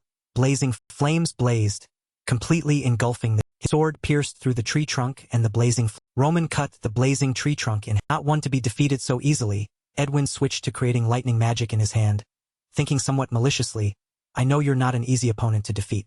So how about this? Try to block, he yelled. Light blade, simultaneously unleashing dense lightning bolts at. He smiled hopefully. Have I defeated? A cold voice echoed like a demon's. Edwin. Shock was clearly visible on Edwin's face. Roman coldly said, I admit you're quite strong, but it's time to end. Immediately, the blade darted towards Edwin. Drops of blood splattered onto his. It was Kellen who had blocked the sword strike for him. He stammered, Your Highness. Using his remaining strength, he gasped out his last 2 words. Run. Edwin cried out in agony. Kellen. No, thank you. Watching for Roman, while assessing the situation and still holding his blood-stained sword, slowly approached. How pathetic. Then he raised his sword to Edwin's neck. But he'll send you to join him soon. Another group of people rushed forward. The leader, sword in hand, yelled, Roman. His sword slashed towards Roman's head, but it was quickly blocked by Roman's sword. After that, he cut them down one by. Seizing the opportunity, Jackson hoisted Edwin Hector onto his shoulder and pleaded, Your Highness, please snap out of it. Do you truly wish to die? Jackson said with deep worry. Even if you are branded a loser or a coward, don't let the sacrifices of those who died for you be in. He ran, imploring you must survive. Then he ordered the Hector army, we must abandon the castle. Everyone. On Roman's side, the remaining Hector soldiers unanimously agreed. Stop him. We must bite. The remnants of the army cried out. Prince, you must live. Prince, you must survive. Those sword strikes were soon blinded by the magical power emanating from. As Edwin was being carried away, he squinted his eyes when he looked towards the. Roman's decisive sword strikes quickly dispatched the. Edwin saw the scene and thought in fear. He is a Hector soldier pleaded. You've won this battle. Please stop. I beg you, can you withdraw your... He coldly replied, didn't I warn you? The next time we met, I would kill. Roman calmly stated, this is the war you initiate. With a contemptuous gaze, he sneered, so don't whine and cry as if you're the victim. As soon as he spoke, he decapitated the... A commander announced joyfully, all of Hector's soldiers have retreated. This is Cairo's victory. Afterward, the nobles led their soldiers over. One of them wondered, where is Roman Dimitri? Seeing the scene before them, both Viscount Pacius and Theo were over. It was the sight of him sitting atop a pile of corpses. This existence had reversed a losing warren unprecedented feat Roman Dimitri's reputation. After this war had soared to the heavens. Dressed in blood-soaked attire and with a blood-stained face, Roman smiled. Everyone's finally Cairo's great victory. This was before the news of the triumph reached the capital of... In the town, people whispered amongst themselves. Have you heard? Heard what? About the Hector kingdom crossing the border and attacking our southern front. In the tavern, 3 or 4 young men gathered, chatting. According to merchants from the south, the situation is pretty... Long-haired young man worried. It's very worrying. I'm afraid they might force men into the army to fight that battle. The person opposite him, holding a beer mug, objected. No way. Even when the Empire attacked, nothing like that happened. Why would they force people into the army now, just because Hector... The people nearby were worried about something else. They wouldn't raise taxes to fund the war, would they? I sincerely hope... And so, the pub buzzed with various whispers and complaints. Why can't this district ever have a peaceful day? I'm so unlucky to be born in such a tiny nation. What in the world is the government doing? At this time, in Class D of the Cairo Royal Academy, the instructor's voice rang out. Next up are William Castro and Loren de... William from Class D, a burly figure, had an arrogant and unpleasant... Contrast to him was Loren Dimitri, who was always timid, shrinking back and lacking confidence. The instructor loudly signaled. Immediately after the signal, he leaped. William forcefully swung his wooden sword at Loren, making the boy strain to... He attacked relentlessly, pushing Loren back towards the... Weaker boy looked at him right at the very end. He screamed loudly, closed his eyes, gathered all his courage, and charged forward, pouring his strength into his... William sneered. He merely needed a slight dodge to avoid him. Loren, propelled by momentum, stumbled. He laughed mockingly. Then, while the boy was sprawled on the ground, William delivered another strong sword strike to his... Loren trembled, propping himself up with his hands, struggling to... The entire room echoed with praise. William is the strong... Instructor Azure stood with his arms crossed, criticizing Loren Dimitri. You're the one who wanted to join this Cairo Royal Academy to learn swordsmanship, yet you can't even look your enemy's sword strike straight on. You even closed your... He frowned in exasperation. What a pathetic... Loren sat on the ground, his face pale with fear, listening to the instructor's warning. If you perform like that in the exam, you'll be demoted to class. He clenched his hands into fists, thinking, Class E? He'll definitely be laughed at. That class is for 15-year-olds, and I'm already 8. Loren sat alone on a wooden bench in the courtyard.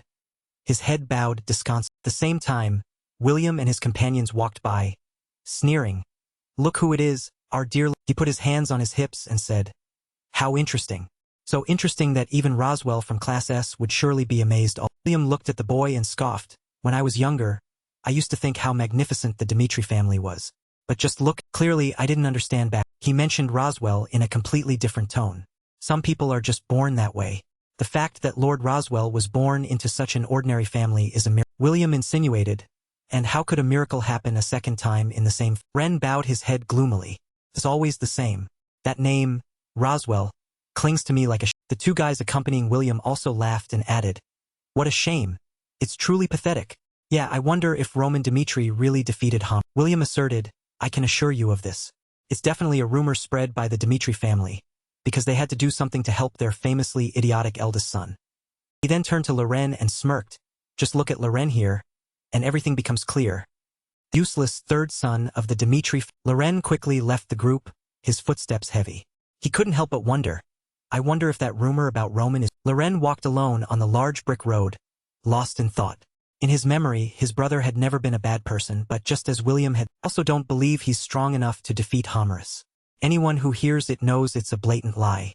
He walked along, sighing. Suddenly, he looked up, seeming to notice something. In front of the city gates, a large crowd had gathered, chatting excitedly as if awaiting. Loren asked curiously what's happening over. 2 people were arguing animatedly.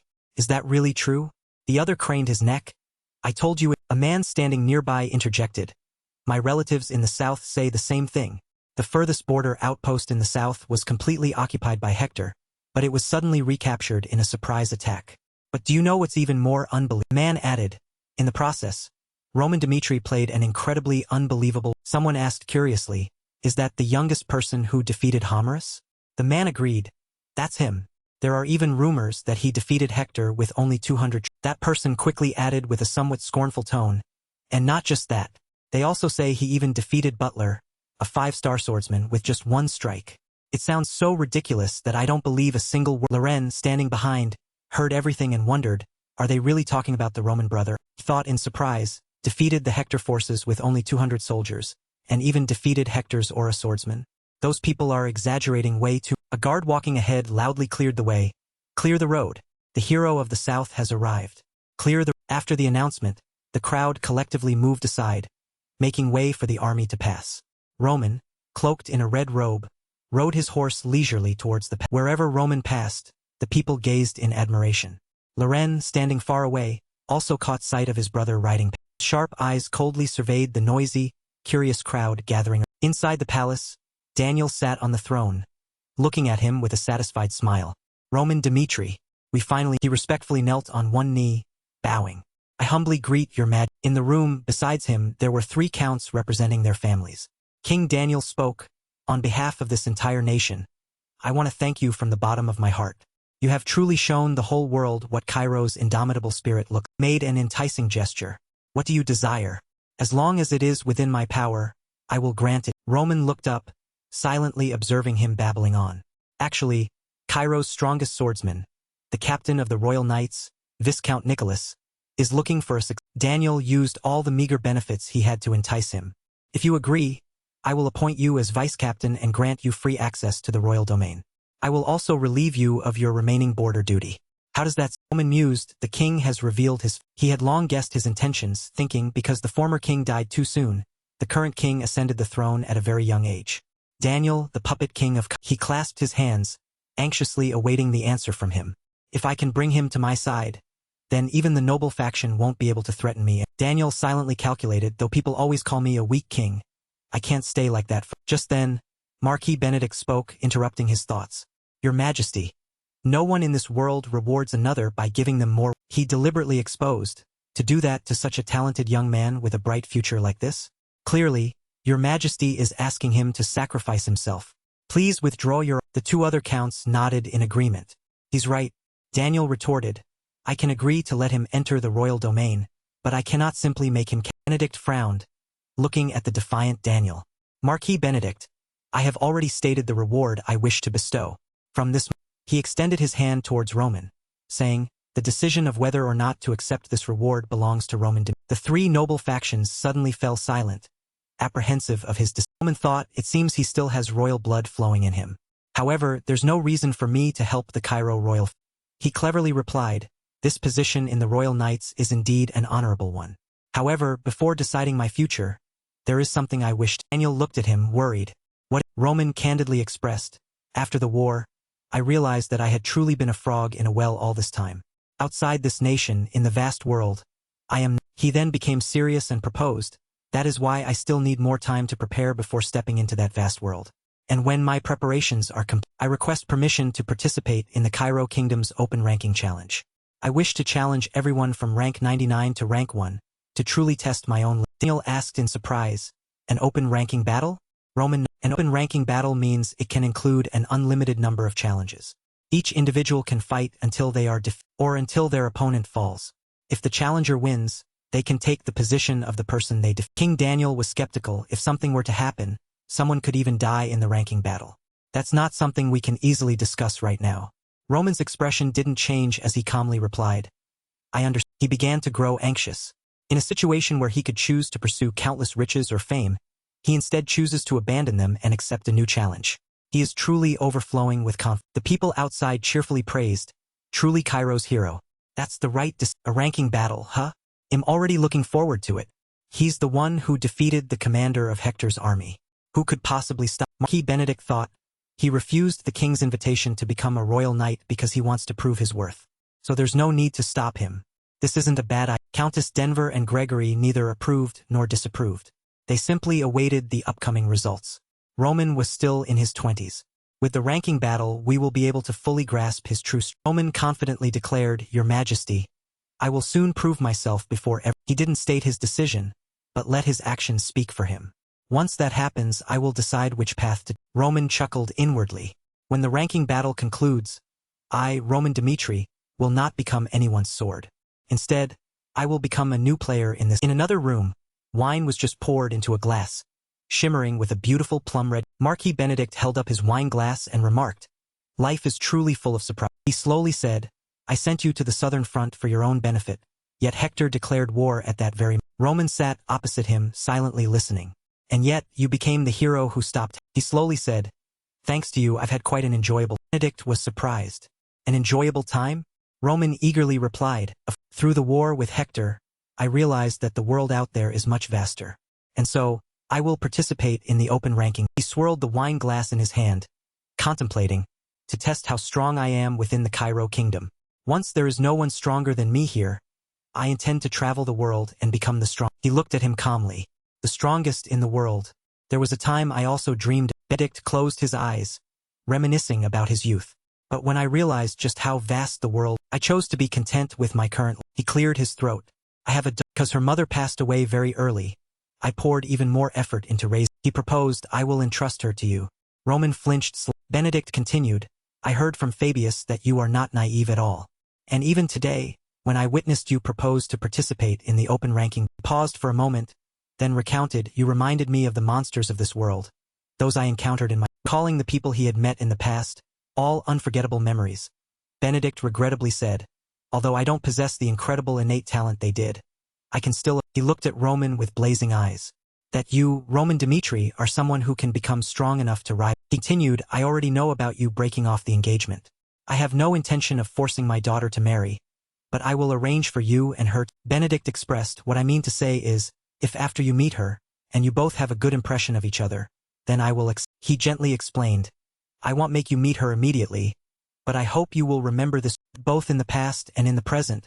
I will always be a steadfast supporter watching. Whenever you choose to say that you want to stand with me, you will receive anything you desire within this. Roman Dimitri, an existence that shattered the balance of power. The one who could control him would be the one to wield governing power in the Cairo kingdom. The four ruling powers of Cairo all desired to possess. Afterward, Countess Gregory and Countess Denver also made surprising proposals. However, Roman Dimitri, also known as the heavenly demon Baek Jong-un, was someone who would kneel before. Late one evening at the Dimitri family castle, a loud voice rang out, young man. Hans shook Roman so hard it felt like his head would fall off, repeatedly asking, Are you all right? Are you injured anywhere? He had rushed from the capital, worried about. Hans clutched his robe, sobbing uncontrollably. After hearing you were on the southern front, my heart stopped. I'm truly overjoyed that you're safe. Roman calmly replied, I'm fine. But Hans continued to sniffle and cry. Are you? A few days later, in Roman's study, a hot cup of tea was already placed on his. Hans timidly held the teapot and said, Young master, perhaps I'm overstepping my bounds. But have you met young Master Loren? A few days after moving in, at the Dimitri family's mansion in the capital, Hans asked in surprise, Young Master. As soon as he saw him, his face lit up like a flower, and he greeted. The two of them, reunited after a long time, chatted and Hans secretly thought, I've raised both young masters since they were children. I can tell at a glance that young Master Loren is in trouble, so I waited for him to. He kept scratching his head and hesitating. Hans smiled gently. Please speak. Loren asked a little worriedly, Is something wrong with Roman? Not long ago, I saw him returning to the capital with a group of bodyguards surrounding. Loren recounted, Everyone said Roman defeated a general from Hector's army. Hans explained, While you were away, many things happened in House. Laurent's eyes widened in surprise as he listened to Hans. You must have heard the rumors about what happened, right? They're all. Hans recounted everything to Loren with a proud expression. The engagement with House Loren was battle with House Baco, defeating home, and recently he played a huge role in the victory on the southern. Loren suddenly grew more frightened, thinking they weren't rumors, but completely. Hans recalled the joyful smiles of the Dimitri couple. Thanks to young Master Roman's change in behavior, the Baron has also been very happy. Hans cheerfully said, Instead of discussing him like this, why don't you go see him yourself? I heard he'll be here tomorrow. Loren quickly waved his hand. No need, it's fine. Thanks. Hans silently watched Laurent's troubled back fade away. The three Dimitri brothers were born with completely different personalities, and among them, young Master Loren has the most fragile and sensitive. Hans stood before Roman and honestly said, I think young Master Loren is being bullied at the. Watching Roman slowly enjoy his hot tea, Hans boldly suggested, it seems he wants your help, but I don't have the right to ask him. Roman secretly thought, Loren Dimitri is the young. Roman gently placed his teacup on the table. I don't need to worry about him just because he's my. Roman then looked up and agreed with Hans, all right. He'll meet him, but only. Receiving the answer, Hans' eyes crinkled in a smile. Thank you, young master. Suddenly, Roman seemed to discover. In the warm little room, not only was there sunlight streaming in, but also Hans' gentle warmth, which made Roman think that he might have agreed simply because it was Hans who suggested. On the road, the hurried footsteps of a person could be heard. Viscount Patios walked, thinking, the recruitment of Roman Dimitri has been postponed indefinitely. Viscount Patios was in a hurry. There's still a way to win the Baron's. He smirked, I'm sure the Marquis will be. Viscount Patios secretly calculated, even though everyone usually only pays attention to. Truth is, his subordinates are all exceptional talents. If I can get, Marquis Benedict will surely be thrilled. Viscount Patios smiled. Targeted Creed first, especially that man named Creed. He's a talent that any noble in the capital would welcome with open arms. Well, if I hadn't personally gone to the southern border, I probably wouldn't have known about this. Those people are truly worth The more Patios thought, the greedier he became. If I can bring Creed and all of Roman's other subordinates to my side, I might gain the Marquis' trust even. In the training yard of House Dimitri, the steady whistle of swords cutting through the air echoed. Creed secretly thought, the first time I met him, he was clearly still within my. Sweat streamed down his cheeks. So I thought I'd surpass Roman. Creed recalled Roman's battle. But now he's truly on a completely different level than me. He really stunned me, especially in that fight. How on earth could he do? Training yard was currently quiet and empty, with only Creed's heavy. He clenched his fist, feeling the energy in his body. Even so, by following him and watching him from behind, in just 6 months, I've achieved incredible growth, to the point where I can't even believe it. Creed pondered, I can't stop either. I'm still very serious about achieving my goal of one day surpassing. Suddenly, Patios' voice from behind interrupted his thoughts. Creed, you're here? Then he'll get straight to the. He began, I want to recruit you. If you join our side. Creed quickly cut him off. Patios immediately flared up, shouting, this opportunity could completely change your life. How can you refuse without even hearing the full offer? What's the problem? He emphatically tried to persuade Creed. Money? We can give you so much money you'll never spend it all in your lifetime.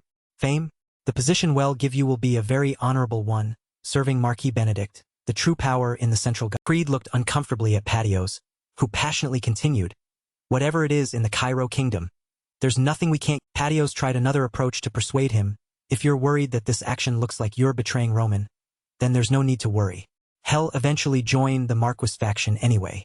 What's wrong with you joining? Creed countered, are you sure you heard my master tell you he would become Marquis Benedict's subordinate? He snorted, isn't that obvious? Who in the Cairo kingdom could refuse someone as powerful as? Creed frowned unhappily, thinking, he still has no understanding of Roman's character. Creed told himself, from what I've witnessed so far, he's someone who will never bow down to. He firmly stated to Patios, no matter what offer you make, I have no intention of leaving my master. Calling Roman's steadfast figure, Creed resolutely said, no one can replace. Patios had no choice but to bow. All right, I understand. Creed seemed to read his thoughts and reminded him, if you're also thinking of recruiting my other comrades, you should give up. Creed sincerely advised, no one will choose to serve anyone other than the man. Patios turned and walked away, feeling annoyed. How ridiculous. How could anyone else throw away such a once-in-a-lifetime opportunity? Creed's words were not wrong. Kevin had angrily told Patios, my master is my life. I'd rather die than follow someone. Surprised Patios, but he stubbornly sought out Back Kai was no exception. Scratching his head, he said, so, have you finalized the agreement with my master yet? If not, I'll pretend this conversation never happened. He waved his hand, vehemently refusing. If I hadn't met the master, I'd just be an unknown nobody right now. How could I dare to betray? Patios was about to go mad. I clearly said it wasn't betrayal. Suddenly, it seemed there was someone behind them, but they were tiptoeing, trying not to make a. When Patios turned around, he caught a soldier trying to sneak away behind. As soon as he saw Patios turn, the soldier yelled loudly and clapped his hands, signaling he didn't want to hear Patios speak, then quickly turned and Patios stood there with a huge bundle of questions. Why are they so loyal? At this moment, in the Cairo Royal Academy, under the golden afternoon light, Loren was diligently practicing sword fighting with a straw. He continuously struck the lifeless. Sweat streamed down his forehead. Loren remembered Hans' words. Thanks to young Master Roman's change in behavior, the Baron has been in a very good mood. He gritted his teeth in annoyance. What exactly happened to Ren? Furiously thrust his sword at the stiff wooden dummy. He went from the Dimitri family's fool to the youngest cavalryman, and finally to Cairo's hero who defeated the foreign invader. He repeatedly blamed himself if Roman could change so. He then thought of his bully, William, in anger. Why am I still stuck in the same place? Always so pathetic. Loren almost vented his frustration on the wooden. Afterwards, exhausted from fighting, he collapsed onto the grass, panting. He squeezed his eyes shut but still seemed to sense something. Turned out Roman was already standing in front of him. Roman asked, "What are you doing, Loren?"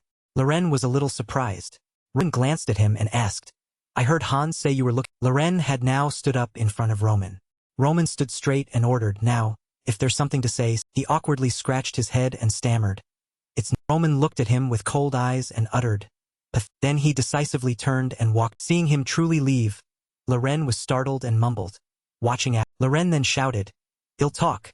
He'll tell you everything." Seriously, Roman thought, "I really want to punch this kid." The twilight, Loren's soft voice echoed. Sitting on a chair, he slowly recounted, "When I first heard those rumors about you, I didn't believe them.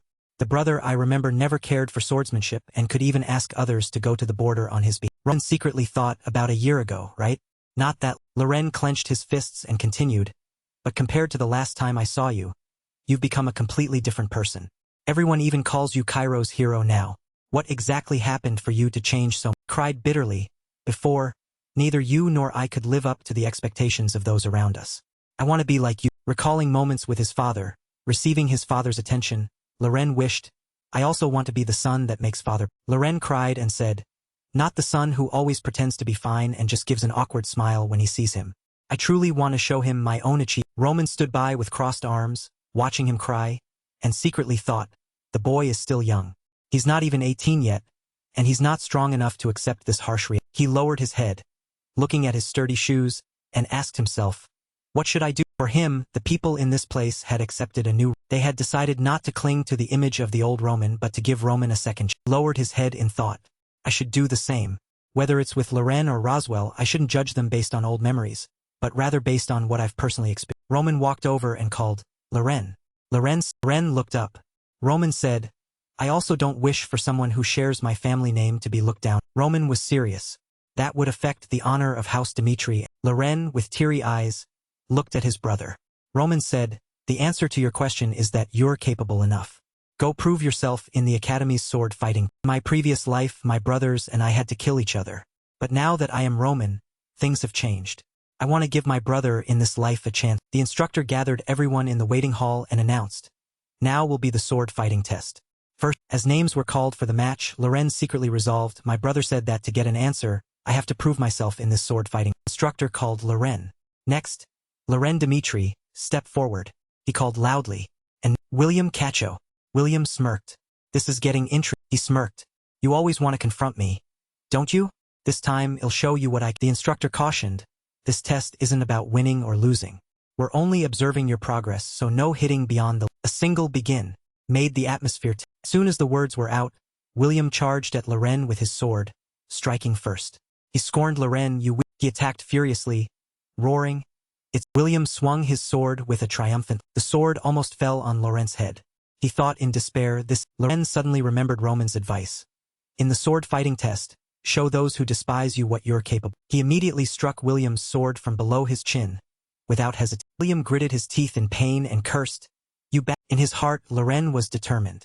"Remember, this is the time to prove myself." Resolved, "I can do it just like my." Then he counterattacked fear. William cursed incessantly, "Damn it, you scat." He ferociously lunged forward with his. Loren dodged and swung his sword powerfully at William, promising himself, "I will definitely." After the battle, Loren slowly came. The instructor immediately praised him. "I see you've made progress." He slowly sat up. The instructor continued, "Just as William attacked a second time, you struck. If you hadn't diverted that attack, you wouldn't be able to sit upright. You did very well. I've been watching you all along. It's not that you lacked, because you've always carried a fearful mindset, you've cowered. You haven't realized and fully utilized your ability. That was the case before, but in today's test against William, I think you've overcome." Loren froze, hearing the instructor's praise. "Instructor, are you really telling the..." Instructor said frankly, "I have no reason to lie to you. You should believe in your..." With tears welling up in his eyes, Loren listened to the instructor's serious assessment. I see that your abilities and William's are not far apart. So don't be afraid, and if your mindset isn't stable you won't achieve anything. Loren bowed his head, suppressing his tears. Thank you, On the other side, William was furious. Damn it. His two henchmen advised him, calm down. Yes, calm down. His face darkened. That bastard Loren Dimitri. I let him off the hook a few times before, and now he's fighting back again. And he dared to look at me with that kind of William couldn't contain his rage and roared. I can't let this slide. That scoundrel Loren. He'll cut off your... His two henchmen were stunned upon hearing this. Do you really have to go that far? Don't you know who Loren Dimitri's brother? He's Roman Dimitri. He's the hero of all Cairo. If you go too far, it'll lead to conflict between the families. William glared, uncaring. The hero of Cairo, so what? I'm the eldest son of House Cacho. What's he going to do? Father is very close with Marquis Benedict. No matter what I do, no one in Cairo would dare to William became arrogant. So what if he's a hero? He'll show him that he's useless against troop. Then he ordered, hey, drag Loren here for me. If he resists, knock. Roman suddenly appeared at the door and asked them, what did you just say? Say it. William jumped. Roman Dimitri. Roman spoke again, say it again. What do you intend to do to my... Trembled when they saw Roman. William still tried to act tough. If you want to hear it, he'll tell you. Against true power, you're... Before he could finish, Roman lunged and grabbed his... Roman lifted him and asked, do you know what your mistake... His grip tightened, making it difficult for William to breathe. Roman still didn't let go. Troubling Loren is one... But I heard everything you said. You dared to bully Loren Dimitri and disrespect Roman Dimitri. Roman stared emotionlessly. You dare to disrespect my... Roman let go. Take me to your house. William knelt, gasping. Roman, now radiating murderous intent, said, isn't it true that a child's folly brings trouble to the parents?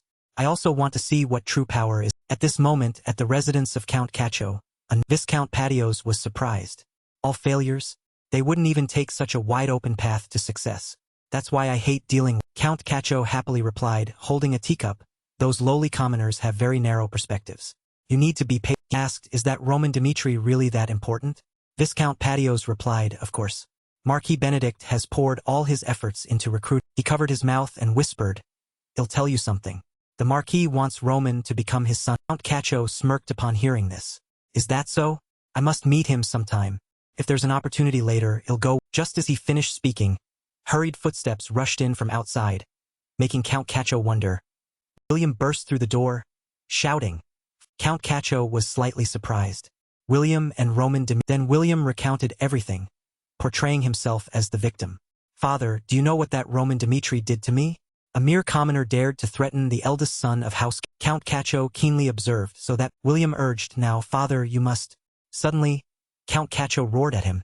He grabbed William by the collar and scolded him. William, do you know who you provoked? Roman is the hero who saved... Then he threw William to the ground. How dare you speak like... Then Count Cacho bowed his head and apologized to Roman. Please forgive us. My son has been disrespectful to you.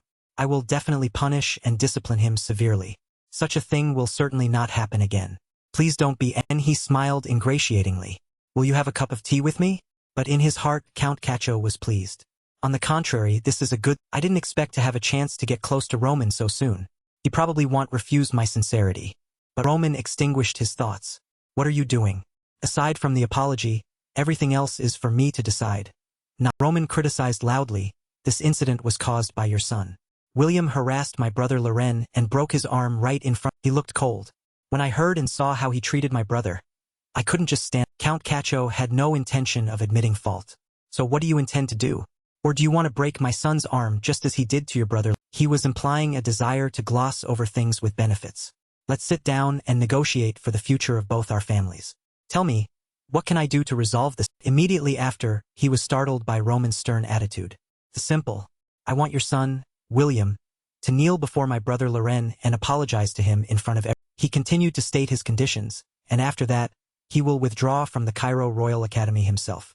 I don't want to see this trash lingering in the academy with my brother, and Roman threatened, and if you find my proposal disagreeable and refuse to comply, then I will declare war between our two families. You can choose to go to war with House Dimitri or follow my His face showed no hint of joking. All choices are up to you, Count Cacho seemed not to grasp the seriousness of the matter. I understand. This is truly an annoyance from a young brat who's just gained a bit of power. A lowly commoner wants to pick a fight with me? Do you think that just because you've achieved some military feats for the royal family, you can do whatever you— He fiercely shouted back. That's not going to happen. You can't lay a finger on House Cacho. Wake up. He'll take this opportunity to show you the true power of a noble in this Then he turned to Viscount Patios and continued, Viscount, you've observed everything from the beginning. Please bear witness for me to his provocative and disrespectful actions towards House Count Cacho glared angrily. Roman Dimitri, he has gone beyond my limits of endurance. I am forced to punish him appropriately. Viscount Patios, wanting to calm him down, spoke up, hold on, Count Cacho. From what I saw, William was at fault first with Loren. His Count Cacho was momentarily surprised. Among the nobles in Cairo, Viscount Patios' nickname was the Cairo Rat. In the empire, there were many exceptionally talented individuals. Like Viscount Patios, they were very cunning and could survive in the harsh political battle. Viscount Patios, cold and with discerning eyes that saw through everything, could gauge the situation. He always built mutually beneficial relationships with important figures in the empire. Viscount Patios' family was not prominent in the kingdom, but to secure a firm footing in the royal palace and among the nobility, he had to be cunning. His friend, Count Cacho, had a distinct advantage, coming from a prestigious family in the Cairo kingdom. The two had been close friends since they were but Viscount Patios was currently in a tense situation. Now Count Cacho's opponent was Roman Dimitri. The situation was too difficult to choose. Perhaps I should side with He pondered. The Marquis is someone who would discard and trample over anything, even his closest friends, to achieve his goals. If there's an exception, it might only be for those related by blood. Therefore, becoming his son-in-law is probably the answer, right? Count Patios clearly stated his position. Count Cacho, your son was wrong from the start. That's too simple to see. You don't need to be ashamed of your son's actions. It wouldn't hurt to punish the boy a little to make him behave. Count Cacho froze. He secretly cursed. Viscount Patios on this side radiated a cold but also cunning aura. After much deliberation, the Cairo raccoon Viscount Patios had his answer. In the current situation of the empire, siding with Roman Dimitri, a man whose fame was rapidly rising, was far more advantageous. He understood. If a war were to break out, facing House Dimitri could only result in— Finally, Count Cacho made his decision. I cannot let my family face ruin because of ego or a bit of pride. He bowed deeply. I understand. Thank you, Viscount Patios. Hearing your analysis, perhaps I haven't thought things through carefully enough. My son made a mistake and needs to be sincerely said to Roman, I truly apologize, Roman. It was my son's fault for troubling your brother. The situation escalated too quickly, so I behaved improperly. I sincerely apologize. Please forgive. William, seeing his father yield, was stunned and cried out. Roman's face was cold, but inwardly he couldn't help but reflect. Among the nobility, they always believed themselves to be supreme, standing above all others. Now, my status in the empire is soaring, accompanied by the jealousy and envy of those wretched Roman continued to think, at that time my family might have to endure dangerous actions aimed at them. Therefore, with this incident, I must see it through to the end to punish them and set an example for— He secretly evaluated Count Cacho. From this, it can be seen that Count Cacho isn't completely foolish. He can think and doesn't act purely on impulse. Count Cacho continued to bow, admitting his fault. I will do as you request. Count Cacho accepted Roman's conditions. William will have to kneel and apologize to your brother. He will also have to withdraw from the Cairo Royal Academy. Upon hearing this, William could only call out. Roman seemed satisfied with the apology.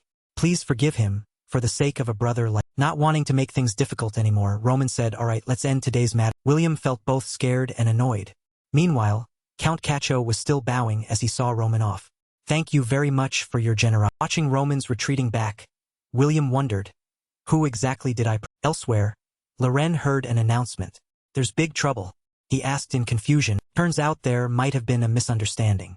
This is definitely William's— His classmate ran over, bringing the news. Your brother Roman fought with William. William got beaten by your brother and has gone to talk to his father. Loren couldn't believe what he just heard.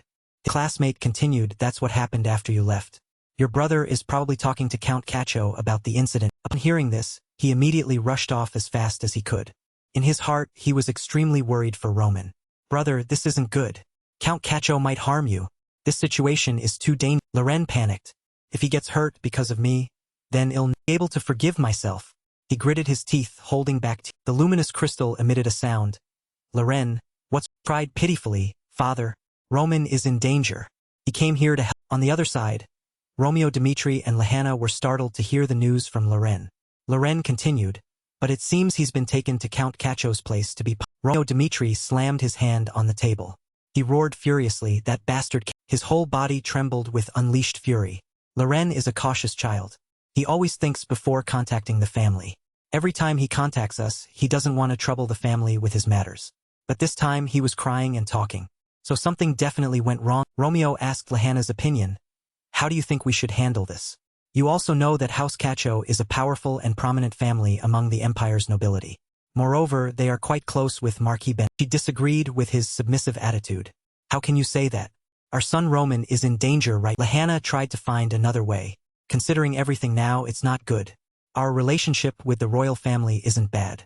Furthermore, House Dimitri isn't so weak that others can bully. Romeo understood. He took her hand. He was grateful. Thank you, my. And he immediately ordered, gather all the vassals of the family here at once. No one is permitted to be absent. In the meeting room, Romeo sat in the head's chair. He began, Roman, the eldest son of House Dimitri, is facing an extremely dangerous situation due to a conflict with House. Everyone's faces were grim. He continued to present, according to Laurent's message, it's possible that Roman has been taken to House Caccio to be punished.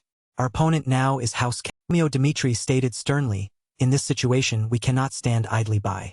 Therefore, I have called everyone here because I need everyone's help and he was a bit tense. In his heart, he had anticipated their reactions. The situation is quite serious, facing House Caccio, so everyone must be strongly against. Jonathan was the first to vote. He presented his reasoning. Facing one of the empire's great families like House Caccio is extremely dangerous. But that is Roman, the eldest son of House Dimitri. He firmly declared, we cannot let him fall into danger without doing anything. Hendrik also agreed, sir, I will immediately have all the blacksmithies in the family operate at full capacity. Please compile and tell us how much weaponry this war will require. He slammed his hand on the table, resolute in protecting Roman. Young Master Roman is the future of our family. Whether it's House Caccio or anyone else, harming young Master Roman is unacceptable. The result was extremely surprising. The miners in the iron mine, the blacksmiths in the forge, all the people in House Dimitri, not a single one opposed this. Romeo Dimitri felt a complicated emotion in his heart. Everyone is united and working together for Roman. House Dimitri has always desired peace, but from now on, perhaps we will have to shift our attention and gradually prepare for the north. At the iron mine, indignant voices rang out. Huh? Really? They dared to touch our hero. Jacob shouted. Gather all the miners here. Even if we can't fight directly in this war, we can still help those on the front lines with the necessary war support. Miners' morale was high. Those nobles dared to touch young Master Romanthus, unforgivable. We will all work hard to extract more iron. All the workers in Lausanne were also working to their full capacity. We must work even more and complete our tasks faster, so that young Master Roman can return to the family. Hendrik shouted loudly. He struck his hammer harder. Everyone, work your hardest. We won't stop until the young master returns. Roman, on the other side, stepped out of House Caccio with an air of Loren was incredibly scared. He knew that everyone in the family had put in their utmost effort to save one. After contacting Romeo Dimitri, Loren tried to reassure himself, I've informed father. He will definitely send. However, he was still worried. But what do I do until then? He decided, no, I must go find my brother. Head. A group of students were whispering. Loren was surprised. Why are they? Suddenly, Loren saw. He saw Roman walking with a cold expression, and right beside him was William, whose collar Roman was holding. Loren stammered, brother. Seeing Loren, Roman let go, causing William to fall. Roman's voice was gentle, so you're here. Roman spoke, ordering William now quickly apologize to him. Otherwise, your family will pay a hefty. Count Caccio heard this and immediately grew worried. He urged William, apologize. Obeying his father, William closed his eyes tightly and stammered, Loren, I apologize for troubling you all this time. William struggled to continue admitting his fault. Therefore, please accept my apology. I will withdraw from the academy and will not appear before you. Laurent's eyes widened. What on earth is Seeing Loren remain silent, Count Caccio thought he wouldn't forgive William. Count Caccio also frantically pleaded, please accept our apology. I promise. This will never happen. He bowed to Loren, sincerely apologizing. That evening, Loren asked about what had happened. Roman, what was that earlier? What happened? Roman began to explain, listen, Loren. What I did today wasn't. Roman stated firmly, they dared to insult House Dimitri. As the representative of the family, I had to punish. Afterwards, he didn't forget to admonish Loren, if you keep bowing your head to them and continue to let yourself be disdained, then others will not respect House Dimitri. Upon hearing this, he felt sad. I'm sorry. Roman cut him off. Hold your head high, and Roman looked directly at him. Your name is Loren Dimitri. I hope you won't have to go through things like today. He began to suggest to Loren, what are your strengths? Clearly determine what you can achieve in the future. He continued, if House Cacho knew the potential power within the Dimitri family, they wouldn't have dared to treat you like. Loren seemed to understand. He quietly called. Afterwards, he immediately promised firmly, yes, they'll remember your words. From now on, I won't endure it. And Roman was satisfied with him. That's right. I don't want to keep arguing pointlessly with my younger brother. A moment later, Loren suddenly remembered something. Oh, he panicked. Brother, I have to call father right away. With us here like this, I don't know what father has done back elsewhere. William was struck directly in the face. In his ears were curses. You damn. Cacho roared loudly. You're so stupid? And you're my son. Do you know what disaster you caused? He began to speak about the current situation. Roman Dimitri, the most powerful people in Cairo, are all eager to recruit. One could say he's like a god, a sage in. He then continued to lecture William. And yet you dared to touch his brother. From the moment the eldest son of House Cacho, William was terrified, not daring to utter a. Count Cacho, feeling utterly humiliated, pointed directly at William's face. Our family was disgraced. From now on, people will say that House Cacho has no. A moment later, he tiredly clutched his forehead, utterly helpless, and cried out, oh dear, how will I face the Marquis? Just then, a servant entered and announced, Sir, House Dimitri just contact. Count Cacho was surprised. Dimitri? A questioning voice rang out. Baron Dimitri. Crystal projected an image of Romeo Dimitri. Count Cacho, it seems we've been too kind to House Cacho. How dare you touch the bloodline of House Dimitri? Romeo Dimitri showed no compromise. House Dimitri will not let this matter go easily. Count Cacho's face was terrified. He thought, what? Wasn't that enough? Why is Baron Romeo bringing up a matter that's already resolved? Romeo Dimitri announced, early tomorrow morning, I will request approval for a regional war from the central government. The first major damage appeared. From now on, House Dimitri will cease all support for House Cacho. House Cacho will have to bear the burden of bank. Count Cacho's spine ran cold. Romeo Dimitri said coldly, before a war, one must, of course, deplete the opponent's finances. Not only, he threatened, I will seek out your hostile forces. House Dimitri is prepared to fund and ally. His attitude became even firmer. To defeat House Cacho, I will not say what methods I will use. Romeo Dimitri declared, because I will make House Cacho collapse by any means necessary. Count Cacho's mood was as if he were on the verge of collapse. No, a myriad of resentments surged within him. How can he treat me like this? Like father, like son? He made a demand.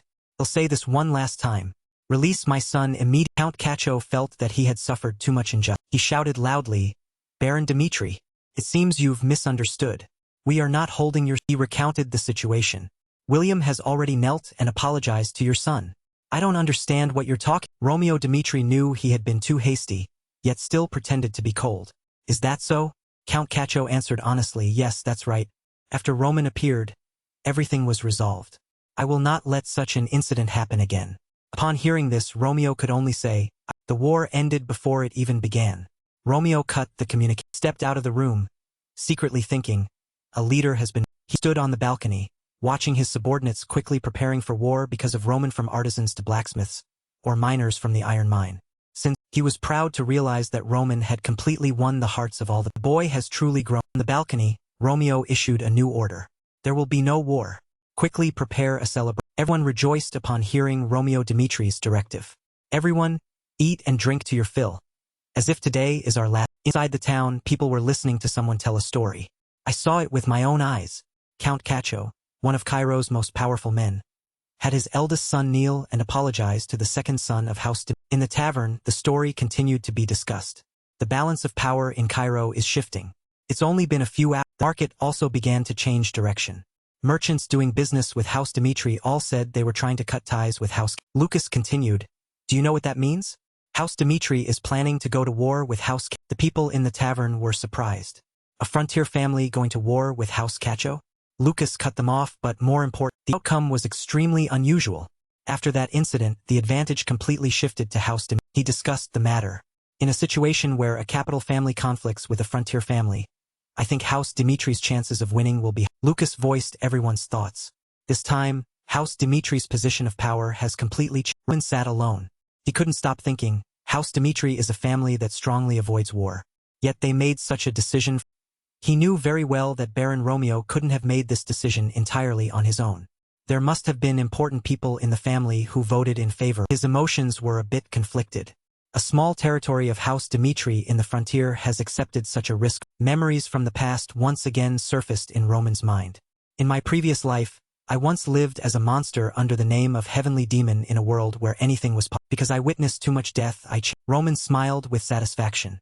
He thought to himself, but this life is different from the In the Hector kingdom, the night air was gloomier than usual. Hitler and Jackson watched anxiously. Then Jackson suddenly exclaimed, "Prince." Edwin, covered in bandages, had just woken up and asked, "How much time is..." Edwin recalled Roman Dimitri's fighting prowess and couldn't help but sigh. Roman Dimitri is truly a demon. If I could turn back time to that moment, could I have defeated him? Roman Dimitri. It's completely impossible. His body suddenly glowed.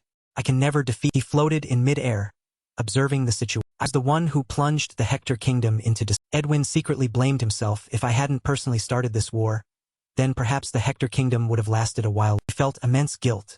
Kellen died for me in that. Edwin gritted his teeth.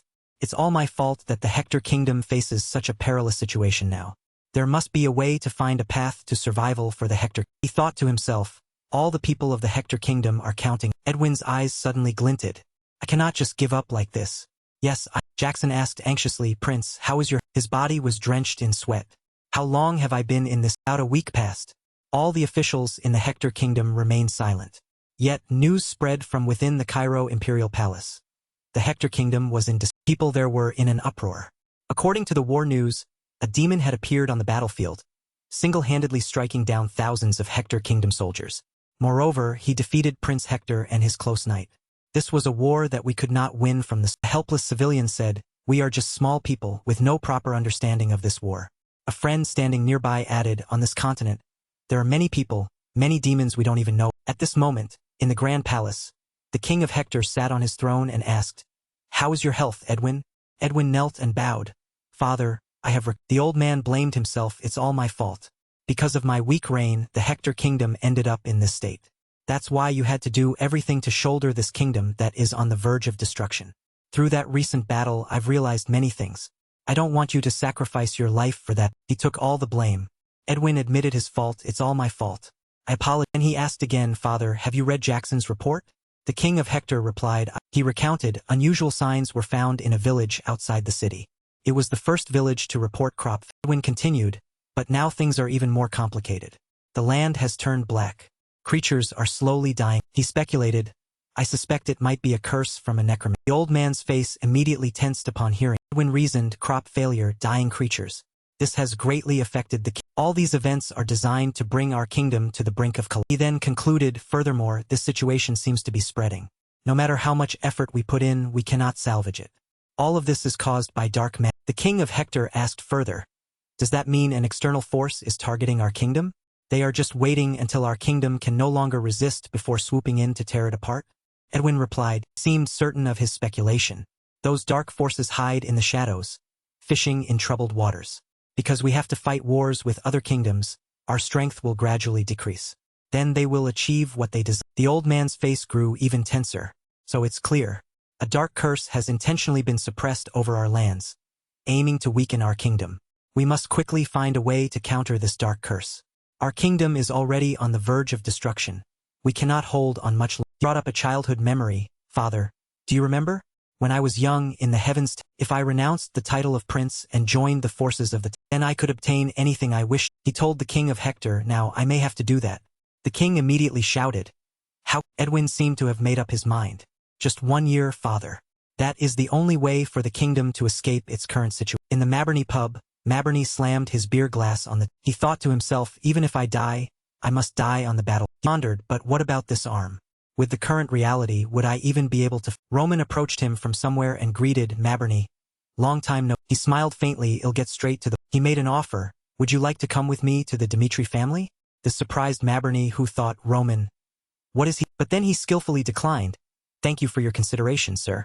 But as you can see, I only have one arm." Maberny felt extremely self-conscious. "What can a cripple like me do? A worthless person like me? How can I follow you? I would only be a hind..." Hearing this, Roman said, From your words, I sense sincerity. It's not entirely a refusal. Am I understanding you? Roman brought up a story. Maberny, have you ever heard of the art of the left-handed swordsmanship? He was a royal guard who lost his right arm protecting the king, and the king, for that reason, bestowed upon him wealth and fame to compensate for his contributions. Song Bai, who was accustomed to fighting on the battlefield, could not adjust to a peaceful. He was determined that even if he died, he would die on the battle. He trained with his utmost effort for many years until he truly became proficient with his left arm. And once he mastered it, that was the left-handed swordsmanship, a unique and wondrous swordsmanship that was from a major physical defect. He, through his efforts, created his own uniqueness. With that left-handed swordsmanship, he continued to fight and achieved many victories. After that, he met a man named Baijonga. Even though he faced death, he offered, "If you come with me now, I will impart that left-handed swordsmanship." Roman said seriously, "Furthermore, I will train you to become a mightier swordsman than anyone." Maberny seemed unable to believe what he just heard. Is it possible? He will be the savior of my life. He thought, I will be able to continue fighting even with one arm. To fight and die on the battlefield as I've always wished. For that, I can do it. He immediately knelt. Maberny will follow you to the Dimitri. He made a vow, my life now belongs to you. That day, Maberny regained hope for his wars had changed the lives of many people. Edwin Hector, thank you watching for even the son of the Anbeck family, Henry Anbeck. All could not escape the vortex of this. Henry secretly blamed Roman. You're truly outrageous. We fought together on the battlefield after. He continued to sulk. Why couldn't you take me with you? On the surface, he muttered, that's. Henry sighed. In the end, it's better to live with someone who helps you. He told himself, as long as I'm not called to military service again and return to the Anbeck family, that's already a great achievement. Suddenly, Henry noticed banners displayed numerous lines of text. Congratulations!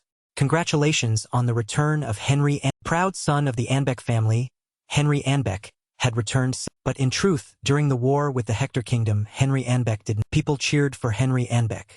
But as long as everyone knew that he had participated in the war with Roman on the battlefield and returned victorious, was enough. His status in the family completely changed. Later, an old man appeared before Henry and asked, "This is the Cairo Royal Academy. Would you be able to recount what happened on the battle?" He was excited. This is it. Participating in the war has elevated my status. Henry stood on stage to speak. He thought that he also needed to praise Roman more now so he could benefit as well. Henry Anbeck spread exaggerated stories about what he had achieved in the war, along with Roman's incredible feats, to elevate both their reputation. That was the moment Henry Anbeck felt most proud. A major turning point in his. A few days later, soldiers lined up to bid him farewell. I, Lord Roman. He looked at Daniel, thinking, when I return to the camp, Roman secretly calculated, I will have to make a decision. He turned back to look, to oppose the noble factions and build my own. Roman smiled faintly. I will do everything to take over all the forces in the northeast. Roman led the army. As they traveled, they heard people shouting, it's all over. This year's harvest is completely lost. Sat amidst the parched land, crying continuously. Now how are we supposed to live? Roman looked at them, wondering, who are those? Chris explained, they must be farmers from the Dimitri family, sir. Roman still didn't understand. Why are farmers from the Dimitri family on Conrad's territory? Chris continued, because our Dimitri family doesn't have much arable land. So, some farmers have to move to Conrad's territory to rent land there. Roman pondered for a moment. He ordered Chris, bring them to me. I want to hear their full story. The farmers were brought before Roman. They explained, sir, we signed an agreement with the Conrad family to rent and use this farmland for. At this point, the man choked up, but we never thought that with only a month left until harvest. The Conrad family would force us to clear everything and return the land. The man recounted his grievances. We couldn't just leave like that. The crops weren't even ready for harvest. But they wouldn't give us time. They just sent people to destroy all our crops. Unable to bear it anymore, he burst into tears. We are truly so aggrieved, young master. You must deliver justice for us. We harvested nothing, so how are we supposed to live? Chris turned to Roman for his opinion. Young master, their situation is truly pitiful. But this matter is not easy to resolve. If we intervene, many troubles will follow.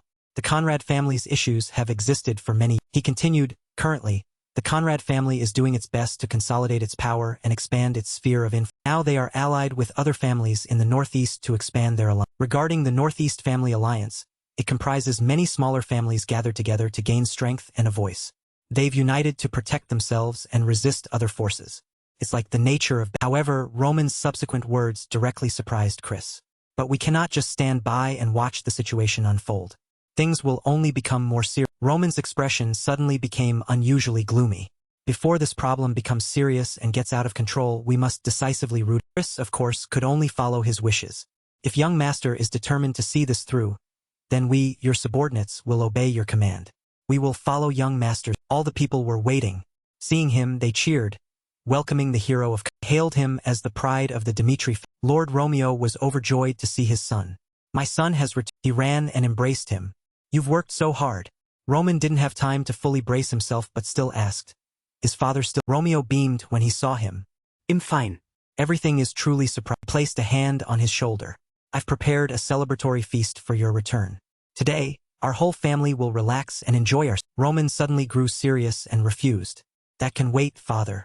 First, I have something I need to discuss. Father and son went into the private study to discuss what Roman wanted. His father said, I know about those farmers. But what else can be done? I cannot prevent the Conrad family from reclaiming their. If I intentionally obstruct them, conflict will erupt between the two families. Then what will those farmers who rent farmland from the Conrad family do in the. Roman did not give up. His expression was a bit frightening. I understand what you mean, father. But do you think that if they were farmers from the Benedict family, would the Conrad family dare to do such a thing? Romeo was stunned by his. Roman continued, everyone knows Count Benedict's absolute power within the royalty. No one can touch anything concerning. So, father, where do you think our Dimitri family stands in this entire northeast? What there to not know? The Bao family is on the verge of collapse. That's undeniable. So, in this northeast region, what other power is stronger than our? Romeo admitted, what you say is certainly true. But that doesn't mean we, being strong, can arbitrarily provoke conflict with the Conrad. He explained, if we move against them, there are many other small families backing them. We need to think and plan everything. Roman didn't seem to agree, but in my opinion, stated his view clearly. Our Dimitri family is currently growing and possesses the greatest strength here. However, the Conrad family and other small families are adopting a defiant and contemptuous attitude toward. In their eyes, our Dimitri family is just an ordinary small family.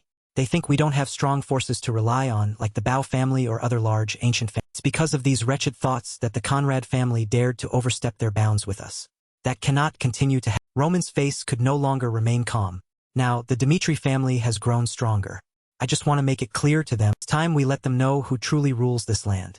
Romeo was astonished by his. The more Roman spoke, the more agitated he became with his desires. They need to understand that if they provoke us, they won't find. His hand held a goblet of crimson. Romeo recalled his son's words. We have strength now.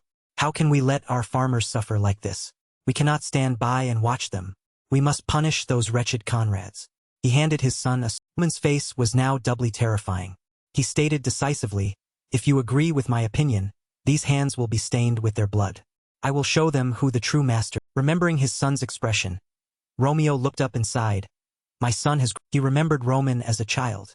When he was little, he had to live like an ordinary person, working hard with his own. People often called him an outsider of the family.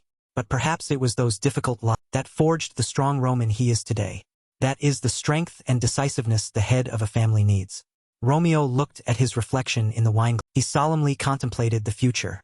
Now, a new era has dawned for the Dimitri. A few days later, a celebratory feast was held, marking the victory and the joy of Roman's safe return to the. Nobles of the Northeast were also invited.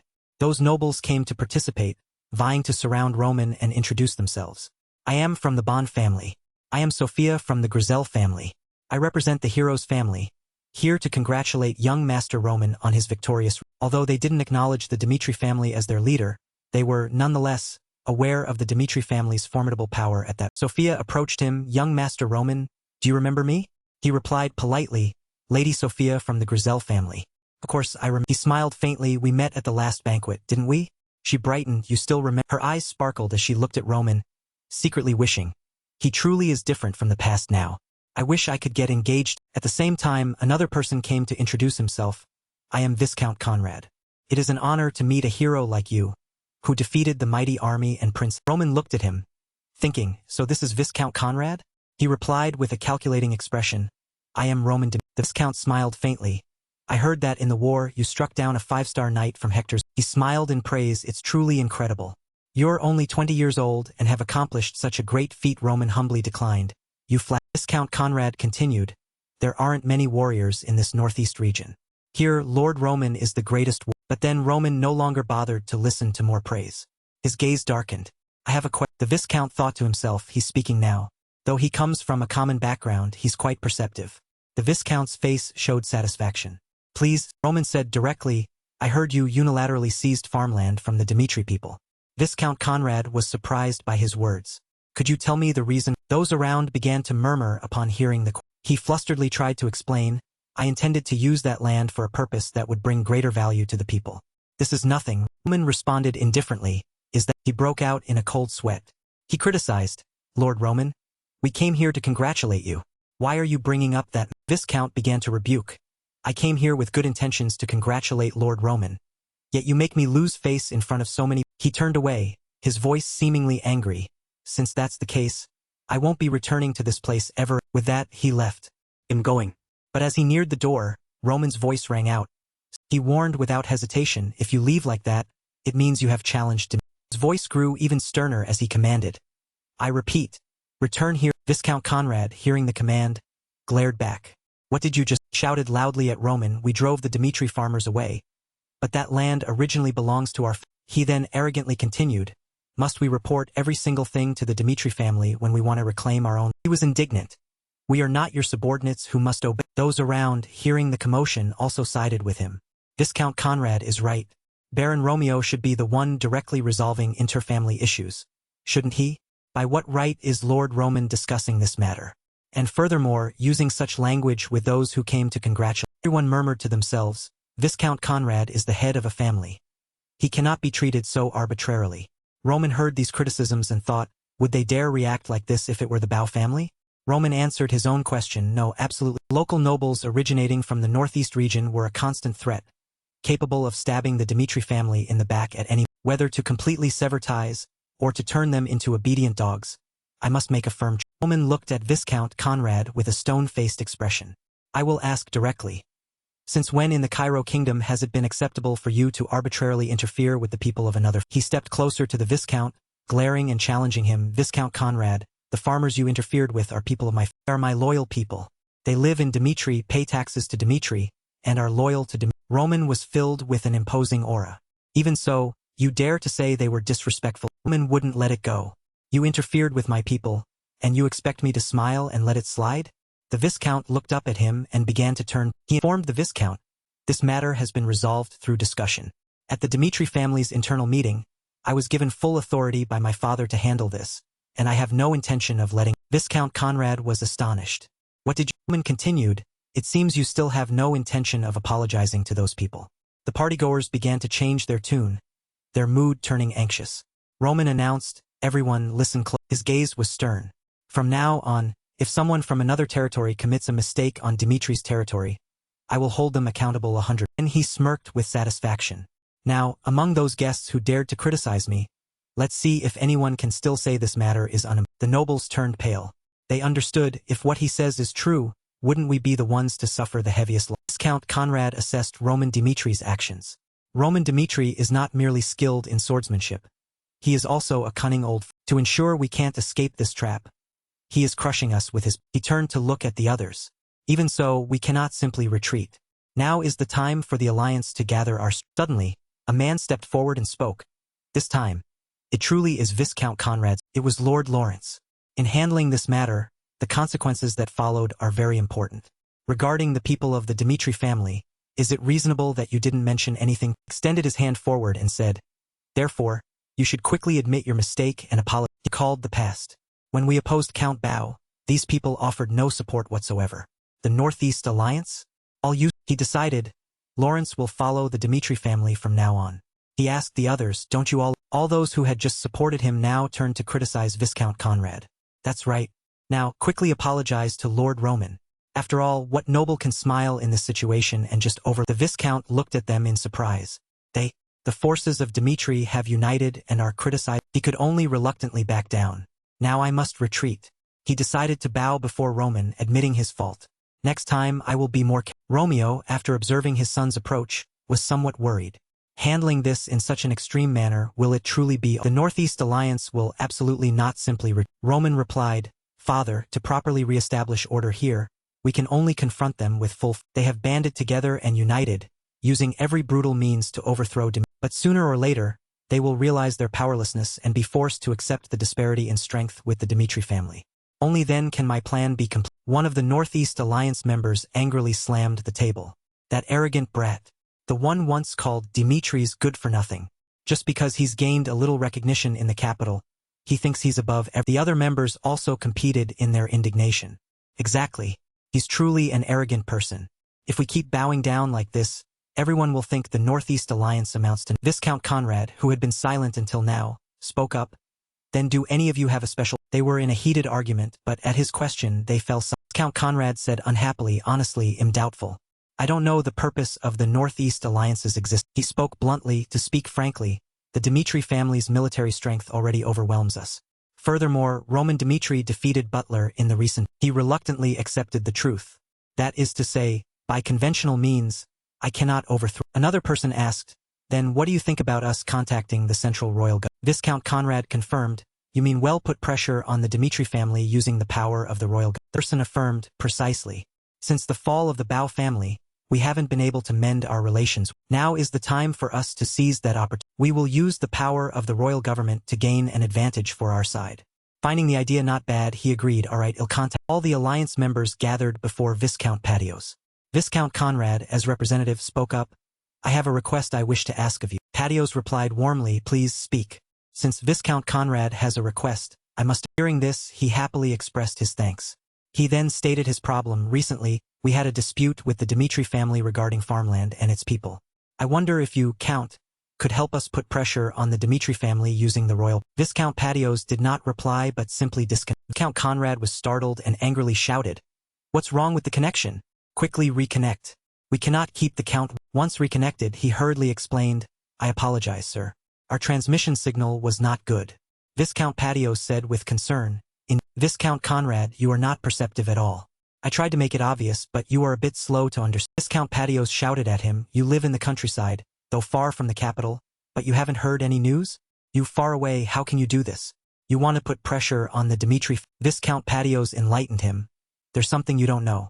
After the war with the Hector Kingdom, with his glorious victory, Roman Dimitri has been recognized as a talent and is highly valued by Count Benedict. The Count even wishes Roman to become his son-in-law. Therefore, I cannot fulfill your request. Viscount Conrad was bewildered upon hearing. Before ending the conversation, Viscount Patios said his final words, instead of trying to wage war with the Dimitri family, I think you should befriend them and build a good relation. Viscount Conrad was now completely shocked. Count Benedict wishes Roman to form close ties with his. Someone behind advised, in this situation, why don't you apologize and make peace with them? And so, the land dispute with the Conrad family was amicably resolved. Viscount Conrad had to apologize to the farmers and promised not to touch their farmland until the lease period according to the agreement had expired. The farmers bowed in gratitude to. They were extremely grateful. We heard you went through a lot for this, young master. From now on, whenever you need anything, please just command us. Roman was not surprised by this outcome. It was exactly as he had predicted. Their alliance would have to give up and happily told the people, it's nothing, I just did what needed to be done. He thought to himself, they intended to drag the central royal government into this, but they didn't realize the government is now on my side. The Northeast nobility is like a flock of bats now. Even if they meekly make peace and submit for now, they will surely rise up and rebel in the. My first step of provocation was successful. Roman was very satisfied with this. He returned to the farmers' thanks. He calculated, for the second step, I need to launch a direct attack and shatter their alliance. Roman descended from above. I have news to share with everyone. The Dimitri family will be holding a swordsmanship competition for all, with a prize of 100 gold ounces. Everyone below was extremely excited to hear this. To ensure the fairness of the competition, I, Knight Commander Jonathan, and the soldier captains will not participate in this competition. He explained the rules of the competition. Furthermore, participants in this swordsmanship competition will be divided into 6 groups, from which 6 group leaders will be chosen as the. Roman added, as you all know, I fought on the southern battlefield and defeated the army of the Hector Kingdom.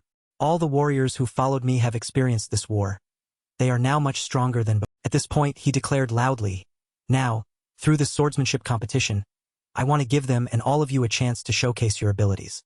Those soldiers will be evenly distributed among the 6 groups, along with all. If any of you win this swordsmanship competition, in addition to the gold prize, I will also grant that person one. One of the participants spoke up, sir, are people from other families allowed to register for the competition? Roman replied, if you can prove you are from a family within the Northeast region, then I will not consider any other condition. Amidst the cheers of everyone, he announced, the competition will take place 1 month from now.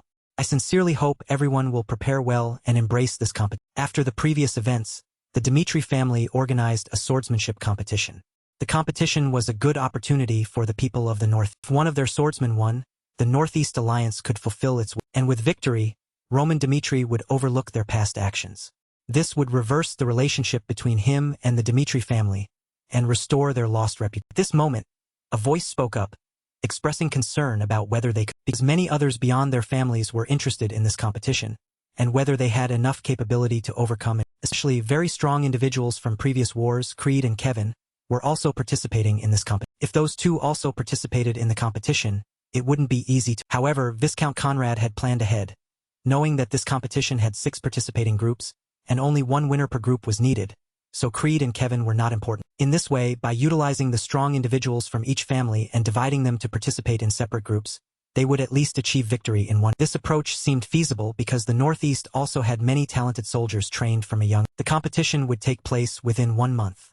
To not be overshadowed by the Dimitri family and to fulfill their wishes, and his allies had to seize this opportunity. To win the competition at all costs, he was ready to disguise himself as anyone to participate. Before the training, Roman spoke about the battles with the swordsmen.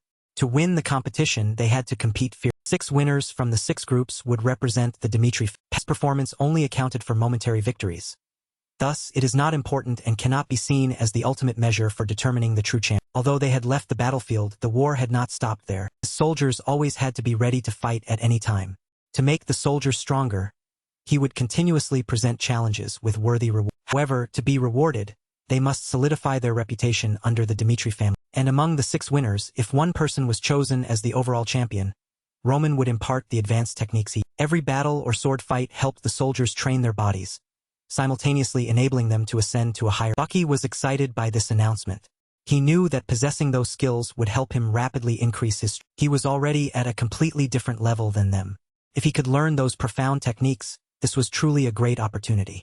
Not only him but also Kevin and Creed, who came from the Dimitri family, knew this well and looked forward. Roman organized this competition with 2 goals: to make the Northeast nobles face the reality of their position relative to his family, and to continuously strengthen his support. And when the competition ended, there would be a different outcome that would change the Northeast. From this moment on, the competition would be. Also, next month, while the soldiers trained, it would also be a good time for him to. He himself was once the demon of 100 forms, a being born on the border between life and death.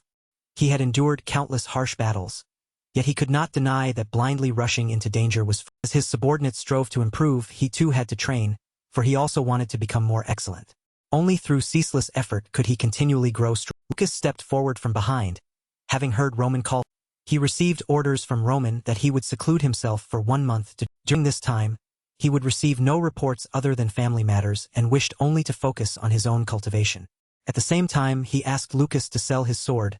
However, Lucas saw the sword, originally named Llama, was given a new name, Blaze, as it was time for it to find a new. Lucas was strictly forbidden from revealing that Roman was the sword's owner, as that would cause a stir.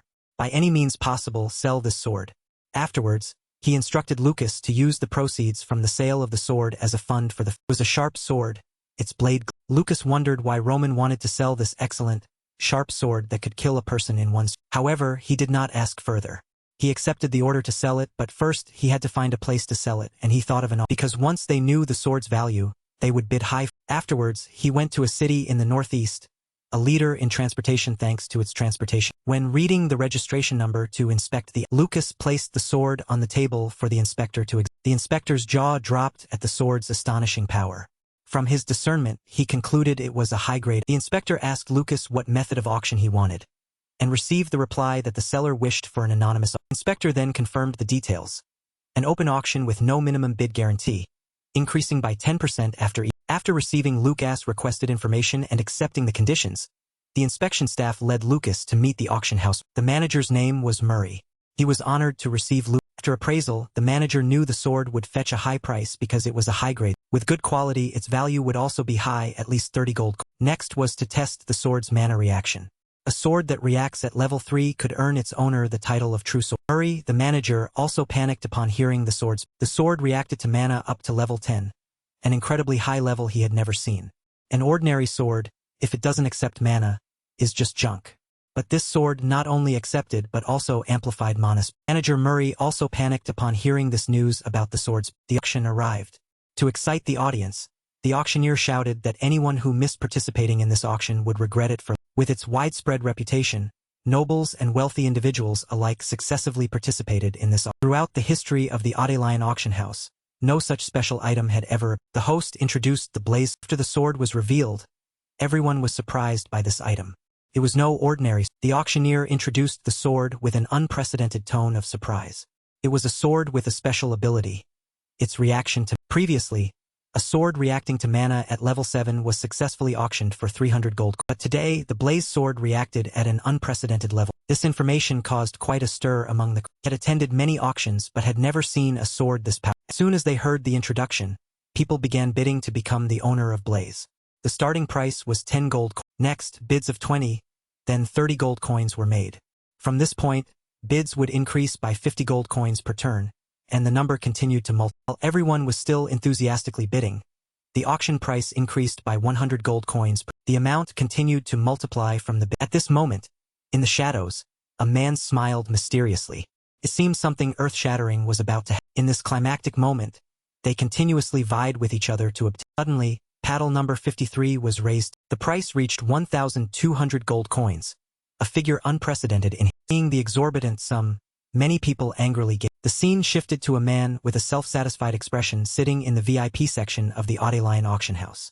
This bidder was Marquis Valentino, a powerful figure who possessed immense wealth and always maintained a neutral stance in politics. Yet, on the auction floor, he was a ferocious brawler, always ready to dive in and seize the best goods for him. And what kind of turmoil would this earth-shattering auction bring to the kingdom?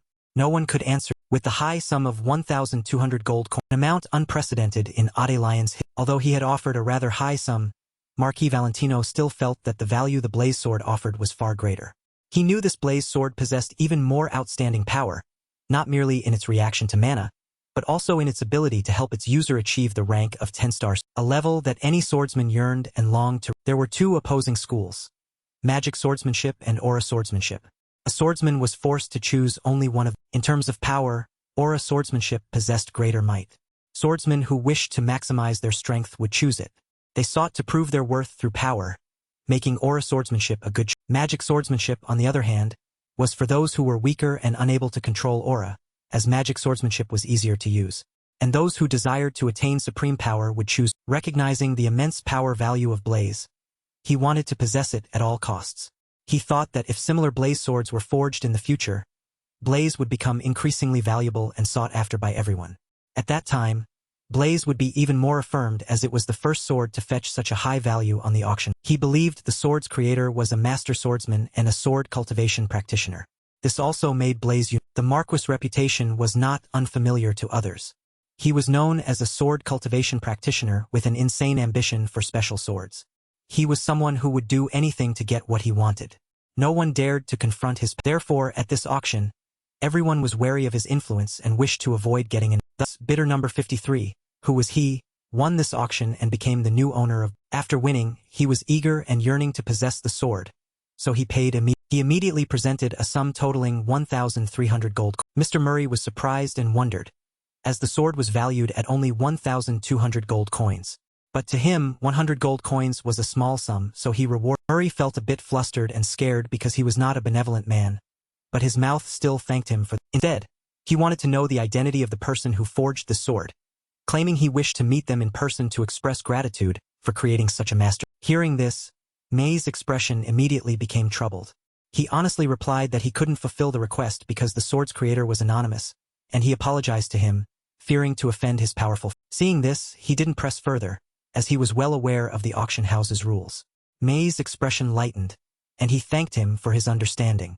However, he didn't drop the matter entirely, instructing Murray to notify him immediately if any other items forged by that craftsman. If this blaze sword possessed such terrifying power, then any other swords the blacksmith forged would surely be no less powerful. He let out a strange smile and looked forward to the blacksmith's next creation. After the auction, everyone was still discussing the sword, while he was self-satisfied with the result he had obtained. An excellent sword and a flawless work of art, beautiful in both aesthetics and. He held the sword in his hand, admiring it and praising it. Although he didn't lack excellent swords, this one was the most outstanding. If the sword was extraordinary, then its blacksmith must also be extraordinary, so he had to find that person at all costs. Afterwards, he ordered his subordinates to first investigate all the master blacksmiths in the Dimitri. In truth, this was merely a desire to discover and find this talented black. He wanted to meet and learn more about the works of the person who had crafted this exquisite. A month quickly passed. In that month, while Roman trained, many things had happened. Soldiers were still diligently striving in their combat. Right now, Chris was training with a However, the soldier couldn't fight back against Chris, who pointed out his weakness. Chris indicated that during his attacks, the soldier failed to defend. He showed much effort but lacked actual strength, sensitive thinking, and only acted on instinct. When fighting on a battlefield of life and death, one must think, as life is but one. Having received the assessment of his strength and the reminder, the soldier thanked. One person followed another. He looked and thought that among the 6 winners, he, Chris, Kevin, Vulcan, and Pucky definitely still had a chance. However, he still couldn't identify the other 2, as everyone's strength was roughly equal and none's. Suddenly, he felt a very powerful presence behind. When he turned around, something had caused the heaven and earth to He wondered if the heaven and earth had just returning 15 days earlier, Roman was forging a new sword with a murderous expression, recalling old memories. The first time he fought Mr. Butler, if Mr. Butler hadn't used his full strength then, could Roman have defeated? This victory was due to Mr. Butler's overconfidence, and he lost because he sought to protect his prince from danger. With Mr. Butler being a 5-star first-rank swordsman, it would indeed be very difficult for Roman's current strength to contend. Knowing Mr. Butler's true strength, Roman couldn't afford to be arrogant and overconfident just because he won once, only to lose as Mr. Butler had. Although he had been in the identity of Roman Dimitri for quite a while, he still hadn't fully accustomed himself to this idea. Once a peerless celestial demon, rampaging without rivals, confident in his power, but now it was not the same. In future battles he still had countless more to. Too many masters had yet to appear, so he had to be cautious and not act rashly. In any era, confronting the strong was dangerous. Even as he regained much of his strength, there were certainly others in the world who could do this. To survive, he had to know who he was and where he stood. Only then could he continue to stand firm, train, and move. His immediate goal was to strive and regain his former strength. To forge his body in the smithy from sunrise to sunset. After day, with ceaseless training, his body glowed red like fire, his determined eyes almost burning. Thanks to these hardships, his body had nearly reached its. No matter how difficult it was now, he would surely stride forward powerfully in the. With destruction comes rebirth. As long as one strives, everything can be achieved. On this new path, a companion was essential. This new sword would follow Blaze on a new journey with sword, possessing power almost greater than Blaze, was the blazing flame sword. A powerful sword, flaring up like a rampant fire consuming all. With the arduous effort of forging this blazing flame sword, Roman's body had reached its own. Next came a second transformation, his skin seeming to want to shed from his body, tearing open to be reborn into a new, stronger, incredibly vast and necessary change for future. After stepping out of the smithy, Roman felt as if he had been completely reborn, transformed into a different. His own power had undergone many changes. With this physique, if he were to imagine the previous battle again, would he? After this rebirth, he could contend not just with one Mr. Butler, but even to achieve the power of a celestial demon, one had to undergo 3 stages. Although he had painstakingly trained to gain his current, he only felt like he was in the first half of the first. By the middle stage, his power would surge. Third stage would see almost complete progression to the extreme. If he reached that limit, then on this continent no one could possibly be Roman Dimitri's. Along with the arrogance of a celestial demon after this transformation, whether it was 3 or even 4 Mr. Butlers, they would be. But ultimately, in this life, could he once again follow the path of a celestial demon as before? Would he regret this? On this new continent, swordsmen who wielded aura were truly extraordinary, with new and formidable powers that martial arts from the martial world couldn't compare. He realized this and could only change to become strong, accepting to learn and absorb new things, guided by his understanding and perception of this new world. Could Roman achieve breakthroughs by combining martial arts cultivation and? No, he could only rely on himself and the level he would reach in the future. Roman, with his robust physique, held the sword that emanated a dark power. Trained to the point where his hand was injured, and blood stained the. Reborn again and following the path from his previous sword cultivation, he originally thought everything would repeat without anything. On second thought, he now found it very interesting. The celestial demonic sword art now possessed completely different power than before. Not only had it not weakened, but it was much stronger than before. This world still held many things he did. If he wanted life to become special, tough, life-threatening challenges should come find Roman because only by confronting them would he have the motivation to continue living in this. Starting with the name, from there, he would climb to the highest position in society. At this moment, the vice-captain of the Dimitri Knight Order rushed over with a worried demeanor, asking Chris, who couldn't believe his eyes, what had happened here.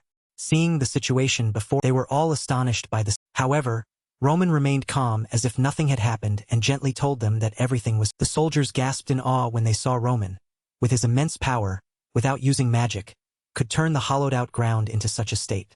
Seeing this, Roman quickly sent them. Hearing this, they immediately obeyed and moved. People face difficulties and fear. They stop and don't dare to overcome the wall block. Vice-Captain Chris had once been such a person. He only knew fear and fled, not daring to look back. When his commander constantly advancing and growing immensely in power, he felt even weaker and used. If that person, Roman, was still continuously training to develop himself, then what right did Chris have to be complacent and follow? He felt utterly inadequate and that he could only do so much. This very feeling motivated. Not only did he have to win, but he also had to demonstrate overwhelming superiority and defeat every enemy. No matter the, he absolutely had to become stronger and more exceptional than he was now. To be able to become Roman's guard, he had to become even stronger by all means. A month, the sword was finally successfully forged. Roman was overjoyed with this master. He pondered what to name this dark sword. Previous swords symbolized new. This sword would represent his current celestial demonic sword, an existence that plunged all foes into despair and suffering. The name of this new sword would be called the Despairbringer sword after his. Chris reported on the situation of the battles over the past. Match would be held every 3 days. Through these, individuals with the highest winning rates were selected based on the results of. Chris submitted the list to Roman for his review. The names appearing on the list were Chris, Kevin, Vulcan, Pucky, McBurney, and Henderson. Roman was surprised by this result, as the last two, McBurney and Henderson, were outside his prediction. Seeing this, Chris immediately asked for Roman's opinion. After reviewing it, Roman told Chris to proceed with this. However, Roman had instructed Chris that failure was not allowed to exist in this world. So Chris must prove his true. Roman instructed Chris not to fail and to prove his true strength and power in the competition organized under Roman, especially since the competition was held under Roman's name. Hearing Roman's instructions, Chris took them to heart, but Roman also warned him not to expect too much from this competition. A day before the competition, the soldiers were abuzz. Suddenly, one man was quite surprised to meet an acquaintance also participating in the competition. He, the acquaintance, calmly replied that the prize was 100 gold, and with such money, he had changed his mind and decided to participate. Could he be one of Viscount Conrad's men? A mercenary from the front lines. He confidently declared that he would show the other person how fearsome a frontline mercenary's sword could be. Hearing this, someone scoffed, saying if he was so confident in his mercenary strength, then he should fight Vice-Captain Chris. Hearing this, the other man panicked because he knew how powerful Chris was. Seeing afraid, he was told to fight Kevin instead. Hearing about Kevin was even more terrifying, as he was known as a. After a while, the two mentioned two more figures, Vulcan and Pucky, both of whom also possessed extraordinary. To survive this competition, one only needed to avoid 4 people. Chris, Kevin, Pucky, and Vulcan. This truly sounded dumb. Mercenary didn't want to discuss it further, so he cried out for some. Not long after, 6 groups were arranged and announced to the soldiers participating in the swordsmanship competition, with a mix of joy and sadness. Upon realizing he had to face Chris, Baron Colorado was filled with confusion, fear, and despair. Seeing this, his allies consoled him, saying there was no need to be so desperate. At least some of the Baron's family swordsmen were The Viscount also spoke up, comforting him not to give up so soon. And he was even more surprised when McBurney was. One-armed man also participated in this competition, but he, the Viscount, was still confident that his family member would. Conrad affirmed that this competition would determine the existence of the Northeast. Therefore, he would certainly win and lead the association to victory. Hearing these strong affirmations, the barons and marquises all unanimously resolved to defeat the Dimitri family and overthrow Dimitri. In a flash, the day of the swordsmanship competition arrived.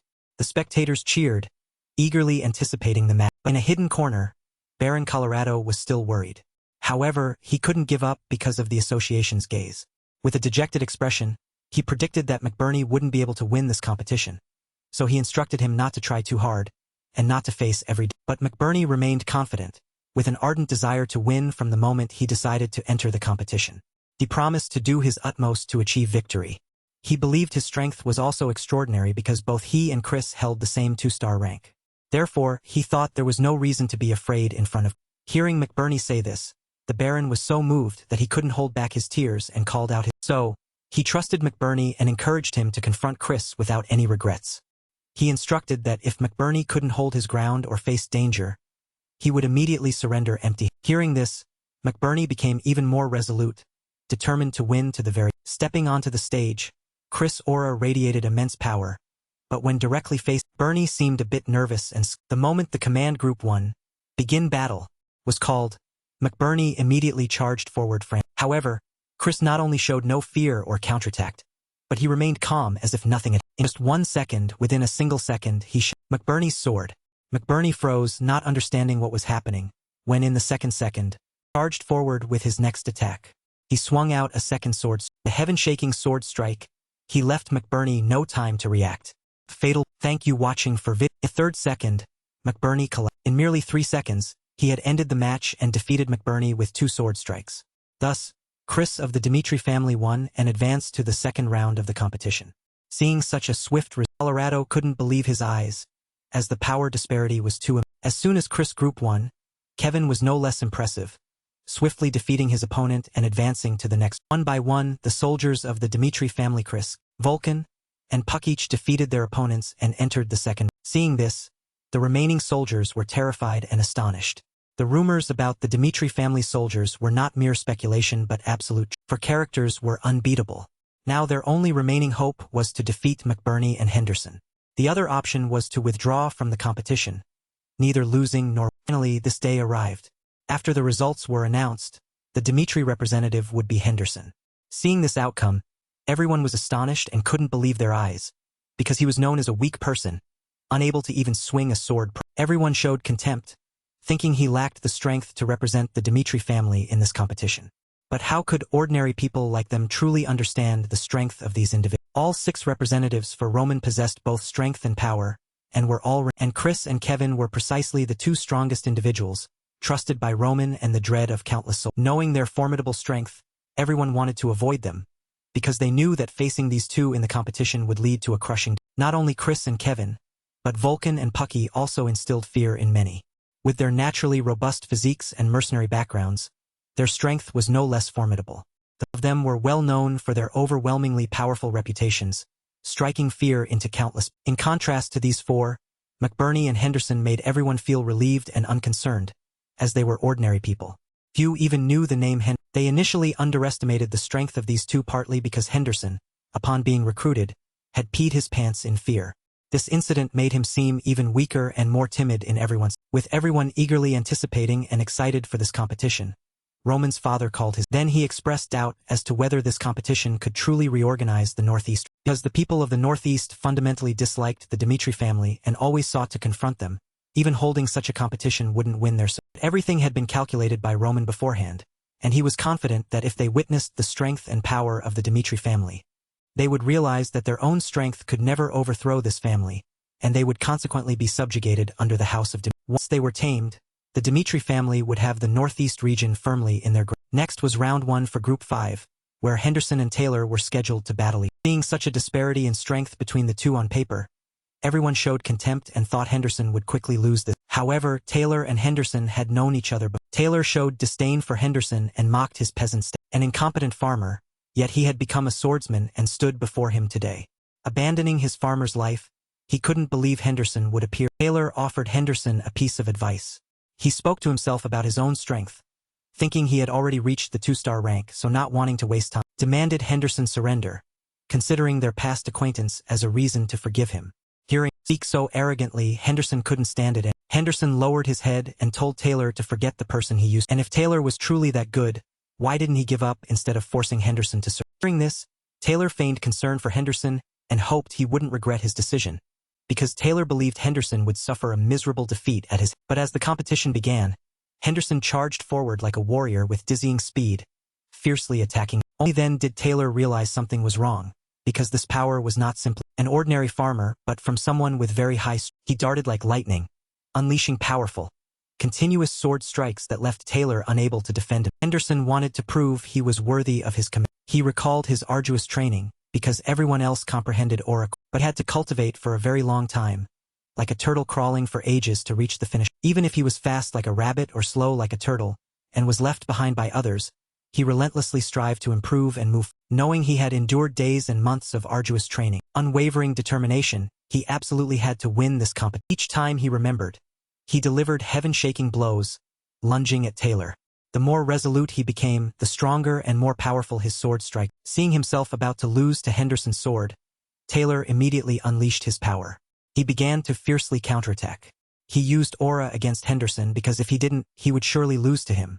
He thought that by using the power of aura, he would quickly end them. With that, Taylor leaped high and charged towards him. In Henderson's resolute eyes, Taylor's image was He remembered what Chris had told him.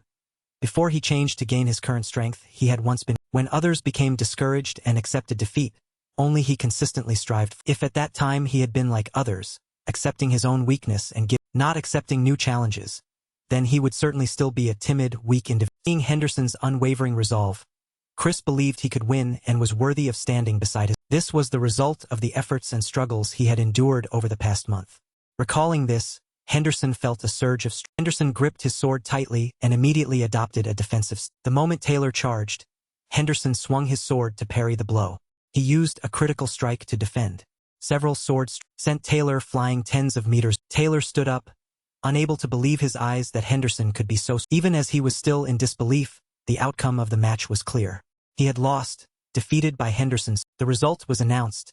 Henderson had. The spectators were incredibly surprised, not expecting that the person they despised as a mere farmer could win and defeat an aura. These swordsmen had taken over a year to comprehend mana, but now an ordinary farmer had managed to defeat those they considered powerful. Henderson stood there triumphantly, raising his hand amidst the cheers of the. Another area, many people were also watching the battle, but their status seemed far higher than that of the ordinary spectator. Seeing such an unexpected result, the people of the Northeast were very worried, because rumor had it that Henderson was a weak individual. Because in their plans, Henderson was the one they had targeted to defeat.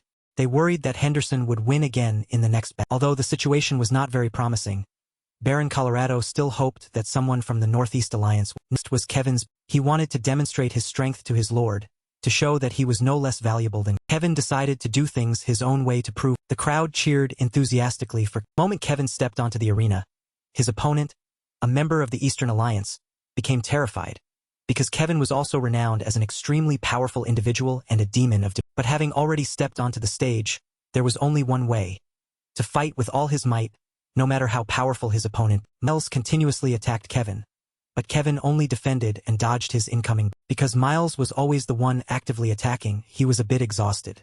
He still tried to rush forward to capture. Even as Miles charged like lightning, Kevin dodged effortlessly, and Kevin attacked with just one punch, making Miles collapse. That impact was too horrifying for Miles, causing him to become utterly pained. At this moment, Kevin was like a monster, rushing in frantically with immense power, causing Miles to become extremely terrified. Kevin continuously attacked Mila's head, leaving Miles only able to clutch his head in. Everyone in the stands was also astonished by Kevin's power. Although they knew he possessed great strength, they didn't think it could be this. Unable to endure this beast any longer, Milas will completely crumbled, and he asked to surrender with a trembling. Without wasting much time to secure victory, Kevin advanced to round 3, having proven his strength by shattering his opponent. The captain of the Dimitri Knight Order announced to the soldiers that this competition would feature familiar faces, with Chris participating along. They wanted to learn quickly and become stronger. They had to learn from those who came before them, and of course Chris was a shining example for everyone to. Everyone obediently responded in unison, yes. On this side, Chris had won and advanced to the next. The spectators exclaimed that Chris had quickly overwhelmed his opponent and won, his speed astonishing. The captain saw him growing stronger by the day. After countless competitions, Chris had matured, become more powerful, and possessed the qualities of. Therefore, he was the sword and the trump card of his. No matter who the opponent was or what power they possessed, when standing before Chris, they would be overwhelmed by his powerful. As someone with the qualities of a true commander, he then advanced to round 2, winning in just 5 seconds, swiftly knocking his opponent. His face was extremely tense. He still felt this was not. Chris continued to attack relentlessly, his heart screaming for. Not only in round 2, but he also took only 8 seconds in round 3. Round 4 also took only 10 seconds. In less than a minute, he had advanced to round. Such divine speed astonished Jonathan. He didn't know when Chris had managed to reach such terrifying. He turned to look at his lord, wondering what Roman had done for Chris to change and increase his strength to this. What exactly had Roman done to... Next was the battle between Farron and Chris. Everyone could see how immense Chris' power. Seeing Farron step up, everyone buzzed with discussion. Some advised him to surrender at the very beginning to avoid a humiliating death. Some guessed he would last only 10 seconds. Others thought he would at least last 30 seconds. The announcement rang out. Challengers, please step. In truth, Farron knew that whether he fought or not, he would still lose to... Instead of using all his strength to fight for victory, he only hoped to last for at least 1 minute. Because those who lost before him were defeated miserably in under 10 seconds. If he could last a minute, it would mean he was stronger than the previous losers. If Chris couldn't defeat him within that minute, then Farron would certainly shine brightest on this. The person who held out the longest couldn't fulfill Farron's wish. This time, Farron lost even faster than those before. With just one sword strike, he suffered a miserable death. His sword strike was so fast that spectators couldn't even see him. Everyone gaped in astonishment. But each time they witnessed Chris defeat an opponent, they were still amazed. Chris' power was truly indescribable. It was simply too amazing. Everyone was dizzy from Chris' actions. They could no longer clearly see his every... In less than a minute, he had won and topped group. Everyone had already known this result, but they didn't expect him to defeat other opponents in a mere 12 seconds. With their prearranged plans, it was uncertain whether the Northeast could win or... In Group 1, Chris swiftly claimed victory. On this side, Demon Kevin also did not disappoint. With the power to crush his opponent's will, he also easily defeated other soldiers to advance to the next. Their robust physiques, Vulcan and Pucky also defeated all opponents to win and advance to the next round. Almost everyone from the Dimitri family won. Most notably, in Group 5, Henderson's victory astonished everyone. A farmer had defeated Aura Sword. Remaining was Group 6 McBurney, a man with one missing arm. Could he win and be the leader of Group 6? Facing an seemingly not-so-strong opponent, the Northeast felt a glimmer of final. Viscount Conrad inquired after Gabriel quickly replied very well, and Viscount Conrad placed all his hopes on Gabriel. Seeing opponent was a disabled person, Gabriel was very confident that he would win and be the leader of groups. Gabriel was also the capable right-hand man, trained by the Viscount's family since childhood. Therefore, the Viscount placed great trust in him. This time seemed very fair, yet it featured matches with vast power disparities between two contestants, such as a 3-star Aura swordsman and a swordsman who had lost. Seeing the situation before him, the Viscount became overconfident, thinking he would surely win this time and force Roman to This time he brought out his trump card. He was very confident and instructed Gabriel not to hold back, even if his opponent was disabled.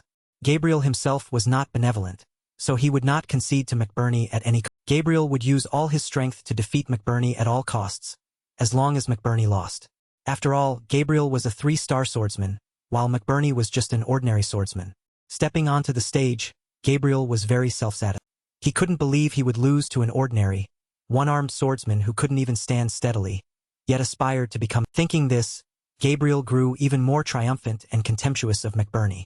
After that, the competition immediately began. The moment the battle began, Gabriel immediately charged and attacked McBurney. McBurney defended and dodged his. Gabriel thought he had figured out his opponent. Seeing McBurney dodge to the left, Gabriel decided to attack his right side, which was his remaining. Just as Gabriel thought victory was in his grasp and he would quickly end this competition, at that very moment, McBurney unleashed his ultimate technique. He spun like a whirlwind attacking Gabriel, which caused Gabriel to be caught off guard, to grow increasingly enraged. Seeing McBurney possess such power, Gabriel now realized that McBurney had entered round 3 not by luck, but by true strength. Gabriel realized the crucial point. McBurney had exploited the disadvantage of having one arm missing, using it to his advantage with that technique to balance his body, and this was an important aspect of swordsmanship. The fact that McBurney could possess such strength today was thanks to Roman, who had guided. Losing an arm was indeed a fatal weakness for swordsmen. But McBurney realized that losing an arm was not such a big. As long as he diligently trained and fought, he would find a new path suitable for him. That was why he continuously strived to train to win and become a subordinate of Roman, the one who guided him and helped him become who he was. Thanks to those encouraging words, his strength grew day by one final sword strike ended it there. He defeated his opponent, causing Gabriel to lose. Defeated by his single. Standing before this result, he increasingly remembered and thanked Roman, who had helped him change and find a new path. From an ordinary swordsman, once despairing and wanting to give up, he had now defeated a 3-star Aura swordsman, trained by the Viscount of the Northeast since childhood. With a result that everyone had already predicted, the Dimitri family finally emerged victorious, and of course the Northeast alliance. Having lost, the defeated party had to accept the conditions, and the Northeast Alliance would henceforth belong to the Dimitri. Seeing this result, Viscount Conrad could not accept that he had lost. If the Dimitri family continued to grow stronger over time, his alliance would collapse. The Dimitri soldiers seemed even more terrifying, like demons, and behind those demons was a monk. Although he had tried every possible means through his connections, he still couldn't overcome these demons and monsters. Others didn't understand his mood and even asked what they should do now. This question annoyed him. Seeing his faction suffer such a crushing defeat, he immediately left the place, unwilling to stay for another. Everyone was astonished, wondering when the Dimitri family had become so impossibly strong that no one could defeat. However, to create such subordinates with unimaginable power, the leader had to be someone of extraordinary strength and power, one whose ability to turn the world upside down others could not. Someone with the skills to lead, control, and guide his people to grow ever stronger and rise to a level where no one could. And Roman had used his wisdom and strength to bring his family to the forefront by all means. A powerful family grew ever more prestigious. Now that the Northeast had been utterly defeated and its soldiers scattered, if they wished to become stronger, the only way was to follow and be loyal to Roman. Roman crossed his arms and encouraged everyone, saying, "You all work." Immediately after the competition results were announced, and the winners were to become Roman subordinates. Everyone had their own goals and desires. Some wished for, and some wished to be by Roman's side and loyal. However, Roman disliked complicated relationships, especially those stemming from the other party having no other. Regardless, a relationship with mutual benefit would be a strong and ideal relation. Because they all needed something from Roman, he believed that his relationship with them would be solid in the future. Roman reminded them never to forget those chosen by Roman Dimitri were truly extraordinary. They had exerted great effort and tried their. They would surely always win, never flinching from the difficulties and challenges he presented. To reward their efforts, he gave each of them 3 gold coins and 3 days of. On hearing this, the soldiers were overjoyed, partly because they would be following. Lucas had been observing every move and saw that after the competition ended, it was exactly as Roman had foreseen, just as he had stated his objective. With these results, the Northeast Alliance would likely remain silent for a while, waiting for an opportunity to continue opposing the Dimitri. However, in any nation, even one managed under strict regimes, there would always be those who were displeased and constantly. Therefore, we can never predict what actions they will take or what consequences they will. Thus, we must always plan to guard against unforeseen circumstances. For this reason, resisting the Northeast Alliance right now is unnecessary. So, instead of trying to confront them, we must show them who is truly superior in the current situation. To quickly eliminate them, they must be divided into small groups, and then gradually attacked to completely destroy. On the other side, Count Douglas was still diligently searching for the gold he had acquired before the war against. Despite his best efforts, his subordinates could do nothing more, as even after dealing with recent incidents, they still couldn't find them. Before the war against Lawrence, he had collaborated with banks, using his connections to amass a massive, and to prepare for upcoming contingencies, he had also borrowed money from Douglas and several powerful figures in the north, including. But in the end, he was soundly defeated by. Viscount Bacco fled for his life. He was brutally murdered, and he was the only one who knew the exact location of them. At that moment, Count Douglas remembered that the Bacco family's secret fund was still unknown to anyone. He was the only one who remembered the clue, so he hired people to find the gold, but it was stolen on such a colossal amount of gold. He couldn't let his efforts be in vain. Therefore, he had to retrieve the gold by any means necessary, even if it meant tearing the Northeast apart. That colossal amount of gold absolutely had to belong to him, and no one else could use. Just as he was fuming, a report came in. The Dark Moon Guild had reported a clue about where the gold was. He quickly stood up and urged, "Tell them to come here immediately." Guild Master Negra Donovan of the Dark Moon Guild entered and reported that after the gold was stolen, it was hidden in the black market, and they had finally discovered the identities of those. He no longer had any patience and demanded to know who. But when he learned the information about the gold's whereabouts, he was very surprised. The thieves had been attacked by soldiers of the Northeast Alliance, who then stole the. After defeating the thieves, they loaded the gold onto carts and they utterly failed to realize that the gold was on Douglas' own. That's why they acted so reckless. And when the guild master of the Dark Moon Guild found information about the gold, he saw that some of it was being traded on the black market, with serial numbers matching Viscount Bacca's secret fund. When he investigated, it was indeed Viscount Conrad's men who held the. Hearing this, he was filled with indignation and hatred for the Northeast Alliance for taking the gold he had worked so hard to. While he was enraged, he was unaware that the Dark Moon Guild was secretly laughing, as they were now working for their new master. And of course, according to the plan to sow discord within the Northeast Alliance, someone had to step forward to divide them and escalate misunderstanding. And indeed, it was none other than the Dark Moon Guild that Lucas, Roman's subordinate, had taken over, and now they had sided with and worked for the Dimitri. Members of the Northeast Alliance were still unaware and very trusting of the information provided by the Dark Moon Guild. Count Douglas, unable to contain his anger, immediately contacted the Northeast Alliance and began to engage them in conflict. At this moment, the Alliance members were still deliberating and trying to figure out how to deal with him, because he was a monster with a terrifying personality. His power was also not to be underestimated, so they didn't want to confront. If he discovered them, he would make a big deal out of everything and would not forgive them for what they had. However, Viscount Conrad was defiant because they had also lent the Bacco family a very large sum of money. Therefore, they also deserved a share, and of course, Douglas could not keep all that money to him. And his attempt to seize the secret fund, wasn't that precisely an attempt to claim it all for himself? So they absolutely could not humble themselves, because, according to the Viscount, they had done nothing. When everyone was worried about how to handle it, giving it to him was not an option because without that gold, they wouldn't be able to earn their family's wealth. But if they gave it to him, he would take everything. And the fact that he took the gold without informing them only further fueled everyone's support for not humbling themselves before. And when he found out, everyone had already become his opponents. So they chose to support the Viscount. Just as everyone had chosen a course of action, they received a notification that Count Douglas demanded to meet Viscount Conrad. Seeing this, the Viscount's expression was quite worried. Although he knew he would have to confront him, he didn't expect it to happen so quickly. As soon as they met, the Count repeatedly questioned why they took the gold without informing him and demanded an explanation. However, the Viscount calmly explained that the Bacco family had once borrowed money. Therefore, that secret fund could not belong to any one person, and instead had to be divided among everyone.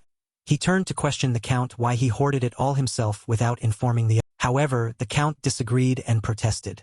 Instead, he questioned the Viscount, accusing him of stealing his gold and speaking nonsense. He asserted that the gold was his and belonged to no one. Even when attempts were made to restrain him, he remained utterly furious. The Count grew increasingly angry. He then intended to launch a war against the Northeast Alliance and would not forgive them for opposing him.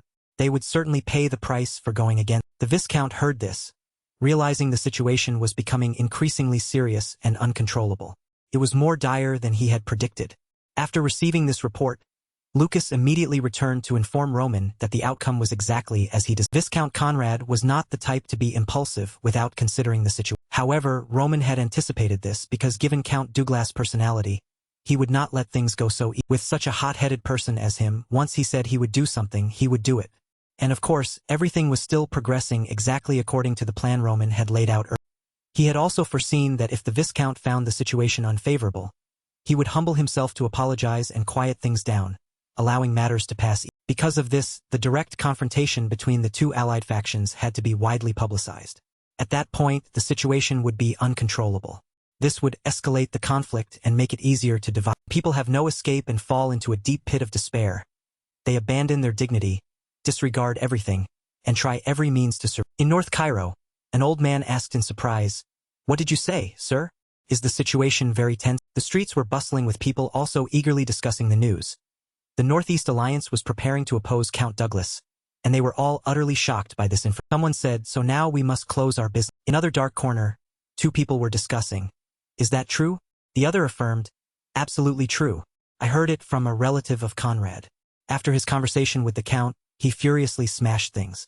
But the old man didn't believe it, causing the old man opposite him to, "I heard that this time he is determined to crush Count Douglas.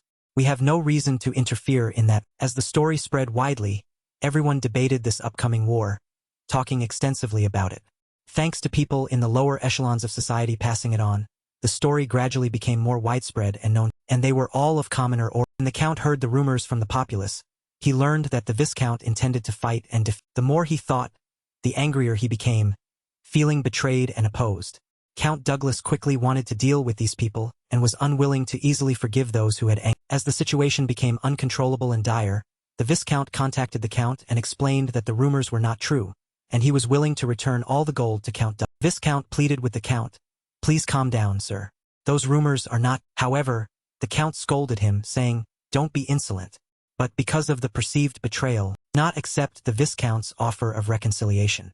Instead, he wanted to fight them to show them who was truly in charge. So he issued a declaration of, seeing the Count's uncontrollable anger, they quickly told the Viscount to contact the central government for help, because they could not stand against Count Douglas. But contacting the central government disappointed them once again, because the government did not want to intervene in this. Citing that the alliance members were confronting each other, They refused to intervene and asked them to resolve it themselves. Seeing that their last lifeline couldn't help them, they were desperate, thinking that no one could save them. This critical moment, Roman contacted them. They couldn't believe that the illustrious Dimitri family would contact. The Viscount answered the call and asked Roman what he wanted. At first, the Viscount thought Roman was calling to mock them. But when he heard his concerned tone, the Viscount was surprised and told Roman the whole story. Hearing the Viscount clearly explain the situation, Roman immediately asked how they intended to handle it, subtly implying his desire to help. Viscount asked in surprise, "Don't tell me you're going to help us?" Roman replied frankly, "Even if our relationship has some issues, the Dimitri family cannot ignore what is happening to the Northeast Alliance. Don't these people have any doubts? If the Northeast Alliance fights, who stands to benefit?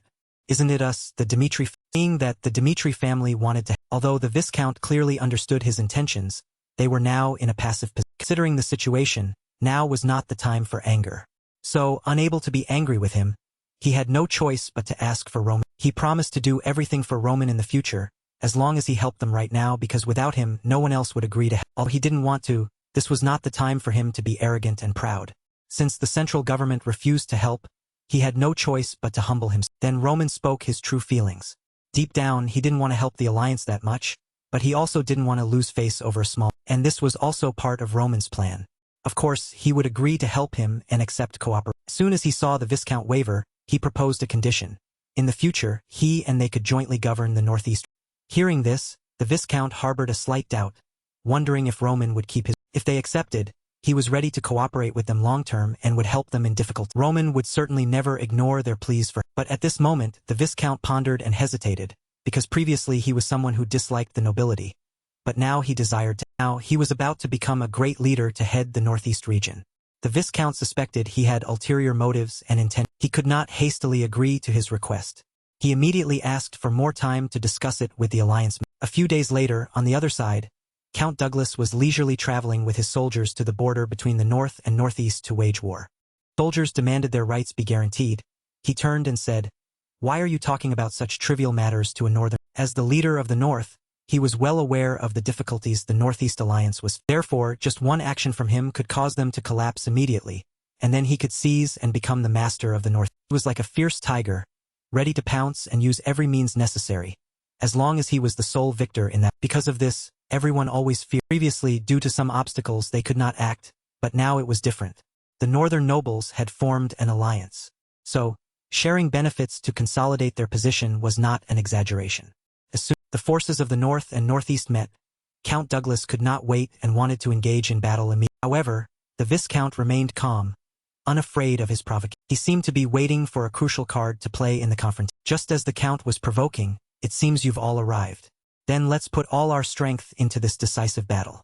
The other side replied, "We don't need to do." Suddenly, a subordinate announced that another army was approaching, leaving Count Douglas. The Dimitri family banner fluttered in the. When he saw the banner, he was utterly terrified. Roman had led his soldiers to the battle. Count Douglas wondered why the Dimitri family soldiers were. Roman cast his gaze toward. He then repeatedly questioned why they had entered the territory of the Northeast region instead of remaining in their own territory. He knew that if he crossed into Northeast territory, it would be tantamount to confronting. Roman would then use this as a reason to intervene in the conflict between the two. Seeing Roman supporting the other side, the Count's allies immediately grew worried, as they hadn't expected him to participate in this battle, and because everyone knew the Dimitri family's reputation. However, some were still unaware of the Dimitri soldiers' power and had prepared to join them. Hearing his allies' reminder, but facing the immediate situation, the Count was furious because he hadn't thought Roman would meddle in this. Seeing the opponent still somewhat hesitant, Roman spoke up and gave the opponent two choices: either retreat or there would be a fierce battle. And surely, if they retreated, the North's reputation would be scorned by everyone,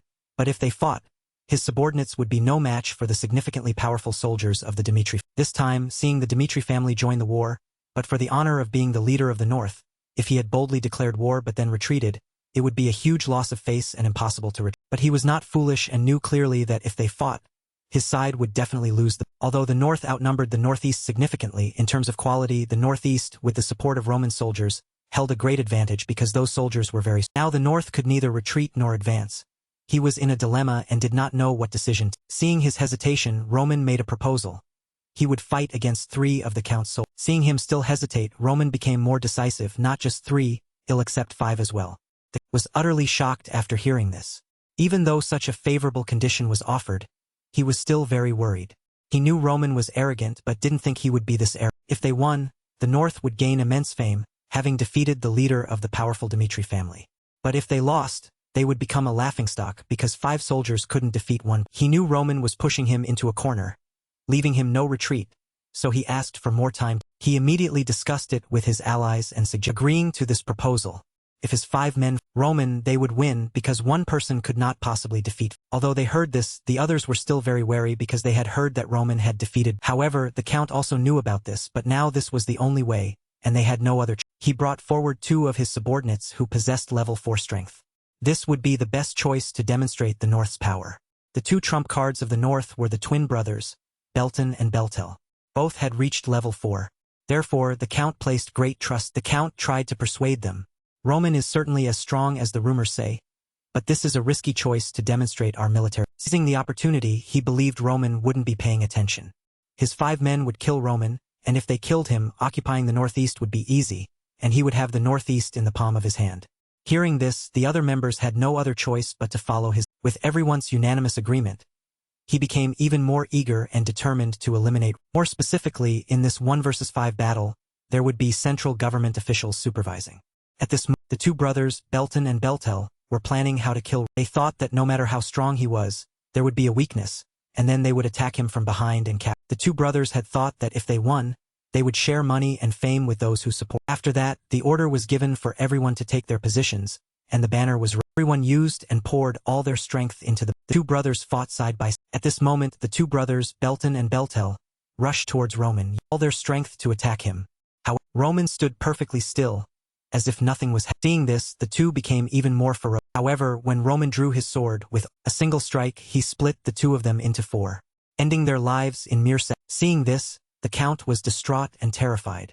He couldn't believe that a single blow had taken down the twin brothers, 2 individuals with level 4. After he had defeated the 2 of them, he brought up an old matter, reminding them that when the Bako family was still powerful, if there were disputes, they would resolve them with words rather than acts. But this time, the northern side not only failed to say a single word to the Dimitri family, but also openly declared war, showing disrespect to. Didn't this further demonstrate that the northern families held the Dimitri family in contempt and didn't regard them as. Therefore, for the leader of the Dimitri family, this was truly an insult, and it greatly displeased. To make things more difficult for the he demanded that the duel be changed to close-quarters combat. If the Count accepted close-quarters combat, then by today no one from the north would return alive. Hearing close-quarters combat, Count Douglas was terrified, because if close-quarters combat occurred, not only would the 5 soldiers die, but almost all the soldiers would perish. So he didn't want to suffer too many casualties. It was better to sacrifice just these. He used the reason that he had previously agreed to a duel with. He disagreed with Roman's condition, so he still accepted a duel instead of close-quarters combat. Hearing this, the remaining 3 soldiers were terrified. If they fought, they would be the next to. Hearing this, Roman didn't mind and agreed with the Count's suggestion. Roman said, "We will proceed with the duel as planned." Someone interrupted him. The remaining soldiers from the north, not wanting to die, told the Count to end the battle now instead of continuing to. Seeing them surrender so cowardly, Roman found it ridiculous. So this time he wouldn't use a sword. Instead, he would fight them. Roman raised his hand and asked, "Well then, are you ready to?" If one unarmed person defeated 3 armed individuals, wouldn't the North's reputation become an even greater laughingstock in the eyes of all? Seeing him accept a disadvantageous condition, the soldiers seemed somewhat less worried. If they surrendered again this time, their reputation as swordsmen would be a lifelong shame. They had no other option but to fight with their life. Despite this, the 3 of them were still apprehensive and fearful of Roman, because they knew they would be utterly defeated anyway. Nevertheless, they decided to charge forward and as the 3 of them charged, Roman stood still, following the sword tips with his face showed no emotion. Then Roman, with just 1 punch, broke their sword, defeated them in a few seconds. They were thoroughly beaten by. Then, barely alive, they declared surrender. Roman did not stop but delivered another powerful kick. Thus, the outcome was clear. The Northeast had won, making the North concede defeat wholeheartedly. Roman asked again, "Any other opinions?" Count could only bow his head and reply. Seeing Roman fight so fiercely for the Northeast alliance, Viscount Conrad repeatedly bowed and profusely thanked. The Viscount thought that if they had cooperated with the North to fight the Dimitri family back then, they would have been slaughtered just this very moment. Roman had demonstrated the reality of his and their positions, exactly as Roman had planned before opening the company. A few days after the battle between the North and Northeast concluded, in the Grand Hall, a long table was set for. Today, Roman presided over the meeting on behalf of his. However, this time no one opposed. So he began the meeting to plan for the. Roman opened the meeting by asking for everyone's opinion on whether the Cairo kingdom was heading in the right direction. Speaking of the war on the southern front, instead of being troubled by foreign enemies, he was troubled by domestic. Dedicated to the country, yet not receiving everyone's. Instead, they doubted his capability. While the front lines fell, those in the central government only knew how to vie for power and fight among themselves, without caring about. If it weren't for him and the soldiers dedicating all their strength, perhaps today, right here, the Cairo kingdom would still be at war, and no one would step up to command the fight. Hearing Roman speak, the council members were very surprised and worried because he spoke the absolute. If the kingdom were to fall back into the hands of the central government, war would surely erupt once more, and at that moment, they would mobilize soldiers to be cannon. Instead of trying to fight the enemy, they only cared for themselves, and conversely, the nobles would lose their troops and suffer great losses because no one would protect them. Instead, those in power would become increasingly entrenched and influential. If they want justice, they had to face the truth that if this Cairo kingdom were left for those people to command and rule, they would never achieve justice. So he hoped for a major change. Instead of fighting against each other, they should protect one another in their respective regions. To avoid wasting more time, they needed to quickly manage and take control of the entire northeast. At that point, even if the government wanted to intervene, it would be unable. If the people from the northeast region combined their forces, there would still be an opportunity to resist the government and seize power within their own territory so that no one could intervene. However, not every piece of land in the northeast was fertile. Were also places with quite harsh environments. Therefore, most of the food sold in the northeast was imported from outside. Directly confronted the government, they would suffer significant economic loss. Roman had anticipated this and knew it would cause significant loss. But he had a way to solve the food problem, so he wanted to completely cut off trade links with the government. Because if they prolonged their reliance, they would become increasingly dependent on it. So the only way was to plan for future development militarily, because the northeast had a favorable terrain with many mountain ranges that could serve as a protective barrier against external attacks. Therefore, he decided to build a fortress here, a relatively safe place. To build it, he would have to evacuate the residents to other locations. Regarding food, he decided to reclaim mountains to produce food independently and supply it within his own territory. Hearing this, the Viscount was quite worried because reclaiming land was a very difficult task, requiring the mobilization of many people and a long time to complete. However, Roman had anticipated this, so he declared confidently that it could be. He recalled that in his previous life, there had been a very sturdy, powerful, and perfect fortress that could withstand all attacks and external influences for countless. 100,000 mountain range was a vast and extremely fortified mountain. It could shield against attacks if a fortress were built behind this mountain, protecting the fort and the resources within the mountain range. Was this a coincidence? Or was it a prearranged plan?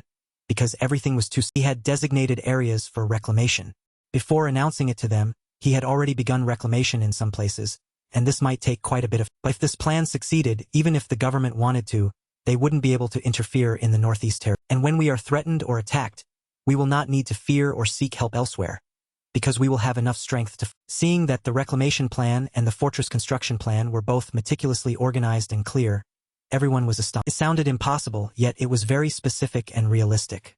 Roman had carefully calculated each step of the process before. Seeing such a perfect plan, the Lauren family agreed to support the Dimitri family unconditionally, and so did the Conrad. One by one, the other families also voiced their support for his. He successfully won them over to his. So, from now on, the Northeast Alliance would become the Dimitri Alliance, and thus his perfect plan had succeeded. The Northeast had fallen into Roman's. Roman's father saw the Dimitri family gradually moving in the right direction thanks to Roman's leader. Thank you watching for vid. Seeing this, Roman's father remembered how Roswell had once worked so hard to build the Dimitri family. But now Roman had done it in his. He felt an unusual peace, enjoying the in his hand under the moonlight, feeling quite. On the other side, last month, Marquis Valentino was still diligently searching for the blacksmith who forged the blaze sword, but he had heard no news of the. He had sent letters to many people but only received replies that they were not the one who crafted that. Even traversing the entire continent, he would not be able to find a second sword like. Just as he was angered by his inability to find the person, a subordinate rushed in and announced that someone had seen a sword similar to Blaze, which was owned by the Dimitri Black. Hearing this shocking news, he was overjoyed and immediately called for people to go to the Dimitri estate to find that black. Upon arrival, the blacksmith was still bewildered as to why Marquis Valentino would come to. He couldn't wait any longer and stated directly that he had acquired a sword at an auction.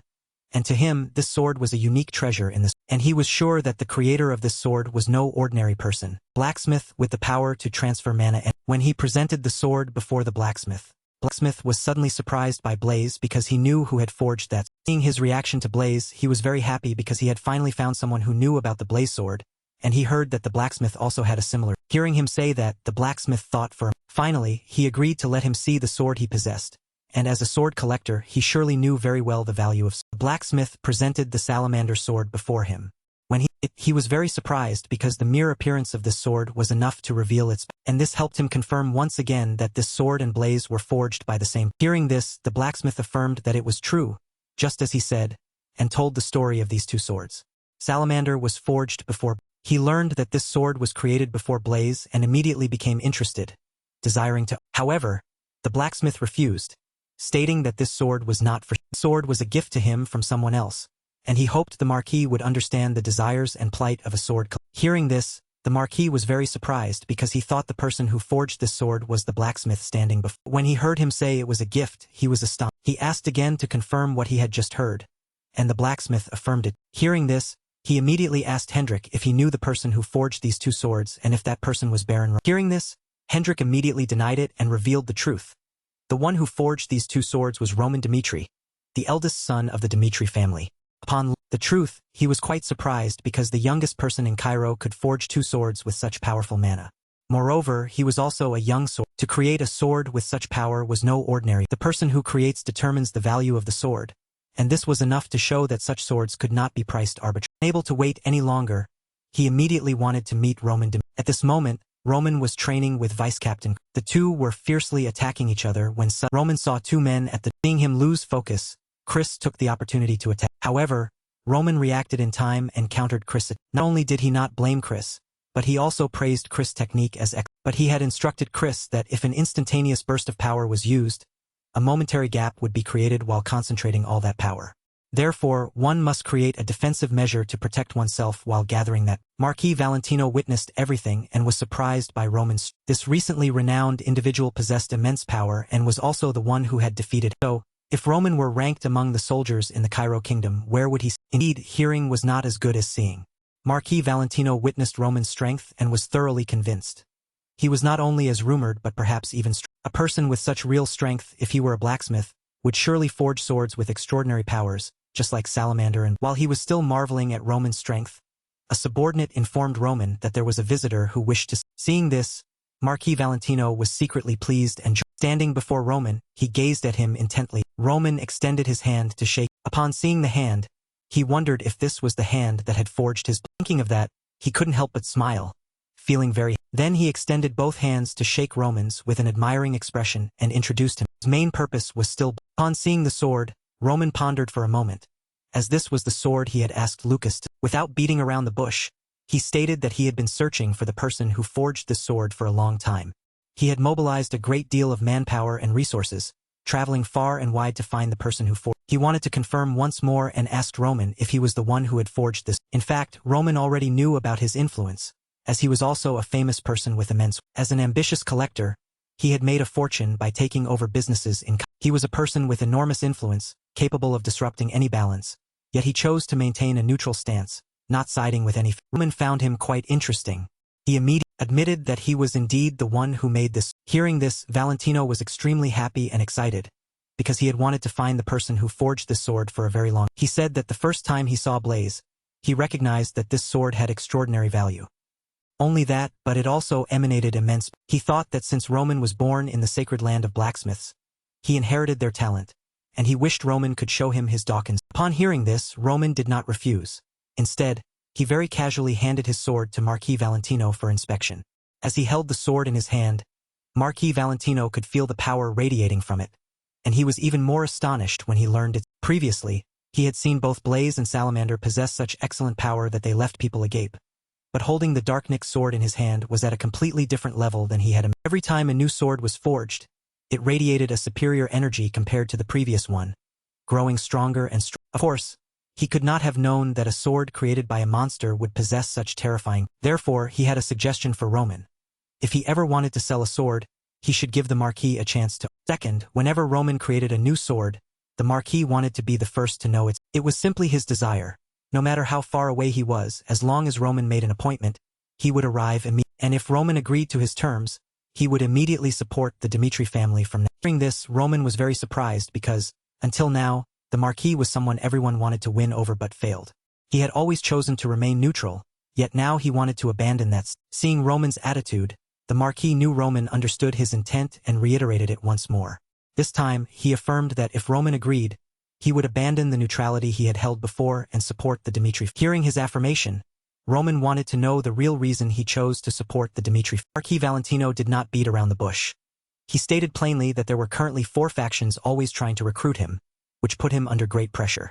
Thus, it was very difficult to remain neutral. Therefore, he had been hesitating about which force to support. At the same time, he had recently learned that Roman had established the Dimitri alliance. Furthermore, the blacksmith he had been searching for all this time turned out to be Roman himself. For a sword collector like him, this was the result he had always hoped for. Thus, there was no reason for him not to support the Dimitri. He knew the Dimitri family did not lack money or material wealth, but the more money one had, the more problems could be solved, and more specifically, he had been captivated by Roman's. Hearing this, Roman did not hesitate either. If the Marquis wanted to join, he had to be ready and always remain loyal to the Dimitri. Hearing that, he knew he had been accepted by. Therefore, he promised Roman, as long as it was Roman's command, he would always obey. Hearing this, Roman also smiled and accepted him. After all, when a golden opportunity presents itself, there is no reason to turn it. He also hoped that Roman would allow him to publicly announce that Roman was the one who had forged the blaze sword. It was a truly perfect. He simply wanted to show it off to everyone around. Hearing this, Roman did not refuse and actually. A few days later, he called everyone together to introduce the blaze sword. Not only did he boast about its exquisite design, but he also showed off the sword's power. Everyone knew he was a sword collector and understood their value, so he would not lie about the worth of an. Furthermore, when he revealed the identity of the person who had made the blaze sword, it made everyone even more astonished because that person was none other than Roman, the hero of the one who had repelled the enemy and protected the territory of Roman. Hearing this, people could not believe that Roman could produce such perfect. Not only did he introduce blaze, but he also spoke about Roman's other 2 swords and mentioned that the sword he was currently holding was only the second one Roman had. After the rumors had spread far and wide, Roman's reputation, the Zen Forge, became extremely prosperous. At this time, Markin from the Valhalla Information Department met Roman and warned him that they had heard news from the northeast about the creation of an independent force, and they had underestimated. Because they did not want any factors disadvantageous to them, they gave him 2 choices: either become an ally or become an. Roman found it ridiculous. He asked with a strange smile why he should listen and choose according to the conditions they had. Markin asked Roman once more, meaning he was okay with facing hostility. But Roman did not panic. He told Markin to speak correctly, as Markin was the one threatening him. He had no intention of forcing himself to be loyal to anyone. Roman thought to himself that the kingdom of Cairo was the prey that the Kronos Empire had spent decades of effort on. If Valhalla attacked Cairo, the Kronos Empire would not stand idly. Roman reversed the threat, saying that if Markin did not want to make him an enemy, then he should continue to. Every word Roman spoke made Markin break into a sweat. When Roman finally made his choice, that force would surely rule Cairo, and people would call the Dimitri family. Markin clenched his fists and spoke, saying Roman certainly handled matters both. If Roman continued to be so stubborn, one day his neck would. Butler of Hector, the 5-star swordsman whom Roman had struggled to defeat, was nothing in Valhalla. The continent was vast, much larger than Roman. Finally, Markin left some advice before vanishing, saying he would give Roman more time and hoped Roman would make a careful choice. Following the start of the Dimitri alliance, the 4 factions of Cairo contacted Roman one by one, urging him to make his decision. Hadith asked his master if he intended to ignore Roman. The white-haired man replied thoughtfully that if Roman chose him, past events would be. However, if Roman chose someone else, he would certainly have to deal with. The current situation was extremely disadvantageous for Roman, forcing him to think carefully because the advantage of the current power balance was. He mused to himself that if he did not make good use of this final year, sacrificing himself in the coming war would be unavoidable. First, to deal with the magic towers perfectly, he had to research them. There were 13 magic towers on the continent, including a dark guild that managed the Empyrean Magic Tower. It was the most powerful tower on the continent, and representatives from each tower stood forth to prove their capability. The representative of the Phoenix Magic Tower had to endure the cold stares of the other men. The reason the Phoenix Magic Tower received such cold treatment, because they were weakening. The Phoenix Magic Tower had lost its status. An observer remarked that it seemed the rumor of the Phoenix Magic Tower losing its ancestral magic book was. Felix, the master of the Phoenix Tower, found the scene very distressing. He had become the tower master 3 years ago during a time of chaos, but now he had reached his. Whereabouts of the true master of the Phoenix Tower were unknown. Felix himself could not perform the supreme magic, celestial fire. By now, too many mages had already. Support from the kingdom of Frank had also ceased. He did not know how much longer the Phoenix Magic Tower could be maintained. He sighed in frustration. Suddenly, his gaze fell upon something, and his expression changed. Letter from Roman Dmitri on the table appeared before his eyes. Felix intently read the contents of the letter. If he chose to leave the magic tower and join the Dmitri family, he would receive many benefits. Condition was simple. He would be Roman's opponent for 6 months. Every month, Roman would pay him 1,000. Felix frowned and pondered when he saw the figure of 1,000. That place was truly far away. But now was not the time to be picky. He had to go. Carriage moved slowly along the. Felix sat quietly in the carriage, thinking. The Dmitri family seemed to be the territory of blacksmiths in the kingdom of Cairo. He didn't know what the place was like.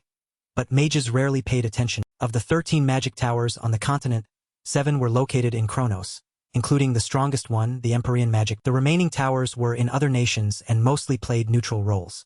Kronos, with the most magic towers, was considered the holy land of mages. Cairo, on the other hand, was simply a desolate land. Mages didn't pay much attention to this kingdom. The Dmitri family was located at the far northeastern end. If not for this offer, he probably would never have set foot. According to this letter, he didn't need to do anything. He just had to be an opponent for Roman's training for 6 months. He could do that. By then, he would have received 6,000. Is this the Dmitri family? Felix looked at the massive castle in front of him, feeling a bit. Miles blocked him at the gate. Stop and state your purpose for coming. Felix presented the invitation letter and introduced himself. I am Felix, the tower master of the Phoenix Magic Tower.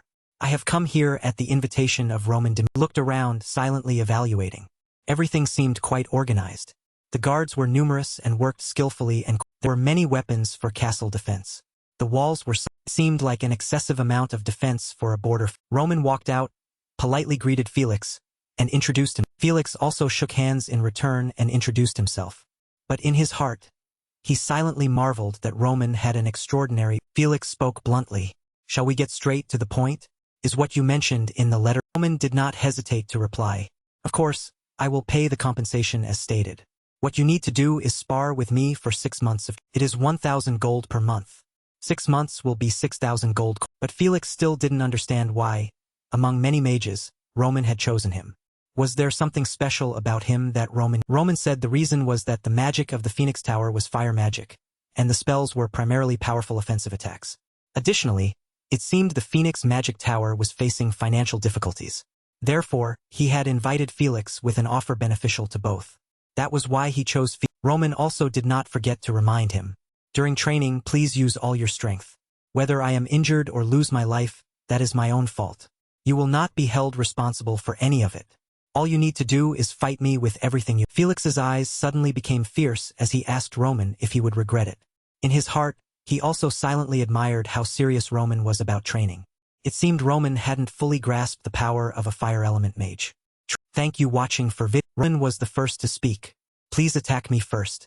Felix immediately agreed. Felix's hands created a circle of fire magic. He told himself he would unleash his strongest fire magic to see how Roman would withstand. Felix unleashed the fire spear tech. Glowing red spears appeared immediately. Countless glowing red spears headed toward. A large explosion rang out immediately. Roman was still standing tall there, which left Felix somewhat. Felix immediately used fourth circle magic, opening 4 magic circles. Then the Inferno technique was unleashed. Fiery formation surged toward Roman, but he still managed to withstand. Roman examined the surrounding flames and thought to himself, is this the power of the Phoenix Tower's fire magic? Felix was also extremely confident that his technique would crush Roman's arrow. Then, Felix continued to unleash the violent fire. Finally, the blazing fire created a terrifying explosion. Felix thought to himself that he had only unleashed some mid-level magic.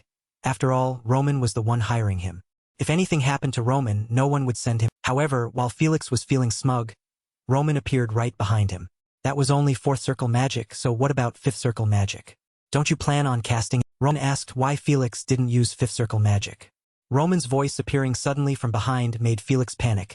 Seeing that Roman was still intact within those, Roman reached his hand toward Felix. But a second later, Felix used blink to vanish right in front of Roman. Felix thought to himself that he had to get away. Roman quickly scanned the surroundings. He dashed toward his target, making Felix that this speed was insane. Roman was already right in front. Felix refused to lose and immediately unleashed a binding technique. After being attacked by Felix, Roman was a bit stunned. His legs were tied. This would give Felix 10 seconds. Suddenly, Roman finally exerted all his strength. Then, with a loud shout, Roman destroyed Felix's binding technique. Felix grit his teeth in anger. Are you coming? They'll pay you 1,000. The incomplete form of incineration. A blinding light radiated around him, making his opponent caught. Roman calmly observed these lights to plan his next attack. Roman jumped up and quickly swung his. Felix was dazed seeing this scene. Roman flew quickly toward Felix and said, "Today's match ends. I'll see you at this time." After Roman left, Felix was still in shock and collapsed onto the ground, thinking, Roman Dmitri accurately predicted my magic to prevent my. There's no such thing as a magic prediction. How on earth could this happen? If we fought again, would I be able to? Felix frowned deeply. No, if things continue like this, I will never be able to win. I must consider. And ever since the Phoenix Magic Tower Master went missing, the lifeblood of incineration had been cut off. Everyone said the Phoenix Tower was but Felix stubbornly pursued his research and succeeded in implementing a portion of incineration. People like Felix were called a unique. Time passed quickly. Soon it was the next day. Felix and Roman continued training to. Felix understood that if his opponent could predict his magic usage, then he would make those predictions meaning. The ground beneath Felix's feet began to shake violently. Where he stood, a high stone mountain suddenly rose. Roman showed no fear seeing this scene, but instead Felix frowned at his opponent because he knew the strength of this spell was that it didn't require precise aiming at the. Very soon after, the fire wave technique was unleashed by Felix. He saw Roman move forward to counterattack.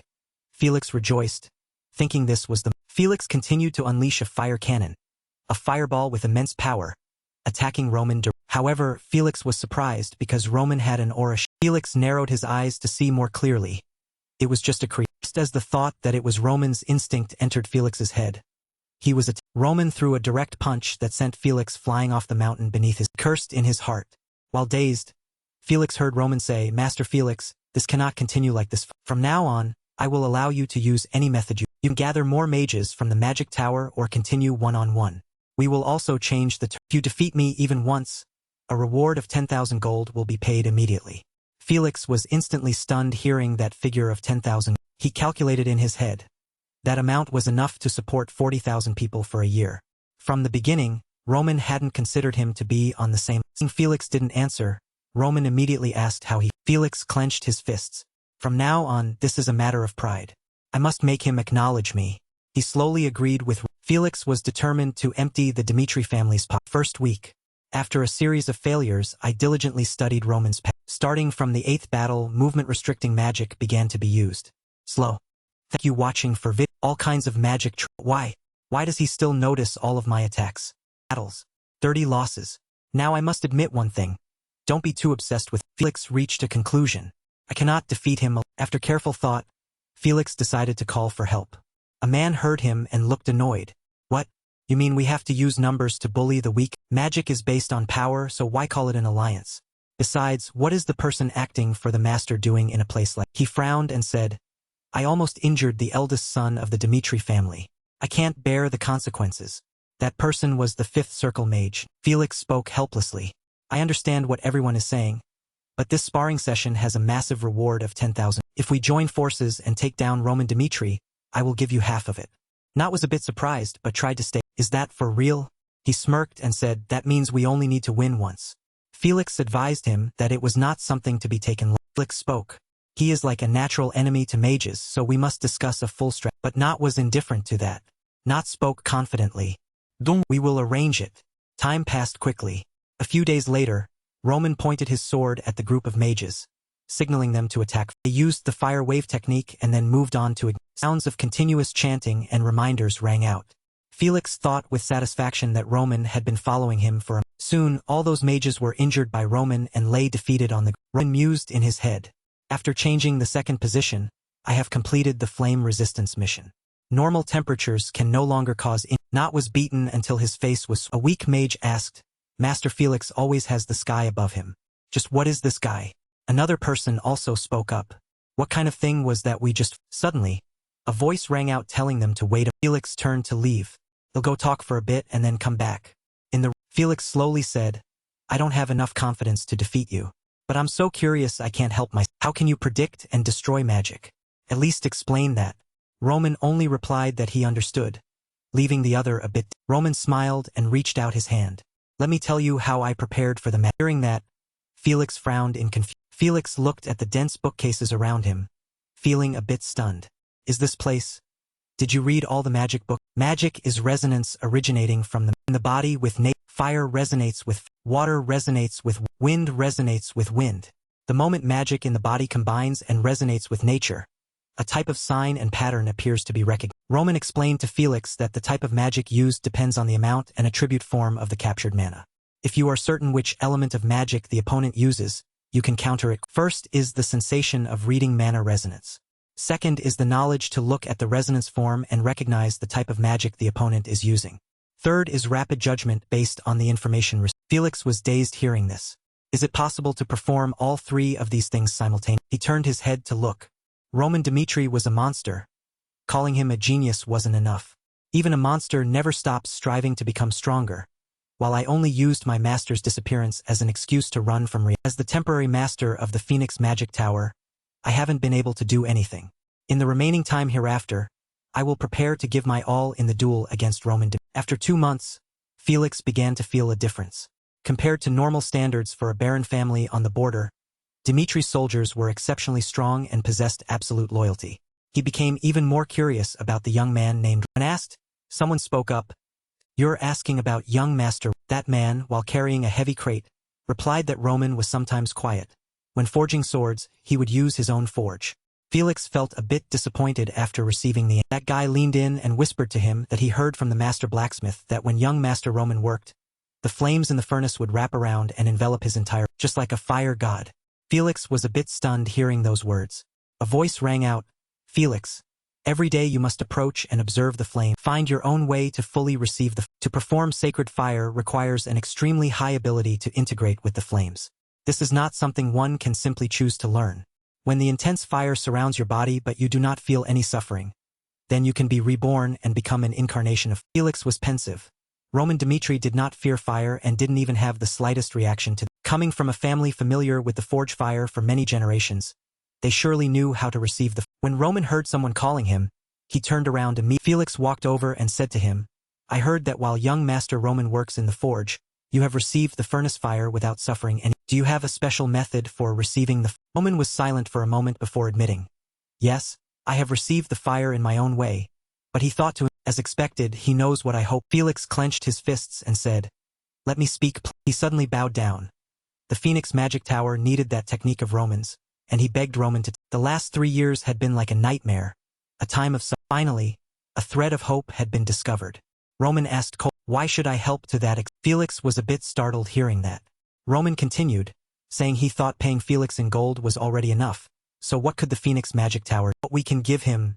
Felix spoke to the others in the Phoenix Magic, saying he had gathered them here to hear their opinions. Not spoke first, stating plainly that Roman Dmitri was definitely the natural enemy of me. There's no reason for them to be hostile towards such a. If they couldn't win, then it was best to be out. Therefore, he thought of giving the Phoenix Magic Tower to Roman. It wasn't a bad idea, and he asked if the others. Felix frowned in surprise. Not, and the others turned to look at him, saying they had already reached a consent. His face wrinkled as he thought that among the 13 magic towers, none had ever been associated with a family, but were they now going to break that convention? He stood in the crowd and declared that from now on, the future of the Phoenix Magic Tower would belong to the Dmitri. After that, the relocation of the Phoenix Magic Tower proceeded as. Suddenly, someone rushed in shouting, "Tower Master, Tower Master." Felix stood up and asked, "What's wrong?" The person quickly presented a document. "Look, this is the projected operating budget the Dmitri family intends to allocate."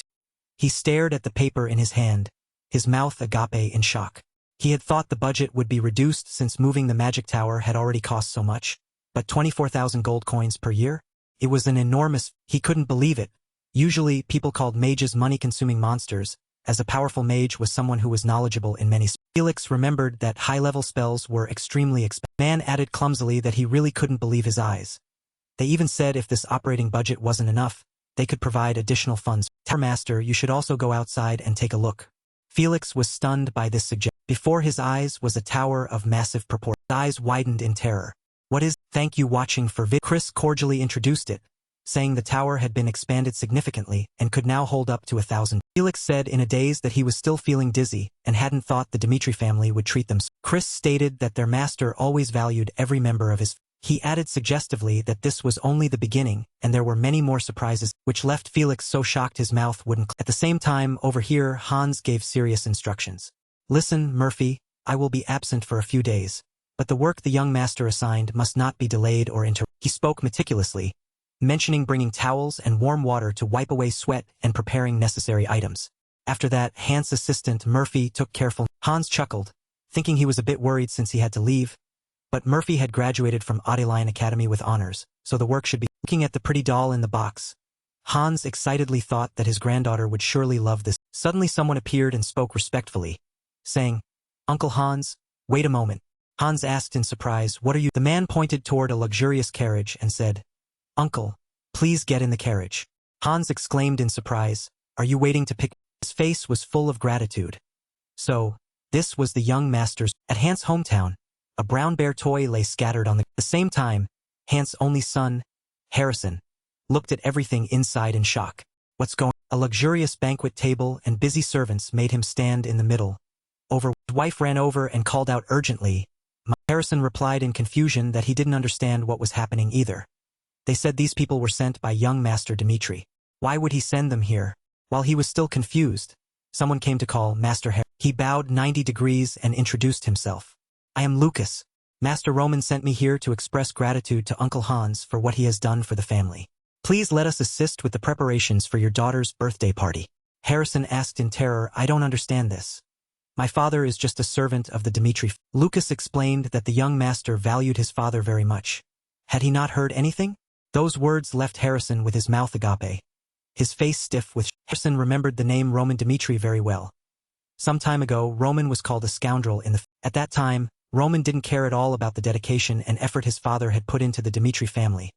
Yet his father still always believed and worked his heart. He remembered the words his father once shared, that the young master just hadn't determined his purpose yet and was still lost in his thoughts. Roman needed time to change, as he was still a good person. Harrison bit his lip in emotion, thinking that he had once thought his father's efforts would be meaningless. He sobbed and wiped his tears, his voice trembling as he called out. When they saw the lavish and magnificent scene before them, exclamations of wonder continuously rang out. "Oh, what's going on?" The invited guests were also extremely surprised, wondering if they were in the wrong place.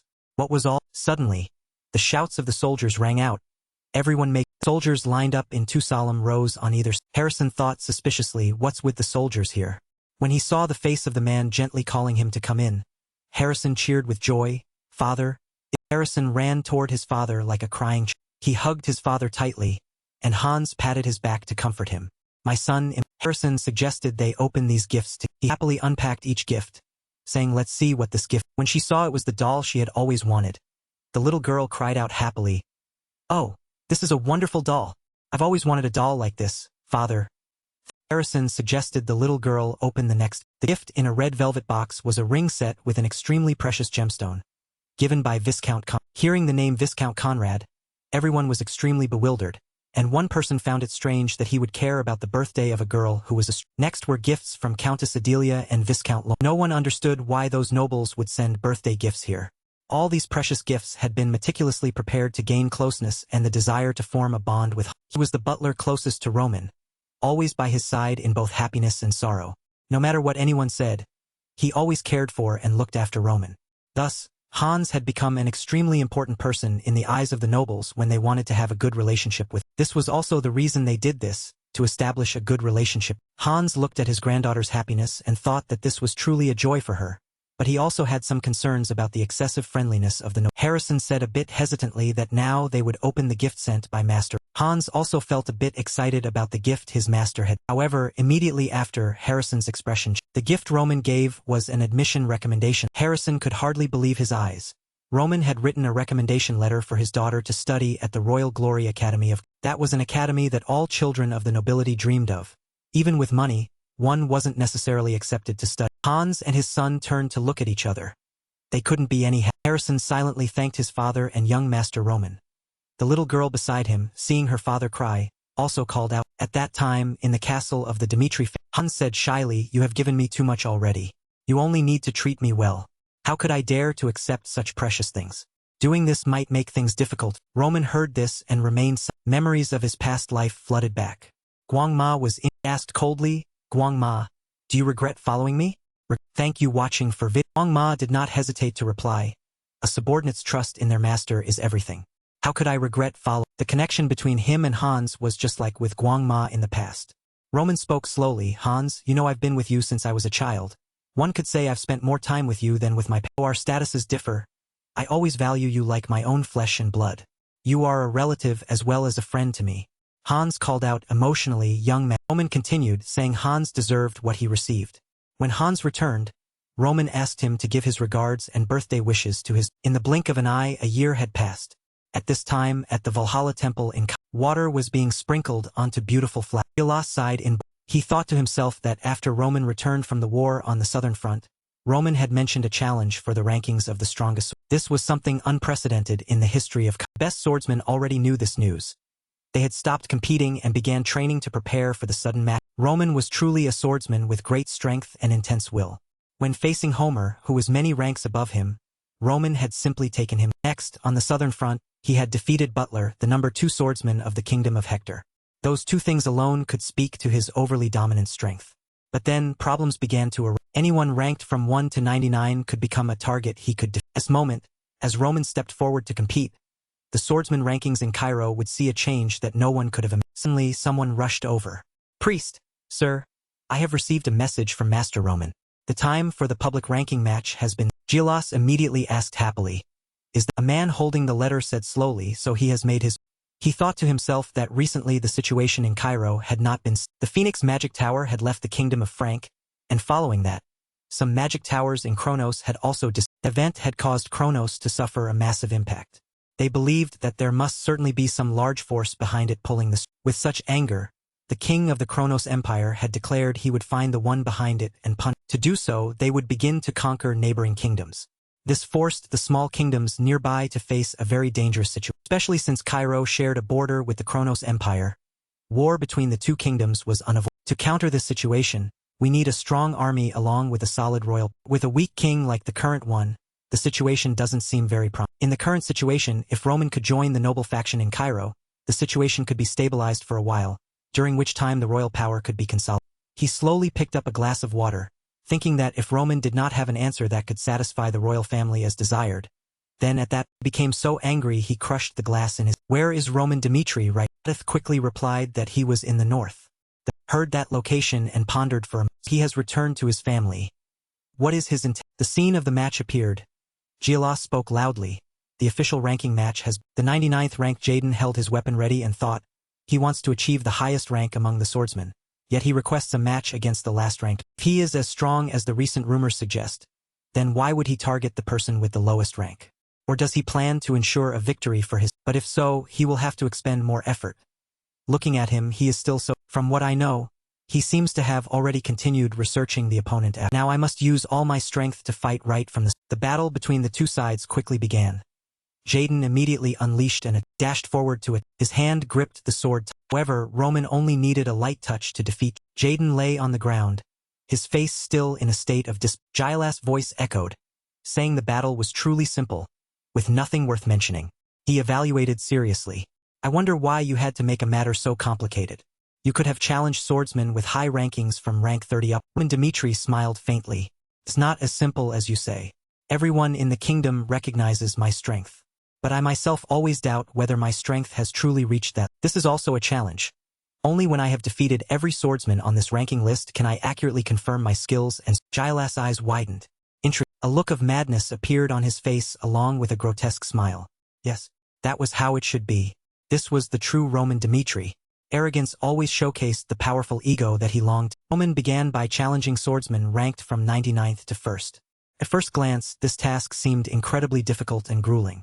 This was something no one had ever been able to do before. Even if Roman could achieve it, it was expected to take a very long time. If he defeated one person every day, it would take at least 99 days. However, in less than a week, Roman's actions caused all doubts and gossip to completely vanish. That was also when the next opponent collapsed beneath Roman Dimitri's. The referee shouted, "Rank 98. Delhi." Jealous was more delighted than ever with his own thoughts. Jealous spoke loudly, "Roman has defeated the 98th ranked swordsman, Delhi." Currently, Roman Dmitri has risen to rank 98, replacing the recently defeated. Roman pivoted on his expression showed no sign of joy as he turned to leave. Next, rank 97. A powerful punch was thrown straight into the man's. Roman Dmitri once again looked down at his fallen opponent with an expressionless. Around the stands, the audience began to panic. How can this be? In just one short day, he has taken down 3 swordsmen at the bottom of the rankings.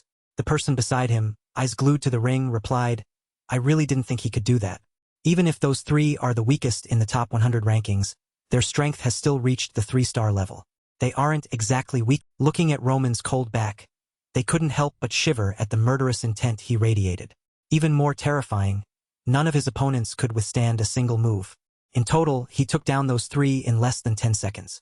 Finally, to everyone's surprise, Roman climbed to rank 91 in just 2. He walked slowly onto a puddle of. Behind Jaden was a wide gaping mouth with sharp fangs aimed directly. The mouth clamped down on Jaden, and of crushing flesh. Jaden woke up in a state of. His face was still hazy as he mumbled, It can't. The doctor on duty saw Jaden wake up and was startled. You're awake? Are you okay? Jaden looked at the doctor, dazed. Why am I in the infirmary like? The doctor replied slowly, You must still be a bit dizzy. So you haven't remembered. After you participated in the match against Roman in the swordsman ranking competition, you were defeated in a single move. Afterward, you fainted and were brought here. You've been lying here for a day. As the doctor spoke, the doctor put the medicine back on the shelf. I also couldn't have imagined that Roman would have such powerful strength. Among those he knocked unconscious, you are the first to wake up. Jaden was skeptical. So according to what you're saying, Roman has defeated many swordsmen already, has. Doctor replied matter-of-factly, That's right. I heard he defeated 5 swordsmen in a row in just one day. It's truly something no one expected. Jaden was. The doctor put the last bottle of medicine on the shelf. Do you know what that represents? One could say that from the very beginning, he wanted everyone to know that in this ranking of the 100 strongest swordsmen, he could take the top spot whenever he wanted. You are absolutely no match. Jaden instinctively touched his chest in pain. It's unbelievable. Jaden grit his teeth and thought, I was knocked down by him in an instant. Even now, my body still feels immense. Seeing Jaden's expression, the doctor advised, Don't rush out of bed.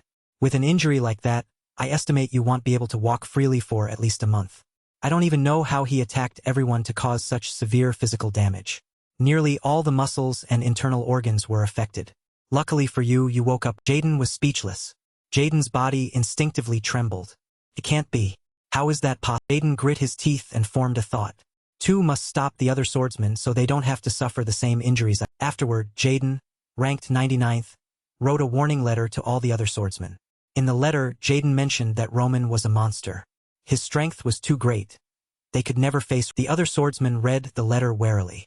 In a match lasting less than a second, I was defeated by him with that simple move, my entire body suffered serious damage. I was unconscious for an entire. Afterward, the doctors informed me it would take at least a month for me to recover and walk normally. Even now, that match still haunts me. Therefore, I have written this letter to everyone. Those who do not have enough strength should not face Roman. If you do not want to suffer defeat like me, accompanied by wounds and an obsession in your mind that cannot. At this moment, Roman Dmitri did not hesitate to slam his opponent's head onto the floor. The announcement voice rang out, rank 85, and then continuously rank 84, rank 83, and a series of other ranks in rapid succession. After only 1 week, with Roman defeating many swordsmen one by one, the doubts about Roman's strength completely disappeared. From then on, all swordsmen with low ranks from 31 to 39 declared they would give up, resigning themselves to. Many more swordsmen with higher ranks, seeing they were not skilled enough to face Roman, also voluntarily withdrew. Only one person at rank 30 accepted Roman's challenge. At this moment, the 28th ranker was advising, Hey Fernando, you already know his strength. Those aren't just rumors. How can you recklessly accept a confrontation with him like that? The 28th ranker spoke with increasing intent. Based on those recent matches, I estimate that Roman has reached the level of a 5-star swordsman. Unless someone is ranked 10th or higher, they wouldn't likely be a match. Fernando turned around, his face showing no sign of fear. It's fine, this is my choice.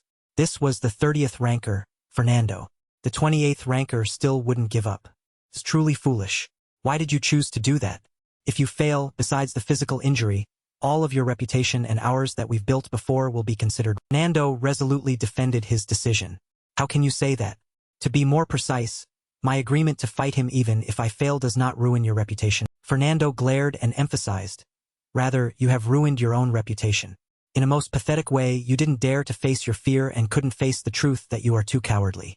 Therefore, do not stop what I have decided to do. Do not force me to surrender pathetically like. Hearing that, The 28th ranker left in frustration, not forgetting to curse before going. What a stupid bastard. Well, see how miserably you fail. The 23rd ranker also. Only Fernando remained in the room. Fernando clenched his fists. A swordsman's reputation could be a precious thing. But for Fernando, what was needed most right now? Combat experience against those with higher strength. Through those battles, Fernando could learn things he didn't know yet. From there, he could accumulate more experience, helping him increase his strength and surpass the wall of his own. On the stage now, two opponents appeared in fighting stances. The audience buzzed with excitement, wondering if this match could even last a minute, or if it would end quickly with a victory for Roman. Some thought differently. Not necessarily. Although Fernando's rank isn't high and his strength is only average, he has his own strengths. His inherent experience and strength are the foundation for him to reach this 30th rank. This match could be worth looking forward to. I know that, but I estimate Fernando only has the strength of a 4-star swordsman.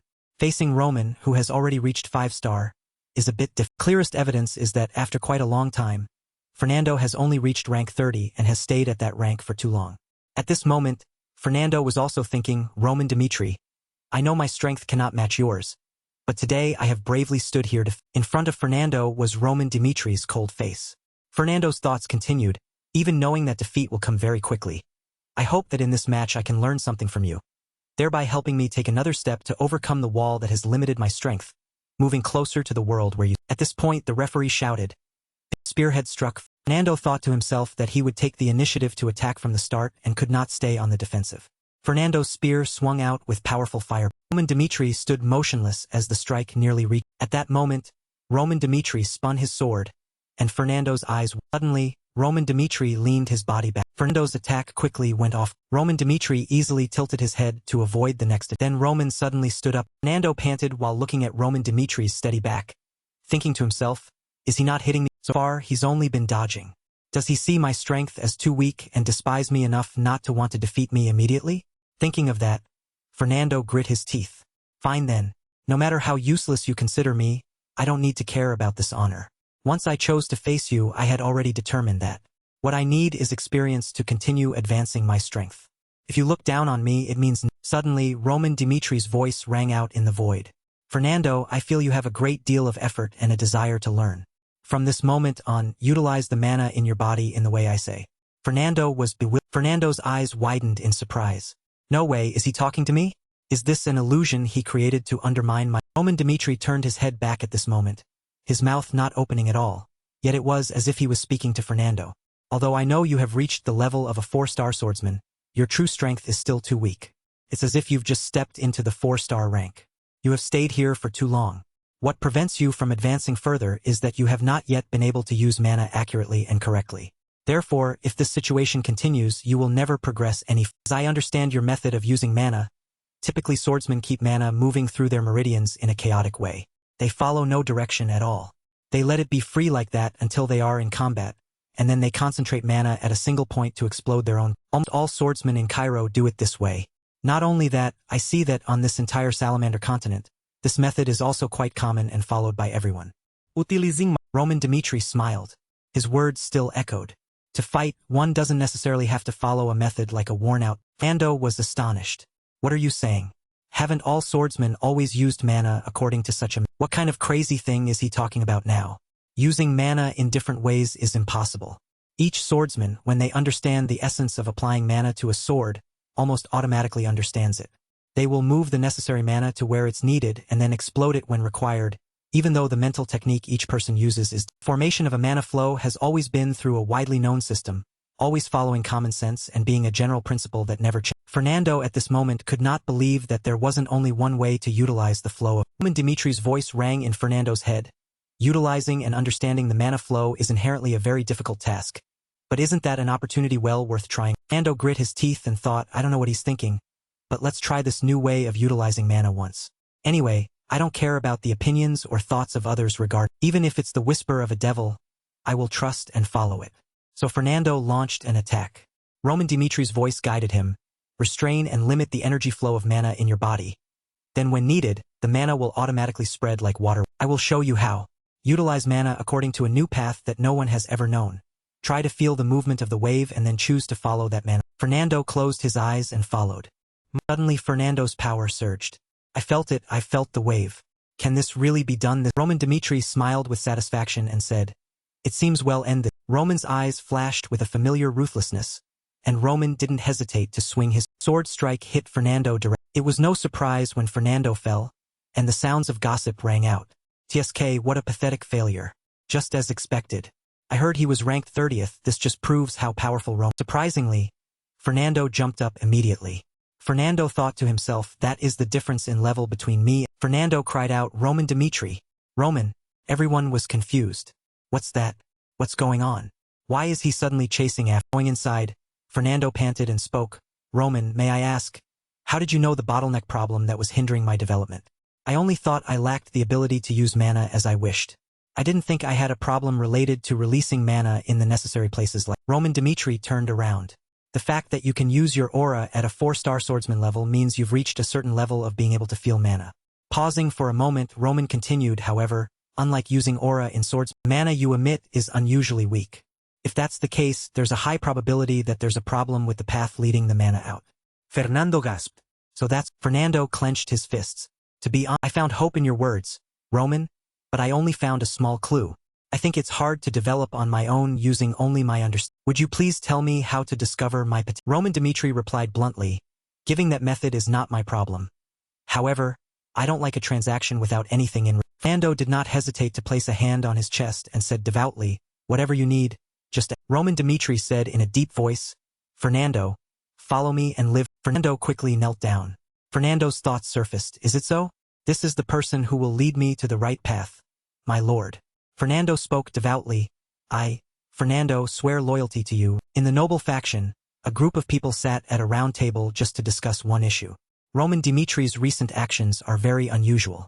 If this continues, isn't it possible he could really defeat Count Nick? Marquis Benedict said coldly, "That is still a hasty judgment. It's said that Roman Dimitri has a record of defeating Butler. Count Nicholas, ranked 80th in the continent's rankings, is on a completely different. Nicholas, a royal knight and the first swordsman in Cairo. Everyone considers Nicholas an untouchable figure. But actions lead to new possibilities that were never imagined." But other nobles spoke up. "If that's the case, what happens when Roman Dimitri defeats Count Nick?" Benedict said in a deep voice, "The reason the king's faction can stand firm until now is because of the presence of Count Nicholas. If Roman Dimitri defeats Count Nicholas, a new power structure in the kingdom of Cairo will be re-established. That must absolutely be prevented from." Benedict's face darkened.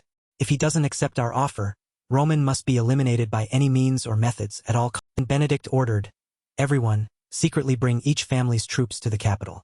No matter what choice Roman Dimitri makes, he cannot escape our." At this moment at the arena, 10th ranked Gerald of the Kronos Empire knelt directly before Roman.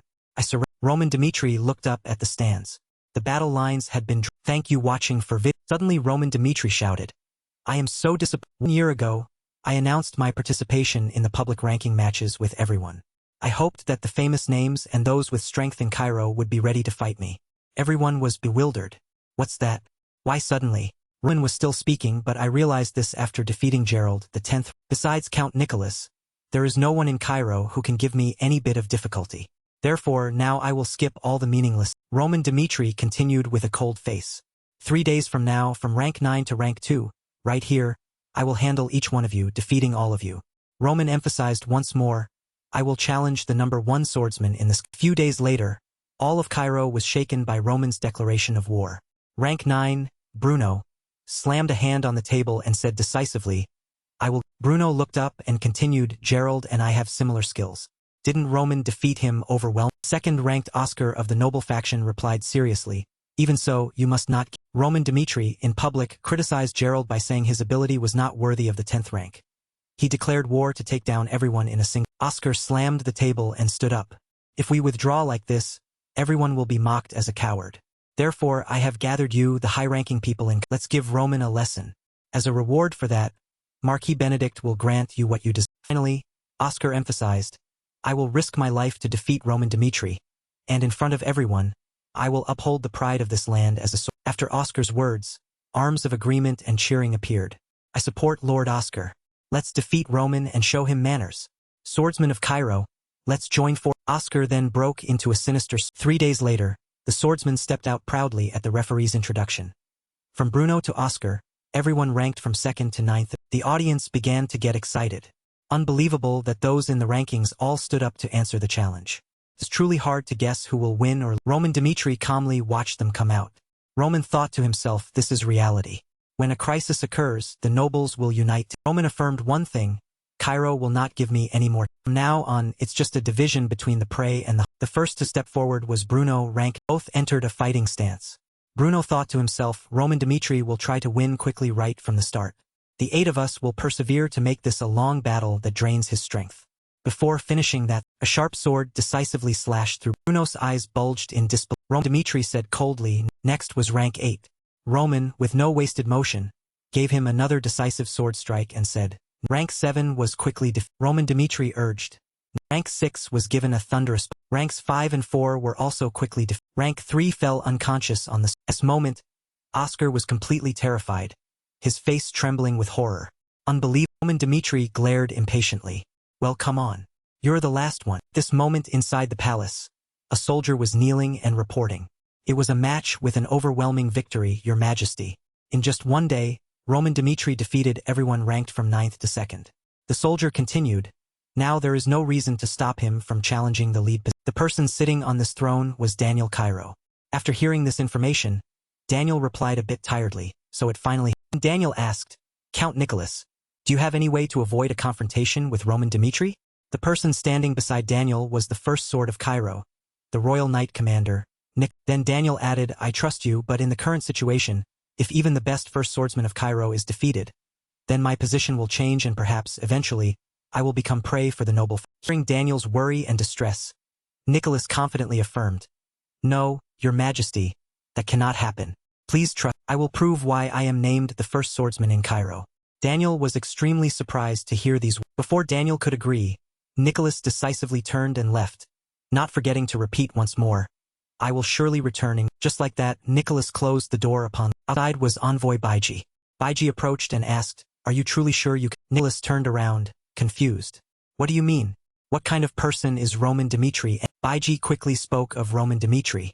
He is a person born with the instincts of a predator, even before being recognized by the public. Recalling the moment of meeting Roman Dimitri before, Baiji continued, he always has faith in the path he has chosen, so please be. Baiji showed clear concern and said, if you fail, the great Cairo will end.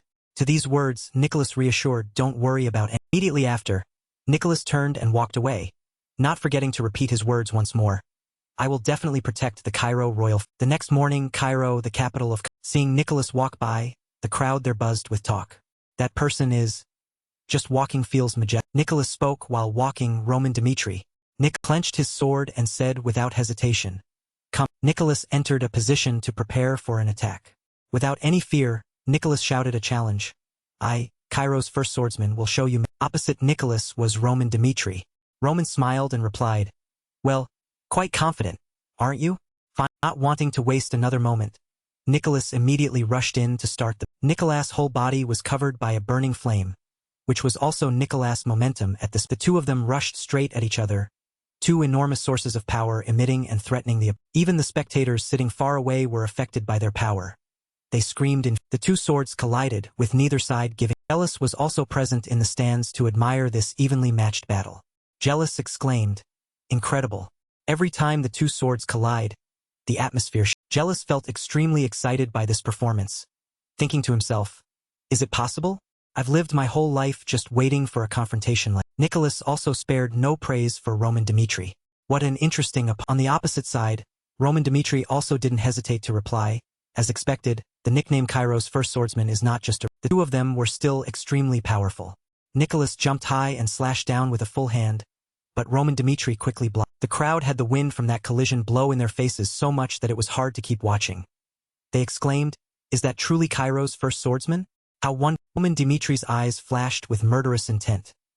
He was extremely Roman Dimitri quickly rushed in front of Nicholas to attack Nicholas' legs could no longer stand firm against Roman Dimitri's. Seeing the situation, Nicholas thought to himself, I've been pushed back. Can that guy resist my. Looking ahead, Roman Dimitri was still standing there majestically, seemingly without a trace of. Indeed, Roman Dimitri was extremely delighted, telling himself, my blood is. Immediately, Roman Dimitri gathered a lot of momentum, causing the earth and rocks there to. Then Roman aimed straight at Nicholas and slashed. Fortunately, Nicholas quickly blocked that one blow of Roman. However, Roman Dimitri was still powerful, while Nicholas seemed about to lose his footing. Nicholas thought painfully to himself, this won't do if it continues like. Nicholas wondered, who exactly is this guy? He's too strong. If I win, he might not stand with the royal. At this point, Roman Dimitri had jumped back. In front of Roman was Nicholas swinging his sword, preparing to attack. Nicholas' whole body was filled with murderous intent, the power source carrying a force that covered Nicholas' entire body.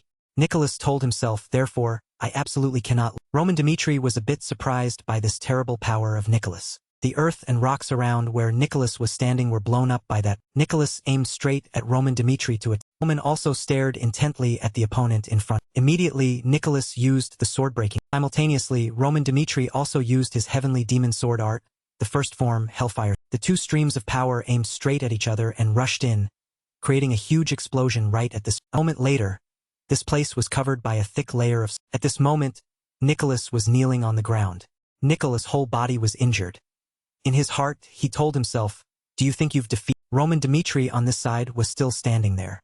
TSK, there was something that surprised. Despite being seriously injured, Nicholas still struggled to stand up and said, don't dream. Continue. Roman Dimitri wondered, why do you have to try this? Nicholas heard that and broke into a smile.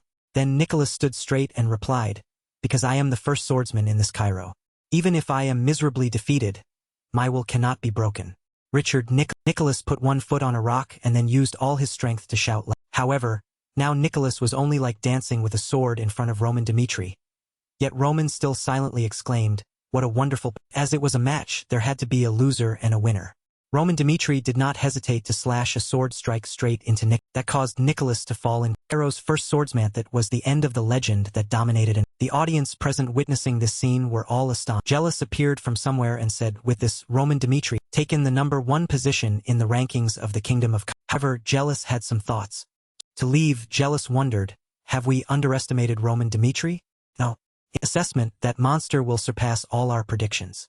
He doesn't care about the invitation from Valhalla. Roman Dimitri is an entity with absolute power that must not be allowed to exist. At this moment in Cairo City, Roman Dimitri appeared on the street, followed by Chris and Kevin along with a powerful army. The people around seeing them were all abuzz. That Lord Roman, so young and yet already defeated Count Nick. Cairo's first sword now was Roman Dimitri.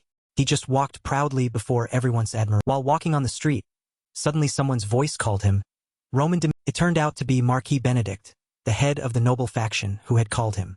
Benedict approached and exclaimed, I didn't expect you to be able to defeat Count Nick. Following Benedict was a troop equipped with full weapons like swords which was rushing. Benedict's troops quickly surrounded Roman Dimitri along with Roman's army. Benedict stood opposite Roman and continued, seeing the image of Count Nicholas collapsing.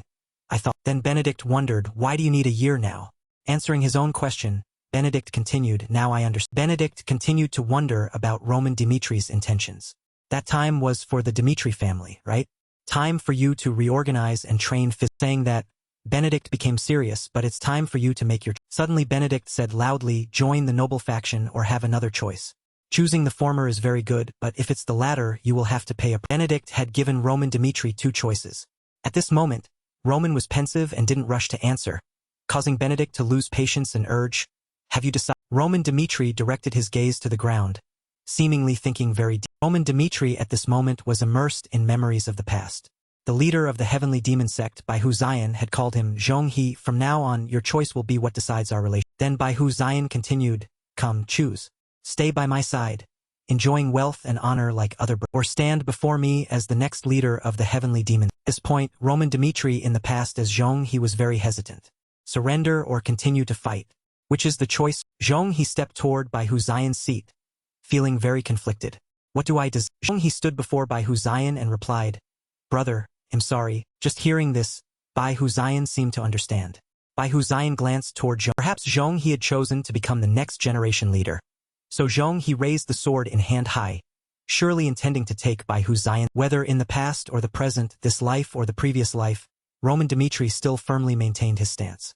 Roman clearly declared, I am not one who will live for. Hearing the answer that didn't match his desire, Benedict angrily clenched his hand into a fist and shouted loudly, a wrong choice. From now on, to Benedict, Roman Dimitri was his enemy. Benedict thought to himself, anyway, I have power and reputation.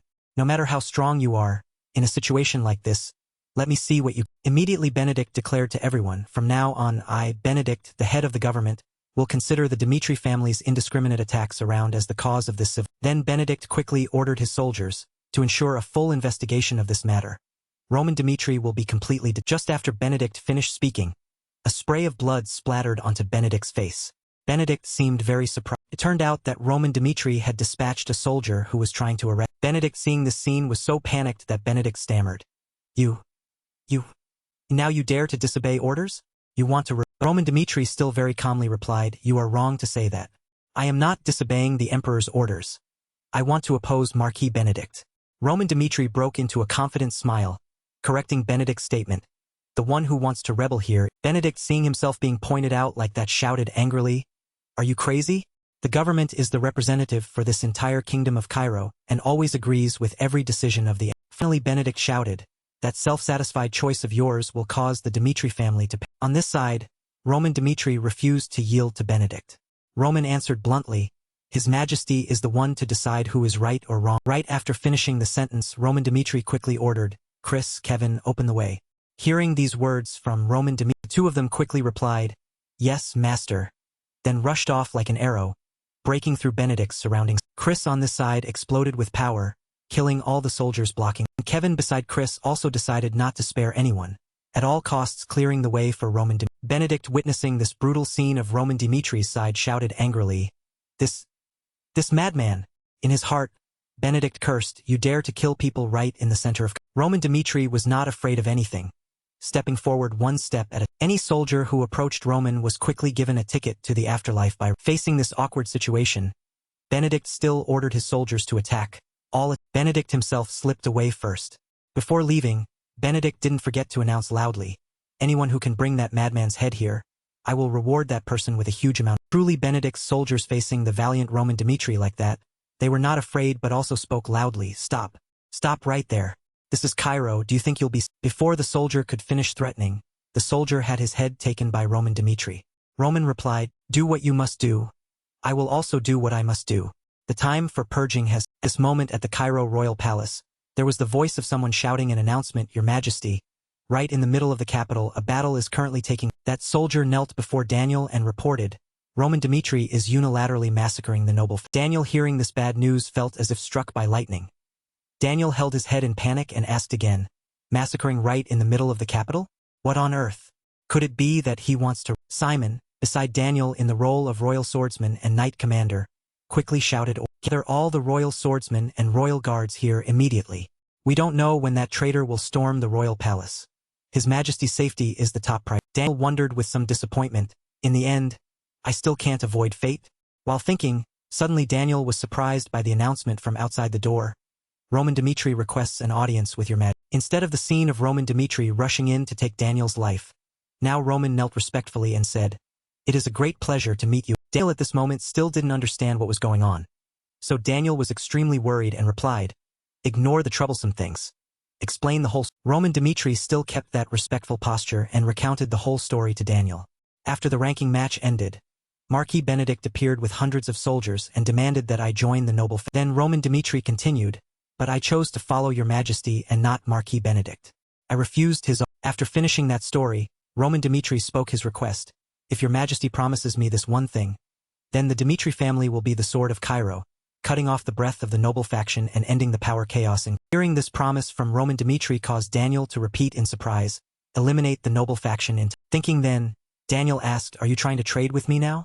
On the opposite side, Roman Dimitri replied, When the Hector kingdom entered our country, I was at the southern... And Roman Dimitri continued, Although we had time to prevent that, Cairo's defense line collapsed in an instant. Roman Dimitri continued to talk about the nation's painful problem. Dividing into factions is the basic problem in Cairo. If the power in Cairo were properly established, the loss of the southern front would certainly never have... Then Roman Dimitri said very resolutely, In the past year, what changes has Cairo had? The current situation of the Salamander continent is not... Finally, Roman Dimitri concluded with an extremely sharp question for Daniel. How long do you plan to remain indifferent? Roman Dimitri still very frankly pointed out the things Daniel hadn't done well. The focal point for Cairo's unification is 1. The fact that Marquis Benedict acts as if he himself is the emperor, relying on I believe your majesty should be deposed. Just this one sentence from Roman Dmitri caused Daniel to be extremely scared. Was no less panicked on his side, wondering to himself, had he not mentioned his majesty's coronation? As for Simon, he still believed Roman Dmitri had ulterior motives, muttering to himself that this was clearly a Roman Dmitri remained kneeling there before Daniel and continued, "You may doubt my intentions, but the Dmitri family has risked their lives." Roman Dmitri looked up directly at Daniel and asked, "Do you want to take advantage of the situation that Dmitri has prepared?" To Roman Dmitri's question, Daniel replied hesitantly, "I have something to ask before making a decision." Indeed, no deal comes without conditions.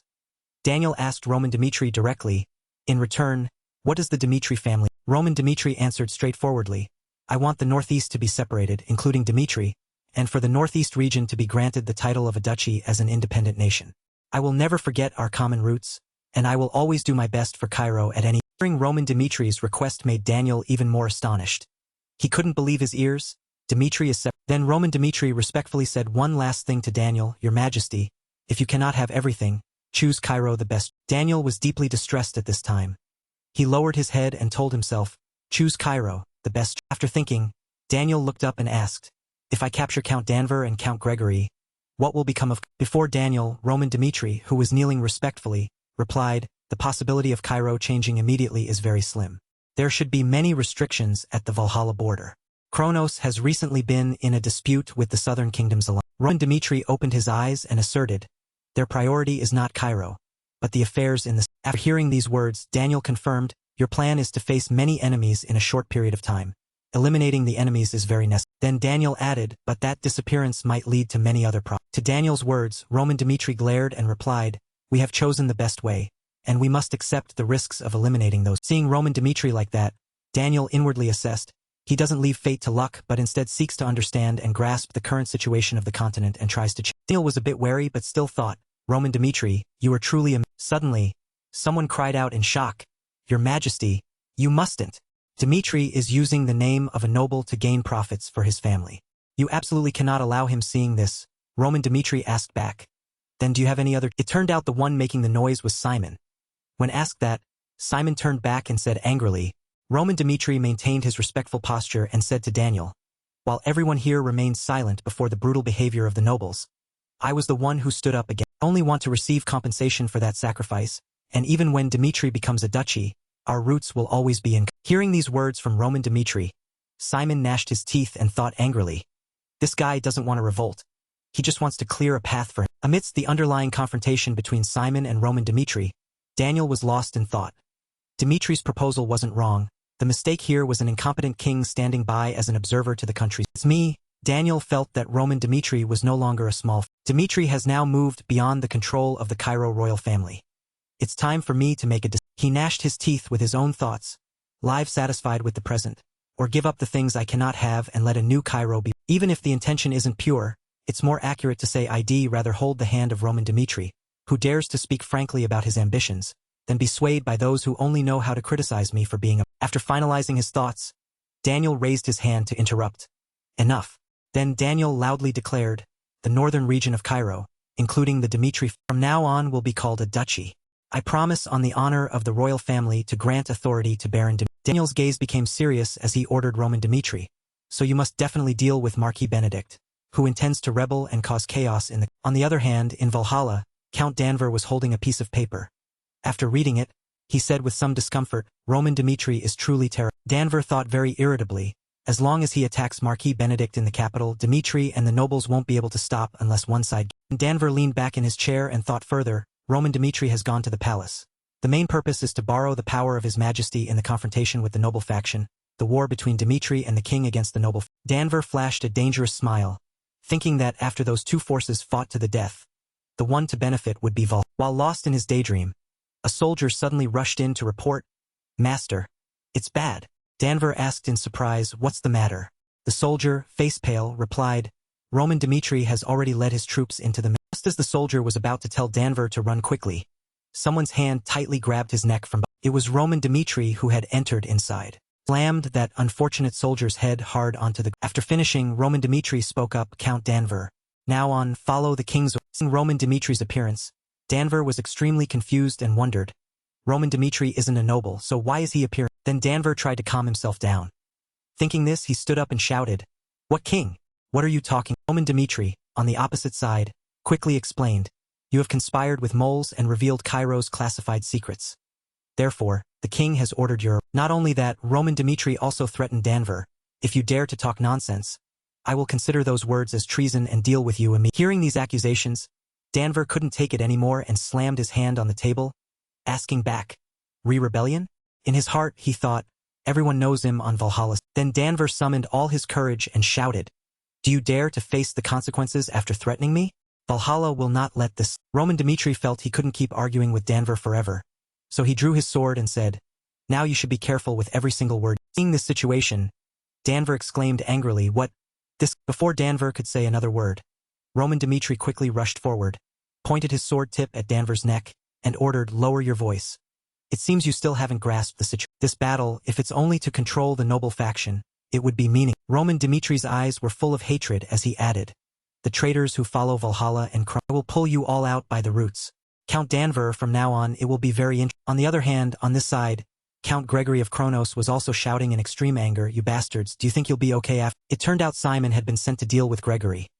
Gregory still shouted loudly, "Simon, try to touch me, and the Kronos Empire will send troops to set. Will Cairo be able to handle it?" Royal Knight Simon still stood there without rushing to Then Simon stepped closer. As he walked, he thought, "Count Gregory is right. The Kronos Empire really wants to conquer the entire Simon told himself, but now that His Majesty has made the decision, Cairo can no longer turn. Seeing Simon stop without saying anything, Gregory, though frightened, still spoke boldly, "Finally, you understand the situation." However, in the next second, Simon directly gave Gregory a powerful head, but along with a scolding, "Shut up, you're truly beyond." Simon shouted in extreme anger, "If Kronos dares to cross the border, I will cut your throat and hang it on the city wall." In his heart, he told himself, as Roman Dmitri said, "Not a single one must be." Meanwhile, at the Benedict estate, Mark West walked and thought angrily, "Dmitri dared to join forces with. I knew I had to seize the throne, but I didn't expect it to happen so suddenly." Mark West calculated secretly, "If I gather the strength of the majority of the nobles, then pushing Cairo away shouldn't be too difficult." He told himself in great fury, "Roman Dmitri, you became the strongest by defeating Count Nicholas, but things will not go as you." Thinking this, Mark West shouted an order, "Summon all the nobles and lead the troops to the capital." His soldiers replied in obedience. A moment later, a soldier came to report hesitantly, My Lord Marquis, Count Fabius has refused the summons." Hearing this, Mark West couldn't keep his composure and said, "What? Take me to—" Mark West shouted in extreme rage, "Count Fabius, have you gone mad? What do you mean by not sending troops or attending the summons? Is this your Count on the other side of the screen replied indifferently, "Marquis, let's be honest with each other. In betting on this match, Roman Dmitri will win. Stop looking at me like a dog that only knows how to follow its master's heels." Hearing these words, Mark West trembled with rage and asked back, Are you confident you won't regret that?" The Count flashed a contemptuous smile and replied, "Regret? My foot. If I choose wrongly, I can only wait for death." He continued, "Initially I was a traitor, but from now on I will do anything for Roman Dmitri." Then the Count asked, "Haven't you heard the news? He cares so much for his—" It seems the head of the noble faction doesn't even know the current situation. Does he? Don't you know the noble faction is collapsed? Mark West was extremely shocked upon hearing this information. The noble faction is collapsed. At the same time, in another place, a man was declaring decisively, "I, Valentino, declare that I will support the Dmitri family." Valentino of the neutral faction has begun to— After the Valentino family, which had shifted from a neutral stance to supporting the Dmitri family, they moved to hire many mercenaries throughout This consistent action by the neutral faction and the Valentino family made the noble faction wary, preventing them from immediately attacking the Dmitri family after they expressed their stance in this power. In the meeting room of the palace, the leaders of Cairo met around a large table. An elder spoke up. "A few days ago, Count Fabius, who was once a member of the noble faction, switched sides to join us, leading several weaker nobles to do that." Daniel was fearful and shocked, his forehead sweating profusely as he thought, "Those nobles who valued wealth like their lives used to oppose me openly. But after Roman took decisive action, it seems they have been shaken. After all, having money but no life to spend it is useless." He thought that, in this power struggle, Roman had done exactly right, handling everything very decisively. A finger pointed at the map of the capital on the table as that person said, "Previously, the noble faction could have gathered all their troops and marched to the capital, but so far they haven't shown any sign of doing." That person was Roman. He continued, "Currently, the situation is very favorable for us. The noble faction is facing internal division. They are no longer as united as before. The time for us to sweep away their influence in one go has. After hearing this, Daniel immediately ordered Roman, "Rest assured regarding this matter. I have given you full decision-making authority. All of Cairo's soldiers will be under your command in this war." He expressed his trust in Roman. "I will always stand behind and support you. For any decision, you may act first and then report back to me." Roman, with a determined gaze, after hearing the order from the head of the Cairo kingdom, placed a hand across his shoulder to show his loyalty and said, "Thank you, Your Majesty." In Marquis Benedict's meeting room, Mark West was also discussing the war with his logistical staff. After he took command of the army, it seems he's preparing for a general offensive against us. At most, they will arrive here in about a week. He continued, "Currently, our military strength cannot face them head-on because our forces have been divided quite a bit. Therefore, our situation will require us to hold our ground here and wait for an opportunity to counterattack and push them." Another person spoke up, the biggest nuisance in this war. Previously Marquis Valentino, who always maintained a neutral stance, has now led many nobles to join Roman's forces. "This is truly something I never con." That person continued, "With the forces strengthened by the royal family, will we have a chance of winning this war?" His words made Mark West sink into thought for a moment. Zedon also contributed his words, "Our noble forces mainly crave wealth and fear death. This time, even with all military forces gathered, it's not even 1/5 of the total strength. If we face them alone like this, it will surely be difficult. Should we contact and invite external forces like the factions of Kronos and Valhalla? If those two countries support us, we can counter." He continuously gave advice about the war. Now within the country, those two factions have been suppressed by Roman and driven into a corner. If we offer them a proposal with great benefits, they will have to agree and listen. Mark West heard this. He folded his hands and replied, "That's also a good idea. Everyone joins forces to fight a common, but time is running out. I don't know how long it will take us to convince them to support us." Hearing that, Count Gregory replied, "According to estimates, since those two factions are mainly concentrated in the capital, contacting them won't be difficult. However, gathering all forces would be quite difficult in this situation. It's estimated to take more than 2. Mark West said, "So be it, slow is better than nothing. I grant you full authority to contact those two factions." "Very well. Wait for good news from me," Count Gregory replied. Silence enveloped the room. Mark West's iron words rang out, "This war is a large-scale conflict involving our survival. We prepared for it before. Now is the time for our forces to achieve it." He declared boldly, "All power in Cairo must belong to our noble." Morning light filtered through the window slits, illuminating the dark. Nicholas was lying on a hospital bed. Bandages covering his wounds were wrapped all around his body. Nicholas asked himself, where? A moment later he struggled to sit up. His hand touched his injured eye. He immediately remembered what had happened. I remember. I was injured after that." He thought to himself, "The wound doesn't seem that serious." Roman went easy on. Remembering the image of the duel at that time, Roman had coldly attacked Nicholas directly, causing blood to flow everywhere. The pain was indescribable. Roman said to him, "Don't overthink everything like I. Roman will never betray my kingdom," he promised with a cold, sharp gaze, showing the determination he had for his. Nicholas now thought to himself, "I wonder how the situation in the capital is." Suddenly, the sound of footsteps approached, the door swung open, and a voice called out, "Oh." Simon, seeing Nicholas sitting on the bed, exclaimed, "I thought you'd never be able to wake up. This is truly." Nicholas immediately asked, "After I fainted, what is the current situation in Cairo?" Simon replied, "This is complicated." He replied, "I am currently following Roman's command. He has joined forces with His Majesty. They are attacking Marquis Benedict's noble faction along with the noble forces following the two nations of Kronos and Vol. Hearing that, Nicholas lowered his voice and ordered Simon, "I understand. Take me to the." His eyes seemed to flash with fire. Nicholas continued, "I need to be there to grasp the situation." Roman was walking on the red carpet. He gradually moved forward before the witness of tens of thousands of soldiers. He stood before Nicholas, who was holding the sword to be handed. Roman thought to himself, "I never thought there would be a day when the most powerful person in the royal army would directly hand over power." The person who was once the strongest swordsman in Cairo, Count Nicholas. In this chaotic situation, he still loyally stood by His Majesty's side. At this moment, Nicholas also handed him the. He took a step, turning toward the soldiers who were looking up. His hand held the great sword. His voice was loud and clear. "Currently, Cairo is in great chaos. Everything needs to be resolved quickly. We and the noble faction will soon face each other in a life and death." He continued with his forceful words, "This is unavoidable. This is truly a meaningless war. Many civilians and soldiers will fall. Relatives and compatriots will kill one another. To regain power and move toward future stability, There is no other way. We need to defeat the noble faction and eliminate this seed of disaster. His words made Nicholas astonished at Roman's determination and Roman shouted, furthermore, in this war, I will be the one at the vanguard. You only need to listen to orders and head toward final victory. As soon as he finished speaking, the soldiers shouted his name loudly as a sign of trust in him, the vanguard of this war. The war for the throne, a final fierce war, had officially at the fortress area. Roman leisurely walked around. He said, in this war, there will be no mercy. We need to strike fast and win fast. We cannot give the noble faction time to gather their forces. Now they are in chaos. Therefore, we need to launch a preemptive strike to gain the advantage. His gaze was cold and determined to the end. He ordered, we will attack quickly. The soldiers only need to rest for a moment.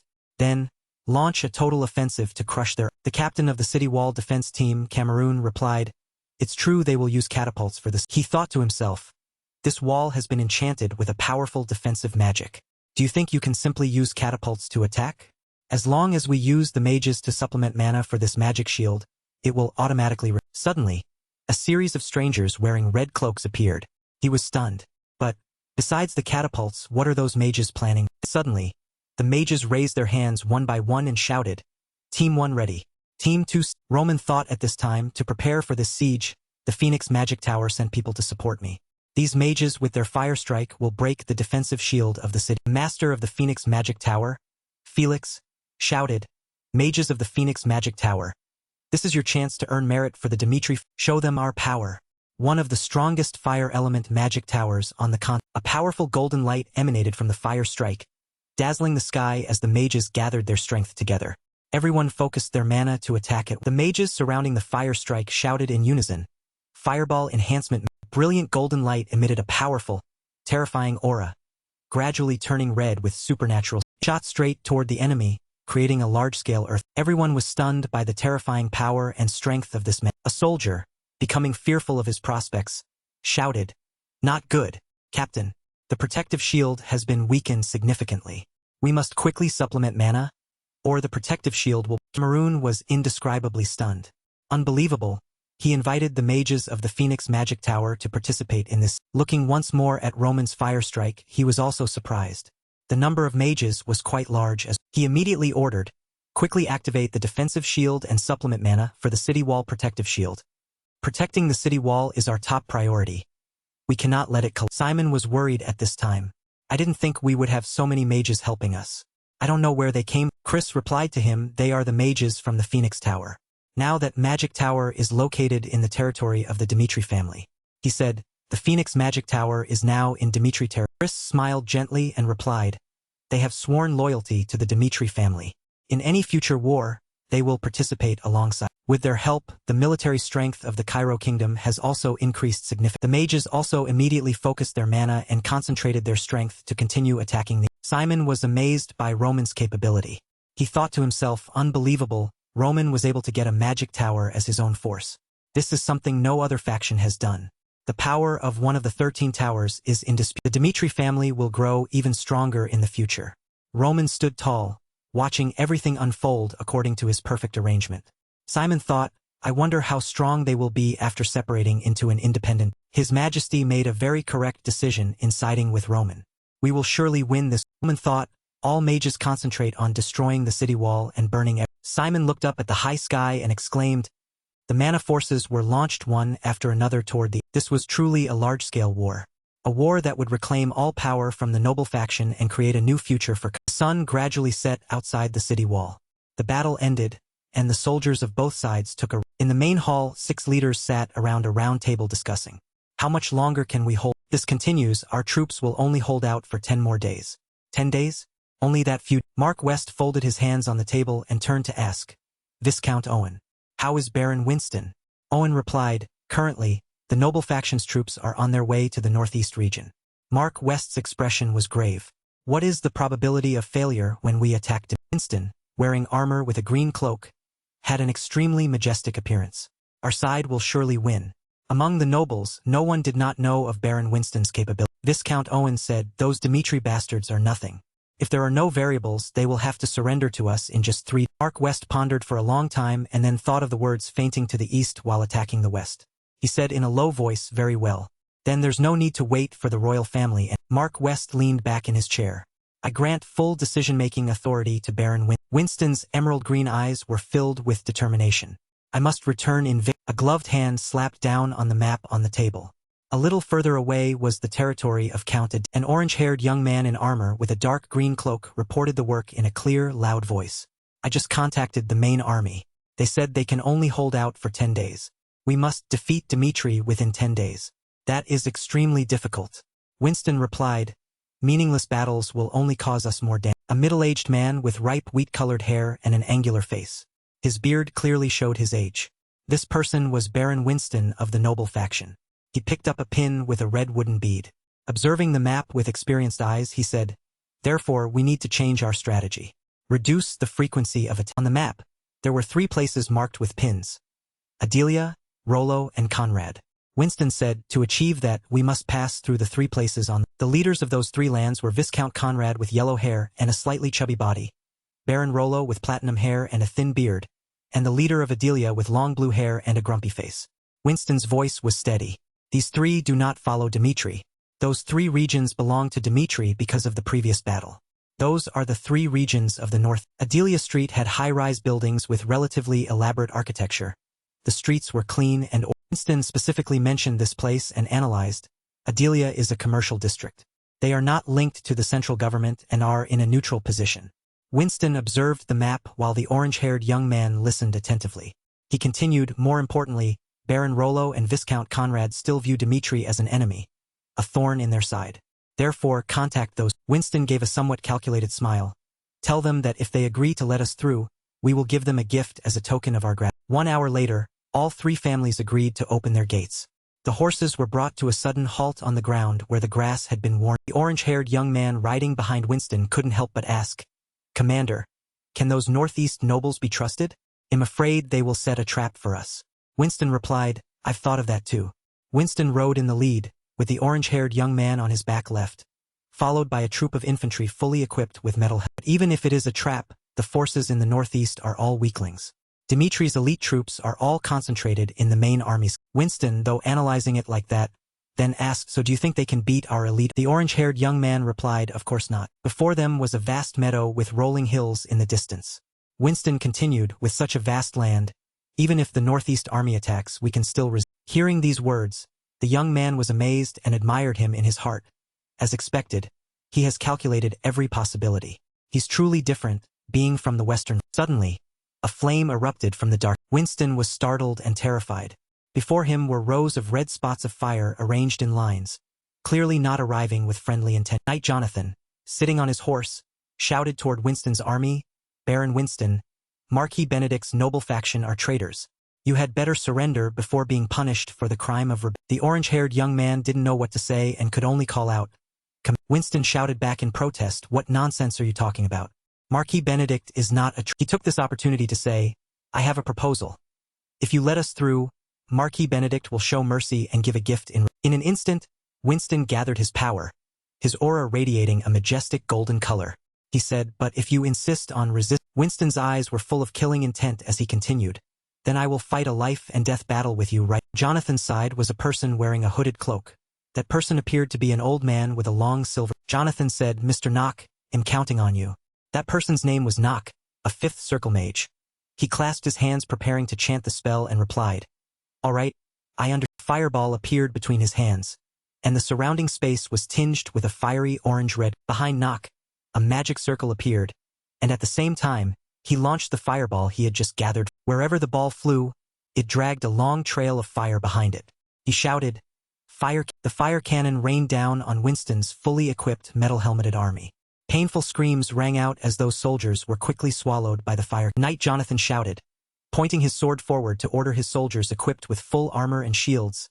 Everyone, they were clearly more than just a little stronger than Winston's soldiers, quickly slaughtering them until blood splattered. Winston, still wrapped in a golden aura, held the reins in one hand and gripped his sword in the other, unable to believe his eyes at this tragic scene.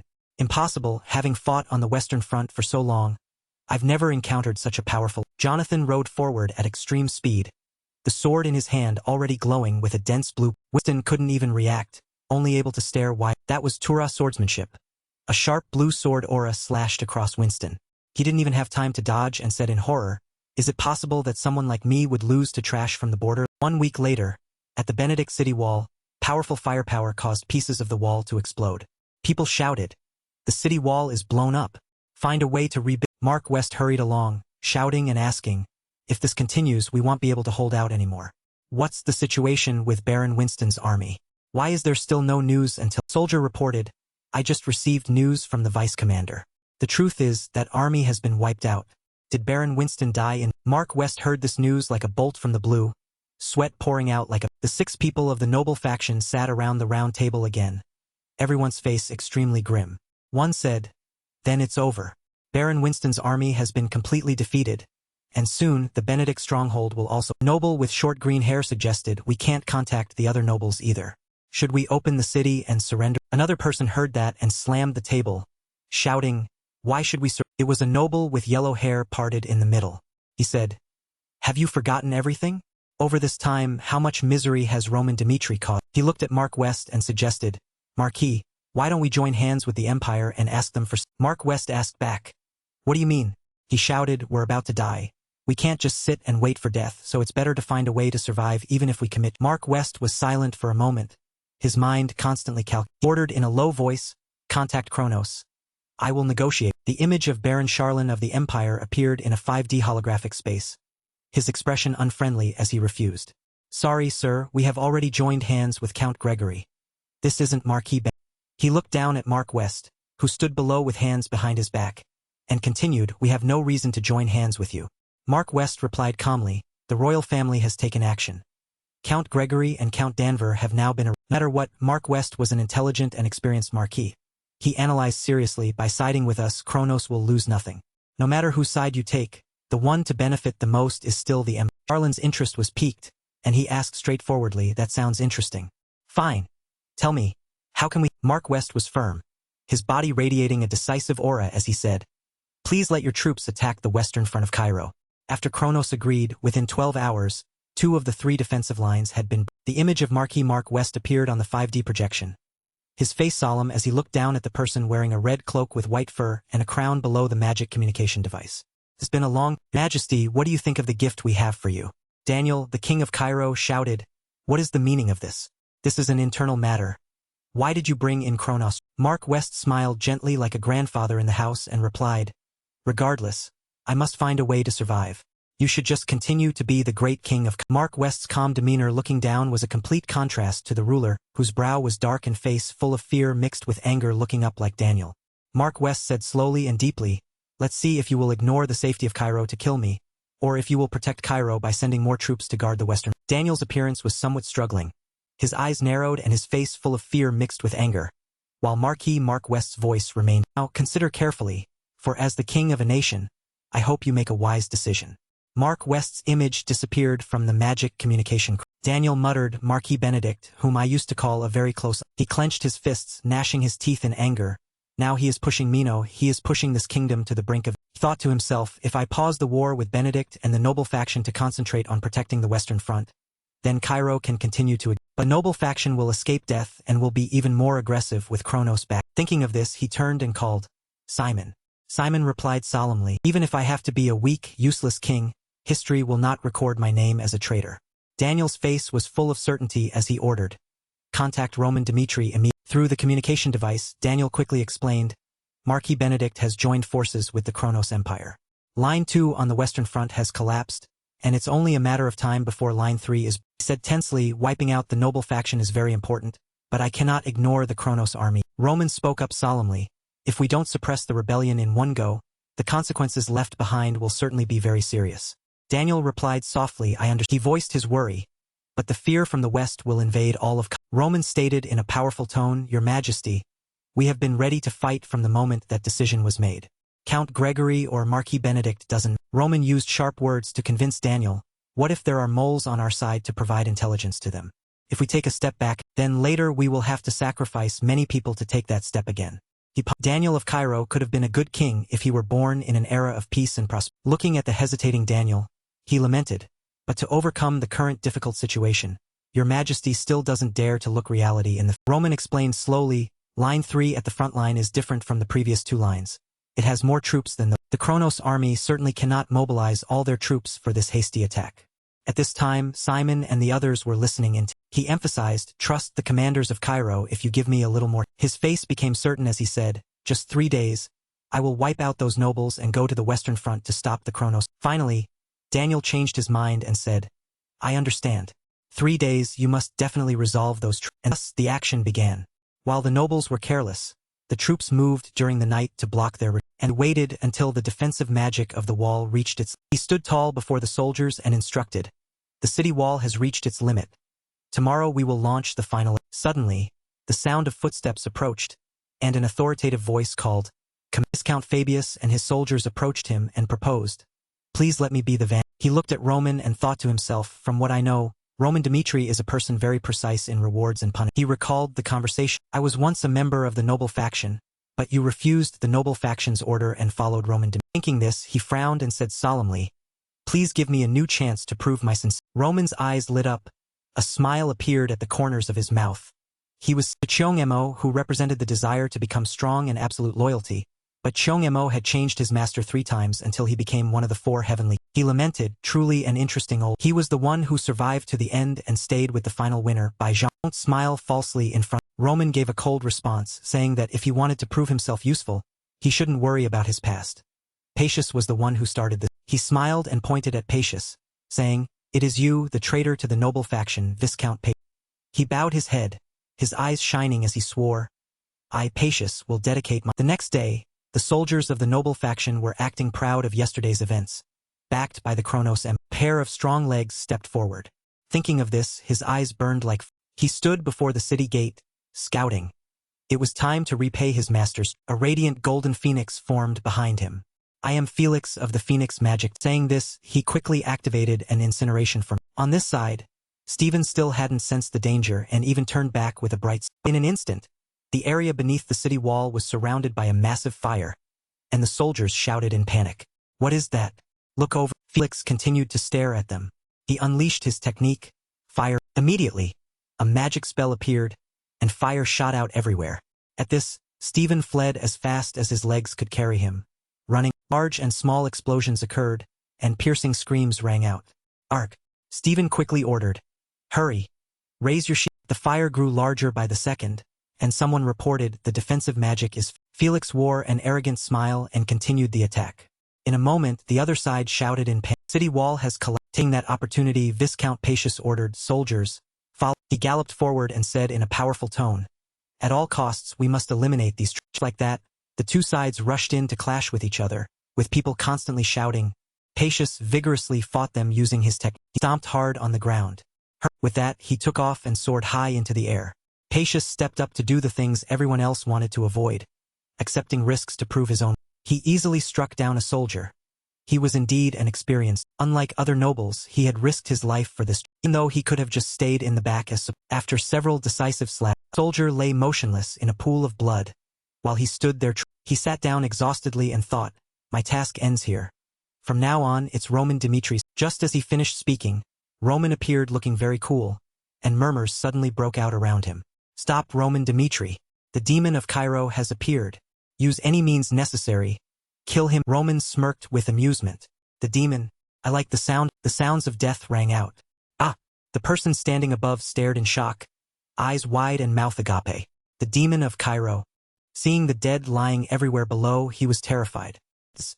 It's truly unbelievable. Meanwhile, on this side, an ominous report came through the communication stone. It's bad.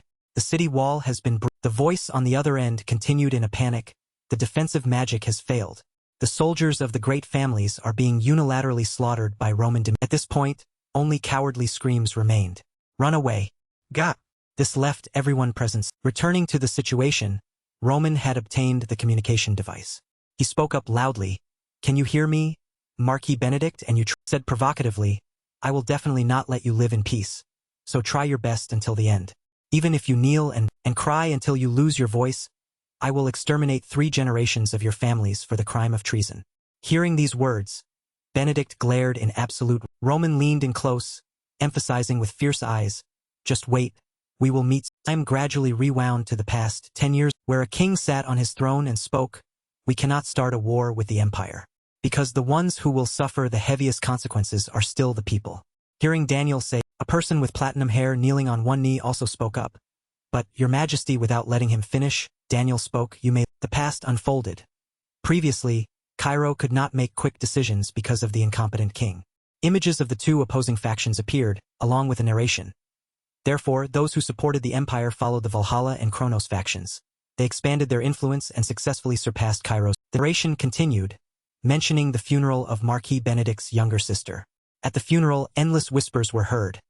"I heard her illness was inherited from Benedict's family, right?" Another added, "However, in this small kingdom, no one could save her." The gossip didn't stop but grew louder. If they had used the advanced technology of the empire, she might have survived. Those murmurs brought the Marquis to tears of grief, and suddenly a thought occurred to him. A thought appeared in Marquis Benedict's mind. If this continues, will Cairo be? The Marquis could not maintain his composure and stood in the middle of Hector Hall. "I can no longer trust the Cairo royalty. It is time I build power for myself." His words drew everyone's gaze, and he continued without hesitation, to put Cairo in its rightful place. Seeing the support of those around him, he displayed a sense of justice in Hector. "Nobles of Cairo, follow me." This caused everyone to raise their hands in unison, applauding his courage and showing their. And this was the beginning of the formation of the Noble Alliance. From then on, he took the lead, but things did not go as planned, and over time, the original goal gradually drifted. Marquis Benedict began to crave the. Now, that very thought made the Marquis clutch his head and think, which step did I take wrong in my life to have to bear these consequences? At the same time, the image of a young man appeared in his mind with the name clearly shown, Roman. This caused him to fall back into contemplation. Now, he has controlled everything. Cairo has become meaning. Thoughts flashed incessantly through his head, making him grit his teeth. If this continues, my end will only be. That thought seemed to hijack his reason, making him stand up and order his subordinates that he needed to retreat to save his life, and afterward, ask the Kronos Empire for help to reverse the situation. He didn't stop there and spoke again. "Hurry and do it.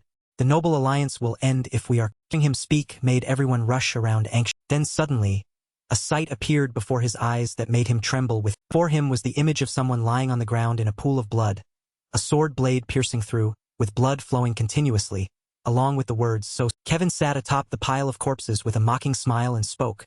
"I've been waiting for you for a long time, Marquis." Kevin's appearance terrified him, and he immediately ordered the soldiers to fight. "Soldiers, charge! Kill him!" Those soldiers, following his orders, did not hesitate to charge forward with their swords. Yet fear still. Soldier shouted, "Protect the Marquis." But as the words ended, a sword slash cut across, quick as a. Kevin kept moving forward, taking down one person after. In the end, everyone was annihilated. No one had time to counter. The soldiers only had time to cough up blood and groan.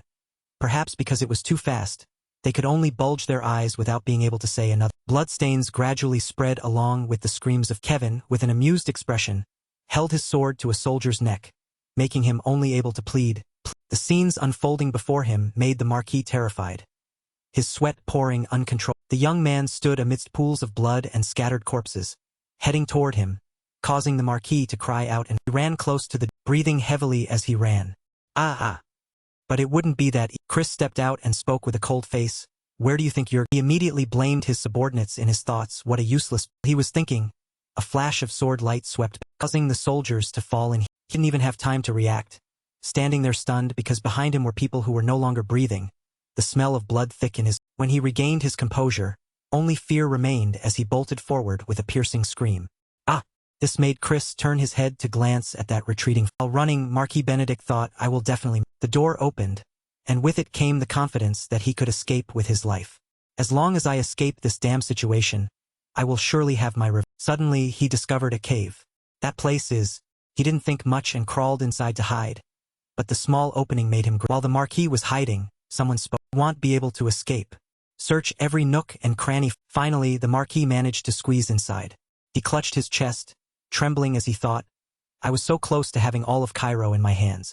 It's all because of that bastard that everything was over." He held onto his grudge and thought through gritted teeth, "I will definitely have my revenge. They'll pay you back for all the humiliation I suffered." Suddenly, a voice reached his ears. "Marquis Benedict is truly finished." That familiar voice made him recognize the person. It was Viscount. Viscount Owen gradually approached the cave and said, "You hid here and didn't notice anything unusual? I mean, from the beginning you and I had no way to The sound of footsteps drawing closer made Marquis Benedict realize. He is getting closer to me.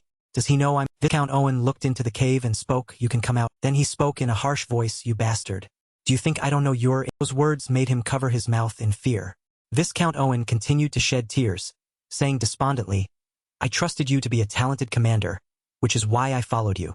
You have disappointed me so much." Suddenly, a sword pierced through him, making him cough up blood as he could only say, "This feeling." A hand touched the person with angry eyes looked down into the cave where he was hiding and spoke. Time seemed to pass. A pair of feet, one with a shoe and one without, dragged along the ground as a voice urged. Marquis Benedict was being led forward in handcuffs. Wherever he went, insults and jeers followed. "It's Marquis Benedict. You bastard. Why did you flee alone?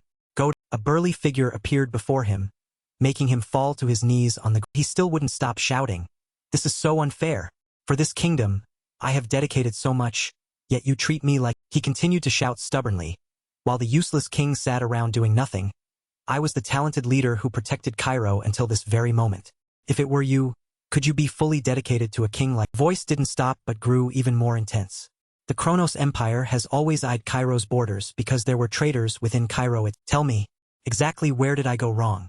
Hearing him say that made Roman look at him with a stern expression. Junghyuk also answered him, "I am not saying your decision at that time was wrong.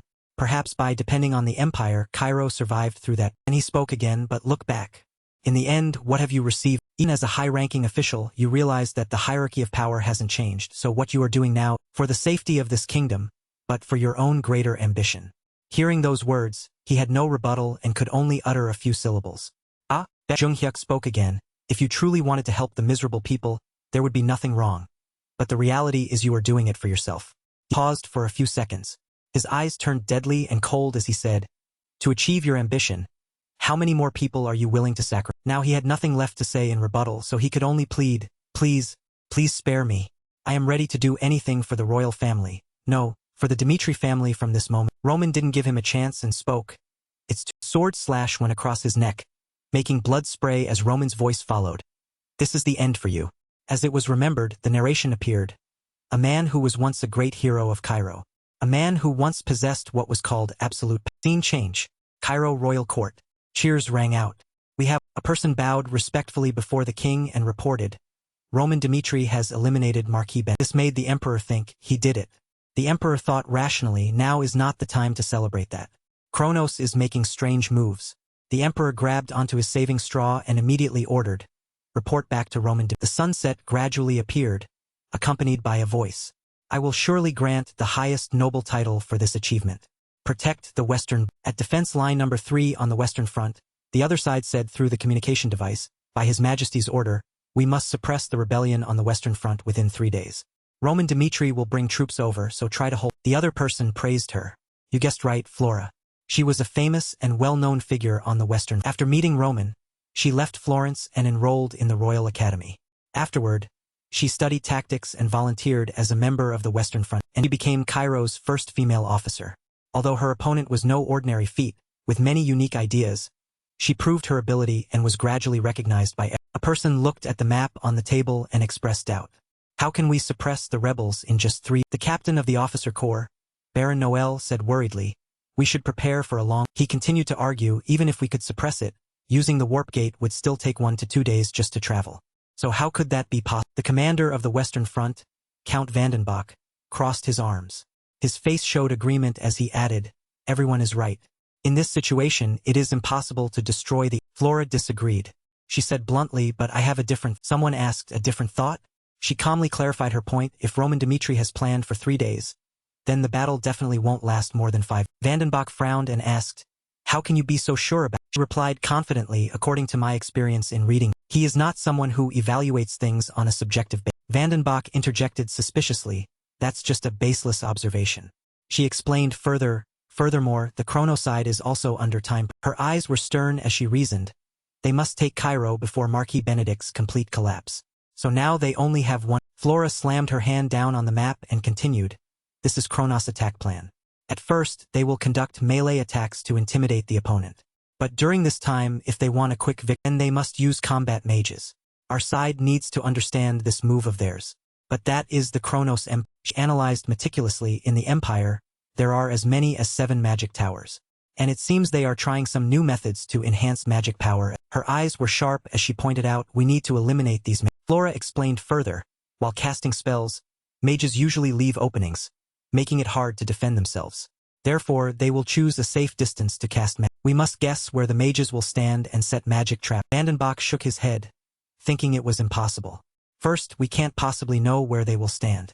Second, mages will detect the magic traps with their... Her tone became decisive as she replied, for that very reason, we must find a master swordsman to join. He gasped in shock. Flora firmly repeated, that's right. Once we have a master swordsman, we must have that person move with the army ever. Said confidently, that way we will find the positions of the enemy's men. Vandenbach asked in disbelief, then how do we avoid being exposed by the mana? She slowly explained, the role of the master swordsman is that swordsmen will release their aura at the highest level, causing the surrounding mana environment to become even mages will not be able to detect the mana. Her sharp words convinced him. That's true. So she rubbed her chin worriedly and said, the problem is who will agree to be the master swordsman and lead. To be honest, the chance of survival is quite slim. These words made the other two open their eyes and mouths wide. A pair of long legs stepped forward along with a steady voice. I will. Rodwell proposed seriously, someone has to do it. So please allow me to. Everyone turned their eyes toward. Someone softly called out. Finally, Vandenbach approved. Fine. In this battle, Rodwell Dimitri will be the... This time, the city wall was deserted. Flora walked up to Rodwell and asked, why are you so eager to do such dangerous... She continued, not very supportive, your active service term ended a long time ago. Why are you still... Flora crossed her arms and said pressed him, I mean you are truly... Everyone calls you a patriot, but I see you as no different from a fool who is desperate because he can't die. He stood stunned upon hearing her say. She didn't stop there and continued questioning, in the future you might even become a commander so you shouldn't die. He slowly placed his hand on the wall and replied, this is a necessary mission. Suddenly he asked her back, Flora, if it were Roman instead of me, how would you feel? She was speechless in shock. Rodwell said sadly, he has changed. It's truly hard for me to accept, but I can't deny it. The bit of competitiveness in his heart, he said, now I understand him so I will do anything to surpass. Rodwell looked into the distance and asked, that is why I stayed. And you? Why are you still? Flora turned her face away. She spoke evasively, I just want to avoid repeating old mistakes. Let's not talk about this. And she stood up straight and said, what I asked earlier really pulled me back to reality. Suddenly, Flora punched his arm lightly and then stammered, one victory at all costs, but I also hope you return alive. Then he raised his sword high and shouted, I am Rodwell of Cairo. I wish to challenge the Kronos Empire. Let out a long breath. In his heart he thought pessimistically, today I might. From this moment on it was a matter of survival. Suddenly, a pair of feet. The 3-star unranked swordsman Osborne introduced himself confidently. I am Osborne. I will be your... Unlike Cairo, someone who reaches 3 stars becomes a ranked warrior. On the other side, the match official waved the flag to give the signal. In the Kronos Empire, to be on the ranking board, one must reach at least 4 stars. The two quickly rushed into combat. In the very first seconds of the match, they unleashed powerful tech. Rodwell gritted his teeth, defending with great difficulty. Osborne aggressively attacked him with immense ferocity. The world they lived in was completely different from Cairo's. The soldiers below did not stop cheering. Finish him. Osborne grew even more spirited. He used his strength to push Rodwell back. Rodwell clenched his jaw and thought, as expected, I'm not even fit to carry my brother's shoes. But I will definitely fight until the very last. Rodwell excitedly thrust his sword straight. The dangerous sword tip was close to his eyes. Closing his eyes and dodging would be no different from doing this. He used all his strength to slash across his opponent's stomach. The man's blood sprayed everywhere. He was seriously injured, even coughing up blood from his... Rodwell finished the move coolly. His clothes were also splattered with... In an instant, the opponent fell face first onto the ground. He turned back with bleeding eyes, a winning smile still on his lips as he ordered, get out of Cairo. You bastard! Turning from that fierce battle, Rodwell dragged his heavy steps in. Blood soaked his armor, and open wounds were scattered on his arms. Despite the pain in his body, his eyes still shone with worry. Has our plan succeeded? Across from him was Flora. Seeing Rodwell's resilience, she gently replied, yes, definitely. Hearing this confirmation, Rodwell let out a sigh of relief. Seeing Rodwell's attitude also made Flora's eyes fill with admiration. On the other hand, a man with a majestic aura appeared. He was the Kronos commander, Count Fabio, who now had a cold face. Fabio gave a decisive order, "Mages, prepare yourselves." Immediately, everyone obeyed and gathered in full. They were the war mages. The atmosphere at the Western Front fortress was still very peaceful. There seemed to be no sign of the battle that was about to. Vandenbach approached Flora and asked, "Flora, when will you detonate this magic trap?" She replied calmly, "Detonating it too early might give them more time to. We can't kill all those mages in one go. If they cross 300 meters from the trap, according to the plan, the error range is only 100. Flora continued thoughtfully, "The more mana summoned, the higher the chance of success. Detonating the trap then will prevent those mages from fighting due to the mana destruction." After hearing that, Vandenbach understood Flora's goal and replied, "I understand. You give the." Then, the Kronos war mages began to summon their magic power to prepare for the. All those mages were intensely focused and giving their all to cast the spells. But no one could have anticipated Flora. Seeing the time was right, Flora immediately shouted loudly to signal Vandenbach. Vandenbach followed suit and ordered his soldiers. Just like that, the war mages were blown up by the magic trap without having time to This large explosion successfully eliminated all of Kronos' war mages. Fabio, seeing the scene, stood up and cursed, "These sneaky trick-playing." Immediately after, Fabio gave a clear order, "Soldiers of Kronos, listen." With anger boiling inside him, Fabio ordered the attack. "Let those daydreamers who think they can oppose our Kronos empire know what the existence of an empire truly." Immediately, all the soldiers obeyed and rushed forward. They shouted with burning intensity. On this side, they were not to be outdone. The soldiers were also doing their best to push back the enemy. They shouted loudly, "Block them! Push that guy!" As soon as a soldier climbed onto the fortress, he was immediately pierced by an through the head and died on the spot. Just like that, the soldiers of both sides fought continued. Those who climbed to the top were shot down. That arrow was shot by Flora, who shouted to encourage her soldiers, "Don't lose focus. The enemy has lost their. We are the ones with the advantage in this war. Don't let them push us back. Our families in Cairo will be in danger if this Western Front falls." Continuously like battle lasted until the next day. The Kronos Empire, which was originally capable of taking the immediately, was instead a pulp like this. On the third day, the royal army, Roman Dimitri, reached the Western Front.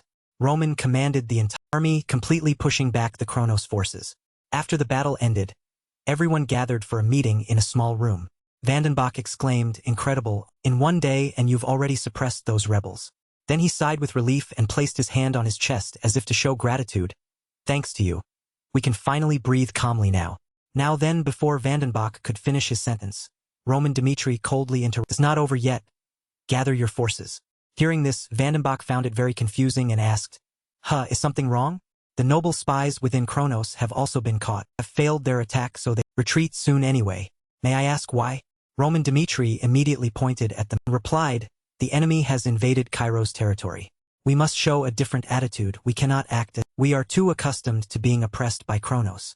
After explaining, Roman Dimitri repeated once more, "His Majesty has given me full authority in this, so summon the soldiers and prepare to open the city gate.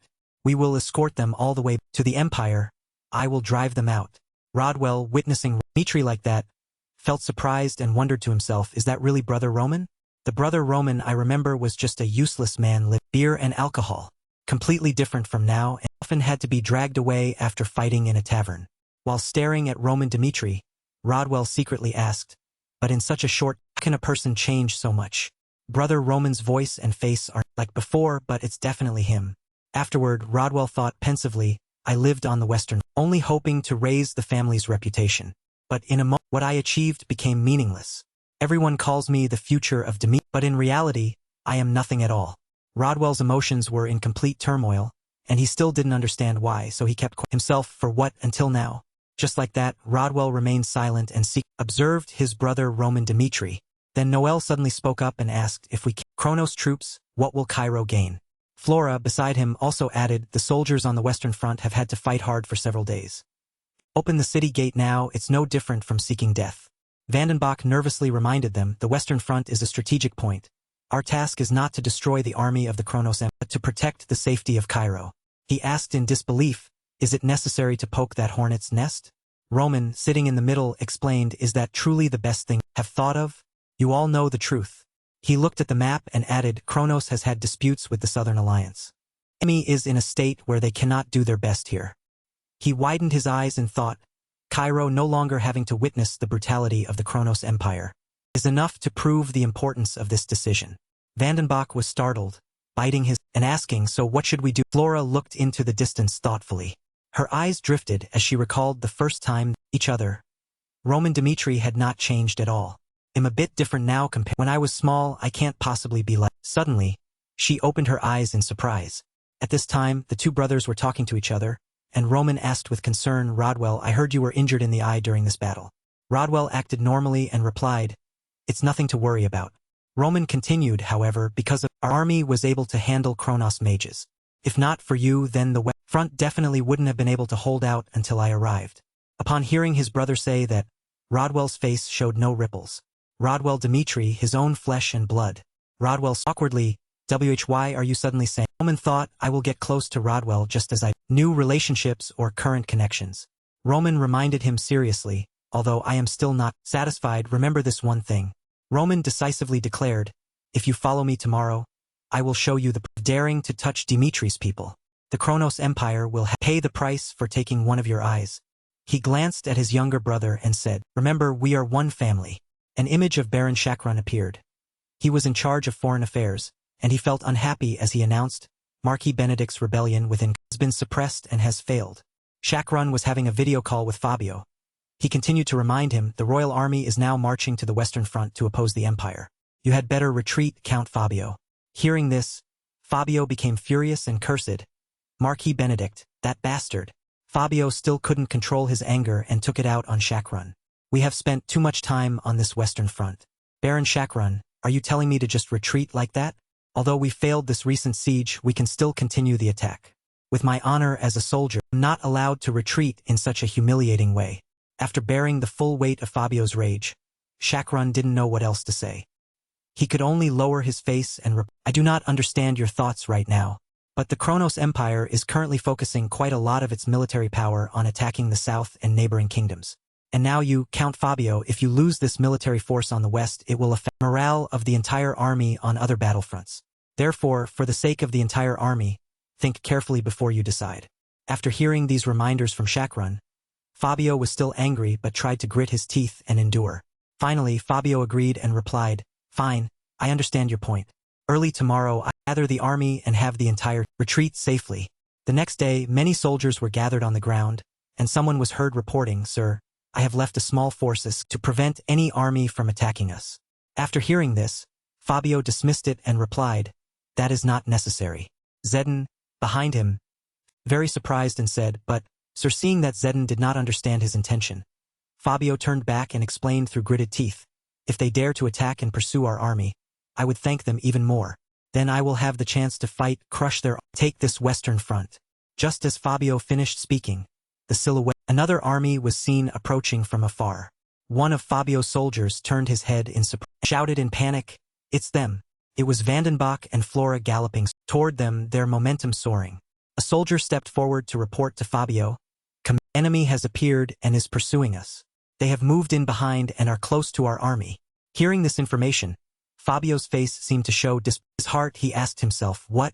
Are they coming to their deaths?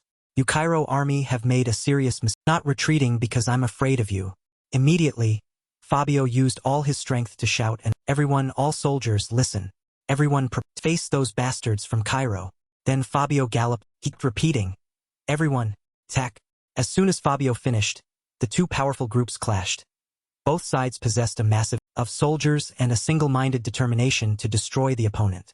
The night before, at the meeting table consisting of Roman Dmitri, Rodwell, Vandenbach, Flora, and Noel, Roman Dmitri had spoken to everyone. It seems I guessed correctly. The entire Kronos army on this western front has retreated. Now is the time for our counterattack. After Roman Dmitri continued to explain his intention. The attack plan is quite simple. Since their preparation time to retreat is urgent, they won't be able to withdraw quickly. We will divide the army into two sides. One will attack from the rear, and one will strike directly at the enemy's center. Rodwell and I will lead the troops to strike straight into the middle of the enemy. As for Count Vandenbach, you lead the troops along with Flora to pursue them from behind and draw their attention. In this way, people will simultaneously attack the middle and the rear. After hearing Roman Dmitri present his plan, Noel exclaimed, your plan is quite good and simple. Then he asked curiously, but if we divide the army in two, will it become weaker? especially you won't be leading the soldiers in the rear, so Roman Dmitri interrupted before Noel could finish his question and replied, what you say is true, but rest assured, when the situation in the middle is stable, I will have people go to the rear to support. Therefore, you can rest assured and follow the plan. My force will be responsible for crushing the Empire's army. Confident in this tactic, he asserted, when we divide into two like this, they will find it hard to cope. At that time, we will have the advantage in terms of tactics as well as our army will surely win this battle. Returning to reality, at this moment, soldiers had already fallen. Zedden, witnessing this scene, turned dark and shouted, "You bastards! Everyone calm down." Zedden gripped his sword tightly and shouted for everyone to hear, "Our opponents are the Cairo army. So how possibly resist a powerful Kronos Empire army like ours? You all must calm down and fight." After these encouraging words from Zedden, everyone felt more confident and fought with all the sounds of slaughter rang out everywhere. Fabio, seeing that the situation seemed unfavorable, thought very irritably, it doesn't look good. After gathering their full military strength, the Cairo army has made tactical progress. And now, with the added cooperation of the newly arrived royal, it seems I'm in trouble.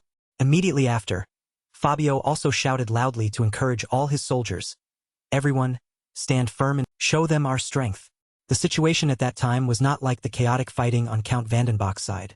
In the center, a massacre of the Kronos Empire army was taking place. The soul of the Empire felt extremely surprised by what was happening before their eyes. They shouted, Impossible. how can a group of their soldiers radiate such strong killing intent? Immediately, with just a few slashes, our soldiers had successfully taken down countless Kronos Empire soldiers. While the was raging in complete chaos, Roman Dmitri and Rodwell also came galloping. Roswell couldn't believe his eyes. He exclaimed in shock, "What is going on?" He felt this was unbelievable. Roswell wondered to himself if the powerful Imperial army was now being completely overwhelmed by his own family's forces. Right before Roswell's eyes was the sight of soldiers decisively striving to destroy their enemy. Roswell found it even harder to believe. Frowning, he thought to himself that those soldiers looked like nothing special and appeared quite ordinary. But on the battlefield, they fought as if they were in an empty space. Roswell turned his gaze to Roman Dmitri beside him and wondered, is all this due to my brother's training? Thank you watching for recalled the memory of last night when his brother had said, "Follow me into battle tomorrow, and I will show you the price they pay for daring to touch the people of the Dmitri family." Returning to reality, Roswell was still immersed in his thoughts about his brother, Roman Dmitri. At the time, I thought he was just encouraging me, but now I know it's the truth. So, Roman Dmitri called out to Chris, who responded by his side, "Yes, Lord." Dmitri didn't say much. He only told Chris, "Now is the time for us to proceed according to the plan. Lead the troops rear to assist them." Chris stood at attention, listening to Roman Dmitri's instructions. After Roman Dmitri continued, "As for me, I will move forward to prevent them from retreating." Hearing these words, Roswell felt terrified but said nothing more. Immediately, Chris obeyed, replying yes, and then led the soldiers, shouting, "Second formation." Roswell was still horrified by his brother's ambition. Did he really want to annihilate the entire Imperial army? In another place, the soldiers were still fighting passionately. Someone saved a soldier's life after he had carelessly left his back unprotected. That person, Flora, who had used her arrows to eliminate the enemy. Her heart was filled with worry as she thought, "We're being cornered by them. The situation doesn't look good." Thinking this, she immediately turned and called out, "Commander!" Before she could say anything, Vandenbucks understood and replied, "I know, just follow the plan." He then spread his arms and shouted, "Whole team, raise shields," and they quickly obeyed, raising a solid shield wall and shouting together, "Shield wall." Seeing we're just fighting back and forth and then suddenly raised shields to block, the Kronos Imperial soldiers felt it was strange. What are these guys doing? Why are they raising shields in the middle of a fight? Do they want to defend? Thus, side defended while the other tried to destroy the shield wall to attack. Vandenbucks, from the rear, continuously reminded them, "Try to shield up, don't let them advance. Just stall for time." While they shielding, an army was rushing in from seeing this, Vandenbucks ordered all the soldiers, "Reinforcements are here. Lower the shields and join the fight." That the army led by Creed. They were running at full speed. Show them the power of the Dmitri family's army. Creed's eyes was pure determination. He clenched his teeth and charged into the middle of the battle. With a few basic moves, Creed successfully sent several soldiers to their Flora, standing behind and witnessing Creed's display of power, marveled, "It truly is Roman's army." With that elite group, the situation had completely changed. From the beginning, Furious Foot stomped on the ground, cursing, "Move out of the way, you fools! turned out a 3-star swordsman of the Kronos Empire. He roared with killing intent. Let me deal with them. Unfortunately, only seconds after appearing, the 3-star swordsman of the Kronos Empire had his head easily taken by Creed. Creed himself, this is my... Creed's eyes flashed with the light of power. He told himself, now is the time for me to show my strength on the battlefield. Now, in the midst of the Kronos Imperial Army, among the sea of fighting fervently, alone in the enemy's encirclement, Roman Dmitri was like a solid fortress wall. Anyone who attacked was blown away by one of his strikes. Slash from Roman Dmitri was light yet powerful, taking down each enemy easily. With full of killing intent, Roman Dmitri was so determined that nothing was more important to him than securing victory at all costs. Before the brutal scene, Fabio felt stunned, unable to believe his eyes, and exclaimed, "How can this be?" Suddenly, someone called him, "Commander." Soldier came forward to report, "Our rear is also under attack. We are at a disadvantage. If this continues, our entire army will collapse." Even though the situation was critical, Fabio calmly gave orders, his voice echoing across the battlefield. "Everyone, deal with that bastard Roman first. Once he's gone, their army will crumble on its own." Disdainful smile flickered across Roman Dimitri's lips. He looked straight at Fabio with a challenging gaze. Movement as fast as lightning, Dimitri charged into the crowd of soldiers like a gust of wind. Witnessing scene left Fabio astonished and somewhat afraid, thinking, that crazy bastard. Is he planning to risk his life to charge through my entire army just to take me down? Roman Dmitri was about to reach Fabio. A cold voice rang out. "Stop right there, you bastard." I darted forward, blocking Roman Dimitri's path. It was the 4-star knight of the Kronos Empire, Gustavo. He shouted furiously, "Today, I will be your opponent." Gustavo and Roman Dmitri clashed head-on. Gustavo was ranked 78th on the continental rank and 35th in the entire Kronos Empire. Seeing the frenzied Gustavo before him, Roman Dmitri evaluated him. This guy is quite strong. The sword, Roman Dmitri and Gustavo collided, producing sharp clanging sounds. Gustavo jumped back, creating a safe distance. Then, Gustavo gritted his teeth and pointed a sharp sword directly at Roman Dimitri's chest. His eyes burned with hatred, as if he wanted to tear his opponent to pieces. Moment, 2 soldiers appeared behind Roman Dmitri, raising their swords to attack him. With lightning reflexes, Roman Dmitri didn't turn his head. He glanced back, his eyes flashing with an unusually cold and calm light. Graceful motion, Roman Dmitri swung his sword in a circle, creating a brilliant halo of light, simultaneously killing the 2 soldiers and wounding Gustavo. Before powerful attack by Roman Dmitri, Gustavo couldn't believe his eyes and thought in shock, "I can't believe he could take down soldiers on the periphery with just one sword strike containing." Gustavo looked at Roman Dmitri, whose eyes radiated resilience and the will to conquer everything. Gustavo thought, "Roman is more dangerous than I knew. If I let him live, the Empire's war will be lost." Renewed determination, Gustavo began to focus all his strength, lost in his thoughts. "Now, even if I have to sacrifice my life, I must take down this future threat to the Empire." Moment, Gustavo used the life-burning method, and his whole body glowed as if it were about to explode. A whirlwind formed around Gustavo, dust and debris, creating a screen that obscured his vision. Roman Dimitri's widened in surprise. He had never seen anyone control energy so violently and let out an exclamation. Looking close at Gustavo, Roman Dmitri realized that the aura was strange. He was burning his life force to multiply his power. Life, that is the root of all life. It is finite and not the kind of power an ordinary person can accumulate on their own. Birth, everyone has a life force which is the origin of human life. A divinely granted energy one is born with. Remember how he used to stay in his room reading books? Roman Dmitri thought, "I once researched this topic on this continent. I haven't seen anyone burn their life force to increase their power like this before, but after some study I understand it." Back to reality. What was before Roman Dmitri now wasn't books but Gustavo actually burning his life force.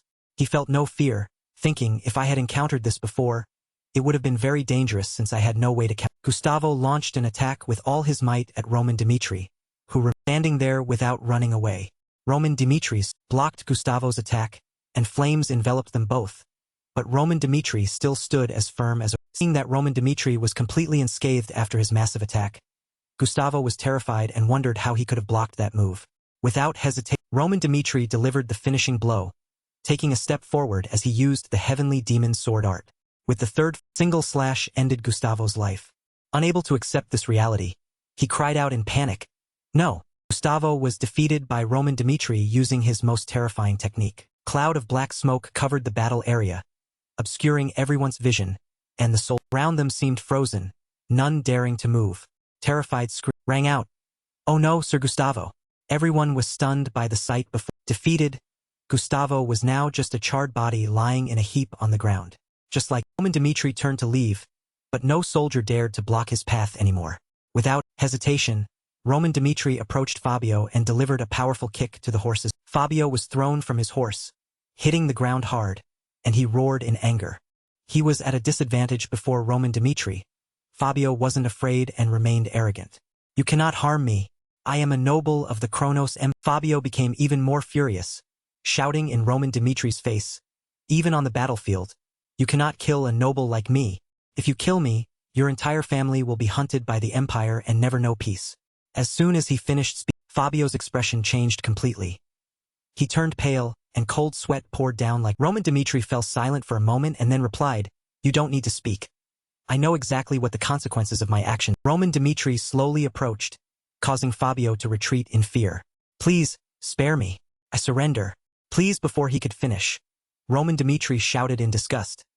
Killing intent flared in Roman Dimitri's eyes as he coldly declared, "Now, it's over." Fabio, in panic, "This guy, he intends to kill me." Roman Dimitri decisively slashed Fabio's neck, sending him to his death. Elsewhere, at the rear of the Imperial army, Vandenbucks, who was fighting, suddenly looked up at the sky and exclaimed, Explosion? He wondered, looking at the thick smoke Roman Dimitri had created while dealing with Gustavo. From behind Vandenbucks, Creed spoke up to reassure him, "Don't worry about it."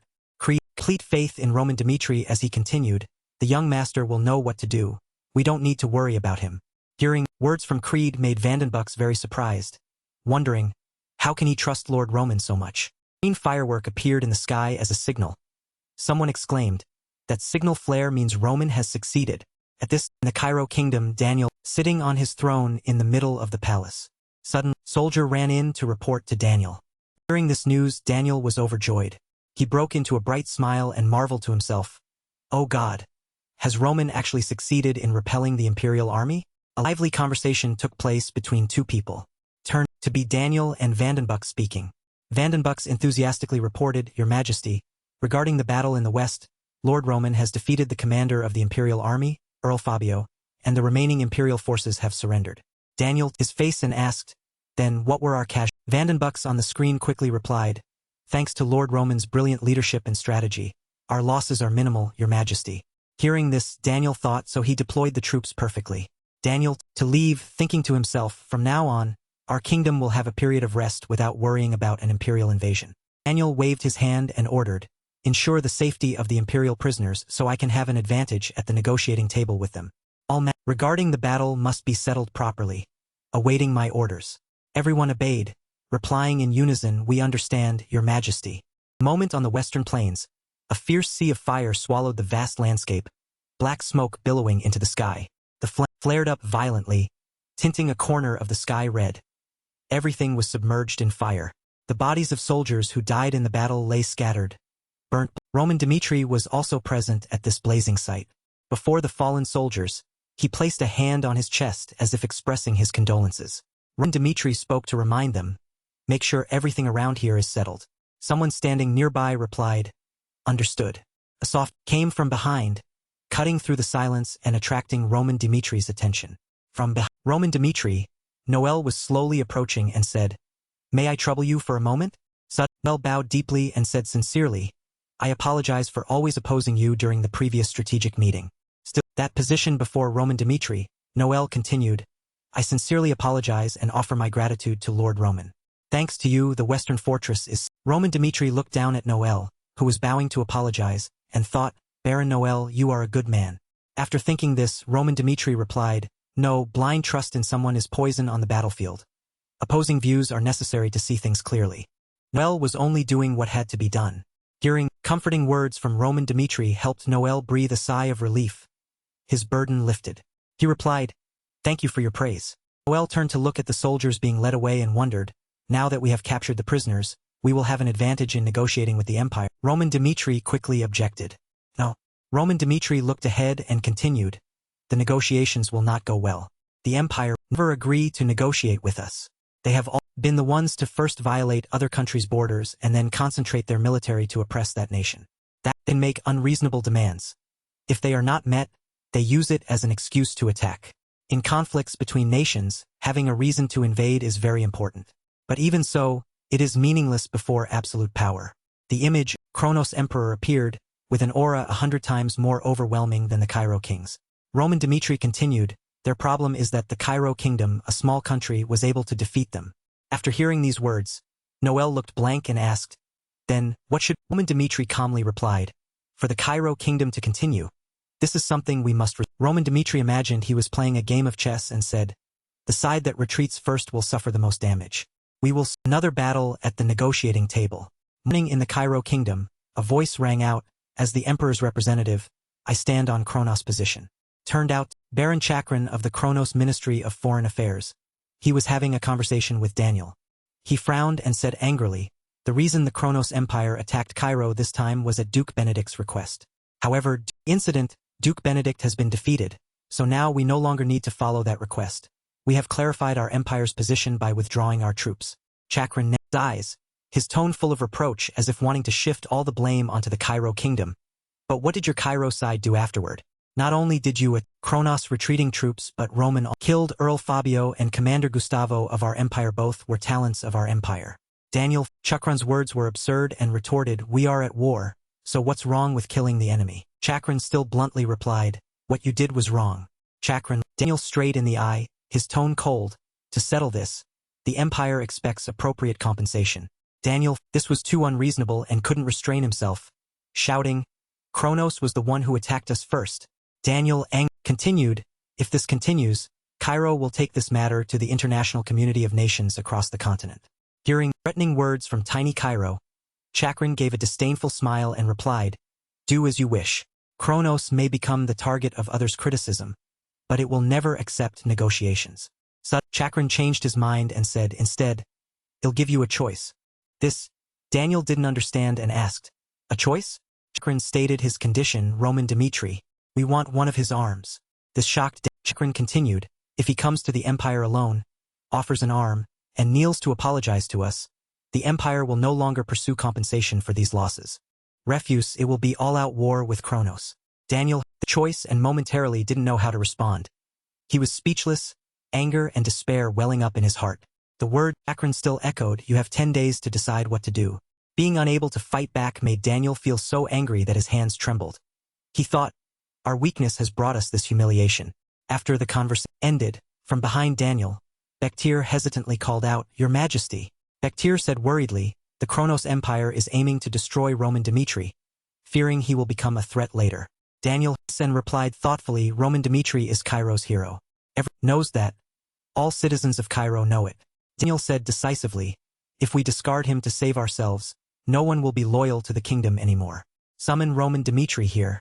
Daniel's was firm, as if he didn't want to lose Roman Dmitri. We will discuss this directly with him. 2 days later, when Roman Dmitri, thank you watching for video. To see Daniel, he was told about the conditions from the Kronos Empire. Then Daniel spoke, that's the situation. What should we do to respond? Dmitri from below replied, if we accept Kronos' request, Cairo certainly become a colony of Kronos.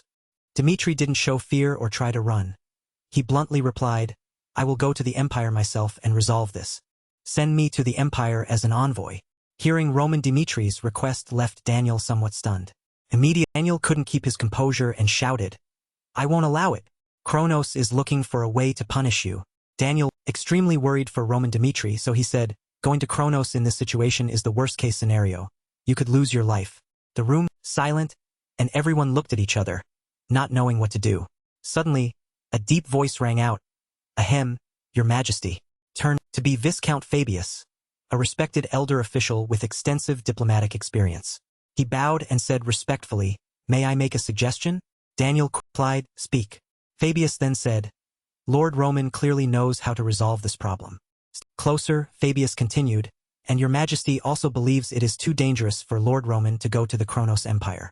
Fabius asked, so, shouldn't there be someone who can prove Cairo's position to the empire?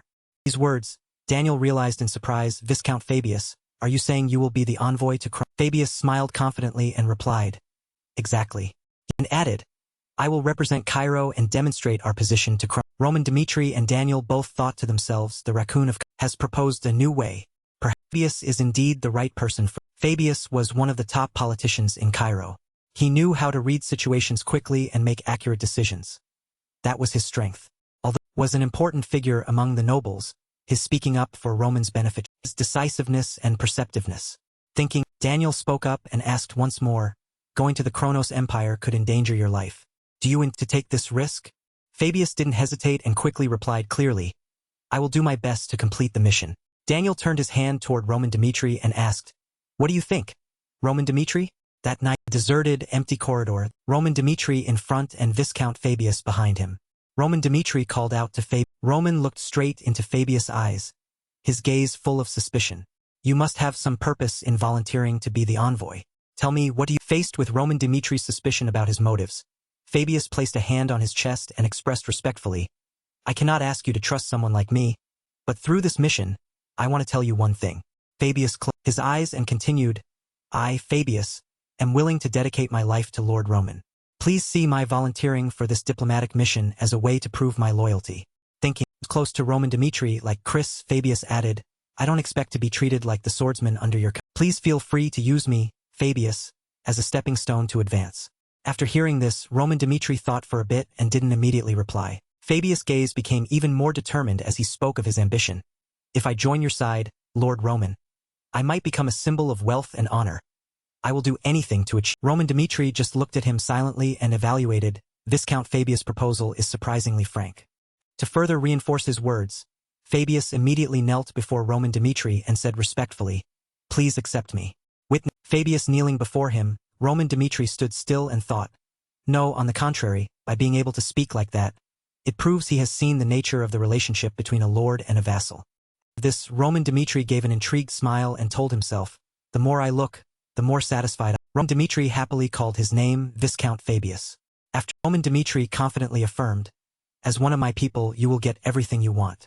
A few later in the morning, the diplomatic delegation from Cairo led by Fabius set off on their... Watching from above, Roman Dmitri felt completely at ease, his face breaking into a soft smile.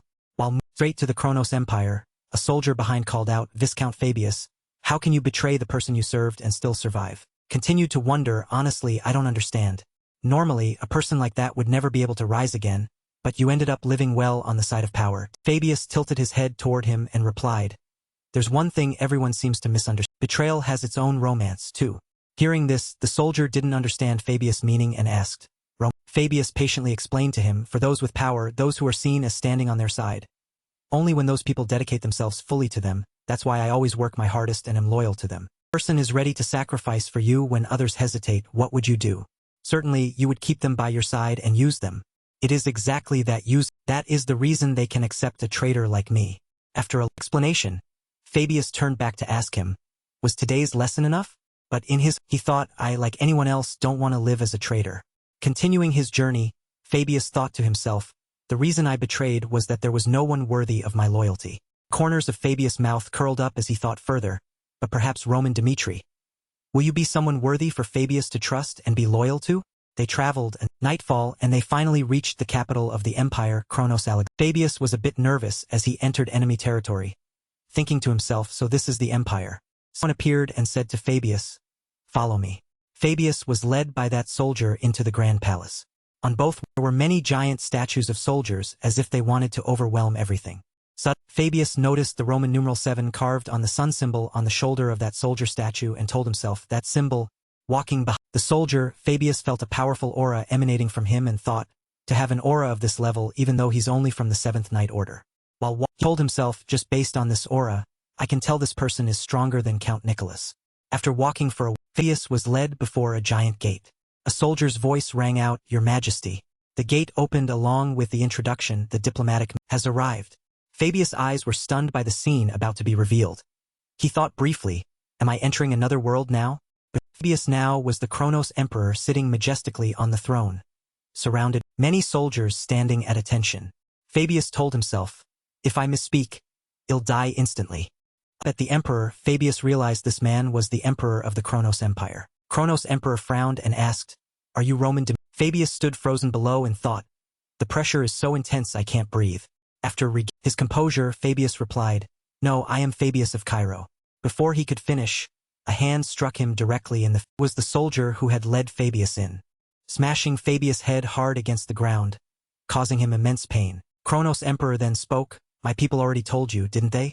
Roman Dimitri must come here himself and hand over." Despite being oppressed, Fabius tried to speak. But that before Fabius had a chance to finish his sentence, the Kronos Emperor immediately cut him off.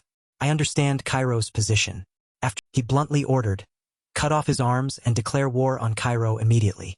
However, to let himself come all this way and do nothing, Fabius struggled to shout out, "Your Majesty, Emperor of Kronos, Cairo does not want war with you." Soldier smashed his head down again. Fabius still tried to plead, "Please give me a chance to speak. Afterward, you can cut off my head or both my hands if you wish." These words, the Kronos Emperor's eyes turned cold as he replied, "Remember what you just said. If you fail to persuade me, you will die here instantly." Fabius was released. He quickly placed his hand on his chest to show respect. In his heart, he thought, "From now on, my words must convey Cairo's position and clearly state that the empire cannot easily invade Cairo in this situation." Carefully choosing his words without lowering his dignity too much, Fabius continued to persuade the emperor under great. Fabius persuaded the Kronos Emperor that intervention in the civil war was unnecessary and that 5 kingdoms, except for Valhalla, agreed with Cairo. The empire shouldn't interfere in Cairo's internal conflict. Remember what Roman Dimitri had said the night before departure. Even if one of the 6 kingdoms attacks first, the Kronos Empire could still win a total victory. However, the problem is what happens after the war. Roman Dimitri had instructed Fabius, the Kronos Empire, exhausted after the war, will have to worry about a war with Valhalla. Mentioning Valhalla was to point out it was an unavoidable problem, the best choice they could make. Fabius brought Roman Dimitri's intent and said to the Kronos Emperor, "Cairo always seeks peace. If the Kronos Empire still desires war in this state, then cut off my—" The Kronos Emperor listened and fell silent for a moment. He huffed and narrowed his eyes, asking, "You think that's clever?" After the Kronos Emperor continued, "In exchange for releasing Kronos prisoners, we will consider this matter." Fabius felt overjoyed and said, "Then how?" Before he could rejoice for long, the Kronos Emperor spoke immediately. "However, the treatment of Roman Dimitri is a separate matter. Every night, an assassin will be sent for Roman Dimitri." Fabius said in shock, "That means," Kronos Emperor interrupted again, "my people have been killed. Therefore, as the Emperor of Kronos, blood must be paid with blood." Hearing this made Fabius break out in a cold sweat. Standing before Kronos Emperor, Fabius bitterly realized, could it be that the Kronos Emperor didn't want a full-scale war with Cairo from the pushing Cairo to the edge was for the purpose of freeing the Was the plan to send assassins for Roman away to reclaim the empire's honor? After that, Kronos Emperor smiled and said his final words to Fabius, "From now on, tricks like the ones you used today will no longer be." Fabius thought disappointedly, "I wanted to prove my value, but..." He bowed deeply and shouted, "I apologize." When a voice praised, well, hearing this, Fabius was surprised, raised his head, and asked, "Yes?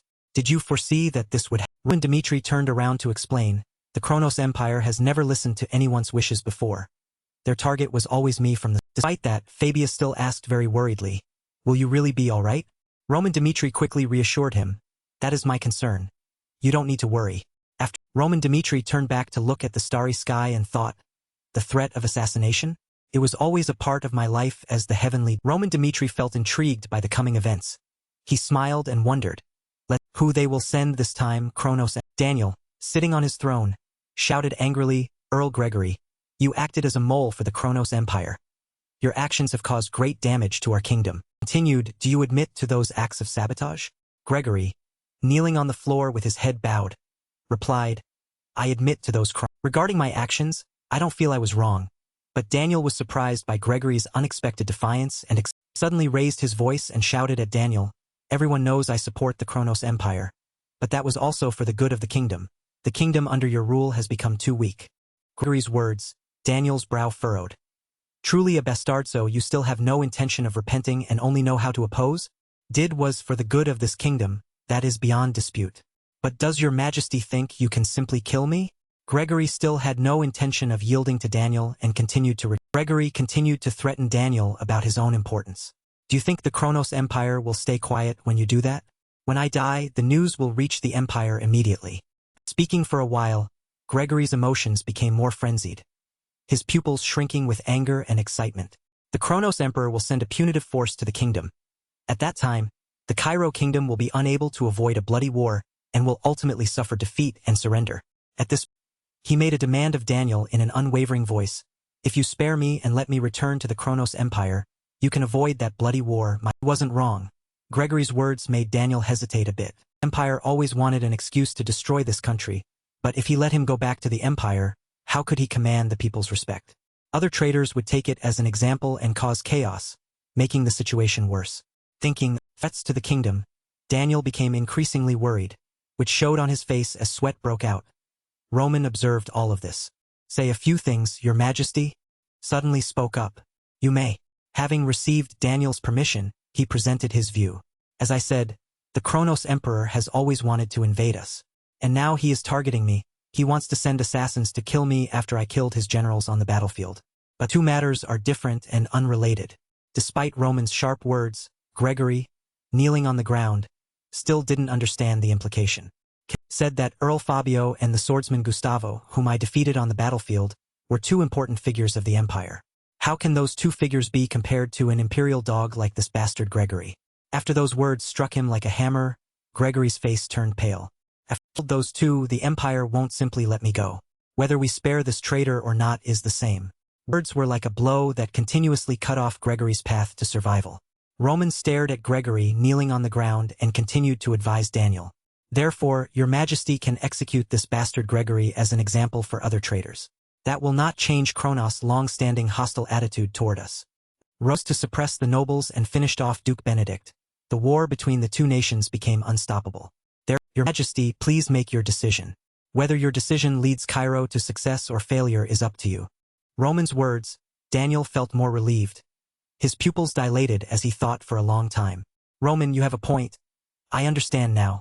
Faced with Roman's way of thinking, thoughts of admiration continuously arose in Daniel's mind. Daniel forward and spoke as mentioned before, in this battle, the Dimitri family has done a great service in repelling the imperial army. Therefore, the kingdom owes you a debt of gratitude. This traitor Gregory, I have made my decision. You are the one who conspired with the Empire to throw the Cairo kingdom into chaos. Facing Gregory below, Daniel spoke decisively. Your Majesty, please reconsider. Damn it. Facing death, Gregory could no longer keep his composure and shouted, hoping to cling to his life. Daniel didn't waver and strongly delivered the judgment for the traitor Gregory. This traitor who caused chaos in Cairo cannot be forgiven. I officially sentence you, Earl Gregory, to death. I truly was a fool. At the gallows in Cairo, the night sky was cloudy with a gloomy atmosphere. Denver was brought here tied up, but his face still showed no fear. Looking toward Roman, a stubborn bastard like you, perhaps the decision to reconcile with you was my mistake. I should have killed you from the start. Even now, Denver couldn't believe he had been brought to this end, so he tried to make a deal with Roman. If you spare me, you can gain a friendly relationship with the Empire. Denver continued, don't think you're so great just because you defeated us. Your strength is nothing compared to the powerful swordsmen outside this continent. Did you think you were invincible just because you could beat the swordsman Gustavo? He may be good, but he's only ranked 78th on this continent, do you understand? Denver continued to offer Roman a lucrative deal. Out there or within the kingdom of Valhalla, there are many talents and swordsmen far stronger than you. If you kill me, you will officially provoke Valhalla. Do you think you can be safe after becoming an enemy of both Valhalla and Kronos? Denver shouted loudly toward Roman. Someone like you won't be able to survive. Therefore, think carefully while you can still change your mind. Roman, those are the things I wanted to say. It will be the move that brings your own death sentence, Roman. Denver continued to threaten Roman. You talk a good game. I'm waiting for that day to come. But Roman only curled his lip in a mocking smirk at Denver. How leisurely he spoke. Denver felt a mix of fear and rage, gritting his teeth and glaring at Roman, his mouth uttering the words, you bastard. You look down on Valhalla? Then you won't be able to live in peace. Denver and the other soldiers were now led to the gallows like a fatal blow to him. The trap was released also at Denver's life. Finally, all the traitors and spies planted in Cairo had been eliminated. Vandenbach, who contributed to repelling the imperial army on the Western Front, thanks to you, our kingdom has regained its dignity and gained an advantage at the negotiating table with the Kronos Empire. Remember your favor and reward your family handsomely, Daniel said excitedly to Vandenbach. The soldiers who shed blood for the country, I will always remember them. Daniel continued. Noel and Flora, Roman as well as Roswell, all of you have made great contributions to Cairo in this battle. The names were mentioned by Daniel one by one to grant rewards to compensate for the hardships they went through to save the kingdom. Therefore, I will generously reward each person with 1,000 gold coins. 1,000 shining gold coins radiated from within the chest. In war, if not for the contribution of the Dimitri family, we would not have been able to repel the army of the Kronos Empire. I will be very grateful to you. Daniel also felt deep gratitude toward the Dimitri family. In war, Roman's contribution that day was very great. That is what he deserves. After Daniel's praise, the courtiers below also spoke up about the threat to the Dimitri family's authority. But the Dimitri family's power is now too great. They have surpassed even the power of the former noble faction. Addeth his opinion on the threat of power from the Dimitri side. If we continue to grant them more authority now, the Dimitri family might become uncontrollable. Therefore, what we can do now is cut back their power. Hearing, Bet could no longer stand it and spoke up. Stop it. That's enough. Unable to tolerate, the Tigran courtiers fought each other while shamelessly ignoring what Dimitri had done. Bet continuously presented his arguments about Dimitri's importance. Have you forgotten how we were oppressed and betrayed by various factions before? If Roman hadn't stepped in to eliminate them back then, we wouldn't have regained real power. If we restrain and eliminate Roman's power now, it will only cause chaos in Cairo. It is, as you said. Daniel glared at the nobles below, agreeing with Beth. As for Roman and the Dimitri family, we can no longer decide their fate. Or we have relied on them too much. I have also promised to let them separate into a small territory independent of Cairo, and stripping Dimitri's power is impossible, Daniel replied to the nobles below. This is all an opportunity for us. I also want to use this event to speak to this entire continent, Daniel said leisurely. The Dimitri family officially separates from Cairo to form a new principality. Daniel, as the king of Cairo, is very happy about it. Daniel sat on his throne, smiling continuously. With authority, I grant the title of Duke to Roman along with many other powers. Hearing this, the courtiers below broke into wide smiles. Standing before Roman, Daniel also declared that the lands in the northeast would become Dimitri's private property. And the land under Cairo's rule had now become the independent land of the Dimitri family under the reign of Roman. This also quickly spread everywhere. People couldn't stop talking about the fact that the Dimitri family would have their own independent principality. Everyone seemed to think only of the power and strength of Dimitri. Other people also constantly provided evidence demonstrating the strength of Roman as well as the Dimitri family. The word praise for Roman's strength did not stop. They brought up strength to compare him with the swordsman on the continent. This was all a strange thing. All the citizens, even those who were now safe and peaceful throughout the country, always mentioned Roman. And the art also sang his praises and wrote songs about Roman. Witnessing what the people were doing for Dimitri, the power that Dimitri possessed became clearer every day. Not out expectations, the rumors about Roman also spread everywhere beyond Cairo's borders. The fat noble provided, along with his calculations regarding the spreading fame of Roman, increased by the moment. Meeting was truly my lucky day. Therefore, I need to cling to you to climb higher. Saying this, his face, full of calculation and ambition, surfaced. The face of Henry Anbeck appeared with a smile full of merchant cunning. Henry Anbeck, after the time on the battlefield, how had he been living? The report was arranged very orderly after returning from campaigning with Roman on the battlefield. Roman had gained much more attention from the entire kingdom. Naturally, a person who was a subordinate and held a title like Henry Anbeck would benefit even more from that. Ever since he was a young student, Henry Anbeck had been very prominent compared to his peers. First was receiving an invitation to lecture on war and peace at the Cairo Royal Academy. Previously, he would have had absolutely no place in the Royal Academy. It was something he had never thought of. From there, he had the opportunity to teach the children of noble families. The lecture ended. It was the moment everyone in the academy cheered for him simultaneously. Following his lectures, everything exploded, and his reputation soared. The young man Henry Anbeck became increasingly spectacular. At that time, Henry Anbeck's family was very proud of him. Money was no longer an issue for his family. All the wealth and fame rose from there. In the magnificent academy building, Professor Hen of the Cairo Royal Academy bowed respectfully to greet Henry. Young master, I didn't think such a young person would have so much experience regarding war and peace. Listening to your lectures makes me feel excited and much younger. His head high and spoke his thoughts. Thanks to you, I have learned about the contributions of many heroes on the battlefield. Henry Anbeck stood frozen for a moment, speechless. He truly couldn't understand what Professor Hen was talking about. Meanwhile, Professor Hen continued passionately with his story. Thanks to sacrifices on the southern border previously, we in Cairo can live comfortably and leisurely. Therefore, we now need to be very grateful to them. After these words, Henry Anbeck felt as if he had been struck by lightning. When praised by the professors like that, Henry Anbeck realized something he had never felt. He stood in the center of the spotlight, motionless. The reason everyone praised him was simple. Behind Henry Anbeck's back, the cold, snow-like silhouette of Roman suddenly appeared. Everyone could see his small form through the deeds Roman had done. Roman, after all, was a hero who was very difficult to approach. He, however, was someone more accessible to the public. And if the people know nothing about what I did on the southern battlefield. They simply know me because I participated and went with Roman at that time, acting on his behalf to contact and report the war situation to the emperor. Just with that, they have praised me to the fullest. The eye Henry lit up as if he had found a new truth. All of this, basically speaking, was human instinct. The of everyone standing and looking at the monument of Roman flashed by. They always looked toward beauty and goodness, always wanting to be praised and admired by others. They had seen a bit of their own shadow and desire within me. The monument of Roman always stood still, incredibly resolute.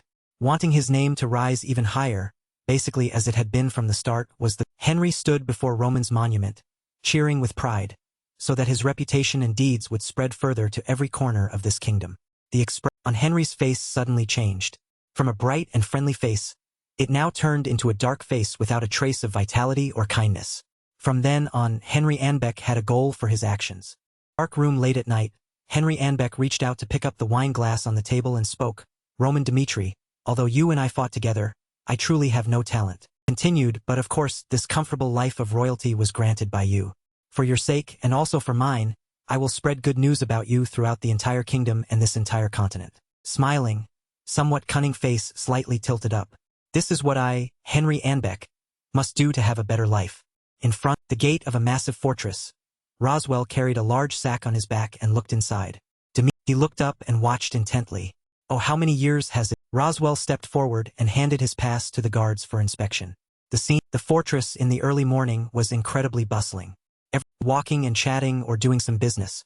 There was no part of the street without people. In crowded tavern, a raspy voice spoke up. Working in the mines is quite miserable. There's no room for mistakes there. If you're careless, you could lose your life just like that. The group of people in the tavern talked and laughed loudly. So it's not simple at all. Huh? Of course, but after Lord Roman reinforced the mines with many protective spells, things have gotten much better. Rare accidents are the only thing that happen. Roswell sat alone in a corner, silently listening to the group talk. Let's all raise a glass for Lord Roman's deeds. All right? At his clear wine glass and thought to himself, everyone here praises Roman to the fullest. Like Roswell quietly picked up the glass and downed it in one go. Now there is no longer a place in the family territory for someone like me. He rested his head on the table. How should I choose my life? Roswell was trapped between his current self and his past. Staying with the family without knowing what the future holds, or returning to the old life he once lived on the western edge of the kingdom. In the of Romeo, father, may I? Romeo's voice echoed from inside. Come in. Romeo at the two grown sons standing before him and spoke clearly. The reason I called you back here is regarding the position of the family head. An image of the kingdom's flag appeared.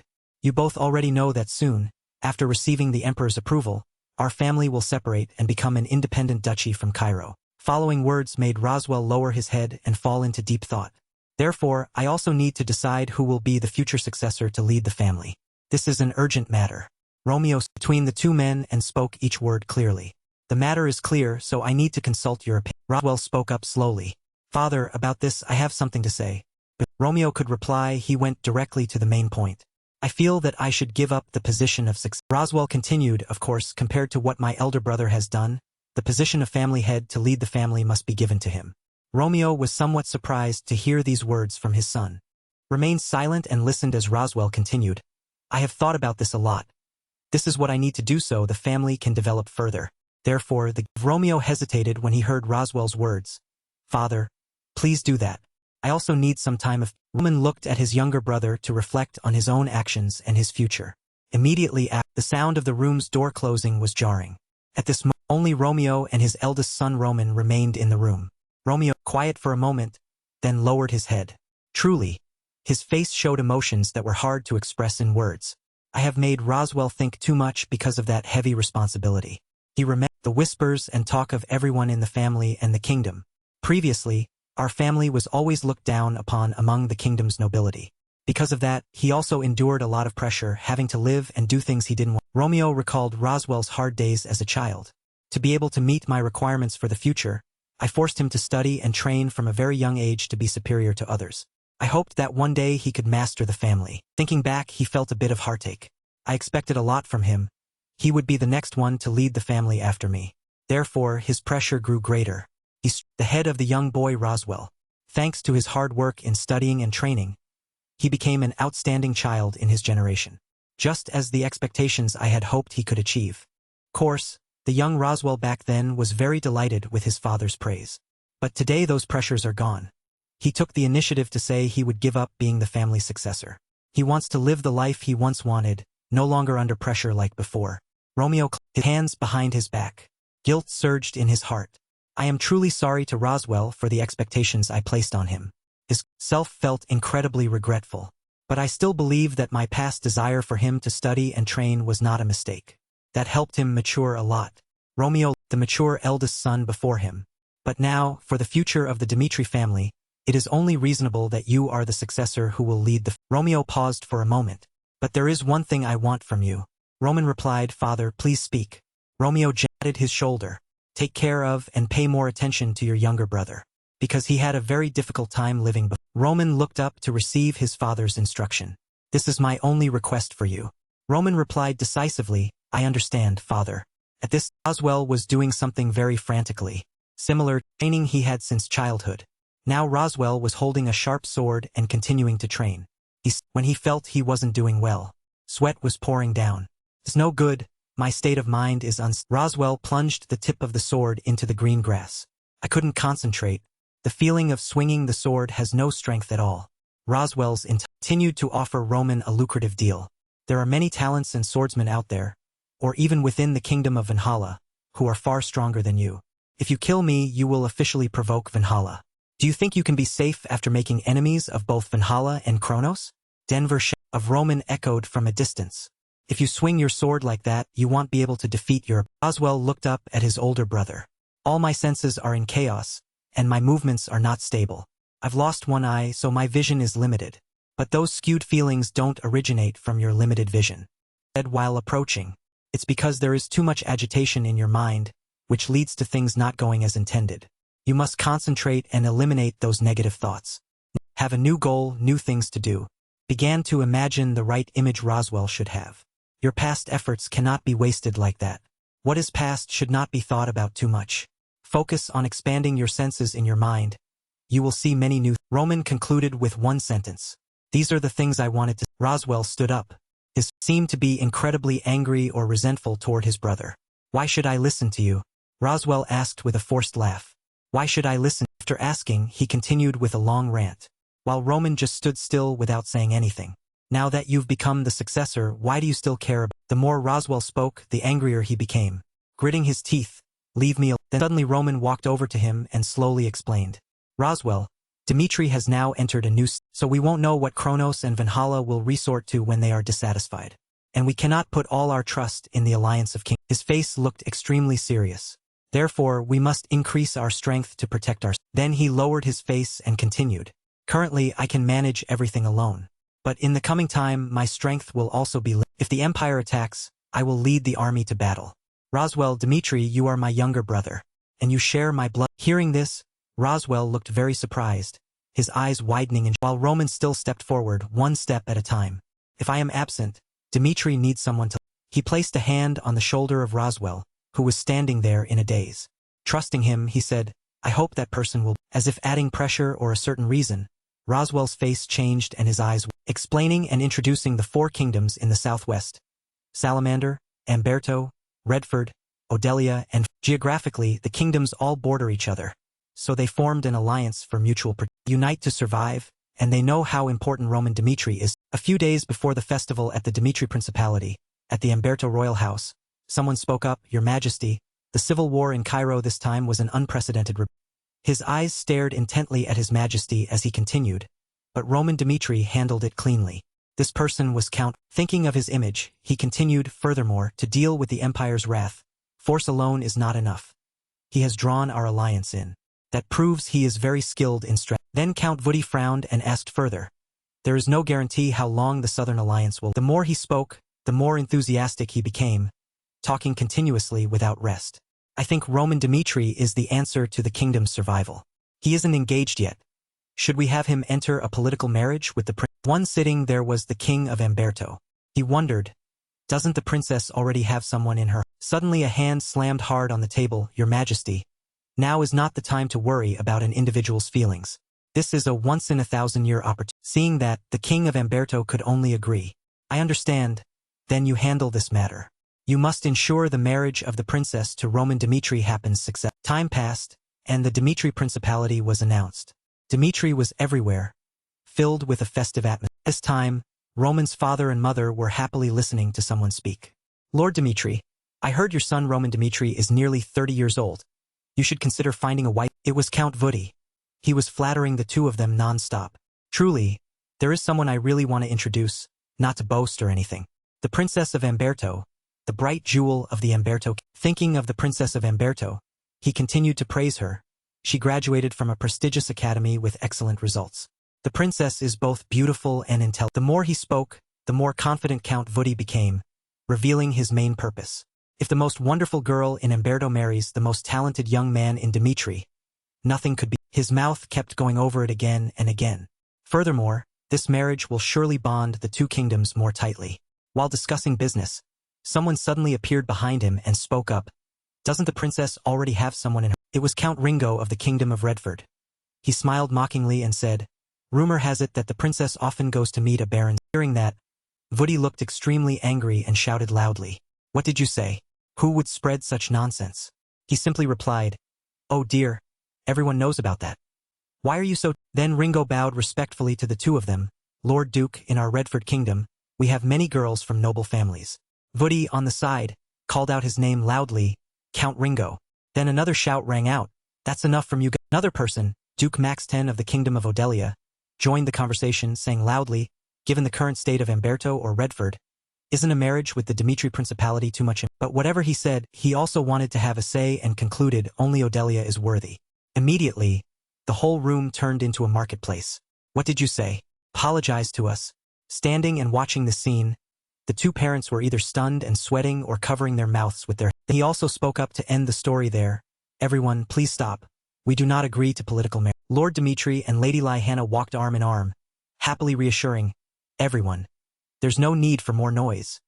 If our son wants to marry, then I will welcome that person with open arms. As soon as the words left his mouth, all three people looked at him in surprise. Then everyone wore a devious smile, looking like demons who weren't very. At that moment, on the terrace, someone standing behind Felix called his name loudly. Fearing it, he immediately turned his head in surprise. Baron Lassan, are you here representing the kingdom of? Then Baron Lassan also stepped up to stand next to him and said, the Phoenix Tower suddenly disappeared. His Majesty was very worried. Can you return to? Baron Lassan's face was very serious. In the future, we will support the Phoenix Tower at any cost. I promise you in my. But Felix only replied, you already know. Frank once broke its promise to Phoenix. Hearing that, Lassan immediately said to him, this time will be different. We will certainly take responsibility. Opportunity only comes once, never a second. He smiled coldly, turned, and replied, no, it's. Saying that, Felix placed his hand on his chest and firmly explained, we have found someone who recognizes Phoenix's value, so I have sworn loyalty to Lord Dim. On the castle, a voice rang out again, go back and report to the king. The relationship between Frank and Phoenix has. At this time, Roman was standing on the palace porch observing below, thinking to himself, as expected, the two empires did not send. Raising a glass of red wine, his eyes looked in one direction while his mind continued to calculate. It makes sense because Kronos announced the assassination. The Valhalla Empire probably has no intention of letting it go because of Count Denver's. Both empires have ambitions for the continent. Later a war will break out between the two empires and the Alliance of Kingdoms. However, the Alliance of Kingdoms is only temporary. I must find some way to be able to resist the empire by my. While thinking, suddenly Hans came to his side and reported, Lord Roman, there is a guest waiting. Hearing that, he asked back, is there an? Hans looked very panicked and flustered, stammering, the thing is, it's the prince of the kingdom of. Immediately, a man walked in and greeted respectfully. It's been a long time, Lord Roman Dmitri. This person was Prince Edwin Hector of the Kingdom of. Seeing that, he only looked at him without saying anything, while he continued to talk to himself. Congratulations on the establishment of the Dimitri Principle. After that, Roman sat in a chair with his legs crossed while he continued, you ended the Cairo Civil War and, even more wonderful, defeated the Kronos Empire. After a while, he also replied, you praise me too much. We are not the kind of relationship where we sit here praising each other like that. Whatever you have, just say it directly. During that, Edwin naturally sat down in a chair and continued, that's right, I never thought we would meet again. He looked at him seriously, I'll be blunt. Behind the war between Cairo and Hector, there was someone instigating. Edwin began to recount everything. Hector started the war because of continuous crop failures. I cannot justify. But after the war ended, I investigated. It turns out those crop failures were caused by the soil there turned and animal carcasses were scattered everywhere. It's very similar to a curse performed by a necromancer. The more he spoke, the more serious Edwin's face became. Black magic is very dangerous, something humans should not get involved in. Through investigation, we found the truth. Recall, thank you watching for that hidden that truth, and after investigation, it was a black magic experiment. They completely control the north and will surely conquer the entire continent. This is not just Hector's problem. He sadly lowered his head. The future of the Dimitri Principality will probably be involved as well, so, to stop Kronos and after going in circles, Edwin seriously looked at him and went straight to the point. I suggest Dimitri and Hector join. Edwin made a decision no one expected. I suggest both sides, the Dimitri Principality and the Hector Kingdom, cooperate with each. Edwin waited nervously for the other's reaction. Roman Dimitri replied, I already anticipated that. Edwin was startled. Thank you watching for vid. His mood became uneasy. He thought to himself, it seems Roman Dimitri predicted my intentions through his intelligence network, and thus knew what I. Roman Dimitri rubbed his hands together. We already know about your plans. If kingdoms fight each other without heed to external dangers, both will suffer. Then, of course, our enemy behind the scenes will bend. He stopped for a moment, looking directly at the other person. But the problem I'm wondering about here is we should participate in a plan led by the Hector Kingdom. That issue makes me need to reconsider whether to participate. Edwin was worried, so finally, you refused the proposal of cooperation from both. Roman Dimitri neither refused nor agreed. You need to reconsider your proposal. Let's see if your side, the Kingdom of Hector, has enough qualifications and strength to propose our participation in this cooperation. Now your Hector Kingdom has nothing left. Food is gone, military strength is weakened. Crop failures cannot be restored overnight. Contaminated land cannot be purified. With your survival dependent on the sponsorship of sky magic from your master, the Hector Kingdom is only barely surviving and is no longer a time. Light from the window shone into the dark room. Roman Dimitri changed his tone. Those are naturally the things I've seen, along with many small issues that still greatly affect your. Now all those things have made a kingdom increasingly weak and subservient. Tell me why I need to join hands with people like. The voices of guests outside were still buzzing, chatting. The sound of laughter reached even the closed door of the. No one knew that inside that room, an incredibly tense conversation was taking. Edwin was silent, his hands trembling slightly, trying to grasp a bit of hope. As you know, I have nothing to deny. The Hector Kingdom is very unstable, but there is one thing I don't understand. How war is escalating with great powers eyeing small kingdoms, most notably the expansion of the Kronos Empire. A war where you will have to face such large forces. So why don't we cooperate to minimize damage and increase the strength of both? Edwin raised his voice. Furthermore, as far as I know, haven't you been seeking cooperation from other kingdoms after the Dimitri family separated to become a principal? Roman Dimitri calmly replied, what you say is true. Now when we are small and must face Kronos, we need to gather alliances of small kingdoms together to be able to resist. However, each kingdom has its own autonomy and way of operating. Prince Edwin, can you trust other nations' intentions for you? And how long can this disorganized alliance of small nations exist before threats and inducements from a larger? He stood up, looking down at him, then drew a simple conclusion. Basically speaking, if I were in the position of the Kronos Empire, I would show you the reason why an alliance of small countries like this would collapse quickly without any way to resist. He began to analyze. When small countries ally with each other, they will naturally look toward their own safety. An alliance requires trust and working together with one heart. But of course, each country has its own calculations. They will not trust blind. The small kingdom of Umberto. That kingdom is right on the border with the Kronos Empire. Just a few small attacks from the empire will make Umberto fail or be completely shaken.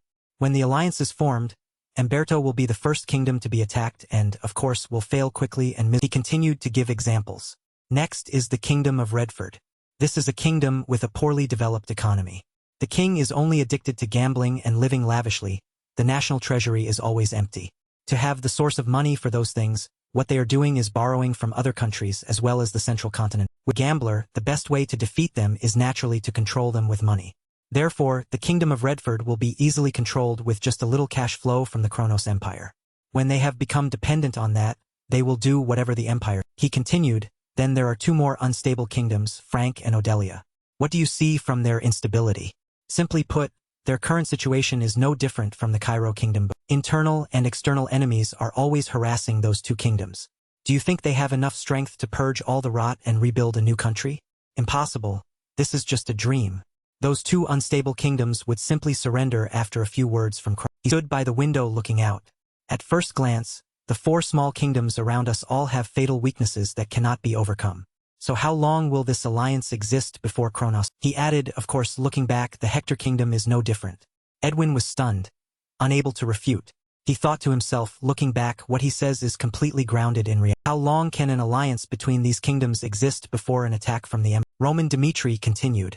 Furthermore, I haven't completely seen the effort or determination of the Hector kingdom in this. Unlike other countries that have a way out despite being threatened, we must stand up and resist the Kronos Empire at any cost. According to what I've said, your kingdom's problems present too many insurmountable difficulties, so how valuable is our connection when you are completely dependent? He lowered his voice and asked once more. Reason is there for us, Dimitri, to cooperate with you?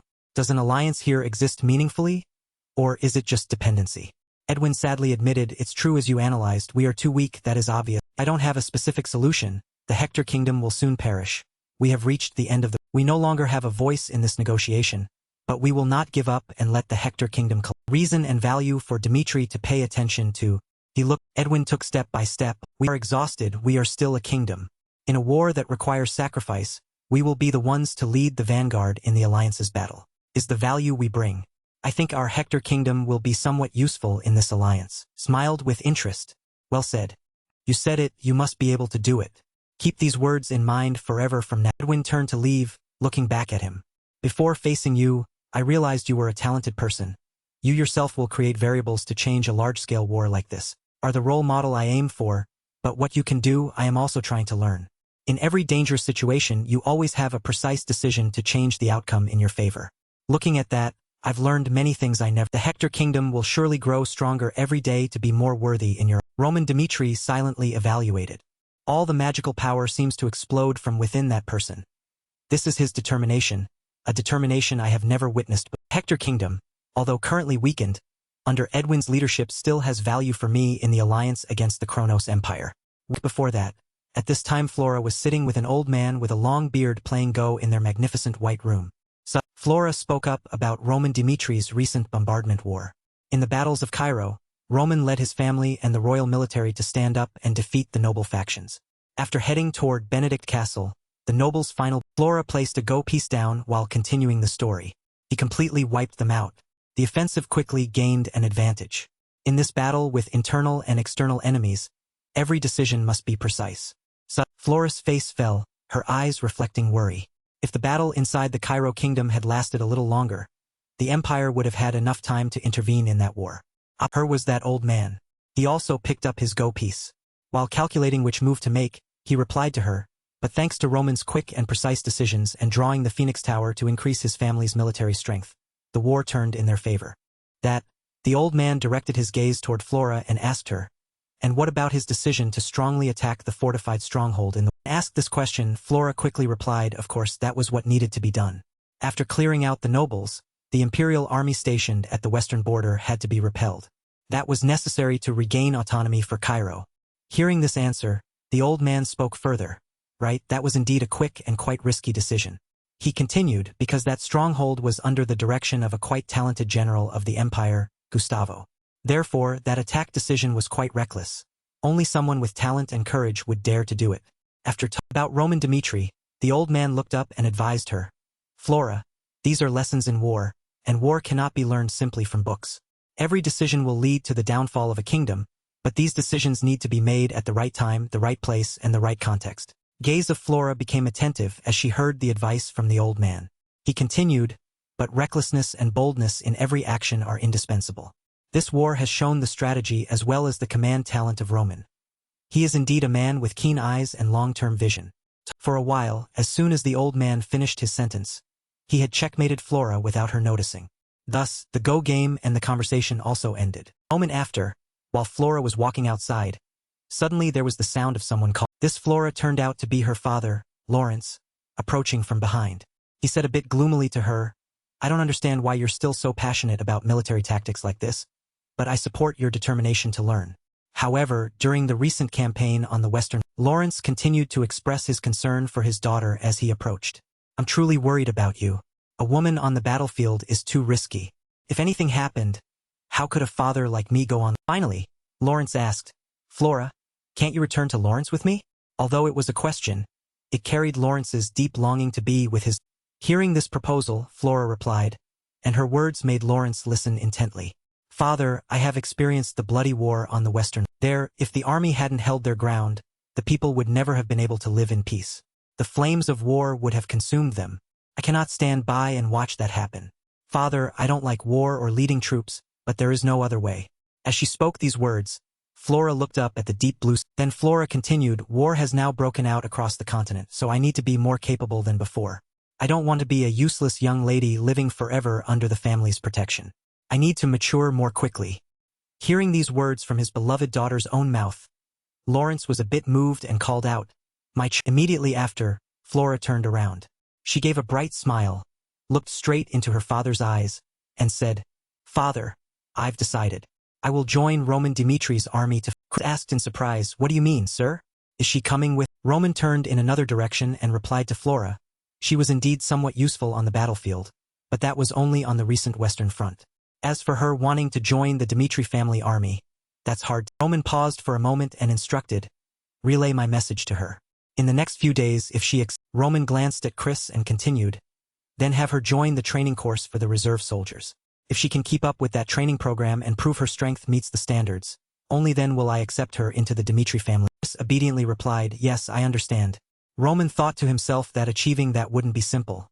She would probably. Early one morning at the Dimitri family army's training ground, the sound of heavy, difficult breathing rang out continuously, echoing through. Everyone in the Dimitri family's powerful army was resiliently undergoing physical. The sound of heavy footsteps stomped on the ground. The figure of the young girl, Flora, appeared. She had been running continuously like this since early morning without a moment's rest. Indeed, the Dimitri family army was very strict, and their training was very methodical. Flora had run a long distance ahead of the others. She dragged her heavy footsteps forward while thinking to herself, "I've been running for a while now. It must be time for this morning's exercise." The group of people running, led by Chris, continued to run without. At this point, Flora was completely out of. Chris shouted loudly to everyone, "Hurry up! The first 10 people to reach the top of the hill will get a short rest. Run fast." The whole group rushed toward the hilltop like moths to a moment later, everyone had run quite a distance, leaving Flora far behind. Exhausted, Flora leaned her hands on her thighs, panting heavily. "This is bad. I don't have any strength left." Chris stood solemnly and declared clearly, "Do you find the training hard? Just think about the battlefield. There is no hope for rest while fighting. Understood? You must always be in a state of readiness. Therefore, you must always train to push yourselves toward perfection and overcome every extreme limit of." Though everyone was dripping with sweat and completely soaked, they still tried to listen to Chris. Physical strength, power, and intelligence, those are the things needed in combat. You must always keep that in mind and use it as your goal to strive. Chris continued speaking as Flora was about to reach them. Quickly observing the terrain and adapting, that is what every soldier needs. To achieve that, you must train without ceasing. Do you understand? Exhausted, Flora collapsed to the ground. I knew that from reading books and the experiences of those before me, but as a woman, wanting to do it doesn't necessarily mean I can. While everyone stood neatly in lines listening to Chris lecture, Flora remained on the side, sitting flat on the. Waking up and going to the training ground was shouted. "Resting is not in our army's dictionary. Now, it's time for swordsmanship." Everyone was very enthusiastic about their. 2 people were fencing with each other in extremely fierce competition. Chris walked slowly around, observing for a while. "As I said before, when fighting on the battlefield, you must always be ready. Now, when your physical strength is weak, is exactly when I can clearly see your." Chris walked past 2 people practicing swordsmanship without even a glance. "If you strive to sweat on the training ground, you won't have to bleed on the battlefield. Do you understand? This is something you must never." Flora lay sprawled on the ground. With her hand on her forehead, she was lost in thought. She felt, this really is hellish. Flora watched the men who were strenuously carrying boulders larger than themselves on their shoulders to qualify for the Dimitri family army. It was truly harsh. In other legions, they would protest being trained so strictly like this, but in the Dimitri family, Flora could see very clearly the terrifying level of effort from everyone on the training ground. Through their seriousness, she could see their tireless striving, the passion and loyalty within the Dimitri family. Flora began to scramble up. Alright, I don't need to think about it anymore. Hellish training? Even though I'm a woman, I'll be able to. Flora's eyes flashed with determination. With the hardships I've already anticipated, I won't give up because of. A few days later, at the training ground within the family estate, Chris was quietly standing to one side observing Roman training and reporting. Sir, although she seems to have had a very difficult time keeping up with the training course, judging by her determination, it seems she won't. Roman slightly turned his face to look. In terms of terrain observation and quick adaptation using tactics, she has quite a high vision. But of course, in terms of physical strength and combat, being a girl, she is lacking in those areas. If she wants to complete the course, she needs to try much. Chris began to recount her first achievements on the fourth day of the squad led by Flora had achieved several convincing victories. Chris presented a rolled-up scroll to Roman. In danger situations for her squad, she made specific and smart adjustments to help them escape and achieve. Roman took the scroll and opened it to read. So, do you think our Dimitri family army needs to add her as a member? Chris answered frankly, in that regard, my lord, the Dimitri family army very much needs a talent. Roman was somewhat satisfied and sunlight shone down on the Dimitri family castle. So, Cairo had completely stabilized after the rebellion. The Dimitri duchy was established immediately after with the king's consent. Peaceful times passed. In an alleyway within the Dimitri family's territory, a certain person was running while shouting, "Hey, wait for me. The food is still." Thomas was chasing after someone when he accidentally bumped into Sierra, who was covered from head. Sierra turned and glared, shouting, "Where are your eyes? Are they on your?" Seeing that this person seemed scary, Thomas immediately apologized. "I'm sorry." After that, Sierra didn't say anything more and directly left, vanishing from. Sierra, with a cigarette in her mouth, said, "The operational plan will take effect." It seems Sierra was talking to someone. "Until the battle takes place, stay calm and don't cause any commotion. Understood? Be careful to collect all available information about the Dimitri family army situation and any relevant external information." A voice from the other end quickly replied, "I understand." Evening had fallen on the main road of the Dimitri family's territory. Sierra sat leisurely on a stone bench, watching the soldiers on patrol. Indeed, the equipment of the soldiers here isn't. After observing for a while, Sierra realized, not only is the equipment expensive, but the strength radiating from these soldiers also has an immeasurable aura. It seems their strength is on par with the apprentice knights in our empire. If a fight breaks out, it will be difficult to deal with an army with this much strength and full. A person in a black cloak spoke to Sierra. "The security near the mines is also quite good, sir. Of course, the interior of the family mansion goes without saying. Those are the Dimitri family's important resources. If anything happens, their army will respond immediately. I estimate it only takes a few minutes during the day for reinforcements to arrive there, and the army patrols the mansion day." Sierra remained silent, continuing to listen to the other person. "At night it will be a bit slower, but not by much. Therefore, choosing a place to strike is quite difficult." The man with the scar on his face continued, "It's exactly as the empire estimated the situation here. Since the Dimitri family just split off into a duchy, they are quite cautious about everything, especially after the king announced he would have assassins killed." Sierra thought to herself and then threw her head back, laughing loudly. "That's true. Because the king made such an announcement, Roman has heightened his vigilance much." Sierra still thought with interest, but only with difficulties like this can I feel excited.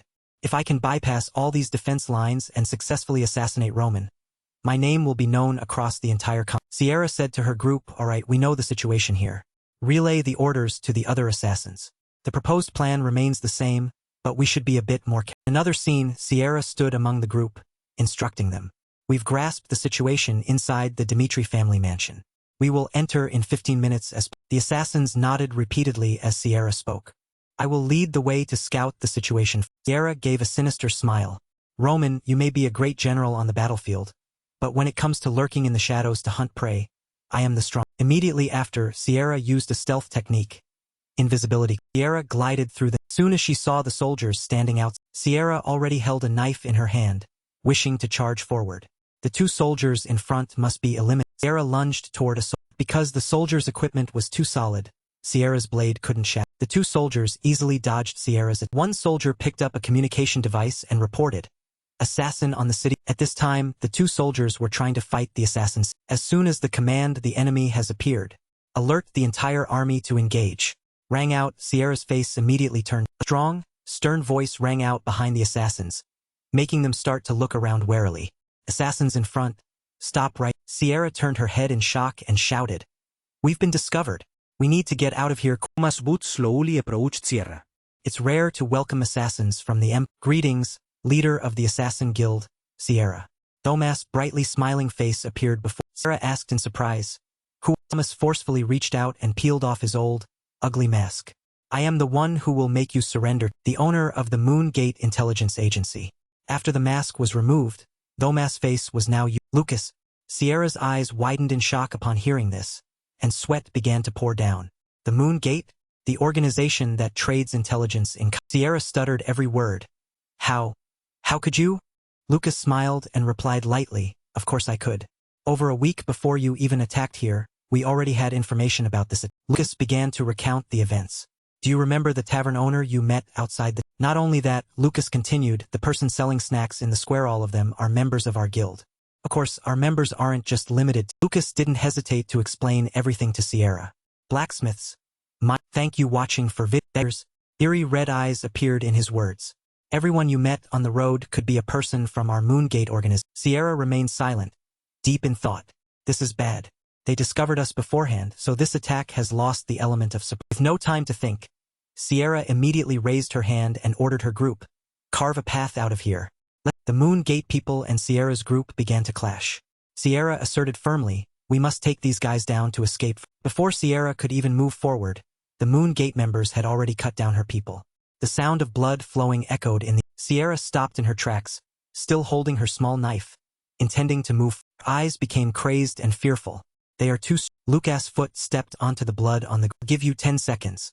A powerful blue aura erupted from Lucas' body, overwhelming Sierra. He glared and threatened, "Tell me where your fellow assassins are right now, and you'll have a chance to live." Sierra looked at the powerful Lucas before her and thought, "I can't possibly touch Lucas with his..." Sierra stood with her feet shoulder-width apart, speaking clearly without showing fear in front of Lucas. "You are strong, but do you think we will just simply surrender? We, the Empire's assassin organization, always have a backup plan. If one person falls, many others will rise. This assassination mission will definitely be completed by..." While Sierra was still speaking loudly, saying now, "One of our strongest assassins has already reached Roman," Lucas' hand struck directly at her. In the next second, Sierra's entire body was pinned firmly to the ground by Lucas' hand, causing the floor to... Lucas' eyes, as sharp as blades, appeared again. "I don't care about that. My lord will know how to deal with it. I only care about how many members your organization has left in the city and where they..." Sierra's eyes widened.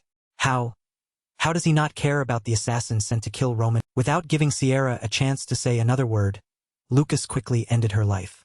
"If you remain stubborn and say nothing, there is only the path of..." Sierra was completely dead. Lucas took a tissue and began to wipe the blood stains from his sword. "All right, the assassins here are finished. Now split into 2 groups. One group will search around the castle, and the other will clean up these assassins' bodies. There's no need to pay attention to the mansion. Our lord can handle the assassin." Lucas burst into laughter. "Let them struggle in despair." In another scene, night had fallen, covering the entire Dimitri family. The assassin's heel touched lightly on the cold tile. Alana's body landed, along with her brightly smiling face. She was the top assassin, nicknamed the Grim Reaper of the Assassin. Alana was an individual with extremely powerful assassination skills. Her sharp sword, still lingering with dried blood, rested neatly on her shoulder. The bright moonlight shone on it, making the blade glow. Behind her were human skins hung on high wooden poles. If any top important figure across the continent was targeted by her, they could not escape. With 9 successful assassinations of key enemy figures, the Grim Reaper's reputation had spread far and wide. No organization didn't know her. To assert her strength and leave her mark, after each assassination, she would skin the enemy as a... Alana kept her smile and walked leisurely into the castle. This was her 10th assassination of an important member, Roman. Of course, she knew he was a very important figure, especially one with power who was very famous after the victory in the West, crushing the army of the Kronos. Alana crouched down and began the process of taming a mouse that had just run past. She stood there silently, watching the mouse running with all its mouse ran to the side of it. Ilana's thoughts emerged as she saw the scene of Roman Dmitri sleeping soundly. Judging and sensing with my intuition, it seems he is in a very deep sleep. Ilana's bright eyes flashed. Alright, then this time's target is simple. He will die peacefully without ever knowing what happened to him. This might be the last time you lie on that soft bed. A beautiful dream will make you never wake up. Door to Roman's room began to. Ilana happily approached the bed. In her hand was a glowing neck. Retreat immediately. Ilana's originally happy and friendly face vanished in an instant, replaced by a cunning look and a devious smile.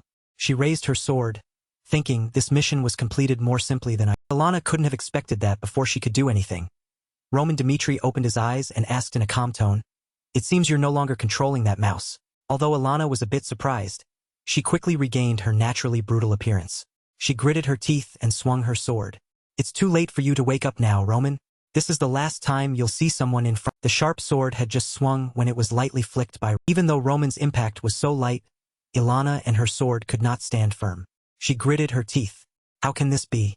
With just a wave of his hand, he knocked my blade. When Ilana turned around, she saw Roman Dmitri's entire body radiating a terrifyingly strong, deep purple. For that light, Ilana couldn't help but be afraid. Bright laser beams shot out and cut Ilana's body into pieces while she was bewildered, not understanding what was happening. Ilana's body flew far away.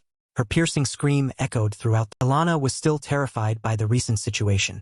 She panted heavily while clutching her neck to check it. Her eyes became completely vague. It was all just an illusion. At this moment, Roman Dmitri walked up to her.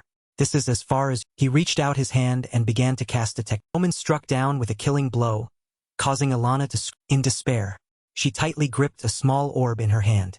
"No, he's too strong. This mission is a failure.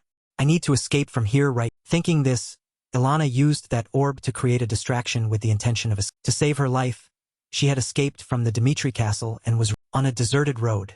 Ilana focused on running so much that she didn't dare open her eyes to look around. Thank goodness. This guy's reputation is truly more than the rumors. Even if the entire assassin guild came to assassinate, it wouldn't necessarily be successful. She continued to flee at high speed. "He'll get out of here first and then figure things out later. As long as I'm alive, there's a chance." When she reached a certain section of the road, Ilana immediately hid because she saw the figure of a tall man out there. "Why is there a guy standing?" The assassins were being brutally wiped out under Chris' lightning-like attacks. In this assassination mission, some of Roman's followers had been noted as people to be extremely careful of when encountering. First was Sword Master Lucas. Second was Demon Blade Kevin. Chris' tall, lean figure left a distinct shadow on the ground. Third was the lightning of Roman's trusted subordinate, Chris. Hiding in the shadows, Ilana also felt afraid seeing this man. "This guy seems to have been waiting for me here beforehand. Did they predict I would escape the castle and set someone to block my Without hesitation, she immediately dashed in another direction. Then I'll just have to retreat and find another way to escape. I need to reach the Assassin Guild's meeting point to report what happened." After running for a while, Ilana stopped, exhausted, panted heavily with great difficulty. Before her eyes was a glowing red light like the sun at sunset. Finally, "I've waited for someone to show up here." Demon Blade Kevin looked at the assassins lying on the ground. "I thought you'd run in a different direction. It's truly lucky to meet you here."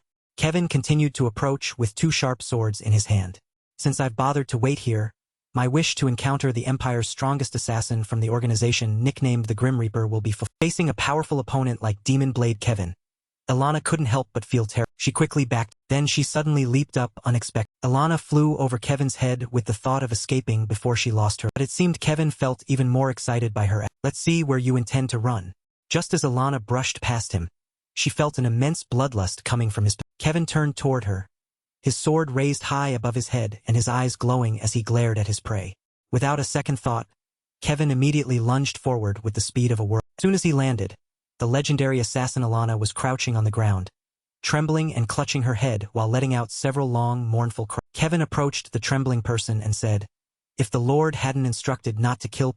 He glared at her, growling each word in a flawlessly cold tone.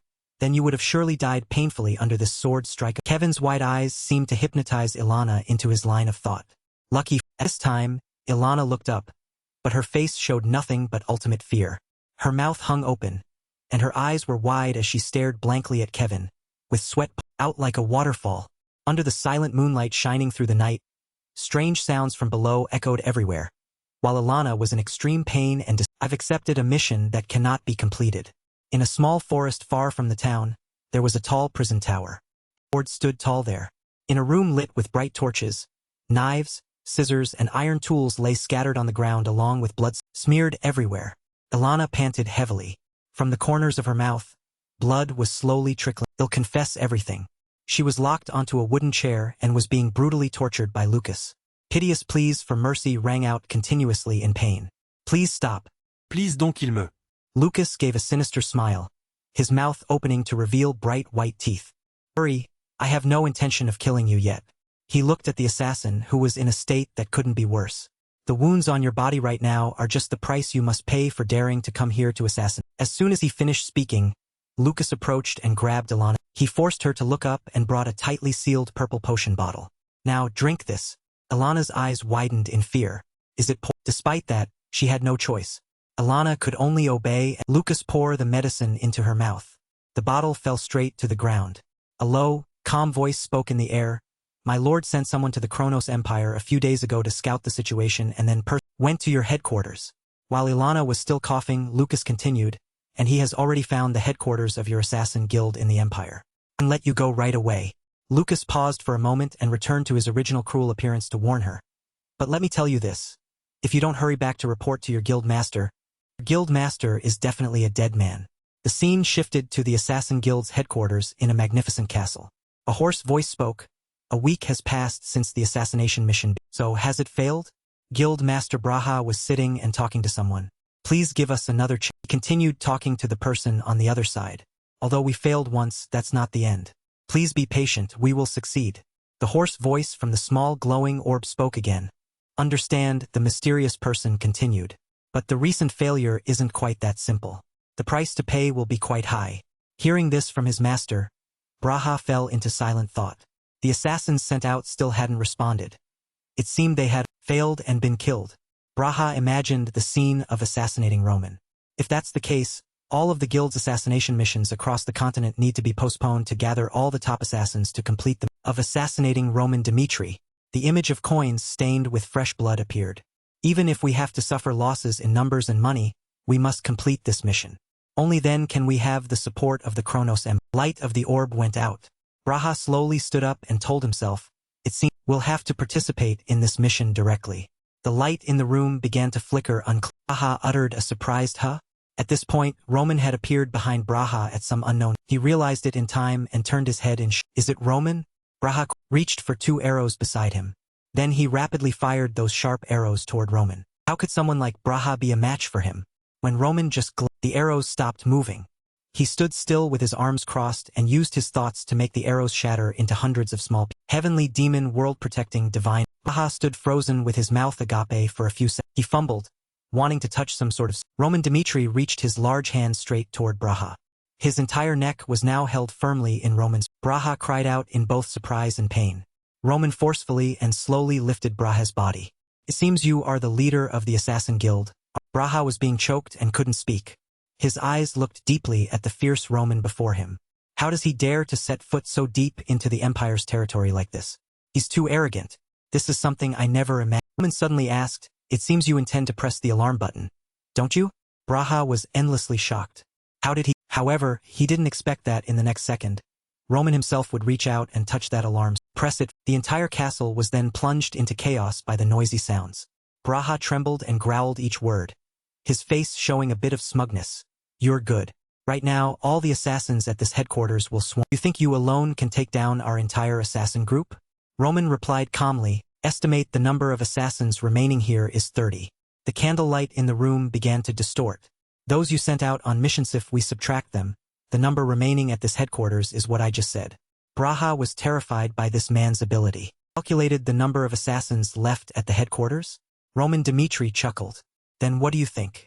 How did I get in here without them raising the... Braha thought of a possibility. Could it be that at this moment, every corner of the castle was already crisscrossed with bloodstains, and the assassins lay sprawled along the hallways of the headquarters? He released his hand from Braha's neck and threw him straight forward. His entire body slammed into the door, causing it to shatter into pieces. Braha spat fresh blood from the corner of his mouth as he fell from the door right in front of Roman. He looked at Braha silently, saying nothing. Roman began to touch the documents neatly placed on the desk. This assassin guild is a famous large organization on the continent. The biggest customer is the Kronos Empire. Roman opened them and began to look through. Looking at it, they didn't just send people to assassinate me. Looking at this assassination list, I can somewhat guess the Empire's next intent. The words on it were written very meticulously and carefully. Mission 1. Assassinate Count. Mission 2. High-level assassination of Count Rondon. Roman smiled and burned the paper in his hand. Eldest son, military commander, leader of the army Lamberto, the legitimate heir of Redford. I have seen the intentions of the Kronos Empire. Right then, at an assassin guild branch in Dante, within Cairo's territory, two assassins glanced at each other. Quickly contact the leader at the Empire's main headquarters. Alana, her body covered in wounds, shouted while leaning on her staff. No time left. Hurry up. Seeing the glowing orb on the desk, the assassins were all terrified. Can't connect to the headquarters. This is bad. Alana gritted her teeth in anger. I need to stay calm. In this situation, if I can't contact them, it's fine. They'll contact the client. She then gave the contact the sub-branch that has the client in the Kronos Empire. Quickly, the client on the other end remarked, it seems the mission in Cairo failed, huh? Ilana hurriedly recounted. Roman guessed our intentions. He set a trap and took down all the assassins. She couldn't contain the anger erupting in her heart. Not only that, that bastard continued to the main headquarters in Kronos to eliminate our leader. The client replied briefly, that all you wanted. Ilana was stunned by his question. Can't be. Ilana's face suddenly turned pale. So you used us as bait for them? The client on the other end replied gently, don't speak so severely. Client began to analyze for Ilana. You've fulfilled the conditions. Although you haven't killed Roman yet, rest assured we will compensate for your loss. You should also reconsider. The client used Roman as a prime example. The assassination of Roman was announced by the emperor. All the people across the continent know about this. The more she heard from the client, the faster Ilana's complexion worsened. If the assassination fails, where will the empire's pride go? Therefore, we must have many plans. Are just one of them. The client on the screen cleared his throat. Of course, thanks to you, we've been able to achieve some of our goals, which was to make him leave his family and go to the empire. Ilana, with her face covered in cursed bastard. Then, blood began to pour from Ilana's throat like she remembered the poison that Lucas had forced her to drink. Is the poison taking effect? Ilana thought to herself, it seems to take effect quite slowly. They calculated this. It hasn't taken effect yet, so I could tell the empire that Roman has come to crime. She looked at the smug client and felt pity. Roman, he really is a monster. Your empire will have to pay the price for provoking him. But looking back, Ilana stared intently at the smug client's face for a while. With that arrogant face of his, many things I could reveal, but I won't let him know. The thought ended just as Ilana collapsed to the ground. Client saw this and wondered, so it's over? Ilana lay sprawled on the ground, her body withered and dead. Finally, the continent-renowned assassin ended life on her 10th mission in a the entire castle was burning fiercely. Within the flames, a human face could be clearly. Roman stood silently outside, looking at the large fire. A moment later, no longer cared about the castle and directly turned to leave. Moonlight of the night shone down on the layers of hills and mountains. Roman stood in the quiet clearing of a forest and spoke out. Come out. Don't hide it. Thank you watching for vid. At this moment, rustling sounds constantly came from the lush leaves. In the foliage, the figures of mysterious beings began to appear, stepped closer and closer to Roman. He looked at those monsters and couldn't help but give a contemptuous chuckle. Monsters lurking in the night, nursing your pain and draining human vitality to grow. Are you the Empire's head? Is all of you who came here? Roman looked at them from top to bottom. It seems the assassins were just bait. The Empire wants to take me down, so they've played all their strongest cards. I need to be a bit careful. I can't be careless. The monster's red eyes glared. Bastard, you're quite sharp. I didn't think you'd discover us pursuing. Roman laughed loudly. Even as the group of monsters charged at him simultaneously, he didn't show the slightest bit of fear. Leaving the Assassin Guild's headquarters, I already knew, had already prepared a knife behind his back. The monsters lunged, it was exactly when he used his skillful techniques. Even after he cut them, they still healed themselves. This Roman thought to himself, this is bad. My sword has no effect on them. Within Roman's sight, a purple light appeared. Need to add mana into the sword. Before Roman could even process it, a monster lunged at him with Black Knight swordsmanship, but luckily Roman had retreated a step in time. Indeed, unpredictable. Although I was in a ready stance, I'm still a bit wary. They are too fast and strong. Is this the power of the Empire? Seems this is dark magic. A fiery red bloodlust gathered in the Roman observed them while beginning to analyze these entities. When I was in the Murim, I met similar opponents. They are the puppets of the demonic cult. I didn't think I'd meet them again in this world. Creatures that absorb human life force, use it to develop their own strength. This is a forbidden dark magic technique. Sharp sword clashed with the monsters, creating a piercing sound. Kronos Empire used some kind of sacrifice to summon them. Roman suddenly stood still. These demons. Roman's face immediately distorted, becoming cunning. Meeting me here today is the day of your end. Heavenly demon, how can I lose to petty demons like you? Next second, a fist shot toward the monsters. Fist happened to strike the monster's face. The monster's entire body showed a clear change as a small part began to disappear. And, in some way, they very quickly recovered to their original. Roman raised his leg as if he had already planned something. Didn't hesitate to stomp straight onto that mass of remains. Even so, the monsters still resurrected as if nothing had happened. They still recover after being hit by a technique. How can I limit this? Roman fell into deep thought again. This dark magic uses mana to exist. To defeat them, one needs holy power to purify them. Roman's eyes flashed. Seems I have found a way to limit the recovery of these monsters. But even if they are monsters, they still have weaknesses. First, bodies, when attacked, will fragment and disperse like a light mist. After fragmenting, they will slowly gather back together. At that moment, they will pause for a bit and only take a defensive stance instead of attacking. Next, a result, I can continue to attack at the moment they are recovering. A fiery red diamond-shaped core fragmented. Next, when they fragmented into mist, small red streams of energy also radiated and hovered around their bodies. Roman raised a leg as if Roman had already made a calculated plan. Roman did not hesitate to stomp directly on the pile of remains. Yet those monsters still revived as if nothing had happened. They still recover after being hit. How can I limit this? Roman fell into deep thought again. This dark magic used mana to exist. Normally, to defeat them, one would need holy power to purify them. Roman's eyes suddenly It seemed Roman had found a way to limit the recovery of these monsters. But even if they are monsters, they still have weaknesses. First, when attacked, they fragment and spread out like light smoke. After fragmenting, they slowly converge, at which point they will pause for a moment to take a defensive stance rather than attack. Therefore, I can continue to attack at the moment they are recovering. A glowing red diamond-shaped piece was fragmented next. When they fragmented into smoke, small red energy flows also radiated around their body. Finally, after the light wisps of smoke escape, they will slowly converge, centered on the smoke lingering around that body. At that exact moment, I will act to sever the connection between the thin smoke and that red. That way, they will no longer be able to recover as before. While Roman was deep in thought, the monsters took the opportunity to charge all at a simultaneous attack. But Roman no longer had any reservations about dealing. All right, I've already grasped your movement patterns. Don't even dream of doing anything. A fierce battle broke out. Blood Demon Divine Art. This time, with just a few graceful movements, Roman defeated the group of demonic monsters. Standing amidst a purple aura, Roman smiled. As the cult leader of the heavenly demon cult, how could I possibly fail against you? The martial arts of our cult use the user's violent to allow the demonic power to manifest the bodhi's internal energy to its maximum. Only one monster remained. This isn't looking good.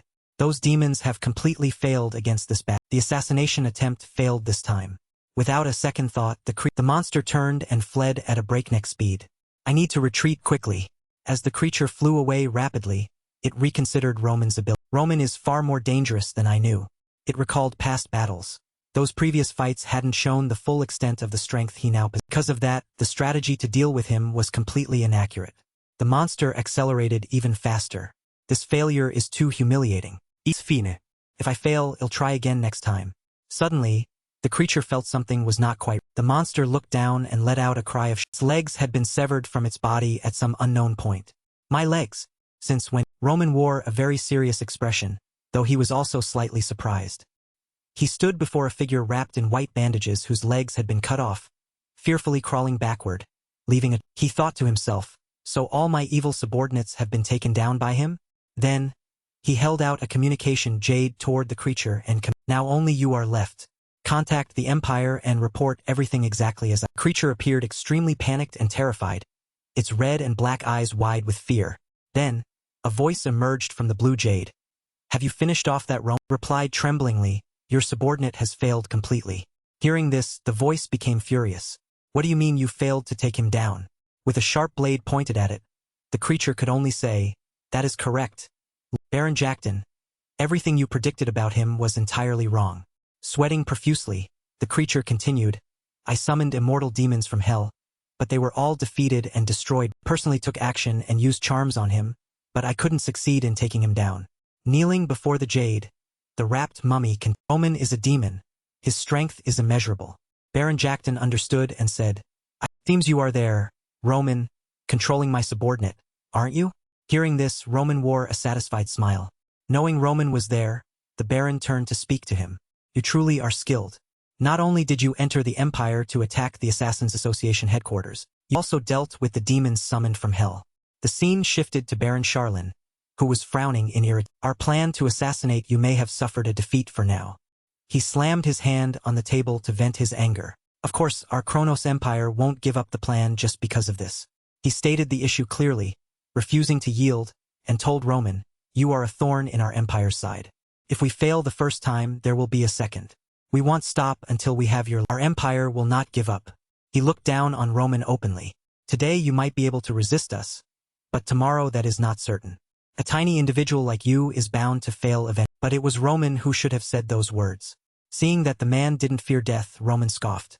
Well said, but you've forgotten who I am. Today I will give you a lesson. Without hesitation, he gripped the neck of the mummy, the subordinate of Baron Charlin. His grip grew tighter until the creature's neck sprayed a mass of blood. Trembling all over as if sensing something Baron Charlin appeared very panicked, breaking into a cold sweat. Then, he sat seriously in his chair to negotiate, hoping Roman wouldn't do anything else. In the near future, I will personally send a gift to your Baron Jackton. Since you sent people to assassinate me, you must also be able to endure threats from others. Hearing this, Roman smiled and replied, of course. To be fair, assassinating others isn't just something you can do. I can do it too, and better than you. After this, I officially declare war on you. The Baron was filled with extreme resentment, gnashing his teeth. On the other side, Roman continued his relentless threats. Later, when you die for what you've done, don't be surprised that you didn't know who. My gift will be sent to you soon. As those words ended, Baron Charlin shouted in a panic, commanding his subordinates, everyone, quickly increase the mansion's security. Don't let even a single fly get through. But a moment later, a report echoed in the castle. We have searched the entire mansion and found no suspicious persons. However, we found something. We found a jar stored in the basement warehouse. He followed them to the basement to inspect the jar. Looking at it, he frowned in deep thought. So, he left this gift, a jar containing poison, to harm me? Thinking of this, Baron Charlin's face turned pale with rage as he ordered his subordinates. Everyone, prepare the horses. Take me to the Behemoth Magic Tower immediately. To explain briefly, the Behemoth Magic Tower is an organization of mages and alchemists. They study poisons and various assassination methods. Since they study toxins, they can also effective detoxification methods that no other organization knows. Later, a bald old man was using magic to examine the jar. He appeared terrified. A colorless, odorless poison. This is a type I have never known on this. This man was the Archmage of Behemoth, Matthew. Baron Charlin, who was also present and in a hurry, saw him hesitating and shouted, "Why are you just standing there dawdling? Quickly check what kind of poison is in that jar and if it can be neutral." The Archmage stammered in a panic, "All right, please rest assured, Baron." Then, he took the jar and accompanied Baron Charlin to a bald man who was imprisoned there. Seeing the jar in his hand, the man immediately screamed, "No, don't make me drink that." But ignoring his Behemoth resolutely poured the liquid from the jar directly into the young man's antidote. A green and white aura enveloped the man's head. Suddenly, Behemoth's eyes widened and his mouth hung open he thought in alarm, this isn't good. Even with such strong magic, this poison cannot be neutralized. Immediately, he questioned Charlin. "Baron, where did you get this deadly poison?" Hearing this, Baron Charlin was equally panicked, his whole body trembling uncontrollably with fear. "From what I can see, this poison has no possible antidote and healing magic is useless." Baron Charlin never expected it to be this horrific. He thought of Roman and felt a secret dread. That bastard Roman, how did he get such a terrifying poison that even the top Behemoth mages and alchemists don't know what it is? No antidote. A while later, he arrived at His Majesty's palace and reported sincerely, "Your Majesty, that is the entire account of our attempt to assassinate." Every attempt failed. The Emperor of Kronos' expression turned gloomy as he replied, "I see, Baron. In your opinion, what kind of person is that Roman? Baron Charlin immediately told him everything he knew. In my humble opinion, he is a man of extraordinary strength and intellect. Having failed to assassinate him, I predict he will not leave the empire in peace. Emperor Kronos then gave an very well. Next, recall our top assassins from the abyss. As he finished, the Baron looked incredibly surprised, his eyes wide at what had just been said. Ignoring the Baron's shock, the Emperor continued, this time we will use the best assassins, the ones nicknamed the Anonymous. We will show that bastard Roman our power, make him tremble at the thought of facing the empire. He then imagined Roman's head being severed. This time he must die. His death will serve as an example to all others, those who honor him as a hero and want to emulate him. His death will make them no longer dare to or harbor any intentions of opposing our mighty Kronos Empire. Immediately, Baron Charlin did not dare to disobey and respectfully complied. Your servant obeys your command. The scene someone's feet suddenly landed on the ground. It was none other than Roman, our protagonist. As he walked forward, he thought, don't think you can neutralize my poison so easily. The best physicians or alchemists will find it useless. In the world of martial arts, that toxin is the #1 poison among the 10 poisons of the Sichuan Tang clan's 100 poisons. He removed his armor, but his mind continued to calculate. Sent that poison to them to make the empire fear and hesitate at least a little. Although he had returned home to rest, he continued to worry. In the future, they will have to be more careful in every situation. Since I can do things that the empire does and even do them better, they will slow down their assassination attempts. We'll have more time to plan my next moves. His expression became resolute. Of course, this is only a temporary measure to buy time. In the long run, it won't work. A full-scale war between the two sides will happen soon. It's unavoidable. Therefore, I need to prepare everything. While immersed in his thoughts, someone suddenly sent him a young master, there is a letter from Valhalla. He picked up the letter. It said, to honor the warriors who fell on the bloody battlefield, we invite you to attend the memorial ceremony as a personal combatant representing the Duchy of. The invitation has been delivered to your hand. If you do not arrive within 100 days before the ritual, it will be considered that you have declined our invitation. While he was reading, Chris entered and reported, young master, the representative from Valhalla for the ceremony is a very powerful swordsman named Babosa. It is said he has won many battles, is a swordsman of high status across the entire continent. Images of 2 hanged corpses appeared. Chris continued his presentation. From this, it's clear their intent is to invite you there for the purpose of revenge for the death of Count Danvers, whom you defeated previously. A man holding a sword surrounded by a red aura appeared. A swordsman ranked 6th among the top warriors of Valhalla, known as the Mad Sword, ranked 11th on the continent's leaderboard of top swordsmen. Hearing this, Roman smiled happily and thought, so, I can see 2 contrasting methods of action between Valhalla and thinking of those from Kronos, he pondered, the Kronos Empire sends assassins to hunt me day and night, waiting for a moment of vulnerability to act. Valhalla declares it openly, using the strength of top swordsmen to challenge me directly. Knowing the situation, Chris advised him, this is far too dangerous, young master. It's not necessary for you to participate. The Duchy of Dimitri has just been established, and there is much to be done. Therefore, your life must be the top priority. Putting the letter on the table, Roman said, I completely understand what you're saying. Could decline this invitation and not go. However, he then listed the reasons and the unwanted consequences. If I refuse this invitation, then Valhalla Kingdom that values the honor of swordsmen will use this to call us cowards. From then on, our reputation and prestige on the continent would decline. Roman then looked seriously at Chris. He advised Chris and everyone else, since you have chosen to follow me, I must show you my faith in a leader who has the strength and wisdom to face any challenge. Hearing this, Chris looked surprised and bowed his head. The previous image shattered. Roman continued, if I were to actively retreat in fear and not face danger just because of this Valhalla matter, how could I lead you in your words and your faith would gradually crumble. Then, his hand clenched with determination as he affirmed, have decided that in 100 days I will go there at Valhalla's invitation. His face was incredibly serious. This is a responsibility as well as the fact I will show to you the leader you believe in. Meanwhile, the castle there had been burned to the corpses lay scattered everywhere. A rumor spread among assassins. Empire's Assassin Association accepted a contract to kill Roman Dimitri and was massacred as a result. Consequently, assassination requests in the northeast region had dropped significantly. Specifically, no one dared to accept any mission related to Dimitri. Roman's image appeared with a sinister smile. A lesson learned firsthand is worth 100. It had carved fear deep into everyone's hearts. At this time, Kevin was sitting alone on a long bench, lost in thought. This time, went alone to the Assassin Association's lair in the Empire's territory. It was too dangerous. His face looked very worried for Roman, blaming himself for not being able to protect him. I ever be able to protect him from danger? He continued to think. People, we are developing at a breakneck speed compared to before. That is still not enough to walk by his side. The more he thought, the more determined he became to grow stronger, confront the predators that dominate the continent. We need to be even stronger. Suddenly, someone's voice rang out, catching his attention. This time, I have developed a magic circle, can increase the mana density in a specific area. A blonde man was laughing and talking animatedly with someone. It's not perfect yet, but within half a year, I can minimize the errors and complete it. This magic circle doesn't just increase magic power. Felix was smiling very happily, continuing to gossip. Theoretically, it can also be used for the training of swordsmen who have awakened their... Kevin followed and hid behind the wall to eavesdrop. Suddenly, Felix appeared extremely shocked and surprised, speechless, truly reckless. Standing before him were Kevin and the others. He said strictly, "Have told you how many times? This is a technique whose safety has not been verified." Kevin lowered his face and replied seriously, "Lord Felix, know why we came here? What matters to us is being able to support him, even if only a little, in the future."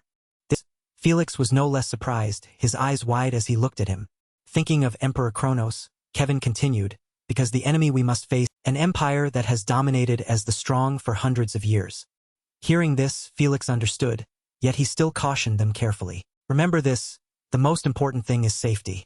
Everyone listened seriously as he advised, "We become cripples before can do anything for him, how could we face him?" Then, Kevin and everyone else broke into happy smiles before the storm arrived. A month later, a beautiful sunset evening, the passage suddenly collapsed with a violent... Everyone was extremely panicked and shouted, "The passage is collapsing. Be careful." Then, a wind shield appeared, a blue aura radiating out. Everyone breathed a sigh of relief. "We're safe. Thankfully we had the treasure." Suddenly the blonde man called out as if he saw something unexpected. Turning around, Morgan looked at something horrifying and stammered.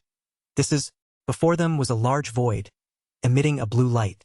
Inside the ruins there was a large, neat basement. Asked in wonder who would build a passage like this under. Down here, there were also blue words printed on every door surface. Then both looked inside. Morgan said, "Everyone, move back. Call Felix here." A moment later, Felix and Roman arrived. Felix was touching the door, examining it. "Tire steel door is covered in mana." He continued, "We try to force it, it will explode. Let me try using dispel magic." Flashed with a blue light as he chanted something. Was deeply focused on using dispel magic. Roman stood behind. Then the door was immediately opened. Seemed no one had been here for a long time, so after the door opened, a cloud of dust rose everywhere. A dazzling blue light suddenly appeared. Remained serious, his face unchanging as he crossed his arms and looked ahead. A barrage of arrows shot out from inside toward the two. Fortunately, Roman was quick enough to activate a shield, preventing them from penetrating. Arrows that didn't hit the target fell scattered to the ground. Seeing this, Felix's eyes widened in surprise and a bit of fear. It seems this is a dungeon with but contrary to Felix, Roman wasn't afraid at all and wanted to enter. "We'll go inside to check." That statement made Felix extremely panicked. Then, Felix said loudly in worry, "It's too dangerous. Knows what kind of traps are inside? Give me some time to study them." Roman's expression remained cold, stolid as he replied, "No. If someone lives here, they already know we're here." With that, he walked forward step by step. Felix still worrying incessantly. "The more we hesitate, the more dangerous it is. Stay here and wait." His steps moved closer and deeper inside. Observing his surroundings as he walked, he thought, "These traps..." Thinking this, he suddenly stopped. The mechanism of the Juga clan? Suddenly, sharp spikes protruded from the walls. Not just from one side, but from both walls blocked his exit. But he didn't seem panicked.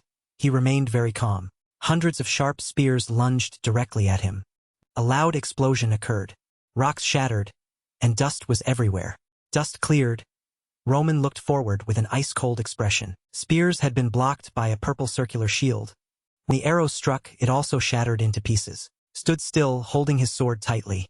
He looked forward unexpectedly. From deep inside, a few shouts of scolding echoed out. "Hey, stop right there. Is our land.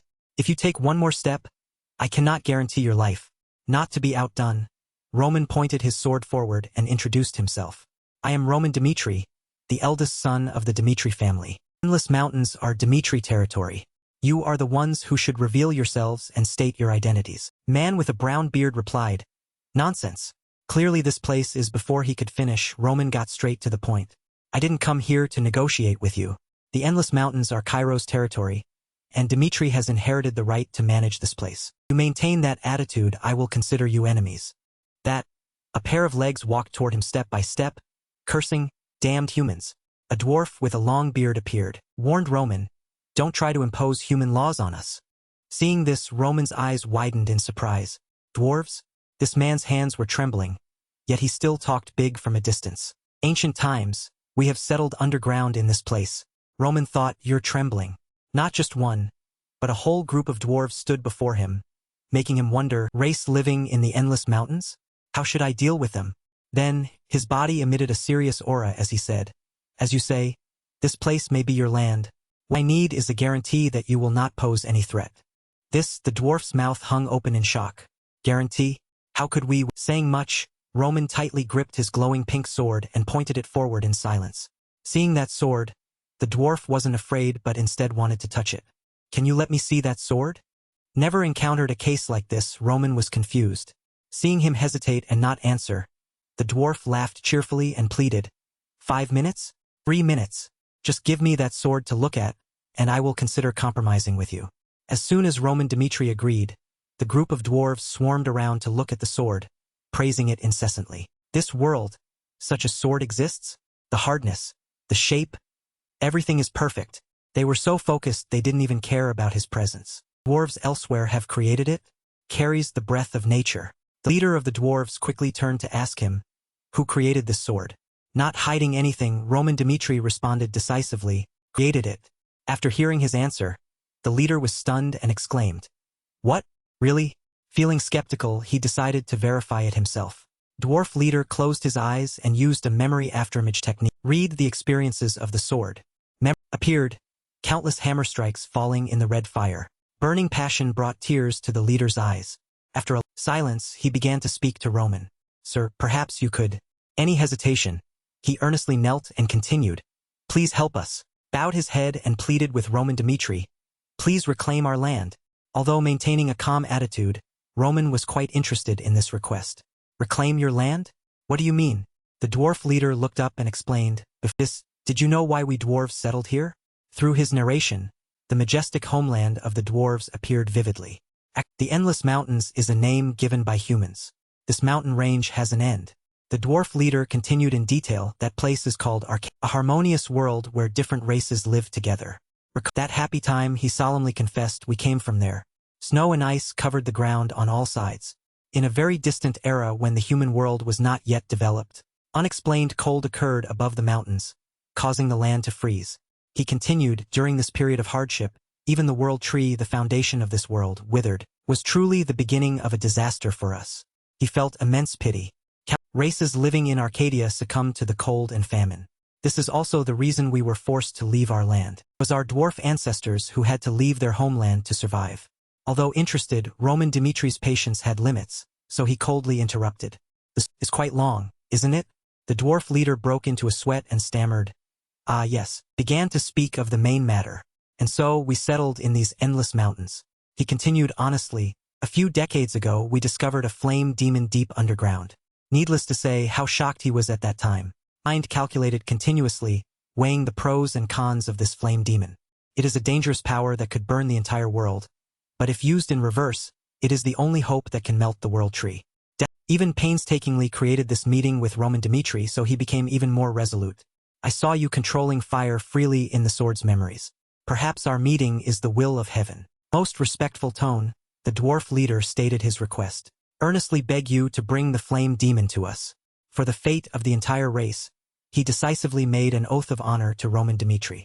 If you grant our request, this rock, the leader of the dwarf race, swears to fulfill any request you may have. After hearing his offer, Roman's heart, a sense of wonder arose. Living as Roman Dimitri, too many related events made him doubt. Was meeting these connections from a previous life a coincidence? Some elements were surprisingly similar, making him think. Dimitri is a family of master blacksmiths, and the endless mountains stretch behind their territory.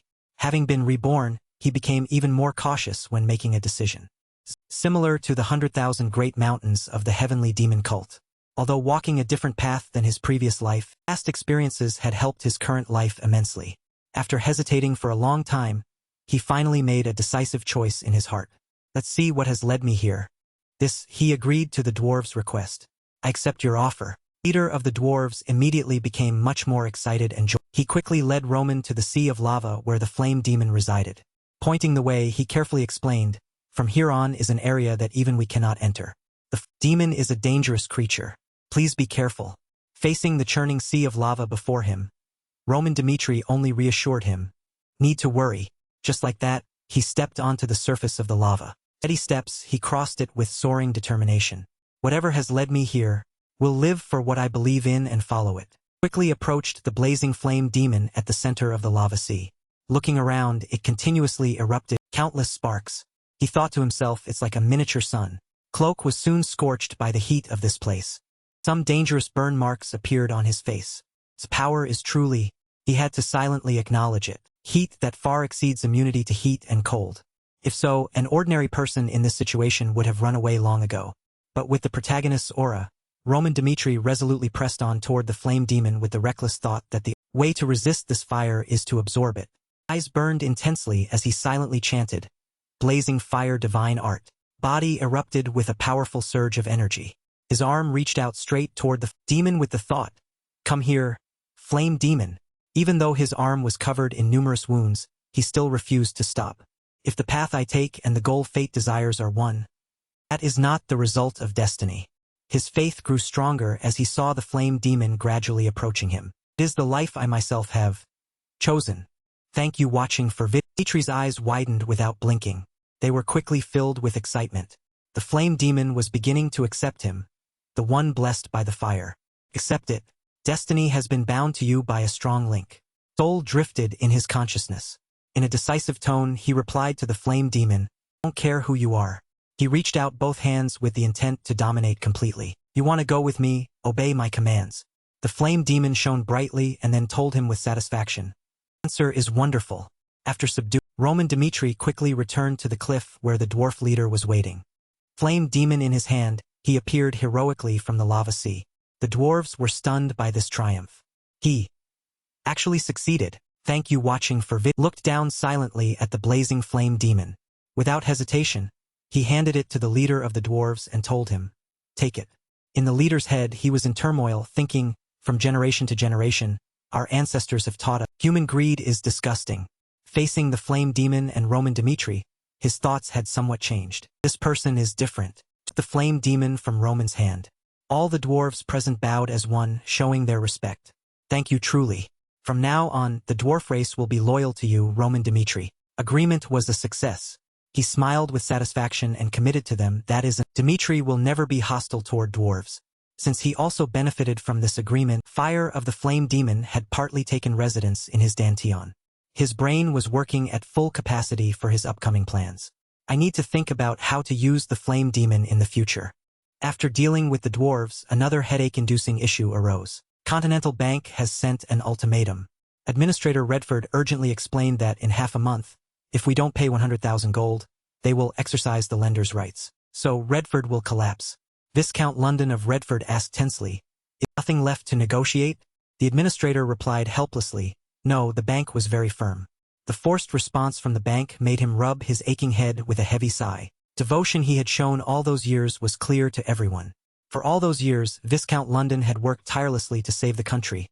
But there were still too many problems to solve. London sighed and asked the administrator, "What did the king say?" Administrator helplessly reported to the Viscount the same as before. "His Majesty is no longer who he used to be. Every day he indulges in alcohol and debauchery. Besides women, the king also has a passion for gambling." London had long guessed that the king was being psychologically manipulated into this profligacy. There must be external forces pulling the strings and inciting the king. As long as they exist, this problem will never be solved. Heart was heavy with the weight of the enormous responsibilities on his shoulders. What should I do now? On his desk sat a photograph of himself. In the picture, his face wore a bright smile, quite different from his current sorrowful expression. Tender father was uttered. Despite his devotion, he couldn't escape fabricated scandals. People began to criticize Viscount London, heir of the London family's reputation. His lonely figure was gossiped about and slandered. Unlike his respected father, he was labeled a greedy piece of trash. Thinking for a while, he ordered the administrator make a list of the powers that can help us. His dignified heir, London decisively stated, "First, we must settle the debt with the Continental Bank." Bitter smile was linked to 10 meetings and the dazed expression of 10 rejections. We're all acquaintances, yet most of them indifferent, some even refusing to meet. I even came to beg this young nation. At this point, I must cling even to a blade of straw. Marks exactly 1 month since the young master's instructions. Now I can go to him. Young Master Han, someone has been waiting for several days now, was also planning to head out, has changed again. How was the young master's training? Thanks to that, could focus on my who wants to meet me? It is an honor to meet you. I am London of Redford. London? The name at the top of the Empire's Assassin Association hit list? The Tier 1 target Kronos is aiming for? Is embarrassing to ask this of you at our first meeting, but could you possibly lend us 100,000 gold coins? We cannot repay the Continental Bank. Redford will collapse. Know the importance of Redford, don't you? Clever of you to use importance instead of. If Redford collapses, the Alliance of Kingdoms will lose a strong shield against the of Kronos.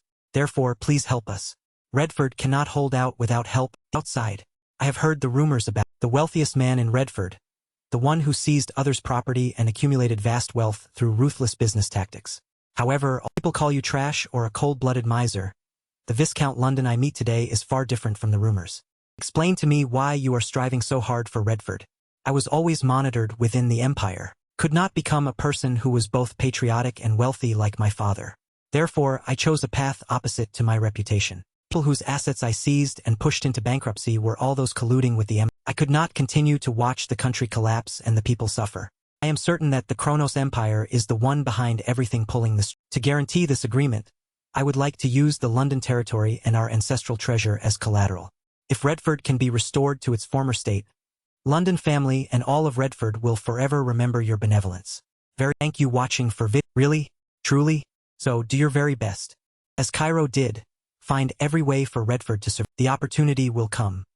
Thank you watching for You don't give up, the opportunity will surely come. That's it. I will certainly repay the grace of the Duchy of Dimitri. You heard?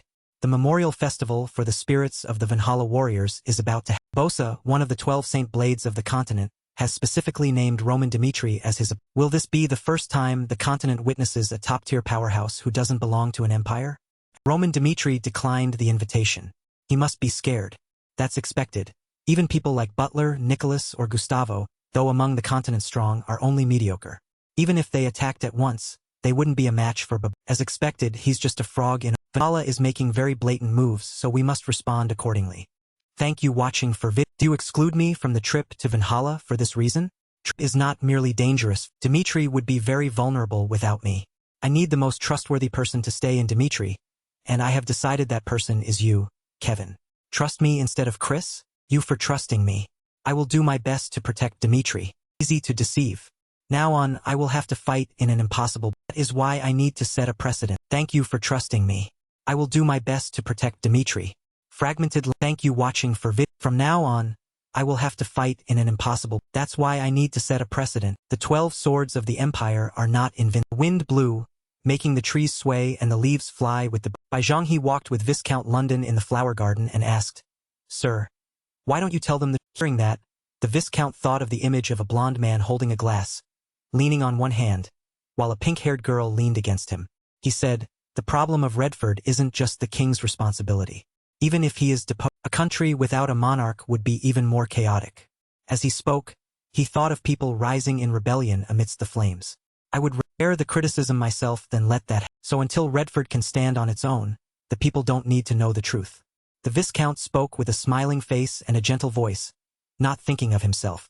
Even if they curse me, it's. Hearing him say that, Bai Zhonghe recalled a story about Lu Xian, the scholar of the demonic. Lu Xian was a very special person. He was a scholar who held a bamboo fan, had a smile on his face, wore blue and white robes, and had a black hat on his head. He believed that humans were inherently good. Although he was the heir to a prestigious clan, he did not care for fame or fortune. An image appeared of the scholar playing with perhaps because he and Bai Zhonghe lived such different lives, the image of two young men standing back to back appeared. The scholar radiated a blue aura, while the white-haired man with a ponytail, who seemed more unapproachable, radiated a purple one.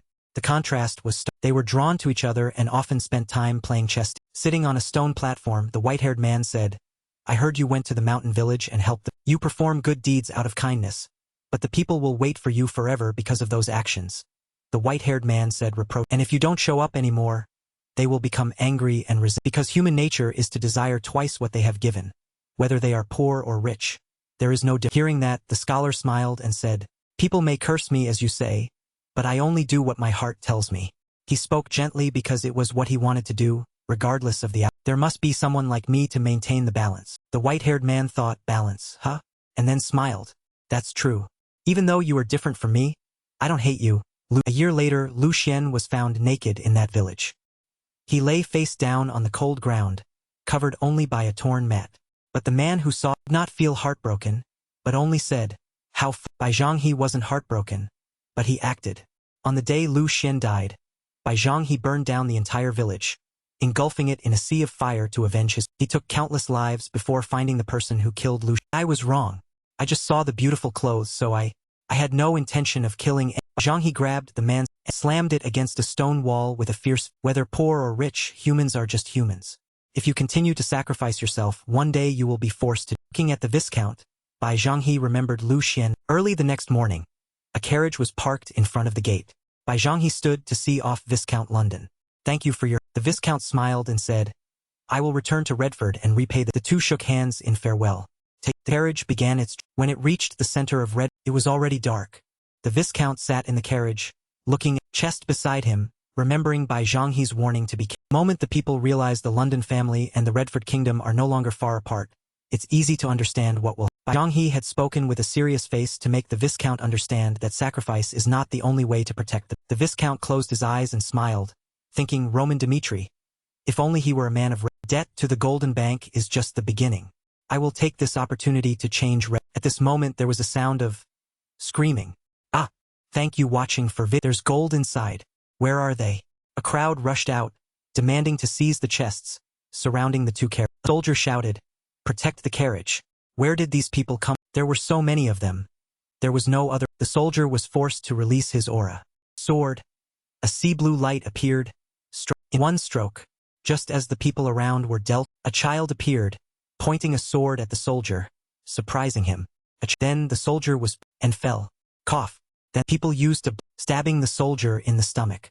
Another soldier saw this and thought, they aren't commoners.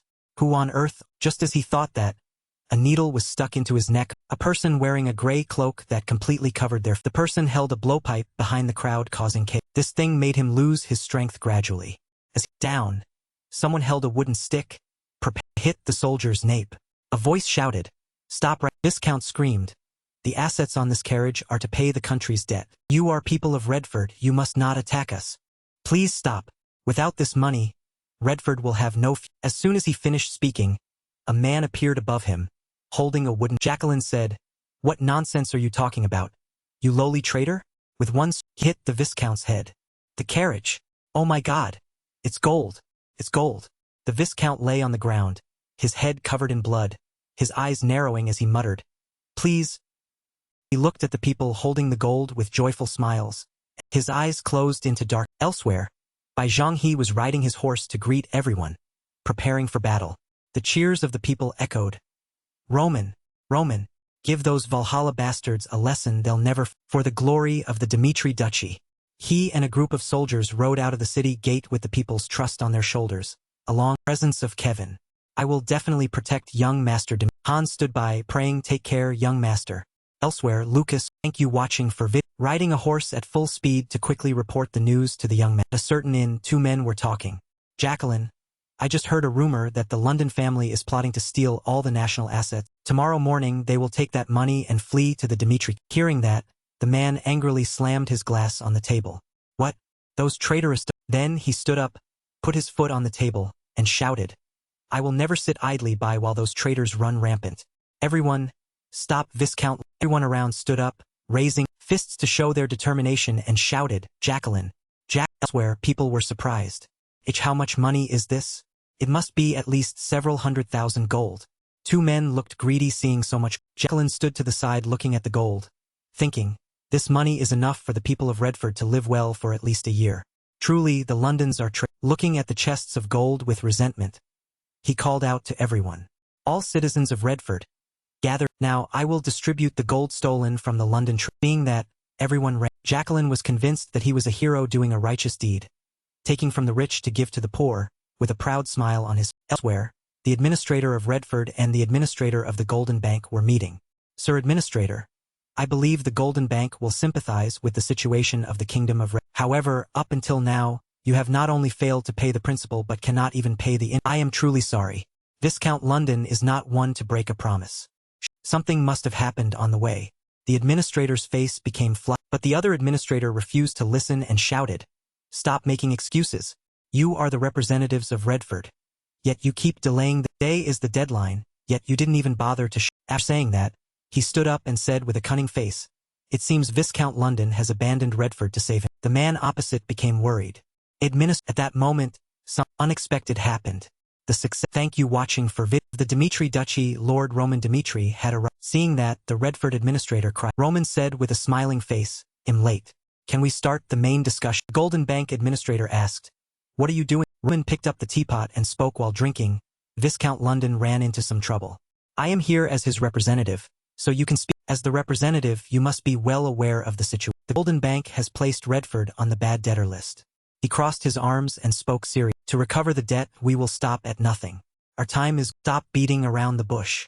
Get straight to the. Then, he took a small gold watch from his pocket and said, we will charge additional interest for this 5-minute delay. 10% of the total. In other words, if you pay 110,000 gold right now, we will act as if nothing happened. He held up the. Hearing that, the Redford administrator turned pale. 110,000 gold? Viscount London encountered trouble on the way, so it's no other way but to pay 110,000 gold? The other man replied, we are not obligated to sympathize with the debtor's situation. The important thing is that you promised to pay today, so we are forced to charge extra interest for. Bai Zhanghe heard this and said, then let me ask a question. Is what you want money, or the destruction of Redford? Both administrators, thank you watching for prized. What did you? Roman's voice became stronger. No lender in the world would ignore a war just to collect. The other administrator stood up angrily. The Golden Bank is different from other lenders. Our relationships are built on reason everyone pays the Golden Bank is because we have shown everyone the consequences of Still don't understand. The Kingdom of Redford is in financial trouble because of the king's corruption, yet the Golden Bank still lent them a relationship based on trust. That's ridiculous, Bai Zhanghe said, sitting up. The other administrator reached his limit of anger. Are you implying that we intentionally pushed Redford to its death by lending them? And he slammed his hand on the table. The deal is, he walked past, listen to the end. I will pay Redford's debt, Roman said with a smiling face, as if nothing had. Two sat down to sign the debt settlement. The debt is settled, but the Dimitri family has made a big mistake. I look forward to meeting you again in the future. Then he walked. The Redford administrator said gratefully, thank you. Thanks to you, the Kingdom of Redford has survived a crisis. I don't need thanks. I didn't help you for no reason. Let me see Viscount London. Then Roman sipped his. Later, Roman went to see him. Are you awake? Viscount London lay on a sickbed, his head bandaged, slowly opening his eyes and suddenly, Roman, what is this? The gold on the Roman recalled meeting Lucas outside the city. When we received the news and arrived, you were lying on the ground. The group that attacked you had already distributed all the gold to the. Viscount London couldn't believe it and said in a panic, it can't be. Redford is truly. Roman's voice rang out. I have settled the matter with the Golden. Roman began to recount everything. Hearing it, the Viscount sobbed. Redford owes Dimitri a great favor. Thank you. Bai Zhanghe reminded him. Viscount London, you seem to be misunderstanding something. Thank you watching for is not the time for. It was Redford's incompetence that led to this situation. These words woke the Viscount up. Perhaps it was my naive that caused all of. Roman turned and said while walking out, so from now on I won't do things your way. But thank you watching for reaching the door. Bai Zhanghe said, I warned you all. False tolerance will only make the fear in the people's hearts disappear. He turned his back to the Viscount.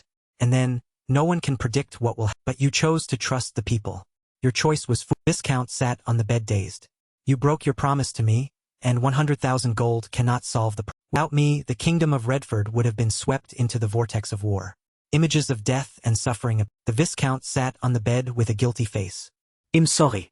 I know any excuse now is meaning. The fact that Lord Dimitri did not abandon Redford and paid our debt must mean you have a He looked up and asked, So tell me, what do you want me? Roman laughed and replied, the agreement between Dimitri and Redford is still in effect. The 210,000 gold has no deadline, but you must pay back double. I will let the people know the truth about what Viscount London has. After saying that, the image of the scholar and the white-haired man appeared again. Perhaps this is what I want to do for Lucian. Thank you watching for I will let everyone know that you are a patriot, not a... His face looked eager and spirited. Viscount London, launch a rebellion and take the throne of the King of Viscount was surprised. In a Redford tavern, people were drinking. Drink up. For Redford. Everyone raised their glass. Their leader, Jacqueline, said, wait, where is the tavern? Another person replied, who knows? He allowed us to drink all this beer, so just enjoy. The person laughed. Jacqueline, did you see those soldiers? It seems those Aura swordsmen aren't so tough. If we work together, we can defeat. Even if the Redford royal family sends troops, we will fight to the end. Everyone became Just then, the main door opened. A man, blonde hair named Chris stood at the door and said, find Jacqueline and bring him. Jacqueline was surprised. What? Are they here to arrest? Seeing the men in armor, they grabbed their knife. One foolish person pointed a knife. Chris and shouted, who are you bastards? Don't touch Redford hero. Chris drew his sword and struck him down, killing him instantly. A woman nearby Another woman shouted, T the head, while a man said, this emblem isn't Redford. Who are they? Chris sheathed his sword. From this moment on, anyone who dares to stand in the way will be executed on the... He looked up and saw the man opposite him. Are you Jacqueline? I am. Before he could finish, Chris slammed his head onto the wooden and dragged him. The men around shouted, they've taken Jacqueline. Those bastards dare touch the hero of... Everyone grabbed tools, preparing to rescue Jacqueline. He is our benefactor who saved us when the royal family abandoned us. This time, it's our turn to save our hero. They all ran out shouting Jacqueline's name. The angry thank you watching for saw a stage had been set. Zhang He was waiting for them at the square. I am Roman Dimitri from the Dimitri Duchy, and I will punish this. He stood at the top with Jacqueline kneeling, hands tied. Jacqueline's crime is inciting the people to rob Viscount London's. The people were furious. Viscount London is a traitor who drained the national wealth. So you are involved too. We all know he's plotting with the Dimitri family. The gold on the carriage belongs to Redford. He was going to take it to Dimitri, and Redford's internal affairs are none of your business. Release Jacqueline immediately. Ron's face darkened. Do you have any evidence for those slams? Jacqueline shouted. It wasn't just 10,000 gold. It was 100,000 gold.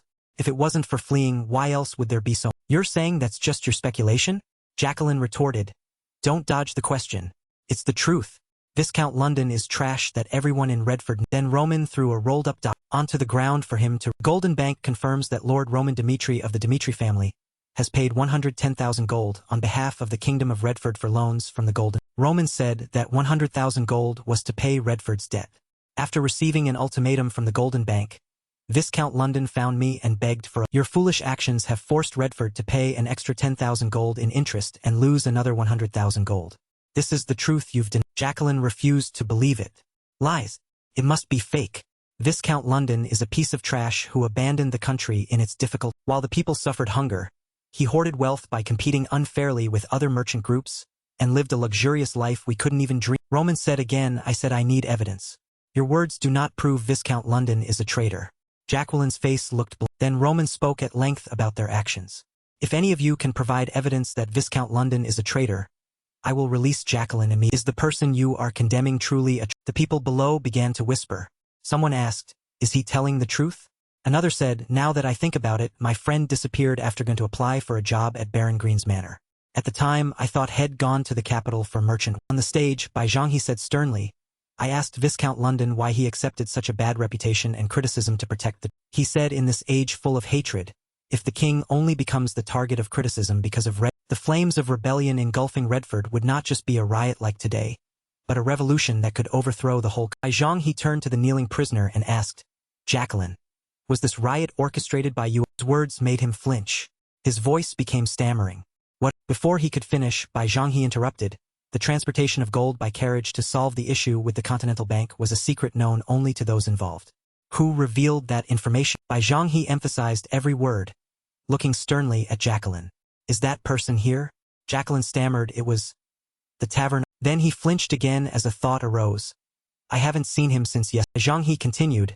Don't you find it strange that you could defeat the Aura swordsman escorting the... You had the chance to see the truth, but you turned a blind eye.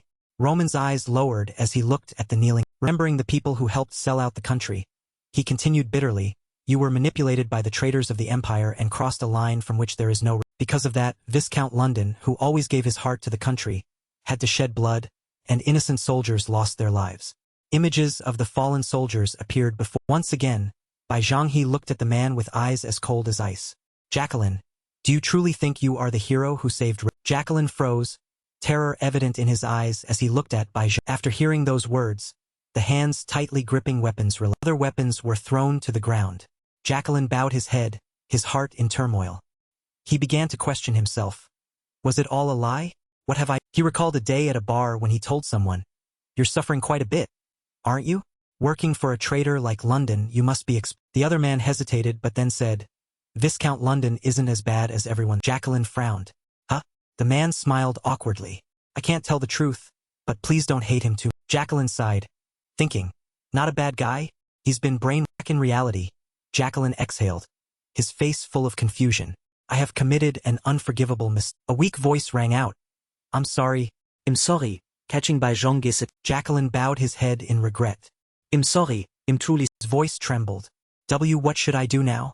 The crowd surrounded. Then he rushed forward, grabbing Bai Zhanghe's robe, begging, "Please, show me a way to live. I don't know any." In his sincere plea, his hands shook with his chaotic emotions. "Even though I know the truth, I still can't." Jacqueline knelt at Bai Zhanghe's feet, shouting in panic. In contrast, Roman only looked at him sternly. "Jacqueline," he called his. Zhanghe stood looking down at him. "Jacqueline, you didn't pocket the stolen gold but distributed it to the people. That proves your idea. But what's done is done. Even if you cry and beg, the people who died because of your misunderstanding cannot be brought back to life." Jacqueline's face froze in. Drawing his sword, Bai Zhanghe continued, "To ensure this never happens again, I will." Sword was pressed against Jacqueline's. Roman stood firm with his sword. "People of Redford, listen. Remember this. Jacqueline is not Redford's hero, but he will be remembered as the benefactor who took the blame for all of you." The people were. Zhanghe raised his sword and declared decisively, "And in the future, if you repeat the same mistake, remember that no one will stand up to take the blame for you." Sunlight shone on the sword as if demanding justice for the lost soul. Jacqueline smiled and looked at Roman with gratitude. Roman's sword struck Jacqueline, and red blood split. At that moment, Viscount London and his entourage were riding on the anger of the people had reached its peak. If the root problem wasn't solved, chaos would continue. The Viscount couldn't hide his. Finally, to save Redford's future, someone had to overthrow the king. These thoughts occupied his. He bit his lip. "I didn't expect that person to be." Then he spoke to the knight captain, who immediately replied, "Please give your order." The Viscount turned back and ordered seriously, "If the royal knights attack us, do not hesitate to cut off their captain's head to break their spirits. This is a battle for Red." A bloody war for the throne appeared after his. Turned his head and continued, "Remember, if we don't win the throne, Redford will perish." The captain replied, "I understand." A moment later, they arrived at the Redford Royal Palace. Viscount London sat on his horse before the palace. Before they could do anything, the main gates slowly. This greatly surprised Viscount. From inside, the Royal Knights of Redford and an army marched out, looking. The Viscount frowned. "Do we have to face the Royal Knights?" He broke into a cold. Their leader spoke. "The Royal Knights are the sword that protects the royal family." His face was cold as he looked at the continued, "I know opposing the king is a capital offense, but we must do this to save the." Then he closed his eyes and said, "We will close our eyes and plug our ears. Do what must be done for Redford. For this." The Royal Knights lined up in 2 rows, clearing a. Viscount London was stunned. "I'm not the only one who wants Redford to. Immediately he stepped forward. He pushed the doors open and shouted, "Viscount London requests an audit." Seeing the scene inside, his face changed. His eyes widened. "Your Majesty! Your On the throne, the king lay sprawled on the floor, showing no signs of. Next to the body was a. London rushed over.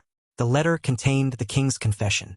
"London, I heard about you being attacked, and I couldn't restrain my anger at my own irresponsibility. I truly regret ignoring you even though I knew you were dedicated to Redford.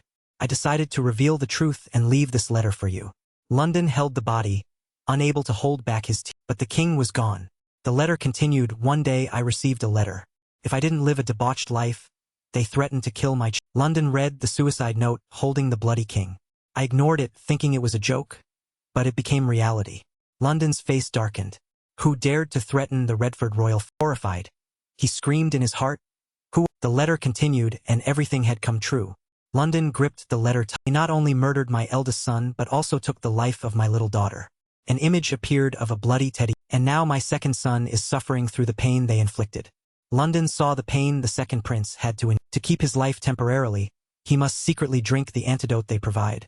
But death is still inevitable. The letter mentioned the king's debauch. Behind those images was a father who wanted to protect his children. I am an incompetent king. If I remain greedy for power, more people of Redford will. London's brow furrowed. He had received too much information the throne of Redford was now empty. I will abdicate and accept death so no more blood is shed. I entrust this ruined country. London read the final lines and burst into tears. Your Majesty. A moment. Thank you watching for Viscount London went to another room. He entered and bowed. Your Majesty has passed away. The man inside looked withered. He paused and then asked, is that person was the last successor of Redford, Prince Charlo Redford. Seeing his lack of reaction, the Viscount asked, did you? Charlo Redford replied, I am certain there is a conspiracy behind what is happening in. London shouted angrily, why did you know the truth and not say it? Charlo replied indifferently, what's the use of saying? His face was lifeless. He gave a shameful laugh. Even though I was poisoned, I just wanted to. Viscount London asked hesitantly, do you want me to succeed the throne of Prince Charlo bit his lip to hold back his bit. Before the window, the only source of light, he sat as if hoping for a better future. For Redford to survive, it's not enough for my father and me to transfer power completely. We must remove the royal bloodline, the seed of Cana. Charlo continued, I know you've dedicated a lot to Redford, so I will become your London understood but hesitated. Prince, is there really no other? Charlo replied, my father made his decision, so I can also leave in peace. A bloody image of the throne appeared in his. Viscount London clenched his hands, trembling. If it weren't for these turbulent times, you would have been a good. Charlo smiled brightly and said, thank you. At that moment, the poison flared up, distorting his face. Dark veins of. Viscount London was horrified. Charlo Redford said, I have one final request for Viscount. Please don't let our deaths be in vain. Revive Redford. Blood flowed from his mouth as he closed his eyes, dying with a satisfied. After his last words, Charlo Redford's head slumped, ending his. 10 days later, at the temple, the cremation of the king and prince of Redford took. Seeing the two bodies burning to ashes, Viscount London said in his heart, Your Majesty, Prince Charlo Redford will not fall like this. London placed his hand on his chest, showing his determination to take Charlo's place and revive. Looking at the sky, he vowed, I will always doubt what is before my eyes, listen to the people, and build a strong country that won't yield to the Kronos Empire's conspiracy. And I will surely avenge the two of you. Tears flowed from London's eyes, mixed with unyielding determination and deep. He said to his subordinates, the coronation will be held in a few days. The two soldiers replied, yes, Your Majesty. A few days later, the coronation took place. Viscount London stood on the balcony of the palace, now the king. Below, the crowd shouted, Redford. Looking down at the cheering crowd, London thought, they are the people I will rule from now on. He felt the pressure of the. Recalled by Zhang He's words. Whether they are those who called you a traitor or those who cheer for you, they are all the people of. Roman continued to the stunned Viscount, what happens to them in the future depends on your. Back in reality, London became more solemn. Redford will never repeat the mistakes of the past. He raised his hand high to the. Seeing the enthusiastic king, Bai Zhang he thought, if the Redford kingdom stabilizes, Dimitri will have a solid ally. He turned inside and said to his subordinate, prepare to leave for the Valhalla Empire. Chris replied. Soon they arrived at Paulo, a border city of Valhalla. Bright sunlight shone on the beautiful. A guard stopped them holding a majestic spear. Permission to search. Roman frowned. This is too much even though we received an invitation. The soldier began to search by Jean. Chris was about to step forward, but Roman said, don't cause trouble here. Paulo is not a place that welcomes outside. The place was bustling with people talking and eating. The Valhalla Empire was a closed-off nation formed from the dense southern jungle. Because of their isolation, Valhalla always excluded outside. Chris looked around and said, just like the root. Zhang He looked around carefully. They say the toughest opponents on the continent are the people of Valhalla. They are hostile to anyone not born. The people of the border city had different physiques than us. Chris, still annoyed, said, you are an invited guest, yet they didn't even send someone to meet us. Bai Zhang He smiled, looking excited. It seems Valhalla wants to show us they don't recognize my existence despite the invitation. Later, they went to an inn in. There were many guests eating and talking. Laughter rang out. Roman and Chris found it. Suddenly, someone slammed a glass on the table and shouted, damn it. My mood for drinking is. He walked to Bai Zhang He and said angrily, I don't know where you bastards came from, but as outsiders, just shut up and go to sleep up. He leaned in, looked at Roman's face and said contemptuously, look at that smooth, white skin. You've clearly never worked a day in your life. He threw a coin at Roman's hand and said disdainfully, no different from a... He stood up, waiting for a reaction, but Roman sat still, his mouth curled in a slight... Seeing that, the man flew into a rage and slammed the table. You bastard! You dare ignore me? Get out of... As Creed was about to step forward, Bai Zhongshu said, don't cause trouble here. Paolo is not a place that welcomes outsiders. Hearing that, Creed had to... Once inside, the place was quite bustling, with people excited and the streets crowded. The Valhalla Empire was a rather secluded... Since the foundation of the country was formed in the dense southern jungles, Valhalla always rejected people from other... Creed looked around for a while and spoke, just like the... Meanwhile, Bai Zong's face turned serious, as Bai Zhongshu carefully observed the surroundings. It is said that the toughest opponents on the continent are the people of Valhalla. They are always hostile to anyone not born in Valhalla, so they never welcome outsiders. From Bai Zong's words about the people here, it was clear that the people of the border city had a distinct physique, quite different from other... Creed, still feeling resentful from behind, said, regardless, you are an invited guest. The least they could do is send someone to receive you. Meanwhile, Bai Zhongshu let out a smile with an excited expression. It seems Valhalla wants me to know that they do not recognize my existence, even though they sent an invitation. A moment later, they arrived at an inn in... There were many guests inside, all eating and talking passionately. The sound of laughter and conversation echoed continuously. By then, Bai Zhongshu and Creed had also chosen a seat for them. Suddenly, someone slammed a glass hard onto the table and shouted, damn it. I've lost all interest in... That man walked over to Bai Zhongshu and said irritably, I don't know where you bastards came from, but since you're outsiders, just shut up and go upstairs to... The man leaned in close to examine Bai Zong's face and then said contemptuously, look at that smooth, fair skin. You've clearly never had to lift a... The man smirked and shoved a coin into Bai Zong's hand, speaking in a disdainful tone as if talking to... Then the man stood up, waiting for Bai Zong's reaction.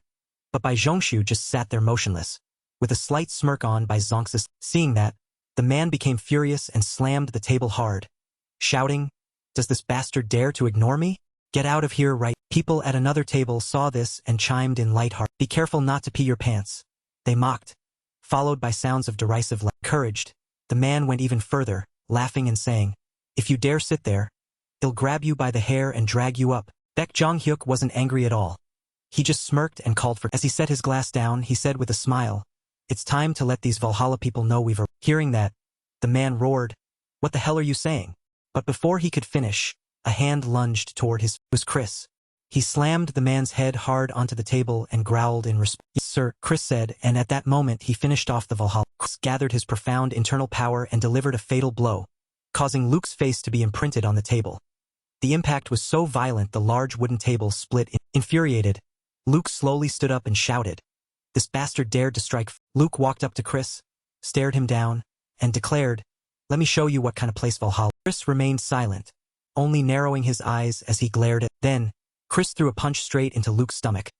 Chris moved so fast Luke had no time to react and could only spit blood while taking... Roman watched from the side and casually tossed a bag of gold to the innkeeper, saying, you will pay for this action with... The innkeeper's eyes immediately lit up upon seeing the bag filled to the brim with... Roman turned to the innkeeper, smiled, and requested, now, lead me to the busiest part of Paolo.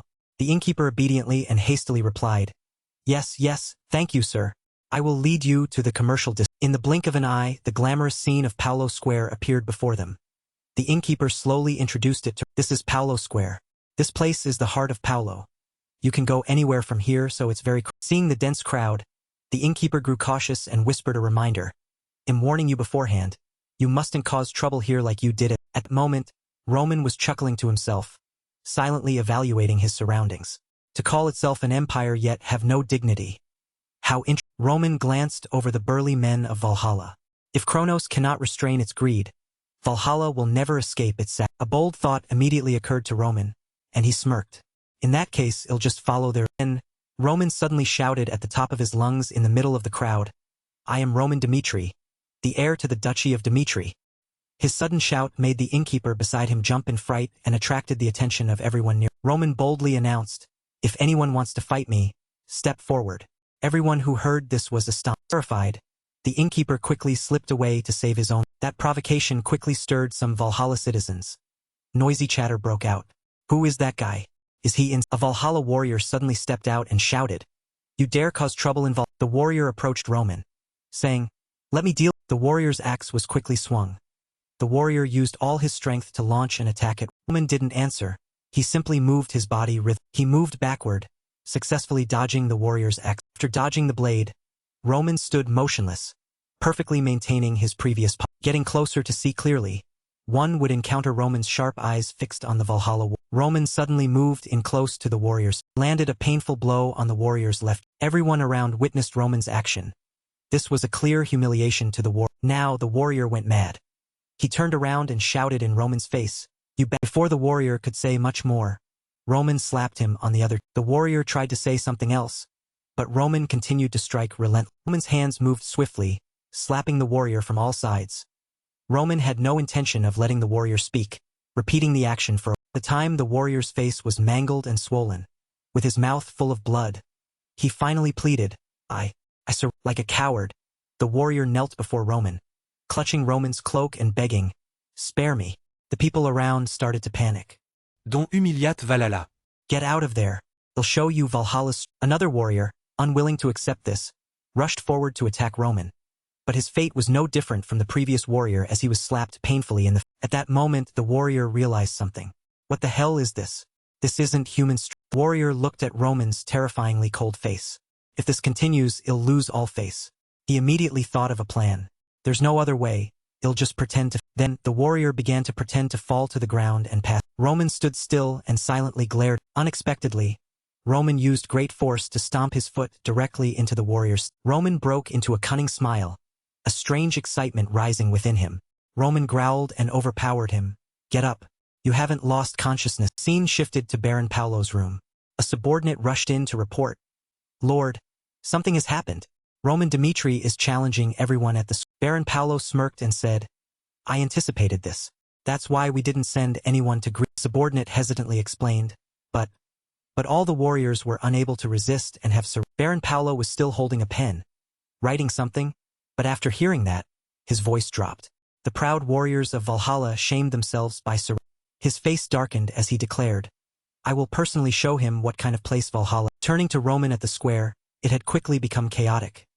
Valhalla warriors were falling to the ground one after another, their bodies covered in. Baron Paolo quickly arrived. He suddenly approached from behind Roman and shouted, what is going on? Baron Paolo brought a group of escorting knights with him as he arrogantly questioned Roman. You are merely a guest of Valhalla. Why are you doing? Baron Paolo demanded. Roman, if you don't give a valid reason, we will have to punish you. Roman turned around and shrugged as if confused. A valid reason? I don't understand what you mean, Roman replied. Roman slowly explained, Valhalla is a place where strength decides everything. Didn't you want me to prove? Baron Paolo gritted his teeth and thought. He's even more bellicose than those born in Valhalla. He continued aloud, even so, this cannot be over. Baron Paolo explained, in Valhalla, fighting is a sacred and noble act. No one is allowed to trample on the defeated like that. First, follow the procedure and let us investigate. Baron Paolo stood before the knights and announced his decision. After that, I will personally lead you to the capital. Roman immediately interrupted. Baron Paolo flew into a rage and shouted, you have no right to refuse on Valhalla's. Hearing that, Roman replied, Valhalla's land? Then let's resolve this according to Valhalla's rules. Roman suddenly held out his hand toward him. I demand a trial by. Roman smirked provocatively at Baron Paolo. If you want to investigate me, bring your entire army yourself and take me. Baron Paolo was quickly driven mad with anger. You dare provoke me? Baron Paolo then immediately ordered the knights to charge and arrest Roman. Upon hearing the order, the people in that group of knights began to transform. First, their human feet turned into the feet of beasts. Next, the helmets on their heads quickly fell off and rolled on the. The knights quickly completed their transformation from humans into cold-blooded beastmen. They growled exactly like wild animals. Roman widened his eyes. So these are beasts. Information about them began to surface in his thoughts. Beastmen, a minority tribe found in the southern jungles, possessing the top fighting strength in Valhalla. It was a process that started from birth. They were raised on animal milk and underwent a ritual to take on the form of beast. They endured many rituals to become the elite army of Valhalla. Roman was quickly surrounded by the beastmen. Baron Paolo stood nearby watching. Roman, it's best not to underestimate Valhalla. Baron Paolo shouted at the beasts, what are you standing there for? Focus on the. Immediately, One of them lunged forward with sharp claws. Roman simply used a punch. He struck with enough force to the beastman's face that it caused him to cough up. Roman scoffed and thought, after all, they're just ants. The beastman was punched and kicked by Roman until blood filled his mouth. He screamed. In a short amount of time, Roman single-handedly dealt with the group of beastmen sent by Baron. Roman used the corpse of a dead beastman as a footrest. He casually stepped on it and then growled a demand, surrender, and I will spare your life. His hand was still holding another beastman's head. Roman chuckled and realized, oh, you can't. Then Roman suddenly saw the beastman's lips quivering. The beastman showed a terrified expression and whispered, please spare me. Upon hearing the plea for mercy from the beastman's mouth, Roman's face showed clear excitement. What? You can speak after. Baron Paolo watched the entire process from the side. He stared at Roman in shock, thinking, he easily defeated the beastman opponents even an aura swordsman would find difficult to handle. Roman Dimitri is perhaps stronger than I. Baron Paolo admitted his defeat. He slowly approached and said, I accept defeat. As promised, I will send someone to lead you to the Hearing those words, Roman glanced at him with a slight. The scene shifted, and Roman's thoughts began to appear, accompanied by logical analysis. According to Lucas' report, Valhalla is quite a contradictory. Roman slowly moved a chess piece and analyzed based on it. They seem satisfied with the present, but at the same time, they harbor ambitions of unifying the empire just like Roman sat in his chair with his eyes closed, thinking, Valhalla chose to provoke me before I even stepped onto the stage. That proves they are different from before no longer the barbarians of the. Roman suddenly thought of a scenario. If I defeat Roman carefully speculated on possible situations. Then the conservatives who value tradition will have to accept the result, as the current leaders of Valhalla are cunning progress. After some time reflecting and analyzing, Roman decided to set the report on the table. Roman laughed triumphantly. No matter the outcome, danger is unavoidable. Time passed and the next day Sanchez lied without blinking. He dared to stand before Roman and Chris, impersonating Viscount Jonathan. Sanchez nonchalantly introduced himself. I am Viscount Jonathan, assigned by Baron Paolo to guide you to the On the way, as Sanchez led Roman and Chris through a forest, his mouth wouldn't stop. This made Roman feel annoyed. He talks to. The three of them kept walking until late at night, then built a fire to rest. Sanchez sat opposite Roman and then spoke to flatter him. I've heard much about you, Roman. It's truly incredible. Sanchez continued to use flowery words to praise Roman. Though you weren't born in Valhalla, you give off the feeling of a warrior who stepped out of Valhalla's history. Then Sanchez began telling Roman about the legends of Valhalla. In the legends, those warriors could cut through heaven and earth with a single sword. Sanchez babbled on while Roman and Chris remained silent. Suddenly, Sanchez chuckled.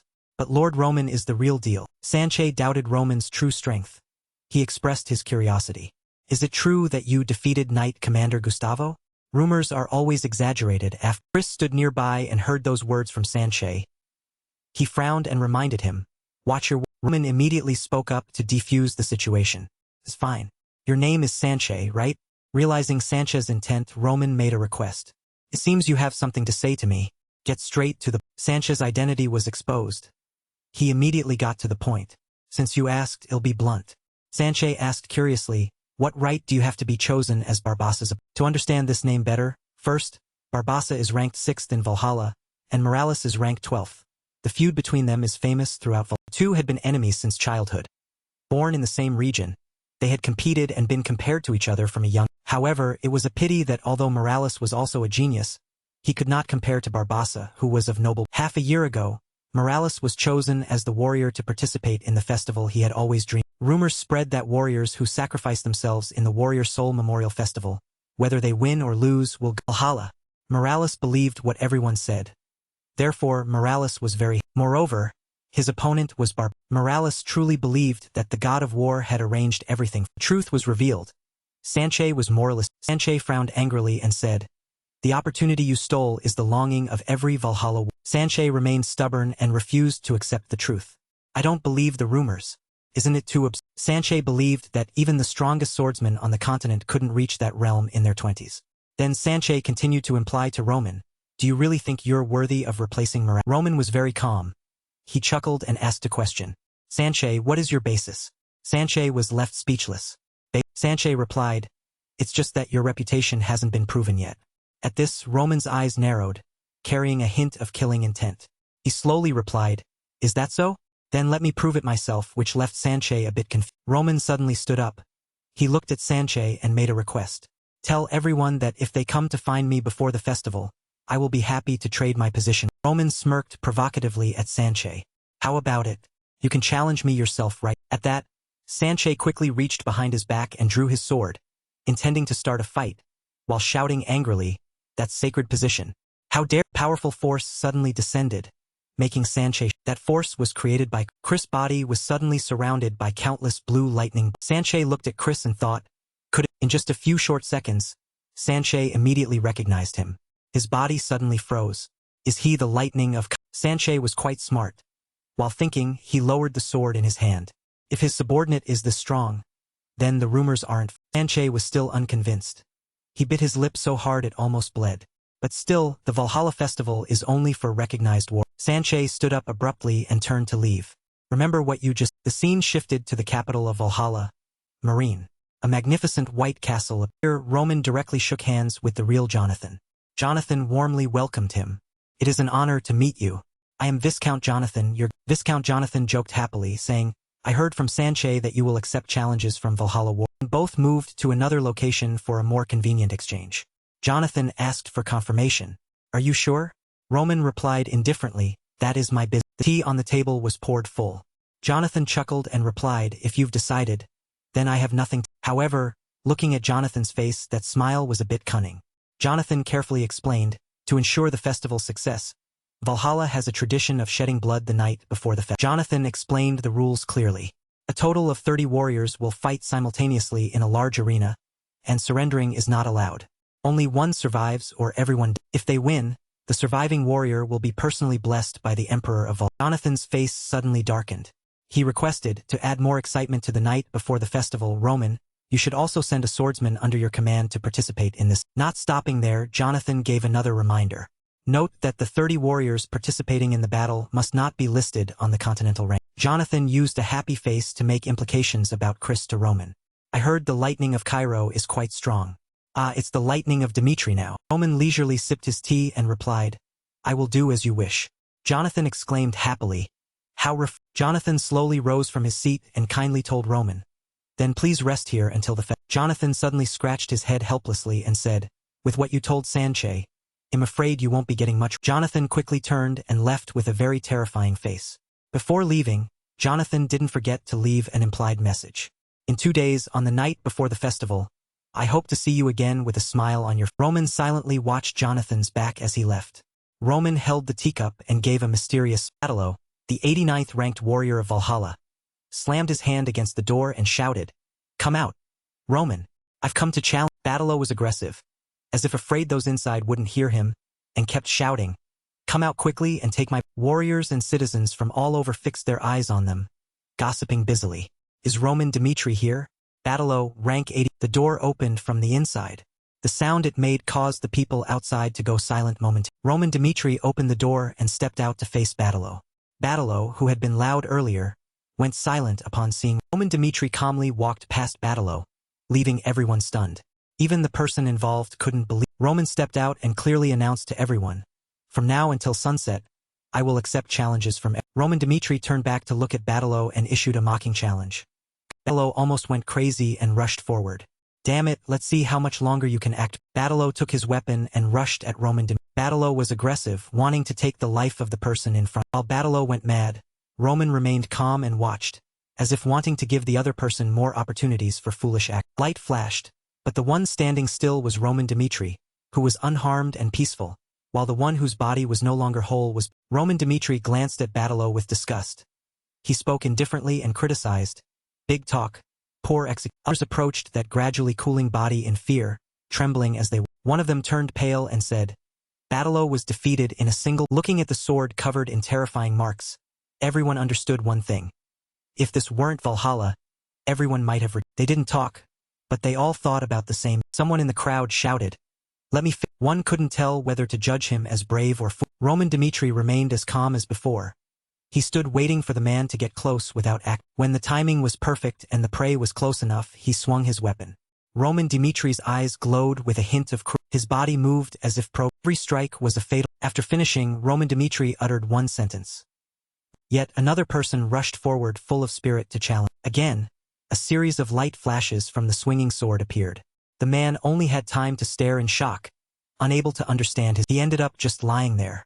Roman Dmitri turned away and another next came from Roman Dmitri's mouth.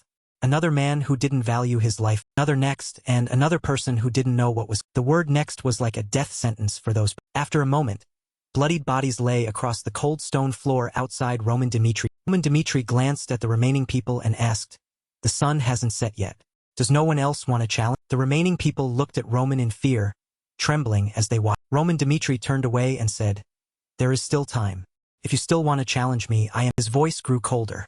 "If you want to, then." Out on the streets, people gossiped with each other. "Is it over?" "Yes, many people have come since early morning, but everyone who challenged Dmitri was Others heard this and asked in surprise, "Is Roman Dmitri that strong? What are the ranked fighters in Valhalla?" The other person added, "Hey buddy, the first person to be beheaded was Bartolo, a ranked fighter." A man wearing a headscarf heard this and felt a chill, his eyes full of. Someone in the crowd shouted, "I wish the top-ranked guys would show up. We can't let Roman take the festival." The masked man grew more confused, stooping as he continued to hear things like, "I wonder if Morales will show up?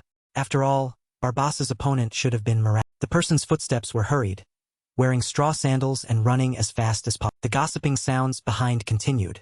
"That's right, no matter how strong Roman could never defeat Morales." In another place, a powerful fire flared up. Morales wiped his sword and walked aggressively toward the person in front. Morales asked the other person, "Sanche, do you know why I want to face Barb?" Sanche mumbled a reply. "Could it be because of a past?" Morales gave an affirmative sound. "That's part of the reason, but not the main. Barbassa, one of the 12 swords of the continent that Valhalla is proud of, is not a true war." Recalling the tragic death of Bartolo at that, and the scenes he had secretly witnessed at the castle, scenes that would mean death if discovered by a hand shook a bottle of poison a few times with calculation. That wicked soul excitedly raised a sword, wanting to take someone else's. That faint green soul cruelly finished off terrified bodies, turning them into suffering. Sanche gritted his teeth and said, "Their fanfare. Barbassa is disgusting. I loathe those leaders who know nothing of self-respect." And more Morales spoke, the angrier he became, thinking of Roman Dmitri. "That's why I want to face," he said angrily. "And yet, someone suddenly appeared and stole my." Morales instructed Sanche to gather everyone in Valhalla. Sanche was shocked and stammered, "Do you mean?" Morales turned away and left one sentence. "I must prove to everyone that the position on the festival stage belongs to me." The monster of Valhalla, also known as the 12th ranked berserker, finally. Spectators below cheered excitedly. "Morales, uphold Balayas," shouted that Roman Dmitri doesn't deserve to steal Morales. Roman Dmitri stepped out heroically from inside to face Morales. "Roman Dmitri, I only have one thing to add." Morales said, "The Empire of Valhalla invited you here to avenge the death of Viscount." Morales asked Roman, "Why did you accept the invitation knowing their intent?" Others asked each other in confusion, "What is he doing? What is he saying?" Roman Dmitri smiled and replied, "Valhalla cannot." Morales asked in confusion, "Do you mean you can defeat Barbassa?" Roman indifferently said, "Otherwise, I wouldn't have accepted the invitation." Morales gave a piercing roar. Morales roared loudly, "I truly love warriors who they pride, but you've gone too far. I will reclaim my position." Roman wasn't one to back down and threw a mocking comment. "You're interesting to talk." Morales challenged aggressively, "I truly love warriors like that who cherish their pride. You've gone too far. I will definitely win back my position." Roman Dmitri mockingly praised Morales. "You are indeed interesting." Roman Dmitri gave a faint smile and said, "Until now, no one thought they would win again." Roman seriously asked Morales, "Do you think you'll be?" Morales roared in anger. "Let's see who is the warrior worthy of joining the festival. Don't regret." Morales' entire body burned intense. Roman Dmitri stood watching Morales. Her surroundings shook with the movements of Morales charged with a blade. Roman Dmitri with ill intent. Morales realized he was losing ground and gritted his teeth, shouting.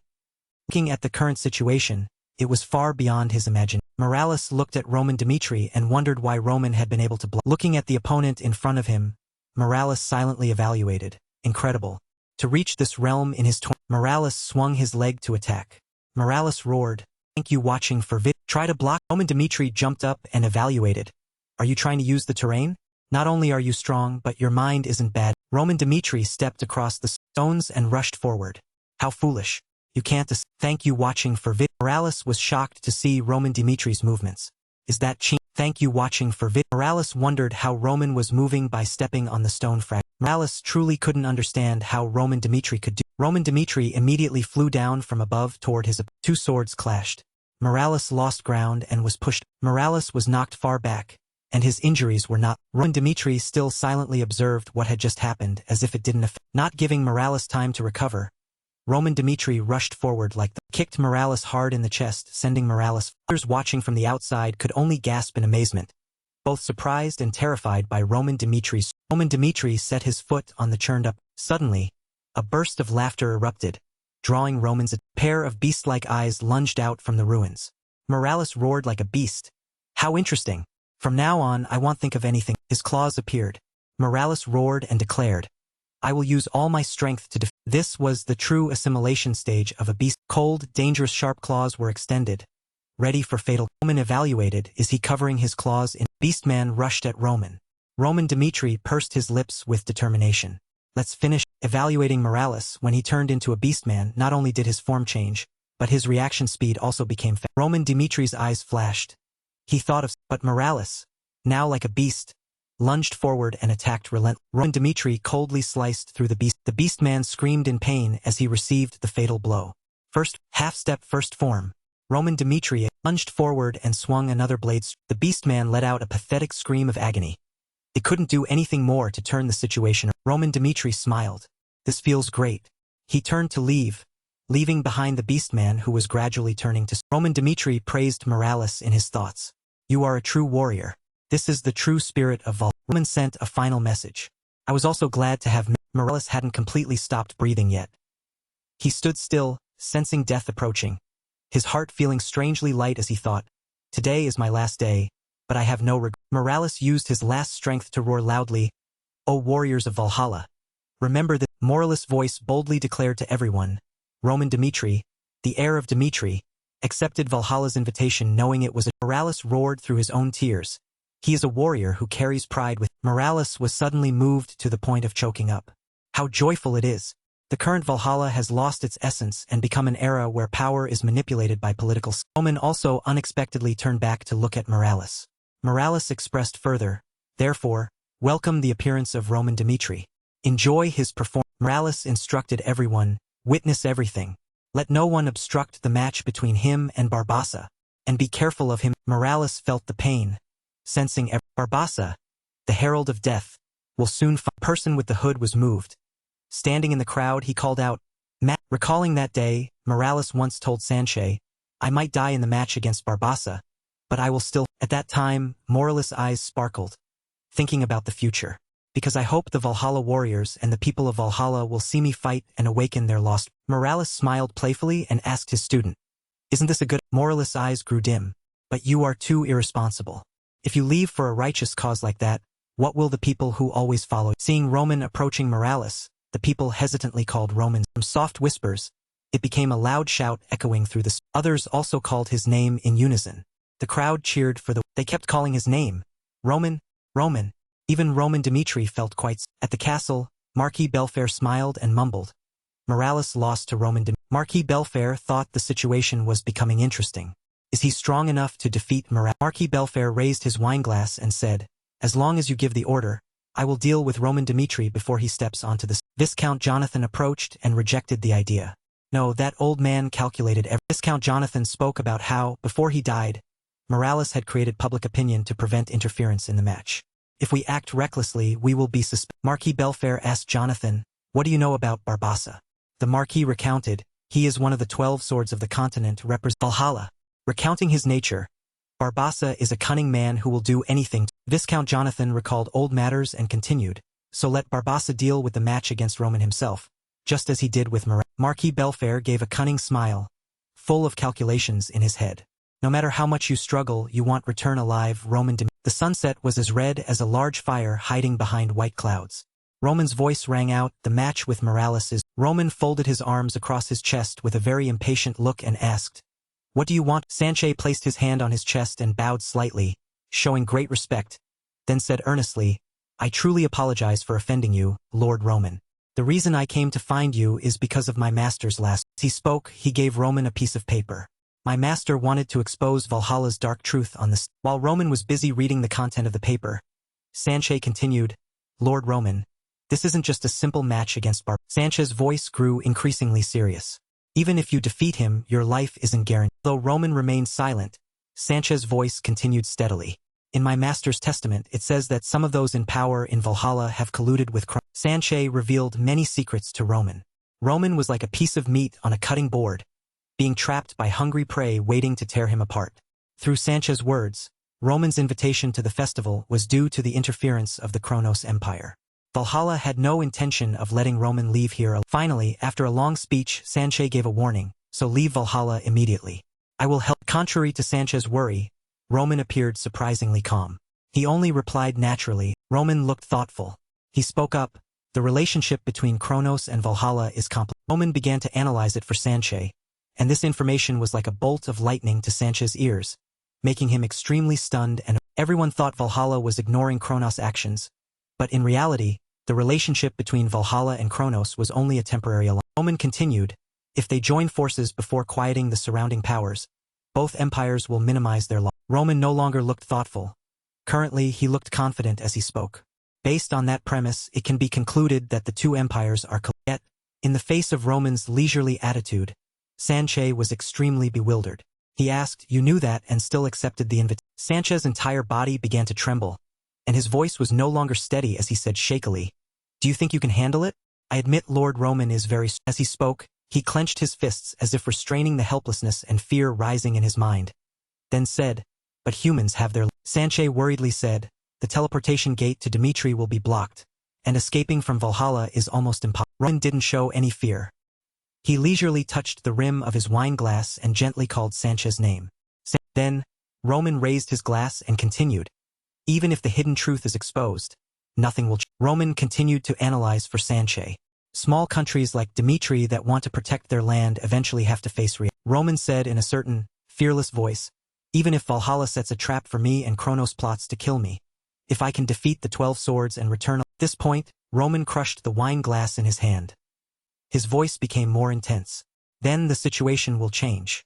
In the upcoming war, my actions will become the reason to oppose the empire. At that action, Sanchez could only gape in surprise. He thought to himself, you're truly reckless, but that's who you really... Suddenly, his teacher's voice from before echoed in his head. Sanchez, if you meet a true warrior, learn from his... Morales sat leisurely on Sanchez's back and explained to him, even if you can't live like him, you will learn something for your... Night enveloped the palace, which was sinking into silence. Suddenly, a figure ran quietly past. He thought to himself, it's... Sanchez just left. He made a determination. I will have a difficult time. The scene shifted. The host's voice rang out with enthusiasm. On the night before the festival, 30 people will step onto the stage at once. Allow me to introduce the proud war. The host kept heating up the atmosphere. Who will be the winner? However, the outcome of the night before the festival is unpredictable. Everyone in the stands kept speculating. One person spoke first, what about the lightning of Dimitri? The friend sitting next to him quickly replied, I'm looking forward to it too. But can he stand against the other war? The man's voice continued to comment on the warriors. Roman Dimitri, his master, Morales. So Chris isn't a pushover. The host began to introduce the first contestant. The first warrior, Gonzalez of the... Jonathan's excited voice as the host, along with the cheers, pushed the competition's atmosphere to its peak.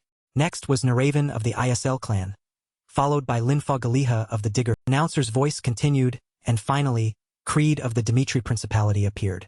Creed's face was extremely serious as Roman's instructions echoed in his mind. Creed, this trip to Valhalla is full of They will try to kill you in the... Roman added, but you are the sword I... Roman's powerful voice rang out. Behead 29 people and prove your... Creed knelt respectfully and replied, yes, ma'am. Creed spoke, I will obey and bring honor to Dimitri. The host's voice rang out. Creed of the Dimitri Principality has made his... Creed's eyes sharpened. The announcer's voice heightened the tension as Creed charged toward the war. Gonzalez suddenly spat out a curse. You dare target me?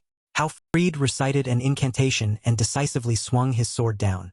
Lightning strike, Creed muttered to himself. To behead 29 people, Creed knew he couldn't hesitate even for a... Creed's movements were as fast as a lightning bolt. In his mind, Creed thought he must maintain the... He needed to maintain the flow of the lightning. Sword art was extremely fast and had to be uninterrupted. Everyone in the stands cheered wildly. Go Creed. He's in... Someone couldn't contain their excitement and cursed. Damn. He's so fast. So Creed was startled and looked back, only to see Gonzalez cutting down and Creed gripped his sword tightly and cursed under his... Gritting his teeth, A sense of annoyance rose within Creed. He wouldn't be able to handle all 29 people by himself. Gonzalez growled. You bastard. How dare you be so arrogant? Gonzalez swung his blade at Creed, but thanks to his agility, Creed managed to block the. However, Creed was pushed back a few steps by the. Both men held their weapons tightly, their killing intent radiating as if they wanted to devour. Gonzalez cursed. It makes me sick to see people like you from such a tiny. Gonzalez continued to mock him for competing with mediocre. Creed ignored the words, moving lightly to prepare for the next Gonzalez continued to mock. Gonzalez acted as if he were the strong. Gonzalez was struck down by Creed's sword. Gonzalez was shocked and could only gasp. Roman, watching with arms crossed, smiled and praised Creed. When the host's voice rang out again. The arena on the eve of the festival is stained with blood. Incredible. The crowd called out Creed's. The host shouted excitedly. It's over. Creed of the Dimitri Principality is the final. Cheers for Creed echoed continue. Creed felt his strength drain away and he sank to the. Creed panted heavily, trying to recover. Those watching the screen were ecstatic, though each had their own hidden agenda. Creed clutched his bleeding stomach, breathing in. As he endured, Creed thought the cut is deeper than Suddenly, Roman's voice rang in Creed's head. Creed, use your aura to stop the. Creed immediately obeyed. Yes, ma. In an instant, Creed's wound began to. Amidst the cheers, Creed stood back. Seeing this, the host joyfully announced, the winner of the festival eve. Please salute the. This made Creed pause. I only bow to one. Once Creed made his decision, he knelt on one. The audience cried out in shock. What the hell? It turned out Creed had knelt, but he was saluting Roman instead of the Emperor of Valhalla. Creed dared to be disrespectful to the. The officials began to whisper. Is he allowed to do that? He's an outsider, but this is an insult to Valhalla. Everyone was in an uproar. A hand was slowly. Was the Emperor of Valhalla, looking curious. Your name is Creed. After standing up, Creed nodded. Yes, my name is. The Emperor looked interested and praised Creed. It is not easy for an outsider to win on the night of the festival. It is commendable. Thanks to you, I have witnessed an interesting performance. But what was the meaning behind your action? I do not mean to blame you, nor do I intend to impose the laws of the Empire on an outsider. I am merely curious. It is rare for anyone to dare act like that in my presence. Creed remained calm and replied softly, just as the Valhalla warriors died in the arena for your majesty, I also stepped onto this stage for my. The calm and perfect explanation made the Emperor of Valhalla gasp in surprise. Without hesitation, the Emperor praised him again. To have such outstanding talent and absolute loyalty at such a young age. You are a true. Valhalla always welcomes talent. This is a paradise for the gifted.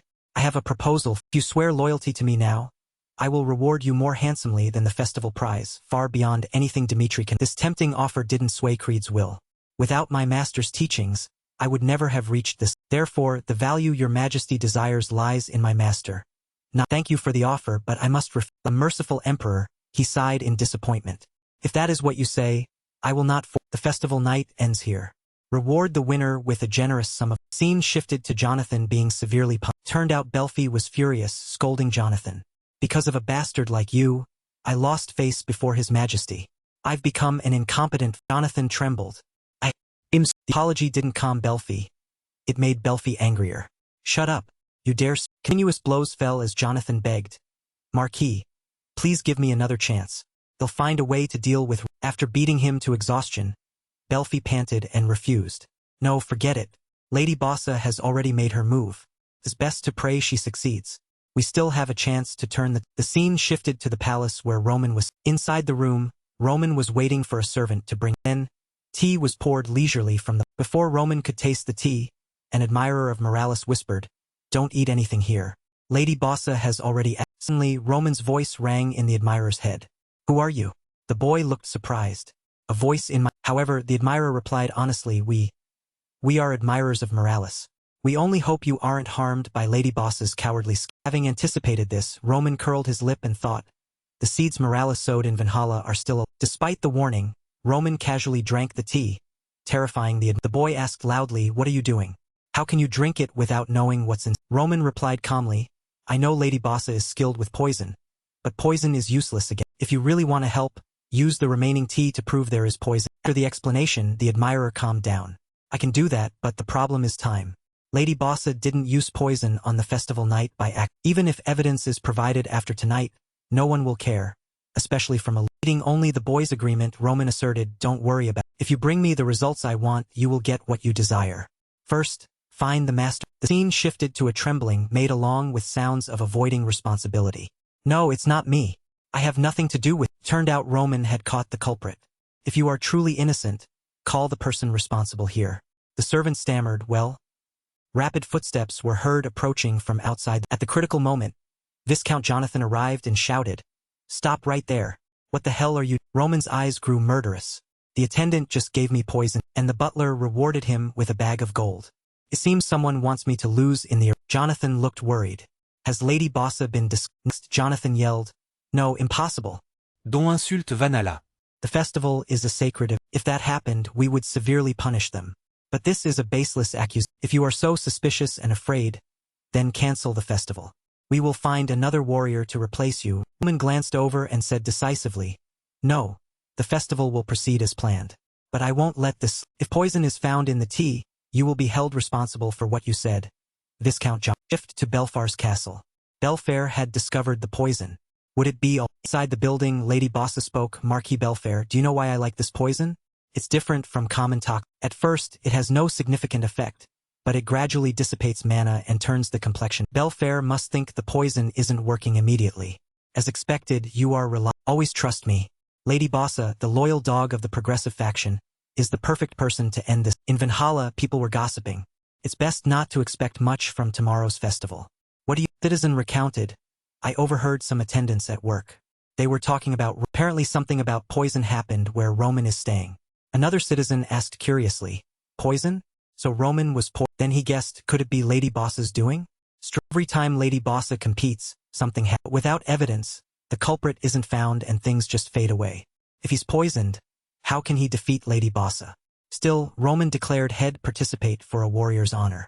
He's quite the outsider, but Scene shifts to the palace, where everyone is meeting the Emperor of Majesty. Public opinion is in an up. The leader of the conservative faction, Count Gomez, said calmly, the people suspect poisoning. We need to investigate, even if we must stop the fest. The Emperor's face was full of boredom. Marquis Belfair, what do you... Having already prepared an answer, Marquis Belfair replied confidently, Your Majesty, those are just rumors. Lady Bossa has enough power to overwhelm Dimitri. She doesn't need Emperor smirked. If you say so, then I shall wait and... Seeing the Emperor's trust, Belfair became even more arrogant. Surely the conservatives are spreading fake rumors. Everything depends on Lady Bossa. Prove the overwhelming power of the 12. Scene shifts to the arena, where Roman and Lady Bossa's fight is about to start. Please, the two main characters of the festival, step into the... Lady Bossa, the pride of Valhalla and one of the 12 swords of the Cana, and her opponent, the young warrior from Dimitri, Roman Dimitri. On seeing Roman, Lady Bossa immediately mocked him. I'm worried about your... The poison you drank takes a while to take effect. Ignoring Lady Bossa's smugness, Roman slowly drew his sword. When I first came to this war, I was curious about the 12 swords, and now I've accepted Valhalla's invitation because the time has... He'll tell you now, poison won't work. Lady Bossa still underestimated him. Lady Bossa gathered her strength. Roman thought that Lady Bossa would be a typical example of his future enemies. If Roman struggled against Lady Bossa, the war with the Empire would be impossible. Then Roman's face grew serious. If you can block all my attacks, I will admit Valhalla is... In an instant, the signal rang out. The match began. Immediately, Roman leaped off the ground and unleashed his technique. Heavenly Demon Sword. Like a lightning bolt, Roman charged directly at Lady Bossa. First move, front half. Lady Bossa didn't look afraid. On the contrary, Lady Bossa was more excited. After a clash, both were sent flying. Not wanting to lose the advantage, Lady Bossa landed. Incredible power concentrated around Lady Bossa. The next second, both Roman and Lady Bossa charged again. Second move, middle half. The energy radiating from them shook every spectator in the... Returning to the battle, Roman landed immediately after his... Without hesitation, Roman prepared for the next wave of attack. As expected, Roman's terrifying move headed straight for Lady Bossa, leaving her... Lady Bossa's face showed unwillingness in the face of this terrifying power. Impossible. How can he be this strong while... Strangely, Lady Bossa only needed to swing her sword to dispel the move. Unexpectedly, Roman's flow of power before she could react. A mist surrounded Lady Bossa. The masters of the martial world called the back half-step of the heavenly demon art the divine. Seeing a terrifying sight, Lady Bossa's small eyes widened to them. Roman delivered the final blow. Heavenly demon sword art. First move. Back half. This move made Lady Bossa vanish in a... Roman's final incantation rang out. It was over. Obliterate. Lady Bossa was... Amidst terrified eyes, A spectator's trembling voice rose. Am I seeing this right? Lady Bossa disappeared without a though the host was sweating, he remained dedicated. The winner of the match is Roman Dimitri, he shouted again while everyone cheered. A new member of the 12 Swords is. At the same time, the admirer of Morales slowly walked, holding something in his hand. The boy approached. With trusting tone, the admirer of Morales said seriously, I've bet my life, so please, expose the truth and help Valhalla move in the right direction. Seeing him, everyone around became curious. Who are you? What's going on? Not keeping them waiting, Roman recounted loudly. Last night, someone put poison in my. When reported it, Viscount Jonathan blamed me for insulting Van. I don't care who used the poison. I'm disappointed in Van Halle's attitude toward. I have proof of the poison in the tea, Viscount John. The undeniable proof left them with no excuse. The tea had turned black. Did they really use poison before a sacred? Pausing for about 2 seconds, Roman continued, if I had lost to Lady Bossa, the truth would be buried and I'd be forgotten. Ask your majesty, is blaming me when I seek the truth what Valhalla, a place that upholds a warrior's pride? Hearing this, the Emperor of Van Halle's face darkened. The Empire has become a laughing. Viscount Jonathan. Is what Roman Dimitri said true? Seeing the situation, Viscount Jonathan stammered. Emperor ordered sternly, culprit, step forward. Jonathan knelt quickly, begging, I've devoted my life to Valhalla. Please spare my. Before Jonathan could beg more, a sword decisively pierced Viscount Jonathan. Emperor's anger could no longer be contained. Shut up. You've ruined the entire festival honoring the souls of warriors. The Emperor's sword slowly dripped blood after killing Viscount Jonathan. The Emperor of Valhalla slowly turned back and asked gloomily, is that enough? Roman's serious voice replied, it's not. Punishing Viscount Jonathan is just individual punishment. I want you to implement systematic measures to prevent this in the future. Roman's solemn words made the Emperor of Valhalla laugh. Scene shifts to the palace where the Emperor and Belfair are walking. While walking, Marquis Belfair thought fearfully, the plan failed and Jonathan is dead. I cannot escape death. Then the Emperor's voice rang out, Marquis Belfair, what do you think of Roman Dimitri? Belfair replied quickly, he's a dangerous man. He overwhelmed Lady Bossa, one of the 12 Swords, in an But what worries me most is that he dared to talk back to your majesty to your. This seemed to strike a nerve. Indeed, he dared to question my punishment. Give full support to Kronos' plan. Roman must not return. Scene shifts to the marine teleportation gate. The guard said softly, sorry, but has encountered a problem and will be unusable for it might take half a month. Please stay in marine during this. This made Roman think. As expected, they blocked the gate. There's only one way.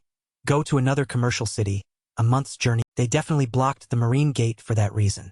They'll try to kill me during the month of. Realizing the Emperor's plan, Roman turned and said, inside Marquis Belfair's castle. A servant reported, Roman Dimitri has left marine and is heading to the commercial city. Belfair asked, so when is the right time to it? However, the servant hesitated. The issue is, we've run into a bit of. There are too many eyes watching Dimitri right. As you know, after the festival, his reputation soared, and Valhalla citizens are flocking to him like a pilgrim. If we attack now, civilian casualties are unavoidable. A bloodthirsty man, Belfair smirked. Don't worry about the citizens. The Kronos Empire will be the ones to kill Roman. Tell them they can do as they wish. We won't hold them responsible. Back to Roman and his team moving through the forest. Suddenly, terrified screams from Valhalla citizens rang out. We're under attack. Evacuate everyone. Enemies? Who dares attack the festival winner on Valhalla? To everyone's shock, phantoms appeared, the phantoms of the Kronos Empire. Not letting them attack the citizens, one of Roman's teammates faced them. At the same time, Creed's sword, surrounded by magic, slashed through a Kronos. After killing one, Creed closed his eyes to feel the flow of. The second, Creed opened his eyes, full of murderous. Without hesitation, Creed struck the phantoms. Severing connection, lightning destroyed. They didn't seem content and fired something from their lifeless. From behind, Roman ordered calmly, Vulcan, Bucky, destroy. Both Vulcan and Bucky replied. Bucky's excited voice rang out as he unleashed moves. Phantoms are nothing special.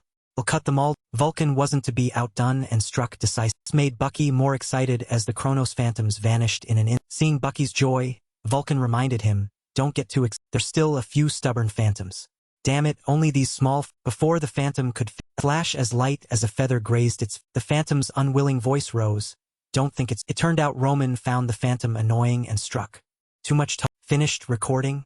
Henderson replied quickly, yes, saved success. Next, Roman instructed, magic recording device. Now spread this footage throughout Van. They'll make this play even more interesting. Scene shifts to Valhalla, where citizens are focused on one spot. Are you mistaken? Who dares set foot on our territory and run wild? No, look at this footage. Everything is people gathered to watch Roman's footage. Aren't those Kronos phantoms? Those outside the palace, citizens were dissatisfied. Lord Roman showed Valhalla's pride. If he's killed on our land, how can we speak of a warrior's pride? People of Valhalla, people's voices were like a fever, directed at the Valhalla royal family claimed they were angry about the Kronos attack, would investigate their purpose, but then took no action. They used the excuse of acting cautiously to avoid sending reinforcements. Meanwhile, Roman's army was continuously attacked by fans. Scene shifts to where Roman is staying. Fiancé arrived and introduced himself. Lord Dimitri, we've come to protect. Roman spoke formally. I appreciate the sentiment, but your strength won't help. It'll just get you killed fast. Anticipating Roman's refusal, Fiancé replied solemnly. If we wanted to live, we wouldn't be. These words made Roman sigh. What seems it's too late for regrets. Roman's sigh confused Fiancé. Following Roman's words, a ghostly figure approached rapidly. It was the Abyss demon army sent to deal with. Seeing them, Fiancé informed his teammates, enemies, prepare for. Fiancé thought, we must help Roman Dimitri for Valhalla's honor. Let us handle. Like lightning, Fiancé charged at the Kronos phantoms. I formed an army of only aura swords. Fiancé let out a loud shout for morale and struck fear. Suddenly, Fiancé discovered shocking. Wait, they aren't phantoms. They are higher-level creatures. Abyss Fiancé's panicked voice rang out. Formed defensive position. Before they could react, an Abyss demon summoned dark light. At the demon's word, the clear sky was quickly covered by black clouds. This incredible sight left Fiancé. In the sky, a cruel column of lightning struck the. Even the clouds weren't spared from the surrounding lightning. Fortunately, Roman stood in front to protect Fiancé. Roman ordered decisively. Get. Fiancé hesitated. But Fiancé wavered. Two Abyss demons. They used dark fire together, but Roman swung his sword and cut through it. The next second, Roman charged for the finishing. With only 2 moves, Roman wiped out the Abyss demon. As Roman stepped forward, small tree roots shot up from an instant. They turned into large branches surrounding. This was the Abyss demon's hidden move.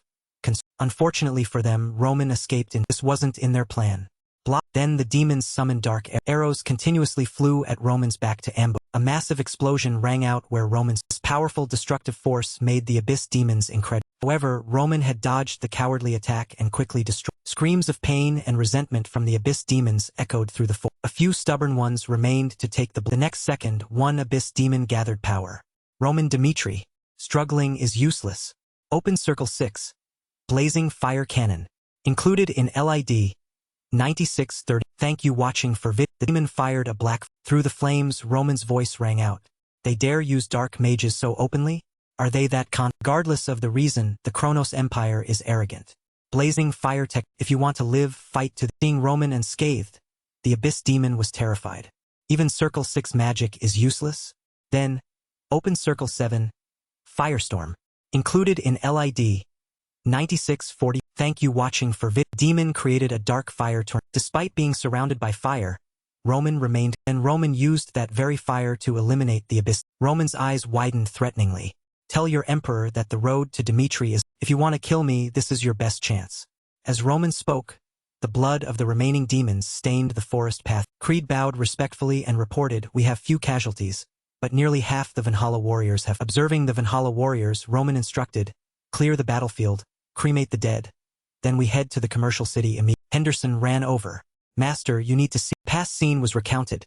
To learn fire magic, one needs high fire adaptive. My teacher gained this ability after being severely burned in a childhood. The proof is that half of his face was deformed by the mass disappearance of mages years ago affected not just the Phoenix Tower but the entire The disappearance raised questions about a connection between the incidents. There was no evidence and the cases faded into a blur. This warlock's appearance matches the former tower man. Roman pondered. The burn on half the face could be a coincidence. Magic system used by the Abyss Demon is very similar to the Phoenix Tower, and his mana source is the fire attribute. A tower master-level mage becoming a phantom? Is there a method of dark magic that forces obedience that Roman doesn't know? After thinking, Roman told Creed, use the magic recording device to record the faces of these corpses. I will verify their identity. Creed said sternly, we must report this to the continental mage community. Even Kronos cannot escape responsibility. Roman's voice grew dangerous. Kronos exposed a warlock, one of the 3 phantoms operating in the shadows, despite knowing the risk of from the start, the opponent has been a superpower, and the truth we've tried to hide is we leave for the commercial city in 1 hour. Prepare the Later, Sanche brought the remaining warriors to Roman. Lord Dimitri, please teach us how to deal with the Roman agreed. Fine, I'll have Creed guide you. Sanche was amazed by Roman's generosity. Like a generous teacher, Roman smiled. The Valhalla warriors have proven their resolve. You deserve to learn this tech. Sanche looked moved by Roman's encouragement. The Valhalla warriors thanked Roman in unison. The next morning, Creed taught them. There are 2 ways to attack a phantom's weak. First, attack when they are regenerating. Second, recognize their mana flow. Cut the connection between their bodies so they cannot regenerate. Sounded simple, but it made the warriors break out in a cold. Sanche spoke for the rest.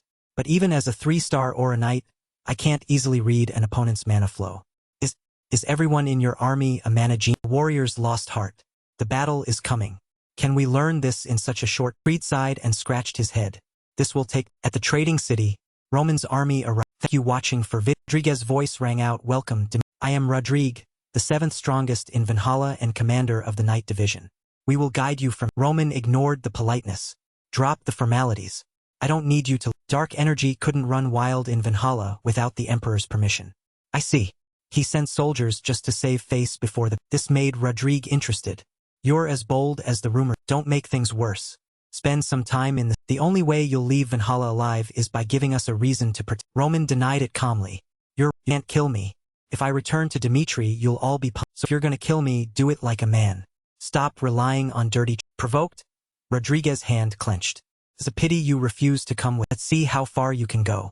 We'll meet again. At the teleportation gate, Roman got bad news. Sorry, but the gate to Dimitri is unused because Kronos' dark forces infiltrated. Valhalla declared a national emergency, shut down all gates.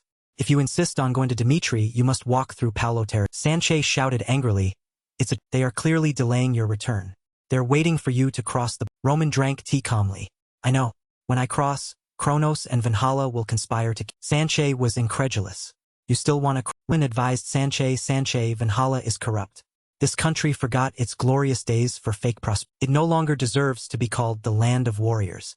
Cooperating is just surrendering. That's why I'm taking the. Included in LID 9703. Included in LID 970. Thank you watching for vid. Sanche bowed. I will follow you. I swear loyalty, Lord. Roman refused. No, you stay in Valhalla. Sanche was confused. Roman explained. If you cross with me, you'll be a witness to Valhalla's destruction. Everyone involved will be killed to cover it. Duke named Vietto in the south is gathering like-minded people to resist the Empire. That's the only way to bring the country back to the right path. From now on, all incidents are Dimitri's responsibility. Next day, Roman led his army. Horse hooves thundered as Rodrigue arrived with a large. Lord Dimitri, did you sleep? I told you we'd meet again. If you swore loyalty, you'd enjoy glory. But since you're hostile, I can't let you. Roman was contemptuous. The strong think they're strong after being at the peak too long. Falling into delusion. You think you can control everything with blind faith in your. I've been waiting for you. Rodrigue snapped and ordered the Knight Division to rushed forward. While Roman, thank you watching for vid. Rodrigue rejoiced. If Rodrigue could end the warrior's reign, head be. Rodrigue spurred his horse and shouted. Rodrigue rushed excitedly at. Rodrigue was as fast as the. Rodrigue had seen Roman's power, but keep struggling as much as you want. Roman above. Rodrigue unleashed a strike he considered his strongest. Secret art. Eternal springs. With just one sword, Roman effortlessly blocked this. Nevertheless, a competitive glint still remained on Rodriguez. Seeing this, Roman's eyes flashed with a surge of murderous. Rodrigue still wore that same expression. But now, blood flowed like a. As expected, before he could land another blow, his head was severed from his. Having just eliminated a fairly strong opponent, Roman remained completely expressionless. Scene shifts to the Imperial Palace, where Emperor Valhalla is discussing the situation. Roman Dimitri is truly an interesting man. The guerrilla tactics have completely. Without the intervention of Valhalla's top elite forces, we have no way of stopping. After all, the Kronos Empire is the one pulling the strings behind this. If this fails, they will be the ones to take responsibility. Withdraw the troops for now and see what Kronos does. Since they crossed the border, Valhalla stopped attacking, but Kronos launched an all-out offensive. Even the soldiers who had undergone Dimitri's grueling training reached their limits after 2 weeks of forced marching. Witnessing the battle against the enemy on the front, those soldiers gritted their teeth and held their. On the battlefield, the announcement from Roman's army rang out. The front lines were cleared of Kronos. He had reached a new level. Chris still couldn't withstand such high-intensity combat. Damn, they aren't giving us a moment to rest. That when Hector is expected. Edwin brought reinforcements to support them, helping Dimitri attack. The fire flickered in Edwin's eyes. He raised his trident to his face, preparing to unleash his move. Fire. Instantly, flames erupted, creating a towering wall that surrounded the attack. The Kronos forces were blocked by the wall of fire. Dimitri's army cheered. Morale sword. Reinforcements are here. Keep going. Die human. Elsewhere, Roman heard a noise chasing him from behind. Ben turned his head to. Someone was riding a horse, galloping toward. Edwin had caught up. He shouted a warning. Lord Roman, you must return to Dimitri immediately. He explained that Dimitri was under attack by Kronos. Hearing this, Roman paused for a few seconds. Then he smiled faintly. Everything was going according to his calculation. Roman recalled the instructions he gave his officers. The one who accepted Van Hallis' invitation. Pharaoh?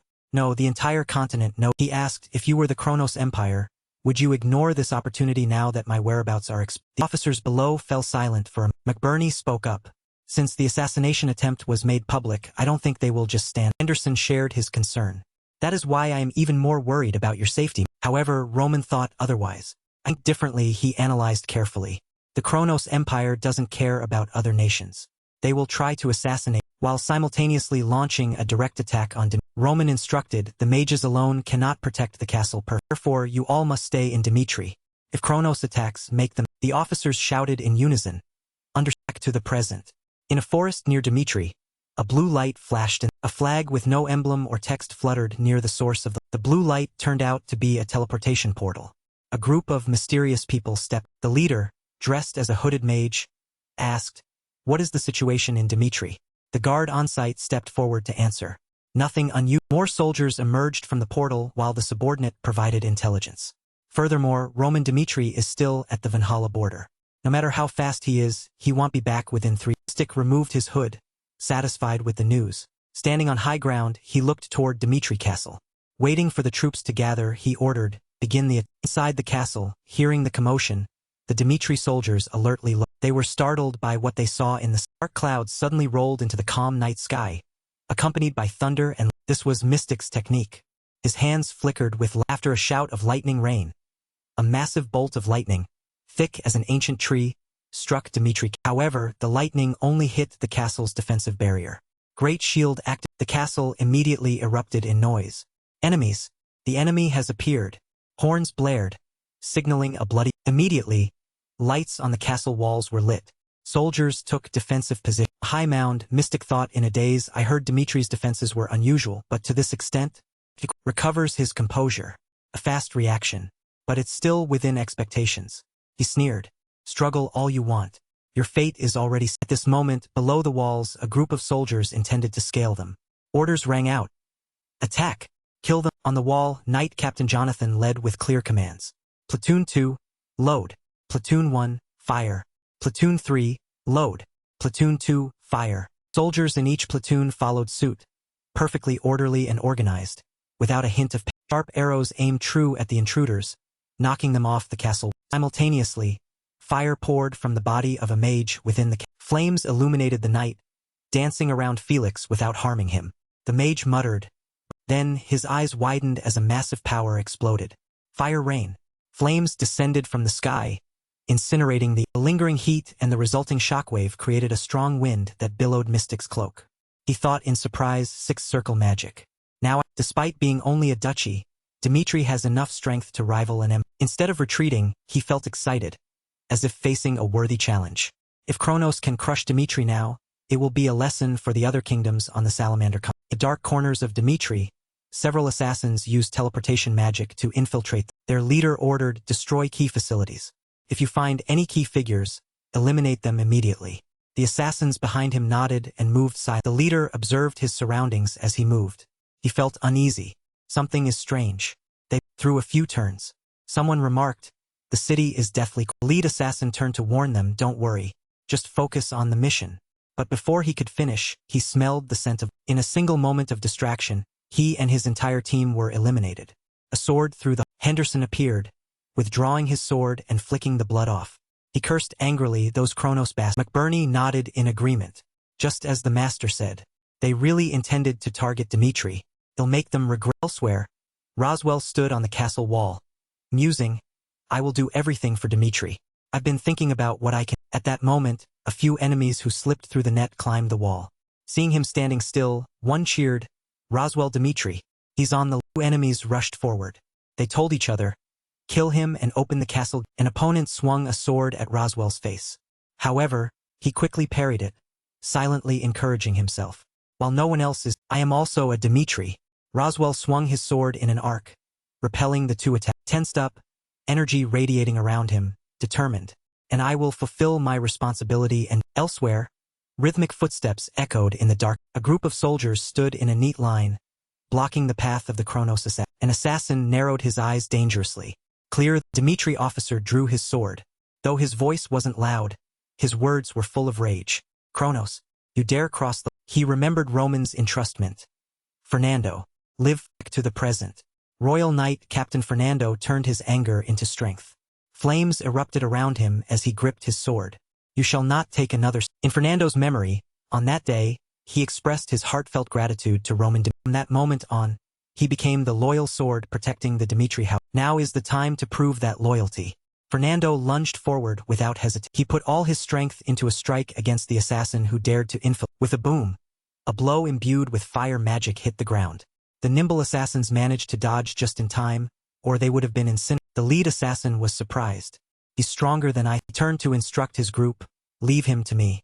You all go handle the rest on the..." After speaking, the assassins behind him immediately dispersed to find the targets on their... Fernando ordered in a deep voice, "Stop." He instructing the knights, "Stop the enemy." Dimitri knights. The knights did not falter, each fighting with all their might to block the Kronos assassins. A sword only truly exists when used as a sword. Fernando's, until now, had been that of a weak, struggling to overcome the limits of survival. Because Lord Roman helped him surpass his own limits, he will live as the sword of the Dimitri household until his last. Outside the castle, where there is fire, there is... Mystic stood outside, using a link to view the situation of the shadows inside. Seeing their end, he had a vague bad premonition. Even the shadows... Behind, a soldier approached to report, "Lord Mystic. The northeast area has declared an emergency." The soldier continued, "The territories under the Dimitri Duchy have sent reinforcements. And the Cairo Kingdom is also moving troops to the..." The soldier concluded, "Within the next 12 hours, enemy reinforcements will arrive." Mystic fell into thought. Dimitri. The more I learn about his duchy, the more of a formidable threat he becomes. He became more determined. This battle must not fail. While Roman is away, I must bring down his fortress. Inside the fort. Thank you watching for vid. A Dimitri soldier was startled by what was rushing at him. He was grabbed by the hair and slammed hard against the wall behind. The soldier lost consciousness. The opponent cursed, "Despicable." Then looked around at the battle. "So noisy out there. I guess the others have been dealt." There were 3 branches of Kronos' shadow attacks. The assassins, or shadows, use dark energy to amplify their power. Those who use dark magic are called demons of the... And Sven was one of the strong ones among them, known as the Knight of the... Strode forward looking for prey, muttering, a young face but sharp as a wild... Meeting a young man with a sword blocking his path, Sven remarked, "Someone who always radiates malice and frenzy. I heard Roman has someone like that perfect. The chance to deal with all of Roman's top subordinates has a..." Then he proactively released a powerful aura to suppress Kevin. "I will kill you all right." Kevin recalled a conversation with his master. At that time, Roman had placed his trust in him. He said, "Honestly, the only one I can trust to defend the castle now. I think you are the most suitable person." Sven's terrifying aura snapped Kevin out of his memory. He felt shaken. The assassin radiated an aura so strong that Kevin thought it was impossible to defeat. Gripped his sword, encouraging himself. "But since the master trusted me, that's why he left me here. So what I need to do now..." Kevin gritted his teeth, determined to fight to the end. He would give everyone in the castle enough time to escape. Even if he had to sacrifice his life, he had to stop. Then he felt a sting in his neck. A stream of hot blood spurted. Sven was like a true ghost. His speed was too fast.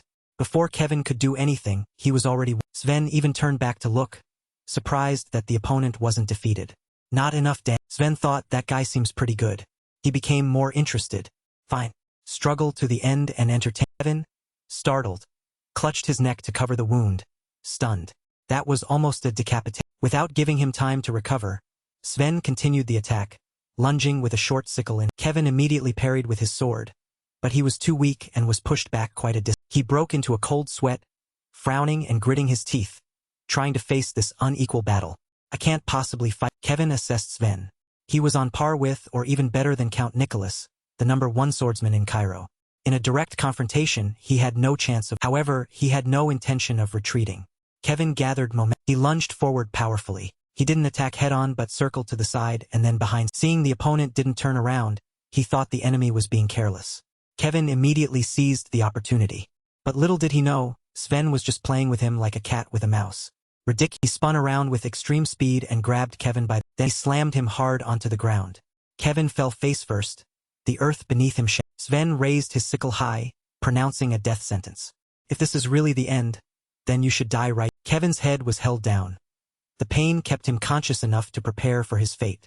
But in his subconscious, he didn't want to give up. No, I definitely can't win. But I have to. Thanks to this will, as the sickle fell, Kevin managed to escape in the nick of. Backed away, panting heavily.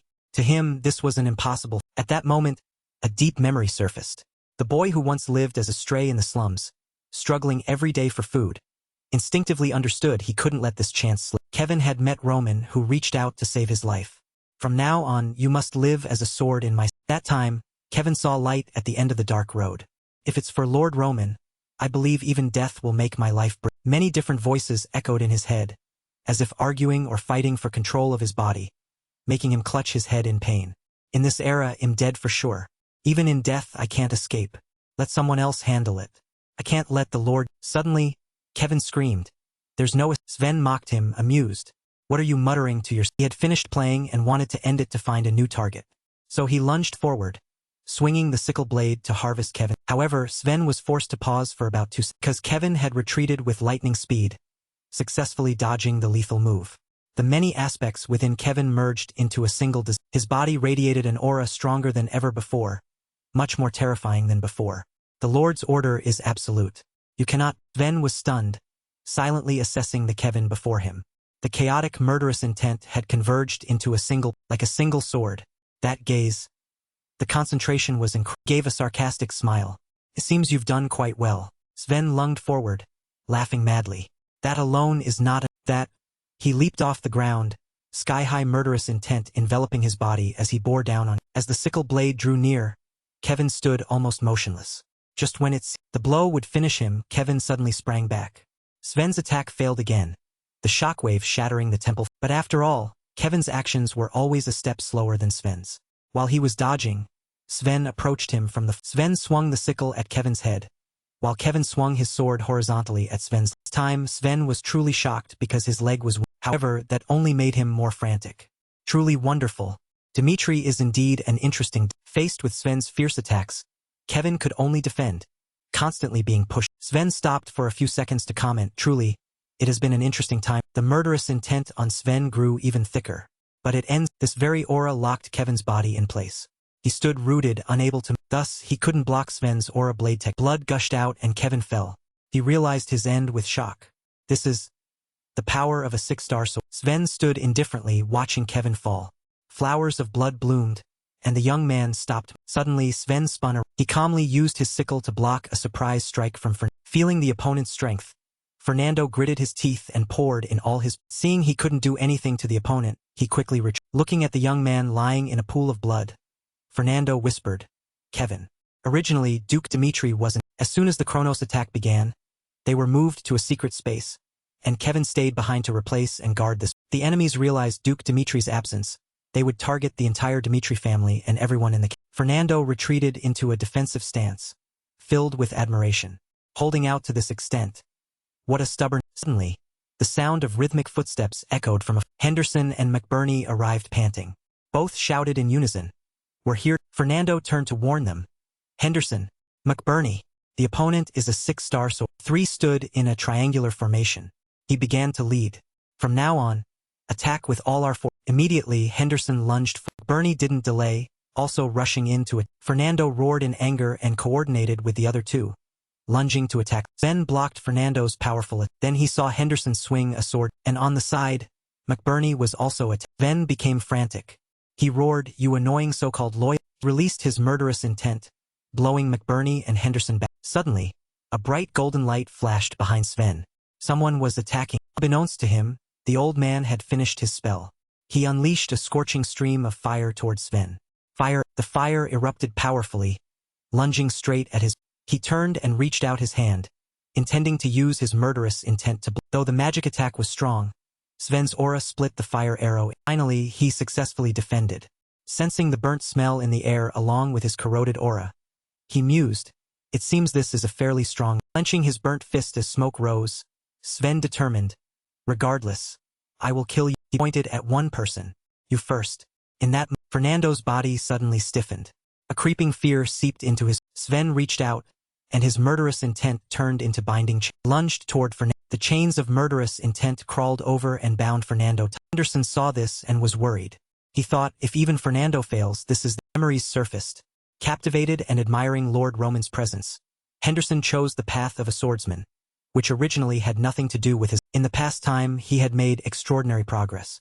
Henderson knew his standing when facing an to contribute to Lord Roman and this cause with his mediocre talent. He constantly thought about what he. Finally, Henderson reached a conclusion. In this situation, with a squelch, Sven's sickle tasted blood. Hot blood dripped onto the. Fernando was stunned. Turned out his decision was to take the sickle strike for Fernando. Not only that, Henderson gripped the sickle blade and wouldn't let. Gave a weak smile. "Come with me. We will take down this monster together." In his heart was the final conclusion. To let others fulfill their roles as guards. "I will bet my life on this." Sven wanted to pull the sickle back but couldn't. He thought in surprise, "You won't let go?" And couldn't help cursing. Fernando roared with all his might, trying to break free from Sven's chains. He was in a hurry because Henderson was sacrificing himself to buy them. Inside Fernando's body, a bead flashed with golden light. Divinity seized this opportunity, absolutely couldn't miss this one chance. The divine aura dispelled the chains of murderous intent on Fernando. And so, to Sven's astonishment, he was stabbed in the back by Mac. Simultaneously, he was struck by another sword blow from Fernando. Blood gushed like a fountain. Fernando's sword strike drew a brilliant arc, successfully taking Sven. As head hit the ground, he still couldn't believe what had just happened. Before him, McBurney and Fernando were running to Henderson. As for him, he still had lingering thoughts of resentment. "I am a powerful assassin. I can't just fall here." Ignoring Sven's unheard thoughts, Henderson, with the sickle still in his chest, fell backward amidst the frantic screams of McBurney and Fernando. Fernando hurriedly took out a bottle of magic water, poured it on his wound, and called out in panic, "Butler, don't die here." Like Henderson was very weak by now. He tried to move his lips, wanting to say, but Fernando was in an extreme panic. He shouted, "I'll get more magic water. Stay calm." Henderson whispered, "Please stop." As Fernando and McBurney were checking Kevin's and his own injuries, Genji reminded them, "The war isn't over yet. So do what needs to be." Fernando's hand holding the magic water bottle hung limp by his side. He remained. Then he stood up abruptly, clenching his fists and turning grief into rage. He calmly replied, "I understand. Don't die. Just Fernando glared. I will wipe out the rest of Kronos right." Outside, a spark of fire descended from the sky, targeting Mystic's location. The flames were incredibly powerful, a meteor sweeping away everything in its. Watching Felix skillfully use fire magic, he was slightly shocked. Is this the power of the newly established Mystic used a magic shield to resist the flames from above, whispering, "Dimitri, don't think this is the." Turn to. Suddenly, a beam of light as thick as an ancient tree struck down not far from where he. From within the beam, a voice threatened, "I clearly told you. Don't let me Hearing that voice, Mystic backed away in fear, unable to help but curse. Isabel stepped out of the light. She declared coldly, "Today, I will definitely blow your hiding place." As soon as she finished, there was a massive explosion. Fire and smoke rose high into. No one knew if anyone survived after. Several days have passed since the Kronos invasion was stopped and Mystic. Finally, Dimitri was quickly reorganized. Roman, for whom everyone had been waiting anxiously, people in Dimitri Castle cheered to welcome him. "You are the pride of Dimitri. Thank you for your hard." Sincere joy was evident on their faces. In the palace, Roman went to see Romero and bowed. "I have returned." Romero sat on the throne, his brows slightly furrowed.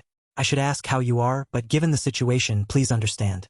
How do you think we should handle this?" Besides Roman's achievements, because of this Kronos invasion, all of Dimitri was shrouded in anxiety and Roman calmly replied, "Please don't worry.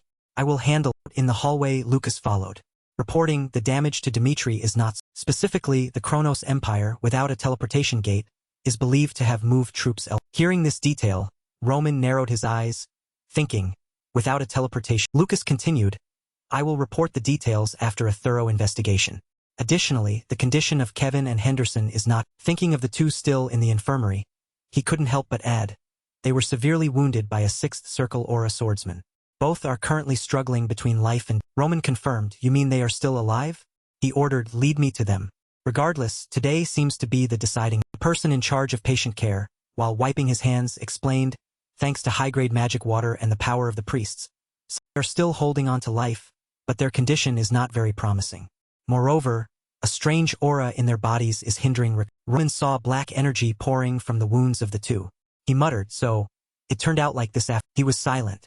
After all, what happened? Roman sank into memories of his past life. Wang Mo, who followed by Zhang He, always took the lead in battles against the 9 schools and had killed countless enemies and brought victory to the heavenly demon. One who received the greatest trust from Bai Zhanghe had to face death when his whole body was covered in wounds from. Bai Zhanghe was furious, but he considered the death of his followers in war an inevitable outcome. In a life full of survival struggles, he saw sacrifice as a common occurrence to climb to higher positions. Shaking off the past, Roman looked silently at his subordinates on. The sacrifice of those two was also the best choice for him and Dimitri. However, some reason he became even more angry. Roman couldn't let them die like. He suddenly announced, from now on, I will personally treat these two. Everyone please. In the treatment room, Roman had the two lie on the floor.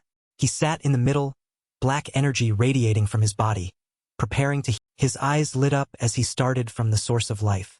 Roman focused on their body. In each body there was a golden bead. He focused on the root of observing the life flow inside their bodies. Innate energy is a power that humans are temporarily granted from birth. But when that energy is exhausted, it means death is. Roman accepted transferring a part of his innate power to both of their bodies. Even if this shortened his lifespan, he was ready to sacrifice a part of his life for his subordinate. 1 day, 2 days time, about a week had passed since then. Today, someone approached the door of the room guarded by. Chris spoke up, clearly unhappy. I need to see the. Hans politely blocked him. You can't. Currently, he is fully focused on the treatment. And he not see anyone. Chris said in a worried and hurried tone, I understand that. But the kingdoms of the Salamander continent convened an international conference regarding Dimitri. We need to gather the union's opinions to punish Kronos. Remained silent for a moment as if assessing the severity of the. After a while, he leaned aside to make way. He asked Chris to convey a message for him. If you meet him, please tell him to take care of his. The door opened, and Roman asked coldly, what's the. Chris entered the room and reported the specific situation. An international conference has been convened.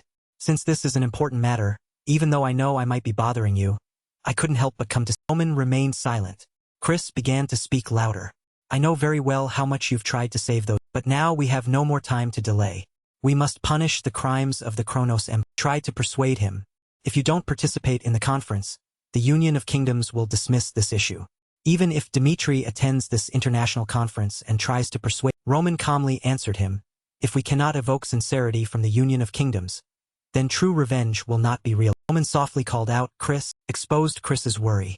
I know exactly what is making you angry. Roman turned his head and smiled slightly. They did their best for me. Now it's my turn to do my best for them. So, trust me and wait. At the round table conference room of the international meeting, someone spoke up. This matter is very complicated. King Odelia shared his concern. The brutal act of the Kronos Empire in attacking a duchy is punishable and deserves condemnation. But I fear this could lead to a total war. He analyzed, if this matter becomes more serious, the Kronos Empire's ambition to conquer the continent might be accelerated. The Union of Kingdoms was terrified by the Kronos Empire's intentions. The kingdoms had begun to fight together. The Kronos Empire has shown that they have a way to move troops without using a teleportation gate, as evidenced by the war with the Dimitri. That means they want to warn that no country on this continent is. Odelia nodded to King Umberto, who added, that is something none of us want.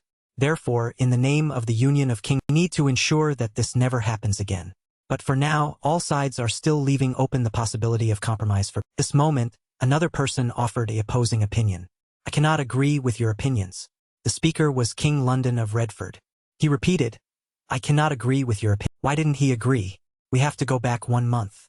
At that time, a soldier came to Hala and the Kronos Empire have teamed up to assassinate the hero who saved Redford. We must help him. And Redford agreed.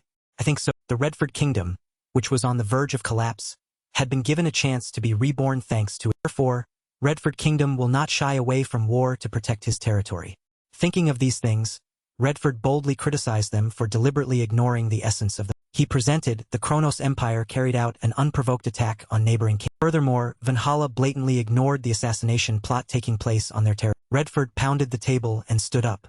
Do you understand what that means? He exposed their cowardly thoughts. It means that if anyone dares to oppose Kronos, none of you will be safe from the Empire's threat. The other kings could only swallow their bitterness. No one spoke. Redford continued, when we ignore reality, this problem will not disappear, but will become increasingly serious, beyond our ability to He frowned. Are you worried about a total war? His voice echoed across the round table. If you hesitate, the Kronos Empire will only keep expanding, and among you, there will eventually be those who fearfully join the Empires. Odelia shouted in anger, you. What are you? Redford immediately raised his voice. It is your words that are arrogant and cowardly. If you were attacked by the Empire, would you still be able to sit here and utter those weak words? Hearing that, both Umberto and Odelia fell. Redford stood up and declared, from this moment on, Redford Kingdom will withdraw from the Union of Kings. He said indifferently, I will wait and see, when the Empire's blade is pointed at you, whether you can still maintain this indifferent attitude. With that, he immediately left the conference. With a thud, the door was slammed. Then Edwin spoke up. When I heard about the international meeting, I hoped for a different situation. His voice was steady, showing no emotion. I don't know if the kings still remember. He recalled attending an international meeting as a child, but that first meeting seemed to have failed miserably. Edwin recounted what he had witnessed. The image of the first international meeting I attended was everyone just focusing on resolving the issues, instead of giving appropriate punishment for the Kronos Empire's brutal actions. Of course, I know that at that time, the Union of Kingdoms didn't have enough strength to oppose the Empire. He narrowed his eyes, and his tone changed.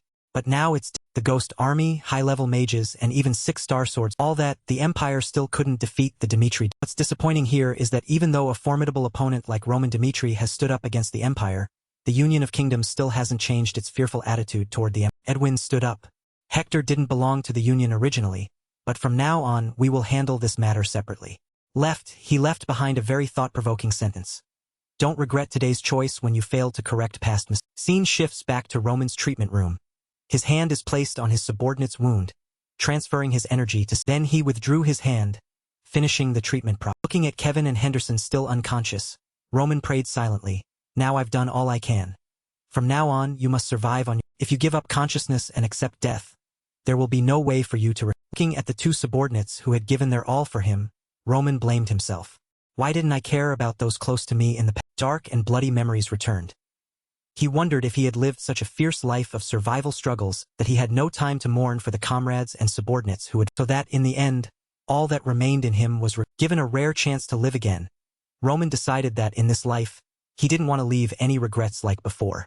So please, sir. Outside the room, seeing him walk out, Chris and the knights bowed seriously. Thank you for your hard work. Roman looked more haggard than before, with dark circles under his eyes clearly visible. He donned his cloak and ordered, summon all the lords of the Dimitri Duchy to a meeting. Chris responded loudly, In the meeting room, the lords had all gathered, waiting only for Roman to arrive and preside over them. Hans stood at the door and announced, I invite the young master, Roman. A foot wearing luxurious leather shoes stepped in, clicking against the tiled. Roman walked over and sat in the central position. The lords immediately spoke up, we welcome your. Looking at the lords sitting on both sides, Roman spoke slowly. I heard there are many conflicting opinions regarding how we handle our issues with the Empire. Roman lowered his head, slightly disappointed. To those who had grown accustomed to the brutality of the Kronos Empire, they had become too cowardly and forgotten the outrage the Empire had caused. Roman looked up, his face turning a few shades colder. Raising his voice slightly, Roman said, I am not satisfied with such behavior. Roman declared, the Empire must be made to pay the price for the attack on the Dimitri. Viscount Conrad confirmed, do you mean that we are truly going to wage an all-out war with the Empire? Roman nodded slightly and replied, ever since the Kronos assassins attacked me, the war with the Empire has already. Those who believe in and follow me have shed blood. Roman, in order to the lords of the duchy. Lords, declare a state of emergency, mobilize the army, and prepare for. From this moment on, the Dimitri Duchy declares all-out war on the Kronos Empire. Elsewhere, someone held an announcement letter, hands trembling, looking at the contents in disbelief. The Dimitri Duchy has declared. Edwin sat stunned for a long time, wondering why didn't Roman discuss this. Edwin slammed the table and stood up, ordering the subordinate nearby, contact the Dimitri Duchy immediately. The subordinate startled and obeyed promptly. Yet, thus, Edwin was connected to the representative of the Dimitri Duchy, and the other party smiled gently. This was Earl Fabius. As soon as the connection was made, Edwin questioned loudly, "In the end, what is Lord Roman's intention? You should have told us." Fabius calmly explained, "It is exactly as you have." Fabius broke into a delighted smile. "With the exception of the Redford and Hector kingdoms, my master intends to wage an all-out, merciless war against the Empire. Therefore, please announce that at the international conference." In front of Edwin was a stone emitting a blue light, and a voice suddenly rang out. "So, please announce it immediately at the international." Edwin stood there, staring intently at the. Edwin clenched his fists and thought, this time, I need to clearly understand Lord Roman's intentions and the reason why Roman did not attend the international. The Kingdom Alliance will not agree to Roman's act of revenge against the Empire. Guess that much. Edwin smiled slightly. It seems I will have to attend this international meeting with a much stronger resolve. Scene shifts to the palace, where King Odelia slammed the table in anger. "What are you?" In front of everyone at the conference, Odelia spoke loudly. "Are you saying the Dimitri Duchy's declaration of war has nothing to do with our two kingdoms? Your attitude this time is different from the previous meeting." Edwin spoke up. "I am also not clear on the details of the situation. Since the Dimitri Duchy has refused peaceful negotiations with the Empire, I am attending this international meeting with that in." However, Edwin then showed a look of dissatisfaction. "There is only one thing Roman wants to achieve through this international meeting, to urge the alliance of kingdoms to confront the Empire." King Odelia bit his teeth and committed. The Dimitri Duchy could be destroyed by the Empire. The problem is that such a collapse will directly affect our entire alliance. If the Kronos Empire captures the entire northeastern region, they will hold the springboard to attack this entire continent. Then they will use all their strength to control the Kingdom Alliance. So now, let us decisively abandon the Dimitri Duchy and strengthen our alliance. King Random of Redford spoke. "As I said in the previous meeting, the Redford Kingdom will share the same fate as the Dimitri." Random's words made Odelia extremely frustrated. "Whatever you say is useless. Redford will prepare for war and await the summons from Dimitri." Meeting fell into a stalemate. As predicted, the Alliance of Kingdoms had begun to fracture. And when King Odelia left, the second international conference also ended without achieving any positive result. Night shouting came from the palace. "Damn it, if this continues, everything will." Odelia walked irritably through the palace hallway. Roman Dimitri is not only foolish, but also puts everyone in a dangerous position. In any case, the strength of the Kingdom Alliance alone cannot restrain the Kronos Empire. A moment later, in front of Odelia was a blue stone.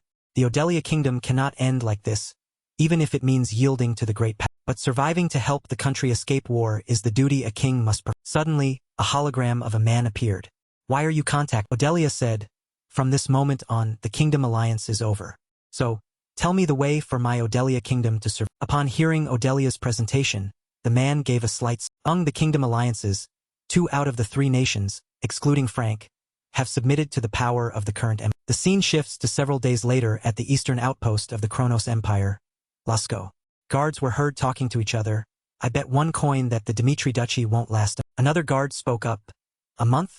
Aren't you overestimating them? How can a small place like Dimitri last a month? I bet half a month with a gold." While the guard was talking, a dark shadow loomed for an assassination right behind him. No matter how strong one is, how long can they hold out? Assassin's hand pressed into the guard. Immediately, the assassin slammed the guard's head into the ground, delivering a very decisive. The remaining guard was horrified upon seeing this and shouted. However, he suffered the same fate of being eliminated. The assassin was once finished. Creed reported to the master, "I have seized the key target position. It will take the main army of the Kronos Empire about 6 hours to reach Roman received Creed's report and immediately ordered, "Until then, destroy as many enemies as possible." Creed replied coldly, "Yes." In the night when everyone was sound asleep, the Dimitri Duchy signaled the start of the small country dares to be so arrogant as to show its fangs to the empire. Focus all military forces right. Earl Pablo sat inside Cairo, Dimitri, and all the forces supporting them must be erased from the map of the country. In any case, if the main army reaches Lascaux, the Dimitri Duchy won't last long and will be destroyed. Pablo rolled up the paper recording the tactical plan. Since no country would move to support Dimitri, Dimitri had no chance of winning this. Suddenly, a soldier pushed open the door and shouted, "Commander, right now in Lascaux, fire is breaking out." Pablo panicked. Then Pablo ran desperately to the front. Before Pablo was the scene of the entire citadel sinking into a sea of all of Lascaux was burning. Pablo immediately ordered, "All forces in Lascaux, extinguish the fire immediately." Suddenly, Pablo smelled something strange. This smell, is it? While soldiers tried to rescue the victims, Pablo thought, this is no ordinary fire. This is a fire intentionally caused by... Pablo shouted, the supply warehouse. Move to the warehouse immediately. However, the fire flared up even more fiercely. It's no... Pablo issued an order. All forces enter the supply warehouse and recover the magic scrolls immediately. But the soldiers cried out. But the fire is too... Pablo turned and shouted. Anyone who dares to hesitate for a moment, I will personally cut off the... Then Pablo turned toward the blazing fire in front. Someone was inside the figure walked majestically out of the fire. That person was Roman. Pablo panicked and ordered the soldiers, what are you waiting for? Stop him. The soldiers charged. All of them were aiming directly at Roman. Reached out and immediately grabbed a soldier. Roman gently tossed all of them. Roman locked onto a target and charged. Roman used a sword to stab directly into the soldier, and seeing the situation was not good, Pablo ordered, notify the soldiers of Lascaux to issue a red... In the darkness, there was a pair of sharp, cold eyes carrying boundless... The seventh sword of Kronos, the seventh night order has set out. Finally, it is our turn to... Lascaux had the presence of the captain of the Empire's seventh night order, Jean Bento, leading the seventh night order, with mages from the water tower, a group specializing in controlling water element. This was the reason Earl Pablo was confident in his victory. Pablo confidently declared, this is the end. On Roman's side, Roman fought left and right, quickly defeating the soldiers blocking the... Roman approached Pablo and said, that sounds nice, but first let's just fight. Roman stopped, while the other soldiers lined up in defensive position. Roman stepped back into the... and disappeared into the... Pablo looked at the astonishing scene just now in confusion, thinking, disappeared into the sea of... Pablo was furious, running away like a coward. Then Pablo turned to order the soldiers, Roman has entered a dangerous place on his own. We must not miss this opportunity. We must find and destroy him. The soldiers shouted in unison. Understood. Flames, the soldiers cheered. There he is. Roman is there. Catch him. However, Roman had already dealt with these soldiers, and Roman single-handedly fought the entire group chasing. Soldier quickly hid behind a rock and reported to the commander. This is Area 1. Area 1. We absolutely cannot stop Roman. Unfortunately for him, Roman was already standing right behind. Needless to say, Roman delivered a slash that sent the soldier out of the scene. Shifts to another front. The communication stone rang with a helpless sound. Roman has fled into the sea of fire. We cannot pursue him.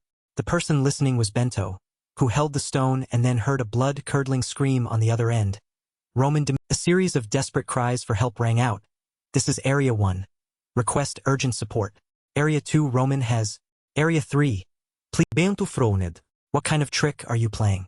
Roman Suddenly, the groan of an injured person was heard. Bento looked down and saw a soldier lying dying in front. Bento approached and asked, are you still alive? Where did Roman... Dying soldier forced out, I don't know exactly. He wiped out the entire force chasing him here by himself, then disappeared into the sea of... Bento's face darkened. Bento thought, by himself? First, I must control this fire. Bento quickly ordered, request support from the mages of the water. Immediately after, the mages belonging to the water tower appeared. Cast magic to extinguish the... Deploying water fields to control the situation. When the water touched the fire, a strange phenomenon. The mages immediately realized something was... Fire did not diminish in the slightest. They were horrified. Even fifth circle magic cannot extinguish the fire? What on earth is happening? This was no ordinary fire. This terrifying fire originated from a special type of... The mage shouted, if we cannot destroy the entity that caused this fire, there is no way to extinguish the... Bento thought to himself, is that entity... On the battlefield, the north gate had been... A series of unfavorable reports flooded Bento. The west gate was the same, and the east gate was being engulfed by demonic flames. Bento was stunned. The fire continued to blaze relentlessly. The entire citadel was submerged in destructive flames. Bento looked up in horror. We have no way to escape this place now. 10,000 soldiers are trapped in lock. The soldiers reported the situation was not at all optimistic. Bento was immediately thrown into an extremely difficult position. Bento stammered, what? How can something so absurd happen? Is there no other way? Bento tried to reply, there's no normal way out. However, at the north gate, it seems the wall there is more dilapidated than elsewhere, so the only way is to break down the wall and... Bento quickly ordered, understood. For now, abandon the pursuit of Roman. Order the entire army to retreat to preserve our... Bento received the order and immediately set off. We will withdraw from Lascaux through the north gate. All troops, gather at the north... While running, Pablo thought, Roman Dimitri is truly a monster. Even if I have to use the power of the Empire, I must destroy... The group was running when they suddenly... Pablo pushed to the front and shouted, what's going... Surprisingly, The person standing in front of Pablo was. When Pablo saw Roman, Pablo flew into a rage. Roman Dimitri, you've been hiding like a coward for so long, and now you finally show your. Pablo shouted loudly, if you are truly a warrior, fight me fair and. Roman was not at all fazed. You think a battle between me and 10,000 soldiers is fair. Yet this fire is Pablo countered, of course. Without this cowardly fire, you would have been defeated long. Roman glared at Pablo with sharp eyes.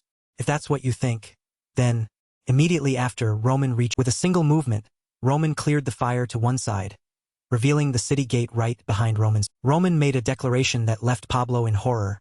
I promise, if you defeat, we'll all be able to survive and escape this sea of. Pablo screamed in a frenzy. How arrogant, you brat. All troops. Bento also ordered. 7th Night Order. Roman stood majestically, waiting for Bento to charge. As Bento was about to reach Roman, Roman acted immediately. Roman calmly called out the technique, Heavenly Demon Sword. Immediately, Roman swung the sword at the opponent, second form, overlapping. This move caused an earth-shattering explosion. Flashing within the thick smoke was a sharp explosion left a deep pit. There was no scheme here. The fire was only used to block the enemy's retreat. From the beginning, my purpose was to personally slaughter all 10,000 soldiers in this sea of. The fire still blazed fierce, and corpses lay scattered everywhere. As for Bento, Bento was incinerated by the previous. Pablo gasped in disbelief. Then Pablo turned to the mage. You, quickly attack Roman with offensive magic. Mage spoke up in warning. Doing so will cause great losses to our. Pablo wouldn't listen and shouted back. So what? If this continues, we will lose all our soldiers to. If they must die at the hands of the enemy, tell them it's better to sacrifice themselves for the empire. The mage had no choice. As you come, the mage ordered the other mages. All prepare to. The mages gathered their magic and cast water. The head mage was also putting in all his. Mages fired a massive column of water. The soldiers looked back in pain, but it was too late. They were swept away by the. After that strike, the surrounding dust was. Suddenly, a source of brilliant light enveloped. Roman quickly seized the opportunity to close in on them. The mage quickly chanted, "Shield." He summoned a spider-web-shaped net to catch. However, Roman easily used the sword to caught the mage by complete surprise. Roman maintained his momentum and put the sword to the mage's. Quick and clean slash went through. Then Roman coldly called out, "Lightning!" A bolt of lightning from the sky struck down where the two. The lightning bolt emitted a massive source of energy, erasing everything. It left a light that brightened an entire corner of the battle. After that phase, Roman's sword was stained with the enemy's. Roman stepped forward. Roman left the fallen mage behind. Immediately, Roman placed the sword against Pablo's. Pablo collapsed to his knees in despair. Pablo wailed, "Regardless, the Dimitri Duchy will surely lose this war. Why have you pushed us this? Forces of Lascaux are only a very small part of the empire. No matter how you struggle, you cannot handle an all-out war with the empire. That is the price for the crimes you have committed." The scene shifts to the past. After the death of the demon lord, Bai Zhongxian headed toward Hunan, Mount Song, where the Shaolin Temple is located, the leader of the 9 sects and 1 gang. The sudden appearance of the heavenly demon threw all of Shaolin into chaos. Blood stained the Shaolin Temple, a place considered sacred by the orthodox martial arts world. Standing on that mountain of corpses was Bai Zhong. An old man from the sect asked in despair. Bai Zhongxian replied coldly, "My person died." The old man gasped. Bai Zhongxian raised his voice. "Even if you are the leading power of the 9 sects and 1 gang, you are not allowed to touch my subordinates. You people of Dimitri must plunge into a sea of blood. Did you not think about the fact that they will?" Hearing Pablo scream like that, Roman gave a contemptuous. The fire behind the two blazed more fiercely than. Pablo's soldiers fled in disarray, shouting.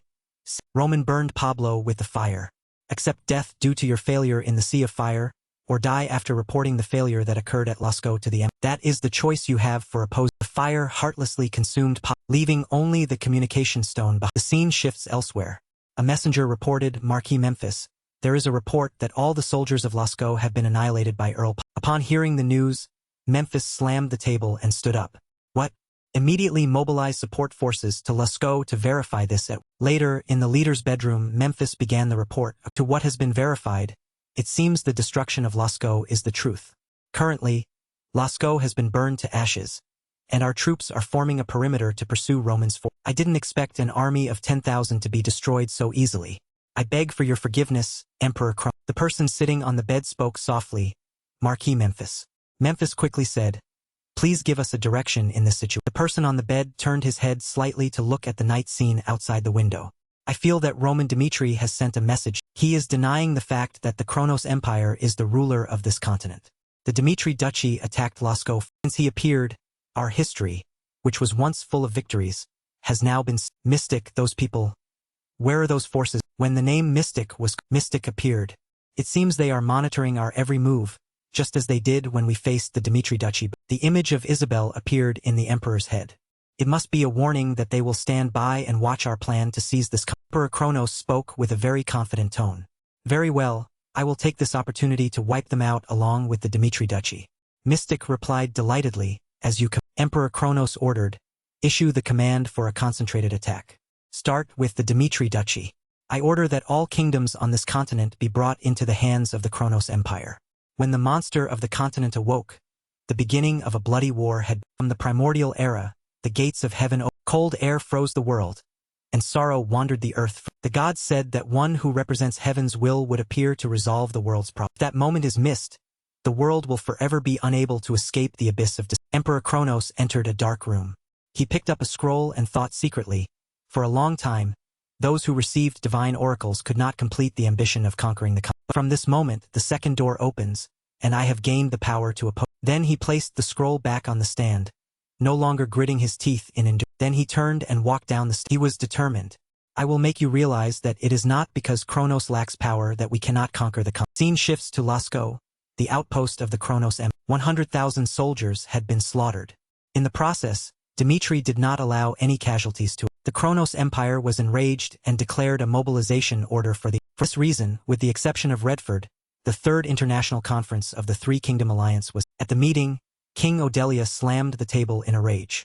King Frank, what do you? Frank frowned and replied, I would rather follow Dimitri if there is a sliver of hope, than live in fear under the rule of the Kronos Empire. Frank stood up to leave.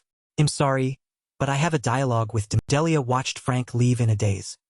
After the meeting, Odelia quickly ran to a secret place in the past. Before Odelia was a blue stone.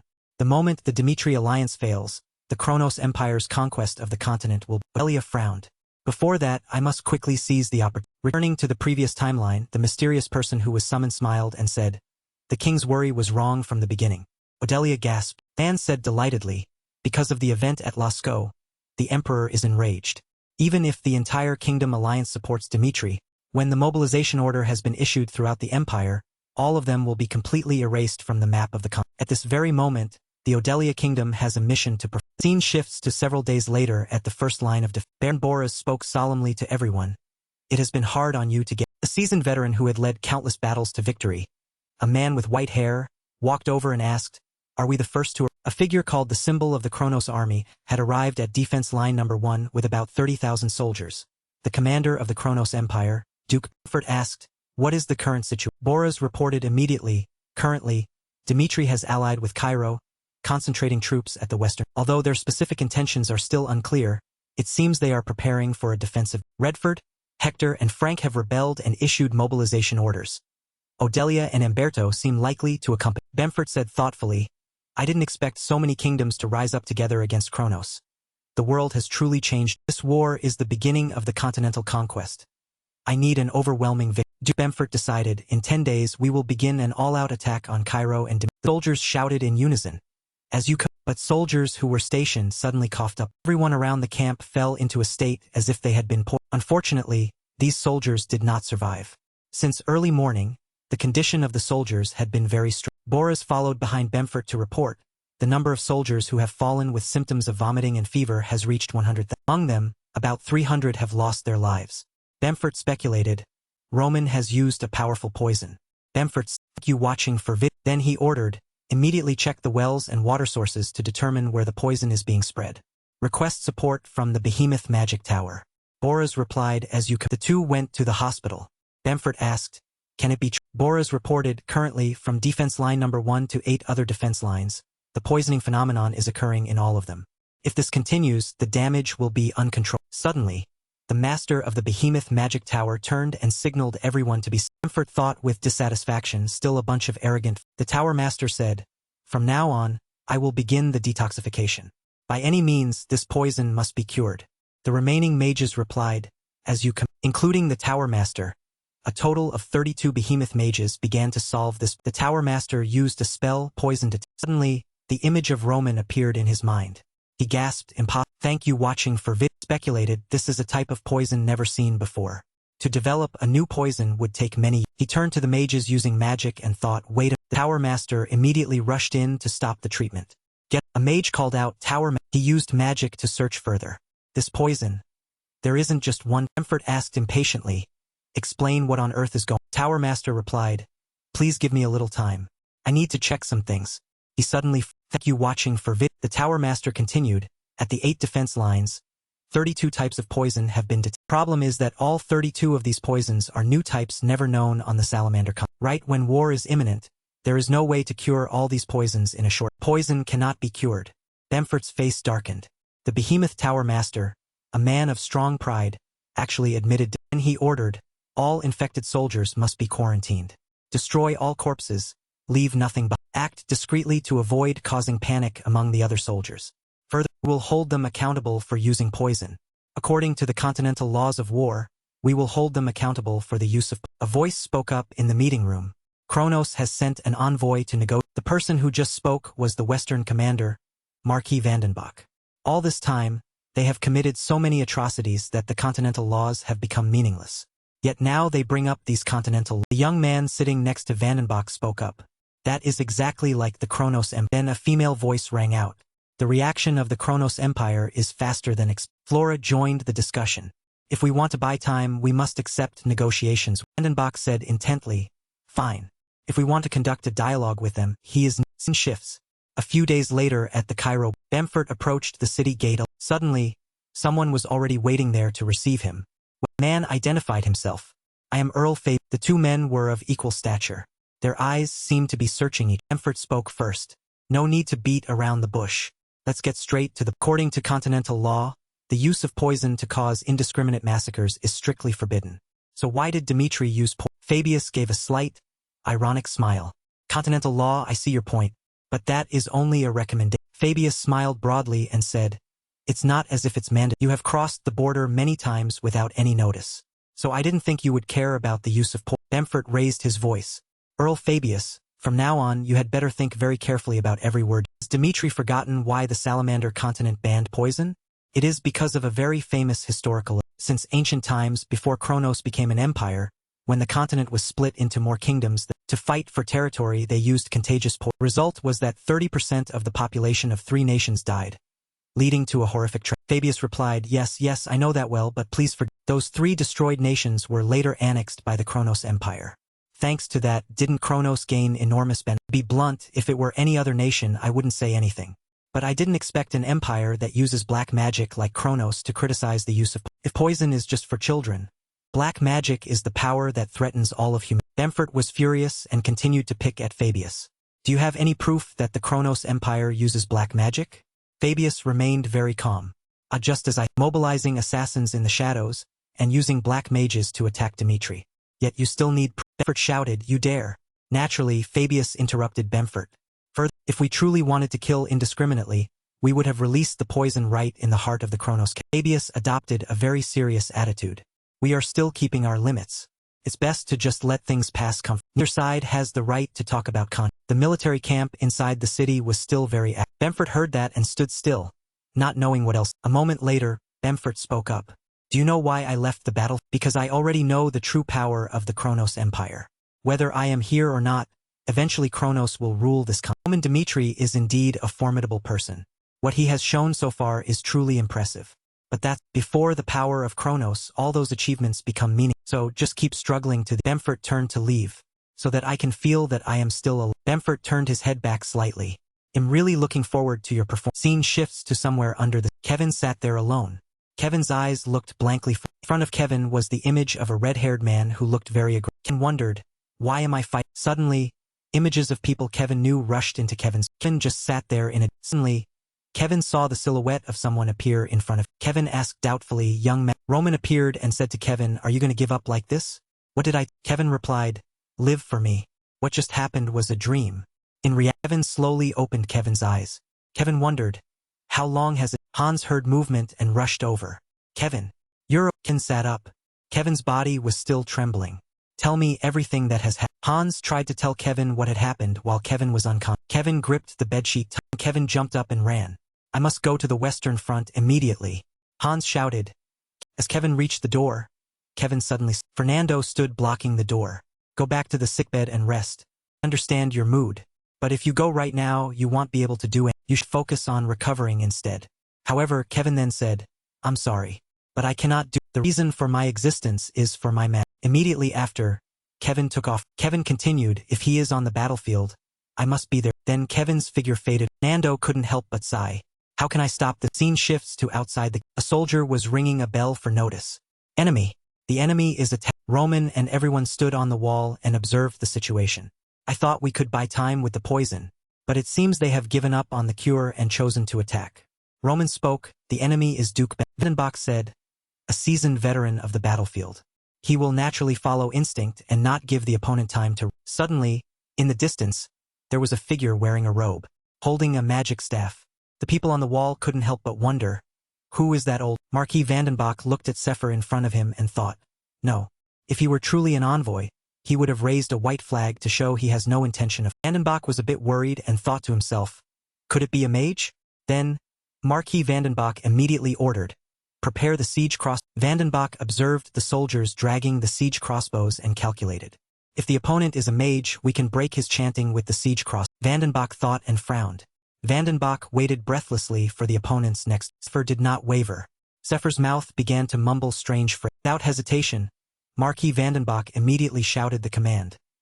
According to Vandenbach's command, a massive arrow was immediately... Sefer still stood in place, staring at the arrow rushing toward... Sefer's eyes beneath the robe flickered with a disdainful light.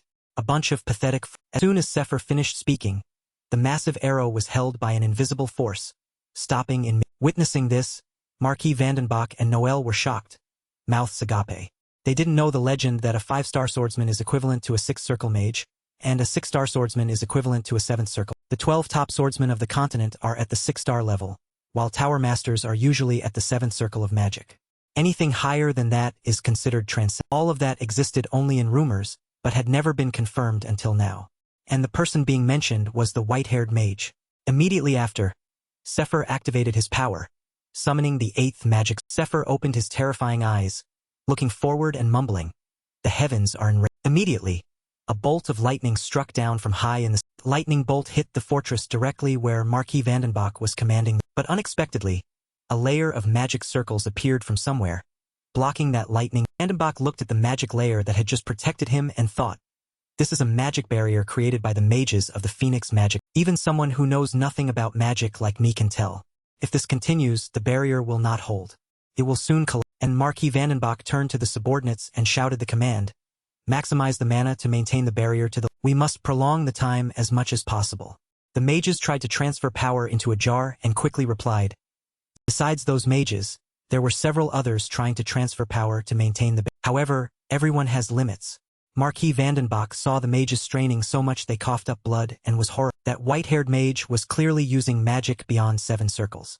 The Kronos Empire was already the strongest nation on the continent, yet they still hid warriors of this stature. How much power were they still? Because of insufficient strength and power, the protective barrier began to crack and as soon as the protective barrier disappeared, the lightning strike summoned by Sefer struck the fortress once. After the city wall collapsed, the soldiers of the Kronos Empire immediately charged forward. The wall is down. The Marquis on top of the wall commanded anxiously, the enemy is pouring in. Stop. Duke Bemford seized the opportunity and gave a majestic command. All forces. Right then, a blinding flash of light suddenly appeared, landing directly between the Kronos soldiers and the collapse. Amidst the dense smoke and dust, a figure gradually appeared. As long as I still stand, none of you shall advance another step. This was the man known as Cairo's strongest. Count Nicholas had joined the fray. He shouted with pride to boost morale, soldiers of Cairo and Dimitri, do not be afraid. The Western fortress will not fall so even though he knew who the man before him was, the Kronos soldier still commanded with confidence. So what? He's all alone. Nicholas showed no fear. Nicholas' eyes flashed with a spark of intense fighting. Thus, Nicholas faced the Kronos soldiers alone, swinging his sword and as soon as one soldier fell, another would charge. Taking advantage of a moment when Nicholas wasn't paying attention, they lunged from another side, their bodies wrapped in. Sensing the surge of power from them, Nicholas immediately turned his head, gritting his teeth in disbelief. They are the knights of Those Kronos knights took turns swinging their blades at Nick. Right at that moment, a familiar shadow appeared and shouted loudly.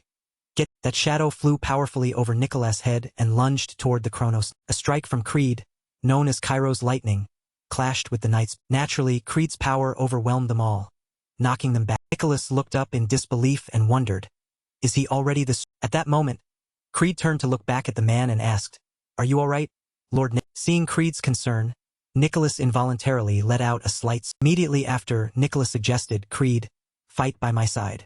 Without hesitation, Creed agreed. Under scene change, under a sky where thunder roared like a storm, someone's thoughts surfaced.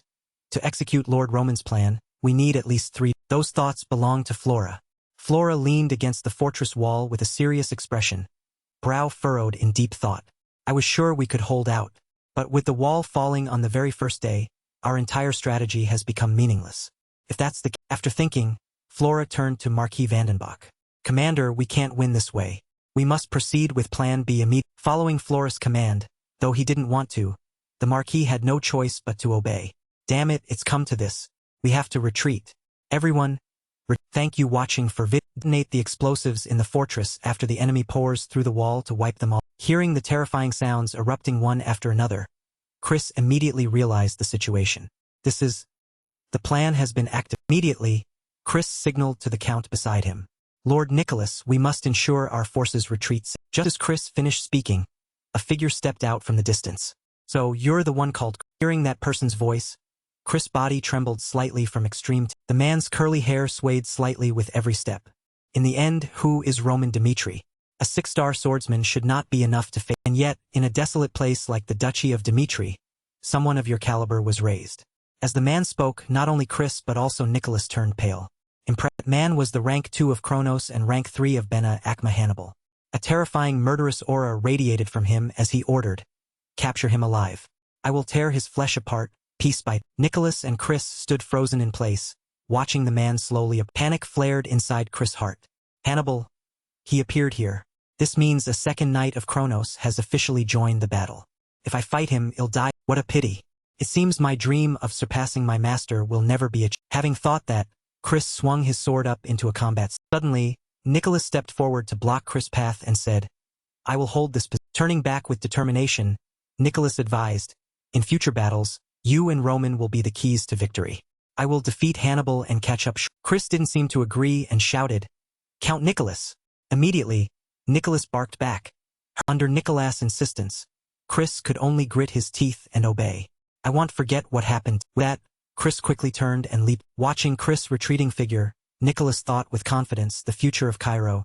I entrust it. Amidst the emotional moment, Hannibal laughed weirdly and prepared to draw his sword, saying, Who gave you Without giving Hannibal a chance to draw his sword, Nicholas erupted with power, a flame bursting forth as he raised his blade. Immediately after, Nicholas let out a great shout and slashed forward with this massive surge of power rushed toward Hannibal to it. Amidst the ruins of the battlefield, a giant bright red flame swept through, shaking the. After a moment, Nicholas' power dissipated.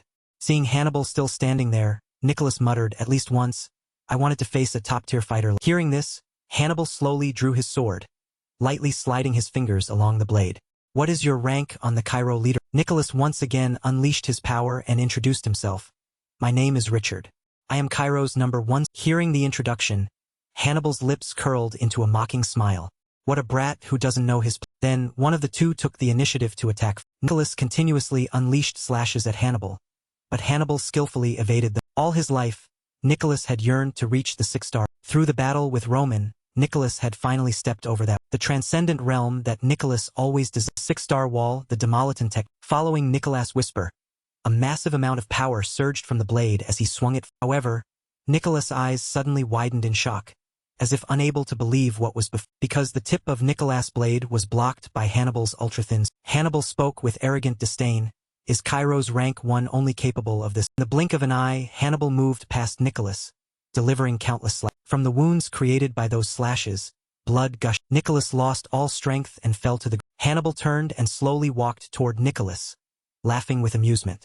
I have a few interesting things to tell. First, I am rank 2 in name, but there are still many in Chronos stronger. So, if you can't even handle this level, then you never had a chance of winning from this. And second, your plan to blow up the fort anticipated that from the very beginning. It's time for the end. Cairo's #1 scene change.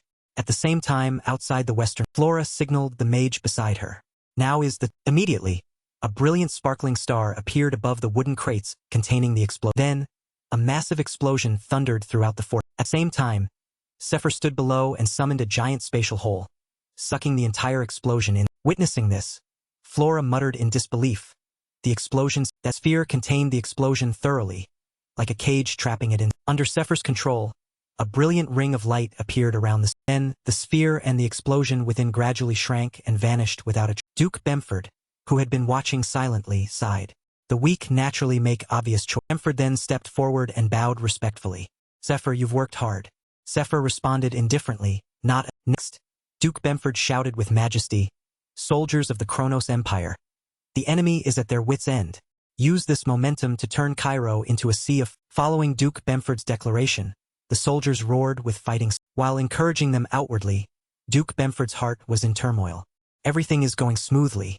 That's why I feel unusually Why would they give up the fortress just to buy time?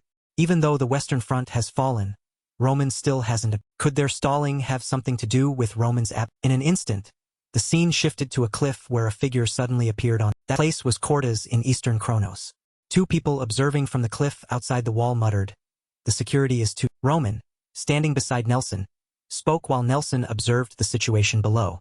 "From now on I will clear the..." With that, Roman stepped off the cliff and moved. Following the cliffside, Roman carefully jumped. With incredible speed, Roman soon reached the Kronos wall and leaped into... Nelson tried to open his narrow eyes, looking at Roman's actions in surprise. Before Nelson was a rope that had been dropped. Nelson tried to grab the rope, using all his strength to climb up. When Nelson reached the top of the wall, he was suddenly Nelson looked at the figures standing motionless and wondered, "Are the guards frozen in..." While Nelson was still confused, Roman spoke, "Follow me closely."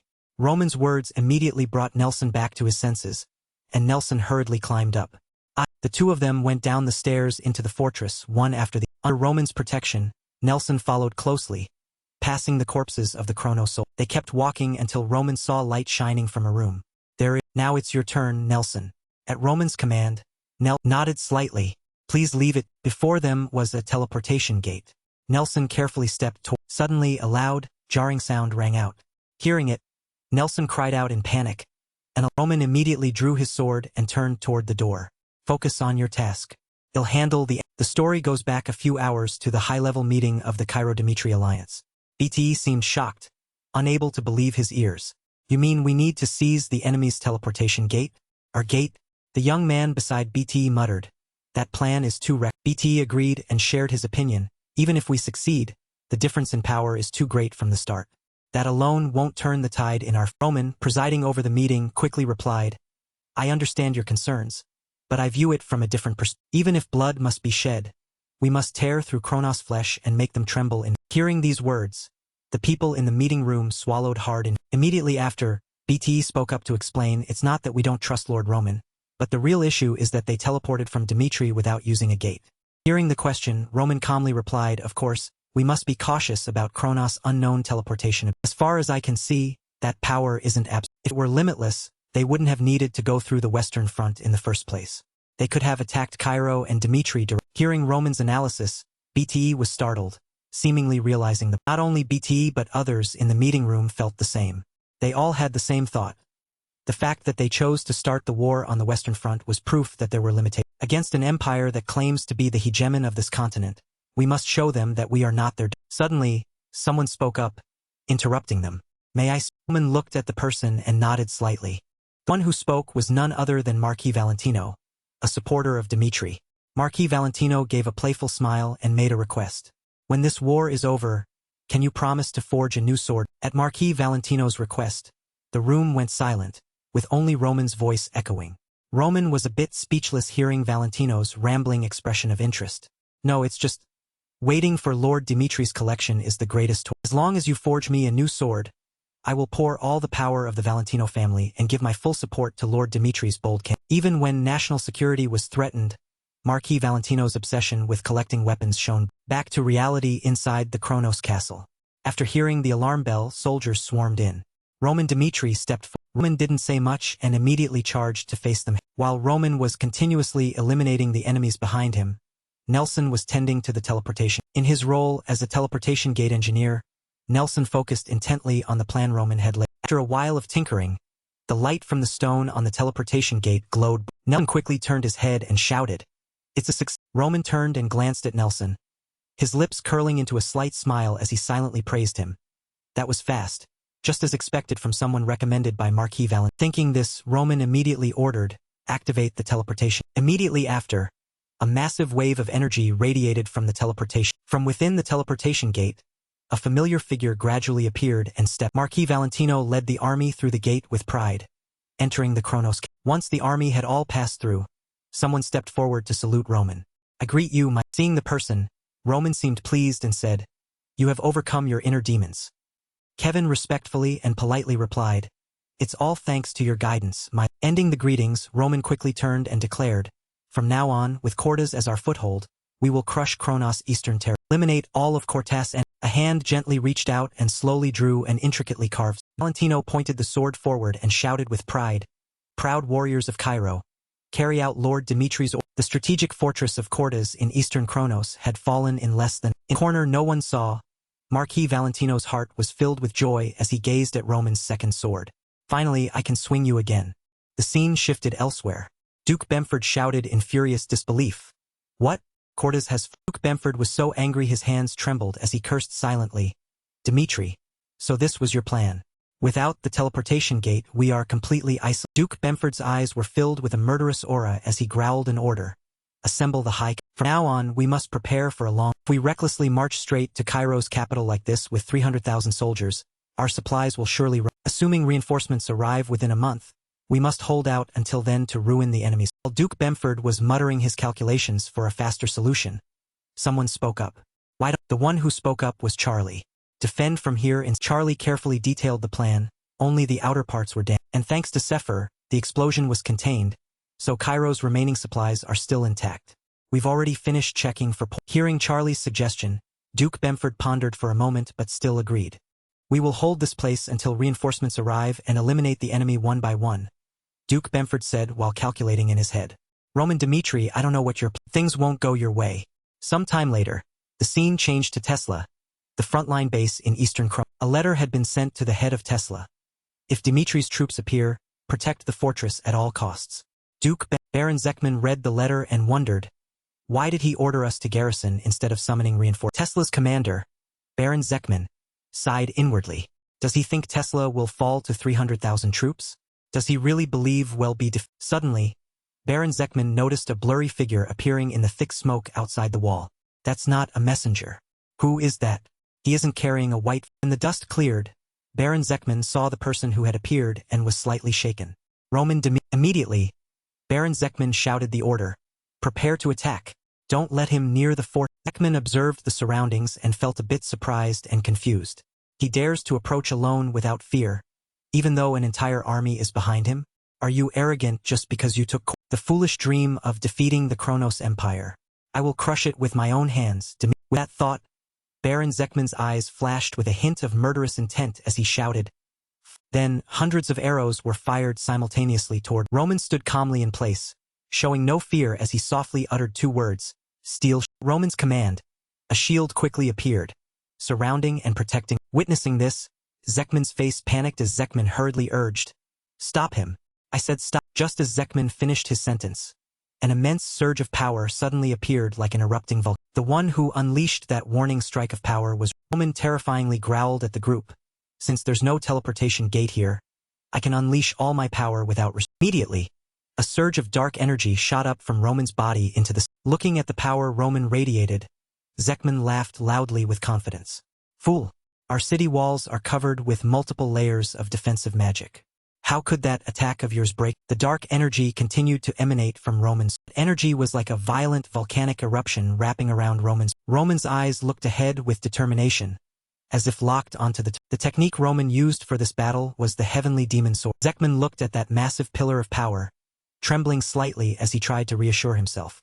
That's just a nonsense. Roman calmly used the first form, Heavenly Demon Dissolution, and slashed. This single strike from Roman rushed forward and destroyed the entire Tesla city. After all, Tesla's defensive stronghold, completely defeated in an instant. Before Roman now was a scene of rubble and debris from the destroyed. Zekman panicked and bowed his head before Roman, begging, Zekman bowed to beg for mercy to hide his scheming smile and internal calculations.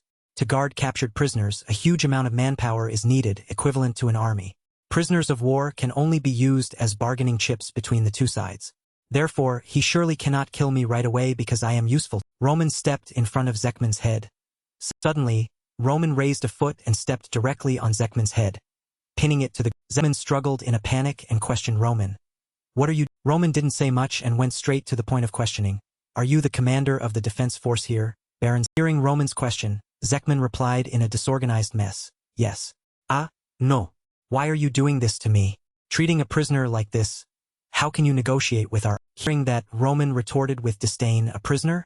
I don't need anything from a prisoner like... As Roman finished his sentence, Zekman's face turned pale as Zekman trembled in disbelief. Following Zekman's train of thought, Roman slowly drew his sword. Could it be? Thinking this, Zekman screamed and struggled in panic, begging, please spare my life. If I die, the Duchy of Dimitri will not be... However, Roman countered very calmly, you're quite on the battlefield, I have no mercy for the... At the same time, in a grand and magnificent palace, a small meeting was being held, and a proposal was being... Lord Roman has captured Rasco and Kos. These are both glorious feats. Do we need to send reinforcements? Hearing the proposal, Edwin Hector immediately spoke up to stop it. Now is not the time for that. He wants to prove that with only the power of the Duchy of Dimitri, he can face the Kronos Empire. King Redford quickly reminded Edwin Hector, Duke Bemford is not easy to deal. Immediately, Edwin Hector continued to share his thoughts. Actually, as soon as I heard that Lord Roman had captured the teleportation gate at Cortes, I felt truly terrible. Because of his brilliant offensive tactics, those were the same strategies he used. Edwin Hector trembled while recalling the past. The war on the southern front was a total failure for my Hector. When facing him, all my schemes failed. That was the first time I tasted a bitter defeat. The cause of that failure was facing Lord Roman. If not for him, there surely would have been a victory for the Hector. Compared to the threat of the Kronos Empire, I am more concerned about the constant rise of the Duchy of Dimitri, or more accurately, the growing strength of Lord. Therefore, in our future we must befriend. The scene changed again to a night sky over a fortress where a teenage figure was unleashing his... Kevin took a light breath, trying to adjust his own. The target before Kevin's eyes was the Knight of the Abyss, a 6-star war. Sven looked at Kevin with interest, letting out a weird smile as Sven, not making the opponent wait long. The sound of jumping off the ground immediately rang. Both Kevin and Sven aimed at each other and lunged to it. If Sven used a scythe to continuously unleash slashes forward, Kevin would use a sword to block. Kevin gritted his teeth and held the sword firmly as Sven attacked repeatedly. Sven seemed to have gained the upper hand, and a victorious smile appeared on Sven's. Immediately after, with just a gentle cut like harvesting rice, Sven had taken Kevin. Sven looked at the smooth cut with satisfaction, smiling demon. In an instant, Kevin, who seemed to have been finished off, appeared intact, panting as if having gone through a nightmare. This time I couldn't do anything. Kevin clutched his neck in despair, muttering, if I meet someone as strong as Sven again, what could I do in that situation? If I fall on this battlefield, the one who will have to deal with all the consequences is my... Until now, I've barely done anything useful. Thinking of this, Kevin's eyebrows furrowed. His eyes filled with determination to the point of bloodshot lines. I can't let that mistake happen. Suddenly, someone appeared behind Kevin and called out softly.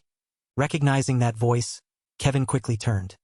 Seeing Kevin's expression, Roman said seriously, I have something to say. Then, Kevin immediately knelt to respectfully listen to every word Roman said. When analyzing the Aura Swordsman, I realized how to operate power effectively in this. I used to think that in every battle, one should reveal all their strength to create destruction upon the... But when I faced powerful swordsmen like Barbossa, I realized the path I was on was... Sword techniques in the martial arts world do not rely solely on strength to determine victory or because flexibility can sometimes overcome rigidity. Every sword technique has its own path. Only then can the diversity of martial arts be created. But in this world, the way of utilizing aura swords is quite strict. Compared to Roman's level, every swordsman's way of using aura swords here is different. But overall, they only know how to use all their strength to make the sword path. There was almost no variation. Therefore, Roman concluded one thing. Roman sword techniques, which varied depending on the form and the opponent, would be the strongest sword style on this continent. Returning to the present, Roman majestically taught Kevin. In life and death battles, the power of the aura sword is not necessarily a guarantee of victory for the sword. But if each person can grasp their aura sword's power and utilize it well, they can achieve the desired victory. If a lower-level swordsman utilizes their power skillfully and knows how to adapt to conditions, they can defeat an opponent with superior. With that, Roman turned toward Kevin and reached out like a blessing. From now on, I will teach you a sword art called the Heavenly Demon Sword. A soldier injured in the eye helped an injured comrade past Chris and said, Count Nicholas. He died in battle at the Western Defense Base. After saying that, the person left, leaving Chris standing in shock at this Western defense. Holding the sword in hand, stared at Chris' own reflection on the sword and remembered these. If we want to win the upcoming battle, both you and Lord Roman are indispensable. Before going to the battlefield, Nicholas didn't forget to emphasize, after taking down Hannibal, I will quickly follow. But recalling this, Chris' eyes widened as Chris realized, I was a coward and believed Count Nicholas' words. But perhaps the truth is that I was terrified of the enemy and didn't. Standing before the enemy, Chris had trembled at the man's murderous aura. That caused Chris to step back and regret Chris' own actions. If I had been strong enough then to follow and support him, perhaps his end would have been. Chris looked at himself and was disappointed. In the end, it's just because I'm too weak. How can I become stronger than I am? Seeing other comrades growing, Chris also wanted to be strong and be personally guided by his master. Chris remembered when Roman told Chris, you are someone who can find the answer for yourself. Then Chris remembered that moonlit night. On that day, the only one who couldn't sleep was. Recalling Chris' own uselessness terrified Chris. I no longer believe in myself. And yet, my lord still places his trust. Perhaps for that same reason, Chris' power was now flowing directly into the. Chris slashed at the air madly and wondered, what should I do? With every slash, questions popped up in Chris' head. How can I find the answer to my own questions? While Chris was hesitant, how on earth can I do it? Suddenly, Roman's reminder flashed through Chris' mind. Don't just focus on the explosive power of the aura sword when fighting. Just grasping the essence of the aura sword and utilizing it well isn't. That reminder flashed by, making Chris feel as if Roman were behind Chris. So much so that Chris turned his head in surprise. Furthermore, Chris waved his sword around to check if Chris was seeing. A moment later, Chris calmed down and thought seriously. The essence of the aura sword. The aura sword doesn't just need to be violently explosive when. Chris tried to make this knowledge easier to understand. It's simply the power that creates an explosive mobility within a. It also exists within all things. That power has always existed in my body. As soon as Chris thought of this, the power within Chris arose. The sword in Chris' hand, a beam of light shone directly on Chris. It was called the state of selfless. After receiving power from that light for a. Chris entered the state of bone forging. Chris' physique had now undergone a massive transformation. It could be said that Chris was no longer the person Chris was yesterday. At the same time, the sun had risen. A sleepy Bucky stepped out of the tent and asked, Chris, what were you doing so early in the morning? As soon as Bucky saw Chris' face shining brightly as if Bucky had just used skin cream, Bucky wondered, your face is glowing. Hearing this, Chris replied coldly, stop talking nonsense and go prepare for morning. Chris' attitude made Bucky a bit curious. It seems like something has happened. To Chris was satisfied with what Chris had just received last night. What I realized today isn't the martial arts my master taught, nor is it Captain Jonathan's secret. This made Chris feel secretly proud, letting out a smile and declaring, this is a power that belongs only. At the same time, a loud shout rang out in the castle. A soldier entered the command room and hurriedly reported that Roman was advancing on this. Diego heard this and roared in anger. He dares to face 1,000 troops head-on? Is he crazy? Seeing Diego losing his composure, Charlie spoke up to remind him, no one should rush to conclusions. This time, he's only making a move to throw our army into confusion. Charlie spoke with a mix of seriousness and worry. So stay calm and don't be swept away by those actions. Keep your positions. However, Charlie's words didn't seem to please Diego. An argument quickly broke out between them.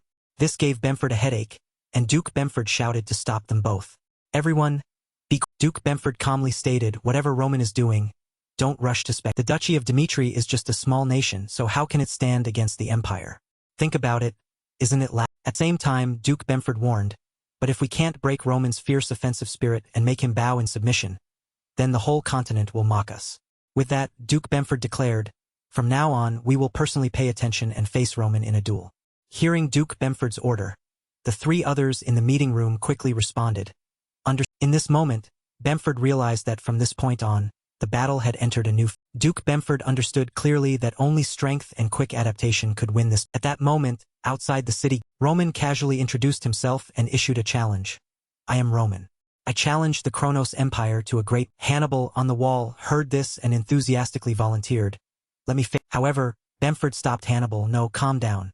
Inside, Duke Bemford was wondering, does he really want to decide victory or defeat through the strength of commanders? He must be planning something. Seeing no reaction from them, Roman laughed and said, if you're afraid to fight me one-on-one, it'll change the condition. Roman's conditions were as follows. I will withdraw from this battle. I propose a 2-on-2 match without me. Roman's arrogant words made Duke Bemford's veins bulge with anger. If you don't accept, then consider this battle cancelled. His heart, Duke Bemford thought angrily, he is so arrogant. Then Duke Bemford asked Roman, do you know why the Kronos Empire is the strongest kingdom on this continent? Next, Duke Bemford confidently affirmed, because all the talents of this continent gather here. Fine, I accept this. On Roman's side, Roman sent his 2 right-hand men to fight. Chris, Kevin, step forward. From now on, you will represent the Duchy of Dimitri. But before letting them go to battle, Roman asked seriously, if you aren't confident, you can withdraw. But Chris insisted on thank you for giving your subordinate the chance to fight. Even Kevin bravely swore, your subordinate will definitely. At this moment, Bemford was staring at Roman as Roman sent his men to. A moment later, Duke Bemford shouted the order, Diego, bring me that person. Diego was the rank 6 swordsman of the Kronos Empire and rank 12 on the entire continent. Diego of the 12. As soon as Diego stepped out, Diego said loudly, I heard that you are very loyal and would die for your. And Diego mocked Chris. I'm also curious if your master will remember you if you die. Facing this insult, Chris still replied very calmly, in a life and death battle you just sit there and run your. Being slapped in the face by such sharp words, Diego angrily let out a huff. Diego charged toward. Then Diego roared while attacking Chris. Let's see how long you can keep that big mouth. Facing Diego's relentless attacks, Chris still calmly raised the sword to block them. Made Diego incredibly surprised. Roman watched the intense battle between the two and silently evaluated his friend.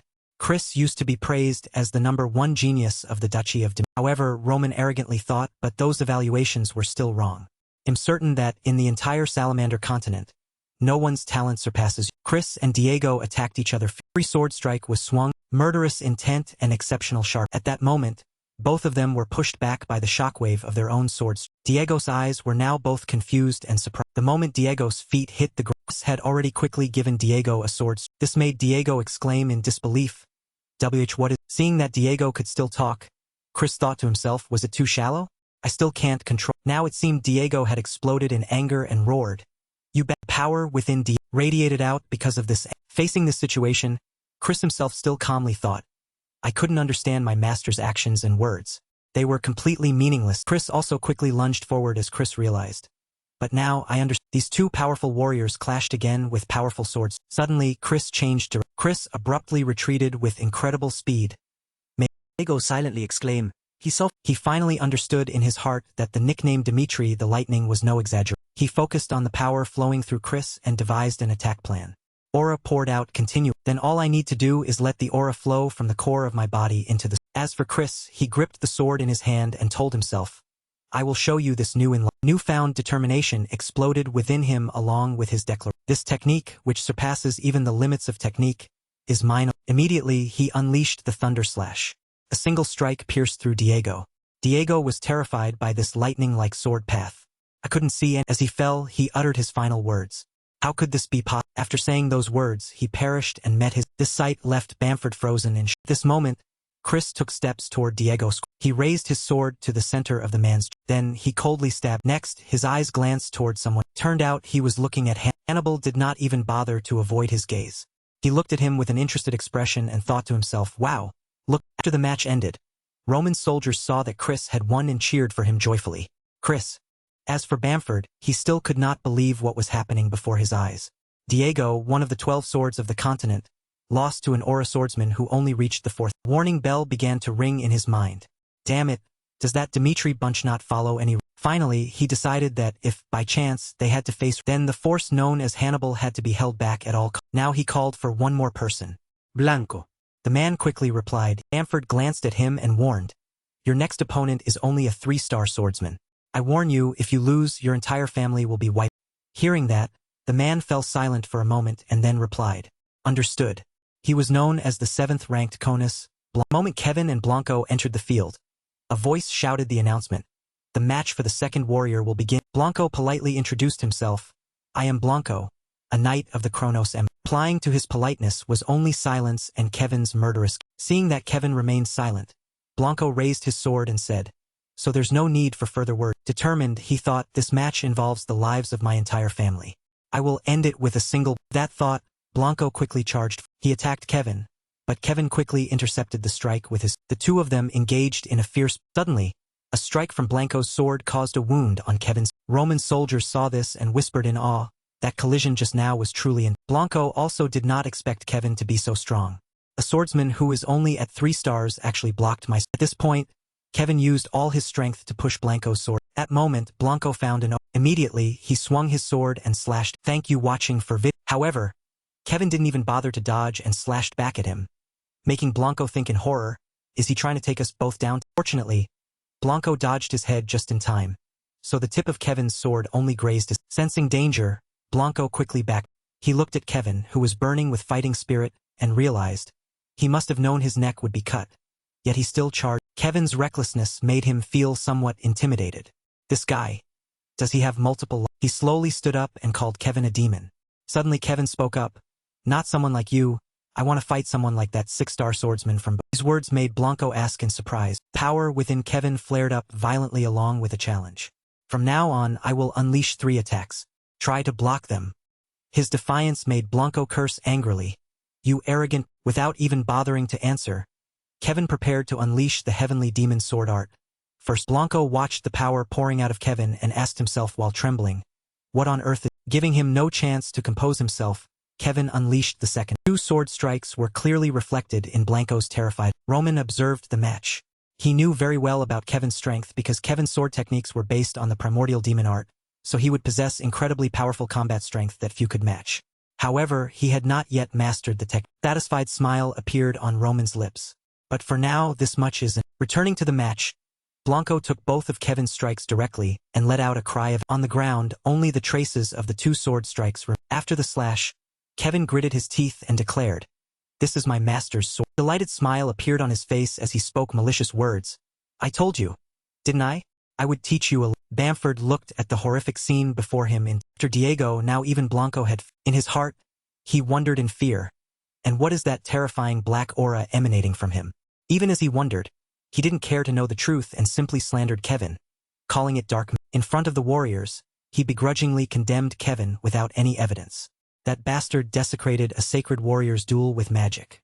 I cannot accept this. He immediately ordered his soldiers, "All soldiers of the Empire, hear my command. Crush those fools. They know nothing of a warrior's." Hearing his order, they quickly charged forward and shouted in unison, "The Empire will be forever victorious." Kevin, who was being falsely accused, gritted his teeth in anger. Those bastards are so cowardly. However, before he could act, Roman placed a hand on his shoulder and praised him. "Well done." Roman stepped forward and said, "From now on, it's my." His words made Kevin a bit surprised. Watching Roman walk forward, Kevin blankly called out, "My." Wondered to himself, what are you planning? The time shifts to 10 years after the death of the heavenly demon Baek Jung. On a small boat on the river, a young disciple spoke up and asked, "Master, I want to hear the truth about the heavenly." While rowing the boat, the disciple said, "When I first stepped into the martial world, I heard the name of the heavenly demon. Back then, the martial world was ruled by the demonic cult. There are many stories about the heavenly demon's cruelty, but I cannot believe them." In his heart, there was always a question. Are the legends about the heavenly Baek Jung-hyuk ruling the martial world and terrifying everyone who heard his name really? His master heard this and confirmed solemnly. He recounted the events of that day. That day, when the 108 arhats of the Shaolin Temple were slaughtered by that demon, we had to admit that we stood no chance of fighting. Furthermore, he emphasized just one person. With just one person, the heavenly demon completely destroyed Shaolin. It can be said that it was a terror that, even now, everyone fears whenever it is. Hearing this, the young disciple became curious again. "Then I want to ask this, master. In the history of the demonic cult, I heard that only Baek Jung-hyuk reached the heaven." He was curious about the power of the heavenly demon, and whether the heavenly demon divine art that the demon attained was truly invincible in the martial. Master did not explain clearly but only replied vaguely, "It could be true, or it could not be. This is a difficult thing to." These words made the disciple feel confused. "What do you mean by?" He spoke in a deep voice. Later, after the heavenly demon Baek Jung-hyuk attained in life and reached the heaven realm when he unified the martial world, that demon was technically still only at the earth. According to what he knew, The heavenly demon divine art consisted of 3 realms: heaven, earth, and man. The man realm was the most basic level, building the foundation, sharpening the senses, and harmonizing with was information regarding the power the heavenly demon cultivated, a power that reached complete harmony with nature, and finally the heaven, and that power, true to its name, was a realm that surpassed humanity and touched the high. The disciple heard this and stammered in fear, so that master lifted his fishing rod and affirmed, "It's very simple." Baek Jung-hyuk simply had no rivals in the martial. Returning to Roman, the man known as the heavenly demon in the other world, he was quite satisfied with his cultivation progress. "Finally, I have reached the earth." He stepped forward. He thought, "It's been a long time since I used this martial." Seeing the power he radiated made both Chris and Kevin feel a mixture of surprise. The reason they reacted this way was because he was performing the heavenly demon overlord steps, the first. Even the people on Bamford's side were frightened out of their wits. Roman only focused on his thoughts. Legends of the martial world once said that the invincible heavenly demon under the heavens possessed 9 sword techniques. Each of his steps now easily overwhelmed Bamford's soldiers in the dirt and sand, making them scream. And he possessed 9 corresponding footwork steps, and at that moment he was performing the second step, heavenly demon dismay. Hannibal was currently terrified by Roman's power. "The ground is shaking. I cannot withstand this." At that moment, Roman unleashed the heavenly demon sword art. Second, he slashed forward with a single sword strike of his easily annihilated thousands of souls. Hannibal was so terrified by this that his mouth hung. However, he did not know his own limits and charged at Roman. "I must kill him right." He rushed toward, while Roman only lightly stepped hard on the ground. He unleashed the technique. The third step, heavenly demon earthshaker, and the sword art's third form, heavenly demon realms. Watching Roman's sword strike rushing toward him, Hannibal could do. Roman's sword strike enveloped him, leaving him dead. Obviously, Roman's sword strike was not ordinary. It looked like a violent wave in the middle of it submerged Hannibal and caused a shocking explosion. The aftershocks of that explosion made Bamford hurriedly brace himself. After the explosion, a massive hole appeared between the two arms. Blood stained the ground. Hannibal had been defeated and lay gasping on the ground. He screamed in pain, "My leg!" Clutched his lost leg and Roman heard those screams and said with annoyance, "How no." The result of being defeated by Roman made Hannibal feel utterly terrified. "It can't be. I am a rank 2 swordsman in Kronos. A rank 3 in the entire continent. Yet I was defeated so easily." Roman approached him and questioned him. "Hannibal, I've heard many rumors about you. That every night you torture prisoners to satisfy your animalistic instincts and bloodlust. I don't care about what happens on the battlefield." He pointed his sword at the man and said, "But if the people you tortured were my subordinates, then I will grant you many times." He raised his sword and stated coldly, "That is my nature. That is how Roman Dimitri lives." And after saying that, he crushed every part of Hannibal's. He reduced the man to crawling and, please spare my." Naturally, Roman did not stop but said darkly, "It's not over yet. There is still suffering waiting." Then he forcefully held Hannibal. He grabbed one of the man's, then he ruthlessly pulled it out. This bloody scene made Bamford shout in alarm. Loudly questioned Roman, "How can you act so brutally? What you just did has crossed the..." Roman naturally didn't care about these words and indifferently said, "Why do you speak such nonsense?" He said darkly, "If you have chosen to face..." Roman's murderous intent flared up as he declared, "Then you must be prepared to bear all the consequences you have caused." In this moment, the heavenly demon had been reborn in this. Roman, full of murderous intent, exclaimed, "You should have been prepared to die." After saying that, he stepped forward one by. His majesty and power made Bamford's soldiers too afraid to. Without hesitation, he unleashed a technique. Thunderslash. A powerful bolt of lightning struck, but unexpectedly, it was blocked by someone. This person walked among the soldiers. They recognized him and shouted joyfully, "It's Sir." He was an old man known as the 8th Circle Mage. Stared at Roman and told himself, "Now everything is..." Roman's power allowed him to affirm one thing. Roman Dimitri is the strongest swordsman on the continent. At this point, he spoke up. "At first, I was simply curious about you. What kind of fool would dare to oppose the Empire?" Without mercy, he was ready to challenge Roman. "But now I understand. To defeat a monster like you, those weaklings are not enough. I will fight you myself." After saying that, a sphere of power appeared in Cypher's. Just seeing that power, Roman understood how strong he was. An 8th Circle Mage. A realm so high that people doubt the existence of such individuals. Now Cypher stood before him and declared, "From now on, I acknowledge your strength, and I will fight with all my..." Murderous intent in his heart rose along with the words, "Let's see how long you can hold." Then he used the magic of resurrection. On the ground, skeletal hands began to emerge. They stood up and roared frantically. Roman saw this and realized, the dead are rising? Forbidden dark magic. At that moment, he saw the man named Hannibal at his feet also about to be resurrected by that man. He immediately sliced off Hannibal's. Then he coldly uttered, "What can those petty little tricks of yours do?" While the sky began to Cypher said with a cold gaze. Immediately the wrath of the head descended upon Roman's position. Suddenly, a sword carrying murderous intent. It was Roman's sword. He did not dodge it, but unleashed the first technique, Gale Slash, to show what was called the wrath of the head. This scene made Cypher wonder in amazement. He cut through the 8th circle magic, God of Thunder, with a single sword. Taking advantage of Cypher being off guard, Roman immediately rushed toward. Sudden appearance made Cypher panic and summon loudly, "Stop him!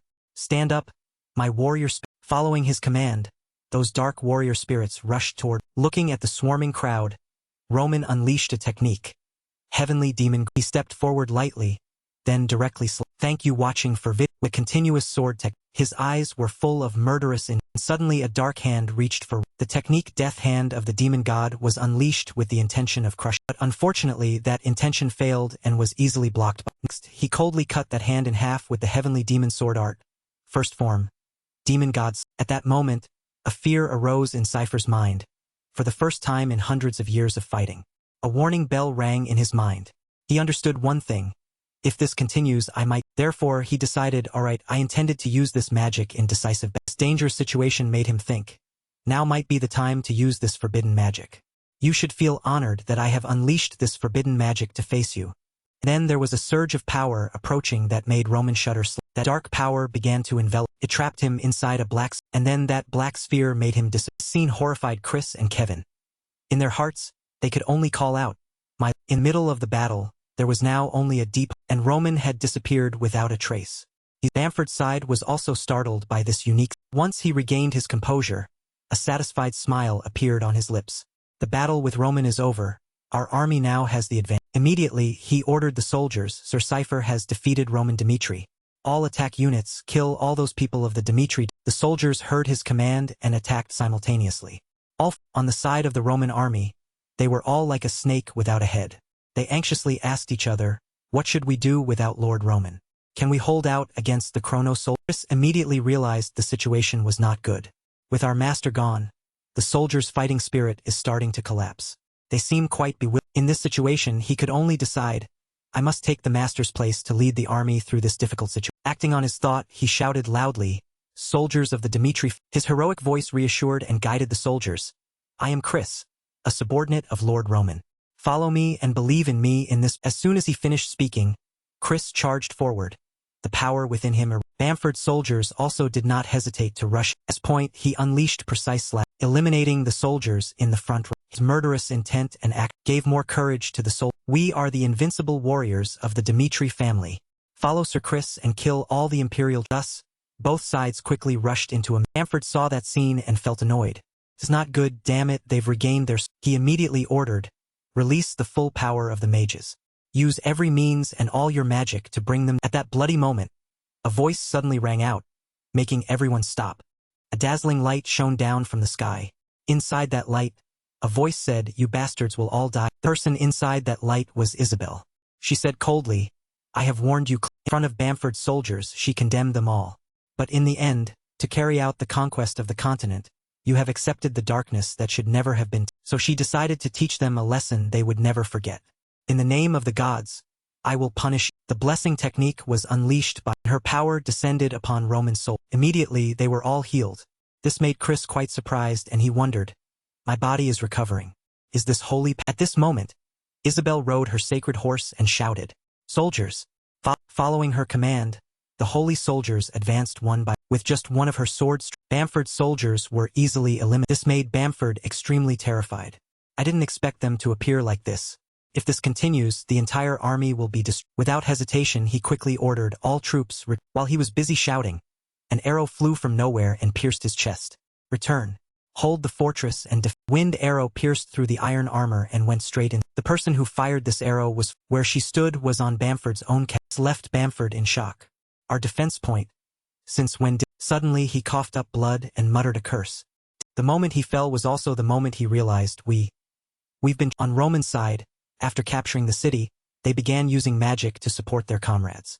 Fire. It could be said that the situation now for the Kronos Empire's army was being surrounded by the mages of the Phoenix Tower in front, thus being in a losing position. They were surrounded from all sides, Behind them, the Dimitri alliance blocked their retreat. The Empire's army was gradually falling into isolation. Chris saw that victory was near. He loudly encouraged the warrior's spirit. The time for victory has tilted in our favor. Destroy all remaining Flora on the wall was also commanding with all her might. The enemy commander has been eliminated. Attack the enemies who are being pushed. This could be called an unpredictable battle. A war that everyone was certain would be a victory for Kronos ended up as a complete defeat for the Empire. Roman's army cheered joyfully after the victory. We have won. Long live Dimitri. This time, Chris was bowing to thank Isabel for her help. Thank you for your assist. However, he did not know who she was, so he asked a bit hesitantly, but who exactly? Hearing him ask, she hesitantly replied. She did not clearly state who she was, but only gave a hint. From the other side of the endless mountains. The only human kingdom still existing in our kingdom. Only then did she introduce herself. I am Isabel, the queen of... At the same time, in a dark place. A gloomy and disgusting alternate dimension. Dark shadow monsters were being created by someone. Everything here is under my control. Even the shadows of death are strong enough that many swordsmen out there cannot withstand. The person who created them was Cypher. Even though he had created such powerful creatures, he never expected that he would one day be defeated. But why am I being overwhelmed? Terrifying surges of power made Roman smile with great interest and exclaim. Unlike his calmness, Cypher was extremely afraid and confused. He loudly questioned, what exactly is that powerful energy you are using? How can this? Roman didn't even bother to answer. He leisurely unleashed the heavenly demon monarch steps. 7. At this moment, he stepped forward and uttered a terrifying introduction. Now is the final technique. A technique that no one in the Central Plains martial world could ever. At this point, the murderous intent in him rose along with a challenge. If you think you're good, then try to block. As soon as he finished speaking, Roman quickly unleashed the technique. Heavenly Demon Sword Art, second half, second. After that technique passed, there was only a hole left on the ground. In that hole was Cypher, beaten to pieces. He could only gasp and wonder, I lost to a power that isn't holy power? Impossible. At that moment, Roman walked over and said, don't die just. He had a question that needed answering. The Kronos Empire already possessed enough power to conquer the continent. Yet until now, it hasn't revealed its true nature, so I need to know. After saying that, his hand suddenly reached. What he was about to use had once terrified the martial world. A demonic art that once plunged the martial world into horror. This thing brings indelible damage. Once these evil enter someone's thoughts, their self-awareness can be disrupted and confused. They might even become a cripple. It is a type of secret art like a double-edged sword. So even Roman felt a burden when used. Now Roman's hand was placed on Cypher's head as he thought, 3 seconds. In that time I must grasp all possible information. In that moment, memories from Cypher's brain were transmitted to him. Sven, Miss. Thank you watching for vid. Suddenly a figure flashed through his mind, making him startled and who is this? That moment, everything shattered and before him was an unfamiliar. This scene made Roman a bit wary and he wondered, is this the entrance to the endless mountain? He looked around and saw everything covered in fog and wondered in confusion. Shouldn't the dark magic of the other world have been broken since Shepard is dead? But why did I appear in this? Thinking it over without finding an answer, he decided, first, I must return to the Dimitri. Later, Roman returned home to the confusion of Hans. Master, weren't you on the battle? Seeing his confusion, Roman calmly explained, I had some personal business. Tomorrow I will leave for... What happened next was that through transmission magic, Roman confirmed Isabel's existence and her victory, and he arranged to meet her in Cairo. However, he still had one thing to finish. Before meeting her, I have one more thing to verify. A few days later at the Dimitri Library, Roman selected a book from the He flipped through it looking for... Finally, he turned to the right page. Inside that page, it recorded the history of a swordsman. A great man. A wandering swordsman who once threw the entire salamander continent into chaos. That wandering swordsman caught the eye of the Kronos and he began his path of promotion, being titled a count after a short time. He lived his whole life for the Kronos Empire and finally passed away peacefully, quietly leaving the flow of... After reading these lines, Roman recognized Sven, the name of the shadow that once attacked him. At the same time, he also learned more. Mystic was a mysterious existence. He developed space-manipulating magic, causing a new shockwave on the continent. But then, at some point, he suddenly disappeared without a trace. Besides that, he also had information. Ellington, a genius mage, the eldest son of the Ellington family from ancient times. Until now, he has been mentioned under many names like Cerrone, Sophie, and Shepard. Even though he had such detailed information, he still wanted to learn more. It's still not enough. I need to confirm one more name from Cypher's, and the information he needed to find was Alexander, the great emperor who founded the light swords. Dark sky gradually covered the imperial palace where Emperor Alexander resided. Inside the room, Emperor Alexander was waking up with a... He was panting continuously as if he had just dreamed of something very terrible. Immediately after, Emperor Alexander called, "Is anyone there?" I'm asking if anyone is. Not seeing any response, he was furious and clutched it. The next morning in the imperial palace, the sound of hurried footsteps echoed continually. It turned out that Marquis Memphis was deep in thought. The great army of 300,000 soldiers of Duke Bamford was miserably defeated by Dimitri. His Majesty the Emperor must surely be furious. Damn that Duke Bamford. He dared to be so confident of victory, so what the hell kind of result is? The scene shifts to the end of the Emperor's meeting. As the door opened, an announcement sound rang out simultaneously. His Majesty the Emperor arrived. In an instant, Emperor Alexander walked in majestic. His cloak fluttered in the... Just as he sat on the throne, Alexander spoke. "I have deeply felt the responsibility for this war, which began from unjust reasons. Therefore I declare an armistice." Hearing this, Marquis Vandenberg lost control and shouted out, "Your Majesty, that... What does that..." Even Marquis Memphis quickly reacted. "Your Majesty, although we failed in the battle with Dimitri, a portion of the troops has been sent to carry out campaigns and is heading toward the kingdoms of Umberto and Now, you're suddenly declaring an armistice?" Their attitude did not make Alexander change his mind. "Are you planning to..." They quickly trembled in fear at his... Next, Memphis wiped his sweat and stepped forward. "Absolutely not, sire. We will follow your Majesty's command and proceed with the army." The unexpected development was decided by the imperial decree of the Kronos. At the same time, with news of victory from the Western Front, the capital of Cairo was in a festival-like atmosphere. The scene shifts to Roman solemnly introducing himself. "I am Roman Dimitri of the Dimitri Duchy." Isabel also quickly replied. "I am Isabel, the Queen of the Lunac." In a luxurious room, Roman and Isabel discussed for a long... Roman slowly brought up the issue. Historical figures who only appear in ancient books like Sven, Mystic, Shepper, and even Alexander are all blatantly existing in Kronos, even though they shouldn't exist in this. He'll ask directly, "What is the truth that Kronos is?" As if understanding his question, Isabel slowly explained. "To understand the truth, you need to know about the holy decree of... From a very long time ago, the door of the world opened, icy coldness froze the entire world, and the calamity left in the world has lasted. In fact, not long after the holy decree was issued, the world tree of Arcadia was also... Hearing this, Roman secretly thought, is Isabel referring to the world tree that Brown once... Unaware of what he was thinking, she continued that calamity wasn't just cold or death. It's what was actually implied through the world. It was a human who fell onto the salamander continent. This shocking information made Roman widen his eyes.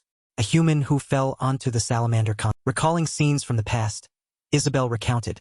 That person carried the ambition of greed, accepted the power of darkness, and swallowed the Kronos. Our ancestors took on the role of protectors through the generations. They tried to restrain that calamity, but now the final limit has been... Roman quickly caught the main point. "Who is that?" Without hesitation, Isabel immediately answered. "He is Alexander, the emperor who enlightened the light of the Kronos. When he appeared, Aura swordsmen were also born, and knights gained the strength they have. Alexander is actually a soul from another dimension who entered this world. A person from another world who knew how to use aura from the... When he first appeared in this world, records say he called himself by a very difficult name to pronounce. That name was Kim Pansiok, a martial artist from the central... While he was picking herbs on the 10,000 Great Mountains, the sky suddenly turned dark with clouds, as if the gods were angry. The sky frantically sucked something. The image of Alexander in the past. Kim Pansiok, who was blankly watching that scene at the time, was sucked into the sky along with it. The fact that Kim Pansiok, a commoner, was chosen was just a coincidence. Suddenly, before Alexander was a worried maid. "Sire Alexander, are you all right?" he asked back in confusion. "My name is Kim Pansiok." For a poor man who was always worried about his daily... Suddenly a luxurious and brilliant life in a new world opened up, along with the high status of a... While devouring food and drink, Alexander happily thought, "How happy this is. I wish all this could last for..." But over time, that happiness began to crack. Alexander was not the firstborn of the main wife. He realized that if the successor to the throne was designated, he might be Having suffered a great shock, Alexander held his head and gritted his teeth. "As just a stupid poor man who knows nothing like me, what can I do? I must find a way for Alexander to..." Suddenly, vivid sounds began to appear in his head. "The heavenly demon descends, 10,000 demons prosper. The heavenly demon descends, 10,000 demons prosper. The heavenly demon descends, 10,000 demons prosper." As if just enlightened, Alexander's eyes widened. There is, on this salamander continent, though magic exists, There is absolutely no martial. If I can use martial arts, then the next throne will belong. From then on, Kim Panseok locked himself in his room every day, trying to recall memories of his past. Suddenly he remembered something. It was the words of a third martial artist who had passed by before. Martial arts is fundamentally simple. You just need to circulate energy in the body. A boastful sentence that anyone could see was just hot air. But to survive, Kim Panseok clung to that. After countless failures, he began to capture slaves and conduct experiments directly on their. When the corpses of the slaves popped up into a mountain-high, he finally witnessed mana gathering at the Dantian and the aura energy began to. Like that, the legend of Alexander swordsman, who previously only knew how to sacrifice themselves at the hands of mages, were once again able to dream of swinging a sword thanks to the great revolution called. Alexander, who was once pushed to the end of the line of succession, quickly seized the position of real. While enjoying glory, Alexander suddenly remembered something. But the aura I invented is just a result of superficially imitating martial arts. When reaching higher realms, those gaps will naturally be revealed. The desire not to lose power gradually turned into obsession and madness. And finally, he faced a new future. If you follow me, I will give you. A dark voice echoed inside. If you follow me, I will give you. The whisper of the demon lasted for about 2 seconds. Alexander immediately dropped his sword to the ground. That day, Alexander threw away his sword and accepted the magic of dark. This is what everyone sees as truth. The truth about aura. After listening to the whole story, a curious voice rang out. So that's why the Kronos Emperor declared an army. Mystic bowed respectfully and replied, yes, it seems that Cypher's destruction caused the link to be cut. Temporarily, control of the physical body has been. It turned out that Alexander was assessing the situation. This kid is really. He had successfully controlled many generations of Kronos Emperors, but the consciousness of the current emperor had yet to Hearing that, Mystic wondered, Lord Alexander, how should we handle Roman founder of Aura? Alexander pondered this question. Roman Dmitri. The man's power was outside his. Furthermore, that power looked like martial arts, so if that's there's a high possibility that Roman is also a reincarnator. Another dimension like Alexander. But unlike him, Roman was a true martial world person who understood true martial. If it was Roman, he wouldn't need to accept the power of darkness like Alexander to stir up the continent once. Alexander wanted to witness that power with his own. Receiving a response from Alexander, Mystic called out in confusion, Lord Alexander. Although he was very worried, Alexander still spoke words of comfort. No need to rush. I acknowledge his existence is a threat. But after all, he's just a swordsman. His aura is limited. There's no need to reveal too much to Mystic. Do you think he is worthy of being my Alexander's threatening question made Mystic tremble as he affirmed that it was impossible, since Lord Alexander had reached the realm of a god. As an immortal, I never dared to think Lord Alexander could be defeated. His flattery made Alexander slowly stand up. Changing the divine decree was no easy task. For now, I will let the situation follow its. But Isabel, the war with that cursed thing will start again sooner. When that time comes, nothing can stop the 1,000-year grand plan of the Kronos Empire. The power radiating from Alexander made Mystic's eyes light. Scene shifts to the conversation between Roman and Isabel. She calmly explained, the reason I revealed the truth to Lord Dmitri is because even without divine power, you still defeated Z. Please lend me your power to save the salamander. Without a moment's hesitation, Roman bluntly refused. It seemed Isabel had anticipated this. Are you saying you will turn your back on humanity? A master negotiator, he analyzed calmly. That is a different matter. Dimitri's enemy is the Kronos Empire. I will push them to their ultimate destruction. But I am not someone who wants to sacrifice myself for the con. In the next moment, Isabel was still trying to persuade him, our goals are aligned. So, isn't there no reason to Contrary to her wishes, Roman's voice rang out, our goals are not the same. Isabel's hands gradually clenched at his decisiveness. Roman, aren't you the warrior sent by God according to the divine? Completely contrary to her expectations, Roman stated firmly, I only want to destroy Kronos for personal goals. If Kronos used the lives of countless people as a condition to threaten you, could you ignore them and behead Alexander? Roman's sudden question made Isabel stammer.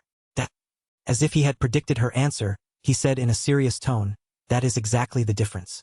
As for me, if that moment comes, I will not hesitate for even a. But that doesn't mean I want to create a bad relationship with the Luna Kingdom. Even if we do not walk together, I will still take down Kronos. That is the only promise I can give you, who has dedicated yourself to Salamander for so. Even though Roman had offered the best possible terms, Isabel's face still darkened. What on earth are you? After the Kronos Emperor's ceasefire order was issued, the situation changed. The scene shifts to the Kronos Palace. Marquis Memphis walked hurriedly and asked Han, what's the situation? His servant quickly replied, we are still carrying out the operation according to plan. Our forces have teleported to the capitals of the Umberto Kingdom and the Odelia Kingdom. Currently, the Odelia troops are inside the city, and we are about to completely annihilate the army of the kingdom that is holding its. In a few days at most, those two kingdoms will soon declare surrender. Hearing this, Marquis Memphis spoke slowly. It's too late for regret. Duke Bamford's army of 300,000 attacked Dimitri, using the guise of an ally to trick and attack Umberto and Odelia. It was a perfect campaign, attacking without shedding a single drop of. Memphis remembered Alexander's image and secretly seethed with anger. And yet, that success was hindered by His Majesty's ceasefire. This chaotic situation made the servant question, "What should we do now?" Memphis continued walking and gave orders. First of all, continue the operation. First, capture Umberto and Odelia. Then, in the ceasefire negotiations with Dimitri, we will use them as hostages to gain favorable. This command terrified the servant, but the emperor's divine decree. Despite disobeying orders, it seemed Marquis Memphis was trying to implement another plan. I will report that matter to His Majesty myself later. Forbidden from revealing. Transmit orders to the commanders. Within 3 days you must completely control Umberto and Odelia. Things will not go your way, Roman. The scene shifts to the Odelia capital, where the panicked voices of people rang out amidst the fires, Your Majesty. At the same time, an announcement sounded. The two main armies of the kingdom have been completely destroyed. Teleportation gate has also completely fallen into enemy hands. There is no longer any way to stop the Kronos Empire soldiers from teleport. The Royal Knight Order has been wiped out by Kronos Knight Order, and the retreat route has been blocked. We cannot escape. Hearing this, the king of Odelia held his head in despair. It's all. Ever since the decision to join hands with Kronos for gain.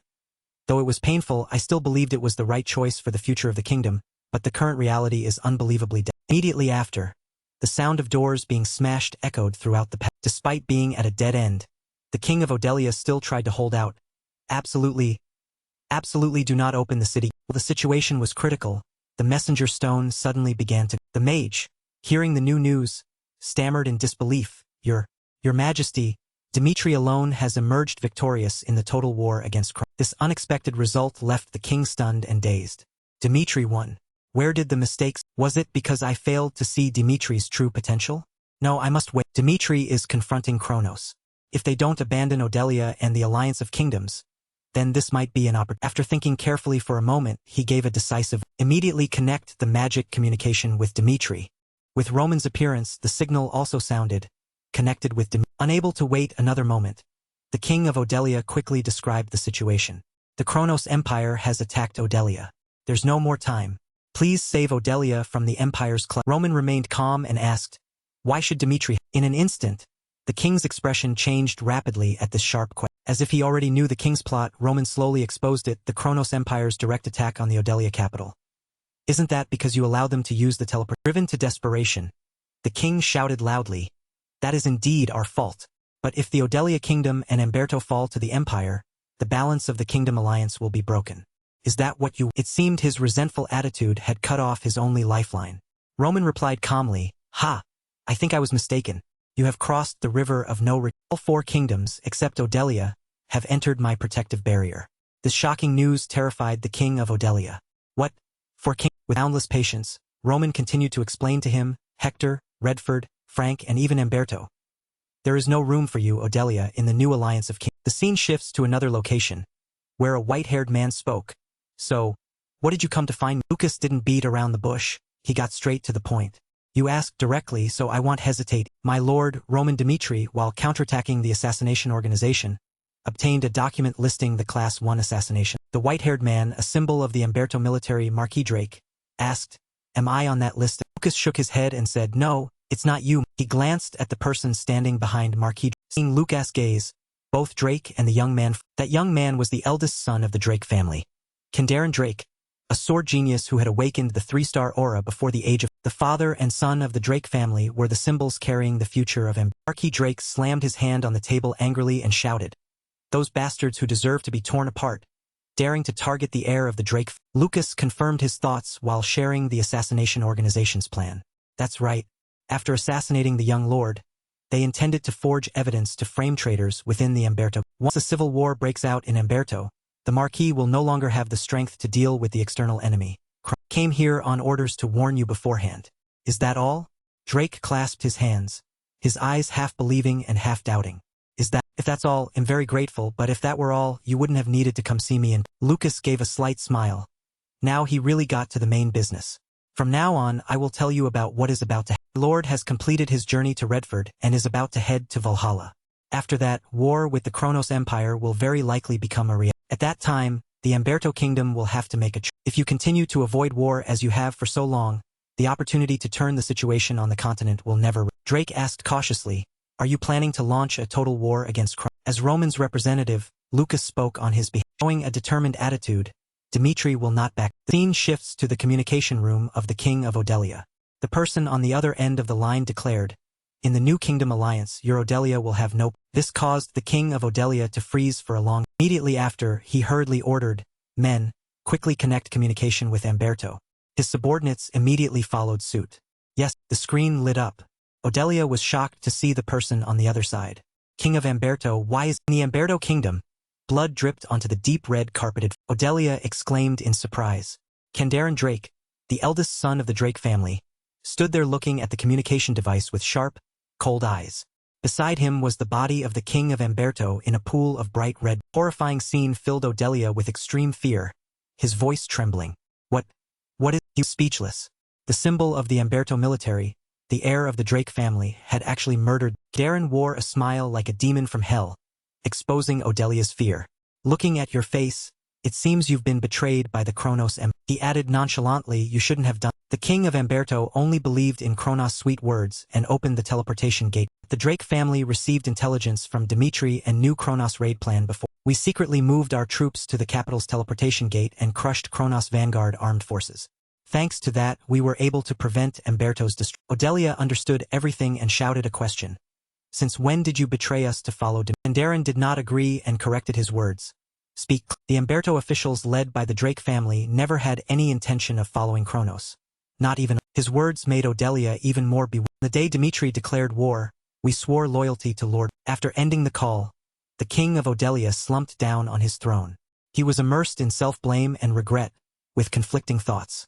So, Dimitri didn't recklessly start a war. He had secured the support of more than half of the kingdoms on the continent and set up this chessboard to prove he could personally overthrow the empire. Outside, Kronos soldiers were violently pounding on the door. In the room, Odelia covered his face and lamented, "Not knowing that, I made such a foolish judgment. I am not worthy of being." He secretly blamed himself. "Father, why did you raise me to be this?" Odelia's father had previously been captured by Kronos. They executed him as a warning to anyone who intended to resist the empire. That was also why Odelia didn't dare to oppose Kronos. At this moment, the palace gates were breached, and soldiers rushed in. The wall has been. Odelia could only hold his head in dejection, accepting his. The scene shifts to the capital Cairo. Cairo was sunny. A beautiful day for peace negotiations. Representative Baron Chacton flashed a very unpleasant smile. This war started from a small Standing before Cairo's young King Daniel, he showed no respectful awe, but instead said flatly, "I understand why you declared war, but it would be better to just declare a cease." His Majesty the Emperor does not wish for any more useless sacrifices, so he made this merciful decision. Daniel remained silent, feeling frustrated. Coming to ask for a ceasefire and yet being so shamed. Chacton even threatened, "If you want to go to the end with Kronos, can you handle the consequences?" He laughed dismissively, "You've only won one battle. Don't think that winning once means winning the whole." Having said that, Chacton looked toward the hostages and haughtily laid out the conditions. "If you accept the ceasefire as a symbol of peace, we will spare the King of Odelia and ensure his." Finally, he raised his voice, "Make a wise choice." Daniel gritted his teeth in anger, cursing silently. This is not the plea of a defeated. However, he didn't act recklessly but turned to ask the opinion of the person standing behind the bamboo screen. "What do you think of the proposal from Kronos?" That person stepped out, appearing before everyone. Lord Roman Dimitri. He walked down the steps and asked a question. "I ask one thing. By what right are you present?" As soon as he saw Roman, Chacton shrunk back. He immediately shouted, "I come here as an envoy. Maintain proper." Roman continued to question him calmly. "The Continental Code clearly stipulates that envoys must be protected. But have you followed the correct procedure?" Roman approached Chacton, every word soft but carrying the weight of 1,000 pounds. "You didn't ask for permission beforehand, nor did you fly a white flag. Furthermore, you arrogantly used teleportation to arrive." His eyes turned cold. "What kind of envoy are you when you arbitrarily break the laws of the continent to..." Finishing his words, Roman reminded him gently, but his eyes said more than just a reminder. "It is still wartime." Baron Chacton fearfully adjusted his tie. That sense of dread just now made him feel as if he had taken a trip to the underworld. Even though no sword was drawn, just a single look was enough to make one. Roman began to radiate pressure. If you want to survive in the heart of the enemy as an envoy, then kneel down as a symbol of surrender. However, thinking of the empire backing him, Chacton shouted a question, trying to use his voice to drown out the fear in his heart. I am following the decree of His Majesty the Emperor. Do you really want to drag the relationship with Kronos into a quag? Roman folded his arms and leisurely gave an example. What if a single kneel from you could be exchanged for a peace treaty? Chacton hesitated. Seeing that he had no sincerity, Roman didn't hesitate to intimidate him. If you want a peace treaty, then your attitude should be clear. If not, I will take your head as evidence of our determination. Chacton gulped in fear. This guy. He's truly in. Roman reached out his hand as if to grab Chacton by the. A black energy hand appeared following his move. As the hand drew near and began to close, only one thought remained in Chacton's mind. This threat could lead to escape it. There was only one way. He immediately knelt down to beg for mercy. Please forgive me, he screamed in fear. I should have strictly followed the regulations for enro. Immediately after, he knelt down to beg for mercy. I forgot that our two countries are in a brutal. Please forgive me.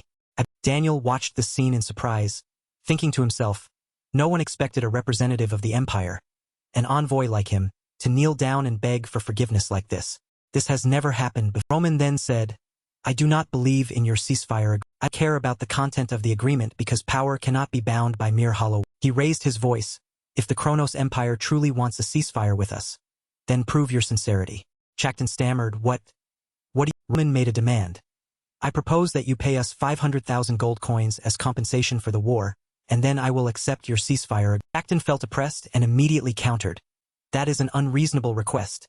Roman gave him a sharp glare. Many innocent civilians and countless soldiers have died in this. Our country must prove to its people that the sacrifice of their loved ones was not in. Gave him no chance to negotiate. If you do not accept this condition, the war between both sides will. Chacton saw a detail that had been overlooked and was confused.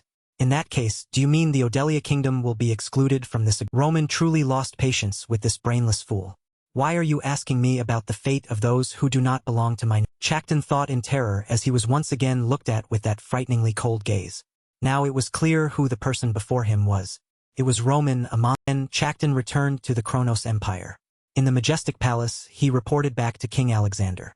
That is the current situation of the negotiations, Your Majesty. He knelt respectfully on the ground, bowing his head deeply. If Your Majesty gives the order, I will ignore those meaningless negotiations and show this entire continent the true horror of our empire. On the throne, Alexander was extremely disappointed with the useless subordinate below. He propped his head on his hand, his voice calm but containing immense pressure for the listener. Baron Chacton, I clearly ordered you to successfully bring us an advantage in these negotiations. Chacton was startled, looking up slightly as he heard the next words. The thing that makes me angry here is not just Roman Dimitri's arrogant request for 500,000 gold, but the fact that you knelt and pleaded before. Your pathetic weakness is the real reason I am furious. Having said that, he waved his hand as a. Immediately, the two guards standing there drew their swords, making his face turn pale. He screamed in fear, begging, I have committed an unforgivable sin. Just once, I beg you. Forgive me just this. Alexander's eyes held danger. The ceasefire. I will use it as the final stage in the conquest of the In the future, I imagine for Kronos, there is no place for those who damage the reputation of the empire. Finally, he lowered his hand to give the order, even in death.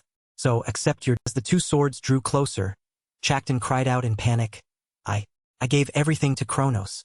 I followed your orders like a. Blood sprayed out, his resentful screams still echoing.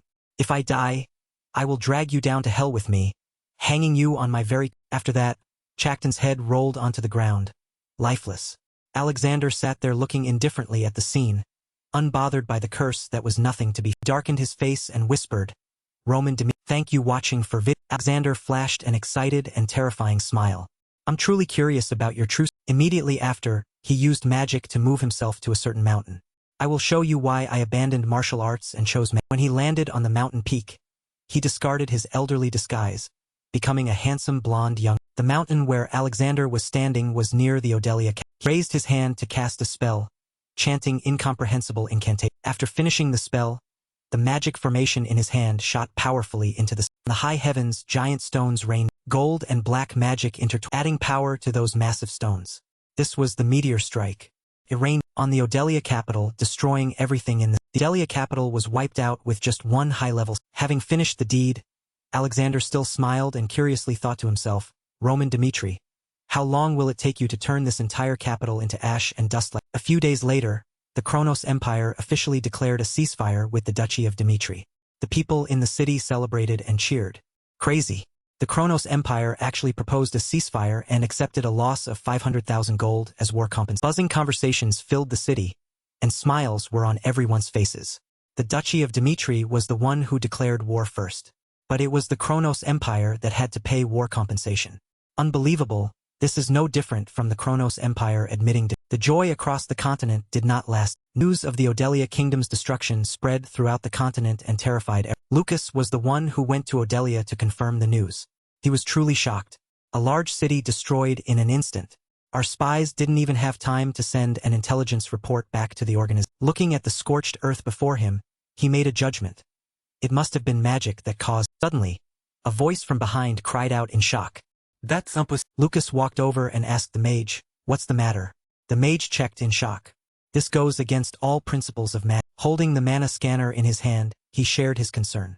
Even scanning the residual mana left after the battle in the capital is enough to overload and explode the mana. The mage was terrified of his conclusion. Eighth circle magic is nothing compared to the magic used. These words also stunned Lucas. Stronger than eighth circle magic. Afterward, Dmitri, Cairo, Hector, Redford, Frank, and Amberta representatives from 6 kingdoms gathered. Except for the destroyed Odelia kingdom, Frank expressed his concern. According to witnesses, a giant object fell from the sky and destroyed the capital in an instant. He was afraid. No one in this world has such. Edwin analyzed calmly. Odelia's destruction is a sign to us that the Empire signed the peace treaty not because they were. The destruction of the Odelia kingdom is a warning the Empire sent to all. Roman added, let's not be deceived by the word peace. The Kronos Empire will continue to declare war when they are. Edwin asked, Lord Roman, do you think we have a chance to defeat Roman wore a mysterious smile. He shared his thoughts straightforwardly. It's true that although we gather under the name of the Kingdom Alliance, I am not forcing anyone to sacrifice themselves in the. Roman's gaze suddenly became serious. He declared, however, this war will continue. It's just a matter of sooner or later. When that time comes, you will all be in danger.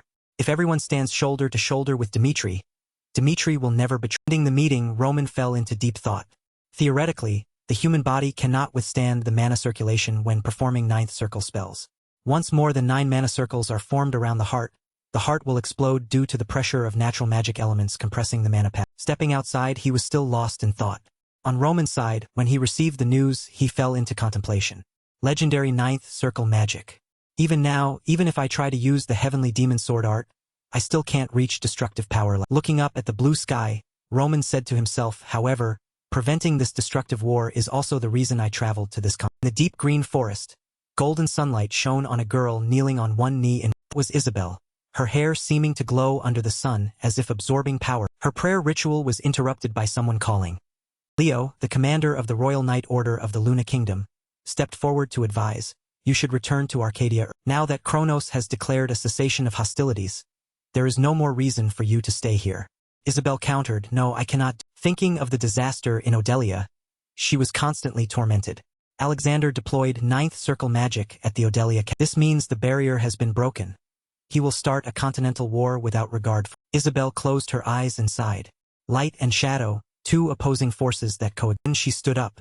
As his power increases, I have also possessed corresponding power. The problem is to block the appearance of the one who gave him that. Isabel concluded, because that is my. Leo followed behind, showing his loyalty. I, as the commander of the Royal Knight Order, will stay by the Queen's side until the very. Isabel turned her head and smiled radiantly. The scene shifts to the Duchy of Dmitri. The army. Dmitri has withdrawn to the Duchy of Dmitri. Hans stepped out to greet Roman, his eyes brimming with tears, his voice trembling. Young, he announced, Henderson has fallen. This news left Roman. He stepped into the mortuary, staring blankly at Henderson lying still, no longer. Roman ordered, from now on, Start arranging the memorial service for those who have sacrificed. The fallen soldiers were brought to a large square for mass cremation. Roman and the officers all solemnly participated in the memorial service. The cries of the people who lost their loved ones echoed throughout the wives who lost their husbands could not help but slump down and sob uncontrolled. The flickering flames gradually burned the heroic spirits into. Roman was silent, his emotions, memories of his past life flooded back. Standing on a high cliff, he had once asked Wang Ma, his loyal subordinate, "The conquest of the martial world is very close. You have accompanied me through so many years. Are you truly satisfied living only for others?" At that time, Wang Ma had replied innocently, "Please don't use the word others. From the moment the Lord reached out his hand to me, the Lord became my whole life, my only." Roman was not too happy hearing those words. "You say such meaningless." Wang Ma had very confidently said, "Just wait and see. I will survive to the end and stay by the Lord's side." Witnessing that dream become a reality. But when the Lord achieved the goal of unifying the martial world, he was no longer returning to reality.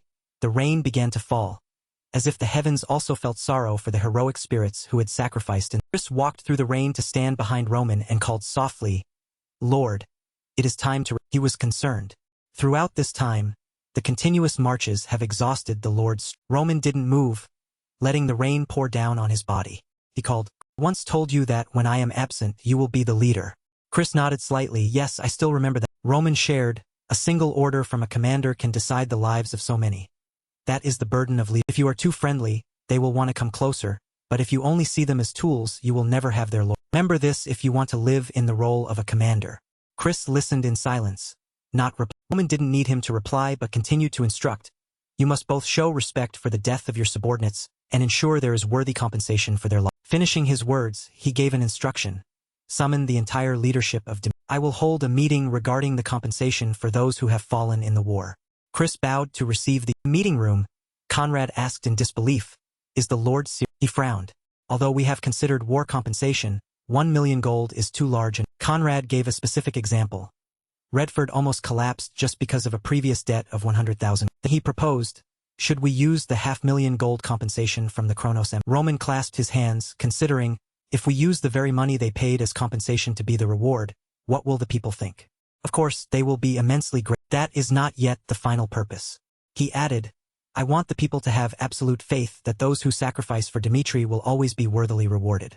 That is the big." Roman introduced a new policy. From now on, Dimitri will apply a national merit system, not only for those who have, but also those who have achieved great feats like Henderson will be honored as national heroes and receive worthy rewards by using this entire 500,000 gold as compensation. Cairo has agreed. They also committed to shouldering the remaining 500,000 gold. This is what the warriors did. His eyes darkened. "We have lost too much to." Roman thought of the fallen subordinates.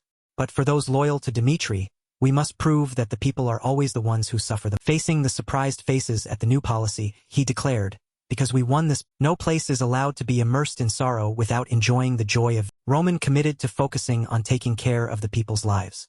The duchy leaders all wholeheartedly supported him. "We obey your order." Scene shifts to a small house in the. Chloe's painful tears fell. "You are truly a cruel." Henderson and Chloe were just a simple farming. Her husband had once shared a distant dream that he didn't want to be a farmer but wanted to become a warrior. He once excitedly promised her, "Chloe, I truly admire young Lord Roman. Therefore, for the sake of the young lord and our family, I will become strong." The son was very happy. "Father is so great." And Henderson also didn't spare words to encourage the boy. "My son is wonderful." Despite fearing the dangers, he always shone with sincere happiness. And yet now all that remained was the past.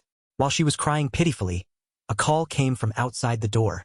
"Mistress Chloe, are you?" Chloe went to open the door and was given a gold medal. "This is the reward for the national hero." She couldn't hold back her tears, her body trembling slightly. He really contributed to Dimitri. Chris was not good at comforting. Instead, he expressed his gratitude. Of course, without Henderson, even more people would have. Saying that, he pointed to a large chest placed nearby. "And this is the reward for a national hero. Please take a." Chloe opened the chest and was astonished by the gold inside. She was confused. "Lord," she repeatedly waved her hands. It seems you've brought the wrong chest. Just a glance shows hundreds of gold coins. Could you really mistake such a large sum?" Chris affirmed. "It's not a mistake." Chloe was stunned. Chris explained, "The Lord has decreed that Henderson deserves that honor and treatment. So please live a happy life with." Hearing this, Chloe was both moved and pained. She slumped down in heartbreak and cried aloud. "Oh my hu-" A Dimitri tavern. There was the sound of buzzing conversation. Did everyone hear? Dimitri has allocated up to 1,000,000 gold for war compensation. They talked among themselves about Roman's family. Truly unbelievable. Besides the amount received from the Kronos Empire, they added another 500,000 gold. It's true that Dimitri is wealthy thanks to the iron mines, but that much gold is truly unexpected. Suddenly, a young man mentioned, "Has everyone heard about Chloe's?" He provided shocking news. That family has been recognized thanks to Henderson's achievements. Dimitri not only named him a hero of the country but also rewarded them with 300 gold. His drinking buddy heard that and speculated, this is a state system where the families of those who serve the country will be taken care of by the government for life. Even Kronos doesn't treat their people that way. At that moment, a shout rang out. The son of a farming family loudly declared, "I have decided to enlist in the Dimitri." These words of his shocked his father to the point of stammering. What are you saying? You're just an ordinary." Seeing that his father wanted to stop him, he spoke up, arguing that Henderson was also just a farmer. Initially, he couldn't even swing a sword correctly. At the same time, he argued, but under the guidance of Lord Dimitri, he has now become a great sword. From those things, he became determined. There's no reason why I can't do the same. I want to become like Henderson. From that moment on, people would later call the social phenomenon occurring at that time. Every house with a son wants to join Roman's army. Mother, I will definitely return with success. I will definitely become a Dimitri soldier no matter what. For that reason, a syndrome was born. That syndrome was called Henderson syndrome. In Hector Kingdom, Edwin spoke up, asking, has everyone heard about Dimitri's war compensation? The king of Hector heard this and then exclaimed, yes, Dimitri finally defeated Kronos and forced them to accept a ceasefire. He is truly an extraordinary. Hearing the old man speak, Edwin spoke slowly with a sharp tone, affirming Hector can no longer turn. Furthermore, he added, Hector cannot coexist under the same sky as Kronos. Therefore, let us cooperate with Dimitri to achieve great things. The king of Hector naturally had no objection and agreed, I understand. Next, he announced to the court, from this moment on, Hector will prepare for war against Kronos. At the same time, in the Redfort Kingdom, the king of Redfort grandly stated, our Redfort Kingdom owes a great debt to Lord Roman and Dimitri. He loudly affirmed Roman's help. If not for him, our Redfort would have been on the path to destruction. Saying this, he firmly ordered, everyone remember this. The moment Dimitri orders war, we will swing our swords. Naturally, none of his soldiers objected, but instead shouted in unison, for a strong Redfort. May the gods bless Dimitri. At that very moment, in the Cairo Kingdom, the Umberto Kingdom, and the Frank, and only in the aforementioned kingdoms, the situation in other kingdoms was. At time of the First Continental War, the current situation was that Kronos had tasted defeat for the first time, and Valhalla continued to observe from the outside. A new alliance was formed with Roman as the Old Kingdom alliance had transformed into a new alliance. Dimitri, Hector, Redfort, Cairo, Umberto, Frank, all gathered around Dimitri. Time passed until about half a month later. A piece of paper was posted on the notice board with the content, recruiting personal soldiers for Roman Dimitri. This recruitment announcement had a requirement. Only those not currently on the payroll of the Dimitri territory are eligible to. However, there was still a private path for those who wanted to be Roman's personal guards.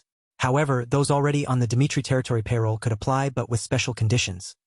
They had to change their status by passing specific exams. This announcement made all the trainee soldiers happy. Finally, an opportunity to become a personal soldier of Lord Dimitri. They spoke loudly to each other, even the soldiers currently in the Dimitri army will apply. So the competition will be very. Seemed the desire to be Roman's personal guard was very intense in them. Please, this time I must pass. And so, as soon as the news of recruiting personal guards spread everywhere. Not only Dimitri but the entire Salamander continent began to burn with. Right at that time, in the prestigious Klee family of Valhalla, a letter placed on the table made the Count of Valhalla wonder. What is this? A tall young man respectfully explained. As you can see, this is a resignation letter. He was Logan, ranked 19th in Valhalla. And the reason he wrote this resignation letter was, I find that I can no longer fulfill my ideal. Naturally, the Count of Valhalla did not agree. He tore up the resignation letter and shouted, no, absolutely. Then he indignantly questioned Logan, where is that person? Who dares to snatch a great swordsman from our family? Is it the Hanton family or the Marco? Facing this anger, Logan remained calm and stated, I am not transferring to another family in Valhalla. Hearing this, Count Valhalla asked in a low voice. Then Logan immediately spoke in a serious tone, my lord, he said, the sight of Roman Dimitri proving his worth at the festival has not yet left my. Furthermore, he claimed that today's Valhalla has lost its inherent romance. This land can no longer maintain the honor of its war. Before the confused and shocked gaze of Count Valhalla, Logan bluntly declared, no matter what conditions you offer, You cannot sway my Having said that, Logan turned to leave. My dream as a warrior now belongs to Divinity. However, Logan still left behind a word of gratitude. Thank you for everything from the beginning until this. Logan's departure made Count Valhalla panic to the point of screaming. Logan. At that time, in a tavern, swordsmen were chatting with each other. I used to be a knight for a wealthy family in Umberto. But after hearing about how Henderson was treated, it all seemed meaningless. Suddenly, there was a bald swordsman asked the person next to him, "You look like someone who has experienced the battlefield. Where are you?" The person replied coldly, "From Frank." Hearing that, the bald swordsman asked in surprise, "Huh?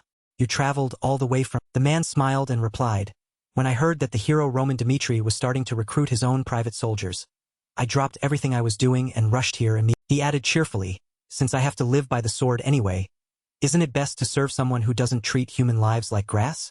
His words received a loud laugh of agreement from the bald swordsman. While he was also explaining his own reason for coming, he suddenly saw something. From Hector.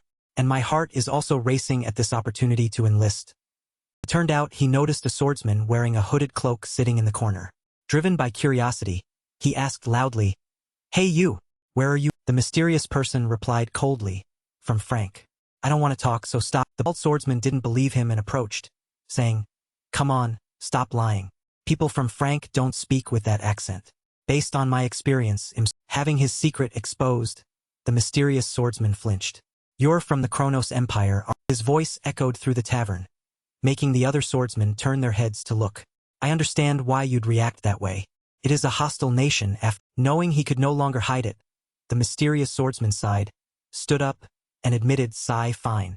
I am indeed from Kronos," said firmly, "but am fed up with Kronos' cruel." With sincerity, he asserted, "At least as a father, I realized I couldn't raise my children in such a wretched." Saying this, he tightly gripped the necklace around his. He continued his story, "And so, I fled with my family in the middle of the night."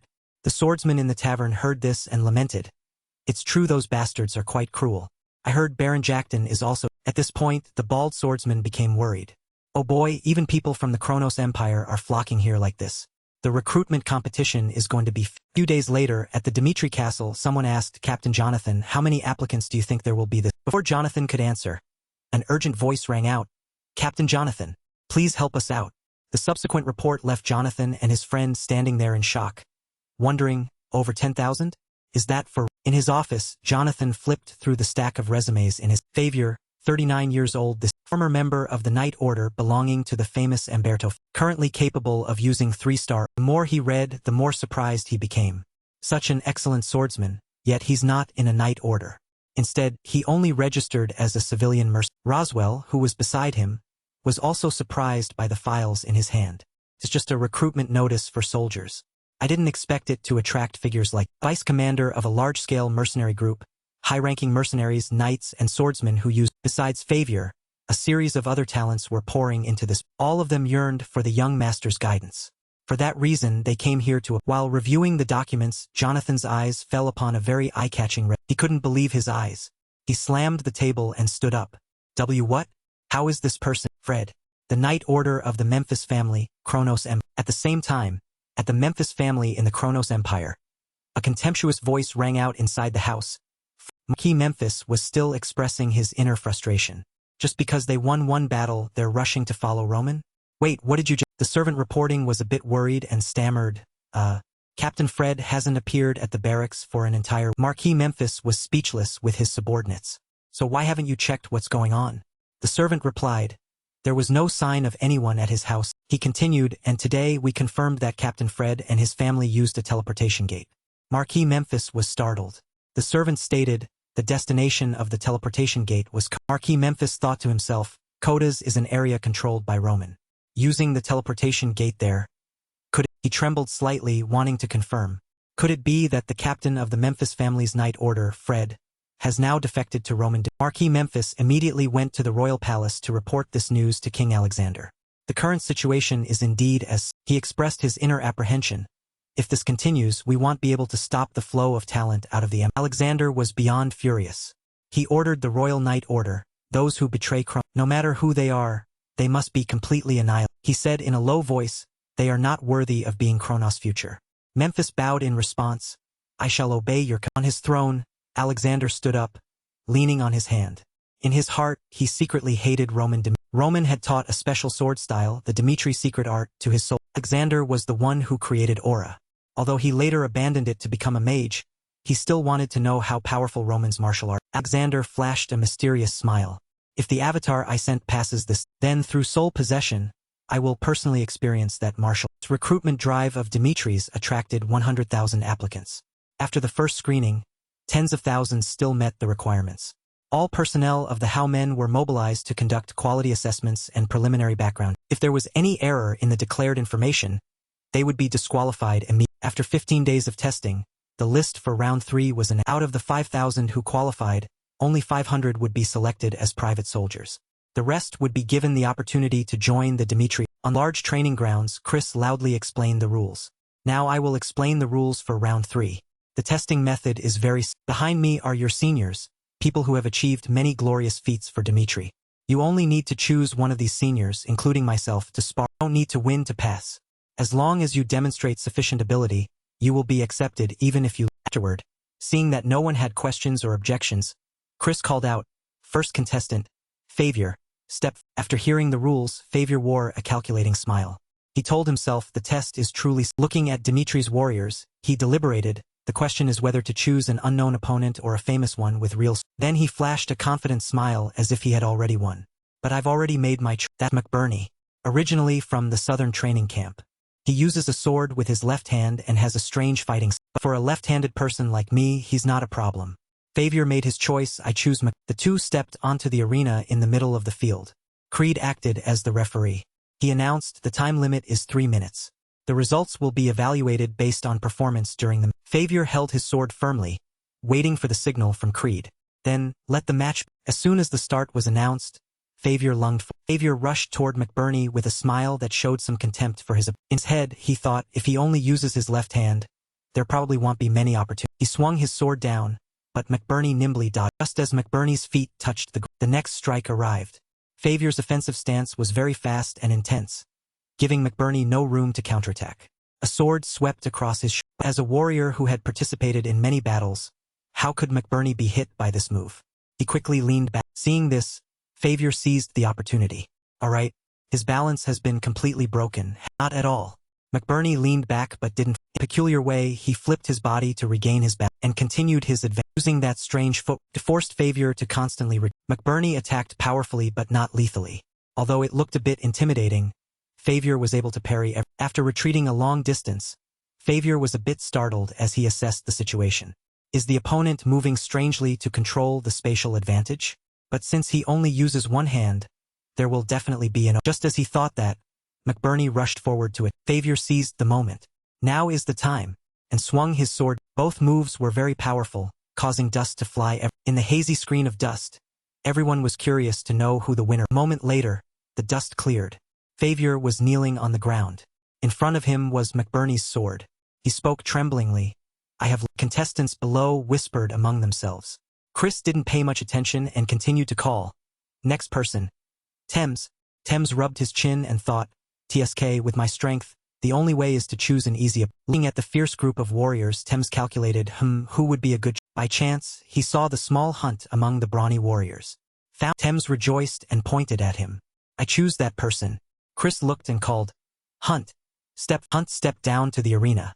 Thames looked at the small young man in front of him and wore a smug smile. Struck gold. That name sounds unfamiliar. Fred watched for a moment and then commented he will probably be disqualified. The person next to him was surprised. Oh, looking at his physique, he seems quite. Fred analyzed. Roman soldiers served on the southern front. The west was the Valhalla campaign. They haven't lost a single battle. In other words, the weak couldn't have survived until. In the arena, Chris announced, the match begins. Immediately, Hunt rushed forward and attacked like a storm, making Thames dodge frantically. Fred evaluated coolly. People still haven't grasped the meaning of this. Thames had just taken a kick to the. If you only focus on the opponent without correctly evaluating your own ability, you won't be able to pass round. The mess body collapsed to the ground. Result was clear. Thames was disqualified. Everyone gasped. Incredible. Such a small body, yet he defeated. Hunt asked indifferently, next, is there any other fool who wants to challenge? This immediately provoked the surrounding swordsmen. What did you say? You insolent. Someone spoke up. I would like to challenge. The man's body was like that of a giant. Hunt smiled with. Following that was a series of thuds, kicks, and groans from the opponent. Ugh, gah. From above, Fred watched the situation with a frown. Those who are overconfident in themselves and look down on mercenaries have all been automatically disqualified. As soon as the command "next" rang out, Fred didn't hesitate to rush down to the field with determination. If I want to be qualified, the only way is to prove my own. If so, just as he stepped onto the field, he said, "I choose you." Creed accepted. Thank you watching for Finishing his cloak, Fred reflected on his journey. As the captain of the Memphis family's Night Order, I have walked the path of I am ranked 10th in the Kronos Empire. But to shed the stigma of coming from the Empire and submit to Dimitri, I need to make a strong That's why he was here now, pointing his sword at Chris said casually, "Give it your all, Captain." Immediately after the command start, Fred lunged forward. Similarly, Chris immediately rushed, charged toward Chris' sword pointed directly at Fred. Fred swung his sword with difficulty to block. He finally succeeded in breaking them. Before long, Fred activated his eyes were full of killing and he let out a loud cry and charged. The energy of both sides collided, emitting a blinding. When both sides seemed to be at a stalemate, Chris suddenly he shattered the formation they had just created. Rocks and dust flew in all directions. Fred thought in shock, Chris' aura clearly hasn't reached 5 stars yet. So how can he have destructive power equal to Dimitri is truly an incomprehensible, but for the sake of my family, I cannot back down.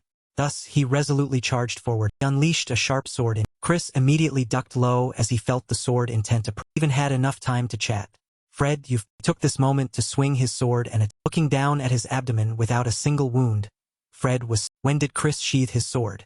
Of course, Fred still took a blow that damaged his internal energy. The result was lying on the bed. Fred stared blankly. My decision was right. Dimitri is the only power that can stand against the Kronos Empire. He went back outside. Everyone was, he speculated, fighting both Kevin and Chris at the same. Kevin exuded a murderous, raising his shield to defend in. His opponent was the 19th rank of Valhalla, the sturdy steel armor Logan. Fred recognized this. That wasn't what he cared about. Fred looked around. Then who is the one who chose Chris? Suddenly finally it's my turn. That was the 3rd rank of Valhalla, ranked 6th on the entire continent.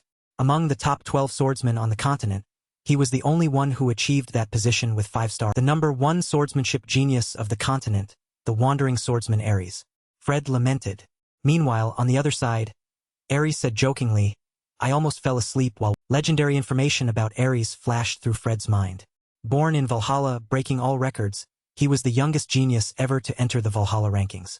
He was called the continent's number 1 genius because he had overcome swordsmen with stronger aura than himself, not by the power of his aura, but by the swordsmanship he created him. Even the Emperor of Valhalla had gone to great lengths to recruit him for decades, but he had never been loyal to. Though Ares was from Valhalla, he was a wandering swordsman who didn't belong to any. Yet such a person is participating in young Master Roman's recruitment? Jonathan thought anxiously, no matter how I think about it, this is a breakdown of the battle. Ares silently swung his sword and rushed. The two sides began to Chris struggled to parry. He thought, he is completely different from Diego who only knows how to crush people with his swordsmanship capable of rivaling the Shura swords. Both were thrown back after the initial terrifying and taking this moment, Chris smugly discovered he immediately launched his best, came right over Ares' head. On the contrary, Ares chuckled as if he had successfully baited and rushed up at lightning speed. His figure was a blur, making it difficult to pinpoint his look. Chris was shocked. Has he caught up to the speed of my strike that no one has been able to follow until now? As expected, Dimitri's lightning bolt is not just a hollow. Ares called out invitingly, please don't disappoint me until the very. A sense of unease rose within Chris. He knew if my sword's path deviates even a little, I will be the battle on Kevin's side was just as intense. Thank you watching for vid. Someone commented fairly to create such destructive power with that level of aura. As expected of Logan. The name sturdy steel armor is not wrong. Perhaps today the 2 pillars of Dimitri, Kevin will fall. Kevin panted heavily with exhaustion. His eyes unconsciously flickered with self. At the same time, Logan said with a face full of confidence, all right, the winner of this round will be. Ken gritted his teeth, struggling to defend against his opponent's. His eyes widened in surprise. Then he was quickly blown away by blood sprayed from Kevin's mouth. He clenched his jaw and coughed a few times. Not stopping there, Logan rushed in with intense momentum to attack. Under Logan's feet, a blinding golden light. Kevin gripped his sword tightly. His eyes turned toward the 5 swords. Those swords represented the Lord, not Chris, and not for 5 swords were slammed hard into the ground. Kevin believed, It is I who am worthy of becoming the sword that acts on the Lord's behalf. Kevin regained his spirit. He gritted his teeth and a smile touched the corners of Kevin's mouth. He held his sword tightly against his chest with determination. Therefore, Logan, I will defeat you so the world must acknowledge my existence. Logan was shocked, his mouth agape. Smiling? Let's see if you still have time to. Light exploded. Earth and rocks flew Kevin's entire body released a violent energy. He shouted his technique. First form. 1, 2 great powers met, creating a terrifying earth. Logan couldn't believe his eyes. Gah! You endured this. Kevin began to counterattack. Now, finally felt intimidated by Kevin's eyes glared. With a face full of determination, he said, then this time, it's your turn to try and block. Second form. 1 strike. As soon as the words left his mouth, a terrifying sword line slashed across. Kevin's eyes shone brightly as he frantically slashed at him. This too. This too.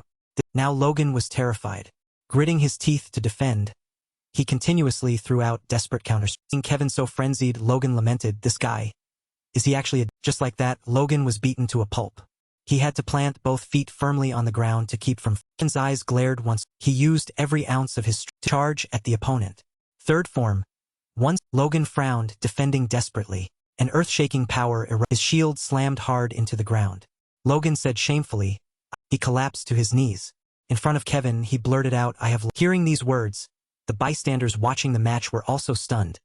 Their mouths... Kevin breathed a sigh of relief. Suddenly, Kevin yelled out at the top of his lungs. Sir Chris turned back, startled. Ken gripped his sword. Kevin smiled and declared, if Sir Chris is defeated, then I will be the next one to... Kevin's pupils dilated.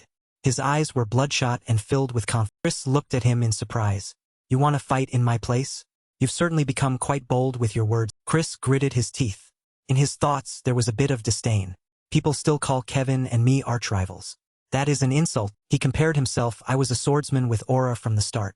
Kevin is just a child from the... Chris gripped his sword. His whole body began to explode with power. The one who stands second beside Dimitri must be me. Ares stood on his side, observing Chris exploding. Sharp sword strike was slashed into the... Chris lunged toward Ares like a moth to a... However, Ares still stood there calmly to receive the... Facing the danger, Ares smiled as he realized. A new technique combining an aura burst with close quarters. Chris was lunging down from a... Thank you watching for vid... When the tip of the sword was close to Ares, his expression remained unchanged. The boom, an earth-shaking power sent rocks and flying everywhere. Light enveloped the surround, but Ares had nimbly somersaulted in the air, easily dodging the... His feet landed firmly on the ground, and using the speed, he leaped high into... In an instant, Ares was face to face with Chris, leaving Chris stunned with his mouth agape. Chris frowned. His face stiffened as he wondered. This guy's speed has almost caught up. Without waiting for Chris to react, Ares swung a counter. A sharp blade mark flashed across Chris' face. Chris gritted his teeth to dodge, but he was still slightly in. Thus, the fierce battle continued. Both sides struck each other violently. Chris' attacks were all nonchalantly dodged by Ares. Ares even flashed a cold. The two sides fought intensely. Neither wanted to. Ares chuckled to himself. Apart from the Lord, I have never seen anyone use swordsmanship to this extent. The title of swordsmanship genius is indeed not a baseless. Ares smirked, revealing a wicked nature. It seems I have seen enough of your strength. Let's end it. Chris was momentarily terrified. Suddenly Roman appeared. His face darkened as he said. He crossed his arms and announced, the test ended. Two stopped their battle and looked toward. Ares saw Roman, and his eyes suddenly lit up as if seeing an old lover. Roman frowned as he observed the opponent. Ares was part of a certain... Through Roman's eyes, Ares' internal structure was automatically seen through. He doesn't follow the usual aura system of swordsmen but has created his own path. Ares spoke. Being able to meet Sir Roman Dimitri is truly an honor. Ares' eyes suddenly flashed with blue power. With a radiant face, he suggested, even though it's our first meeting, I have a bold request.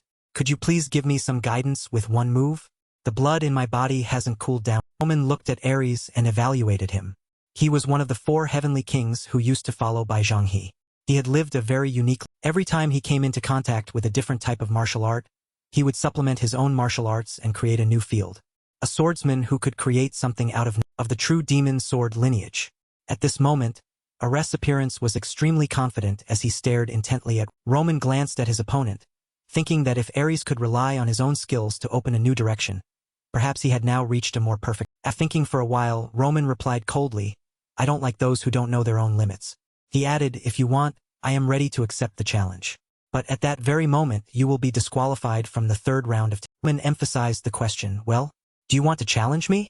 Hearing this, Ares remained silent for a long. His face began to drip with sweat as he thought, just because I'm someone who likes to break rules, even if I'm the continent's #1 genius, he doesn't. Ares carefully gripped the sword at his hip in defense.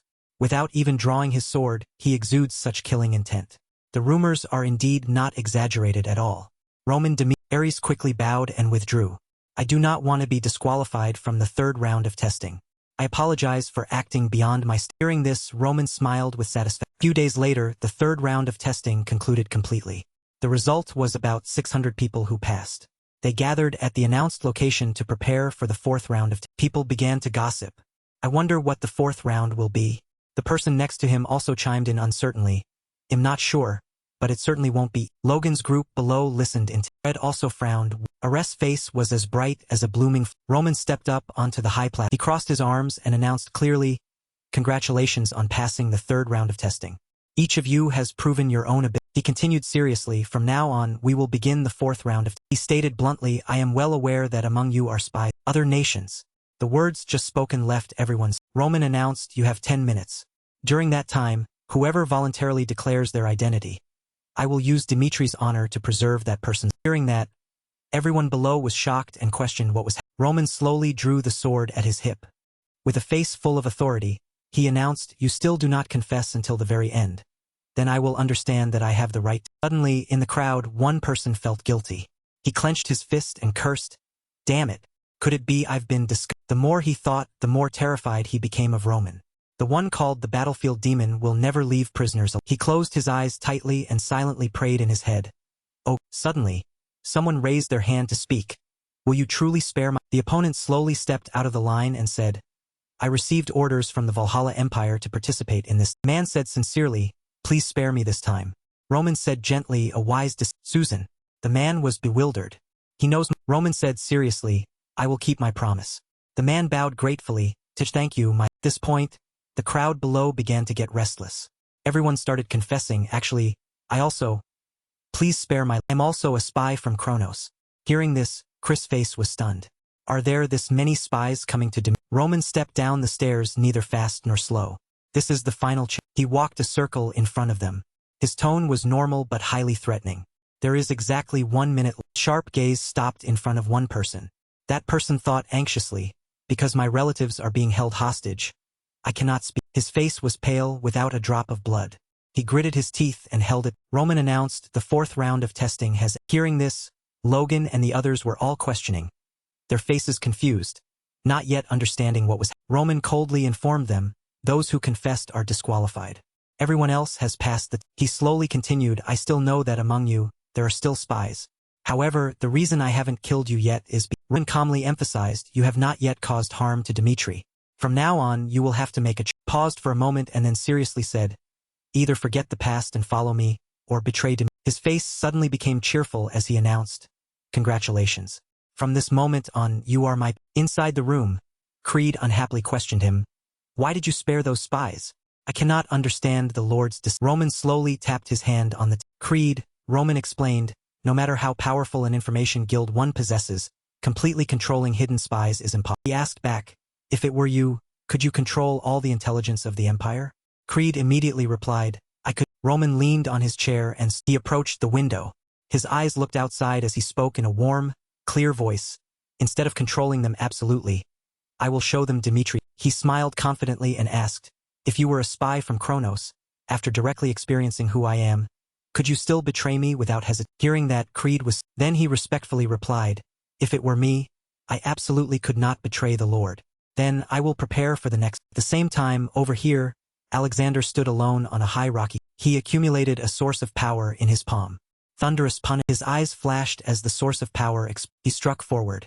A blinding, terrifying screen of light was source of power created a horrifying explosion. Earth and rocks were He smirked with pleasure and then softly called Roman's name, Roman in front of Alexander. The fertile land from just a moment ago had been scorched by his power. He said confidently, I wonder if you can endure this. He smiled smugly. My pieces have successfully infiltrated Dimitri. Before long, they will provide me with information on his martial. I'm the one who gave birth to Aura. I will expose the meanness of your martial arts to I will erase your existence to prove that my choice of magic was absolutely. Behind him, a time portal suddenly. A person stepped out from it, holding a secret letter, and said, Lord Alexander, someone sent the Dimitri. Alexander was surprised. He quickly opened the letter to read. Invite the Kronos Empire to attend the Swordmaster Conference. He intends to organize a Swordmaster Conference. Alexander clenched his fist. A blinding aura even erupted around him. He smirked wickedly. What kind of arrogant game are you playing now, Roman?